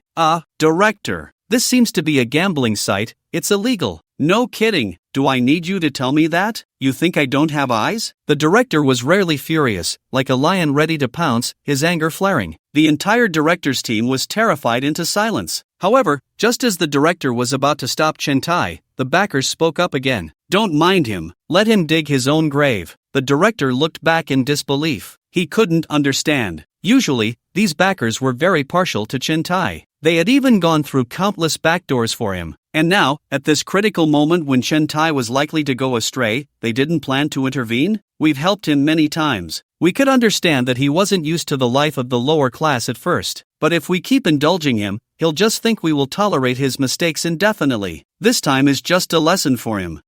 I remember Chen Tai even dared to bargain with us before. He really had some guts, huh? After participating in a few shows, he thinks he has the right to negotiate with us? By the end, the director felt a chill run down his spine. He also remembered that a few days ago, when Chen Tai was making a fuss about quitting the show, he went to comfort Chen Tai, and Chen Tai took the opportunity to ask for a lot. Unexpectedly, these backers actually agreed to Chen Tai's demands. The director was puzzled at the time why these people suddenly became so easy to talk to. They probably had already planned to teach Chen Tai a lesson. It was obvious. These people were among the top wealthy in the Magic City, and Chen Tai was just a high-level worker, at best a petty bourgeois. How could he dare to make such demands of these behind-the-scenes big shots? Was he tired of living? It's time to give Chen Tai a good lesson. If you keep feeding a dog meat, over time, the dog will think it can sit on the same level as its owner, even daring to snatch the meat from the owner's mouth. It still needs to be educated with a stick, so the dog clearly understands that it is just a dog, and it will only ever be a dog. Meanwhile, Chen Tai was completely unaware that anything was wrong. He was so excited that his hands were shaking,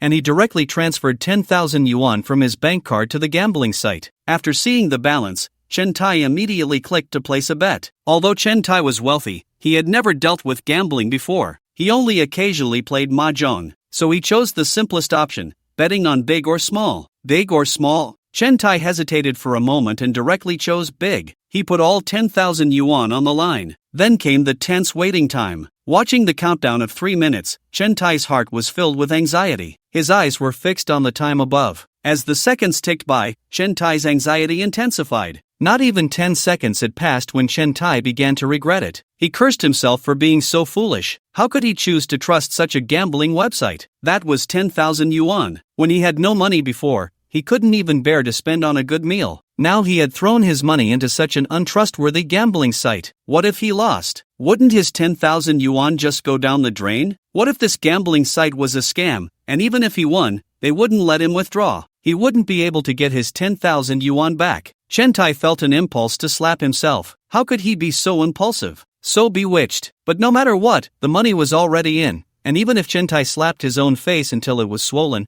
he couldn't withdraw it for now. Chen Tai could only stare intently at the countdown. At that moment, time felt incredibly long. Finally, the countdown ended. Chen Tai frantically refreshed the website's interface. He prayed in his heart. He had to win. He must win. Finally, the interface refreshed successfully. A string of red numbers suddenly appeared before Chen Tai's eyes. I won! I won! Chen Tai shouted excitedly, almost like a mad pig. All the tension, anxiety, worry, and regret he had felt just moments ago were swept away by this win. All that was left in Chen Tai's heart was one word: exhilarating. He was overwhelmed with happiness and joy. This roller coaster-like thrill made Chen Tai feel a bit addicted. No! I need to withdraw quickly. After a moment of excitement, Chen Tai finally came to his senses and hurriedly clicked on the withdrawal interface. He submitted the withdrawal request. Then Chen Tai fell back into that anxious and tense state. Until the gambling funds arrived, Chen Tai completely let himself go. Awesome! I'm awesome! Chen Tai roared. After confirming he could withdraw,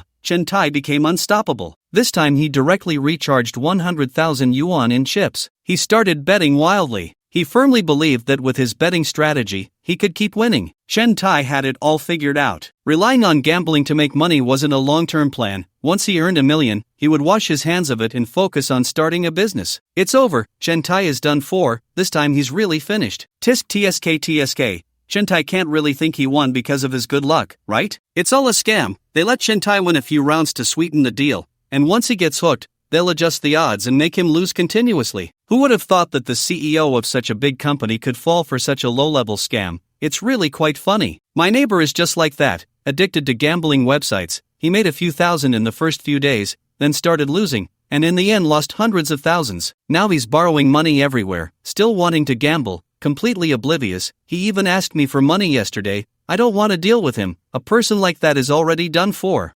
Just asking, if I win a few rounds and run away, would I have made the money? Doghead for life upstairs. Do you think all casino operators are fools, letting you take their money for free? I tell you, gamblers will never be as clever as those who run the casinos. Don't forget, whether you can withdraw or not depends on others. If they don't want to let you withdraw, no matter how much you win, it's just a string of numbers. Moreover, gambling is addictive. Once you earn your first penny from gambling, you'll never be able to walk away. That's why gambling and drugs are so terrifying. Once you get involved, your life is ruined. You really won't mention the word yellow? Doghead I, Huang, have an irreconcilable feud with gambling and drugs. Doghead. The next day, Lu Yiming got up early, sitting in a BMW rented by Muxia, heading straight to the destination. Following Lu Yiming was a salesman named Lin Yang, who was currently driving and, in a state of astonishment, said, "Chairman, it's truly a stroke of luck to collaborate with you this time. I've been seeing news about you online, and to be honest, we workers really admire you. If only there were more bosses like you who care for their subordinates in this world, then we would definitely work our hearts out for the company." I must say, he truly deserves to be in sales. His flattery skills have reached an extraordinary level. Although Lu Yiming was much younger than him, he addressed him with respect without feeling any awkwardness. For Lin Yang,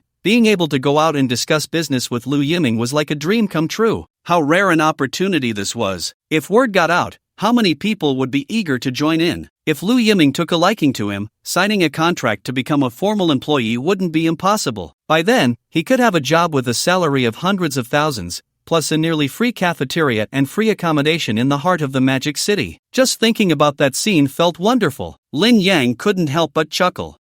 You're too polite. I'd like to hear you talk about the tea production base. Lu Yiming smiled politely, not taking Lin Yang's flattery to heart. When he was a worker, he despised those who only knew how to flatter. So Lu Yiming was now completely immune to it. Lin Yang realized that his flattery had backfired, and he suddenly broke out in a cold sweat. Muxia, seeing this scene, smiled helplessly. Still too young, but Lin Yang forced himself to remain calm and said, "This tea production base is operated by the local village collective. A few years ago, when I was doing business with a boss from Jiangsu and Zhejiang, I talked with the local boss about the tea trees here. This is a well-known local small tea variety called Baya Qilan. This oolong tea has a natural orchid fragrance, made from the tenderest buds of the tea tree, and it's very delicious. That's why it's named Baya Qilan. But the problem is that this Baya Qilan is too obscure, belonging to a very niche tea variety. Although its quality is not inferior to tea guanyin or white tea, the price has never been able to rise, and the villagers who grow tea here can't even support their families. This is the tragedy of the current market environment. Individual farmers have no advantages in market operations, so the village collective established a tea production base, where everyone plants together, cultivates varieties together, and sells to the same distributor. Right now is the perfect season for tea picking." Just as he was speaking, the car had already arrived at the destination. As soon as Lu Yiming got out of the car and looked up, he saw the lush green tea trees growing on the mountains. Just being here, he could smell the enchanting fragrance of the tea leaves. "You must be Boss Lu, right? Hello. Welcome to our little village for an inspection." The village chief saw Lu Yiming get out of the car and quickly led a group of villagers over. In their eyes, Lu Yiming was not only wealthy but also a superior person from the Magic City. Most importantly, he was here to discuss business. If this deal could be made, they wouldn't have to worry about selling their tea. Not only would they not have to worry about sales, but they could also elevate the reputation of their tea to the Magic City. From then on, their tea would be famous. No one would dare to mock their tea as an inferior variety anymore. "Hello, this is too much fuss, isn't it? I really can't bear this. I'm just a businessman, after all, and apart from having a bit of money, I'm nothing else." Lu Yiming helplessly looked at the village chief behind him, who was surrounded by banners, drums, and firecrackers. There were even 2 elementary school students holding large bouquets of bright red flowers, ready to present them to Lu Yiming. "This is hilarious. What kind of tiger wolf words are these?" Right. The only thing you have is money." "Doghead, Lu Yiming, I advise you to take back what you just said, because I'm breaking down, crying, but you have to admit, with this kind of setup, anyone would be happy to come. Only Lu Yiming truly dislikes such meaningless grand displays. Gain shock value plus 9,999, Muxia shrugged, indicating his innocence. Lin Yang straightened his chest, secretly pleased that his arrangement was spot on. Now Chairman Lu would definitely have a particularly good impression of him. He had taken a big step closer to being hired as a formal employee. Boss Lu, this is nothing. You traveled thousands of miles to visit our tea plantation. We are just warmly hosting our guests. The village chief chuckled and said, "All right then, let's talk business," Lu Yiming said directly. This left the village chief and the others completely dumbfounded. What? We're starting to talk business already? Is this for real? So direct? According to the usual behavior of those bosses from Guangdong, they would first tour the sites for a couple of days, enjoy lavish meals for a few days, then go for a massage, sing a song, and wash their feet. Only after having their fill would they consider discussing business, right? Is it really this straightforward? Even Lin Yang was stunned. After so many years as a salesman, negotiating with countless so-called bosses, this was the first time he had encountered such a straightforward boss, so focused on business, disregarding everything else. At that moment, Lin Yang finally understood why Lu Yiming's company could grow bigger and bigger. No wonder they say Lu Yiming has a grand vision. It seems the reputation is well deserved. Yes, I came this time specifically to talk business. There's no need to waste time. No wonder the boss from the Magic City is different from ordinary people. The village chief couldn't help but secretly admire. However, this might not necessarily be a good thing. If Lu Yiming didn't accept their warm hospitality, then during the crucial price negotiation phase, they would probably have to take a big step back. After all, one is at a disadvantage when accepting favors. Since Lu Yiming neither ate nor took anything, it would be difficult to discuss business. How about I take you to see the tea trees first, and we can chat slowly on the way, the village chief suggested with a glint in his eye. Those who can become village chiefs are usually quite clever. Since Lu Yiming was being aloof, they would need to be more patient. If they could make Lu Yiming happy, they would have more initiative when it came time to discuss business. Lu Yiming looked up at the tea trees sprawling across the mountains and said,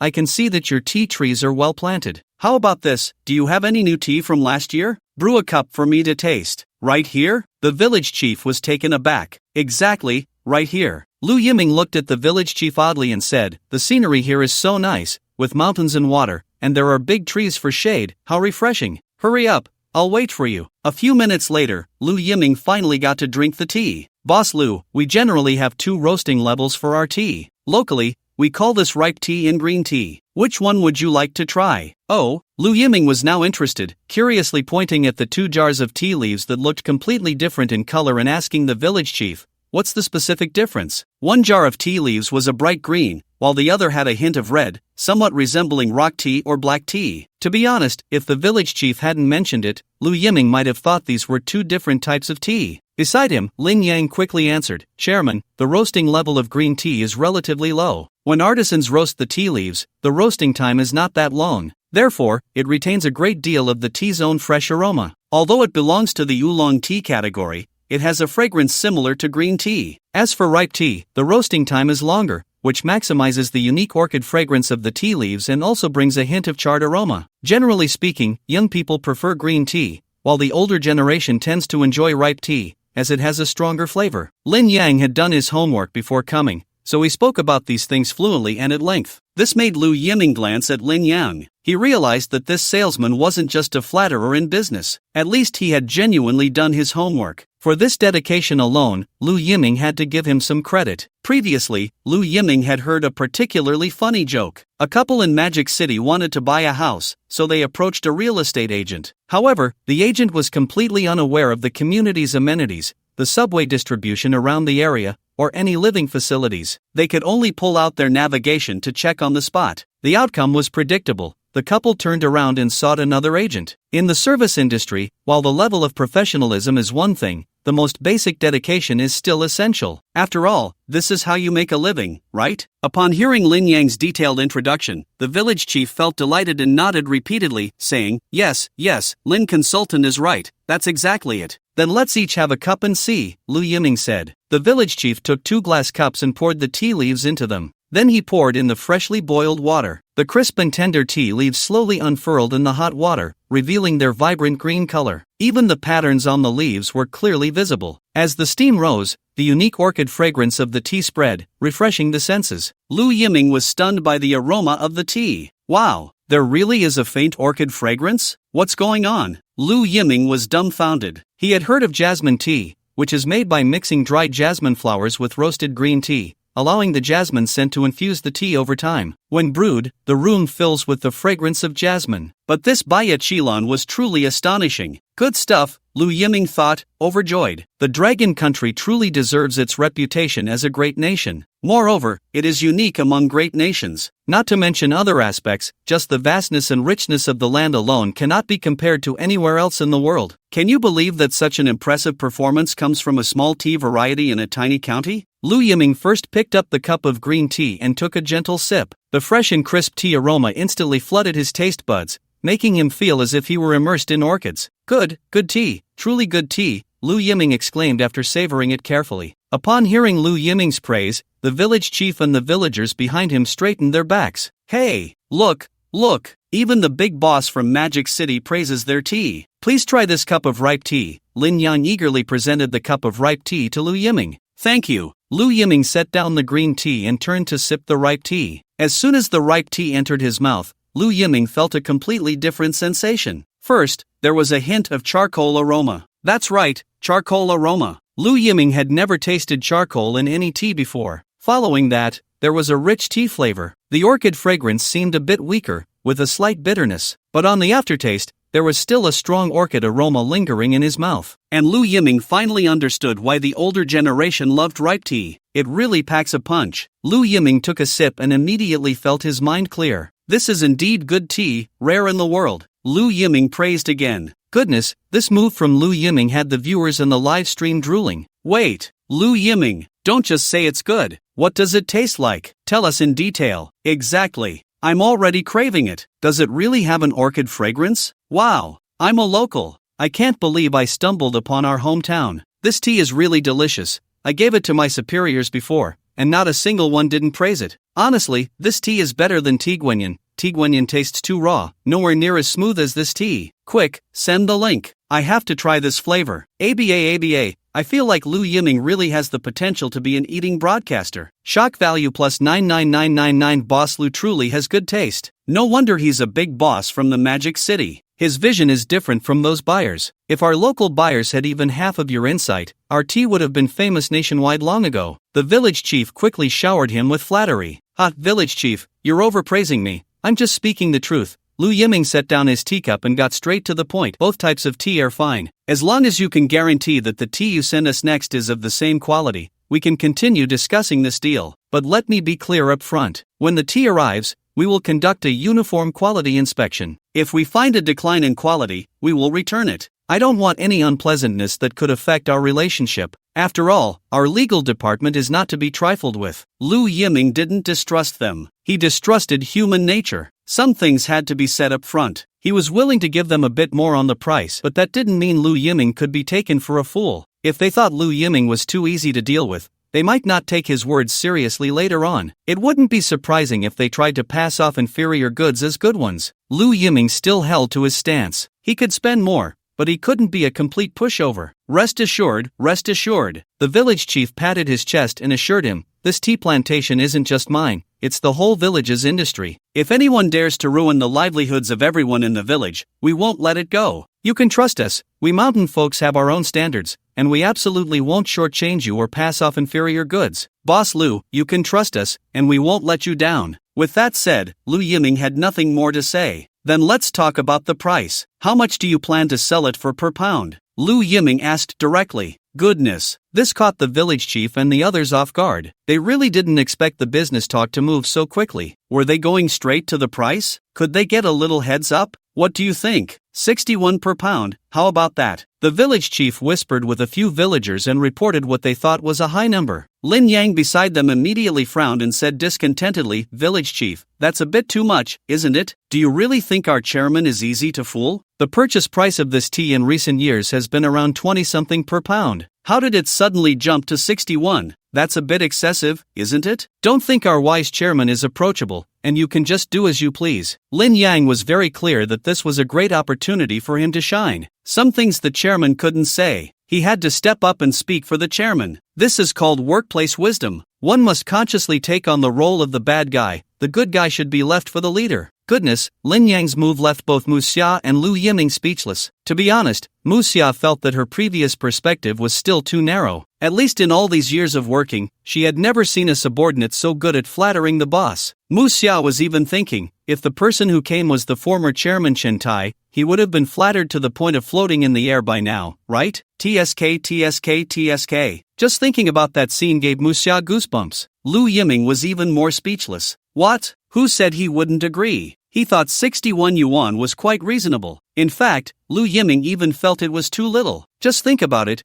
tea leaves are only harvested once a year. Moreover, the yield is not high. If they encounter extreme weather, the tea farmers could end up with nothing. If you keep pressing the prices down on the farmers, it's these hard-working tea farmers who will suffer. Not to mention, if these tea farmers are pushed too hard and forced to hasten the growth of the tea trees, will the tea still be drinkable then? Aren't you afraid of health issues from drinking it for too long? We didn't mean that. If Boss Lu thinks the price is not suitable, we can discuss it further. How about you come in, Boss Lu, and let us treat you to a meal first. The village chief realized he had acted too hastily and quickly apologized. 300 yuan. Lu Yiming suddenly spoke without warning. It left the village chief and the others stunned. Boss Lu, what did you just say? We didn't hear clearly? The village chief asked in confusion. I said I will buy it at 300 yuan per jean. Does the village chief have any objections? Lu Yiming reiterated. This time, it was the village chief who was shocked. Boss Lu, what did you just say? You said you would buy it at 300 yuan per jean. Is that true? The village chief excitedly grabbed Lu Yiming's hand, holding on tightly as if afraid he would run away. His face instantly flushed bright red, a true flush of excitement. Wow! The village chief's reaction startled Lu Yiming. That's right, I believe this tea is worth my spending 300 yuan per jean to buy, Lu Yiming said loudly again.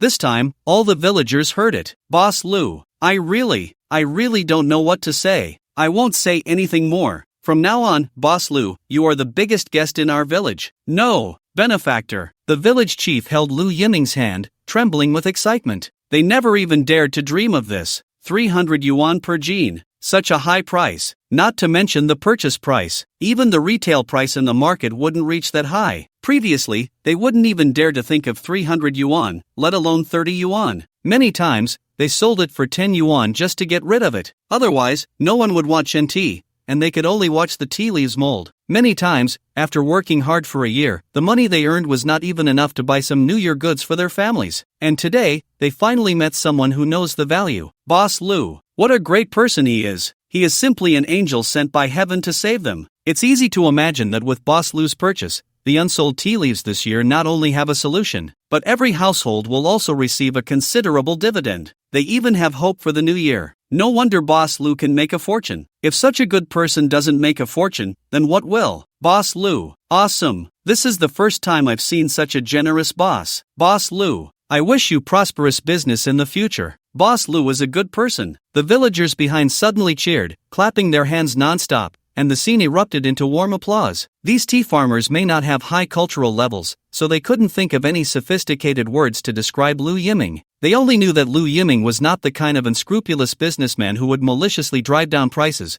wanting to take all their hard-earned money. On the contrary, Lu Yiming was a good person, a truly great person. Woo, Lu Yiming is really a good person. If the price is 300 yuan per pound, these tea farmers will make a lot of money this year. Yeah, although the price is a bit high, for Lu Yiming, it's just a drop in the bucket. But for these tea farmers, it means their hard work over the year has finally paid off. This is the true portrayal of hard work leading to wealth. High-quality tea meets knowledgeable buyers. This is truly helping farmers become prosperous and live a better life. The only one who got hurt is me. Sob. I still want to buy some of this white bud Qilin to taste what it's like, but now there's no chance. 300 yuan per pound is too expensive. I can't afford it. The viewers in the live stream flooded the comments. Shock value plus 999,999. I'm just quoting a fair price, no need to be so excited. Compared to them, Lu Yiming appeared very indifferent. It's not that he liked to act aloof, he just thought he was doing business, and indeed he was. His price was a bit high, but it was justified. He didn't want these tea farmers to feel that Lu Yiming was pitying them. That would be wrong. It would insult their hard work. Business is business, charity is charity. One must never act superior while doing business, as if they are giving charity. That would make others feel disgusted. How about this? Every year you pick out the best 10,000 pounds of tea, half green tea and half ripe tea. Send it to the warehouse in the Magic City, and I'll cover the logistics costs. I'll pay you 1,000,000 yuan as a deposit each year. Once the goods are confirmed to be correct, I'll pay you the remaining 2,000,000 yuan. Is that okay? Boss Lu, you're being too polite. That's absolutely fine. Whatever you say goes. We will cooperate unconditionally. That night, Lu Yiming and the others had a big feast at a farmhouse. All kinds of mountain delicacies were available. Some things were even rare in the Magic City. There was also the local specialty glutinous rice wine, which warmed Lu Yiming's stomach and made him feel completely relaxed. Lu Yiming thought of himself as someone who didn't like to drink, but this glutinous rice wine was really good. It had a high alcohol content, was smooth on the palate, and had a sweet taste. After getting drunk, Lu Yiming and the others were arranged to stay in the village chief's own small villa. The entire building was specially vacated for them. After Lin Yang dropped Lu Yiming off downstairs, he very consciously left. Mu Xia had no choice but to help Lu Yiming to bed alone. Then, a night without conversation. The next morning when he woke up, Lu Yiming felt as if he had traveled through time. He had no memory of what happened yesterday. He only remembered getting drunk at the banquet and then not knowing how he fell asleep. Ah, alcohol is deadly. Lu Yiming cursed inwardly. As soon as he turned his head, he was face to face with Mu Xia's pretty face. Lu Yiming could even see Mu Xia's fair skin like jade and her long eyelashes slightly trembling. Lu Yiming's pupils instantly shook. What the hell? What did I do last night? Lu Yiming's mind went blank. He bit his tongue hard. Good. This is not a dream. This is freaking reality. Lu Yiming panicked. He was sweating profusely. He never expected that the cliched plot from the novels would actually happen to him. Lu Yiming's mind went completely blank. He had no idea what to do. Should he just pull up his pants and run? Or wake her up and say it was all a misunderstanding? Wait a minute. Lu Yiming paused. He looked down at the blanket. He was still wearing his clothes. Not bad, not bad. Lu Yiming finally breathed a sigh of relief. Very good. It seems his little brother can still be honest at critical moments. Although he was Xiao Chunnan, Lu Yiming felt that such a close connection between people should not be too casual. At least there should be a ceremony, right? I, Lu Yiming, am not a petty person who takes advantage of others in their time of need. Just as he thought of this, Lu Yiming was about to get up when he suddenly realized that one of his hands seemed to be resting in a very warm, soft, and even somewhat comfortable place. Whoosh! Lu Yiming was so scared that his face turned pale. It's over. This time it's really over. My little brother is honest, but my hand is definitely not honest. Lu Yiming was completely at a loss. This dead hand, shouldn't it be chopped off? Even more terrifying was that Lu Yiming clearly saw that with some of his small movements, Mu Xia seemed to be on the verge of waking up. Her eyes began to tremble, and her delicate brows furrowed. Lu Yiming quickly withdrew his inappropriate hand. Then he pretended to be nonchalant and closed his eyes. Until, Chairman, how did we end up here? Mu Xia's pure voice like a silver bell rang in his ears. Lu Yiming was drenched in sweat. He opened his eyes, feeling guilty as a thief, and then, as if possessed by an acting god, he first performed a wave of panic. Then he proved his innocence. Finally, he hurriedly fled in embarrassment. Only Mu Xia watched the direction Lu Yiming left, her pretty face flashing a hint of disappointment before she began to tidy up her underwear and the quilt. Although there was a little incident, it did not affect the normal inspection process. Lu Yiming and the others only stayed for one night and were preparing to return to the Magic City the next day. Oh, Boss Lu, why are you in such a hurry to leave? We were hoping to show you more of our local scenery. The village chief, along with the villagers, lined up to welcome him, desperately trying to keep him there. He was their village's great benefactor. They wished they could bring out all the delicious food and fun activities to entertain Lu Yiming.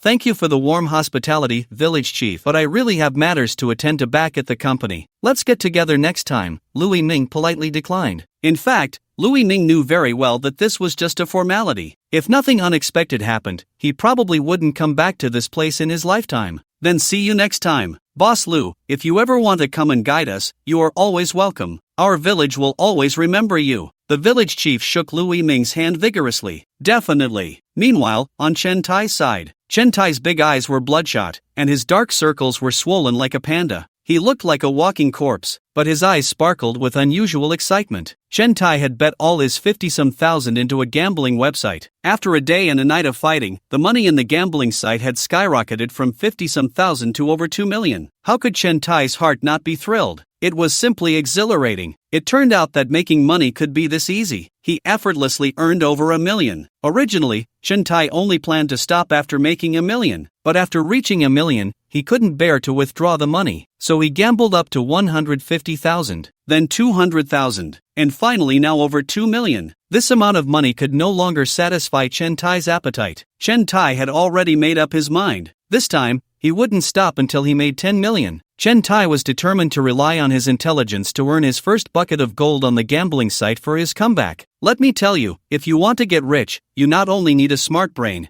you also need to seize opportunities. You have to go out and find opportunities instead of waiting for them to find you. Once you have an opportunity, you must charge forward without hesitation. Even if it's gambling, even if it means betting your entire fortune or even your life, it's worth it. Just think about it. If you don't even have the courage to take a gamble, how can you expect to win against others? Are you relying on your strength or your not-so-smart brains? Wrong. Let me tell you, life is about seizing the right opportunity and then going all in with everything you've got. There's a saying online that goes well, after 20 years of hard study, how can you possibly outdo someone who's had 3 generations in business? Come on, tell me how that's fair? Don't think I'm gambling. I tell you, gambling has existed since ancient times. It can't be completely banned. It's human nature. It's a zero-sum game that only smart people can keep winning. People like you, who stick to the rules, will only ever be laborers, stuck in that role. I'll tell you this, being able to watch me operate today is your honor. If you can learn even a little from me, then your ancestors will be blessed. If any of you not only don't learn but also mock me for gambling, then you deserve to be a laborer, spending your life watching Japanese action films. And I, Chen Tai, I can completely rely on the first pot of gold earned from gambling to start a new business and reach the peak of life again. Chen Tai, this old gambler, was passionately giving his speech. The viewers in the live stream were already ready to curse him to death. If all the spit from these netizens were gathered, it would be enough to drown Chen Tai 10 times. What the hell? Gambling has its reasons? You don't really think you can withdraw so much money from a gambling site, do you? You think the casino dealer is a fool? Just you think you're smart? Ha,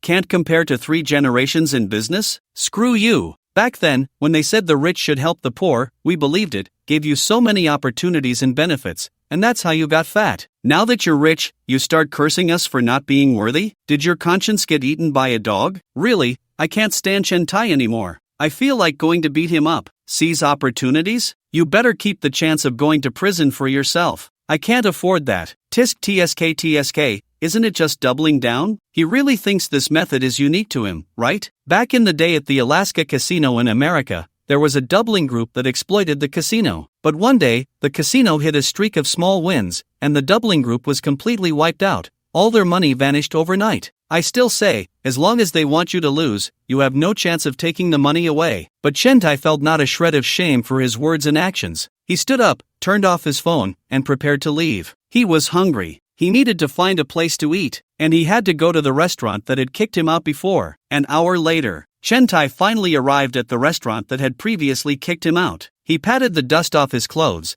then walked into the restaurant with his head held high, like a proud rooster. The waitress clearly recognized Chen Tai. It was hard to forget. Her impression of him was too deep. She had been working part-time at the restaurant for so long and had never seen such an uncouth nouveau riche. But the waitress didn't dare to kick Chen Tai out. She hurried inside to call the manager. The manager came out, looked at Chen Tai, who was already sitting at a table, and coldly but politely refused. "Sir, I believe I already told you last time. We cannot serve you, please leave." Honestly, with a customer like Chen Tai, one more or one less wouldn't affect the restaurant at all. Instead, the video of the manager standing up for the waitress last time was posted online, garnering countless likes from netizens. The manager suddenly became a small internet celebrity in the city. Many customers came to the restaurant out of admiration. This made the already good business of the restaurant even more booming. The manager was even praised by the boss and received a raise. Under such circumstances, the manager certainly wouldn't ruin the persona they had worked so hard to build for someone like Chen Tai, that idiot. Not bad. After hearing the manager's words, Chen Tai felt no shame and had no intention of leaving. Instead, he pretended to be deep in thought and began to comment. "You can be considered the most polite among all the sycophants. How about this? I won't hold it against you. I'll treat the last incident as if it never happened and forgive you. Manager? Waiter? Honestly, when a person reaches the peak of speechlessness, they really will laugh. The manager had been in the restaurant business for so many years, and this was the first time she encountered such a thick-skinned customer. His face was as thick as a city wall. Even a nuclear bomb couldn't break through. She had already said so much, and you still won't leave. And you want to be forgiven? Do I need your forgiveness? You really think you're the master of the entire city, huh? Even the viewers in the live stream were speechless. Honestly, if I were the manager, I would definitely slap Chen Tai twice, then kick him out. How shameless can you be? What? Do they have to serve you? Don't they have the right to refuse service? Really, the worst thing about working in the restaurant industry is encountering such disgusting idiots. You can't reason with them, and you can't get rid of them. It's infuriating. When will Chen Tai change his "the customer is always right" mentality? Just because they are serving you doesn't mean they are your personal servants to be ordered around and abused. Do you think this is the feudal era with maidservants? If they don't want to deal with you, you should just leave. The viewers in the live stream couldn't take it anymore and began to curse in the comments. But Chen Tai didn't care about the looks from those around him. He was rich now. Do you know what it means to be rich? Being rich means he can do whatever he wants. That's right. Do whatever he wants. I want to book the whole place. Chen Tai directly took off his leather shoes, propped his leg up on the table, and said nonchalantly, "Good heavens." Chen Tai's foot propping up was no big deal, but once he did, the smell of his feet, reminiscent of athlete's foot, filled the air. The entire restaurant was permeated with a sour stench. Some customers were even gagging from the smell. After all, Chen Tai had never had the habit of washing his own clothes. He hadn't changed his clothes or pants for several days. He had even worn the same socks for a week straight. It was no wonder it smelled. Even Chen Tai himself thought it was a bit too smelly. But Chen Tai didn't care. He was rich. He was the consumer. Since he was there to consume, no matter how bad his feet smelled, these people had to endure it. The manager and the waiter couldn't take it anymore. Is it too much to be this uncouth? Sir, our restaurant does not accept bookings for the whole place. Please leave.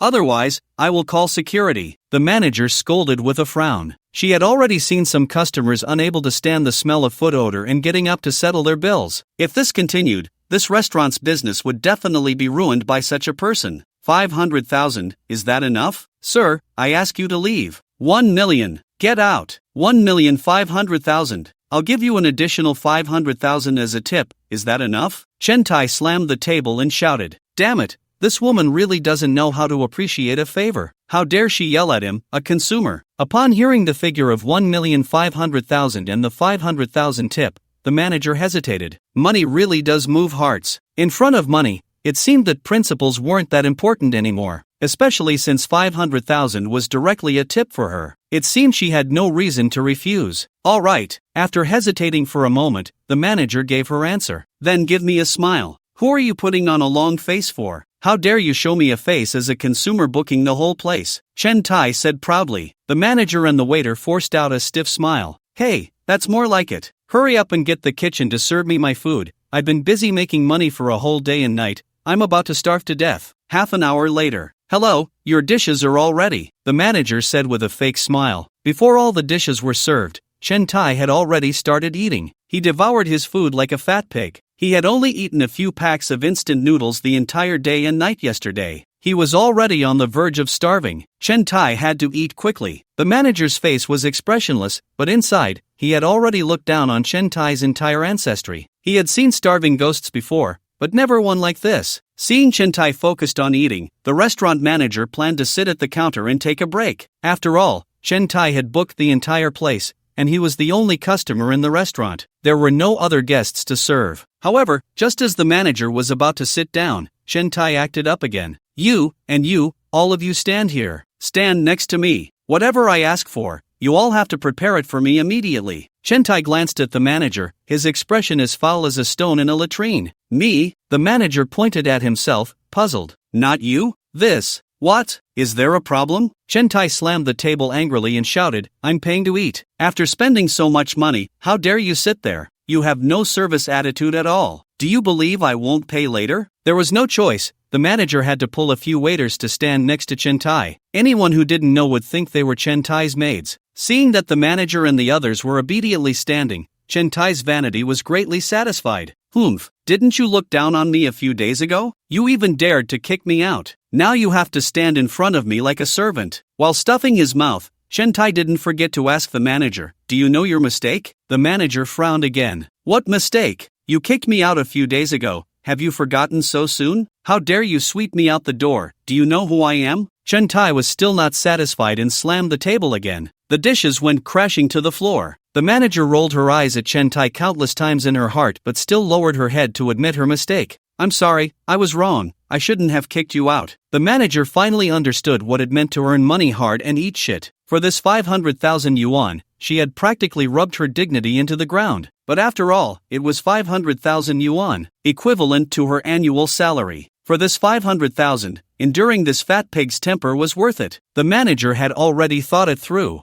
Once the 500,000 tip was in, she would immediately turn her back on him. "Not bad, you know your place," Chen Tai said, satisfied, as he took a big gulp of red wine. At this moment, Chen Tai couldn't be happier. The feeling of revenge was even more satisfying than those crucial few seconds. Chen Tai finally understood why readers on Chimao novels love to read such satisfying plots. Even someone like him, worth over 100 million, couldn't resist the temptation of a satisfying storyline. Chen Tai not only enjoyed himself but also didn't forget to tell the viewers in the live stream, "Did you see that? In this world, money is everything. This cheap woman was so arrogant to me a few days ago. And now, I make her stand, and she has to stand for me. I make her apologize, and she has to apologize. In front of money, she is nothing. You might think I'm too extravagant, wasting the hard-earned money. But let me tell you, it's worth it. This money is well spent. You can't understand this feeling at all. As the saying goes, flowers do not bloom for 100 days, and people do not stay young forever. What gentleman takes revenge after 10 years? That's all a lie to you. Even if I rise again and become a billionaire, so what? If that cheap woman can't be found by then, who am I supposed to take revenge on? Just thinking about this matter for the rest of my life will make me unhappy. So, revenge must be taken early. It can't wait overnight. Besides, isn't it just 2 million?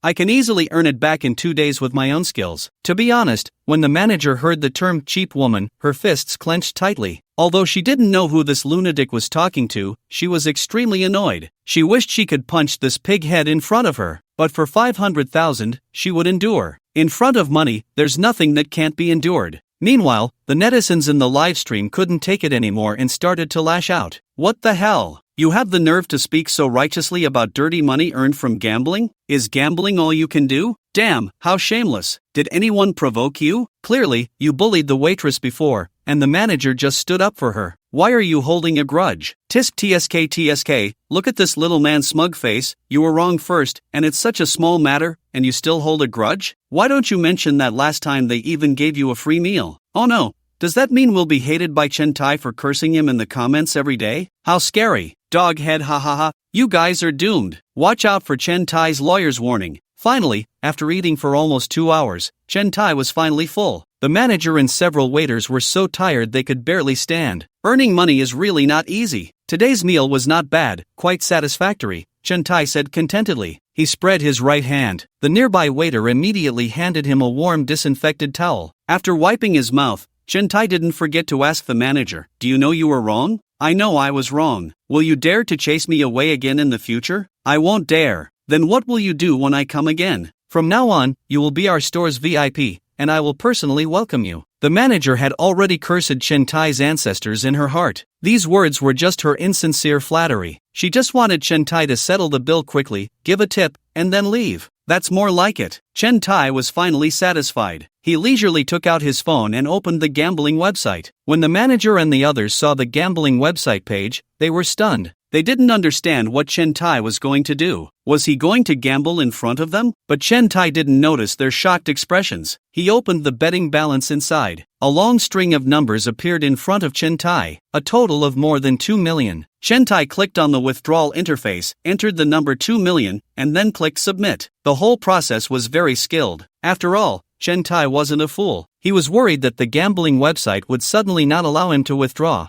so he tried several times yesterday. As a result, his money could be normally credited. This gave Chen Tai some confidence. However, this time it didn't go so smoothly. When Chen Tai refreshed the page, the balance sharply decreased by 2 million. But a red warning popped up. Withdrawal failed. Your credit level is insufficient. Please recharge more chips and try to withdraw again. At that moment, Chen Tai panicked. His face turned pale. No. What does this mean? No withdrawal? What the hell is this nonsense? My credit level is not enough? I bet 800,000. Okay, my credit level is not enough? Are you kidding me? Yesterday everything was fine, and I could withdraw normally. Why can't I do it today? What really pisses Chen Tai off is that you not only refused to let me withdraw, but you also deducted 2 million from my balance. Did those 2 million just fly away? In that moment, Chen Tai completely lost his composure. He refreshed the page frantically and tried to withdraw countless times, but the result was always the same. Each time, the same warning popped up. Even in the end, the gambling website directly cleared Chen Tai's entire balance. Then they forcibly logged him out of his account. After trying for several minutes, the final result was, Chen Tai stared at the empty browser interface, along with the frequent pop-up message of server error, unable to connect to network, slumping in his chair, his head buzzing. Chen Tai's mind had turned to mush. His gaze was vacant. It was as if his brain had crashed. At this point, even if Chen Tai was a bit slow, he finally realized. He had been scammed. His hundreds of thousands of dollars were all gone. This gambling website was nothing but a scam site. It tricked him into putting all his money in, and when he was trapped deeper and deeper with no way to struggle, it kicked him out. From the very beginning, this was a scam. The 2 million chips displayed in his balance were all lies, just a string of meaningless numbers, because that damn gambling website would never let Chen Tai withdraw. They were only after his principal from the start. The fact that Chen Tai was able to withdraw smoothly before was just because they wanted to play the long game, deliberately lulling him into a false sense of security. Now that they saw Chen Tai had no money to deposit for chips, they directly banned him from accessing their website and even cancelled his account. TSK. Chen spending money is really done for now. This is going to be a good show. Oh, isn't this the gambling god Chen spending money? What's wrong? Can't withdraw all that money you made from the gambling site? Chen spending money, you really thought you could make money from a gambling site? How naive. I'm dying of laughter. This is getting exciting. The plot is really heating up. I can't wait to see Chen Tai get hit. Ha ha ha, me too. So excited. +1. I'm already ready with popcorn. The viewers in the live stream couldn't wait to see what would happen next. That scene was bound to be explosive. Sure enough, after Chen Tai had sweat profusely trying nearly 100 times, the manager lost her patience, her tone unfriendly, and asked, "Hello, isn't it time to settle the bill?" The manager had also started as a waitress. Okay, she's sharp too. She could see that this bill probably wouldn't be settled. Just thinking about the humiliation she had endured for the past 2 hours made a surge of anger burn wildly in the manager's heart. The only reason she had tolerated Chen Tai's torment for so long was for the sake of the money. But if that money didn't reach her hands, then her resentment and anger would be uncontrollable. She had a temper too. She didn't care what reason Chen Tai had for not settling, but as long as that money didn't reach her hands today, she wouldn't hold back her ruthlessness. Shut up, can't you see I'm busy? Chen Tai was already anxious and was desperately trying to log into the gambling site. In a moment of panic, he shouted at the manager without even looking up. "Sir, I'm asking you one last time, are we settling the bill or not?" The manager said angrily. "Are you deaf or something? I said I'm busy." Before Chen Tai could finish his sentence, the manager lifted her foot and kicked Chen Tai, chair and all, to the ground.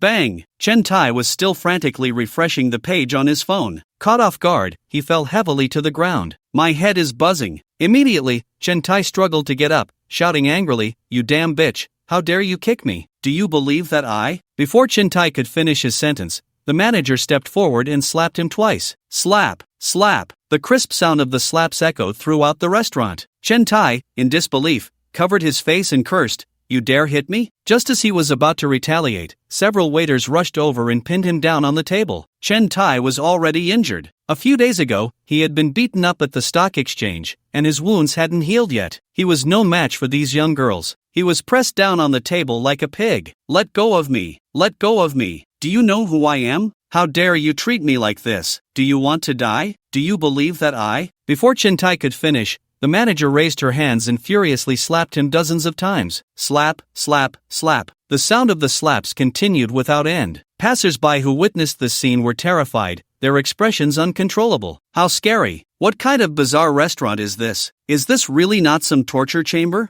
That brother, if you can't take it, just give in. You might suffer less. Chen Tai was thinking the same thing. He only felt a burning pain on his face. His entire face was swelling up like a pig's head. Stop. Stop it. Stop it. Chen Tai finally learned fear. He began to plead for mercy, but unfortunately, the manager couldn't hear him. Her mind was filled with only the word anger. She couldn't even make out what Chen Tai was saying. She didn't want to listen. Finally, after more than 200 slaps, the manager stopped. Of course, it wasn't because her anger had subsided. It was because she was tired, her hands numb, and she couldn't swing them anymore. More than 200 slaps were just her physical limit, but far from her limit of anger. To be honest, after being slapped over 200 times, Chen Tai's eyes became clear. The arrogance he had just displayed was gone. His face was swollen like a pig's head, and his already small eyes were completely obscured. His mouth looked like a cooked sausage, drooling uncontrollably. Honestly, even the waiters who were helping to hold Chen Tai down couldn't bear to watch. It was too brutal, but the manager had no intention of letting him go. She rubbed her numb palms, raised her hand, and prepared to continue slapping Chen Tai when he saw those hands and instantly became terrified, pleading, I was wrong. I know I was wrong.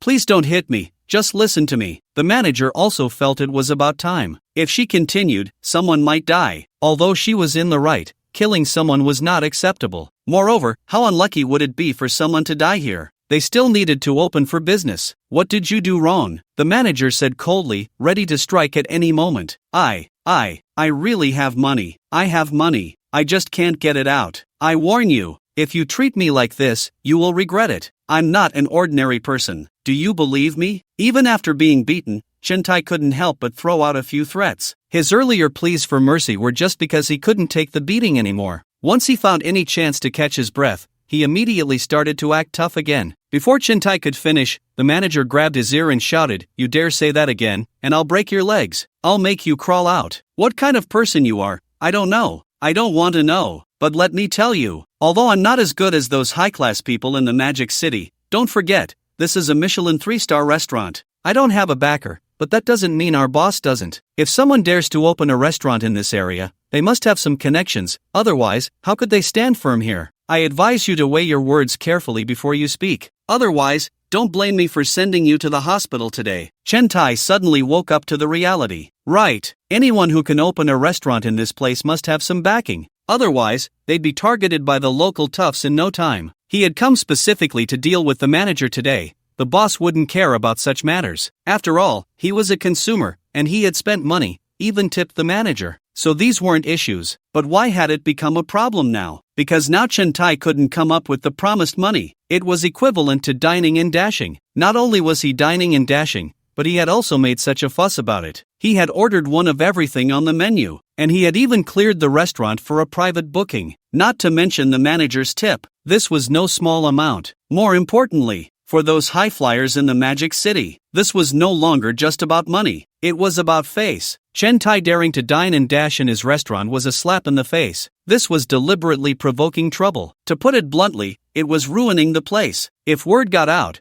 his restaurant wouldn't be able to continue operating. After all, if even Chen Tai could easily pull off a dine and dash, it meant anyone could walk all over him. So the boss behind the scenes would definitely not let him off the hook. There was no room for negotiation in this matter. Even if the manager didn't dare to kill Chen Tai, he would make sure Chen Tai was kicked out. Chen Tai could guarantee that before he even got home, he would have an accident on the way. It was even possible he could die on the spot. Chen Tai knew better than anyone how deep and dark the waters of the Magic City were. "No, I was wrong. I was wrong. Please listen to me." Chen Tai quickly raised his hand in surrender, saying, "I'll find someone to pay. Is that okay? I'll find someone to help me pay." Only then did the manager smugly lower his hand, saying, "I'll give you 1 hour. Give him the phone." Meanwhile, on Lu Yiming's side, Lu Yiming had just returned to the company when he heard that the entrepreneurial talent apartment had officially opened. Lu Yiming had originally planned to call it low-rent housing. However, Mu Xia and the others unanimously felt that name sounded unappealing and made their hotel seem low-class, so they changed the name. Lu Yiming decided to go check it out. An hour later, Lu Yiming hurriedly arrived at one of the entrepreneurial talent apartments. There were already staff responsible for managing the hotel acting as housekeepers. As per your instructions, these residents clean their own rooms and public areas upon moving in.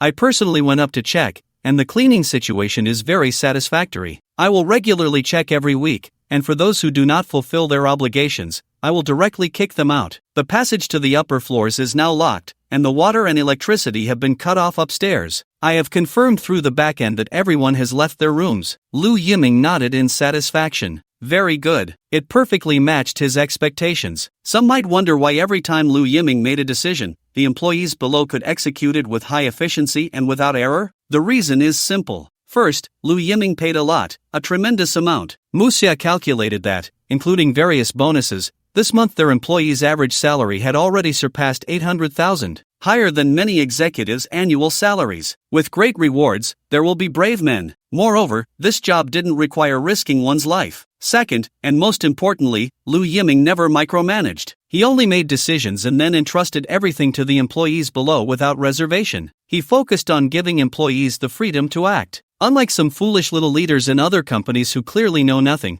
but insist on pointing fingers and demanding that you do things their way when you want to get something done. If you don't obey, they'll make things difficult for you. But if you do listen and the work doesn't turn out well, these foolish little leaders will pin the blame on you, claiming their methods are flawless and that it's your fault for not executing properly. This makes many employees afraid to take initiative, always needing to leave traces and evidence in their work to avoid being scapegoated. The larger the company, the more pronounced this situation becomes. Many employees spend their days doing meaningless work. Therefore, Lu Yiming never engages in such foolishness. Third, Lu Yiming never lets employees take the blame. Even if a huge mess is made, Lu Yiming will first check if you're hurt. Once he confirms you're okay, he will smile and comfort you, telling you that everything is fine as long as you're alright. Fourth, Lu Yiming rewards merit. As long as results are achieved, everyone can receive their own rewards from Muxia. Fifth, none of the little leaders under Lu Yiming, including Muxia and Ming Ruyu, are fools. Ming Ruyu is a tough person who rushes to the front when there's an issue, and Muxia and the others are not sycophants. In such a company, with such great leaders and generous salaries,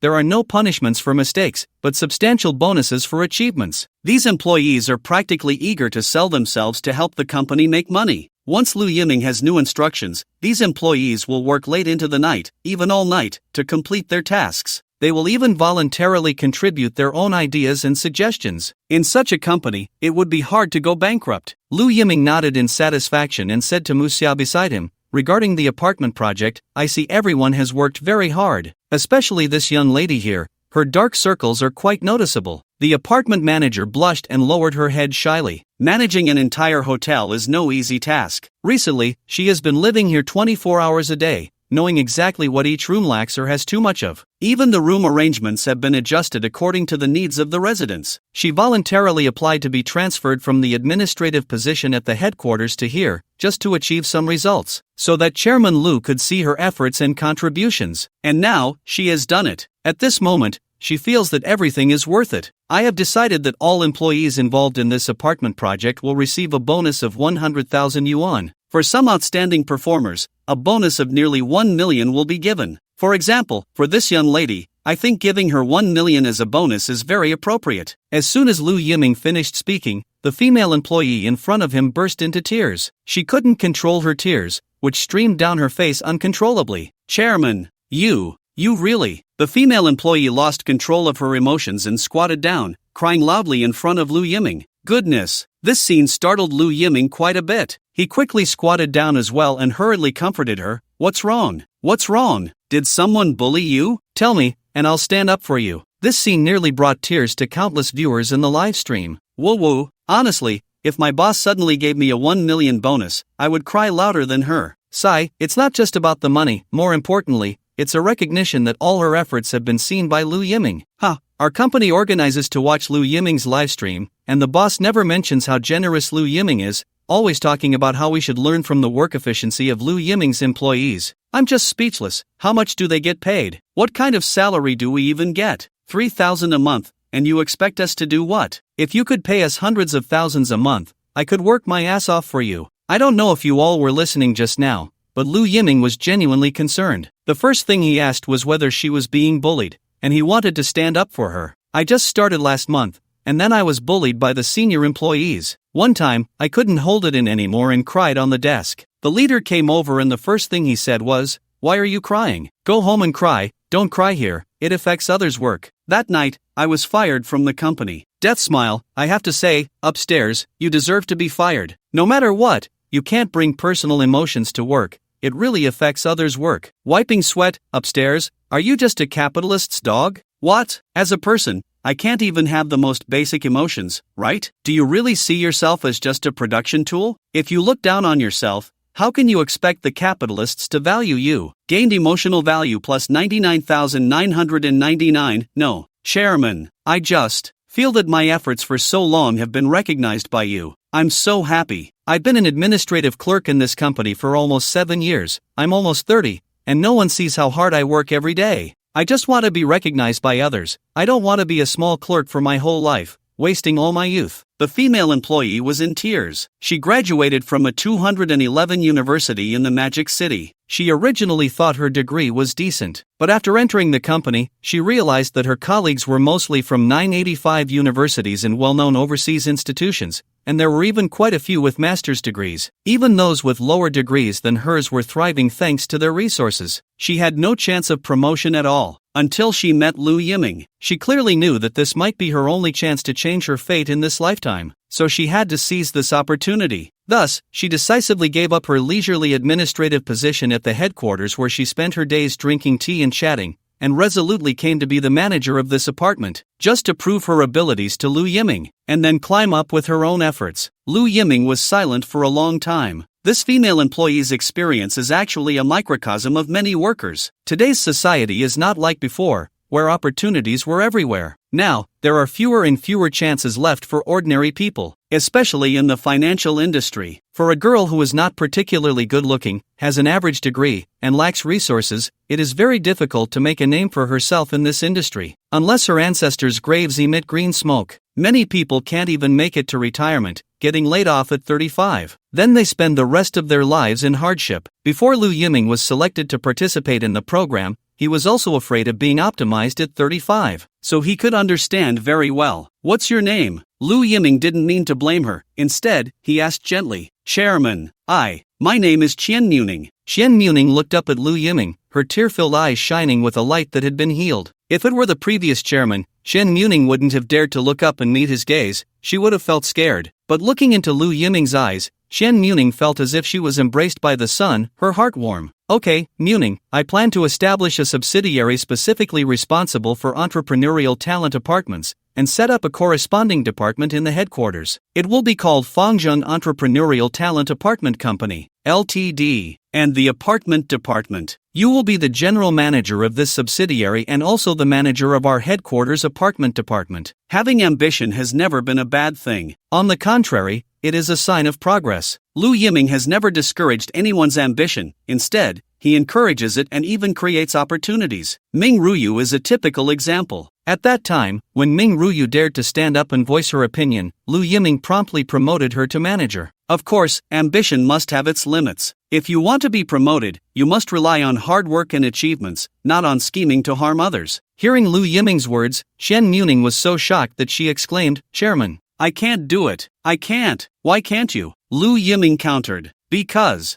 I have no experience, and I'm afraid of letting you down. Chen Muning said timidly. She wanted to progress. To be precise, she wanted to progress very much, but the leap was just too big. To put it bluntly, such a big step could lead to disaster. Not at all. My standard for selecting capable people has always been like this, Lu Yiming said in surprise. Mu Xiao went from an administrative clerk to a general manager. Pei Yingjun went from a tech guy to the current manager of the dining department. So many managers have risen through their own abilities. I believe you have that potential too. As long as you are given the opportunity, you will definitely surprise me. To be honest, Lu Yiming did not expect this young girl to give him any surprises. Mainly, this girl was indeed very ambitious. With such a driven person who worked so hard, there was no reason to suppress her. Although he was aiming for losses, he still had to provide a platform and opportunities for her. Chairman, you can rest assured, I will never let you down. Even if I have to risk my life, I will definitely achieve results for you. Chen Muning squatted on the ground, gazing at Lu Yiming as if looking up at the sun, tears in her eyes. Her gaze revealed almost endless admiration. Mu Xia couldn't help but sigh in her heart. Another employee had fallen under the chairman's charm, completely becoming a loyal follower, just like she once was. All right, I believe you, but your life is given by your parents, and you don't need to risk it. I still say, work is important, but your physical and mental health should come first, Lu Yiming said with a smile. At that moment, the viewers in the live stream were going wild. I'm crying, I really want to nominate Lu Yiming as our teaching master. Just listening to him speak makes me feel healed. Whoa, why isn't my boss Lu Yiming? Ever since I watched Lu Yiming's livestream, I don't even want to go to work anymore. There's no way to compare. Wait, is Lu Yiming a charm demon? Did he cast some magic on these employees? Why do they all seem brainwashed in following him? Good idea. Chen Tai has a nickname of Chin Spender. Now Lu Yiming has a nickname of Charm Demon too. Dog head, I agree. From now on, let's call him Lu Charm Demon. I support you. You 1 vote. I 1 vote. Tomorrow Lu Yiming will debut. By the way, what are those people doing? Lu Yiming curiously pointed to the young people in the adjacent hall who were frantically coding. Xian Muning quickly stood up with Muxia's support and explained, I heard they are a startup team, working on a game called, it seems, White Myth, Wukong. I chatted with the core members of their team last time. They have been working on this game since college. Just as they were about to finish it, they graduated and had nowhere to go. They couldn't even afford rent. They heard that we had affordable apartments available, so they quickly applied to move in. White Myth, Wukong? Not bad, not bad, Lu Yiming nodded in satisfaction. Games are great. We need to learn about games. If you don't make games, how will I, Lu Yiming, play? Ding! Detected that the host maliciously rented out the hotel at a low price, resulting in a loss of 8.96 million yuan for the month. We are currently providing you with a tenfold return. Ding! 89.6 million yuan has been deposited into your private account. You currently have assets of 32.447 billion yuan. Lu Yiming frowned. The excitement of the past was gone. Sigh. Lu Yiming even sighed inwardly. At this rate of loss, it would take ages to recover. When would Lu Yiming be able to achieve his dream of becoming a trillionaire? The richest person in the world? Just as Lu Yiming was still sighing, Muxia suddenly received an urgent phone call. What? What did you say? How is that possible? Muxia answered the phone, and in disbelief, hung up. Chairman, something has happened. Someone has dug up bones from under our hotel. Human bones. Hearing Muxia's words, Lu Yiming's pupils instantly trembled. His legs almost went weak. What did you say? Human bones, dug up from under the hotel? What the hell is going on? Could it be that a murder happened under that hotel? Lu Yiming suddenly felt that something was very wrong. Based on his years of watching horror and crime movies, he couldn't help but think that there might be some shocking secret hidden beneath that hotel, like a serial killer or a human cactus. You have to know, there are still many unsolved murder cases in the Magic City. It's possible that one of the crime scenes is buried right under their apartment. How could he have stumbled upon such a horrifying thing? Damn, what's going on? How did Lu Yiming end up in such a bizarre situation? This is just bad luck. It's over, that hotel is definitely finished now. Tens of millions just gone down the drain. No one would buy a place like that. No wonder the hotel business was bad, built on a pile of corpses, even sleeping there feels eerie. How could the hotel business possibly thrive? Hey, do you think the previous owner of the hotel knew something, so they hurriedly sold it to Lu Yiming? It's very possible, but Lu Yiming is really unlucky. It seems that even he can't guarantee that his investment will be 100% profitable. I feel like these bones definitely have a big story. I can't wait to hear the shocking secret. The viewers in the live stream were also expressing their astonishment, flooding the comments with messages. Gain shock value plus 999,999. Even more chilling was Muxia's next sentence. According to the apartment's steward over there, the human bones seem to be numerous, far more than one skeleton. It's very likely that a large number of bones are buried underneath, which means that hotel is built on a pile of corpses. Upon hearing this, Lu Yiming felt even more terrified. This is too damn horrifying. No wonder the hotel is going bankrupt. Built on a pile of corpses, relying on that little popularity can't suppress the resentment underneath. Although Lu Yiming didn't really believe in feng shui, he still maintained a respectful attitude. After all, there is some truth to such things. Let's put it this way, if you don't believe it,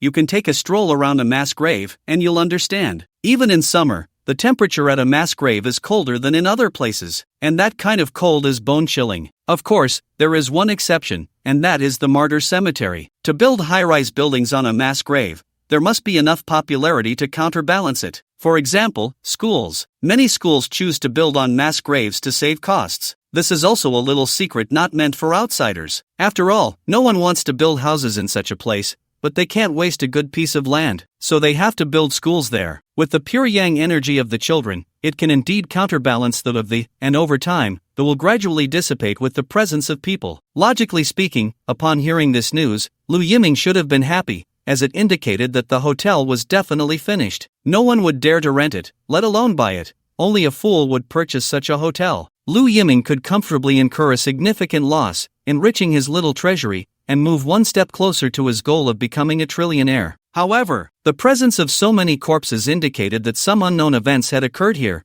leading to the wrongful deaths of so many people. Just thinking about this made it impossible for Lu Yiming to feel happy. He believed that, even with the most basic sense of conscience, he couldn't be pleased. Let's go. Regardless of the circumstances, since this has happened, we must take responsibility to the end. Even if that hotel is no longer in operation, we must ensure the remains of the deceased are properly handled. In any case, let's first assess the situation. Lu Yiming walked out without looking back. Mu Ning, this place will be entrusted to you from now on. Mu Xia didn't forget to wink at Qian Mu Ning. Okay, President Mu. Just call me Mu Xia. Watching Lu Yiming leave in a hurry, Qian Mu Ning felt anxious. The confidence she had just built up collapsed again. She realized she couldn't do anything for the chairman. Is this right? This isn't right. Brothers, let's put in more effort. Our game will soon be ready for testing. When the game officially goes on sale, it will be the time for our company to soar. Upon hearing this voice, Qian Mu Ning couldn't help but glance over. Those entrepreneurial youths were all wide-eyed, frantically coding as if possessed. Watching them, Qian Mu Ning fell into deep thought. Half an hour later, Lu Yiming arrived at the hotel site. The apartment steward had been waiting for Lu Yiming for a long time. Chairman, President Mu, you two have arrived. The steward pointed to a fenced-off area next to the apartment and said, this building was originally part of an old community. Recently, it was forcibly demolished and relocated because it met the Weifang standards, and new buildings are planned here. However, after all the community buildings were torn down and the site was being excavated,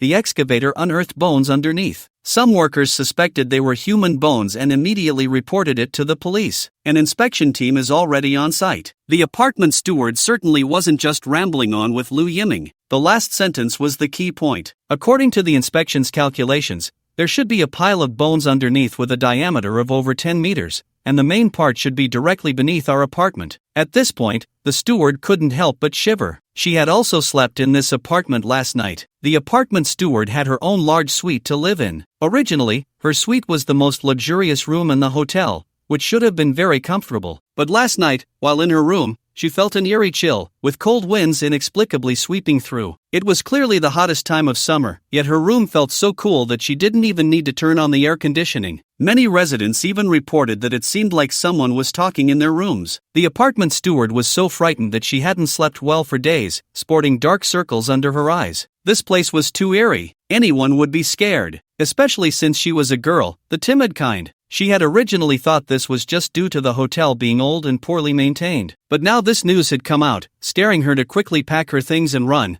not daring to stay in the apartment for even a minute. Hearing this news, many residents of the apartment ran away. They said this place is too eerie, and they were scared. Only a few residents who aren't afraid of such things are still staying. Chairman, let me say something. Please don't blame me. Even I don't dare to stay here. It's given me psychological trauma. I'm planning to stay at my best friend's house for a few days. The apartment manager playfully stuck out her tongue, feeling a bit embarrassed as she spoke. Lu Yiming chuckled in disbelief and comforted her. It's okay, of course, I won't blame you. Don't say it's you. In this situation, I wouldn't dare to stay either. How about this? Let those residents move out first and arrange for them to stay in our other apartments. Also, compensate them with 3 months' rent, which is 500 yuan. Okay, sure. The apartment manager felt warm inside when she saw that Lu Yiming not only didn't blame her for leaving her post but also comforted her. Ding! Detected that the host has provided excessive compensation, estimated loss of 14,000 yuan, preparing for tenfold return. Ding! 140,000 yuan has entered your private account. Currently, you have assets of 446 billion yuan. Lu Yiming was dumbfounded. No way? System Dad? How could you be so generous with such a small amount of money? But Lu Yiming couldn't think about that right now. Before he could ponder further, 2 inspectors had already approached him. Are you the owner of this apartment? Arthur asked. Yes, Inspector, I just bought this hotel a few days ago, and I didn't know about this beforehand. Lu Yiming replied, bewildered. Don't worry, we don't suspect you, it's just a routine inquiry, no need to be nervous. What was your original intention in buying this hotel? After asking a few inconsequential questions, the inspectors left. Watching them walk away, Lu Yiming hesitated for a moment, then stepped forward to stop them, saying, Inspector, What do you plan to do with these remains? Well, we still need to continue the investigation, and it's not convenient to disclose specific details. Seeing the cautious expressions of the two inspectors,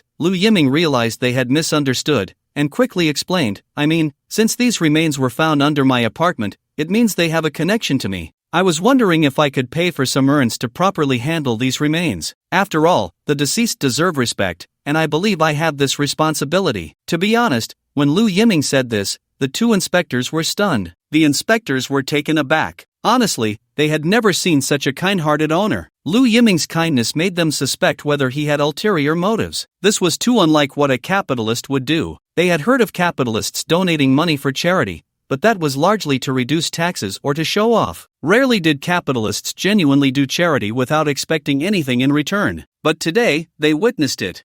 It is possible, but Mr. Lu, we kindly remind you, there are quite a few remains here, and we still haven't found any relatives. We don't know what the situation is with the relatives, so you should act within your means. Lu Yiming wasn't foolish. He had already picked up on the kind warning from the two inspectors. In this world, it's always the good people who have the hardest time, because being good brings no rewards, and they often face misunderstanding or even criticism from the outside world. These two inspectors had clearly heard about how Lu Yiming had been scammed by the local gangsters, so they were kindly reminding him, kindness shouldn't be spread carelessly. Otherwise, it could backfire and harm oneself. What if the relatives of these remains weren't kind people? Upon seeing the remains of a family member who had been missing for many years, would there be any misunderstandings or even attacks directed at Lu Yiming in the heat of emotion? One can only say that one must never underestimate the darkness of human nature. But Lu Yiming was mentally prepared. At worst, he would go to court. All Lu Yiming sought was a clear conscience. Comrades in inspection, I know what I'm doing, you can rest assured. Lu Yiming expressed his gratitude. After hearing Lu Yiming's response, the two inspectors shook their heads and sighed, choosing not to continue persuading him, and turned to leave. Damn! Lu Yiming, are you really the timely reign of our era? Do you have to get involved in even this kind of matter? Honestly, this has nothing to do with you, you're really making a thankless effort. If those families knew that the remains had been buried under your hotel all this time, they would definitely sue you. Your current actions will not earn their understanding. Instead, it gives them a reason to complain. There's a saying, if you didn't hit them, why help them up? Lu Yiming's situation is the same. If you didn't kill them, why prepare them a coffin? Doghead sigh. You all underestimate Lu Yiming's vision. He is truly someone who embodies the unity of knowledge and action. He only seeks peace of mind and righteousness in the world. He can disregard everything else. Countless netizens in the live stream flooded the comments. Gain shock value plus 999999. Even Mu Xiao was dumbfounded. Although she was shocked by all of Lu Yiming's previous actions and decisions,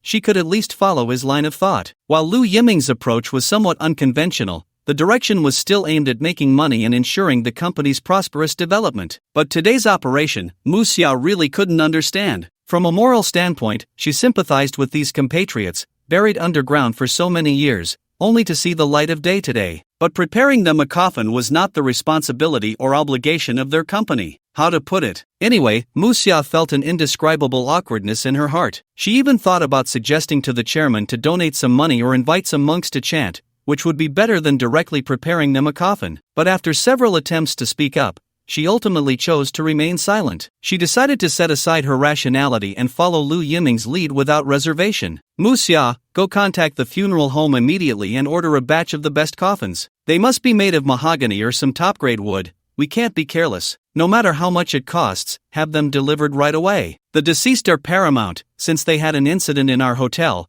we have the obligation to take care of them. Okay, I'll contact them right away. Although the official Weibo account was trying hard to suppress the news, in this age of information explosion, netizens quickly caught wind of the scoop. Holy crap! A large number of remains were dug up under Lu Yiming's hotel. The number is said to be terrifying. Is that true? Don't spread rumors. I'm telling you, spreading rumors has its costs. Be careful or you might get a lawyer's warning. Damn! I'll make your whole family die. I have pictures. I live in the nearby community. I have proof. Image. Holy crap. So many remains? How many people must be buried down there? How did no one notice this for so many years? This is just ridiculous. Holy crap. I've stayed at that hotel. I chose it because it was cheap, but I had nightmares all night. The whole room felt eerie. I was so scared that I hurriedly left the next day. Right after checking out, I caught a cold and had a high fever. This is terrifying. This is the Magic City. How could such a thing happen? Didn't they find anything when digging the foundation before? This is just too absurd. It feels like there's a big secret. Stay tuned. However, Lu Yiming is really pitiful. He spent tens of millions to buy a hotel, and now this happened.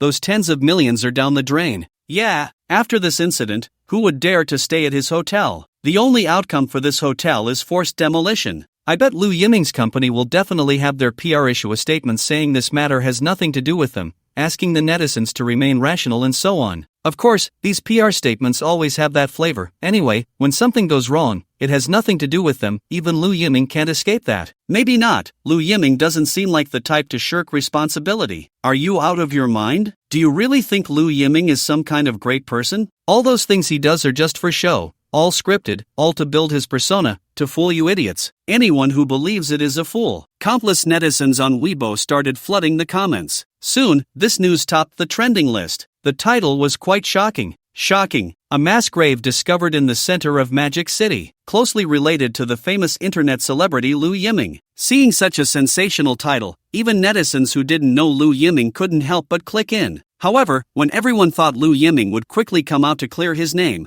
Fangzheng Investment Company, Ltd., released an unbelievable announcement on their official website. Today, our company's entrepreneurial talent department unearthed a skeleton incident. Our chairman, Lu Yiming, has personally rushed to the scene. The chairman instructed that our company will purchase a large number of redwood coffins to respect the deceased to the greatest extent, and will actively cooperate with the investigation to uncover the truth, find the deceased's family, and restore social fairness and justice. Regardless of whether we can find the family or not, our company will cover all funeral expenses for the deceased, without limit, in order to ensure the deceased can rest in peace. Thank you to all sectors of society for their attention to this incident. When this announcement was released, the entire Weibo exploded. What the hell? Did I just hear that? Lu Yiming is actually paying out of his own pocket to bury these deceased? Oh my god. Look, this is what true responsibility looks like. These deceased have nothing to do with Lu Yiming, yet he is willing to spend so much money to properly arrange for them. It's simply unbelievable. Lu Yiming, a real man. No words needed. I have to give you a thumbs up. I've truly seen it all. Some companies won't even admit to producing counterfeit products when they're proven fake, and they even sue the appraisers. But Lu Yiming is willing to pay such a large sum for these unrelated people. Truly a big picture thinker. Heh,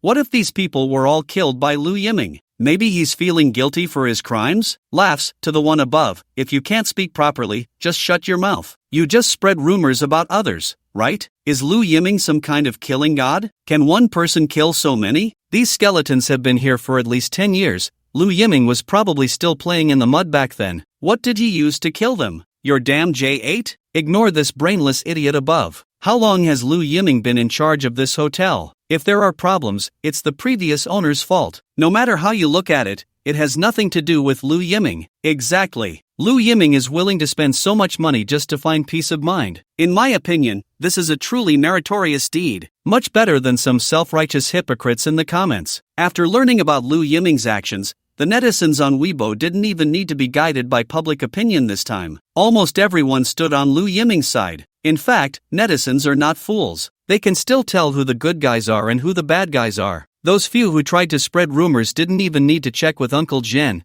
The netizens had already drowned them in spit. 5 hours later, Lu Yiming had been standing guard at the scene, not leaving an inch except to eat. He was overseeing the collection and categorization of the bones, confirming their identities before placing them into urns. They were waiting to be sent to the Inspection Bureau for further identification. Chairman, we have brought in a total of 1,895 redwood urns, costing a total of 15.77 million yuan. Here's the receipt, would you like to take a look? Muxia said, busy and sweating profusely. Although these items were hard to find, the Magic City was large enough. Plus, Lu Yiming had the financial means. So, none of this was a problem. As for why the price was so high, it was simply because Lu Yiming wanted the best. The difference between types of redwood was significant. The top-grade redwood was worth that price. Ding! A top-grade redwood urn has been gifted to the innocent suffering citizens. You have incurred a loss of 15.77 million yuan. Now, tenfold return for you. Ding! 577 billion yuan has entered your private account. You currently have assets of 969 billion yuan. Alright, you've worked hard. You've been with me all these days, and you must be tired. Go home and rest early today. By the way, remember to tell the finance department tomorrow to give you a bonus of 100,000 yuan, just say it's from me. Lu Yiming used his financial ability again. This was Lu Yiming's good habit. You can't always just verbally praise your employees, right? Only real money can show your sincerity. Chairman, do you still want to stay here? Mu Xia was a bit confused. Yes, I'll continue to watch the scene. In case Uncle Jian needs anything coordinated, I can make decisions on the spot, Lu Yiming said. Mu Xia fell silent for a moment. She quietly walked to the perimeter of the scene but did not leave. She was Lu Yiming's special assistant. If the boss wasn't leaving, she had no reason to leave either. Mu Xia chose to accompany Lu Yiming in her own way, silently. The inspectors nearby couldn't help but feel admiration for Lu Yiming. They even wanted to slap themselves. Someone like Lu Yiming was not a capitalist. To call him a capitalist was an insult. He was a true entrepreneur. He genuinely had a sense of responsibility, completely different from those who only know how to make money, exploit employees without bottom lines, and harm society. Chairman Lu, we've been investigating all day today,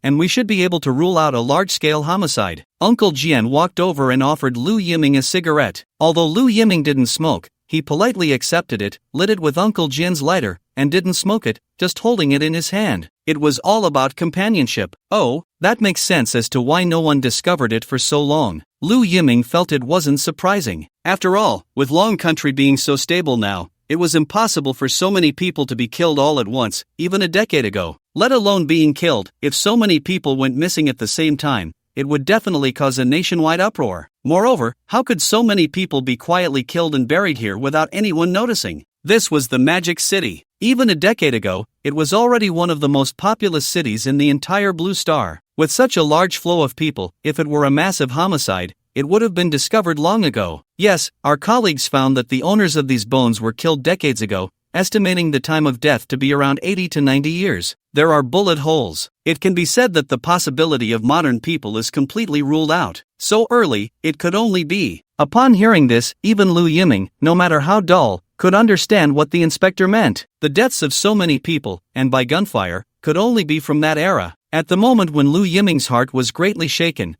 a group of elderly people rushed into the scene, ignoring the warning lines, and headed straight for the pit. Even the inspections couldn't stop them. They were extremely agitated. Even if they fell to the ground, they struggled to crawl over. They kept crying out, "Dad, Mom, after so many years, I finally found you. I finally found you. I miss you so much. I thought I would never see you again even if I died. The heavens have eyes. The heavens have eyes." To be honest, everyone at the scene was dumbfounded. Lu Yiming was also bewildered. Who are these people? Why did they suddenly rush in? "Dad, Mom, I miss you. I have missed you for decades. I dream of seeing you again. I am an unfilial son. I finally found you today. It turns out you were right under my nose." The old man cried heart-wrenchingly, collapsing to the ground and sobbing loudly. Family members nearby rushed over to help him, but the old man was already crying to the point where his hands and feet were numb and no one could lift him. "What's going on?" The inspector quickly asked his colleague. "It seems that his parents are buried here. It is said that this old man witnessed the invasion of the Japanese devils last century. At that time, he got separated from his parents while fleeing and went to the port city with relatives. When he returned, he could never find his parents again. Just now, the DNA comparison results from the inspection bureau came out,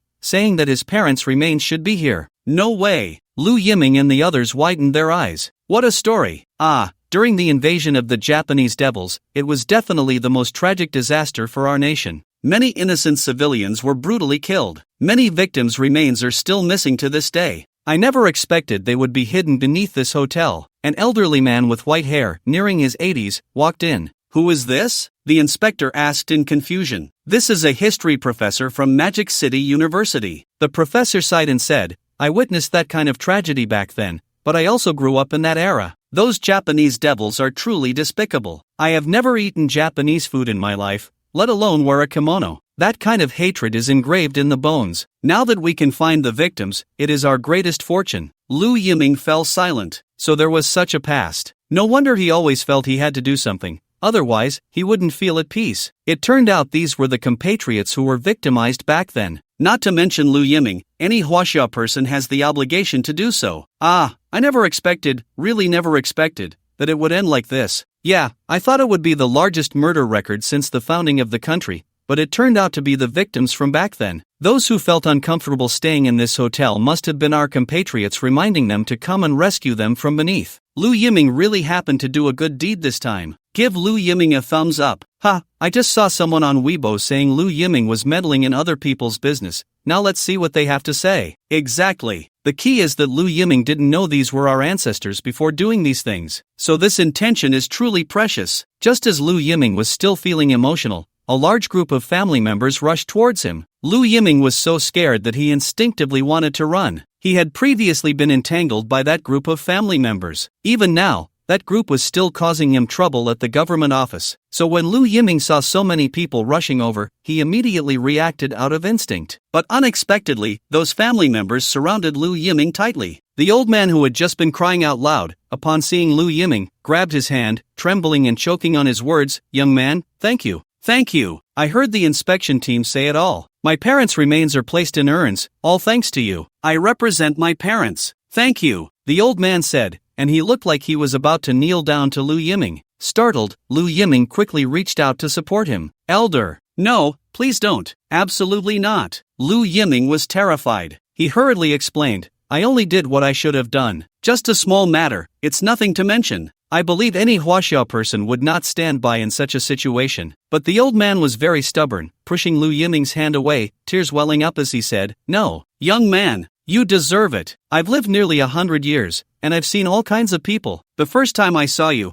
I knew you were a good person. You should receive my bow. I, as a son, have never been filial to my parents in my life. You have fulfilled my filial duty, so you deserve it. Otherwise, even if I die, I won't have the face to meet my old parents in the afterlife." With that, Lu Yiming could no longer refuse. He had to let go. The old man pushed away the support of his family and suddenly knelt on the ground. It should be noted that due to the large-scale excavation, the ground was not smooth but rather uneven and muddy. There were even many small stones mixed in. Lu Yiming felt like his shoes were about to be punctured by these small stones. One can imagine how painful it would be for the old man to kneel down. But the more painful it was, the more significant it became. After kneeling, the old man trembled and lowered his head, regardless of the stones and mud on the ground, and earnestly knocked his head 3 times on the ground for Lu Yiming. The scene fell silent. Everyone held their breath, silently watching this moment. Mu Xia, seeing this, quickly took a photo. Lu Yiming could give up anything, but Mu Xia had the duty to let everyone know what their chairman had done. Why are good people often misunderstood? It's because good people do things without leaving their names. No one knows the good deeds you've done, nor the great contributions you've made. What's the difference from acting in the dark? So Mu Xia couldn't let Lu Yiming suffer this loss. After the old man finished bowing, Lu Yiming quickly helped him up. Looking along the streetlight, Lu Yiming was stunned. The old man's forehead was bleeding. How reckless. "Elder, why do you have to go through this?" Lu Yiming couldn't help but sigh. To put it bluntly, he had his own selfish motives. He not only wanted the deceased to rest in peace but also to earn back tenfold from the losses. Lu Yiming felt unworthy of receiving this. "No, young man, it's been nearly 90 years. You have resolved my 90-year-old heartache. For so many years, I have been trying to find my parents' whereabouts. In the end, I was desperate. I thought I would die with regrets and doubts, young man. Thank you." As the old man spoke, his voice grew softer, his tone more subdued, almost like a dream, which startled the family members nearby. "Old man, grandpa, dad, what's wrong? Get him to the hospital. Quickly, to the hospital." The family panicked. Lu Yiming was also alarmed.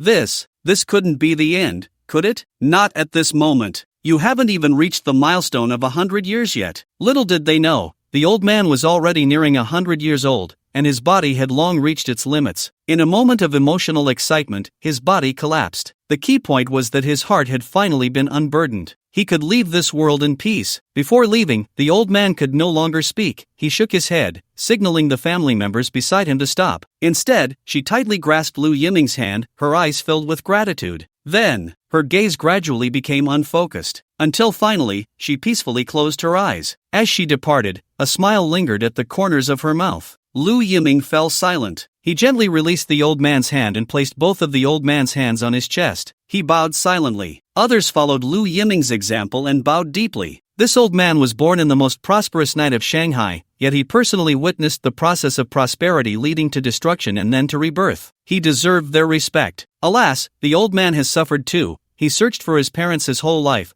How much hardship must he have endured? Yes, The key is that guilt and regret. I think he must have dreamed of his parents countless times. A child lost in the world, especially during a time of war. How much suffering must he have endured to grow up safely? In any case, being able to find the remains of his parents before he died, the old man is considered lucky. Yes, he has found peace, leaving this world without any pain. Countless netizens in the live stream flooded the comments. Many netizens spontaneously sent candle or flower emojis. The old man's family hurriedly took his remains away. They also needed to prepare for the funeral. One after another, many families came to confirm and took away the remains of their ancestors. When many families learned that the urns in their hands were paid for by Liu Yiming, they excitedly rushed to thank him. At first, Liu Yiming could respond politely, but later, he could no longer bear their enthusiasm, and since he had nothing else to do there, he left. The next day, Liu Yiming woke up from his comfortable mattress. He had a very sweet dream yesterday, but upon waking, he remembered nothing. Some say that graveyards and mass graves are extremely in places.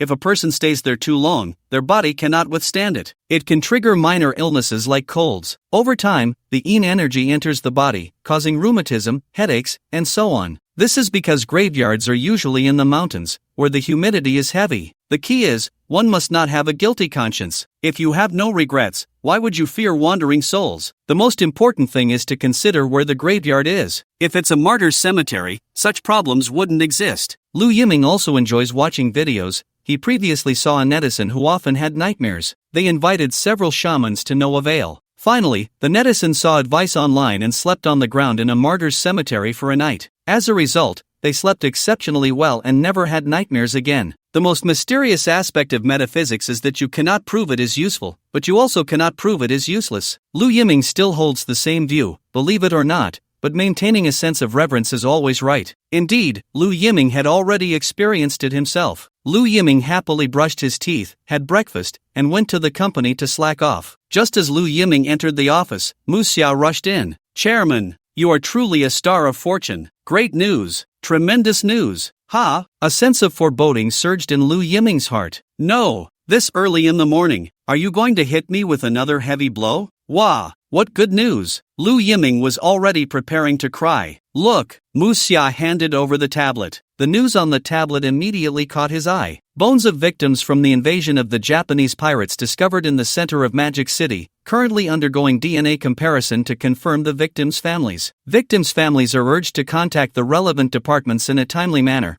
We will cooperate to ensure the proper handling of the victims' remains. Magic City has decided to build a memorial for the victims at the original site to commemorate those who suffered during the Japanese pirate period. Welcome, citizens, to actively donate items related to the era of the Japanese invasion. After reading this, Liu Yiming was dumbfounded and said, "It's a good thing, but isn't it a bit too exciting?" "Oh, no," Mu Xia said excitedly, gesturing wildly. "Chairman, think about it. If we build a memorial on the original site, doesn't that mean we have to demolish our hotel? Just now, the Magic City called and said they want to carry out demolition work on our company's apartment. The compensation standard for the demolition will refer to the standards of nearby buildings. We expect to receive 1.79 billion. Chairman, that's nearly 200 million in compensation. We only spent a little over 60 million to buy that hotel. Just like that, we've made over 100 million. Upon hearing this, Liu Yiming's eyes widened in shock. What the hell? Are you serious? Liu Yiming thought that hotel was a guaranteed loss and would definitely be demolished. Bought for 60 million, if it gets demolished, he would lose everything. With a tenfold return, Liu Yiming could get 600 million into his little treasury. Unexpectedly, he got backstabbed again. Damn it, isn't this reasonable? Is this really reasonable? Liu Yiming was dumbfounded. The key is, he couldn't find any reason to refuse. The officials want to requisition your land. Do they need a reason? If they give you compensation, you can only obediently accept it. Liu Yiming was so frustrated he could almost grind his back teeth to dust. By the way, there's another piece of news. It's a huge scoop. When we learned this news, everyone in the company was stunned. Mu Xia said with a shocked expression. What news? Liu Yiming had a bad premonition. That familiar feeling was coming back. Damn it! Liu Yiming was drunk. He always felt like he was the last person in the company to hear the news. Liu Yiming even suspected that Mu Xia and the others had already eaten the gossip in the employee group before reporting it to him. Guess who the old man was that bowed to you and thanked you yesterday? Oh my Mu Xia, General Manager Mu, stop keeping me in suspense. Just say it. Liu Yiming was getting anxious. It felt like the end of the world was coming.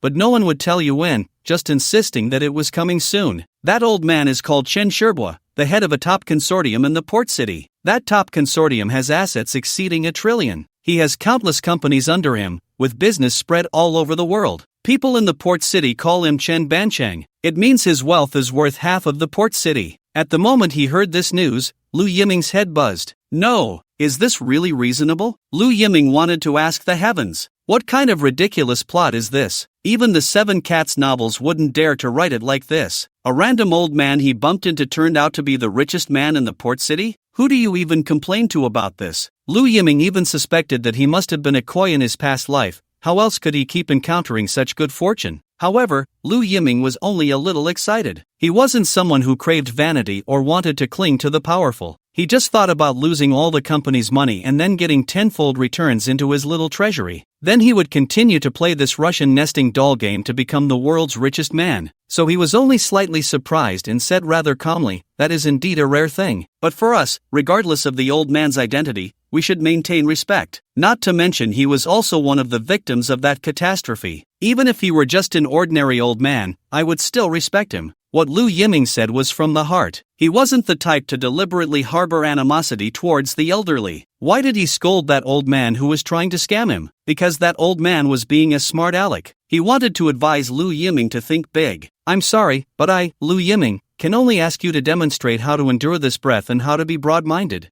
I didn't expect that this old man couldn't even swallow his own anger and ended up dying from it. Who can Lu Yiming go to for reasoning? To put it bluntly, respect is mutual." "No way." Muxia's admiration for Lu Yiming grew even stronger, while she hurriedly said, "The richest man in the port city left a bounty before he died. Whoever can help him find his parents' remains will receive 10% of his personal fortune." What the hell? Lu Yiming was so shocked that his eyes widened in disbelief as he stared at Muxia, saying, "Is that true? Why would that be? Oh my god." Lu Yiming was completely stunned. This plot is just too outrageous. Is this something a normal person could come up with? Wait, isn't it? He set this bounty while he was alive, and now that he's dead, it shouldn't be effective anymore, right? Lu Yiming suddenly thought of this and quickly asked, "Who would have thought?" Muxia revealed a mysterious smile and opened another interface on her tablet, saying, "At that time, many people doubted the authenticity of this bounty. Therefore, the old man specifically went to get it notarized. This is the notarization certificate issued by the Port City Notary Office. So when the news was confirmed, it caused a sensation among many people in the port city. Thousands of residents spontaneously came to the Magic City to search for his parents' remains. It even sparked a wave of family searching. In the end, they found nothing. It was only now that we discovered this bounty." Lu Yiming's head was buzzing. Is this the world of the rich? As long as you have money, you can make so many people work for you. If those people from the port city who searched tirelessly knew this news, I wonder if they would die of anger on the spot. But wait, I saw that the richest man in the port city had family members. Would they agree to this? Lu Yiming asked again, puzzled. They can't deny it. This notarization was done by the Port City Notary Office at that time,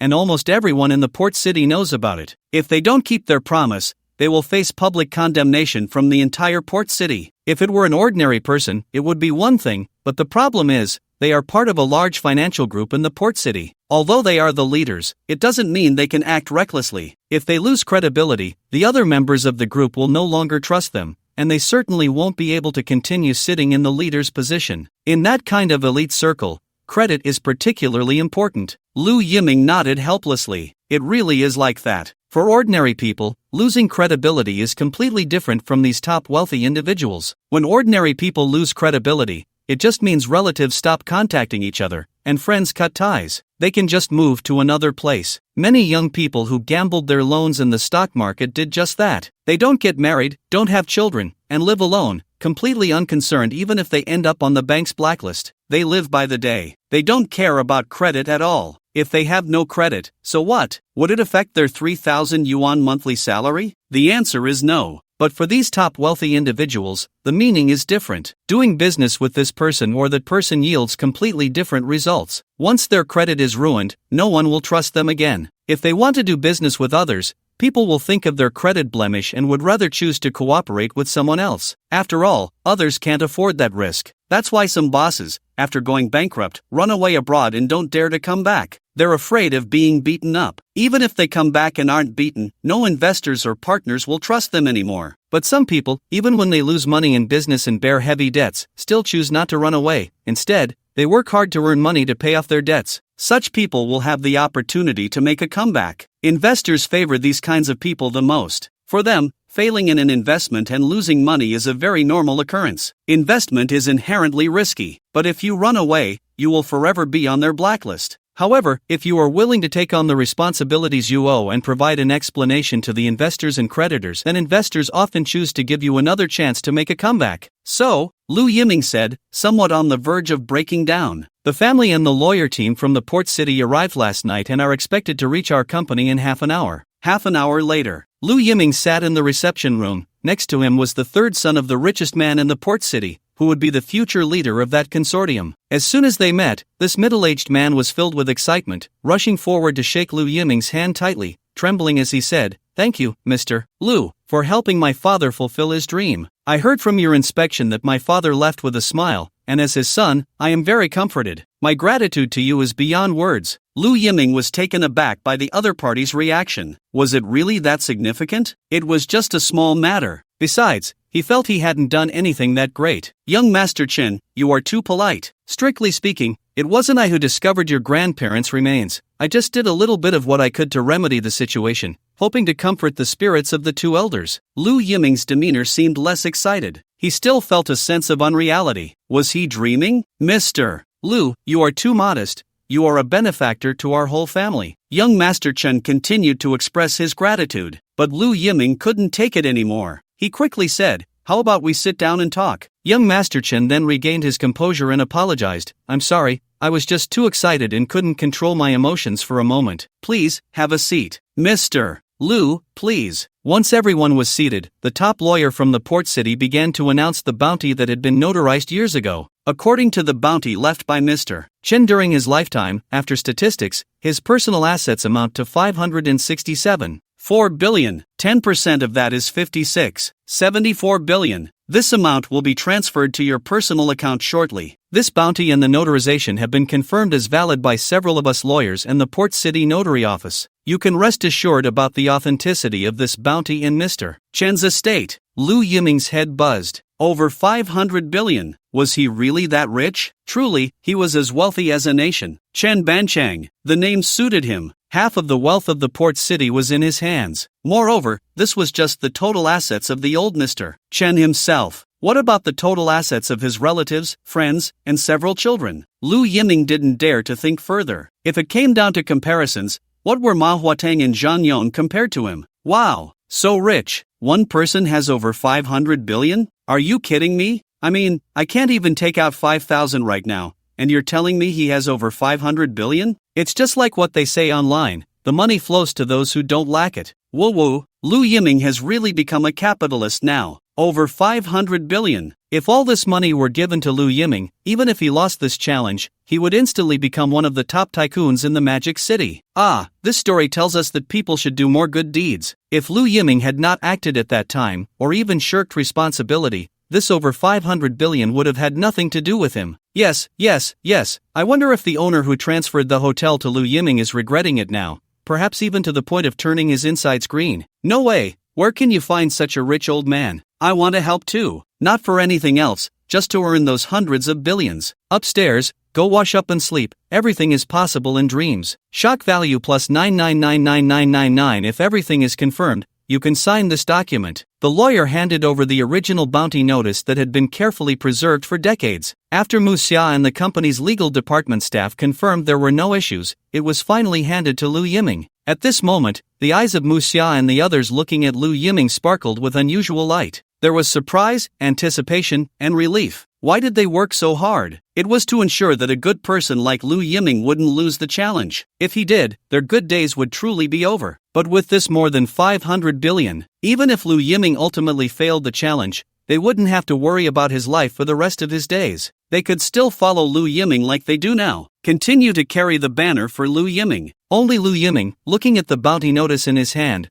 pondered for a long time before finally saying, I have a question that I want to clarify, to avoid any conflicts later. Young Master Chen was taken aback for a moment, then smiled and said, Mr. Lu, feel free to ask any doubts you have. Our lawyers are present. If I take this money, it means that you, as the heirs of old Master Chen, will receive significantly less. Won't you have any objections? Won't you feel that I am taking money that belongs to you? This was also Lu Yiming's deepest concern. As the saying goes, one cannot earn money beyond their understanding. This money feels hot to the touch. Don't think that suddenly getting so much money is a good thing. There are no free lunches in this world. Any pie you think is falling from the sky is likely a trap. Just take this more than 500 billion as an example. This is a hot potato. It's entirely possible that the moment Lu Yiming gets the money, the next second he could be done for. Truly, it's a life to take, but no life to spend. With so much money, it could easily drive many madmen to take risks. Lu Yiming didn't believe the Chen family would let him take this money so easily. He even thought about refusing the money. Everyone present was shocked by Lu Yiming's words. Isn't that too direct? Asking such a sensitive question right off the bat. However, what Lu Yiming never expected was that after hearing his words, young Master Chen's eyes flashed with a glimmer, and then he laughed heartily, saying, Mr. Lu, you really are overthinking it. There's no need to be so nervous. Although we are a business consortium bound by family ties, I admit we do have our share of intrigues. But at least, our perspective is not so narrow. We wouldn't quibble over this little bit of money. Hundreds of billions may be a lot for ordinary people, but for us, it's merely a slightly larger expenditure. That's the first point. The second point. My father had a premonition that perhaps after his death, someone would find my grandparents' remains. He had already made a will. 10% of his personal assets must remain in the bank, and no one can touch it. It can only be given to the person who finds my grandparents' remains. So even we cannot touch this money. The third point, to be honest, I am truly grateful to you. Perhaps Mr. Lu thinks my reaction is overly excited, but I really am very grateful to you. I couldn't sleep all night last night out of excitement. My brothers and I have been starting a business with my father since we were young. When we were little, my father often missed my grandparents, always saying he had to find them. Later, in his old age, he moved from the port city to the magic city, searching day and night. We, as his children, saw it all and felt the pain in our hearts. If spending money could resolve my father's worries and longing, I wouldn't hesitate to gather 500 billion, or even 5,000 billion. At our level, money is just a string of numbers. I'm no longer interested in it. What we truly desire are things that money can't buy. That is the most precious. Lu Yiming fell silent. This is bad. He really overthought it. Goodness. They don't care about money at all. They have no interest in it. How can such nonsense be said? So, Mr. Lu, you should feel relieved now, right? Lu Yiming thought of this and sighed. He signed his name. After seeing Lu Yiming's signature, young Master Chen was the first to stand up and gave Lu Yiming a warm round of applause. Clap, clap, clap. The others also stood up, and for a moment, the applause was continuous. Thank you so much. I truly feel undeserving. Lu Yiming stood up to express his gratitude. Hey, Mr. Lu, I feel like you're not very happy. Is there something bothering you? Young Master Chen asked. Alas, to be honest, I feel like with so much money, I can't possibly spend it all. I'm no longer interested in making money. I just want to find ways to lose money. I almost wish to bankrupt my own company to feel comfortable. Lu Yiming said helplessly. The people present were dumbfounded. Wow, I've seen Versailles, but I've never seen such a level of Versailles. This is too exaggerated. You really can put on an act. Young Master Chen, hearing Lu Yiming's words, chuckled in disbelief and said, Mr. Lu, you are too modest. I heard some stories about you before I came here. I've always admired you. There are not many investment experts like you. If there's a chance, I would definitely choose to cooperate with you. Young Master Chen meant what he said. He was filled with curiosity about Lu Yiming. Even if Lu Yiming asked him to invest 100 billion right now, he would not hesitate to have the finance department transfer the money. He just wanted to see how far Lu Yiming could go. Who would have thought? Lu Yiming's eyes suddenly lit up. Mu Xia's eyes also brightened. Right now, isn't there a perfect opportunity? Young Master Chen, I actually have a project. Would you consider it? Lu Yiming suddenly revealed a charming smile and raised an eyebrow. Oh, young Master Chen became interested and said with a smile, sure, tell me about it. Collaborating with Mr. Lu would be very beneficial for me. Have you heard of good person insurance and anti-fraud insurance? Young Master Chen's smile instantly froze. His expression became stiff. He had heard about this on the way here. Before this, he had a good impression of Lu Yiming. Daring and decisive, imaginative, efficient,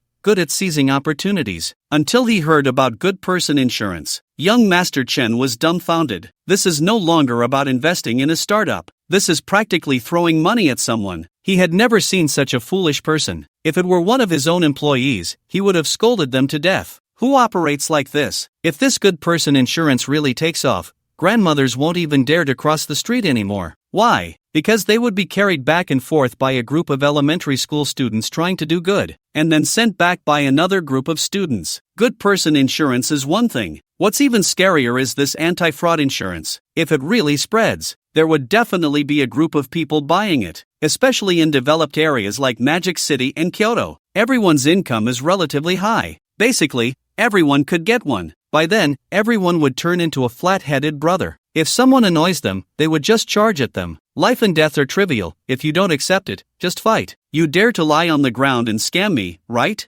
I'm not afraid of you. I'm going to scold you, and chase after you to scold you. If you dare to hit me, I dare to hit back. Anyway, there's anti-fraud insurance. I'm not worried about you at all. Just thinking about that scene makes young Master Chen feel terrified. Don't be fooled by the fact that he was born in Hong Kong. But when I was young, I ran to Guangdong every day and witnessed the development and growth of Shenzhen with my own eyes. I also understand what some of the elderly in Longwei are like. I find it unbelievable and detestable. But hatred aside, it is completely impossible for me to lose money doing this. I just have money. I'm not a fool. Why should I lose money to play with you? Mr. Lu, I still need to think about this matter. We can talk again when there's an opportunity, young Master Chen said politely. His attitude was already very clear. It was like when you go for a job interview, and the HR tells you to wait for news. You mustn't be foolish enough to really wait at home for the news. You could wait for several days, only to find out that HR has no news for you. When you finally message to ask, guess what? HR says sorry, you didn't pass. You've been waiting in vain for days. If they really wanted to hire you, they could have decided on the spot. The onboarding process could be done immediately. There's no need to make you wait for news. This is mostly a polite rejection. Young Master Chen was in this situation now. But Lu Yiming said seriously, I don't want you to spend money. All the funds for the project will come from our company. Young Master Chen was stunned. He didn't expect Lu Yiming to be serious. Young Master Chen put away his smile and said earnestly, then what do you need me to do? What kind of return can this bring me? It's simple. I need your insurance company to cooperate with me to jointly launch this insurance product. After all, registering an insurance company and launching an insurance product here requires multiple layers of approval, and I can't wait, Lu Yiming explained. This was the reason why the good person insurance and other insurance businesses had not been launched until now. Selling insurance is not as simple as running a supermarket or a cafeteria. It requires regulatory review and approval. You can't just do it because you have money. And someone like Lu Yiming, who likes to take unconventional paths,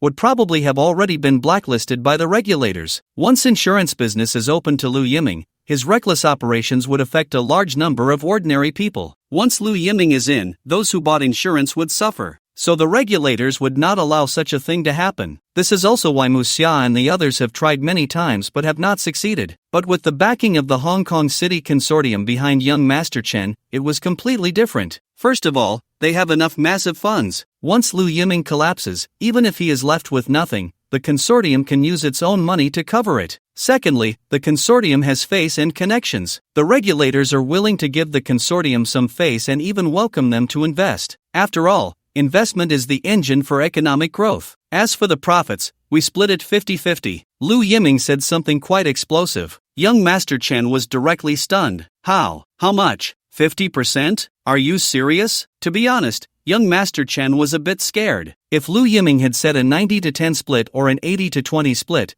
they wouldn't have found it too strange. But Lu Yiming came straight in with a 50-50 split. Isn't that a bit too generous? According to Lu Yiming's words, their consortium wouldn't have to spend a single cent, just need to lend their name. They could earn such a high profit share? Anyone would probably find it hard to believe, especially for these business veterans. They know very well, there's no such thing as a free lunch. For them, not losing money is more important than making money. Yes, 50-50 split. I truly want to cooperate with you, Lu Yiming said seriously. Such a high split probably comes with great risks. Although we are just lending our name, if this business fails, the customers who purchase the insurance products will still come looking for us. Although young Master Chen was somewhat curious about Lu Yiming's wild ideas, he still wasn't convinced by him at that moment. The common people wouldn't care who provided the money or who put in the effort. In any case, anyone with a name would be their target for rights protection. I still stand by what I said. I will bear the risks alone. I can sign a joint liability agreement. Once this insurance product pays out, even if it results in total loss, it doesn't matter. I will use all the assets of my current company, Fangzheng Investment Company, Ltd., to settle the debts. Plus, this more than 50 billion. I don't want a single cent. I will invest it all into the insurance business sector. This more than 50 billion is both a guarantee and the premium. Lu Yiming slammed the bounty notice he held onto young Master Chen's hand. Young Master Chen was instantly stunned. His eyes were wide open, staring at Lu Yiming. His eyeballs seemed ready to pop out. No way. Brother, is it really necessary? More than 50 billion. This is an amount that would make even them tempted. You would actually choose to invest this huge sum into a field you are completely unfamiliar with. Is it really that crazy? To be fair, young Master Chen had been in the business world for so many years. He had seen ruthless, fierce, and reckless people, but he had never seen anyone so bold, so fierce, and so reckless. He even felt that more than 50 billion wasn't enough and wanted to stake all his own capital. This was completely a reckless way to play. To be fair, young Master Chen even doubted whether Lu Yiming was being coerced. If you were being kidnapped, just blink. I brought bodyguards this time. We can rescue you. Not just young Master Chen, even the viewers in the livestream who were used to Lu Yiming's wild antics were left with their jaws dropped. Damn! More than 50 billion. You're going all in. Lu Yiming, you really are a seasoned gambler. No way. So much money, and you're going all in? Wouldn't it be better to just relax and enjoy life until the show ends, then retire directly? I don't get it. I really don't get it. Who is even in the insurance business? Why are you so hellbent on diving in? It's completely a reckless way to play. Seriously? Young Master Chen is from a business family, a leader of a consortium, and even he doesn't see this business as promising, yet you insist on going all in. Honestly, I feel like Lu Yiming has been too lucky lately. He has won too many times, so he thinks his judgment is 100% correct. But it's this kind of mindset that leads to failure. Sigh, pride comes before a fall. Lu Yiming has been doing well for so long, his mindset has already gone awry. This time, he will trip himself up, and no one can help him. Shock value plus 999999999. The viewers in the livestream had an unusually unanimous attitude this time. Almost everyone felt that Lu Yiming had definitely gone mad. The reason was simple. It wasn't worth it. For ordinary people, let alone 50 billion, even 5 million would be enough for them to retire early and enjoy their later years. Many thought that after Lu Yiming got so much money, he would decisively take it easy and retire early with more than 50 billion. After all, this money was given directly to Lu Yiming personally, unrelated to the company. It belonged to Lu Yiming's private property. He could easily keep it in his personal account. Just the interest alone would be an astronomical figure. But Lu Yiming chose to mess around. He would rather stake all his money on this insurance sector that seemed completely unlikely to make a profit. They simply couldn't understand. They all believed that Lu Yiming would regret this sooner or later. Young Master Chen pondered for a moment, then finally looked up and advised, Mr. Lu, I admire your courage, but investment is not something you can decide on a whim. I admit you have had some successes before, but no one can guarantee that luck will always be on your side. I still hope you will reconsider carefully. Mr. Chen's words were not just a polite refusal, but also a kind reminder. Unfortunately, Lu Yiming did not accept. Mr. Chen, my sincerity is already laid out here. If we cannot reach an agreement today, that's fine. Business is, after all, a matter of mutual consent. It cannot be forced. I still warmly welcome you to the Magic City. I've prepared lunch, right in our company cafeteria. We can go down now. Mu Xia gestured invitingly ahead. Mr. Chen nodded politely and walked towards the elevator with Lu Yiming. Just as they were nearing the elevator, Mr. Chen suddenly paused. What's wrong, Mr. Chen? Is it that you don't like our company cafeteria? I can have our general manager Mu change the dining location immediately, Lu Yiming said with a smile. After all, Mr. Chen had been very pleasant towards Lu Yiming all day. Lu Yiming couldn't afford to lose his manners and let others see a joke. Mutual respect is a good thing, isn't it? Mr. Chen pressed his lips together, turned to Lu Yiming, and said, I have a feeling. If I walk out of this building today, I will regret it. I rarely make decisions without reason, but today, I want to be a little reckless. Lu Yiming was taken aback, thinking this guy was going to surprise him. I agree to your proposal. I am willing to transfer 51% of the shares of our insurance company under the consortium to you at a low price. But you also need to transfer over 50 billion as collateral and guarantee for the insurance company. We are willing to share the risk with you. If this insurance product incurs losses, we will share the losses equally, each taking on 50% of the responsibility. And if it profits, we will split the earnings 50-50 as discussed. Mr. Chen's willingness to make such a decision showed great determination. For him, their family and the consortium already had enough money. There was no need to take risks for huge profits. He could easily play it safe, but the blood of a businessman flowed in his veins. He also wanted to be like Lu Yiming, to risk everything and go a little crazy. These conditions were already his greatest sincerity. Anything more would not be approved by their consortium. Lu Yiming was momentarily stunned but decisively extended his hand to Mr. Chen. Mr. Chen, may we have a pleasant cooperation. Mr. Chen also extended his hand, shaking Lu Yiming's firmly, unable to hide his excitement as he said, pleasant cooperation. Half an hour later, Lu Yiming hosted Mr. Chen and his party in the company cafeteria. Not bad,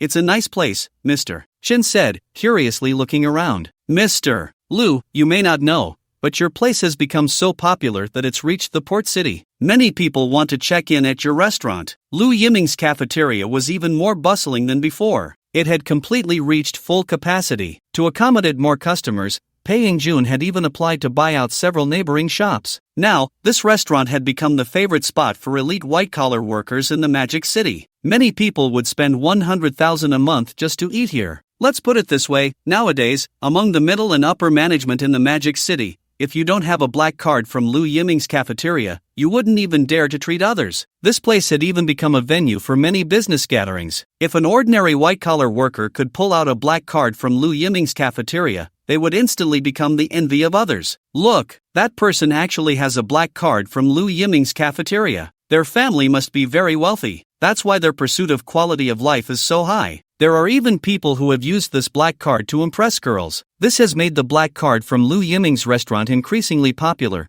as the limited-time issuance strategy has created a high demand. Now, this black card has become more than just an access card, it is more of a symbol of status. Moreover, the takeout service is also becoming more and more popular. This is the very center of the Magic City, and a bento costing over 600 is not considered extravagant for those high-end white-collar workers. Many can afford it. Compared to the pre-made dish restaurants around the Magic City, the bentos from Lu Yiming's cafeteria are exquisite, delicious, and made with fresh, high-quality ingredients. Even the bento boxes are custom-made. They use some inexpensive redwood for the bento boxes, understated yet slightly luxurious. Many people, after finishing their bentos, are reluctant to throw away the boxes. If someone is willing to toss the bento box after eating, they become the envy of everyone in the company. You see, this person is willing to throw away the bento box from Lu Yiming's cafeteria, which clearly indicates a wealthy background. Lu Yiming's cafeteria operates uniquely in the entire downtown business district. No wonder even young Master Chen, far away in the harbor city, has heard about it. Well, mainly it's just everyone supporting it. I was just thinking of providing a cheap and safe dining place for my employees. I didn't expect it to reach this scale today, Lu Yiming said with a helpless smile. To be fair, many people have recently approached Pei Yingjun. They are envious of Lu Yiming's cafeteria business and want to learn how to do it. So they specifically came to find Pei Yingjun, hoping to establish a dedicated cafeteria dining brand. Such an important matter, Pei Yingjun certainly didn't dare to make a decision on his own and immediately submitted a report. Lu Yiming directly rejected it. Are you kidding? My cafeteria has such a good reputation.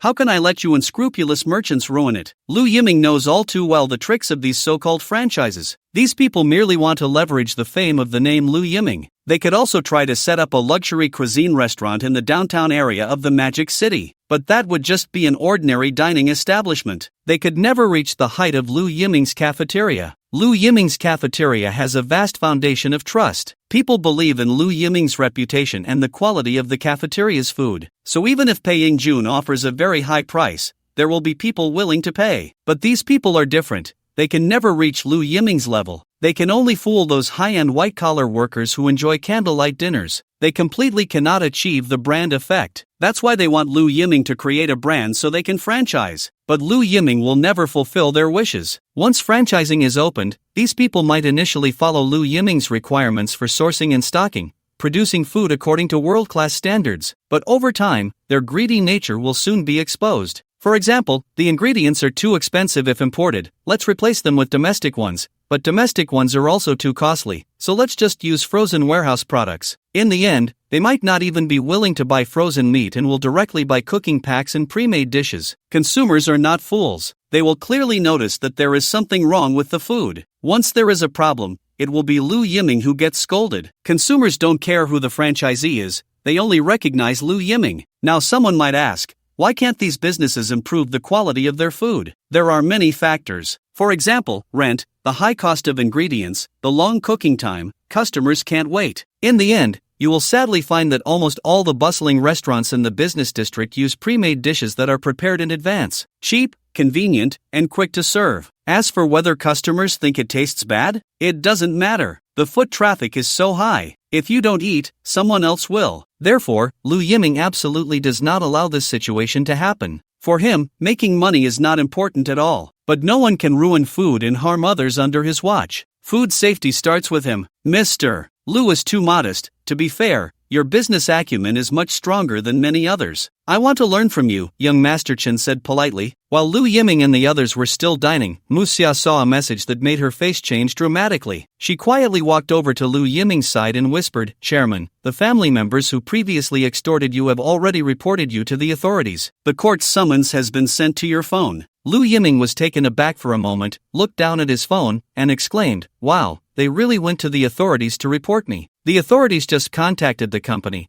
asking if you would be willing to accept mediation, Muxia said. No mediation, Lu Yiming said decisively. What mediation? I didn't have a problem to begin with. Why would I mediate with you? You won't get a single cent from me.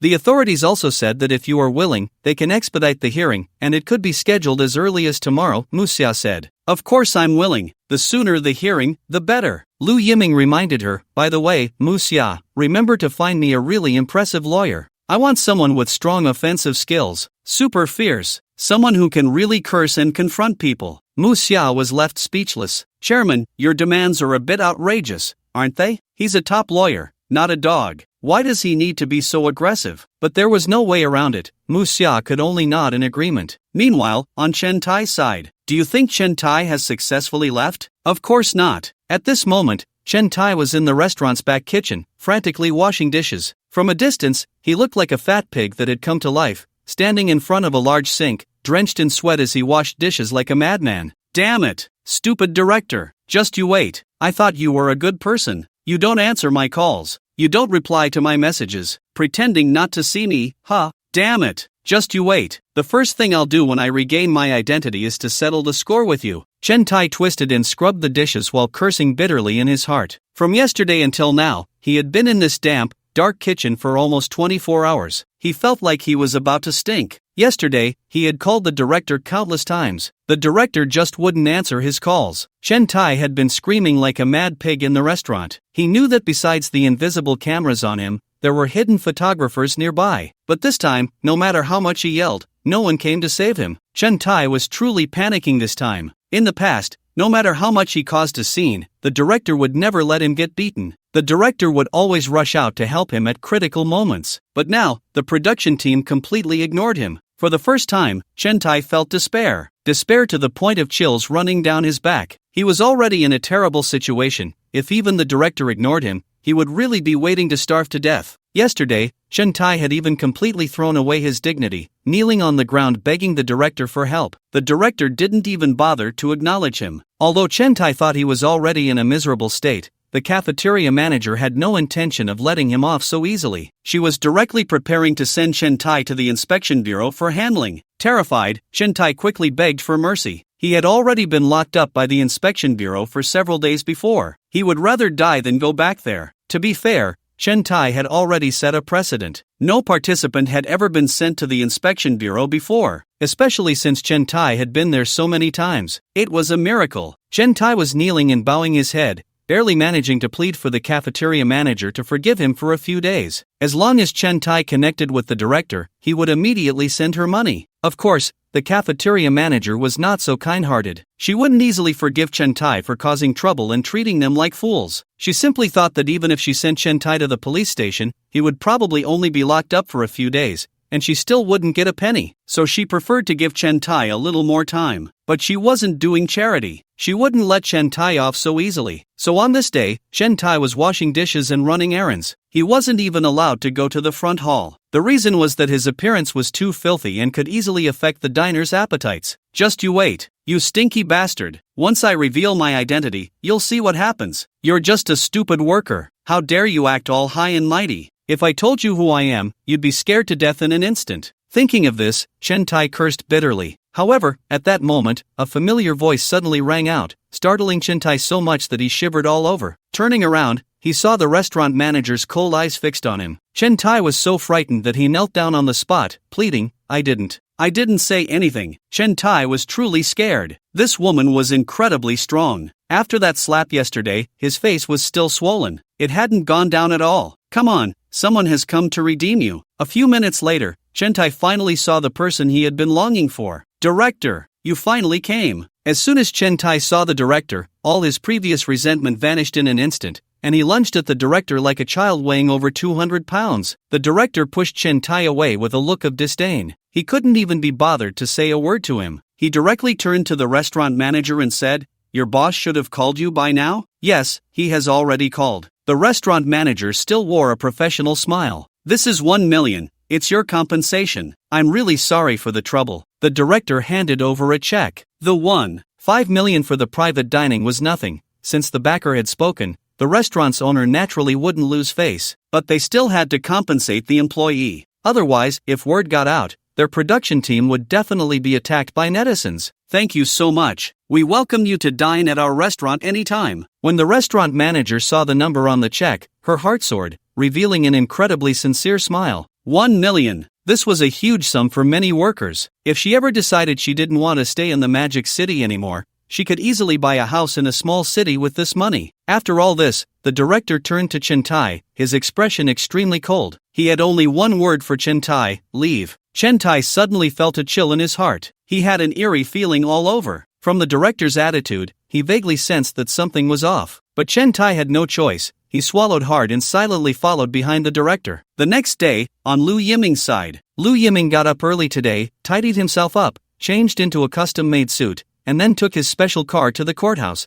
preparing for the trial. Mu Xia was also in the car. She handed Lu Yiming a stack of documents, saying, Chairman, this is the information from the lawyer. If the judge asks questions, just respond according to what's on this. Lu Yiming took the documents and looked. To be honest, the lawyer had prepared quite thoroughly. For example, this question, did you insult the plaintiff's father? Do you believe your insult led to the plaintiff's father's death? Answer, I admit I said some rather extreme things, but I believe it's normal for a person to say some emotional exclamations in a heated moment. The plaintiff's father already had heart disease, which I could not have predicted and was unavoidable, so I believe my words have no causal relationship with the plaintiff's father's death. Lu Yiming frowned at the end. Finally, there was the lawyer's estimation of the case. He would try his best to defend Lu Yiming, but it was very likely that the court would still rule that Lu Yiming had to pay. He also suggested that Lu Yiming mediate, probably offering around 1 million, which could save a lot of trouble. That bastard lawyer, if I were willing to spend money, would I still need to run to them for a court hearing? Besides, I didn't do anything wrong. Why should I pay? Lu Yiming didn't understand. Even the inspection said he was innocent and let him go. It was one thing for the family members to be relentless, but why couldn't even the authorities let him off? Is there any justice in this world? Is it really true that whoever dies is right? Is there any fairness left? Mu Xia had taken a law degree, so she was quite clear about legal matters. Seeing Lu Yiming getting angry, she quickly explained, Chairman, it's like this. Criminally, you definitely haven't committed a crime, and we can assure you of that. But civilly, it's not so clear. The judgment of causality in civil cases is much more lenient. The authorities are very likely to determine that your words have a certain causal relationship with the old man's death. Our legal department has discussed this with the lawyer, and we all believe the authorities will rule this way. After all, there have been similar judgments before. Here are some case materials you can refer to. Mu Xia handed over a few pages of materials. Lu Yiming glanced down. Good heavens, what ridiculous cases are these? For example, this doctor advised an old man not to smoke in the elevator. After all, it was a public place, and smoking is harmful to health. As a result, the old man got so angry that he died on the spot, and the authorities ruled that the doctor had to pay hundreds of thousands. And this case, A young man saw an old man fall to the ground and hurriedly went to help. As a result, when the old man woke up, the first thing he said was that the young man had bumped into him and insisted that he pay. The young man was unwilling. When the old man's family arrived, they slapped the young man a few times and forcibly took him to the hospital. The young man had no money, he still had to go to school, and was forced to pay over 1,000 yuan. Later, even when the inspection reviewed the surveillance footage and confirmed the young man's innocence, even showing the video to the dead old man, the old man and his family still insisted that the video was fake. The young man, who had done a good deed, not only received no reward but also got slapped a few times and lost several thousand yuan. In the end, he didn't even receive an apology from the dead old man's group. Considering Lu Yiming's situation, he was much tougher than them. The circumstances were also more serious. If following these precedents, Lu Yiming would definitely not escape. At least he would have to pay hundreds of thousands, maybe even starting from 1 million. This was also why the legal team had been consistently advising Lu Yiming to mediate. After all, money had to be paid, mediation would be simpler, and it wouldn't escalate the situation further, affecting Lu Yiming's reputation. But Lu Yiming wouldn't indulge them. Damn it! Since money had to be paid anyway, he might as well choose to fight them to the end. If in the end even the authorities thought Lu Yiming should pay, then he would have to swallow it. But before that, he had to vent his anger. I am clearly in the right, and you want me to bow down? Dream on! With this thought, Lu Yiming firmly said to Mu Xia, "Go tell that lawyer. I do not accept his opinion. I didn't hire him to make decisions for me. I am not his puppet. There's no way I'm going to answer questions the way he says. My only demand from the beginning to the end is to help me win this lawsuit, not to assume we've already lost before the trial even starts, to prepare me for paying. Pa, if that's the case, why did I spend so much money hiring him as a lawyer? I could tie a dog next to me and it would be better than him." As Lu Yiming spoke, he became more and more agitated, his tone growing harsher. Mu Xia was stunned. Lu Yiming rarely got angry with those who helped him. This outburst was definitely a unique occurrence. I didn't expect that this lawyer could make their chairman so angry. Mu Xia finally realized that this lawyer had touched Lu Yiming's bottom line, and quickly said, "Chairman, don't worry, I'll communicate with the lawyer about this matter right away. This is absolutely outrageous," Lu Yiming said angrily. The netizens in the live stream were also getting angry. This lawyer is really inexplicable. Even if he doesn't know Lu Yiming, he must have heard about his temper online, right? How could someone as tough as Lu Yiming compromise with those bastards? I hate this kind of lawyer the most. Before the court even starts, they tell you that you're definitely going to lose, and that accepting mediation is the best way. Damn it, if I wanted to mediate, would I need to spend money hiring you? I'm spending so much money on a lawyer because I can't swallow this anger, to help us win this lawsuit. This time, Lu Yiming is clearly in the right. Even if he said some unpleasant things, who hasn't cursed at someone? Who dares to say they've never used foul language in their life? Are we supposed to be responsible if someone dies from our cursing? What kind of nonsense is that? Anyway, I completely agree with Lu Yiming's attitude. Absolutely no mediation, we can't give these bastards any chance. The netizens in the livestream were frantically sending comments to support Lu Yiming. Half an hour later, Lu Yiming and the others arrived in front of the courthouse, ready to enter for the hearing. However, after waiting for nearly 10 minutes, as the hearing time approached, Lu Yiming and the others still hadn't seen the lawyer team.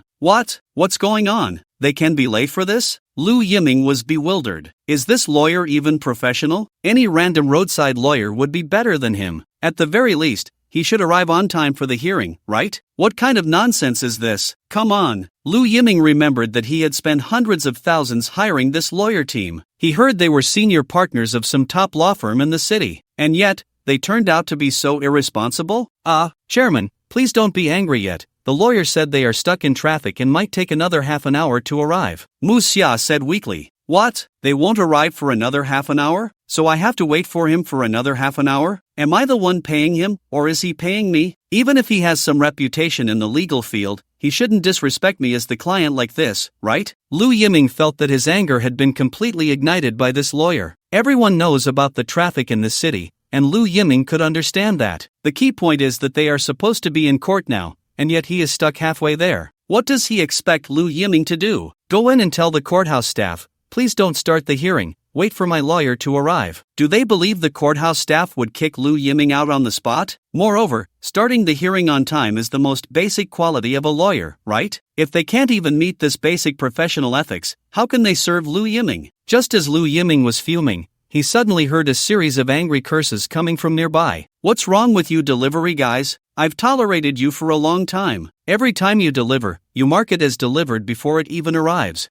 I didn't even complain, and I still gave you 5-star reviews. But today, you not only delivered the food to the wrong place, but you also want me to go pick it up myself? Are you out of your mind? Fine. I can't be bothered to argue with you, get the hell out of here. I'm definitely going to complain about you later." Outside a law firm, a middle-aged man in a suit, looking very greasy and overweight, was cursing loudly on the phone because of a delivery issue. Goodness, he completely stunned Lu Yiming next to him. Wow, impressive, dude, seriously, the attack power is too strong. Your attack power is comparable to that of a Tibetan Mastiff. It's terrifying. To be honest, if Lu Yiming were the delivery guy on the other end of the phone, he would definitely be scolded to the point of questioning his life. Such a person is truly a talent. Just imagine the scene when the other party starts attacking Lu Yiming. Lu Yiming would directly say, "Shut the door, get the lawyer." Then, using all sorts of filthy language, he would scold the other party until they question their life. Amazing. Just thinking about that scene makes Lu Yiming feel exhilarated. He glanced again at the sign above the man's head. Tiandao Law Firm. Not bad. A good name. Lu Yiming needs him to represent Tiandao and thoroughly scold that group of scoundrels. There are many law firms near the courthouse,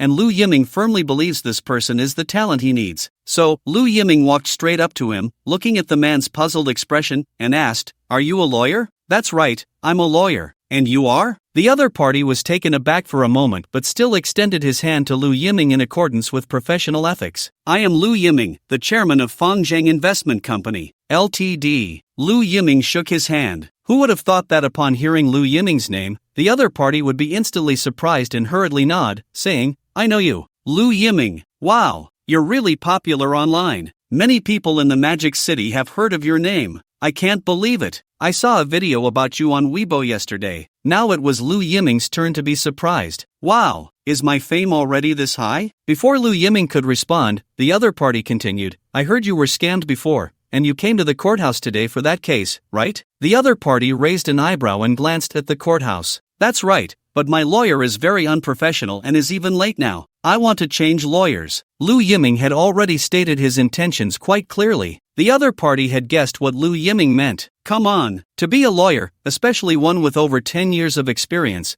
you must be good at reading people's expressions. Lu Yiming clearly wanted to change to a new lawyer, so he approached himself. Isn't this just a living performance delivered to his door? Thinking of this, the expression on the other party's face instantly became flattering, repeatedly gesturing towards the law firm. Come, Chairman Lu, please come in. You want to change lawyers, right? I am a professional lawyer. I've specialized in litigation for 20 years and am incredibly clear on legal issues across various sectors. They call me the encyclopedia of the legal world. At this point, the other party even leaned closer to Lu Yiming and whispered, "I'm also familiar with the courthouse, all those J8 pigeons. To put it bluntly, there's no case I can't handle." Upon hearing this, Mu Xia frowned slightly. This lawyer has too much of a street vibe, right? He gives off a feeling of a con artist. In her impression, lawyers are a group of professionals with high standards, great demeanor, and exceptional expertise. But this lawyer gives her a sense of being a hustler, someone who tricks and deceives. Lu Yiming also noticed, this lawyer probably isn't doing too well. He had previously learned a bit about the legal profession. The legal profession is a classic example of the 90-10 rule. That is, 10% of lawyers account for 90% of the income in the legal field. The remaining 90% of lawyers can only scramble for the remaining 10% of cases like starving tigers. There's a saying that goes well, the economic base determines the superstructure. Income levels also determine the quality of lawyers. Those top lawyers in the Magic City, the senior partners, earn several million or even tens of millions a year. So their living standards are very high, giving off a feeling of top-tier workers, golden collars. But a lawyer like the one in front of him, who only deals with low-level, garbage cases, seems very petty and has a strong street vibe. It's not just because of income levels, but also based on the people they interact with and the long-term influence that shapes their perspectives. Take those top lawyers, for instance. They deal with multinational mergers, corporate acquisitions, divorces of wealthy families, and property disputes, interacting with relatively high-end individuals. But this low-level small law firm deals with ordinary folks at the grassroots level,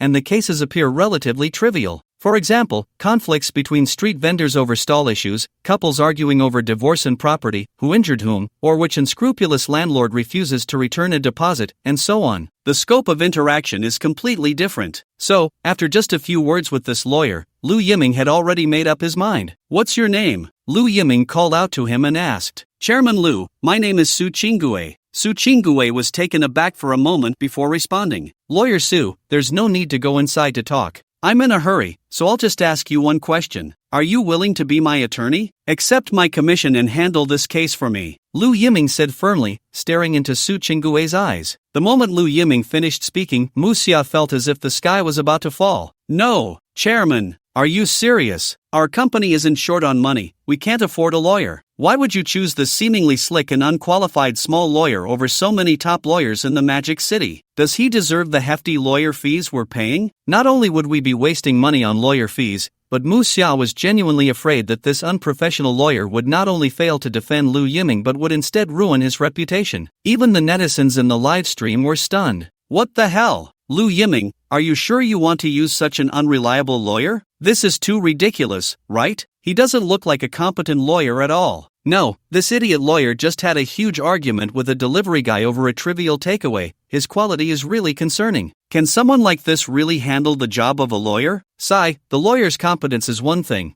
but the key is that the trial is about to start. Changing lawyers at the last minute is a big taboo. This person doesn't even have time to familiarize himself with Lu Yiming's case. How can he defend Lu Yiming in court?" The netizens in the live stream were in shock. They unanimously believed that Lu Yiming was momentarily blinded by anger and came up with this foolish idea to get back at the late-arriving lawyer. But Su Qinggue didn't care about any of that. He only felt that his opportunity had come. He keenly sensed that this could very well be a chance to change his fate. He had to seize it. So, disregarding the strange looks from those around him, he looked at Lu Yiming with flattery and said, "Chairman Lu, I'm willing. From today on, I'm your subordinate. Whatever you ask me to do, I will do. Anyone who dares to oppose you is opposing me. I, Su, will not let the chairman suffer even the slightest loss, even if it costs me my life." A few minutes later, in the courtroom, on the plaintiff's side sat the son of the deceased uncle, along with the plaintiff's lawyer. On the defendant's side were Lu Yiming and the lawyer he had just commissioned, Su Qinggue. At this moment, Su Qinggue had already reviewed all of Lu Yiming's evidence and the details of the case, appearing completely composed. To be fair, Su Qinggue himself was not anxious, but Mu Xia and the others were anxious. This matter was not just about losing money. More critically, it concerned their chairman's reputation. Losing a few $100,000 or even $1 million was nothing to their company. The key issue was that if the court ruled against Lu Yiming, it was easy to imagine that a storm of public opinion would erupt online. But Mu Xia's anxiety was of no use. No matter how anxious she was, she could only sit in the audience with the relatives of the deceased uncle. Fortunately, today's hearing was a public trial,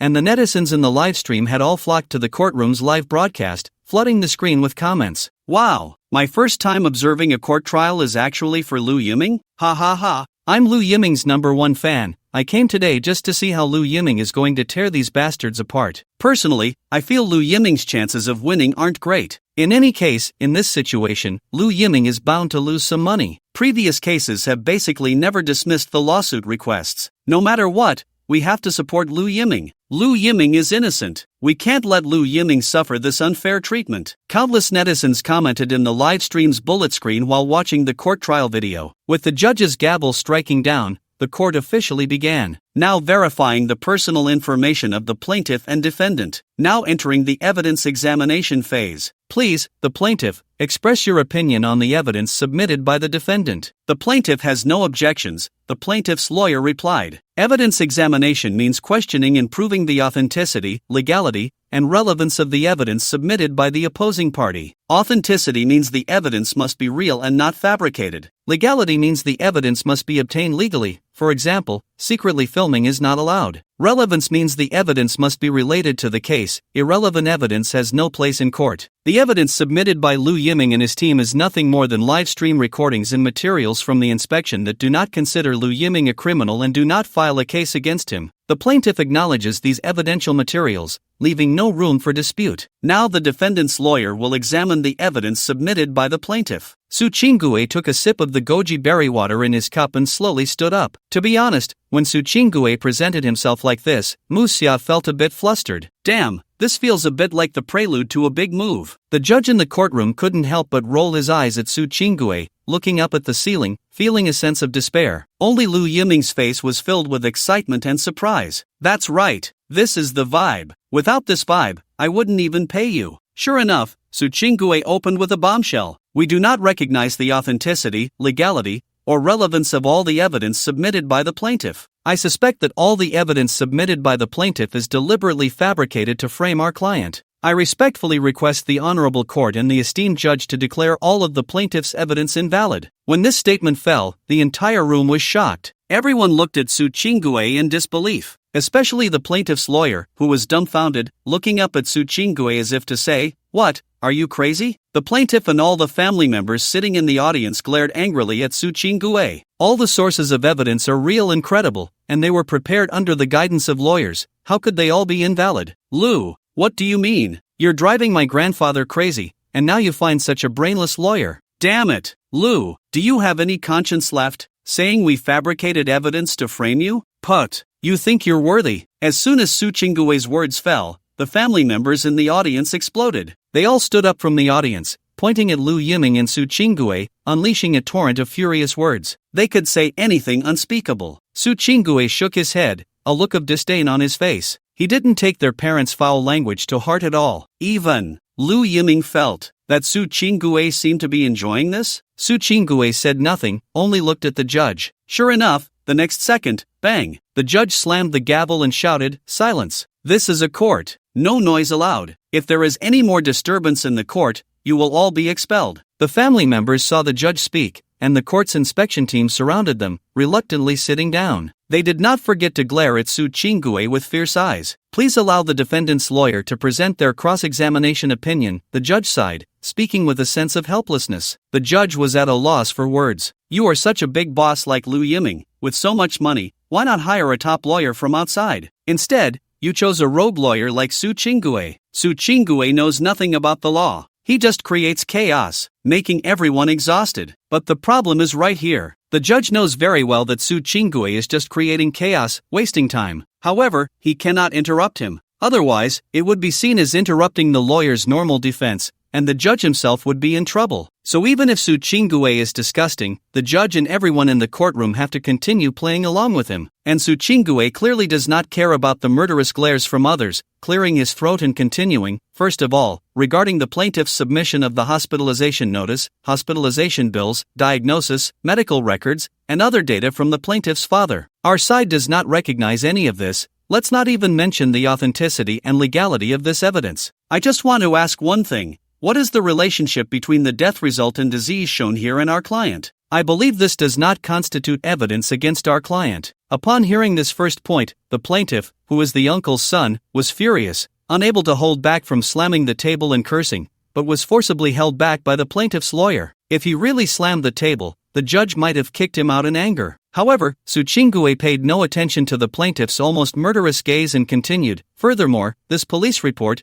the results of the inspection, and the autopsy report, I still do not see any relevance to my client. Therefore, I request the court to exclude this evidence." Lastly, regarding the plaintiff's related live broadcast recording, I have even more doubts about the relevance of this recording. Where did this recording come from? Was it downloaded from some random small website on the internet? Can a vague source like this be used to accuse a law-abiding citizen? If that's the case, then I could just fabricate a video online, generate a video with AI, and could I also randomly sue anyone present here? Honorable Judge, I have finished presenting my cross-examination opinion, Su Qinggue said after his outburst and sat back down. At this moment, Lu Yiming looked at Su Qinggue with admiration, filled with the appreciation of a senior for a junior. This guy is talented. He found such a tricky angle. Take the last point about the live broadcast recording. The only legitimate source of this thing is the footage or tape provided by the identity swap program team. But how could these damn family members possibly get the director and the program team to provide them with precious tapes or footage? The key point is that the program team has no obligation to give these family members anything. It's all voluntary. Even if the director and the program team are troublesome, they wouldn't dare to openly set a trap for Liu Yiming in front of so many viewers by handing over the live broadcast recording. Otherwise, these viewers would immediately abandon the program. Liu Yiming, even if he went solo to become an internet celebrity, would have a great income,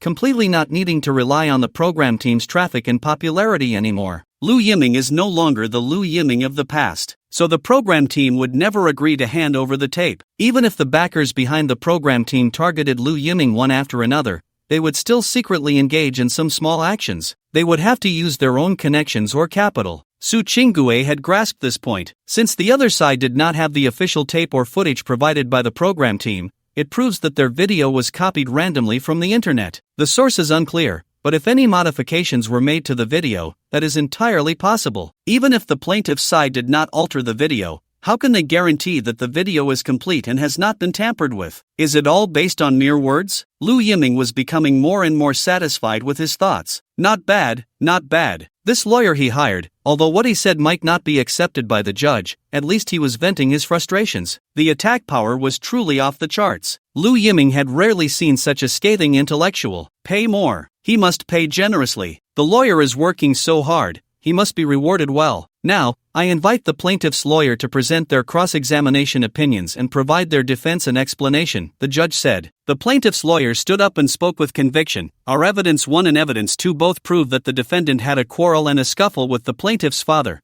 leading to the plaintiff's father's medical condition flaring up and resulting in his death on the spot. Although evidence 3 was not extracted from the production team's video, it is one of the most circulated versions online and has a certain degree of credibility. The judge was speechless. The plaintiff's lawyer's level was really quite average. This defense was no better than not having one at all. Please have the defendant's lawyer restate their cross-examination opinions, the judge continued. Su Qinggue gulped down a large cup of goji berry water, stood up like a proud rooster, pointed at the plaintiff's lawyer's nose, and shouted, "What the hell were you listening to just now? I just told you. I acknowledge that the plaintiff's father is dead. The plaintiff is indeed an orphan. But I ask, what does his father's death have to do with our client? Your evidence 1 and evidence 2 don't even mention our client's name, Liu Yiming. I just want to ask you, how did you conclude that our client caused the plaintiff's father to die from anger? As for evidence 3, that's just sophistry. If any widely circulated video online has credibility, does that mean anyone who posts a video can claim to be right? Then why do we need so many officials working hard to debunk rumors? We might as well assume that all these viral rumors are credible. As soon as Su Qinggue finished speaking, the plaintiff exploded. Bang! The plaintiff stood up, pointing at Su Qinggue's nose and shouting, "Who the hell are you cursing about their dead father? You dare to say that again?" Su Qinggue showed no sign of anger, instead calmly replied, "I said your father is dead. Isn't that a fact? Is there a problem with this fact? Did your father not die? If your father didn't die, why are you sitting here accusing our client of causing your father's death?" "Oh my god," Su Qinggue pretended to be shocked, covering his mouth and exclaiming, "Your father can't possibly be alive, right? You aren't colluding with your father to extort our client, are you? My god? What is your father's situation? Has he come back from the dead? Do you need me to contact a Taoist priest to prepare some glutinous rice?" To be fair, the plaintiff could originally control his emotions, but after Su Qinggue's taunts, the plaintiff completely lost control. He stood up from the plaintiff's seat and rushed towards Su Qinggue without a care. "You bastard! I'll kill you!" But the courtroom is, after all, a courtroom. It is not a place for chaos. Before the plaintiff could reach Su Qinggue, he was immediately restrained by the court officers maintaining order. "Don't move! What are you doing? This is a courtroom. Let go. Let me go. I want to kill this stupid lawyer. He cursed my dead father. I'll fight him." The plaintiff was furious, shouting loudly. In Longwa, the harshest insults usually involve cursing someone's dead parents, calling them orphans. Even if they are in the wrong, they cannot tolerate it. But this was precisely the trap set by Su Qinggue. Seeing the plaintiff's fierce demeanor, Su Qinggue showed no signs of panic. Instead, he looked up at the judge. The judge helplessly struck the gavel. "Plaintiff, this is a courtroom. You must adhere to courtroom discipline. You are making a scene without cause, intending to harm the defendant and their representative,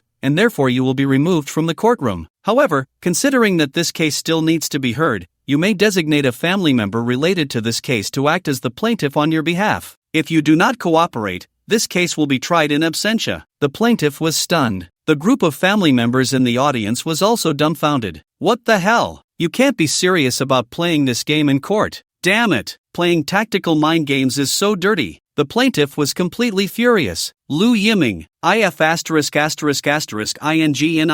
Before the plaintiff's friendly greeting could finish, they were directly ejected by the bailiff. The family members in the audience glared at Lu Yiming with anger. Their expressions were as if they wanted to swallow Lu Yiming and the others whole, but they could only seethe in silence, because they were also afraid of being thrown out. If they all got thrown out, they would definitely lose this case. A trial in absentia means a direct verdict in the absence of the defendant or if they refuse to appear in court. But what if the plaintiff is absent? That would be treated as a withdrawal of the lawsuit. Once the lawsuit is withdrawn, if they, as the plaintiffs, have no new evidence or claims, they basically have no chance of suing again. Lu Yiming would be completely above the law. So even though they knew Su Qinggui's tactics were despicable, they could only endure it. Everything was for victory. Damn! Impressive! The lawyer Lu Yiming hired is really powerful. He directly broke the other side's emotional state. 666666. I can only say it's truly amazing. His insults are really dirty. The key is that what he said is true. You can't blame the plaintiff for being angry, especially since they lost their father. It's like repeatedly tearing open the plaintiff's wounds. How could they not be furious? Honestly, if I were in the plaintiff's position, even if I didn't explode, I would still feel a sense of powerlessness from being disgusted. Shock value plus 999999. Countless netizens in the livestream were stunned,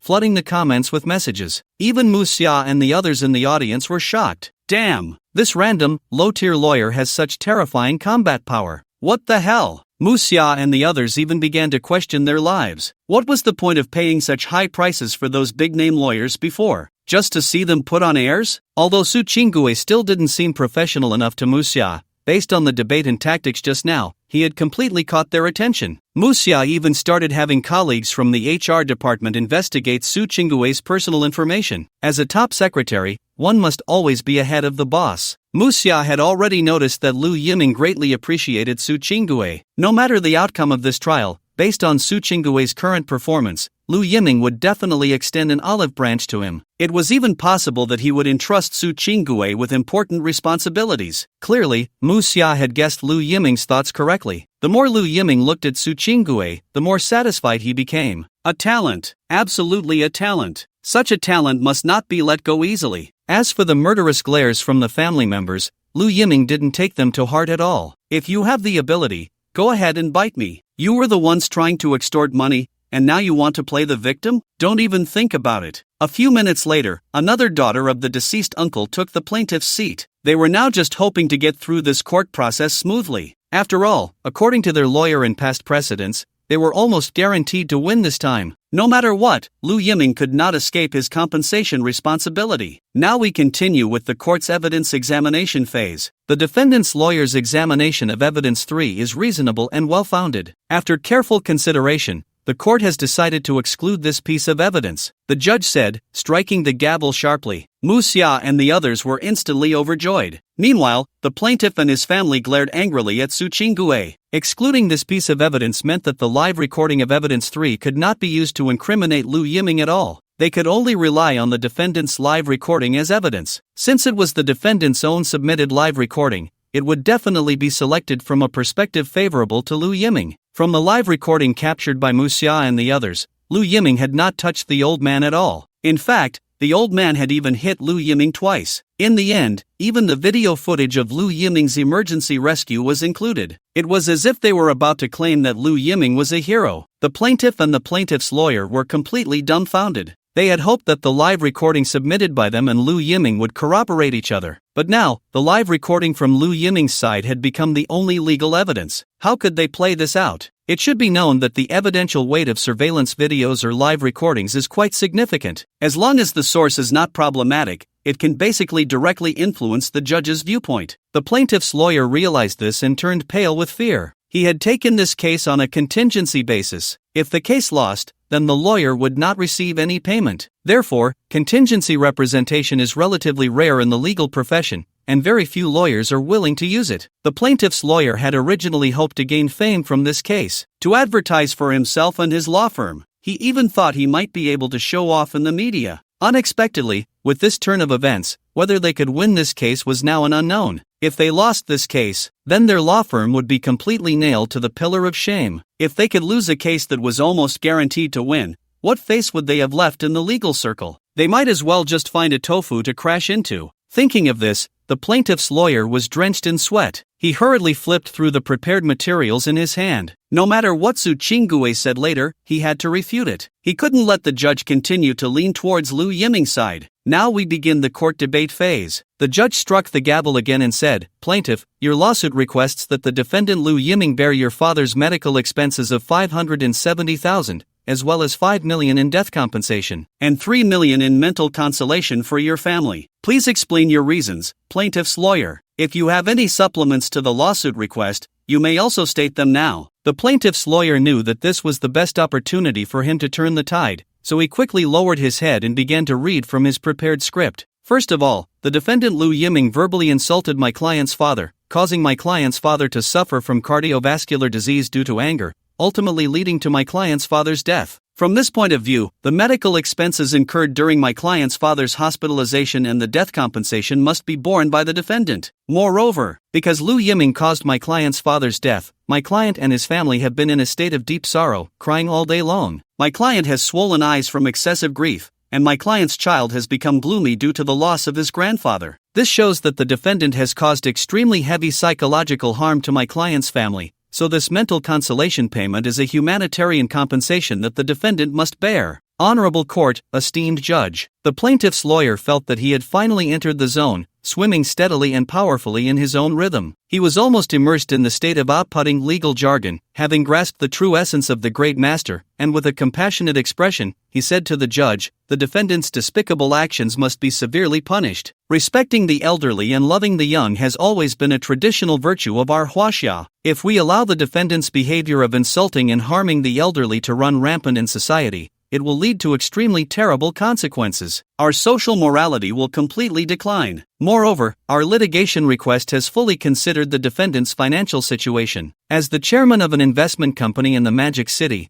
the defendant has a disposable income exceeding 100 million. If we do not increase the compensation amount, we cannot punish the defendant and uphold social fairness and justice. Therefore, I earnestly request the court to carefully consider our litigation request. My statement ends here." The plaintiff's lawyer read a lengthy discourse from his prepared notes with great flair. As soon as he finished, a wave of warm applause erupted from the audience. Clap, clap, clap. Good. That was excellent. You spoke the voice of the oppressed common people. Exactly. This bastard must be punished. Just because he has money, he thinks he can get away with it. The family members were all excited, their faces flushed. This lawyer was worth hiring. He could turn black into white. They really thought they were the ones in the right. After the speech, he completely portrayed Lu Yiming as a bully and packaged them as perfect victims. It was no wonder they were clapping. Even the plaintiff's lawyer thought so. This long statement of his had been trimmed and revised over several days, all to crush Lu Yiming morally in court today. He believed that once this trump card was played, Su Qinggue's so-called advantage would completely vanish. But there was one thing the plaintiff's lawyer couldn't understand. Why had Su Qinggue been squinting at him since just now, his eyes filled with contempt? This had made the plaintiff's lawyer furious. "Just wait. After you lose, see how I mock you. You unremarkable rogue lawyer." Silence, silence. The judge knocked the gavel again. "Please allow the defendant's lawyer to present his arguments." Su Qinggue slowly stood up. "Defendant's lawyer, you may speak while seated, no need to stand," the judge reminded. "Thank you, Your Honor,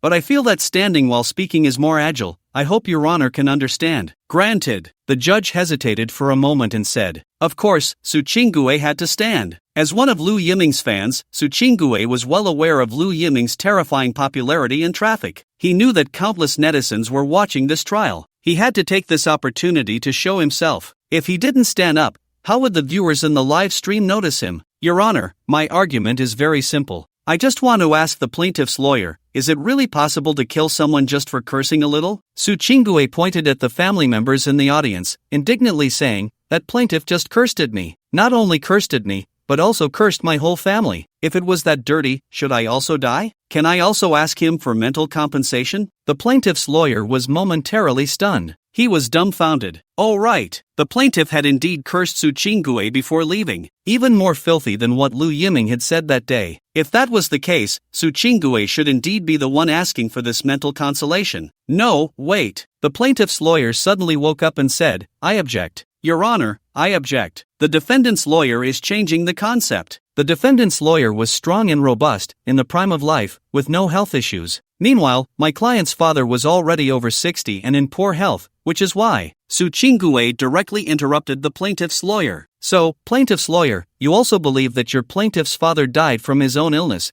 and it has nothing to do with my client, right? The plaintiff was momentarily speechless. No, what I mean is that Lu Yiming's actions triggered my client's father's cardiovascular disease, so he must. The plaintiff's lawyer was about to explain but was forcibly interrupted again by Su Qinggue. So you mean that as long as there is a risk of triggering, compensation can be claimed? Then I was just insulted, and I also have the risk of sudden death, myocardial infarction, and other acute conditions. Can I also ask you for money? The plaintiff's lawyer was dumbfounded. He said angrily, Your Honor, the defendant's lawyer is changing the subject. We are currently discussing the death of my client's father. As for the insults directed at the defendant's lawyer, it has nothing to do with this case. The plaintiff's lawyer refused to play along with Su Qinggue any longer. If this continued, he would be led in circles again. Defendant's lawyer, please do not present information unrelated to this case. Su Qinggue shrugged helplessly. My final argument is that the verbal altercation between my client and the plaintiff's father is a common occurrence in our social life. It is very common and difficult to avoid. If my client is held responsible for the consequences of the plaintiff's father's death just because he uttered a curse word, I believe that is unfair. If this case is ruled in such a way, who knows how many people will follow suit in the future, and the result will be that no one will dare to speak boldly anymore, leading to the terrifying consequences of a literary inquisition. More importantly, my client actively performed first aid when the plaintiff's father collapsed. The plaintiff's father already had related illnesses, and my client,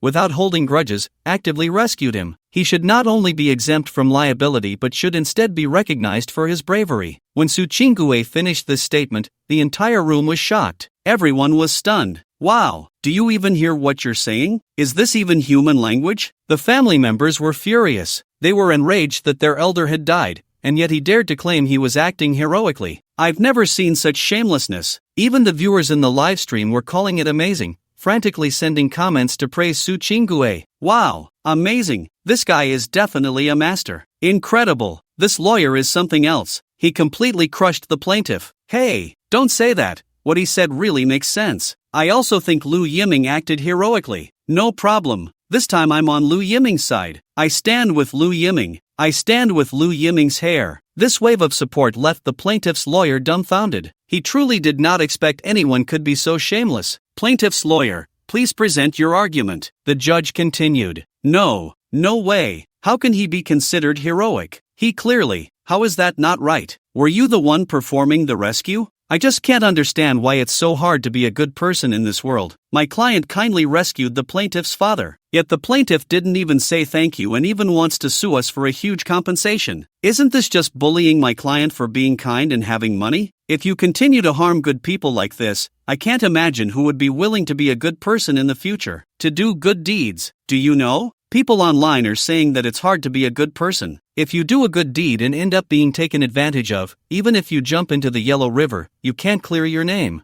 Therefore, more and more people choose to watch coldly. Honorable judge, and countless citizens watching this trial, I would like to earnestly ask you to think with your most straightforward thoughts. Is this really right? Should we continue to let good people get hurt and allow this society to become increasingly disgusting? The plaintiff's lawyer was completely stunned. He couldn't understand why Su Qinggue's ability to argue was so outstanding. He had managed to turn the tide, which was originally unfavorable to Lu Yiming, into one that was beneficial to him. Even the judge, who had already formed a basic judgment, began to consider whether to take Lu Yiming's feelings into account. Your Honor, our client was scared to death by Lu Yiming. Everything he said was just sophistry. Your Honor, you can't believe his nonsense. The plaintiff's lawyer was completely flustered, looking up at the judge and speaking. However, the judge directly said, Plaintiff's lawyer, please do not state anything unrelated to the court. Just present your arguments. If you have nothing else to say, I will declare the debate phase of the court closed. The plaintiff's lawyer was instantly disheartened, but he had nothing else to say. He could only helplessly say, we have no other viewpoints to present. What about the defense? Honorable Judge, I have said everything I needed to say, Su Chingue replied. Then I declared the debate phase of the court closed. It is now time for the final statements from the parties. Please let the plaintiff make her statement first. The plaintiff, the old man's daughter, stood up and, following the statement prepared by her lawyer, stammered, Honorable Court, Your Honor, my father, as a diligent citizen of Magic City, dedicated his entire life to it, only to be driven to death by such a hypocritical person. How unacceptable is this, causing me and all my family members deep emotional harm. Therefore, I earnestly request the court to impose severe punishment on the defendant, so that the spirit of respecting the elderly and loving the young can be fully promoted. Now it is the defendant's turn to make a statement, the judge said. Lu Yiming stood up, having prepared no notes, just shaking his head, looking coldly at the plaintiff, and said, If cursing someone comes with the responsibility of murder, then I, Lu Yiming, have nothing to say. I would also like to ask the plaintiff, Your father cursed me too, and he cursed worse than I did. Should I also seek compensation from you? You! The plaintiff glared at Lu Yiming with anger. She had endured Su Chingue for a long time, but she found she could no longer hold back. Fortunately, the plaintiff's lawyer managed to hold her back, preventing her from being forcibly removed from the courtroom. Now I declare a recess, and a judgment will be made shortly, the judge said, banging the gavel and leaving the courtroom. The room fell into a dead silence. Both sides glared at each other with fierce eyes. If the prosecutor hadn't been present, they would have surely started fighting. A few minutes later, the judge returned, holding a judgment document. In the case of the plaintiff, suing the defendant Lu Yiming for infringing on the personal safety of the plaintiff's father, after examination, it was found that the defendant Lu Yiming had a verbal altercation with the plaintiff's father. As a result, the plaintiff's father was stimulated, which triggered cardiovascular disease and led to his death. Although the defendant Lu Yiming's words triggered the outbreak of the plaintiff's father's cardiovascular disease, considering that the dispute was initiated by the plaintiff's father, the defendant's words, while excessive, did not contain any targeted or provocative language and were common expressions in daily communication. Furthermore, the defendant actively performed first aid measures when the plaintiff's father's cardiovascular disease occurred, fulfilling his obligations. The facts of this case are clear, and the evidence is sufficient, therefore I hereby declare, the defendant Lu Yiming and the plaintiff have no causal relationship regarding the infringement of life safety. Therefore, all the plaintiff's litigation requests are dismissed. After the judge finished speaking, he heavily struck the gavel. At that moment, the entire courtroom was in shock. The family members stood up, looking at the judge in disbelief. Even Mu Xia and the others were stunned. They never dreamed that it would end like this. Their chairman actually won. Su Chingue, the lowly lawyer they had always looked down upon, actually won the case for their chairman. At that moment, Mu Xia was once again amazed by Lu Yiming's ability to recognize talent. Su Chingue's performance today completely overturned Mu Xia's initial impression of him. His performance in court was simply invincible, stronger than any lawyer Mu Xia had ever seen, almost terrifyingly strong. With such eloquence, he would succeed in anything he did. The only thing Mu Xia was curious about was, if Su Chingue really had such impressive eloquence, why had he been so ordinary before meeting Lu Yiming? However, before Mu Xia could think further, the family members in the audience erupted. What? What did you say? Why are we losing? Are you out of your mind? Damn it! This bastard killed my father, and you dare to rule like this? You corrupt official! Did you take money from that bastard Lu Yiming? Is that why you deliberately ruled against us? You scum! The family members had originally been full of hope, thinking they could salvage something from Lu Yiming. Each of them could get a large sum of money. They never expected their calculations to fall through. They actually lost. How could they tolerate this? They directly shouted at the judge. Goodness! The judge remained calm, but the plaintiff's lawyer was terrified and quickly stepped forward to stop them, saying, Please don't be agitated. We still have a chance. If this doesn't work, we can appeal. We still have a chance to win. Please don't act impulsively. However, these people, once enraged, couldn't hear a word of advice. They violently shoved the plaintiff's lawyer aside, shouting, How dare you, lawyer, still have the face to speak? You're all a bunch of useless drunks. You kept saying we would definitely win, and now we lost. I tell you, we won't let you off. We'll settle the score with you later. The plaintiff's lawyer was stunned, knocked to the ground, at a loss. He couldn't understand. He had been running around for these people for so many days, not asking for a single penny in lawyer fees. As a risk-taking litigation agent, he was the one who wanted this case to win the most. But these people didn't even say a word of thanks, and now they were being violent with him. Compared to Lu Yiming's side, the plaintiff's lawyer finally understood why everyone was willing to follow Lu Yiming. It's the same money, why not find a boss who respects you and fully understands you? Why choose such trash as your client? At that moment, the plaintiff's lawyer realized, you really have no quality. The plaintiff's lawyer pointed at those family members and said this. Then he left the courtroom in complete despair, without saying a word. Stop right there. You think you can just walk away? Do you know you caused us to lose the case? I said long ago that none of these lawyers are good, especially this one, he's an outsider. These outsiders just want to trip us locals up. I said we shouldn't have hired this person as our lawyer. Silence. The court is now adjourned. Please leave. The judge shouted angrily as he struck the gavel. He was extremely glad that he had let Lu Yiming win. Su Qinggue was right. If these unrefined and greedy people won again, one could only imagine how disgusting the social atmosphere would become. Bah! You corrupt official. Just because you can bang a gavel, you think you're something special. Damn it! Believe it or not, I'll kill you. Before these people could continue their madness, the inspection had already forcibly taken them out of the court. Lu Yiming walked out of the courtroom with a sense of victory. Woohoo! Lu Yiming is awesome. Damn! Lu Yiming is really impressive this time. Overturned so many precedents. Unprecedented. Oh my god. Finally, a just judge has stopped this kind of evil trend. I was so scared of being accused after cursing that I haven't dared to swear for a while. This lawyer is fierce. His eloquence is incredible. The plaintiff's lawyer doesn't seem like an inexperienced rookie, but he was completely suppressed by this lawyer. He couldn't even come up with a decent rebuttal. It has to be Lu Yiming. He knows how to use talent. If it were anyone else, they wouldn't have discovered a talent like Su Qinggue. That's why they say good horses are common, but good trainers are rare. When they left, Mu Xia asked Lu Yiming a question. Chairman, I checked Su Qinggue's information before. When he was in court before, he looked sickly, was unenthusiastic, and spoke according to a script. He was just a slacker lawyer, but why today does he seem like he's been injected with adrenaline,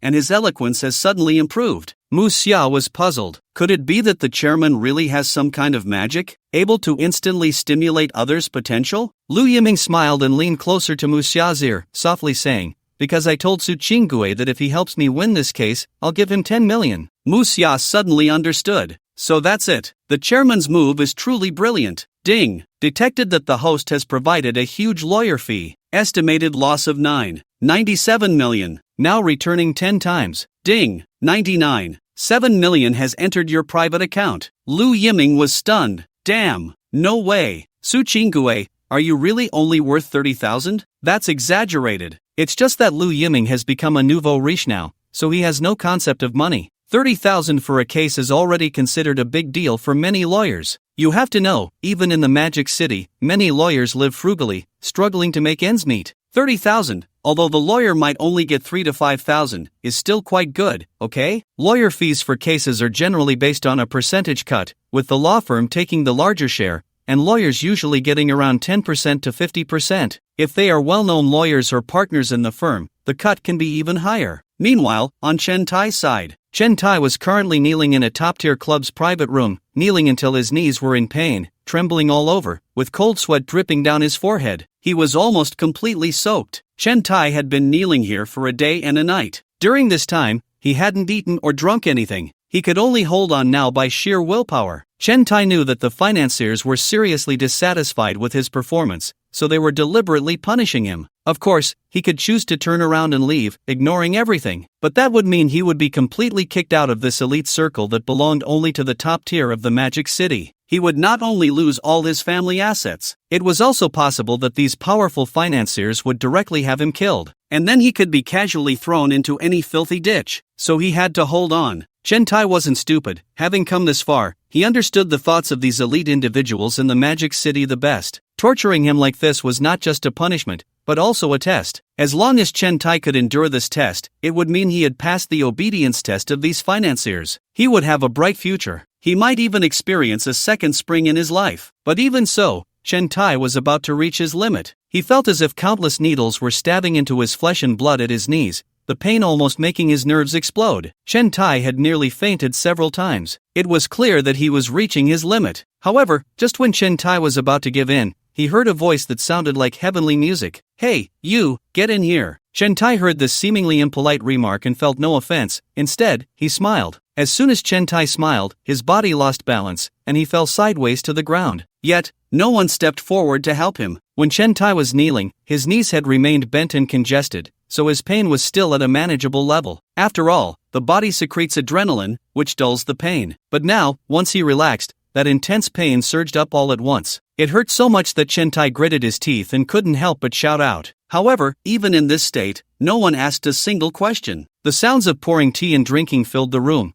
but everyone seemed to ignore Chen Tai's cries. Chen Tai knew this was his only chance to change his fate. If he didn't perform well now, he would truly become a discarded piece. With that thought, Chen Tai steeled his heart and simply lay down on the ground, rolling right in. To be fair, the moment Chen Tai rolled in, the wealthy patrons present were momentarily stunned. They truly did not expect that Chen Tai would actually lower himself like this. A worker with a fortune of billions, rolling in like a ball. After just a moment of shock, the room erupted in laughter. Ha ha ha, what a meatball has rolled in. Ha ha ha, Chen Tai, I told you to roll in, and you really did. Ha ha, interesting, truly interesting. I never expected, Chen Tai, that you are such a clever person. Ha ha ha. The big shots present pointed and laughed at Chen Tai, showing no regard for him at all. Chen Tai's heart was filled with humiliation, but he could only obediently roll in front of these big shots, then kneel on the ground, head down, crying and begging for mercy. I know I haven't performed well during this time, and I've embarrassed you all.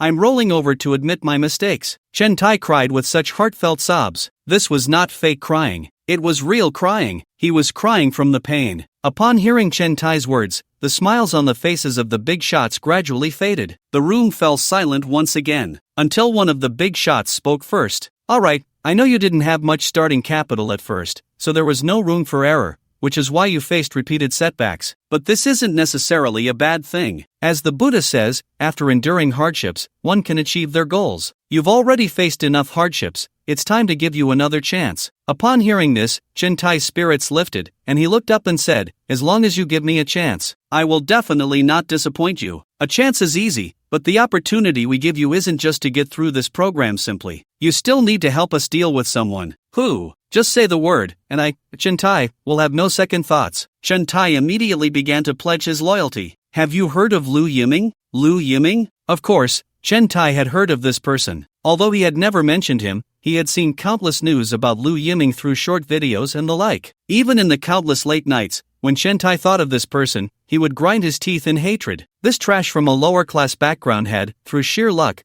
not only taken over the company that belonged to him but had also repeatedly achieved astonishing results. If Lu Yiming really won the challenge, the company would surely become his. In other words, even if Chen Tai manages to get through this challenge, he will still lose his job. When Chen Tai returned to the company, he was shocked to find that the company had changed hands. He would have to look for work at other companies. But who would accept Chen Tai? To reach the level of chairman, one must be a trusted confidant of these top tycoons. It's not something that can be achieved simply through education or ability. To put it simply, in the face of so much money, even brothers can turn against each other, let alone managing such a large group and financial assets. So even if Chen Tai went to other companies, he could never reach this level today. From this perspective, his goals were completely aligned with those present. It was to decisively bring down Lu Yiming. He absolutely could not let Lu Yiming win this challenge. Rest assured, whatever you want me to do, I will do. I will decisively bring down Lu Yiming. I absolutely cannot let him cause trouble for you. Chen Tai thought of this and quickly swore an oath. Are you sure? Lu Yiming is not someone to be trifled with, especially now that he seems to have connections with the Chen family consortium. His influence is not to be underestimated. The tycoons had only recently realized this. They had only been away from the production team for a few days, and Lu Yiming's power had already reached such a terrifying level. The Chen family consortium is something even they have to be wary of. It's no exaggeration to say that if all the funds of the Chen family consortium were to flood into the Longwa stock market, the entire Longwa stock market would shake. The name Chen Banchang is not a joke. As these tycoons thought of this, they couldn't help but think of Chen Tai. TSK. Why is it that with the same surname Chen Tai is just a useless one? What was just said about Chen Tai lacking startup capital was merely a way to give him a way out. Deep down, they still believed Chen Tai was a waste. I guarantee, I will definitely crush Lu Yiming. I will stomp him into the ground. I will absolutely not give him any chance to fight back. Chen Tai declared emphatically, whatever you all say today, I, Chen Tai, will execute without question. This declaration of loyalty made the tycoons feel very comfortable. Alright, just patiently wait for our arrangements. Do whatever the director tells you, don't say too much. Yes, I promise to follow through. Chen Tai once again nodded vigorously. Alright, get lost. Yes. After Chen Tai finished speaking, he really did leave. The tycoons couldn't help but sneer in disdain. To them, Chen Tai was just a clown, fit only to amuse them. If it weren't for wanting to bring down Lu Yiming, they wouldn't even want to look at Chen Tai. Is it possible for Chen Tai to bring down Lu Yiming? A nearby secretary asked with some doubt. Of course not. A fool like Chen Tai isn't worthy of competing with Lu Yiming. After these few encounters, we've come to understand that Lu Yiming is not foolish. On the contrary, he's frighteningly smart. Ha ha ha. I'd been bored with everything lately, feeling like life has lost its meaning. I have to thank Lu Yiming for giving me a bit of fun. Ha. Chen Tai is just a pawn for us. He's not worthy of a one-on-one match with Lu Yiming. The real players against Lu Yiming are us. It's just that we can't show ourselves. Otherwise, crushing a Lu Yiming would be a piece of cake. Meanwhile, on Lu Yiming's side, after the court session, Lu Yiming started driving towards the supermarket. The supply chain for the supermarket was basically complete. Now it was just a matter of putting the final products on the shelves and preparing for the grand opening. It can be said that Lu Yiming's entire company focus was on this chain supermarket. Employees from other departments were being pulled in to assist. They were well aware that Lu Yiming's investment in this supermarket had already exceeded 4 billion. There were over 80 stores in the Magic City alone. There are still 20 stores under renovation, so all the employees in the company are working hard. They are afraid that Lu Yiming's supermarket will go bankrupt this time. Chairman, more than 80 supermarket stores are ready and can open at any time. When do you think is a good time to open? Mu Xia asked from the passenger seat. When can we open the fastest? Tomorrow. Then let's open tomorrow. Release the news tonight. Let the publicity department's employees help promote our supermarket. There's one more thing.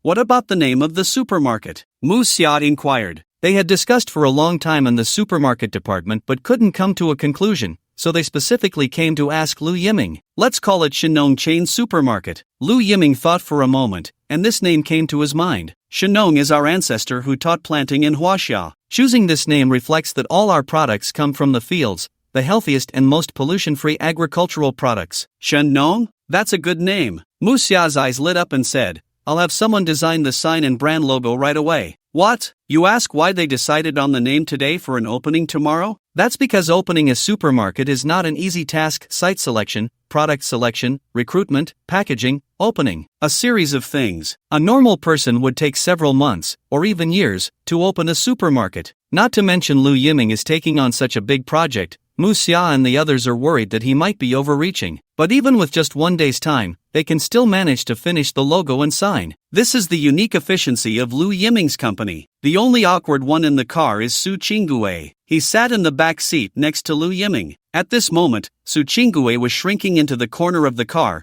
unsure why Lu Yiming had brought him along. He didn't know if he should listen to this conversation. Su Qingguei just wanted to get the 10 million that Lu Yiming had promised him. If that's not possible, $1 million would be fine. At the very least, he should get 100,000. Su Qingguei was lost in thought when Lu Yiming directly pulled out a checkbook, wrote down the figure of 10 million, tore it off, and handed it to Su Qingguei with a smile, saying, Lawyer Su, thank you for your wonderful performance today. You are the best lawyer I have ever seen. In fact, lawyers in the mainland are not like those in Hong Kong dramas, where both sides debate brilliantly in court. Lawyers in the mainland usually prepare their scripts in advance and read them slowly under the judge's supervision. So if you really go to observe a trial, you might easily doze off. It's not like the dramas where both sides are at each other's throats, with lawyers spitting venomous words. So Su Qingguei's performance today is indeed rare. Lu Yiming even thought that Su Qingguei's performance could be used in a TD drama. Su Qingguei was stunned, staring at the check Lu Yiming handed over, his eyes nearly popping out. He never dreamed that he would get 10 million so easily. Everything felt like a dream. He had just yelled at a careless delivery guy outside the law firm, and unexpectedly caught Lu Yiming's attention. Then he inexplicably accepted Lu Yiming's commission and ended up participating in the trial. Finally, he inexplicably received the sky-high lawyer's fee of 10 million. This was simply like a dream. Su Qingguei wouldn't even dare to dream like this. It was just too ridiculous. He thought that this 10 million wouldn't be so easy to obtain,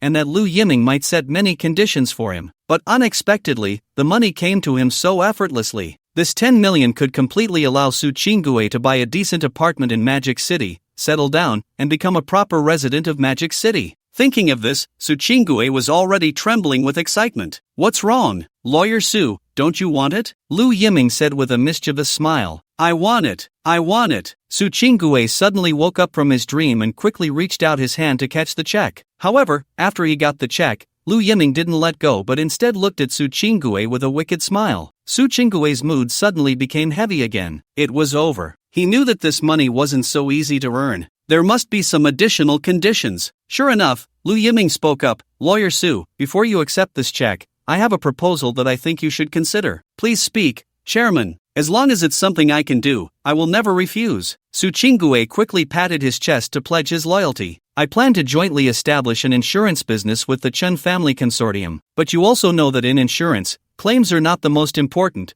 The legal department is actually the most crucial. The legal department of the insurance company is currently lacking a manager, and I don't know if you would consider it. The annual salary is 5 million. By the end of his statement, Su Qinggue's heart was racing with shock. Is this a condition? This is an extra big gift package. A job with a 5 million annual salary. In a giant insurance company. Once he could establish himself in the insurance company, his future achievements would be absolutely limitless. Even if he left the insurance company one day, other companies would be eager to hire him. It could be said that a broad road to the future was laid out before him. More importantly, Lu Yiming was recruiting him. Lu Yiming had really extended an olive branch to Su Qinggue. This meant that Su Qinggue now had a complete opportunity to join Lu Yiming's side, to become a significant aid to Lu Yiming. He had long heard of Lu Yiming's reputation for valuing talent and had heard of the capable people under Lu Yiming. What Lu Yiming said now was undoubtedly a recognition of his abilities. Just thinking about this made Su Qinggue tremble with excitement, and even his breathing became rapid. "Chairman, I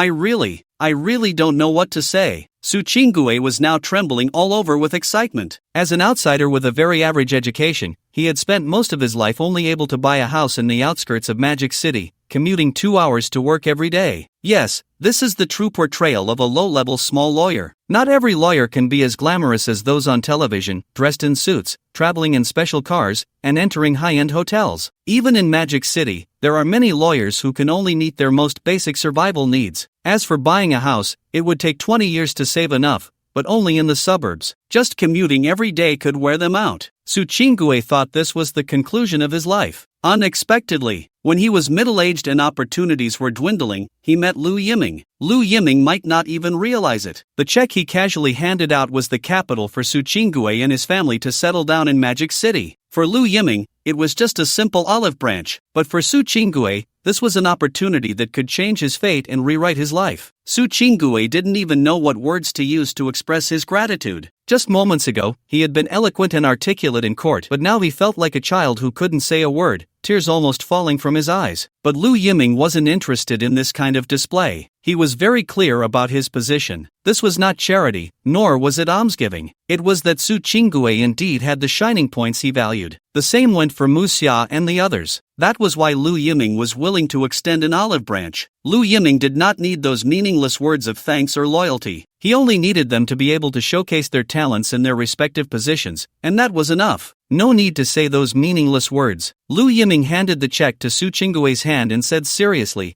"You just need to work happily every day. That is my greatest reward." Chairman, you can rest assured, I won't let you down." Su Qinggue wiped his tears and nodded solemnly. After placing Su Qinggue next to the insurance company, Lu Yiming left. Someone would take Su Qinggue to familiarize himself with his future office. Watching Lu Yiming's car leave, Su Qinggue felt an indescribable gratitude in his heart. He took out his phone and called the law firm director. "I want to resign." "Su, you've been doing great at our firm. Why do you want to resign? Is another firm trying to poach you?" Although the firm did not value Su Qinggue much, they still had to follow the process and try to retain him. "It's not another firm, it's Lu Yiming who is poaching me." "What? Lu Yiming? You're not joking with me, are you?" A gasp came from the other end of the line. Who in the business circle of Magic City didn't know Lu Yiming's name now? Many people said that although Lu Yiming was still in the growth phase and his capital wasn't particularly strong, he would definitely have a place in the future business world of Magic City. Lu Yiming might even become a commercial giant in Magic City. If their firm could establish a relationship with Lu Yiming, or even have a long-term cooperation, their firm would take off. Just the news of collaborating with Lu Yiming could attract countless businesses to their firm. After all, Lu Yiming was most famous for his ability to recognize talent. A law firm that Lu Yiming trusted would definitely not be a scam. "Su, can you talk to Mr. Lu? Su, we have all seen your contributions to our firm over the years. You should have feelings for us. How about this? You help us connect with Lu Yiming. As long as you can get Lu Yiming to agree to establish a long-term cooperation with our firm, I will promote you to partner. No, senior partner. However, Su Qinggue, as a seasoned professional, had long seen through these people's true colors. He had also been a passionate young man when he first entered the workplace, working tirelessly on cases, yet he still couldn't become a partner. After being worn down, he became a mediocre lawyer. Now that these people saw Su Qinggue had connections and relationships, they immediately came to curry favor with him? How could Su Qinggue agree? Was he still that naive young man just starting out? He had been fooled by too many empty promises. So now Su Qinggue was clear. He was determined to follow Lu Yiming. He would die by Lu Yiming's side if necessary. There was absolutely no way he would collude with anyone else. No,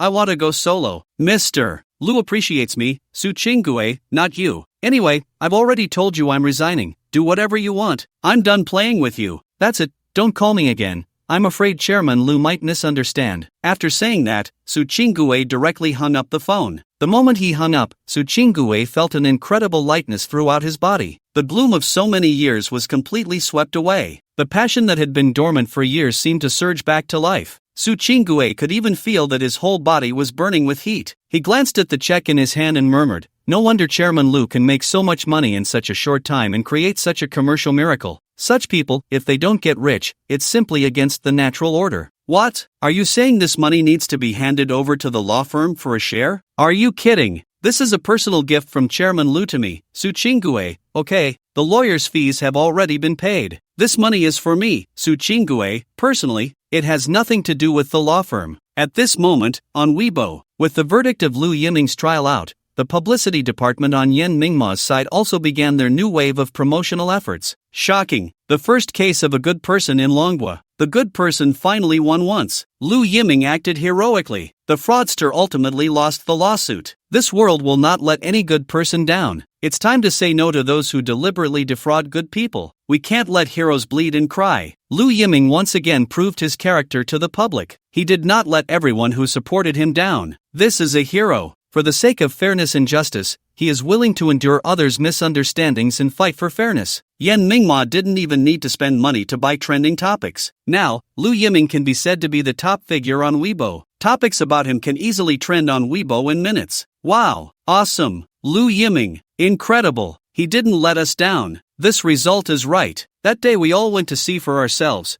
Lu Yiming didn't even touch that old man. The old man hit Lu Yiming instead. If anyone should sue, it should be Lu Yiming suing them. Isn't that right? This family is so shameless. How does cursing once make someone a murderer? To put it bluntly, it was that old man who started it. Lu Yiming cursed him once, and he cursed Lu Yiming 10 times. He said Lu Yiming's misfortune was a blessing. Why didn't he suffer misfortune himself? Double standard dog deserves to die. I raise the flag for Lu Yiming. Lu Yiming is amazing. I support this result. We can't let such people use the law to do evil. Countless netizens on Weibo applauded. Now, the elderly have become a high-risk group. Many people are afraid of having even the slightest conflict with the elderly, often having to endure them. There's no way to avoid it. If you try to reason with these old men and women, they might just faint on the spot or even die. Even if you did nothing, you could still end up in jail. There have already been similar rulings. It has made everyone anxious. People see an old man and keep their distance, to avoid getting into trouble. This has also led to many old bastards becoming increasingly arrogant. They hit people, curse at people, and force others to give up their seats. This has caused public outrage. Many people are angry but dare not speak out. They hate these old men to death. But now it's different. With Lu Yiming's case as support, more and more people will say no to the bad behavior of these old men and women.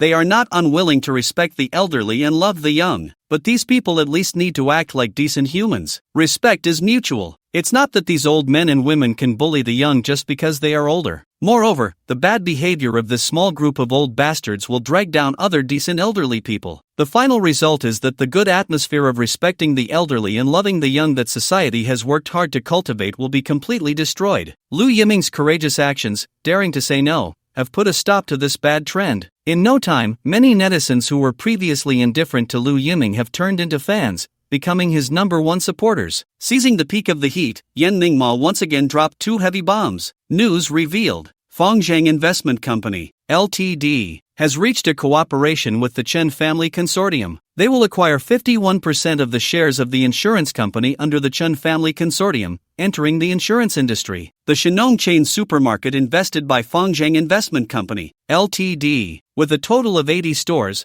will officially open tomorrow. Welcome to all customers to shop for products. These 2 hours have once again ignited the Weibo circle. Wow, Lu Yiming is really going to launch the good person insurance and anti-fraud insurance. He's serious. Awesome. Lu Yiming, I really admire him. He just goes for it. Much better than those capitalists who only know how to boast and make empty promises. Wow. I just searched for Lu Yiming's live stream recording. The good person insurance is only 10 yuan. The anti-fraud insurance is only 100 yuan. It can cover a lifetime. Worth it. It's really too worth it. Damn. Lu Yiming should have launched this good person insurance earlier. I'm definitely buying it. Wow. I helped an old lady last week and ended up being scammed. The family is still causing me trouble. I'm never being a good person again. From now on, that old man can help whoever he wants. It has nothing to do with me. Even the inspection can't make decisions for me. Exactly. I firmly support this. There are really not many conscientious entrepreneurs like Lu Yiming. Anyway,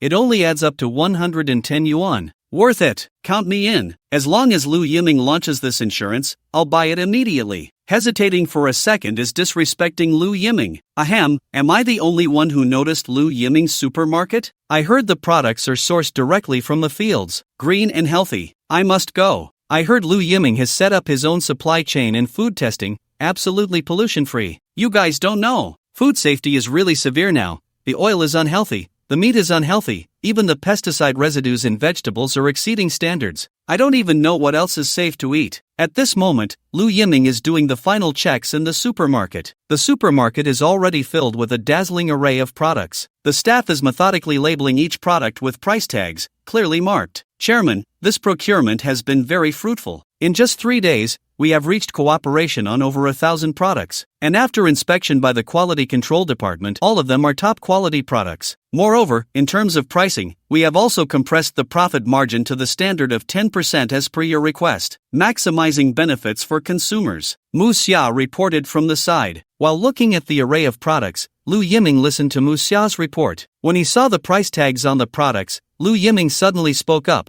This price tag is wrong. Lu Yiming's question immediately made the supermarket staff nervous. They all gathered around and said, Chairman, is there something you are not satisfied with? Is it the pricing? No, the pricing is reasonable. Mainly, I want to say, put our cost price below the selling price. This statement from Lu Yiming shocked Mu Xia and the others. Wow, Chairman, are you serious? Putting the cost price below the selling price? Wouldn't that be revealing the cards? How could consumers possibly be willing to pay? To put it bluntly, for consumers, they are just pursuing good quality at low prices. While seeking good quality at low prices, they also do not allow businesses to earn more money from them. To put it simply, consumers would rather these businesses earn nothing and sell to them at cost price. They even think about making businesses lose money selling to them. This is the most genuine thought of the vast majority of consumers. Human nature is like this. Everyone wants to take a little advantage. But the key is, now they themselves are the businesses. Once they put the cost price out there and place it below the selling price, it will definitely deter a large number of customers on the spot. For example, this tea, the purchase price is 300 yuan per pound, they sell it for 330 yuan per pound, making only 30 yuan. It really counts as thin profit and high sales. But for consumers, 30 yuan is like cutting meat off them. It's even more painful than killing them. If they didn't know the cost before, customers could still buy with their eyes closed. But now, the cost is laid out before them, and once they realize how much they've been taken for, how could they possibly feel comfortable? Let alone that Mu Xia and the others don't understand. Even the viewers in the live stream are baffled. To be honest, I run a convenience store, and if Lu Yiming does this, that supermarket is definitely doomed. I'm not joking with decades of experience in running a store. I can only say that Lu Yiming thinks too highly of people. When I was farming back in my hometown, I often pushed my own fruits out to sell. A whole bunch of old men and women would just eat and not buy, and they kept pressing the prices down. I said I might as well sell it to them at cost. Those old ladies said I might as well just give it to them, being a good person to the end. Death smile, did Lu Yiming read some success or sales book? This kind of operation might work abroad, but it's absolutely hopeless here. Don't fall for those book salespeople's nonsense. If it were anyone else daring to do this, the comments section would definitely be filled with mockery. There would even be those who would love to see a joke. But in Lu Yiming's live stream, almost everyone is advising him, even trying to come up with ways to help him. However, Lu Yiming clearly intends to go his own way. I just want to ask you, do you think the current sales market is normal? Lu Yiming pondered for a moment and spoke. Mu Xia and the others were all baffled. But who told Mu Xia to be a professional straight man? He immediately followed up. Chairman, we all think it's very normal. There's nothing abnormal about it. Abnormal? It's really too abnormal. Look,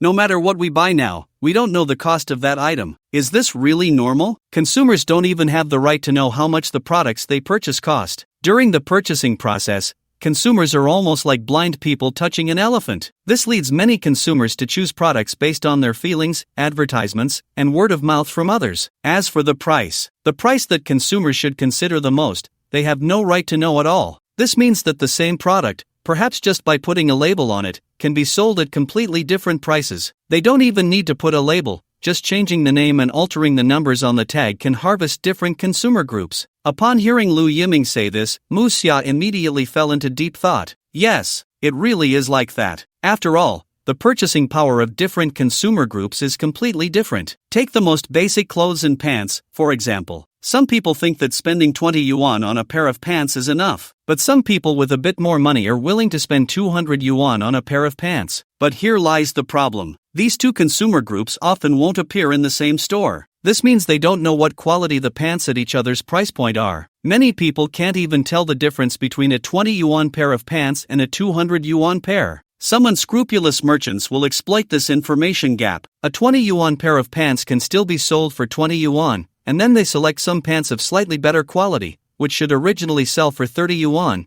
and sell them directly for 200 yuan. This creates different price ranges, and those who spent 200 yuan on their desired pants are still feeling pleased, thinking they got a great deal. They believe their money was well spent, but in reality, it's not much better than what they'd buy at a street stall. This is why clothing stores are always on sale. As long as you buy, they can make a profit. Don't even mention discounts of 70% or 80%, even at 20% or 30%, they can still profit. Not to mention how many clothing merchants are inflating prices. Even more so, some unscrupulous merchants will directly use the same clothes and pants, then sell them at different prices. Often, the higher-priced clothes and pants sell more easily because everyone has a bit of money in their pockets these days, and no one wants to go out wearing pants that cost 20 yuan and feel embarrassed. For reference only, therefore, consumers are completely at a disadvantage in this purchasing game, relying solely on their own judgment to buy. They have no idea whether what they are buying is worth the price. Take antiques, for example. It is already assumed that most of them are fakes, or even all of them are fakes. It all depends on your own judgment. If you manage to buy a real one, you can consider yourself capable, but if you buy a fake, don't cry, just accept it. Hearing Lu Yiming's reminder, Mu Xia suddenly realized that this is actually a very unfair market mechanism. Consumers have the right to know whether what they are buying is worth the price. It shouldn't be left to the consumer's own abilities. There's a saying that goes well, buyers are always less shrewd than sellers. So, I say, to change this unfair market mechanism,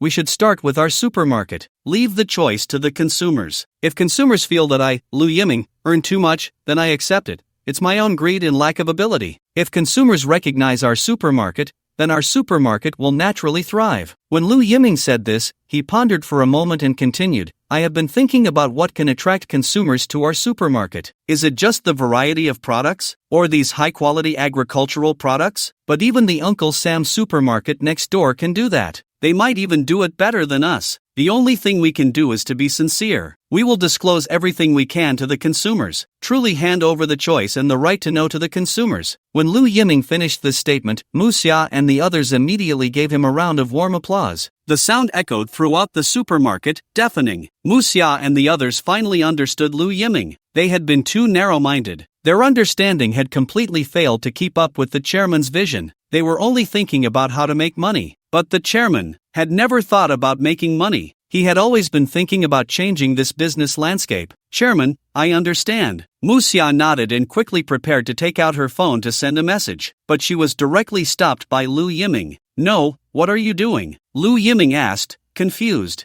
I need to quickly convey the chairman's instructions. We're opening tomorrow, and we need to hurry to change all the labels. Mu Xia explained. I haven't finished yet. The labels need to have 3 prices. One is the purchase price, one is all the costs of processing, packaging, logistics, etc. Finally, the selling price. And at the bottom of the label, there should be a description of no more than 50 words, so our consumers fully understand what they are buying. Also, cancel tomorrow's grand opening promotions, no discounts at all. I have one thing to say, our supermarket will never hold any promotional activities in the future. The prices will be right here. These promotional activities actually offer no real discounts. Some supermarkets are practically running promotions 365 days a year, making consumers not believe there are any discounts at all. Moreover, for consumers, in order to meet the discount thresholds, they end up buying too many things they don't need, which just gather dust at home. This is also a very wasteful behavior. What we need to do is to let consumers enjoy the pleasure of shopping in our supermarket. When Lu Yiming finished this statement,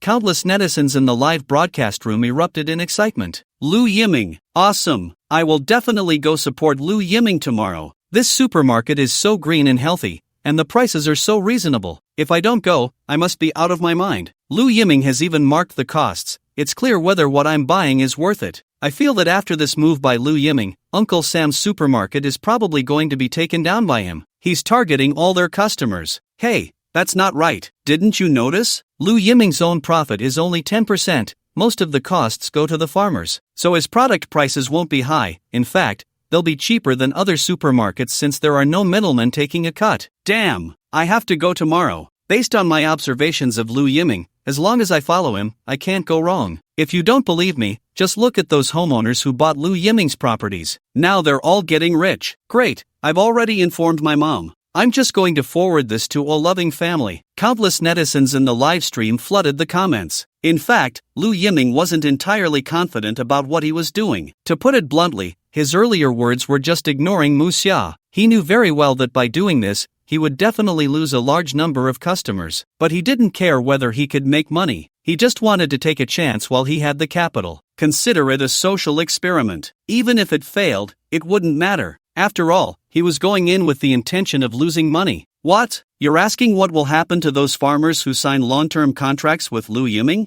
Don't worry. Lu Yiming's company has assets worth hundreds of billions to cover losses. Moreover, Lu Yiming wasn't foolish. He had a bit of confidence in his own reputation. He often browsed social media and knew he was already a millionaire internet celebrity. In the Magic City, that kind of influence still mattered. At least it could keep the supermarket from going bankrupt. That would be enough. However, at that moment, a figure stealthily approached the outside of the supermarket, peering inside at Lu Yiming with a look of deep resentment. That little bastard. He has taken over my company and is lavishly spending my money. What a bastard. What a scoundrel. The times I let you make money were just luck. Do you really think you're impressive? You want to learn to run a supermarket? Dream on. This time, I will ruin your reputation. Chen Tai glared at Lu Yiming like a venomous snake, cursing him in his heart. Suddenly, he noticed Mu Xia standing next to Lu Yiming. Chen Tai was instantly captivated. That delicate little face, that snake-like waist, those snow-white long legs, and that voluptuous figure. Slurp. Chen Tai couldn't help but almost drool. Damn. How did I not notice such a beauty in the company before? What a miscalculation. Otherwise, would Lu Yiming even have a chance? He doesn't deserve to play with me. What a pity.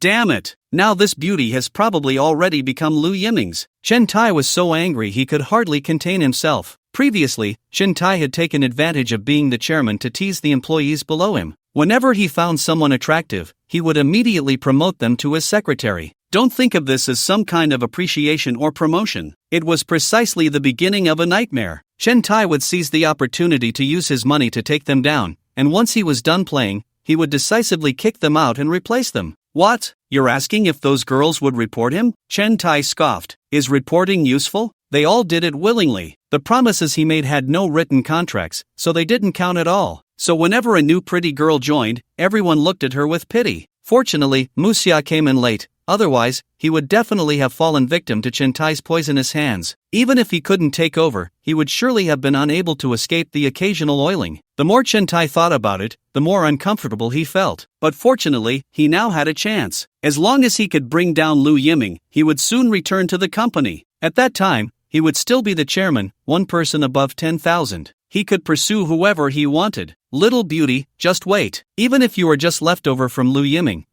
Chen Tai, don't care. Chen Tai wiped his mouth, put on his hat, and turned to go to the supermarket across from Lu Yiming's. This was also a large supermarket, but it was already on the brink of loss, about to go bankrupt. So, this would become Chen Tai's stronghold to counterattack Lu Yiming. Several investors had already bought this supermarket for Chen Tai. What Chen Tai needed to do now was to follow their plans and arrangements to first bring down Lu Yiming's supermarket. Then step by step, he would devour Lu Yiming's business territory. What is Chen Tai trying to do? Why did he suddenly run to Lu Yiming's supermarket? Damn, Chen Tai isn't planning something, is he? He wouldn't just become a terrorist out of despair, would he? That can't happen. Wow, Chen Tai's spending is really disgusting. The way he looked at Mu Xia just now was simply unbearable. It really gave a strong sense of physiological discomfort. Don't even talk about girls, even I, a man, felt a chill. Chen Tai has been pent up for too long. He's gone crazy. It's reached the point where he can't tell the difference between men and women. Countless netizens in the live broadcast room were flooding the comments. At this moment, Chen Tai walked into that large supermarket. The first thing he said upon entering was, "Hello,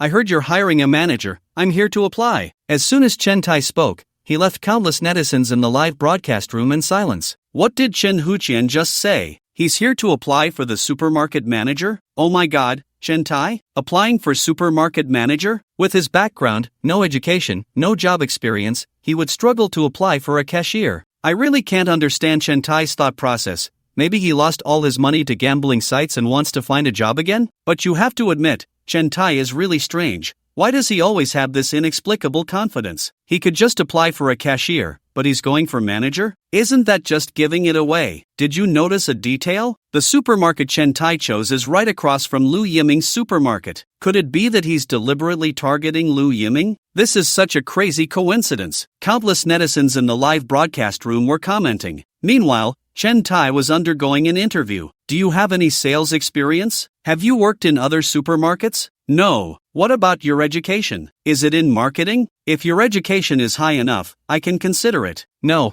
I graduated from a vocational school. I can't even remember my major. Well, you can go back and wait for my news. I'll think about it. You wouldn't believe it, but this time the backers spoke up, and the director directly called in professional actors to assist Chen Tai in his performance. This performance was so genuine that it didn't show any signs of acting. Those who didn't know would think he was really the supermarket owner. It was clear that this time those big backers were serious. Compared to this professional actor, Chen Tai seemed so inexperienced. Chen Tai handed over a document and pretended to be confident as he said, "Although I don't have experience managing a supermarket, I have a passionate heart. I have carefully observed the operation of your supermarket and identified many issues. This is a business plan I specifically made for your supermarket. Please take a look. I believe after you read this plan, you will reconsider me." The professional actor across from him took the materials and was completely stunned. He wasn't shocked by the content of the proposal. He was shocked that this play was so brainless. My god, did he accidentally stumble into a short drama competition? What era is this? How can there still be people using such a clumsy way to show off and slap faces? Is this for real? This professional actor began to regret taking this script. If this really aired, the audience would definitely think he was a fool. But there was no way out. He was already here. No matter how ridiculous the plot was, he had to grit his teeth and perform it. He flipped through the proposal and glanced at a few pages. Great, it was full of professional jargon he couldn't understand. What the hell is this crap? He was hired to be a manager, not to do academic work. What good does it do to have so many incomprehensible terms? It's just empty talk. But Chen Tai didn't know any of this. Because of course, he didn't write this proposal. It was just a prop prepared by the director in advance. Chen Tai hadn't even looked at it. At this moment, Chen Tai was sitting there with a proud face, waiting for compliments. Ahem, not bad, the proposal is well done.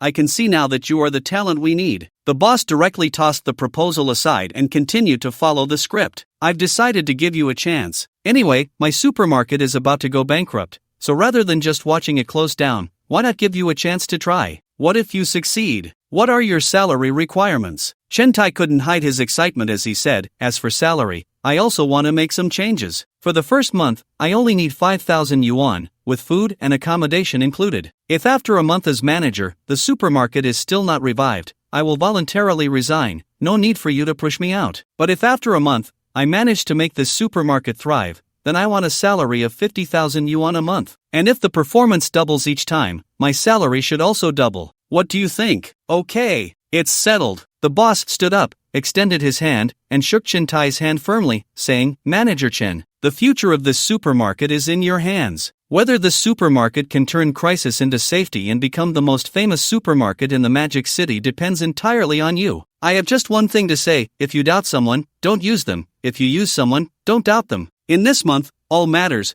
big or small, will be decided by you. I won't ask a thing. I'm just waiting to see how the supermarket will thrive under your management." Chen Tai also got into character, gripping the boss's hand tightly, excitedly saying, "You can rest assured. I, Chen Tai, may not have other skills, but I have one trick: turning stone into gold." Oh my god, I can't take it anymore. Is this really happening? Is this a job interview? Is this boss out of his mind? No wonder his supermarket is going bankrupt. No, I'm really confused. Chen Tai has no experience, no education, and he got hired as a manager just based on a proposal? Is this a joke? I really want to know what was written in that proposal. How could it brainwash a perfectly normal person like this? Curiosity +1, this isn't a proposal, it's a hypnosis manual. Hey, do you think it's possible that Chen Tai put a curse on this boss, which is why the boss listens to him so much? Dog head. Countless netizens in the livestream were shocked. It was the first time they had seen an interview this simple. If this is how one can get hired as a manager, then isn't each of them better than Chen Tai? Isn't each of them more deserving of this manager position? Boss, take care, I'll handle things here. Chen Tai bid farewell to the boss and then turned to the netizens in the livestream to start preaching. You see, is it really that hard to find a job? Education, experience, and background are certainly important, but without these,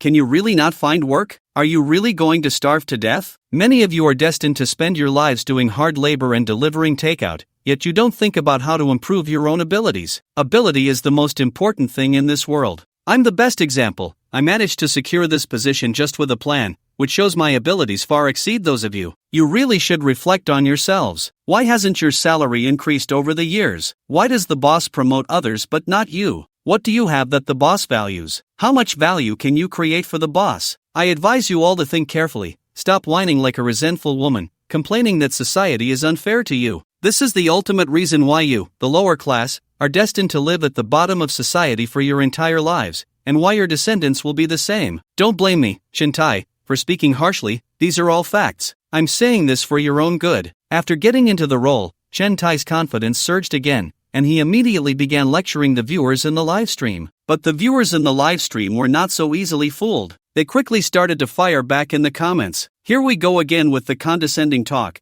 Did you eat shit or something? Why are you so mouthy? If this interview isn't rigged, I'll eat 3 pounds of shit, upside down. Ha, what value can I create for the boss? If I had no value, would these capitalists be willing to spend money to hire me? Are you kidding? Whatever salary he gives me, that's how much work I do. It's not like the more I work, the higher my salary goes. In fact, if I work hard, my boss will just buy more luxury cars and find more mistresses. The company makes money and won't share a dime with me. Death smile. Chen Tai's words are really funny. If you trace back 3 generations, who wasn't a farmer? Are you so noble? If you were thrown in the Northwest to grow up, you'd be lucky to bathe once a year. And you're still barking here. I really want to slap Chen Tai across the face. I work diligently, and my salary hasn't increased. That's the bosses and the capitalists' problem. They don't give me a raise, and now I have to reflect on myself? I'll reflect on your grandpa. But Chen Tai couldn't see these comments. He was still feeling proud, thinking that the viewers in the livestream must be worshipping him. After showing off, Chen Tai called all the supermarket employees over. Come on, everyone come here. Stop what you're doing. I have something to say. Chen Tai shouted, but no one paid him any attention. Chen Tai was instantly furious. What the hell? What does this mean? I'm the manager now. I'm their leader. I'm the one they must flatter. How dare these lowly workers not listen to him? This was intolerable for Chen Tai. He angrily walked over and saw. Good heavens! These employees were all sitting in front of the shelves playing on their phones. There were even 3 employees sitting in the storage room playing cards. Only the cashier girl was still at her post, but she was also slacking off on her phone. Chen Tai was about to explode with anger. How outrageous! These people dared to slack off in front of him. Slacking off. Such behavior in Chen Tai's mind was absolutely unforgivable. Since he was paying these people, they had to work during work hours and were not allowed to do anything unrelated to work. Not even for a second. What are you all doing? Chen Tai suddenly shouted. The employees were so startled that they dropped their phones. They looked at Chen Tai with dissatisfaction and said,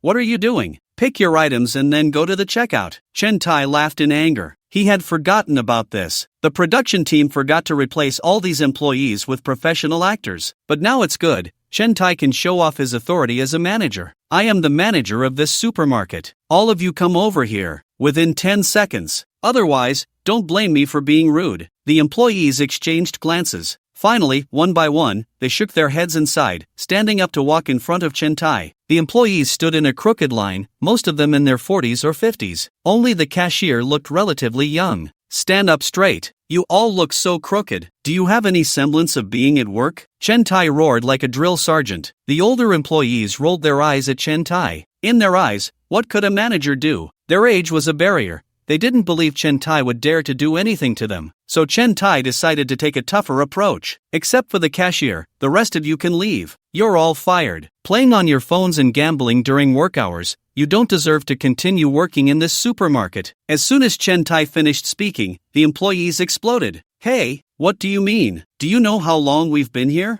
You think we just have to leave because you say so? Yeah, who do you think you are? Just because you're a manager doesn't make you special. You're just earning a bit more than us. What's there to be proud of? If you want to kick us out, let the boss call us. You don't have that right. Chen Tai was no novice in the workplace. For him to lower himself and start from being a humble worker, that was something he couldn't adapt to. After all, he had been in a high position for a long time, always having others fawn over him. He couldn't go back to fawning over others. But if he were to be a leader, to be the one on top, then Chen Tai was wide awake. I'll tell you this, the boss has entrusted this supermarket to me completely. Don't say I fired you all. Even if I wanted to shut down the supermarket, the boss wouldn't say a word against it. If you don't believe me, go outside and call your boss. But now, I want to tell you, there's no place for you here. Get out. Chen Tai's last sentence was almost a shout. It startled the employees. But there was nothing they could do, since Chen Tai had said so. They had to turn around and leave obediently. As they left, each of them couldn't help but roll their eyes at Chen Tai. But Chen Tai didn't care. To him, these people were just tools, disposable resources. Since they were old and unwilling to work,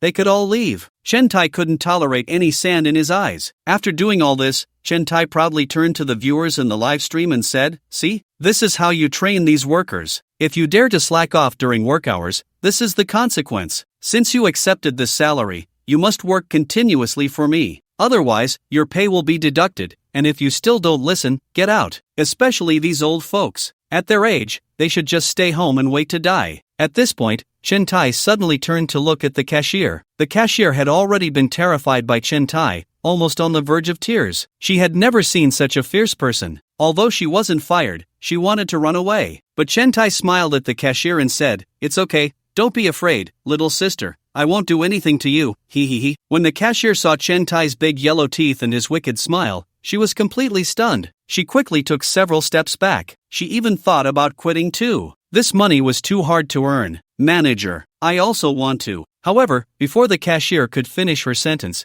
she was interrupted by Chen Tai. You performed very well today, so I've decided to give you a 10% raise. How about that? Are you happy? Chen Tai raised an eyebrow with pride. In an instant, he silenced the words the cashier girl was about to say. A 10% raise is no small amount. She could save that money, and then she would have her living expenses for next month's semester sorted out. Thank you, manager, the cashier girl said weakly. Chen Tai leaned in closer and even reached out his hand to pat her shoulder, saying, "Don't worry, as long as you work hard in our store, promotions and raises, even becoming the store manager, are all possible. My only virtue is that I value and promote capable people," Chen Tai said passionately. But I'm just a part-timer. I have to start school next month." The cashier girl shrugged her shoulders, wanting to escape Chen Tai's clutches. But Chen Tai's hand seemed magnetically attached, thick-skinned and refusing to let go. "Hey, even when you start school, you can still come back to work part-time. I'll pay you by the hour. The better your work ability, the more recognition you'll get from me,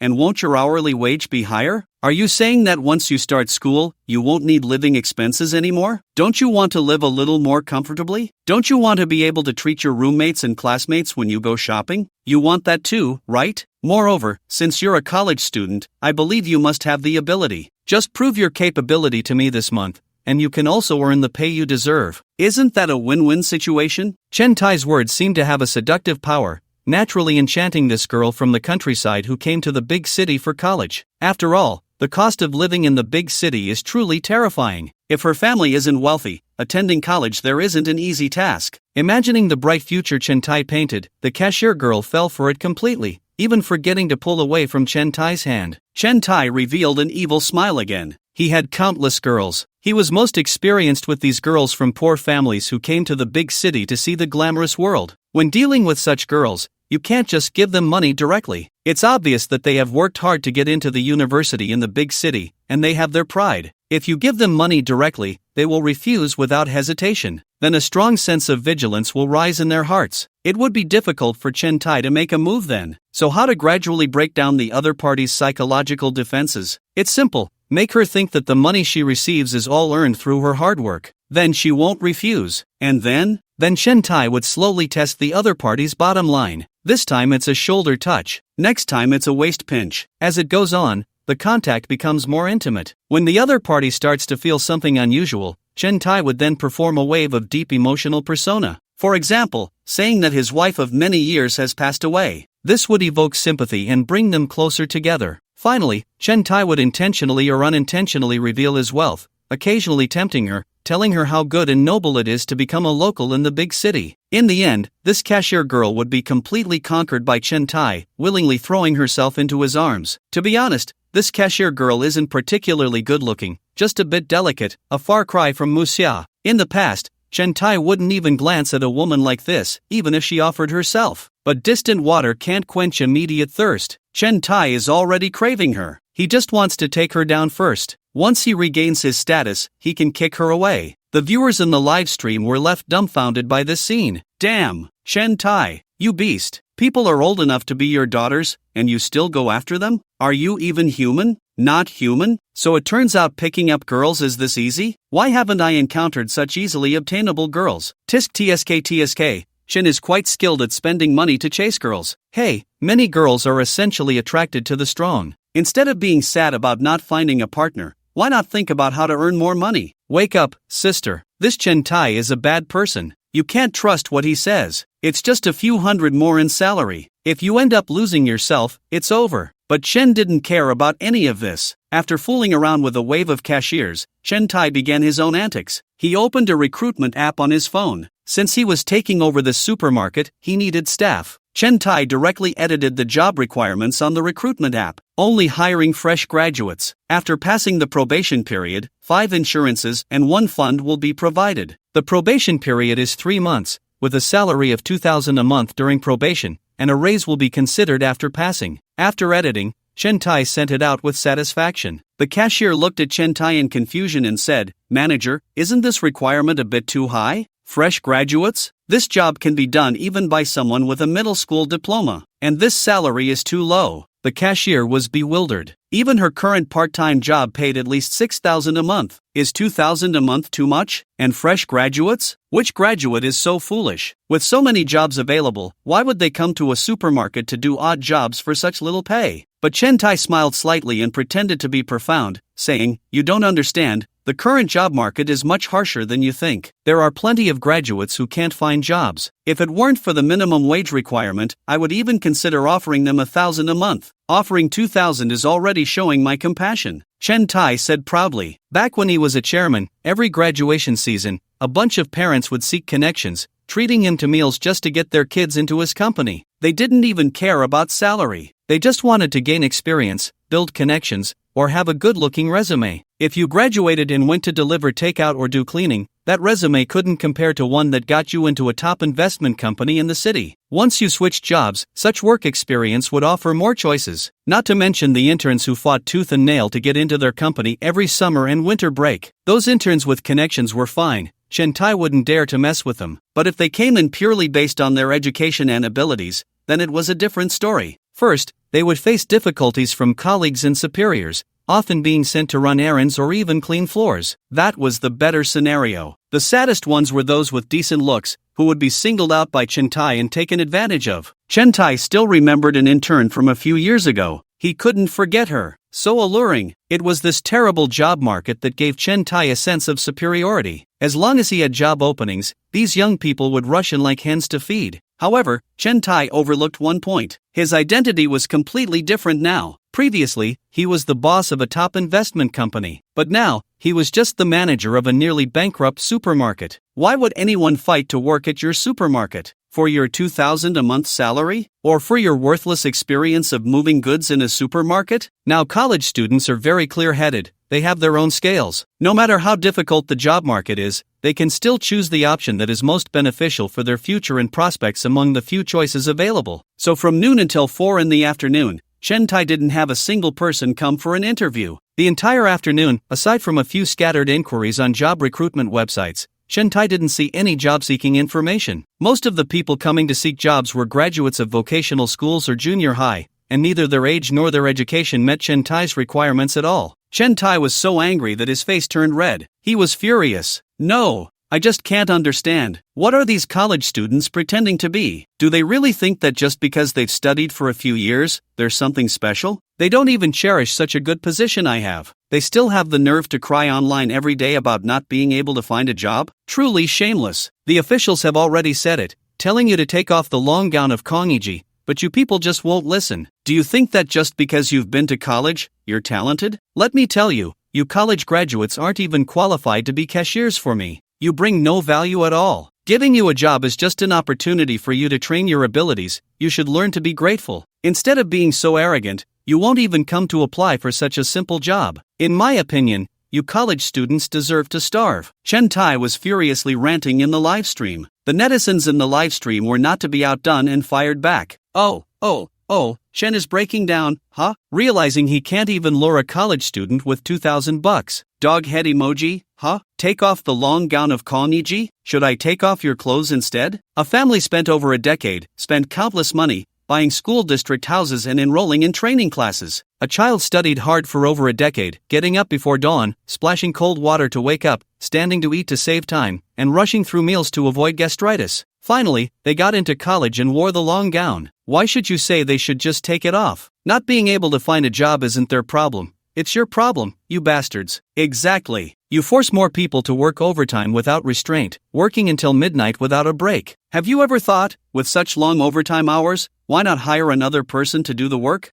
Chen Tai is breaking down. Still arrogant? You're the one who's the arrogant fool. Everyone knows you're working in a supermarket. Those who don't know would think you're in international trade. I just don't understand. It's just a supermarket job, and you still demand college students, and fresh graduates at that? Are you out of your mind? Tisk, TSK. Chen Tai used to say others discriminated against his education, but now he discriminates against others' low education? Sure enough, fools like Chen Tai are fickle, changing their faces in an instant. So I advise everyone, don't have a saintly heart to empathize with capitalists. Otherwise, you'll be sold and still count money for the capitalists. Chen Tai wasn't a fool. Why did he insist on hiring college students? Because college students are easy to use. These college students are educated to be so obedient in school. They come to work on time every day, never late or leave early, and they won't argue with the boss. Even if they get scolded, they just keep it to themselves. They can even be ordered around. Whatever you tell them to do, they have to do it. They are simply the perfect workers in Chen Tai's eyes. Unlike those seasoned workers who have been in the job for years, they always have excuses for everything.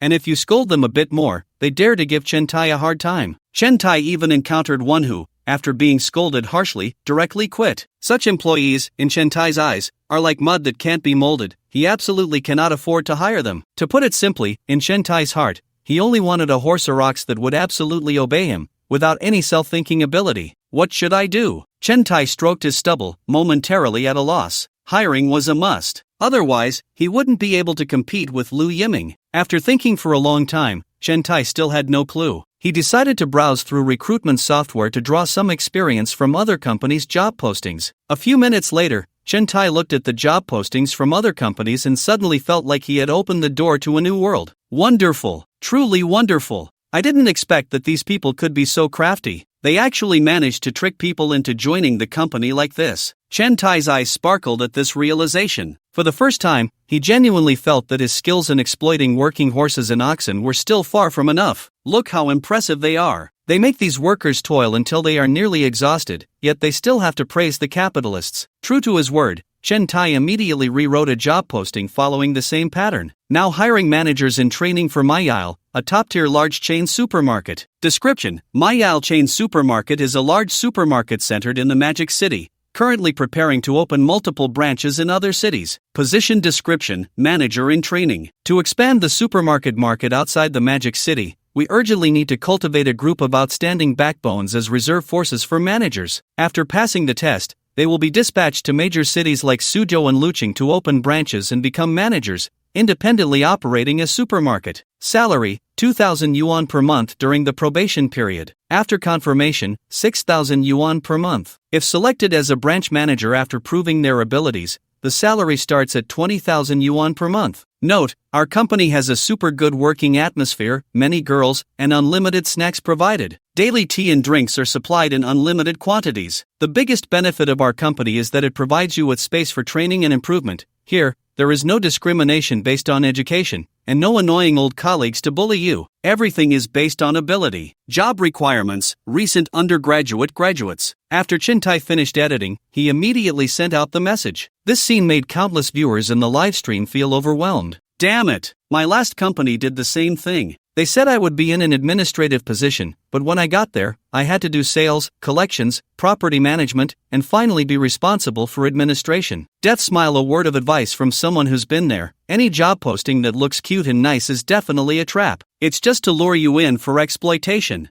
Think about it. If it were a good job, a bunch of people would be fighting to apply. They wouldn't deliberately try to entice you to come to work. Damn, Chen Tai really learned something. This kind of job advertisement will definitely attract some inexperienced college students to apply. Come on, you guys, this is just a trap to exploit you. I was fooled once. Never trust these kinds of people. Sure enough, after Chen Tai posted this recruitment message, it indeed sparked a wave of job seekers. Chen Tai was almost overwhelmed with responses. Some job seekers were eager to find work, and their attitude was simply too good. It gave Chen Tai a sense of being the center of attention once again. This feeling was truly wonderful. However, with so many responses, it could also be annoying. Chen Tai directly told them to come for interviews at 6 o'clock in the evening. Once they passed the interview, they could sign the contract immediately and start the next day. This eager attitude gave these inexperienced college students a glimpse of hope for employment. Many of them had already graduated for a year or even several years without finding a job. They initially required jobs in their field,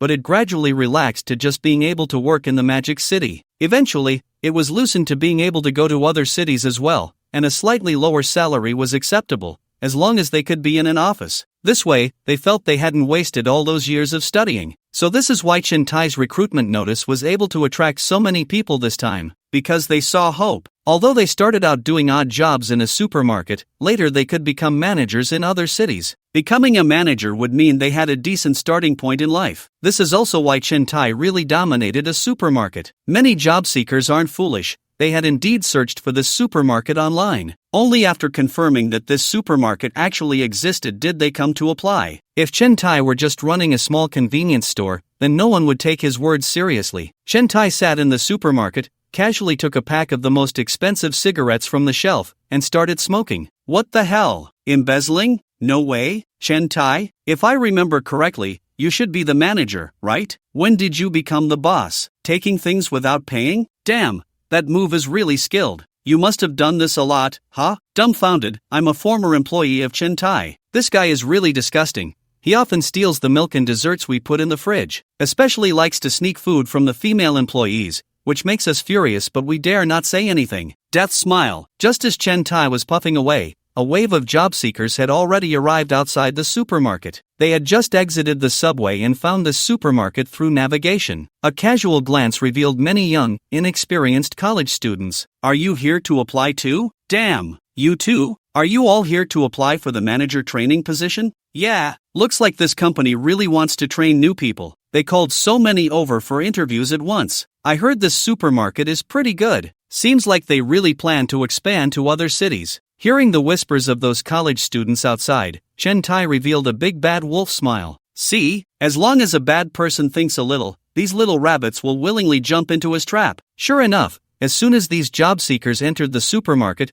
they began to rush to hand their resumes to Chen Tai. Hello, Manager Chen, here's my resume. Hello, Manager Chen, this is mine. Here's my resume. I graduated from Magic City University with a major in marketing. It's relevant to the position. Those job seekers even started introducing themselves spontaneously. Shy? Not at all. After graduating from school, the time spent job hunting had completely smoothed out their edges. Now they could talk for a long time upon meeting someone, completely shedding the awkwardness of their school days. There's no choice. If you were in their shoes, spending all day submitting resumes and interviewing, you would quickly evolve from an E-person to an I-person. In this terrifying job market, if they didn't show a bit of enthusiasm, they might get eliminated by the interviewer at first glance. It's simple. Even if you graduated from Magic City University, there are still graduates from Qingbei University nearby. Even if you graduated from Qingbei University, there are still master's graduates around. Even if you're a master's graduate, there are still graduates from prestigious universities nearby. With this endless nesting doll scenario,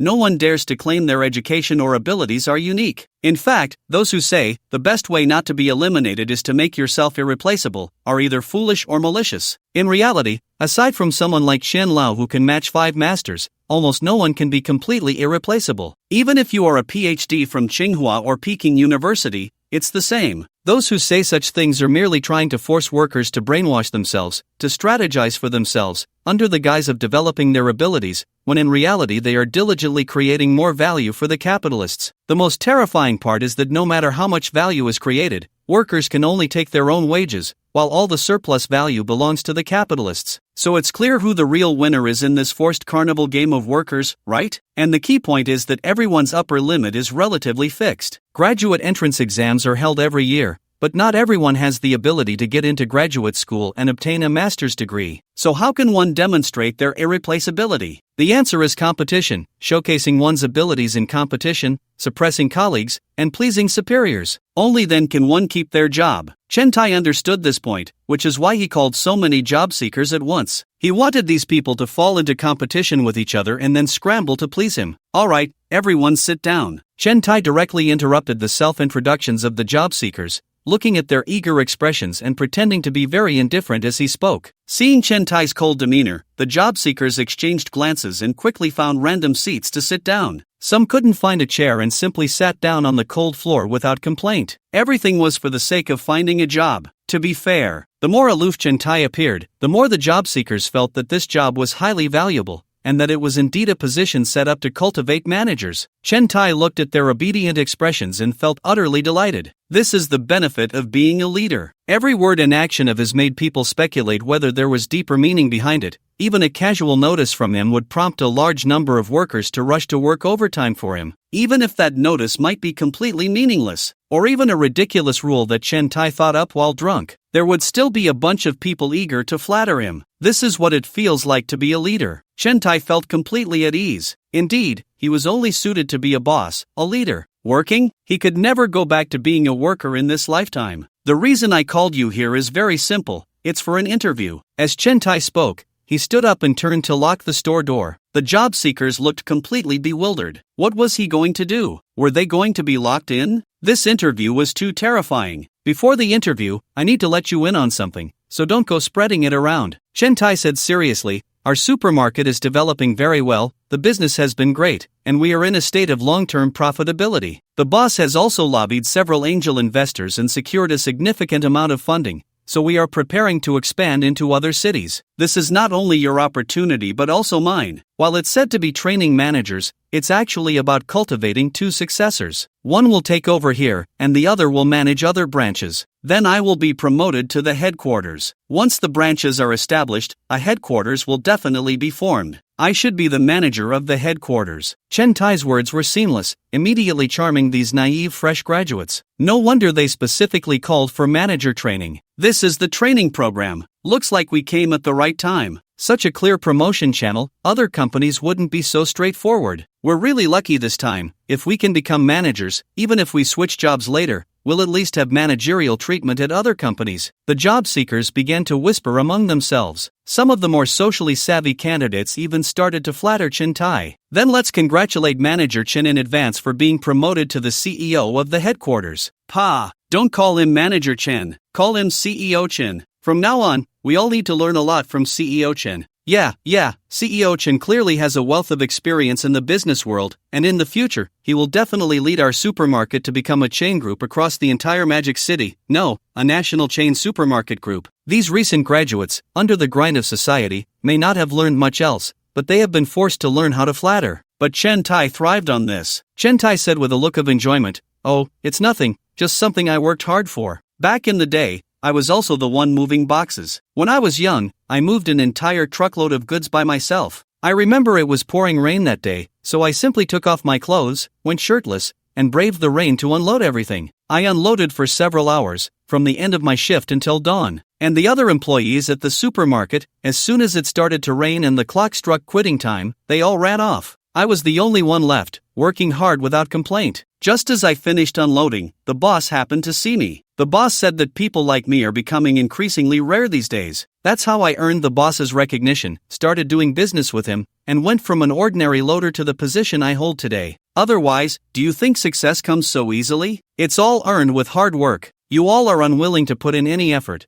just thinking about clocking out, thinking about when your salary will arrive. Your minds are filled with petty calculations, thinking about these trivial matters, and if that's the case, you'll only ever be a worker for your whole life. Chen Tai's words left countless viewers in the live stream utterly dumbfounded. Wait, if I remember correctly, Chen Tai just applied for this manager position yesterday, right? Didn't he say he had no experience working in a supermarket? How did he suddenly come up with a story about unloading goods in the rain? What the hell, Chen? Are you lying without even drafting a script? Doesn't your conscience hurt when you say this nonsense? Honestly, to be such a scoundrel, and to reach Chen's level, is truly rare. To tell such a long string of lies without batting an eye is astonishing. I always wondered why those success books keep telling us to endure hardship. It turns out these people have never really suffered. Those so-called hardships are just made up. I suddenly realized this from Chen Tai. Dude, you're still reading success books? Aren't they all just scams? If they were really successful, would they need to sell books to make money? So scary. Chen Tai's PUA skills are just too deep. You can't develop such terrifying PUA skills without decades of experience. Not to mention them, even I would be fooled by Chen Tai. The viewers in the live stream suddenly recalled countless stories of being told to work hard and strive for success. The insults poured in. Who would have thought that the grassroots success stories they had heard growing up might all be lies made up by these people? They only tell you that success requires hard work, but they will never share the secrets of how to succeed. Yet these recent graduates, who have just entered society and have not yet experienced the harsh realities of the workplace, still didn't know. They were moved to tears by Chen Tai's experience. It was just like the inspiration they had received from books throughout their lives. Only by enduring hardship can one rise above others. If they are unwilling to endure hardship, how can they become someone great? They asked themselves, do they deserve it? At that moment, the brainwashing was complete. These young people had completed a logical loop in their minds. In their eyes, Chen Tai endure hardship success. They endure hardship too can also succeed. Thinking of this, an endless fighting spirit surged in the hearts of these young people. At this moment, all their dissatisfaction with society and the employment environment vanished into thin air. They hadn't found jobs, hadn't succeeded, and only felt that they weren't working hard enough. They would never think that Chen Tai's words were deceiving them. They could only feel that their whole bodies were filled with energy. Chen Tai's words made them feel warm like a corpse. Looking at these naive college students, so emotionally stirred, Chen Tai sneered inwardly. A bunch of extremely foolish idiots, you deserve to be poor for a lifetime. You really believed a ridiculous story I casually made up? You really think that working honestly will make you a boss or a leader? Go ahead and live in your delusions. You deserve to be treated like cattle and horses for your entire lives. Of course, Chen Tai would never say such things out loud. After all, he still needed to brainwash these young people to be his cheap labor. So, this opportunity is also because I remembered how hard I worked back then and wanted to give you young people a chance. Don't think that this probationary job is lowly and the work is hard and monotonous. This job will really train your abilities. Don't ever think that unloading, stocking, and selling are simple tasks. There's a lot of knowledge in it. If you can understand the knowledge behind it, even if you change jobs in the future, your achievements will be limitless. Who knows, among you, there might even be a future business tycoon of the Magic City? You're still young, don't be short-sighted, only focusing on the current salary and rest. As long as you train your abilities, will salary still be a problem? As long as you show your value, the boss will definitely give you a raise. Even stock options aren't impossible. Once you truly sit in my position as the boss, will you still worry about not having rest time? By then, you might not be hiding in a rented room playing games and scrolling through short videos, but on some beach abroad, having fun with some handsome guy or beautiful girl. So, encountering this good opportunity today is your luck, and you should be grateful. Chen Tai's brainwashing speech made these young people so excited that they could hardly sit still. They almost wanted to rush up and help Chen Tai with the hard labor. Seeing that the timing was right, Chen Tai directly got to the point. I've already looked over your resumes. I selected you from many job seekers. You are all a group of young people I recognize as having potential, so I really can't filter any further from among you, as it would be easy to miss out on true talent. Originally, the boss agreed to let me hire 10 people, each with a probationary salary of 3,000 yuan. But today, over 30 of you came. If I hadn't kept the others outside, the number would probably be much higher. So I can only offer you a probationary salary of 1,000 yuan for 1 month. But after you become permanent, the salary starts at 5,000 and can increase based on performance. Once selected as a manager, the salary is 20,000 a month, plus performance bonuses. This is already the best I could negotiate. If anyone among you thinks I'm pocketing your wages or that you're too proud to accept a salary of 1,000 yuan, or if you don't cherish this hard-won opportunity for training, you can leave now. I won't stop you, and I'll even wish you luck in finding a job where you can earn a dead-end salary, a job where you can muddle through and live off your meals for the rest of your life. After saying this, Chen Tai opened the door and spoke with righteous indignation. At that moment, the viewers in the live stream were stunned. What the hell? Are you seriously trying to morally kidnap us? Just because someone graduates from a good university, they have to work for you to be considered smart? If they don't want to, they're just lazy? How did I not notice before? Chen Tai is just a master of PUA, so he became chairman entirely thanks to these PUA tactics. Damn, this is the first time I've seen such a beast morally kidnap others. I really want to rush in and beat Chen Tai up. Although Chen Tai still maintained a cold demeanor, he was already overjoyed inside. That's right, did you think he became chairman through ability? You're kidding. Magic City is the place with the most talent. Every year, countless people more capable than Chen Tai flood into the financial industry. But why could Chen Tai sit in the chairman's position of this investment company? It's precisely because Chen Tai knows how to use PUA tactics. Chen Tai may not have other skills, but he knows how to use various PUA rhetoric to make countless young newcomers work hard for him. After squeezing these young people dry, he would kick them all out. In the end, all the credit would belong to Chen Tai alone. He climbed to the chairman position step by stepping on the heads of these people. Now, he was going to use the same trick again. He knew these fresh graduates all too well. They had been trained by the school since childhood. As long as he provided them with a clear evaluation system, these young people would be terrified. For example, in school, teachers always used high-achieving students as examples. Students with poor grades would be repeatedly criticized by teachers, falling into deep self-doubt. But don't think that high-achieving students feel comfortable. They are also filled with insecurity, because there will always be someone who performs better than them. Once someone surpasses them, their evaluation in the teacher's eyes would greatly decrease. Thus, they fall into a state of panic. This is why many students have opposing relationships with each other. It's due to an excessive focus on grades, leading to artificially created tensions. Chen Tai used this tactic. He used rhetoric to set these young people up. As soon as they walked out that door, in Chen Tai's words, these young people would be lazy and just waiting to die. These young people had completely accepted Chen Tai's words and certainly didn't want to be evaluated so poorly. So even if they felt the salary for this job was too low, for various reasons, they ultimately chose to stay. Moreover, Chen Tai had a keen sense of timing. When he said these words, he didn't give these young people any time to think. He just opened the door. It meant they had to make a decision on the spot without deep consideration. Scientific research shows that when humans face significant decisions without any time to think, they are likely to choose to remain in their current situation rather than change, because they haven't figured out what the result of changing would be. Therefore, after a minute of silence, only a few people chose to leave on the spot. Chen Tai revealed an evil smile. It seemed his trick was still effective. Alright, since you've chosen to stay, come over and sign the contract. Chen Tai took out the labor contract. These are all standard clauses, just sign them directly, don't waste anyone's time. There are 30 of you, if one person wastes a minute, that's 30 minutes in total. How am I supposed to do my job? Hearing Chen Tai's familiar words,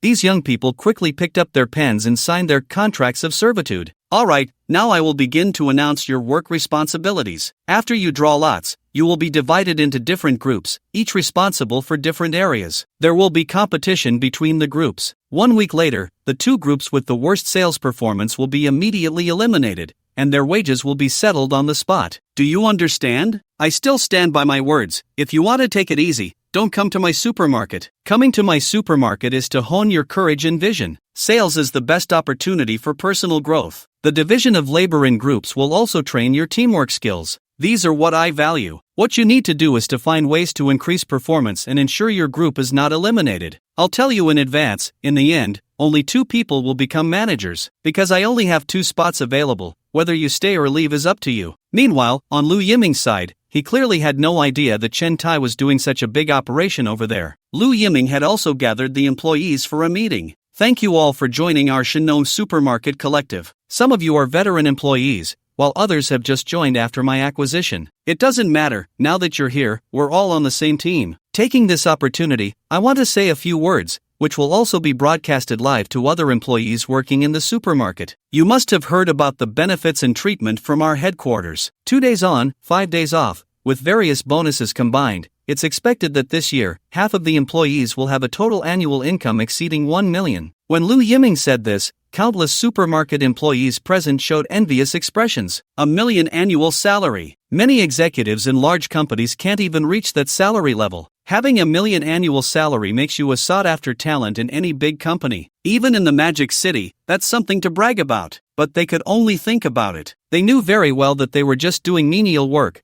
whether it was education or various qualities. They couldn't compare to the headquarters at all. If they could also earn 1 million annual salary, that would truly be a miracle. The netizens in the live broadcast room also expressed their understanding. Yeah, Lu Yiming has too many people under him now. Let's not even mention those at headquarters. The subsidiaries already have a large number of people. If everyone were to be paid according to the headquarters income, it's unimaginable how terrifying the company's monthly payroll would be. Sigh, this is inevitable. That's why there are labor dispatch and outsourcing, to save on labor costs. Lu Yiming has ultimately changed. He has come to like this kind of thing. The face of a capitalist is always the same. What a pity. I still prefer the old Lu Yiming. Now I feel like he's different, only thinking about making money every day. No, Lu Yiming hasn't finished speaking yet, and you're already jumping to conclusions? Can you please let him finish? Exactly. Anyway, I support Lu Yiming. The kind of blind support. But Lu Yiming didn't look at the comments in the live broadcast room. Instead, he continued, but I've also thought about it. You all work so hard,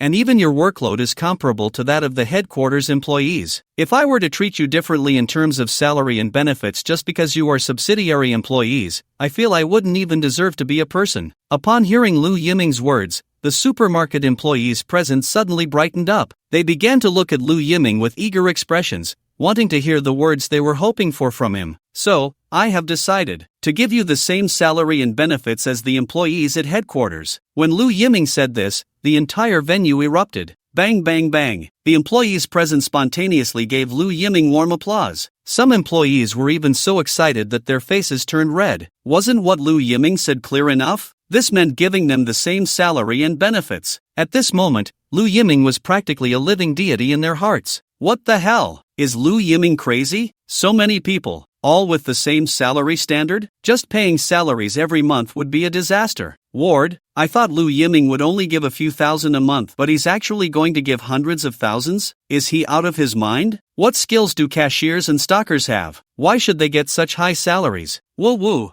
I'm crying. Jealousy is making me unrecognizable. I'm regretting so much. Lu Yiming's supermarket had a job posting before, just requiring a college degree, but I thought working in a supermarket was undignified and didn't go. Now I regret it. I'm dying of crying. Chairman Lu, is it too late for me to go back? Hey, Lu Yiming didn't say what the base salary would be, right? What if he plans to lower the salaries of the headquarters employees? In that case, even if the subsidiaries in headquarters have the same salary, it wouldn't be a big deal. Hey, that's possible. Lu Yiming might be digging a pit for them. Mu Xia and the others felt like they were about to explode upon hearing Lu Yiming's words. Oh my goodness. My dear chairman, do you know how many employees are under the subsidiary now? It's already over 1,000. If they all get paid according to the headquarters standards, it would cost nearly 100 million in salaries every month. That's 10 billion a year. No matter what, that's unsustainable. Is he crazy? But Lu Yiming's next sentence was, moreover, I also plan to adjust the base salary of the headquarters employees. Upon hearing this, Mu Xia and the others finally breathed a sigh of relief. That was close. It seems the chairman hasn't gone completely mad. The chairman must also want to change the salary structure. Lowering the base salary to leave more room for bonuses is a common practice. However, Lu Yiming's next sentence completely broke their defenses. I have decided to uniformly raise the base salary. The annual salary for new employees will be uniformly adjusted to 500,000 per year. If the previous employee's annual salary exceeds 500,000, it will continue to be executed according to the original standard. At that moment, Mu Xia and the others were collectively stunned. If they remembered correctly, the employees next door, who graduated from prestigious universities,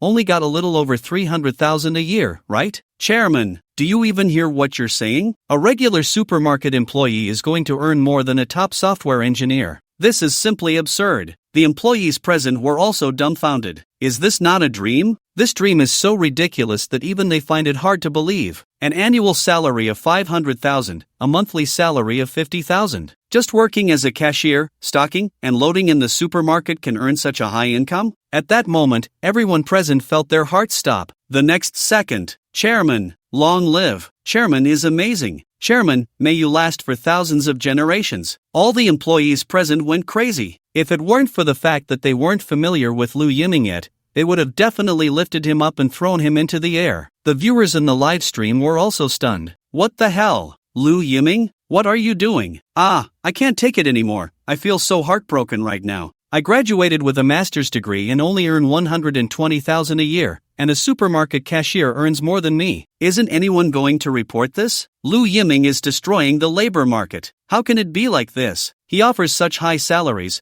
What are other companies supposed to do? Yo, the capitalist upstairs is getting anxious, huh? Can't wait to report Lu Yiming? Didn't you all say before that the salary is so low? There are no legal holidays and mandatory overtime, or else just get lost? Now Lu Yiming is willing to give employees such high salaries. What's wrong with that? What business is it of yours? TSK. Some capitalists are getting triggered. Mu Xia and the others were completely disheartened. Forget it. They couldn't stop the chairman anymore. Just go with the chairman. At worst, they would work a bit harder to make up for the hole the chairman had dug. Lu Yiming extended his hand. The venue immediately fell silent again. Everyone looked at Lu Yiming with intense gazes. At this moment, Lu Yiming's words were like divine decrees to them. Anyone else speaking besides Lu Yiming was useless. Of course, I can only satisfy you in terms of salary and benefits. As for working 2 days and resting 5, that's not possible. But you can work 2 days and rest 2. In a rotating schedule, ensuring you have ample rest time.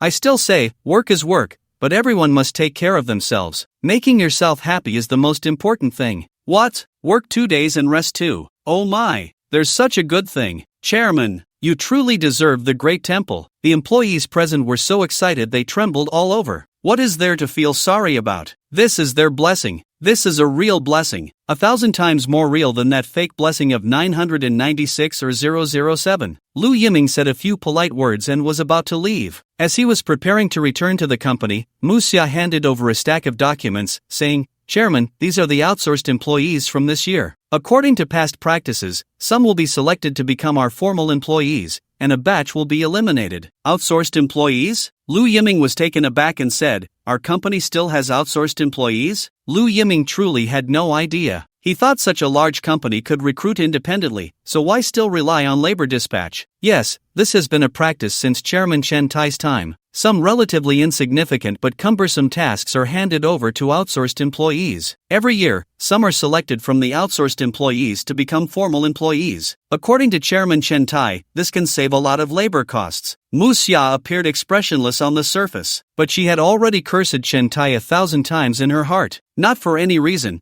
but because she had also transitioned from an outsourced employee to a formal one. She had truly felt the hardships of outsourced employees. The hardest and most exhausting work, which formal employees were unwilling to do, was ultimately left to outsourced employees. But even though outsourced employees worked so hard, they still did not receive recognition from formal employees. They would only think that outsourced employees deserved to suffer like this. Who told you to want to become formal? If you don't work hard, how can you become formal? There are no holiday benefits, team building dinners, none of that for outsourced employees. Outsourced employees can only earn a few thousand yuan a month and then wait eagerly for the few opportunities to become formal. This artificially created hierarchy has made countless outsourced employees suffer. Clearly, everyone is doing the same work. In fact, many outsourced employees have higher education and abilities than formal employees. But in terms of salary and even internal company status, the disparity is vast. However, this situation has improved a lot since the chairman arrived. With the precedent of those executives being fired on the spot, now those formal employees had to behave themselves. They no longer dared to bully these outsourced employees. These outsourced employees could finally breathe a sigh of relief. How many outsourced employees do we have at the headquarters now? Lu Yiming asked, bewildered. Our headquarters currently has more than 600 employees,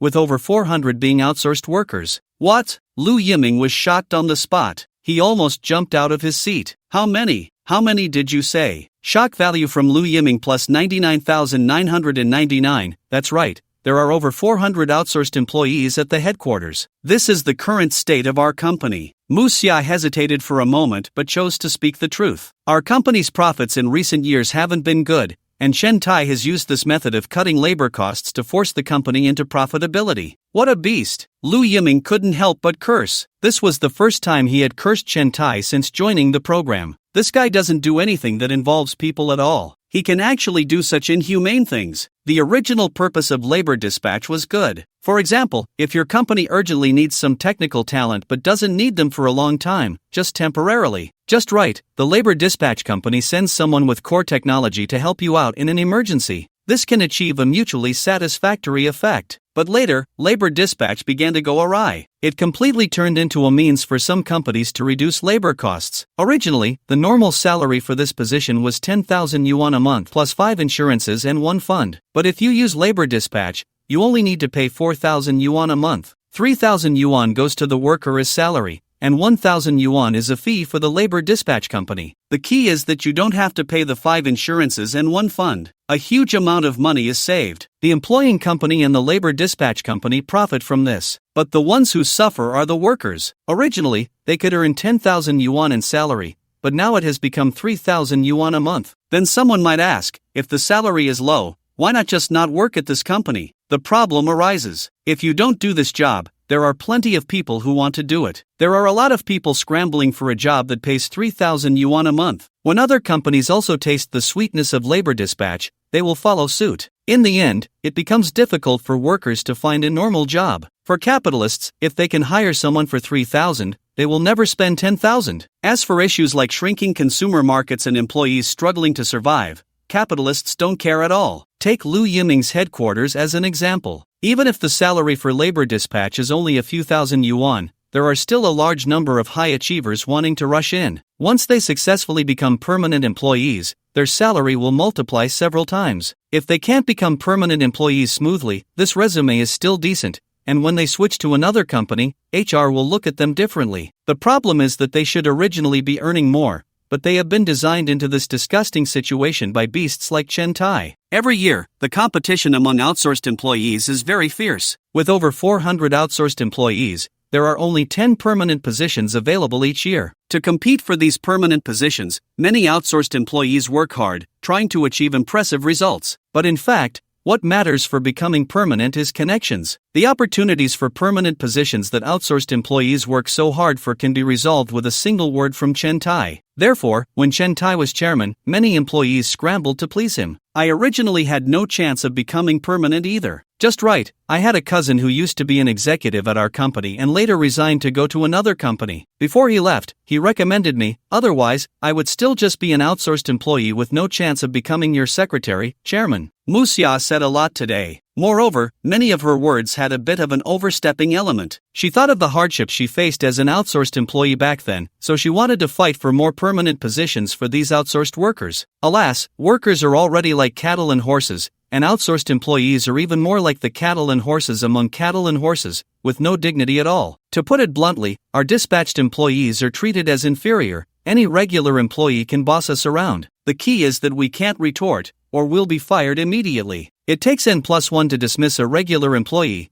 but for a dispatched employee, just a word is enough. I'm really fed up. Who on earth came up with this ridiculous idea of labor dispatch? Those capitalists are enjoying themselves, but have they ever considered our feelings? These capitalists use dispatched employees to their heart's content, and they wouldn't think of spending more money to hire regular employees. It's simply nonsense. Countless netizens in the livestream expressed their outrage. Lu Yiming pondered for a long time. Finally, he sighed and said, "As the chairman, I haven't done enough. My employees are struggling, but I didn't even know. This can't go on. We can't do this." Lu Yiming had previously been quite pleased with himself, thinking he had done enough. He believed his employees were already quite happy, but today, he suddenly realized that there was still darkness under the lamp. How could this be? No, the chairman has already done enough for us. In fact, during the time the chairman has been here, it has been the happiest time for the dispatched employees. Although their salaries are low, thanks to the bonuses you distributed, they have also earned quite a bit during this time. Many dispatched employees have privately said they are willing to continue working in the company, even if they can never become regular employees. Upon hearing this, Lu Yiming felt a pang in his heart. Look at them. These are our most simple and kind-hearted working class, clearly suffering from unfair treatment, yet still able to find joy in hardship. If Lu Yiming didn't do something, could he still call himself a human? Musya, help me organize this. I want to hold a company-wide meeting. I have something to say to everyone. Musya was taken aback. A company-wide meeting? It had been so long since one was held. Aside from the first day the chairman arrived, they hadn't held a single meeting since. It seemed the chairman had something important to announce. Half an hour later, all members of Lu Yiming's headquarters gathered in different conference rooms, ready for the meeting. Although everyone's face was filled with exhaustion, their eyes were shining. Even though this period was the hardest time they had ever worked, not a single person complained. Instead, they felt incredibly fulfilled. Just the bonuses they received during this time were enough to cover several years' worth of salaries. Moreover, they were personally helping to elevate this company to the peak of business in the Magic City. They believed that once the company thrived even more in the future, Lu Yiming would definitely not forget them. They were the founding ministers who accompanied Lu Yiming in building this empire. When the time came, Lu Yiming appeared on the big screen on time. Good morning, everyone. The purpose of this meeting is very simple. I want to take this opportunity to reflect on my mistakes. When Lu Yiming said this, the employees in the conference room were stunned. They whispered to each other, looking at Lu Yiming on the screen with confusion. They completely did not understand what Lu Yiming meant by this. What on earth happened? Wasn't the company doing well? Why reflect on mistakes? I only learned from General Mu today that our company actually has over 400 dispatched employees. The salaries and benefits of these dispatched employees are far below those of our regular employees. I am very ashamed. I am ashamed that such a serious matter could happen right under my nose, and yet I didn't know. The employees present suddenly understood. So that was the issue. No wonder no one reminded Lu Yiming. Everyone was savvy in the workplace. The more you say, the more mistakes you make. They know this better than anyone. As ordinary employees, what if they told Lu Yiming these things and he got upset? If blame fell on them later, wouldn't they be finished? Moreover, to put it bluntly, as formal employees, the well-being of these outsourced workers has nothing to do with them. Why risk offending Lu Yiming for the welfare of outsourced employees? As for the outsourced workers, they are at the very bottom of the company. They think that just not being fired is a victory. How could they dare to go in front of Lu Yiming to complain about this? Over time, Lu Yiming became the last person in the entire company to know about this matter, because no one dared to tell him, except for Mu Xia. This matter is my responsibility. I failed to consider the feelings of so many outsourced employees, and I apologize to you. After saying this, Lu Yiming actually bowed deeply to the camera. This scene left all the employees in the conference room dumbfounded. My God, the chairman actually apologized to them. He apologized to a group of outsourced employees who had no dignity. Is the world going crazy? Anyone who has worked for a few years can clearly feel the high-handed, commanding attitude of their leaders. Even a small leader, no matter how insignificant, likes to use their limited power to make things difficult for others. And once a leader makes a mistake, it is definitely not up for discussion. They might even shift the blame onto the workers. They thought that a down-to-earth good leader like Lu Yiming was one in a billion. Unexpectedly, today, Lu Yiming's actions once again refreshed their limits. It turns out that leaders can also apologize to their subordinates. Is this what a normal workplace relationship looks like? So, I have decided that starting today, all outsourced employees will be converted to formal employees. All benefits must be aligned, and their salaries must not be based on the standards for new employees. Salaries must be calculated based on their working time in this company. From today on, whether at the headquarters or subsidiaries,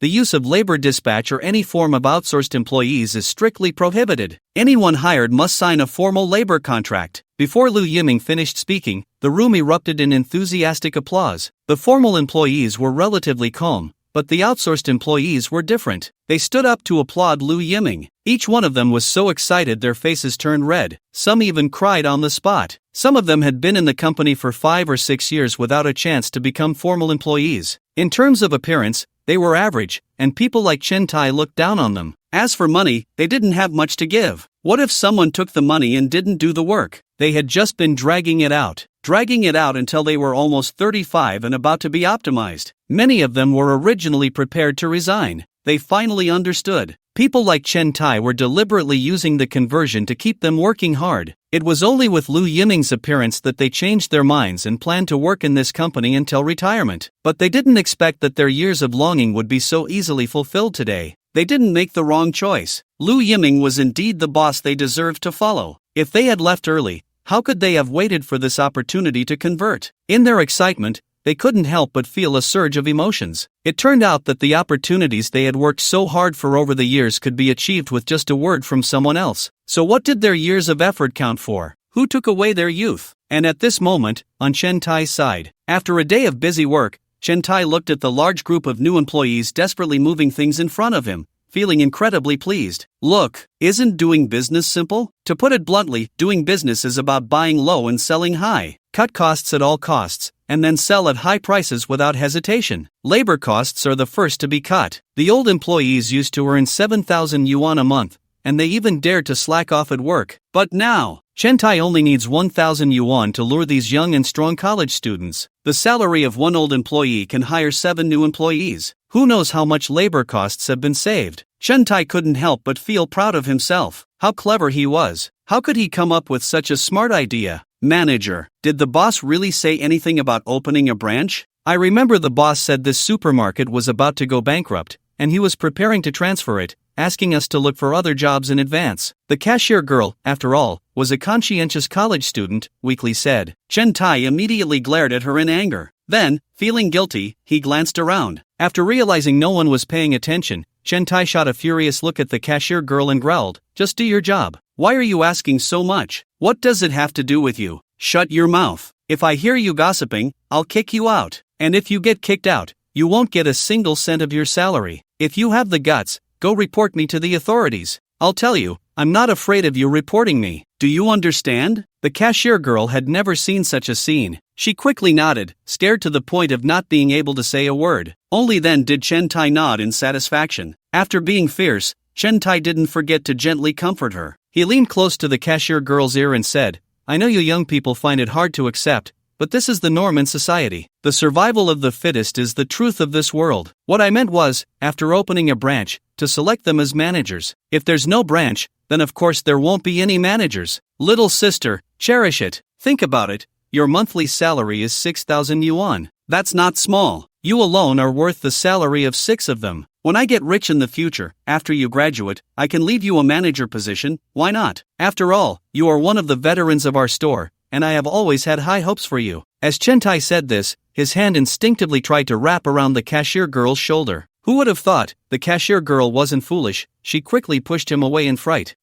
Manager, I'll go get busy now. I didn't say anything today." After saying that, the cashier girl fled in a panic. Chen Tai watched her youthful and lively figure, snorting coldly. Humph, unappreciative. Of course, Chen Tai had no intention of selecting a manager from among them. Are you kidding? This bunch could only work as laborers for him. As for being managers, they were not worthy. Even if Chen Tai really managed to run this supermarket, he would only hire people with higher education and more experience as store managers. The so-called store manager was just a facade. After being a capitalist's lackey for so many years, Chen Tai knew best how to make these cattle and horses work tirelessly. That was to give them a taste of sweetness. The position of store manager was the bait. It was like tying a big bone above a dog's head. No matter how the dog chased, it couldn't reach that bone, but every time it stopped, that bone would appear before its eyes, enticing it. In the end, the dog would be exhausted and still couldn't get that bone. Clearly, these new employees were the dogs, and the position of store manager was the bone they could never gnaw on. As for when they would be exhausted, that was not going to happen. Chen Tai would never let them work themselves to death. It wasn't that Chen Tai had a big heart. He just thought, since this batch of cattle and horses couldn't work anymore, he would fire them one by one, then bring in a new batch of cattle and horses. What? You ask him when layoffs will happen? Of course, it's when the probation period ends and they're about to be confirmed. During the 1-month probation, a salary of 1,000 is fine, but after confirmation, it has to be 5,000. How could Chen Tai possibly confirm them? What's the difference between probationary employees and formal employees? Isn't it just moving goods? Which young person can't do that? Thinking of this, Chen Tai truly admires his own cleverness more and more. My God, such a smart person, truly born to be a capitalist. Chen Tai feels regretful. If only he had a family background, he might have become a major capitalist in the Magic City. Beast, Chen Tai, you really don't care about labor laws at all, do you?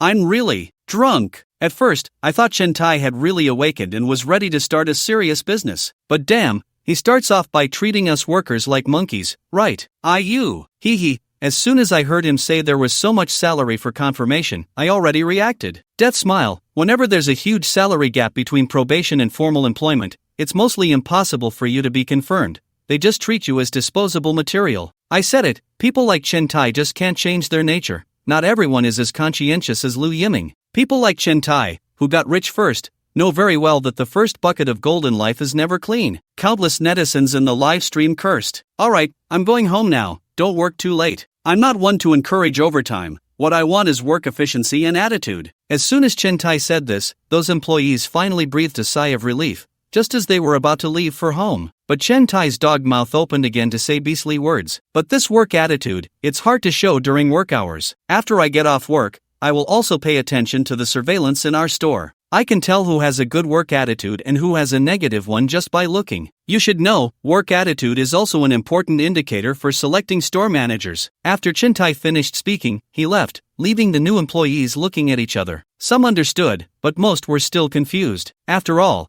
they had just entered the workplace. What does the manager mean? I don't understand. I'm ready to leave. Leaving, it's off work. I'm exhausted. I really don't understand why we have to do this dirty and tiring work. Exactly. I'm planning to continue looking for a job. Although my major isn't good, at least the university I attended is decent, I can still find a good job. As a result, 10 minutes later, everyone tacitly did not leave. They would rather continue to stay in the store and slack off than be the first to leave. In just a short while, these new employees felt the atmosphere in the store starting to become a bit subtle. Although everyone wasn't very familiar, they could still chat a few sentences and weren't too strange. But ever since Chen Tai announced that only 2 people could stay on as store managers, everyone's relationship clearly changed. Not only did communication decrease, but their gazes were also vaguely filled with hostility. Everyone wanted to push others down and become the store manager themselves. You have to know, it's too hard to find a job outside now. For those with a bachelor's degree like them, there are plenty out there. Simply too many. They couldn't find a suitable job at all. For example, someone from XX Agricultural and Forestry University majoring in landscape design. How to find employment? They can't find a job at all. Landscape design? Anyone who can afford to build a landscape wouldn't hire a freshly graduated college student to design it. This major basically leads to a life of doing sales after graduation. Compared to sales, if they could really sit in the position of store manager,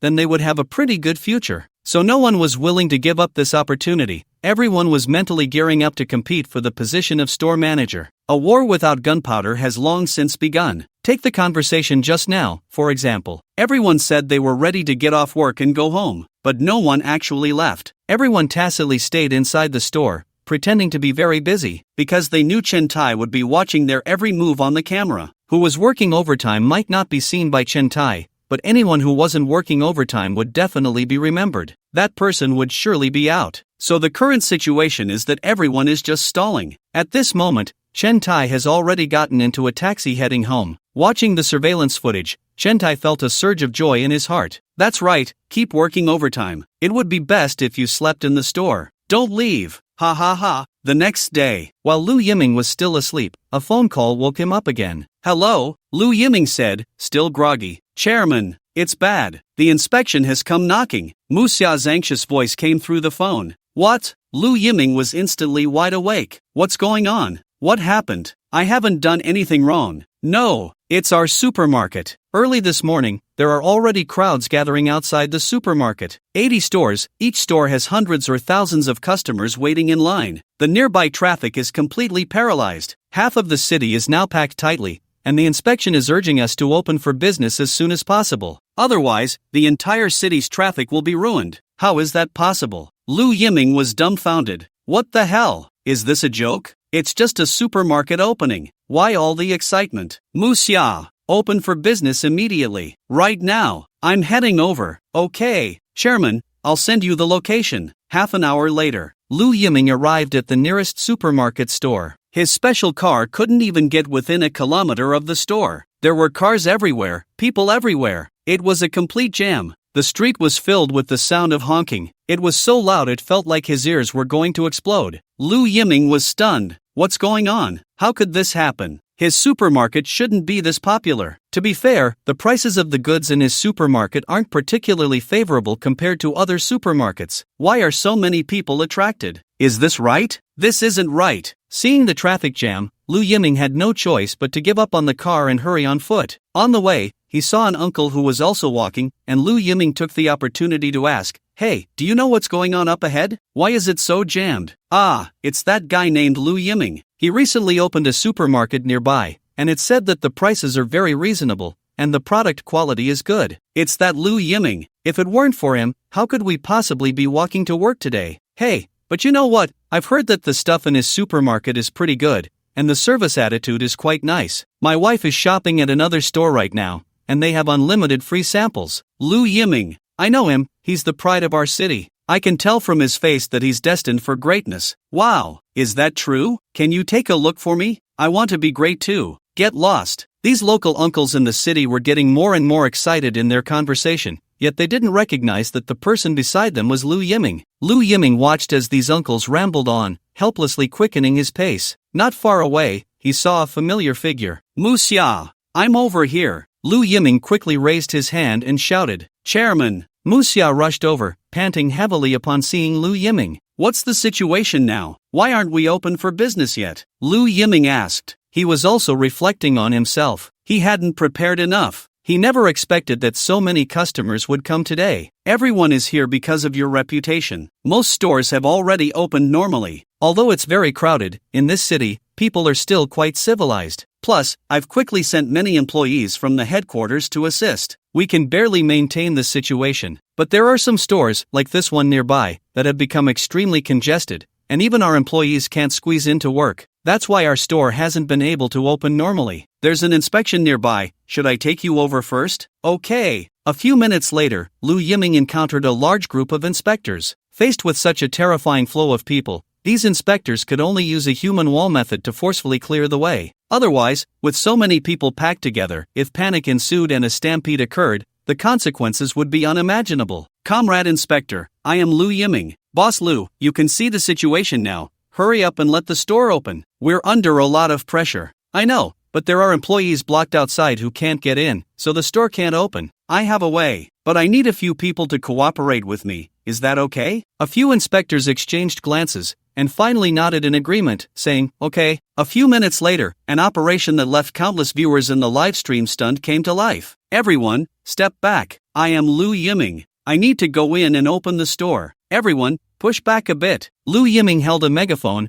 repeatedly playing his message, then charged forward. Mu Xia hid behind Lu Yiming. Even she, who usually held it together, couldn't maintain her composure this time. It was too embarrassing. It was the first time she had seen such a flamboyant and attention-seeking operation. But to be fair, the effect was quite good. As soon as people heard Lu Yiming was coming, they actually took a step back, creating a path for him. They were feeling uncomfortable being blocked too. After Lu Yiming entered the crowd, he began shouting into the megaphone, "Are there any supermarket employees? Raise your hands and follow me. Let's go open the store." "Chairman, me. Chairman, me too. I'm coming." One by one, people in the crowd started raising their hands. Supermarket employees squeezed out from the crowd, gathering towards Lu Yiming. This left countless viewers in the live stream dumbfounded. Wow, there's such a bold move? Is he looking for his little tadpole mom? Hey, you can't deny it. Lu Yiming's reputation really works. It's even more effective than the inspectors. I'm dying of laughter. I saw so many aunties taking photos with their phones, didn't expect Lu Yiming to appeal to all ages. Before long, Lu Yiming arrived at the supermarket store. As the store's door opened, countless customers who had been waiting outside rushed in like they had found an outlet for their pent-up energy, then began to frantically grab items. Lu Yiming was left dumbfounded. What the hell? Are they this crazy? Just as Lu Yiming finished speaking, waves of gasps echoed from inside the supermarket. Oh my god, this tissue, so cheap, 50 cents a roll. And this orange, my goodness, 3 yuan a pound. It's still sugar oranges. And this watermelon, brought over from the desert, is only 1 yuan a pound. Are they crazy? Even more bewildered than them was Lu Yiming. He looked at Mu Xia in shock and said, how is this possible? The selling price can't be so much cheaper than other supermarkets. Although Lu Yiming didn't often go to the vegetable market, he knew that watermelons couldn't possibly be sold for just 1 yuan a pound. Meanwhile, Mu Xia revealed a sly expression and deliberately said, isn't this all your masterpiece, Chairman? We skip the middleman and get the goods directly, cutting out who knows how many steps in between. Just like that, we've compressed the costs. If you calculate it this way, of course,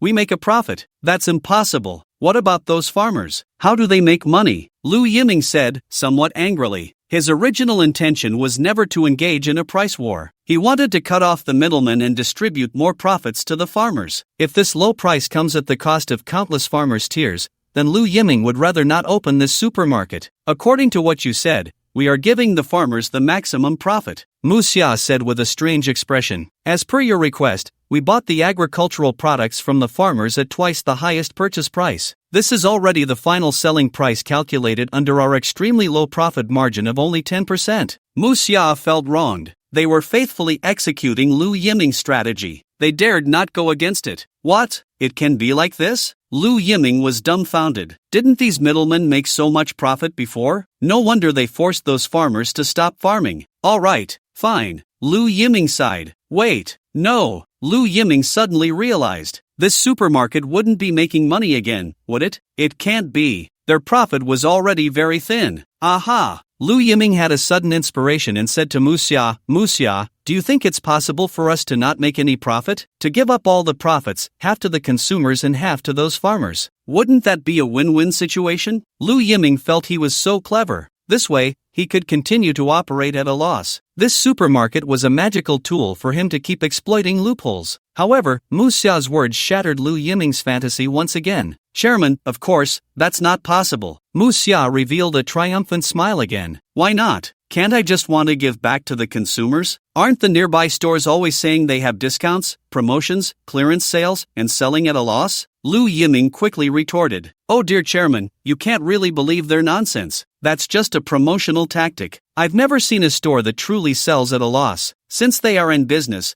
they are definitely aiming to make a profit. The so-called selling at a loss is just a way to fool consumers. Then what does that have to do with me? They don't want to sell at a loss, but I do. Lu Yiming said stubbornly. Chairman, you could decide that at the time, but our prices are already very low compared to other supermarkets. If you don't even make a profit, that would be an unfair competitive practice. Other businesses will definitely unite to report you. After all, if our prices are excessively low, consumers will flock to our supermarket and no one will visit theirs. At that time, all our supermarket branches will be ordered to rectify. If the rectification doesn't go smoothly, we definitely won't be allowed to continue operating. You know there are many capitalists out there just waiting for a chance to gang up on you. So for the sake of all our employees and those farmers who have finally found hope, you absolutely cannot do such a foolish thing. We still need to earn some money. Lu Yiming immediately felt deflated. Why was it so hard to lose money? Didn't he have the right to set prices for what he sold? All right, I'll listen to you. Lu Yiming sighed deeply and said, he finally understood. In any business sector that competes with other companies and merchants, he could not set prices at will. Otherwise, one might be reported lightly, leading to business suspension and rectification, or severely punished and banned from operating. Is there any way for me to speed through a sector with no competition? Lu Yiming raised his head, lost in thought. But after thinking for a long time, he had no ideas. Let's go back to the company. Lu Yiming sighed repeatedly. By the way, Chairman, there's one more thing. The fees promised to those consultants need to be settled, and your signature is required. Mu Xia took out a document. This time, we introduced over 1,000 different types of products. According to your initial promise, we should pay over 1 billion. At this point, Mu Xia felt her heart bleeding. My God, So much money, it all went out at once. To think that the entire company's annual revenue was only tens of millions at most. Over $1 billion is equivalent to the revenue of the entire company for 20 or 30 years. How could Muxia not feel heartbroken? But there was no way around it. Since the chairman had spoken, they had to obediently pay. Lu Yiming skillfully signed his name. Ding! Detected that the host has exceeded the standard payment for labor remuneration. Expected loss of 1.412 billion. Tenfold return is being processed. Ding! 14.12 billion has entered your private account. Current account balance, 50.438 billion. Upon hearing this voice announcement, Lu Yiming felt completely relaxed. Awesome! So refreshing. Well done, system, you are truly my good brother. Just as Lu Yiming was about to leave and go to the company to lie down and play games, he caught a glimpse of a shared bicycle in the corner. Shared bicycle, shared economy. Lu Yiming's eyes gradually began to light up. Isn't there a ready-made losing business waiting for him? However, what Lu Yiming didn't notice was that in the corner, a resentful gaze was fixed on him. Damn it! What kind of hypnotic drug did Lu Yiming give to these idiots, making them obediently go to him one after another to spend money? People like Chen Tai could never understand why Lu Yiming could be so generous, willing to pay his employees such high wages. Just the salary of one employee at Lu Yiming's supermarket was equivalent to the total salary of all employees at his own supermarket for a year. No wonder Lu Yiming's employees were all eager to work hard for him. Not to mention them, even Chen Tai was a bit tempted. This Lu Yiming is just a scoundrel. Coming from a working-class background, he's willing to pay these workers such high wages. Damn it, if he doesn't go bankrupt, who will? Chen Tai looked at the crowd in front of him, feeling both jealous and pained. For no reason, just because after opening today,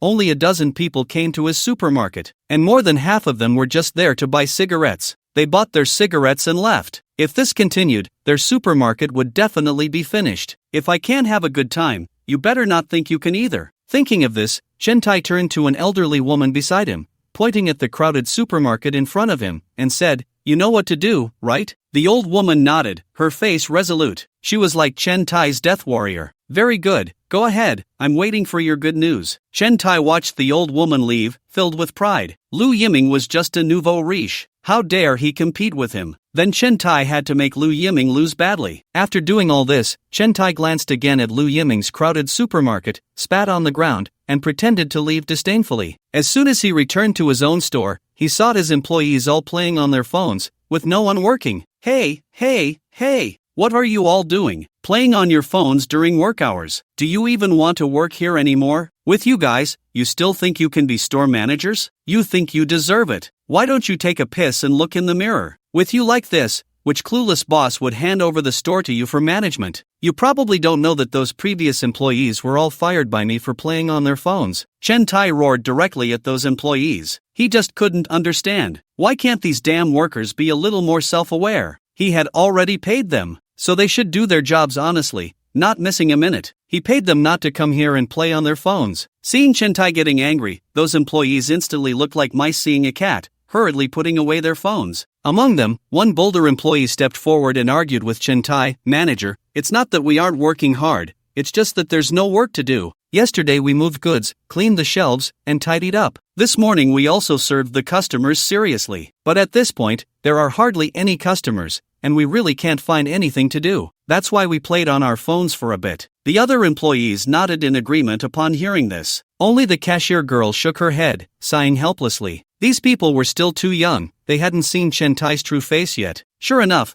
after Chen Tai listened to that employee's complaint, he smiled. The smile on his face was a sinister one. Even in the middle of summer, it sent a chill down people's spines. "Are you saying that my management skills are lacking, so this store has no business? Are you pointing fingers at me?" The employee was frightened and quickly waved his hands, saying, "Manager, that's not what I meant. I just meant that we are working hard, not slacking off." But Chen Tai couldn't be bothered to waste time with him. He directly walked in front of everyone and shouted, "Do you know why you only deserve to be a worker? Because you have never treated this company as your own home. You have no sense of ownership. When there are no customers, you won't take the initiative to go out on the street to attract customers, hand out flyers, or even post small ads. Instead, you just sit in the store playing on your phones. Do you think you deserve my trust and expectations like this? What qualifications do you have to say you want to be the store manager? If after 3 months, you give me a report like this, then I can responsibly tell you. None of you are qualified to pass the probation period. Seeing Chen Tai so angry and with a probation warning, those employees reluctantly walked out of the supermarket, preparing to go out on the street to attract customers. The employee who dared to speak the truth to Chen Tai also turned to leave. Stop! What are you doing? Chen Tai turned around and scolded. I'm going to attract customers. Isn't that what you said, manager? The employee said, somewhat dissatisfied.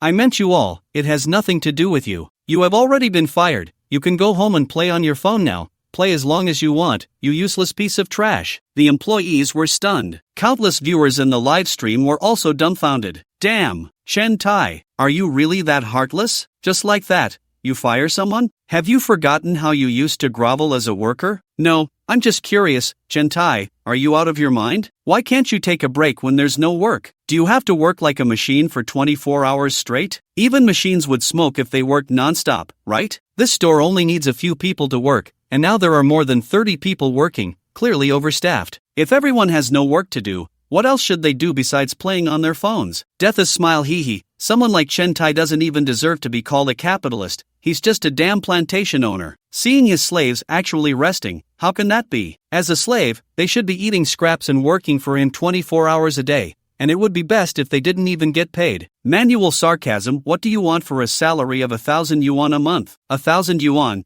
and they still have to kneel down to work for you? I really feel sorry for these young people just entering society. A salary of 1,000 yuan a month. It's already pretty good if they can get them to work. Chen Tai really wants the horse to run fast but doesn't want to feed it grass. Purely an animal. What right do you have to make me leave? Being a dog manager is impressive, huh? Damn idiot. You yourself are playing with your phone and drinking tea in the store every day, and you don't allow us to use our phones? Have we worked less or slacked off? Is your brain sick? We're here to work, not to be your servants. We've spoiled you. Upon hearing this, the young man couldn't take it anymore and directly started cursing. He had already felt something was off yesterday, but thinking he would work a few days with Chen Tai first, if he could really learn a bit about doing business, then a lower salary wouldn't matter. Unexpectedly, this person is truly a complete idiot, always PUAing them. The dirty and tiring work never ends. He also likes to make others work overtime for free. The key is that there's nothing to do during overtime, so they can only sit there playing on their phones. Yesterday, they sat in the store until after 10 o'clock and finally couldn't sit still anymore. They discussed that no one should roll over anymore. If they kept rolling, no one would have a good outcome. After some deliberation, they decided to just leave together, so Chen Tai wouldn't have anything to say. They worked so hard and put in so much effort, yet just because they played on their phones for a bit when there was no work, they were scolded by Chen Tai like this. Who can stand it? Even if the King of Heaven came, he couldn't stand it. You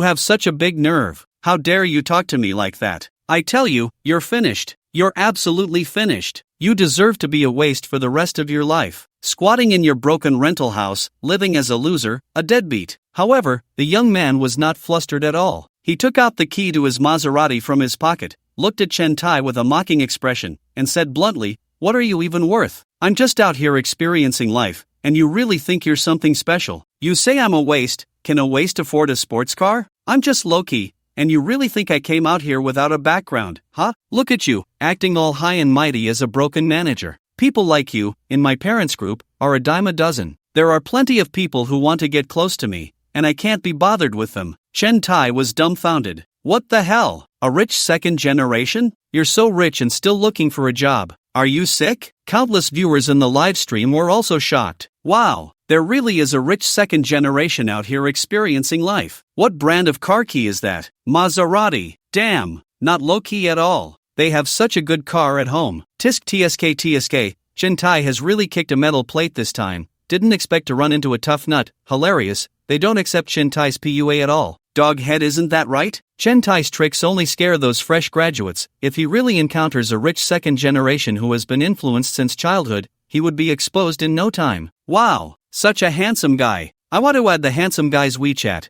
I want to ride in the handsome guy's sports car. Hey, chicken, get lost. As long as you have money, the chicken will come over on its own. You only deserve to live in the shadow of your family for the rest of your life. You'll never have your own career. Having a few stinky bucks is impressive, huh? I still look down on your broken car. Get lost right now. Chen Tai's chubby body trembled violently with anger, nearly causing him to drop dead on the spot. The rich second-generation heir snorted coldly and said to the people around him, "Brothers, I've figured it out. This guy is just an idiot, tricking you all into working for him for free. Handing out flyers? Screw that. I'll do as much work as my salary allows. Brothers, if you're willing to follow me, I won't treat you poorly. It's a million times better than staying with this idiot." Upon hearing the rich heir's call, the eyes of the people around lit up. After chatting yesterday, they realized this guy was decent. His conversation didn't seem like that of a simpleton. Now that he revealed his identity and was willing to take them in, what reason did they have not to go? Let's go. No more of this nonsense. Exactly. Store manager? Screw your store, who cares? They hadn't wanted to work there anyway. Who among them had low intelligence if they could get into college? They were just looking for a job that would allow for a more regular life and some social interaction. After all, the supermarket had very few customers,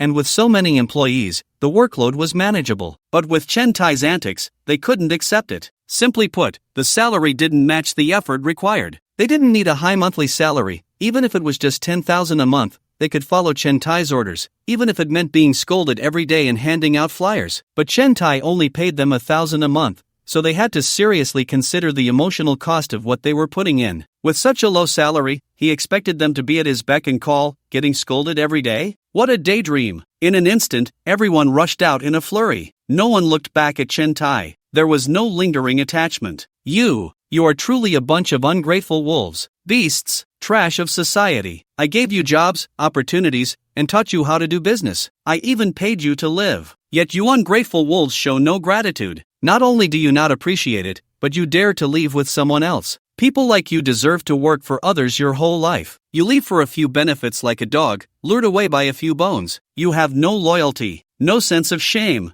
This is outrageous. Chen Tai yelled at the backs of the young people, stomping his feet in anger. But no matter how he scolded, those young people turned and left without a hint of regret, showing no intention of listening to Chen Tai. Chen Tai could only watch helplessly as the employees he had tricked into coming all ran off with someone else. Not a single one remained. The world is going downhill. People are not what they used to be. Look at yourselves. Is this how young people should behave? Playing on their phones during work hours and still having the nerve? Back in the day, who didn't work their ass off, striving to improve? Who acts like them, not working during work hours? No wonder so many young people are unemployed. It's not that they can't find jobs, it's that these young people are lazy and unwilling to work hard. Since they refuse to work hard, don't go online later to seek sympathy. Disgusting. Just 2 words, disgusting. Chen Tai was furious. He gave these people jobs, which was a supreme grace. These people should not only keep their mouths shut but also be grateful, ready to respond to his calls, endure beatings and scoldings, and be at his disposal. He never expected these people to have the audacity to rebel. This was unacceptable. But the viewers in the live stream were already laughing to death. Ha ha ha,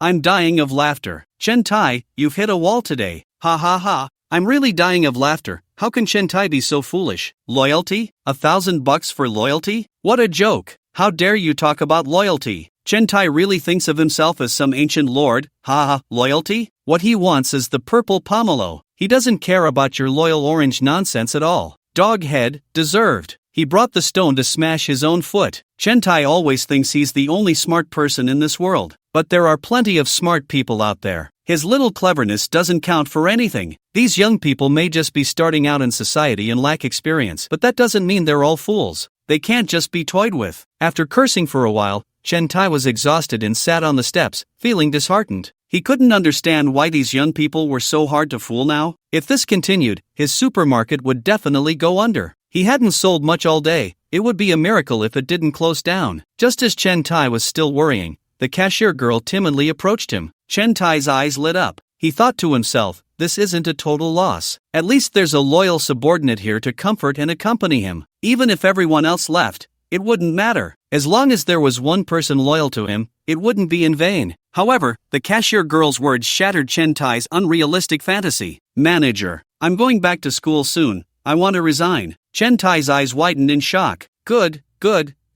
Even you want to leave me, huh? Are you all so heartless? Can't you see that I, Chen Tai, am a good leader with a cold exterior but a warm heart? Why does everyone want to leave him? Chen Tai's mood was instantly doused with a bucket of cold water. Even you want to go, huh? Chen Tai was already angry, and now he said even more irritably, yes, manager, It's just that school is starting soon. I want to go back early to review my studies, the cashier girl said weakly, but in reality, she found it too unbearable to stay by Chen Tai's side. The work atmosphere was just too oppressive. She really couldn't take it anymore. Chen Tai was so moody and often liked to scold people. She felt she would eventually become depressed if she stayed with him for too long. Now that everyone had left, it was the perfect opportunity for her to escape. School? Who are you trying to fool? Do you think I've never been to school? It's only early August, and you want to go to school? Do you really think I'm some fool who can be easily tricked? As soon as he saw the girl wanting to leave, Chen Tai's intelligence immediately took the high ground, and he decisively refused. No way. You can't leave. Anyone can go, but you can't. The cashier girl immediately burst into tears, saying, "Manager, please let me go. My family doesn't have much money. I just wanted to earn some tuition by doing a summer job. Please, I beg you." "No need. What good does it do for you to remember me? I can't feel it," Chen Tai retorted without any courtesy. The cashier girl couldn't hold back her tears any longer, and with tears in her eyes, she turned to leave. Chen Tai panicked. Damn, it was hard to find a sweet and naive girl. How could he just let her go? What about my little brother? I haven't even started to pursue you yet, and you're running away. How can this be? Chen Tai hurriedly shouted, "You can leave, but let me tell you, as long as you step out of this street,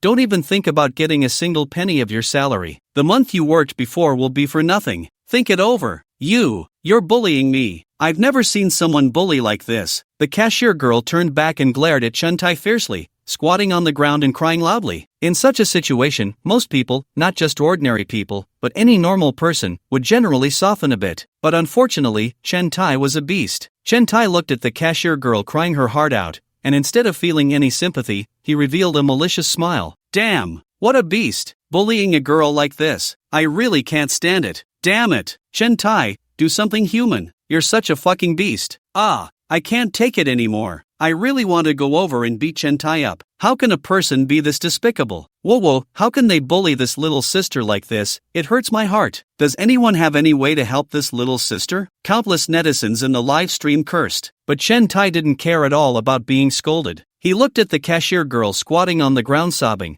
and suddenly his eyes lit up with a bold idea. Little sister, come on, stop crying. It's just about the salary, let's talk.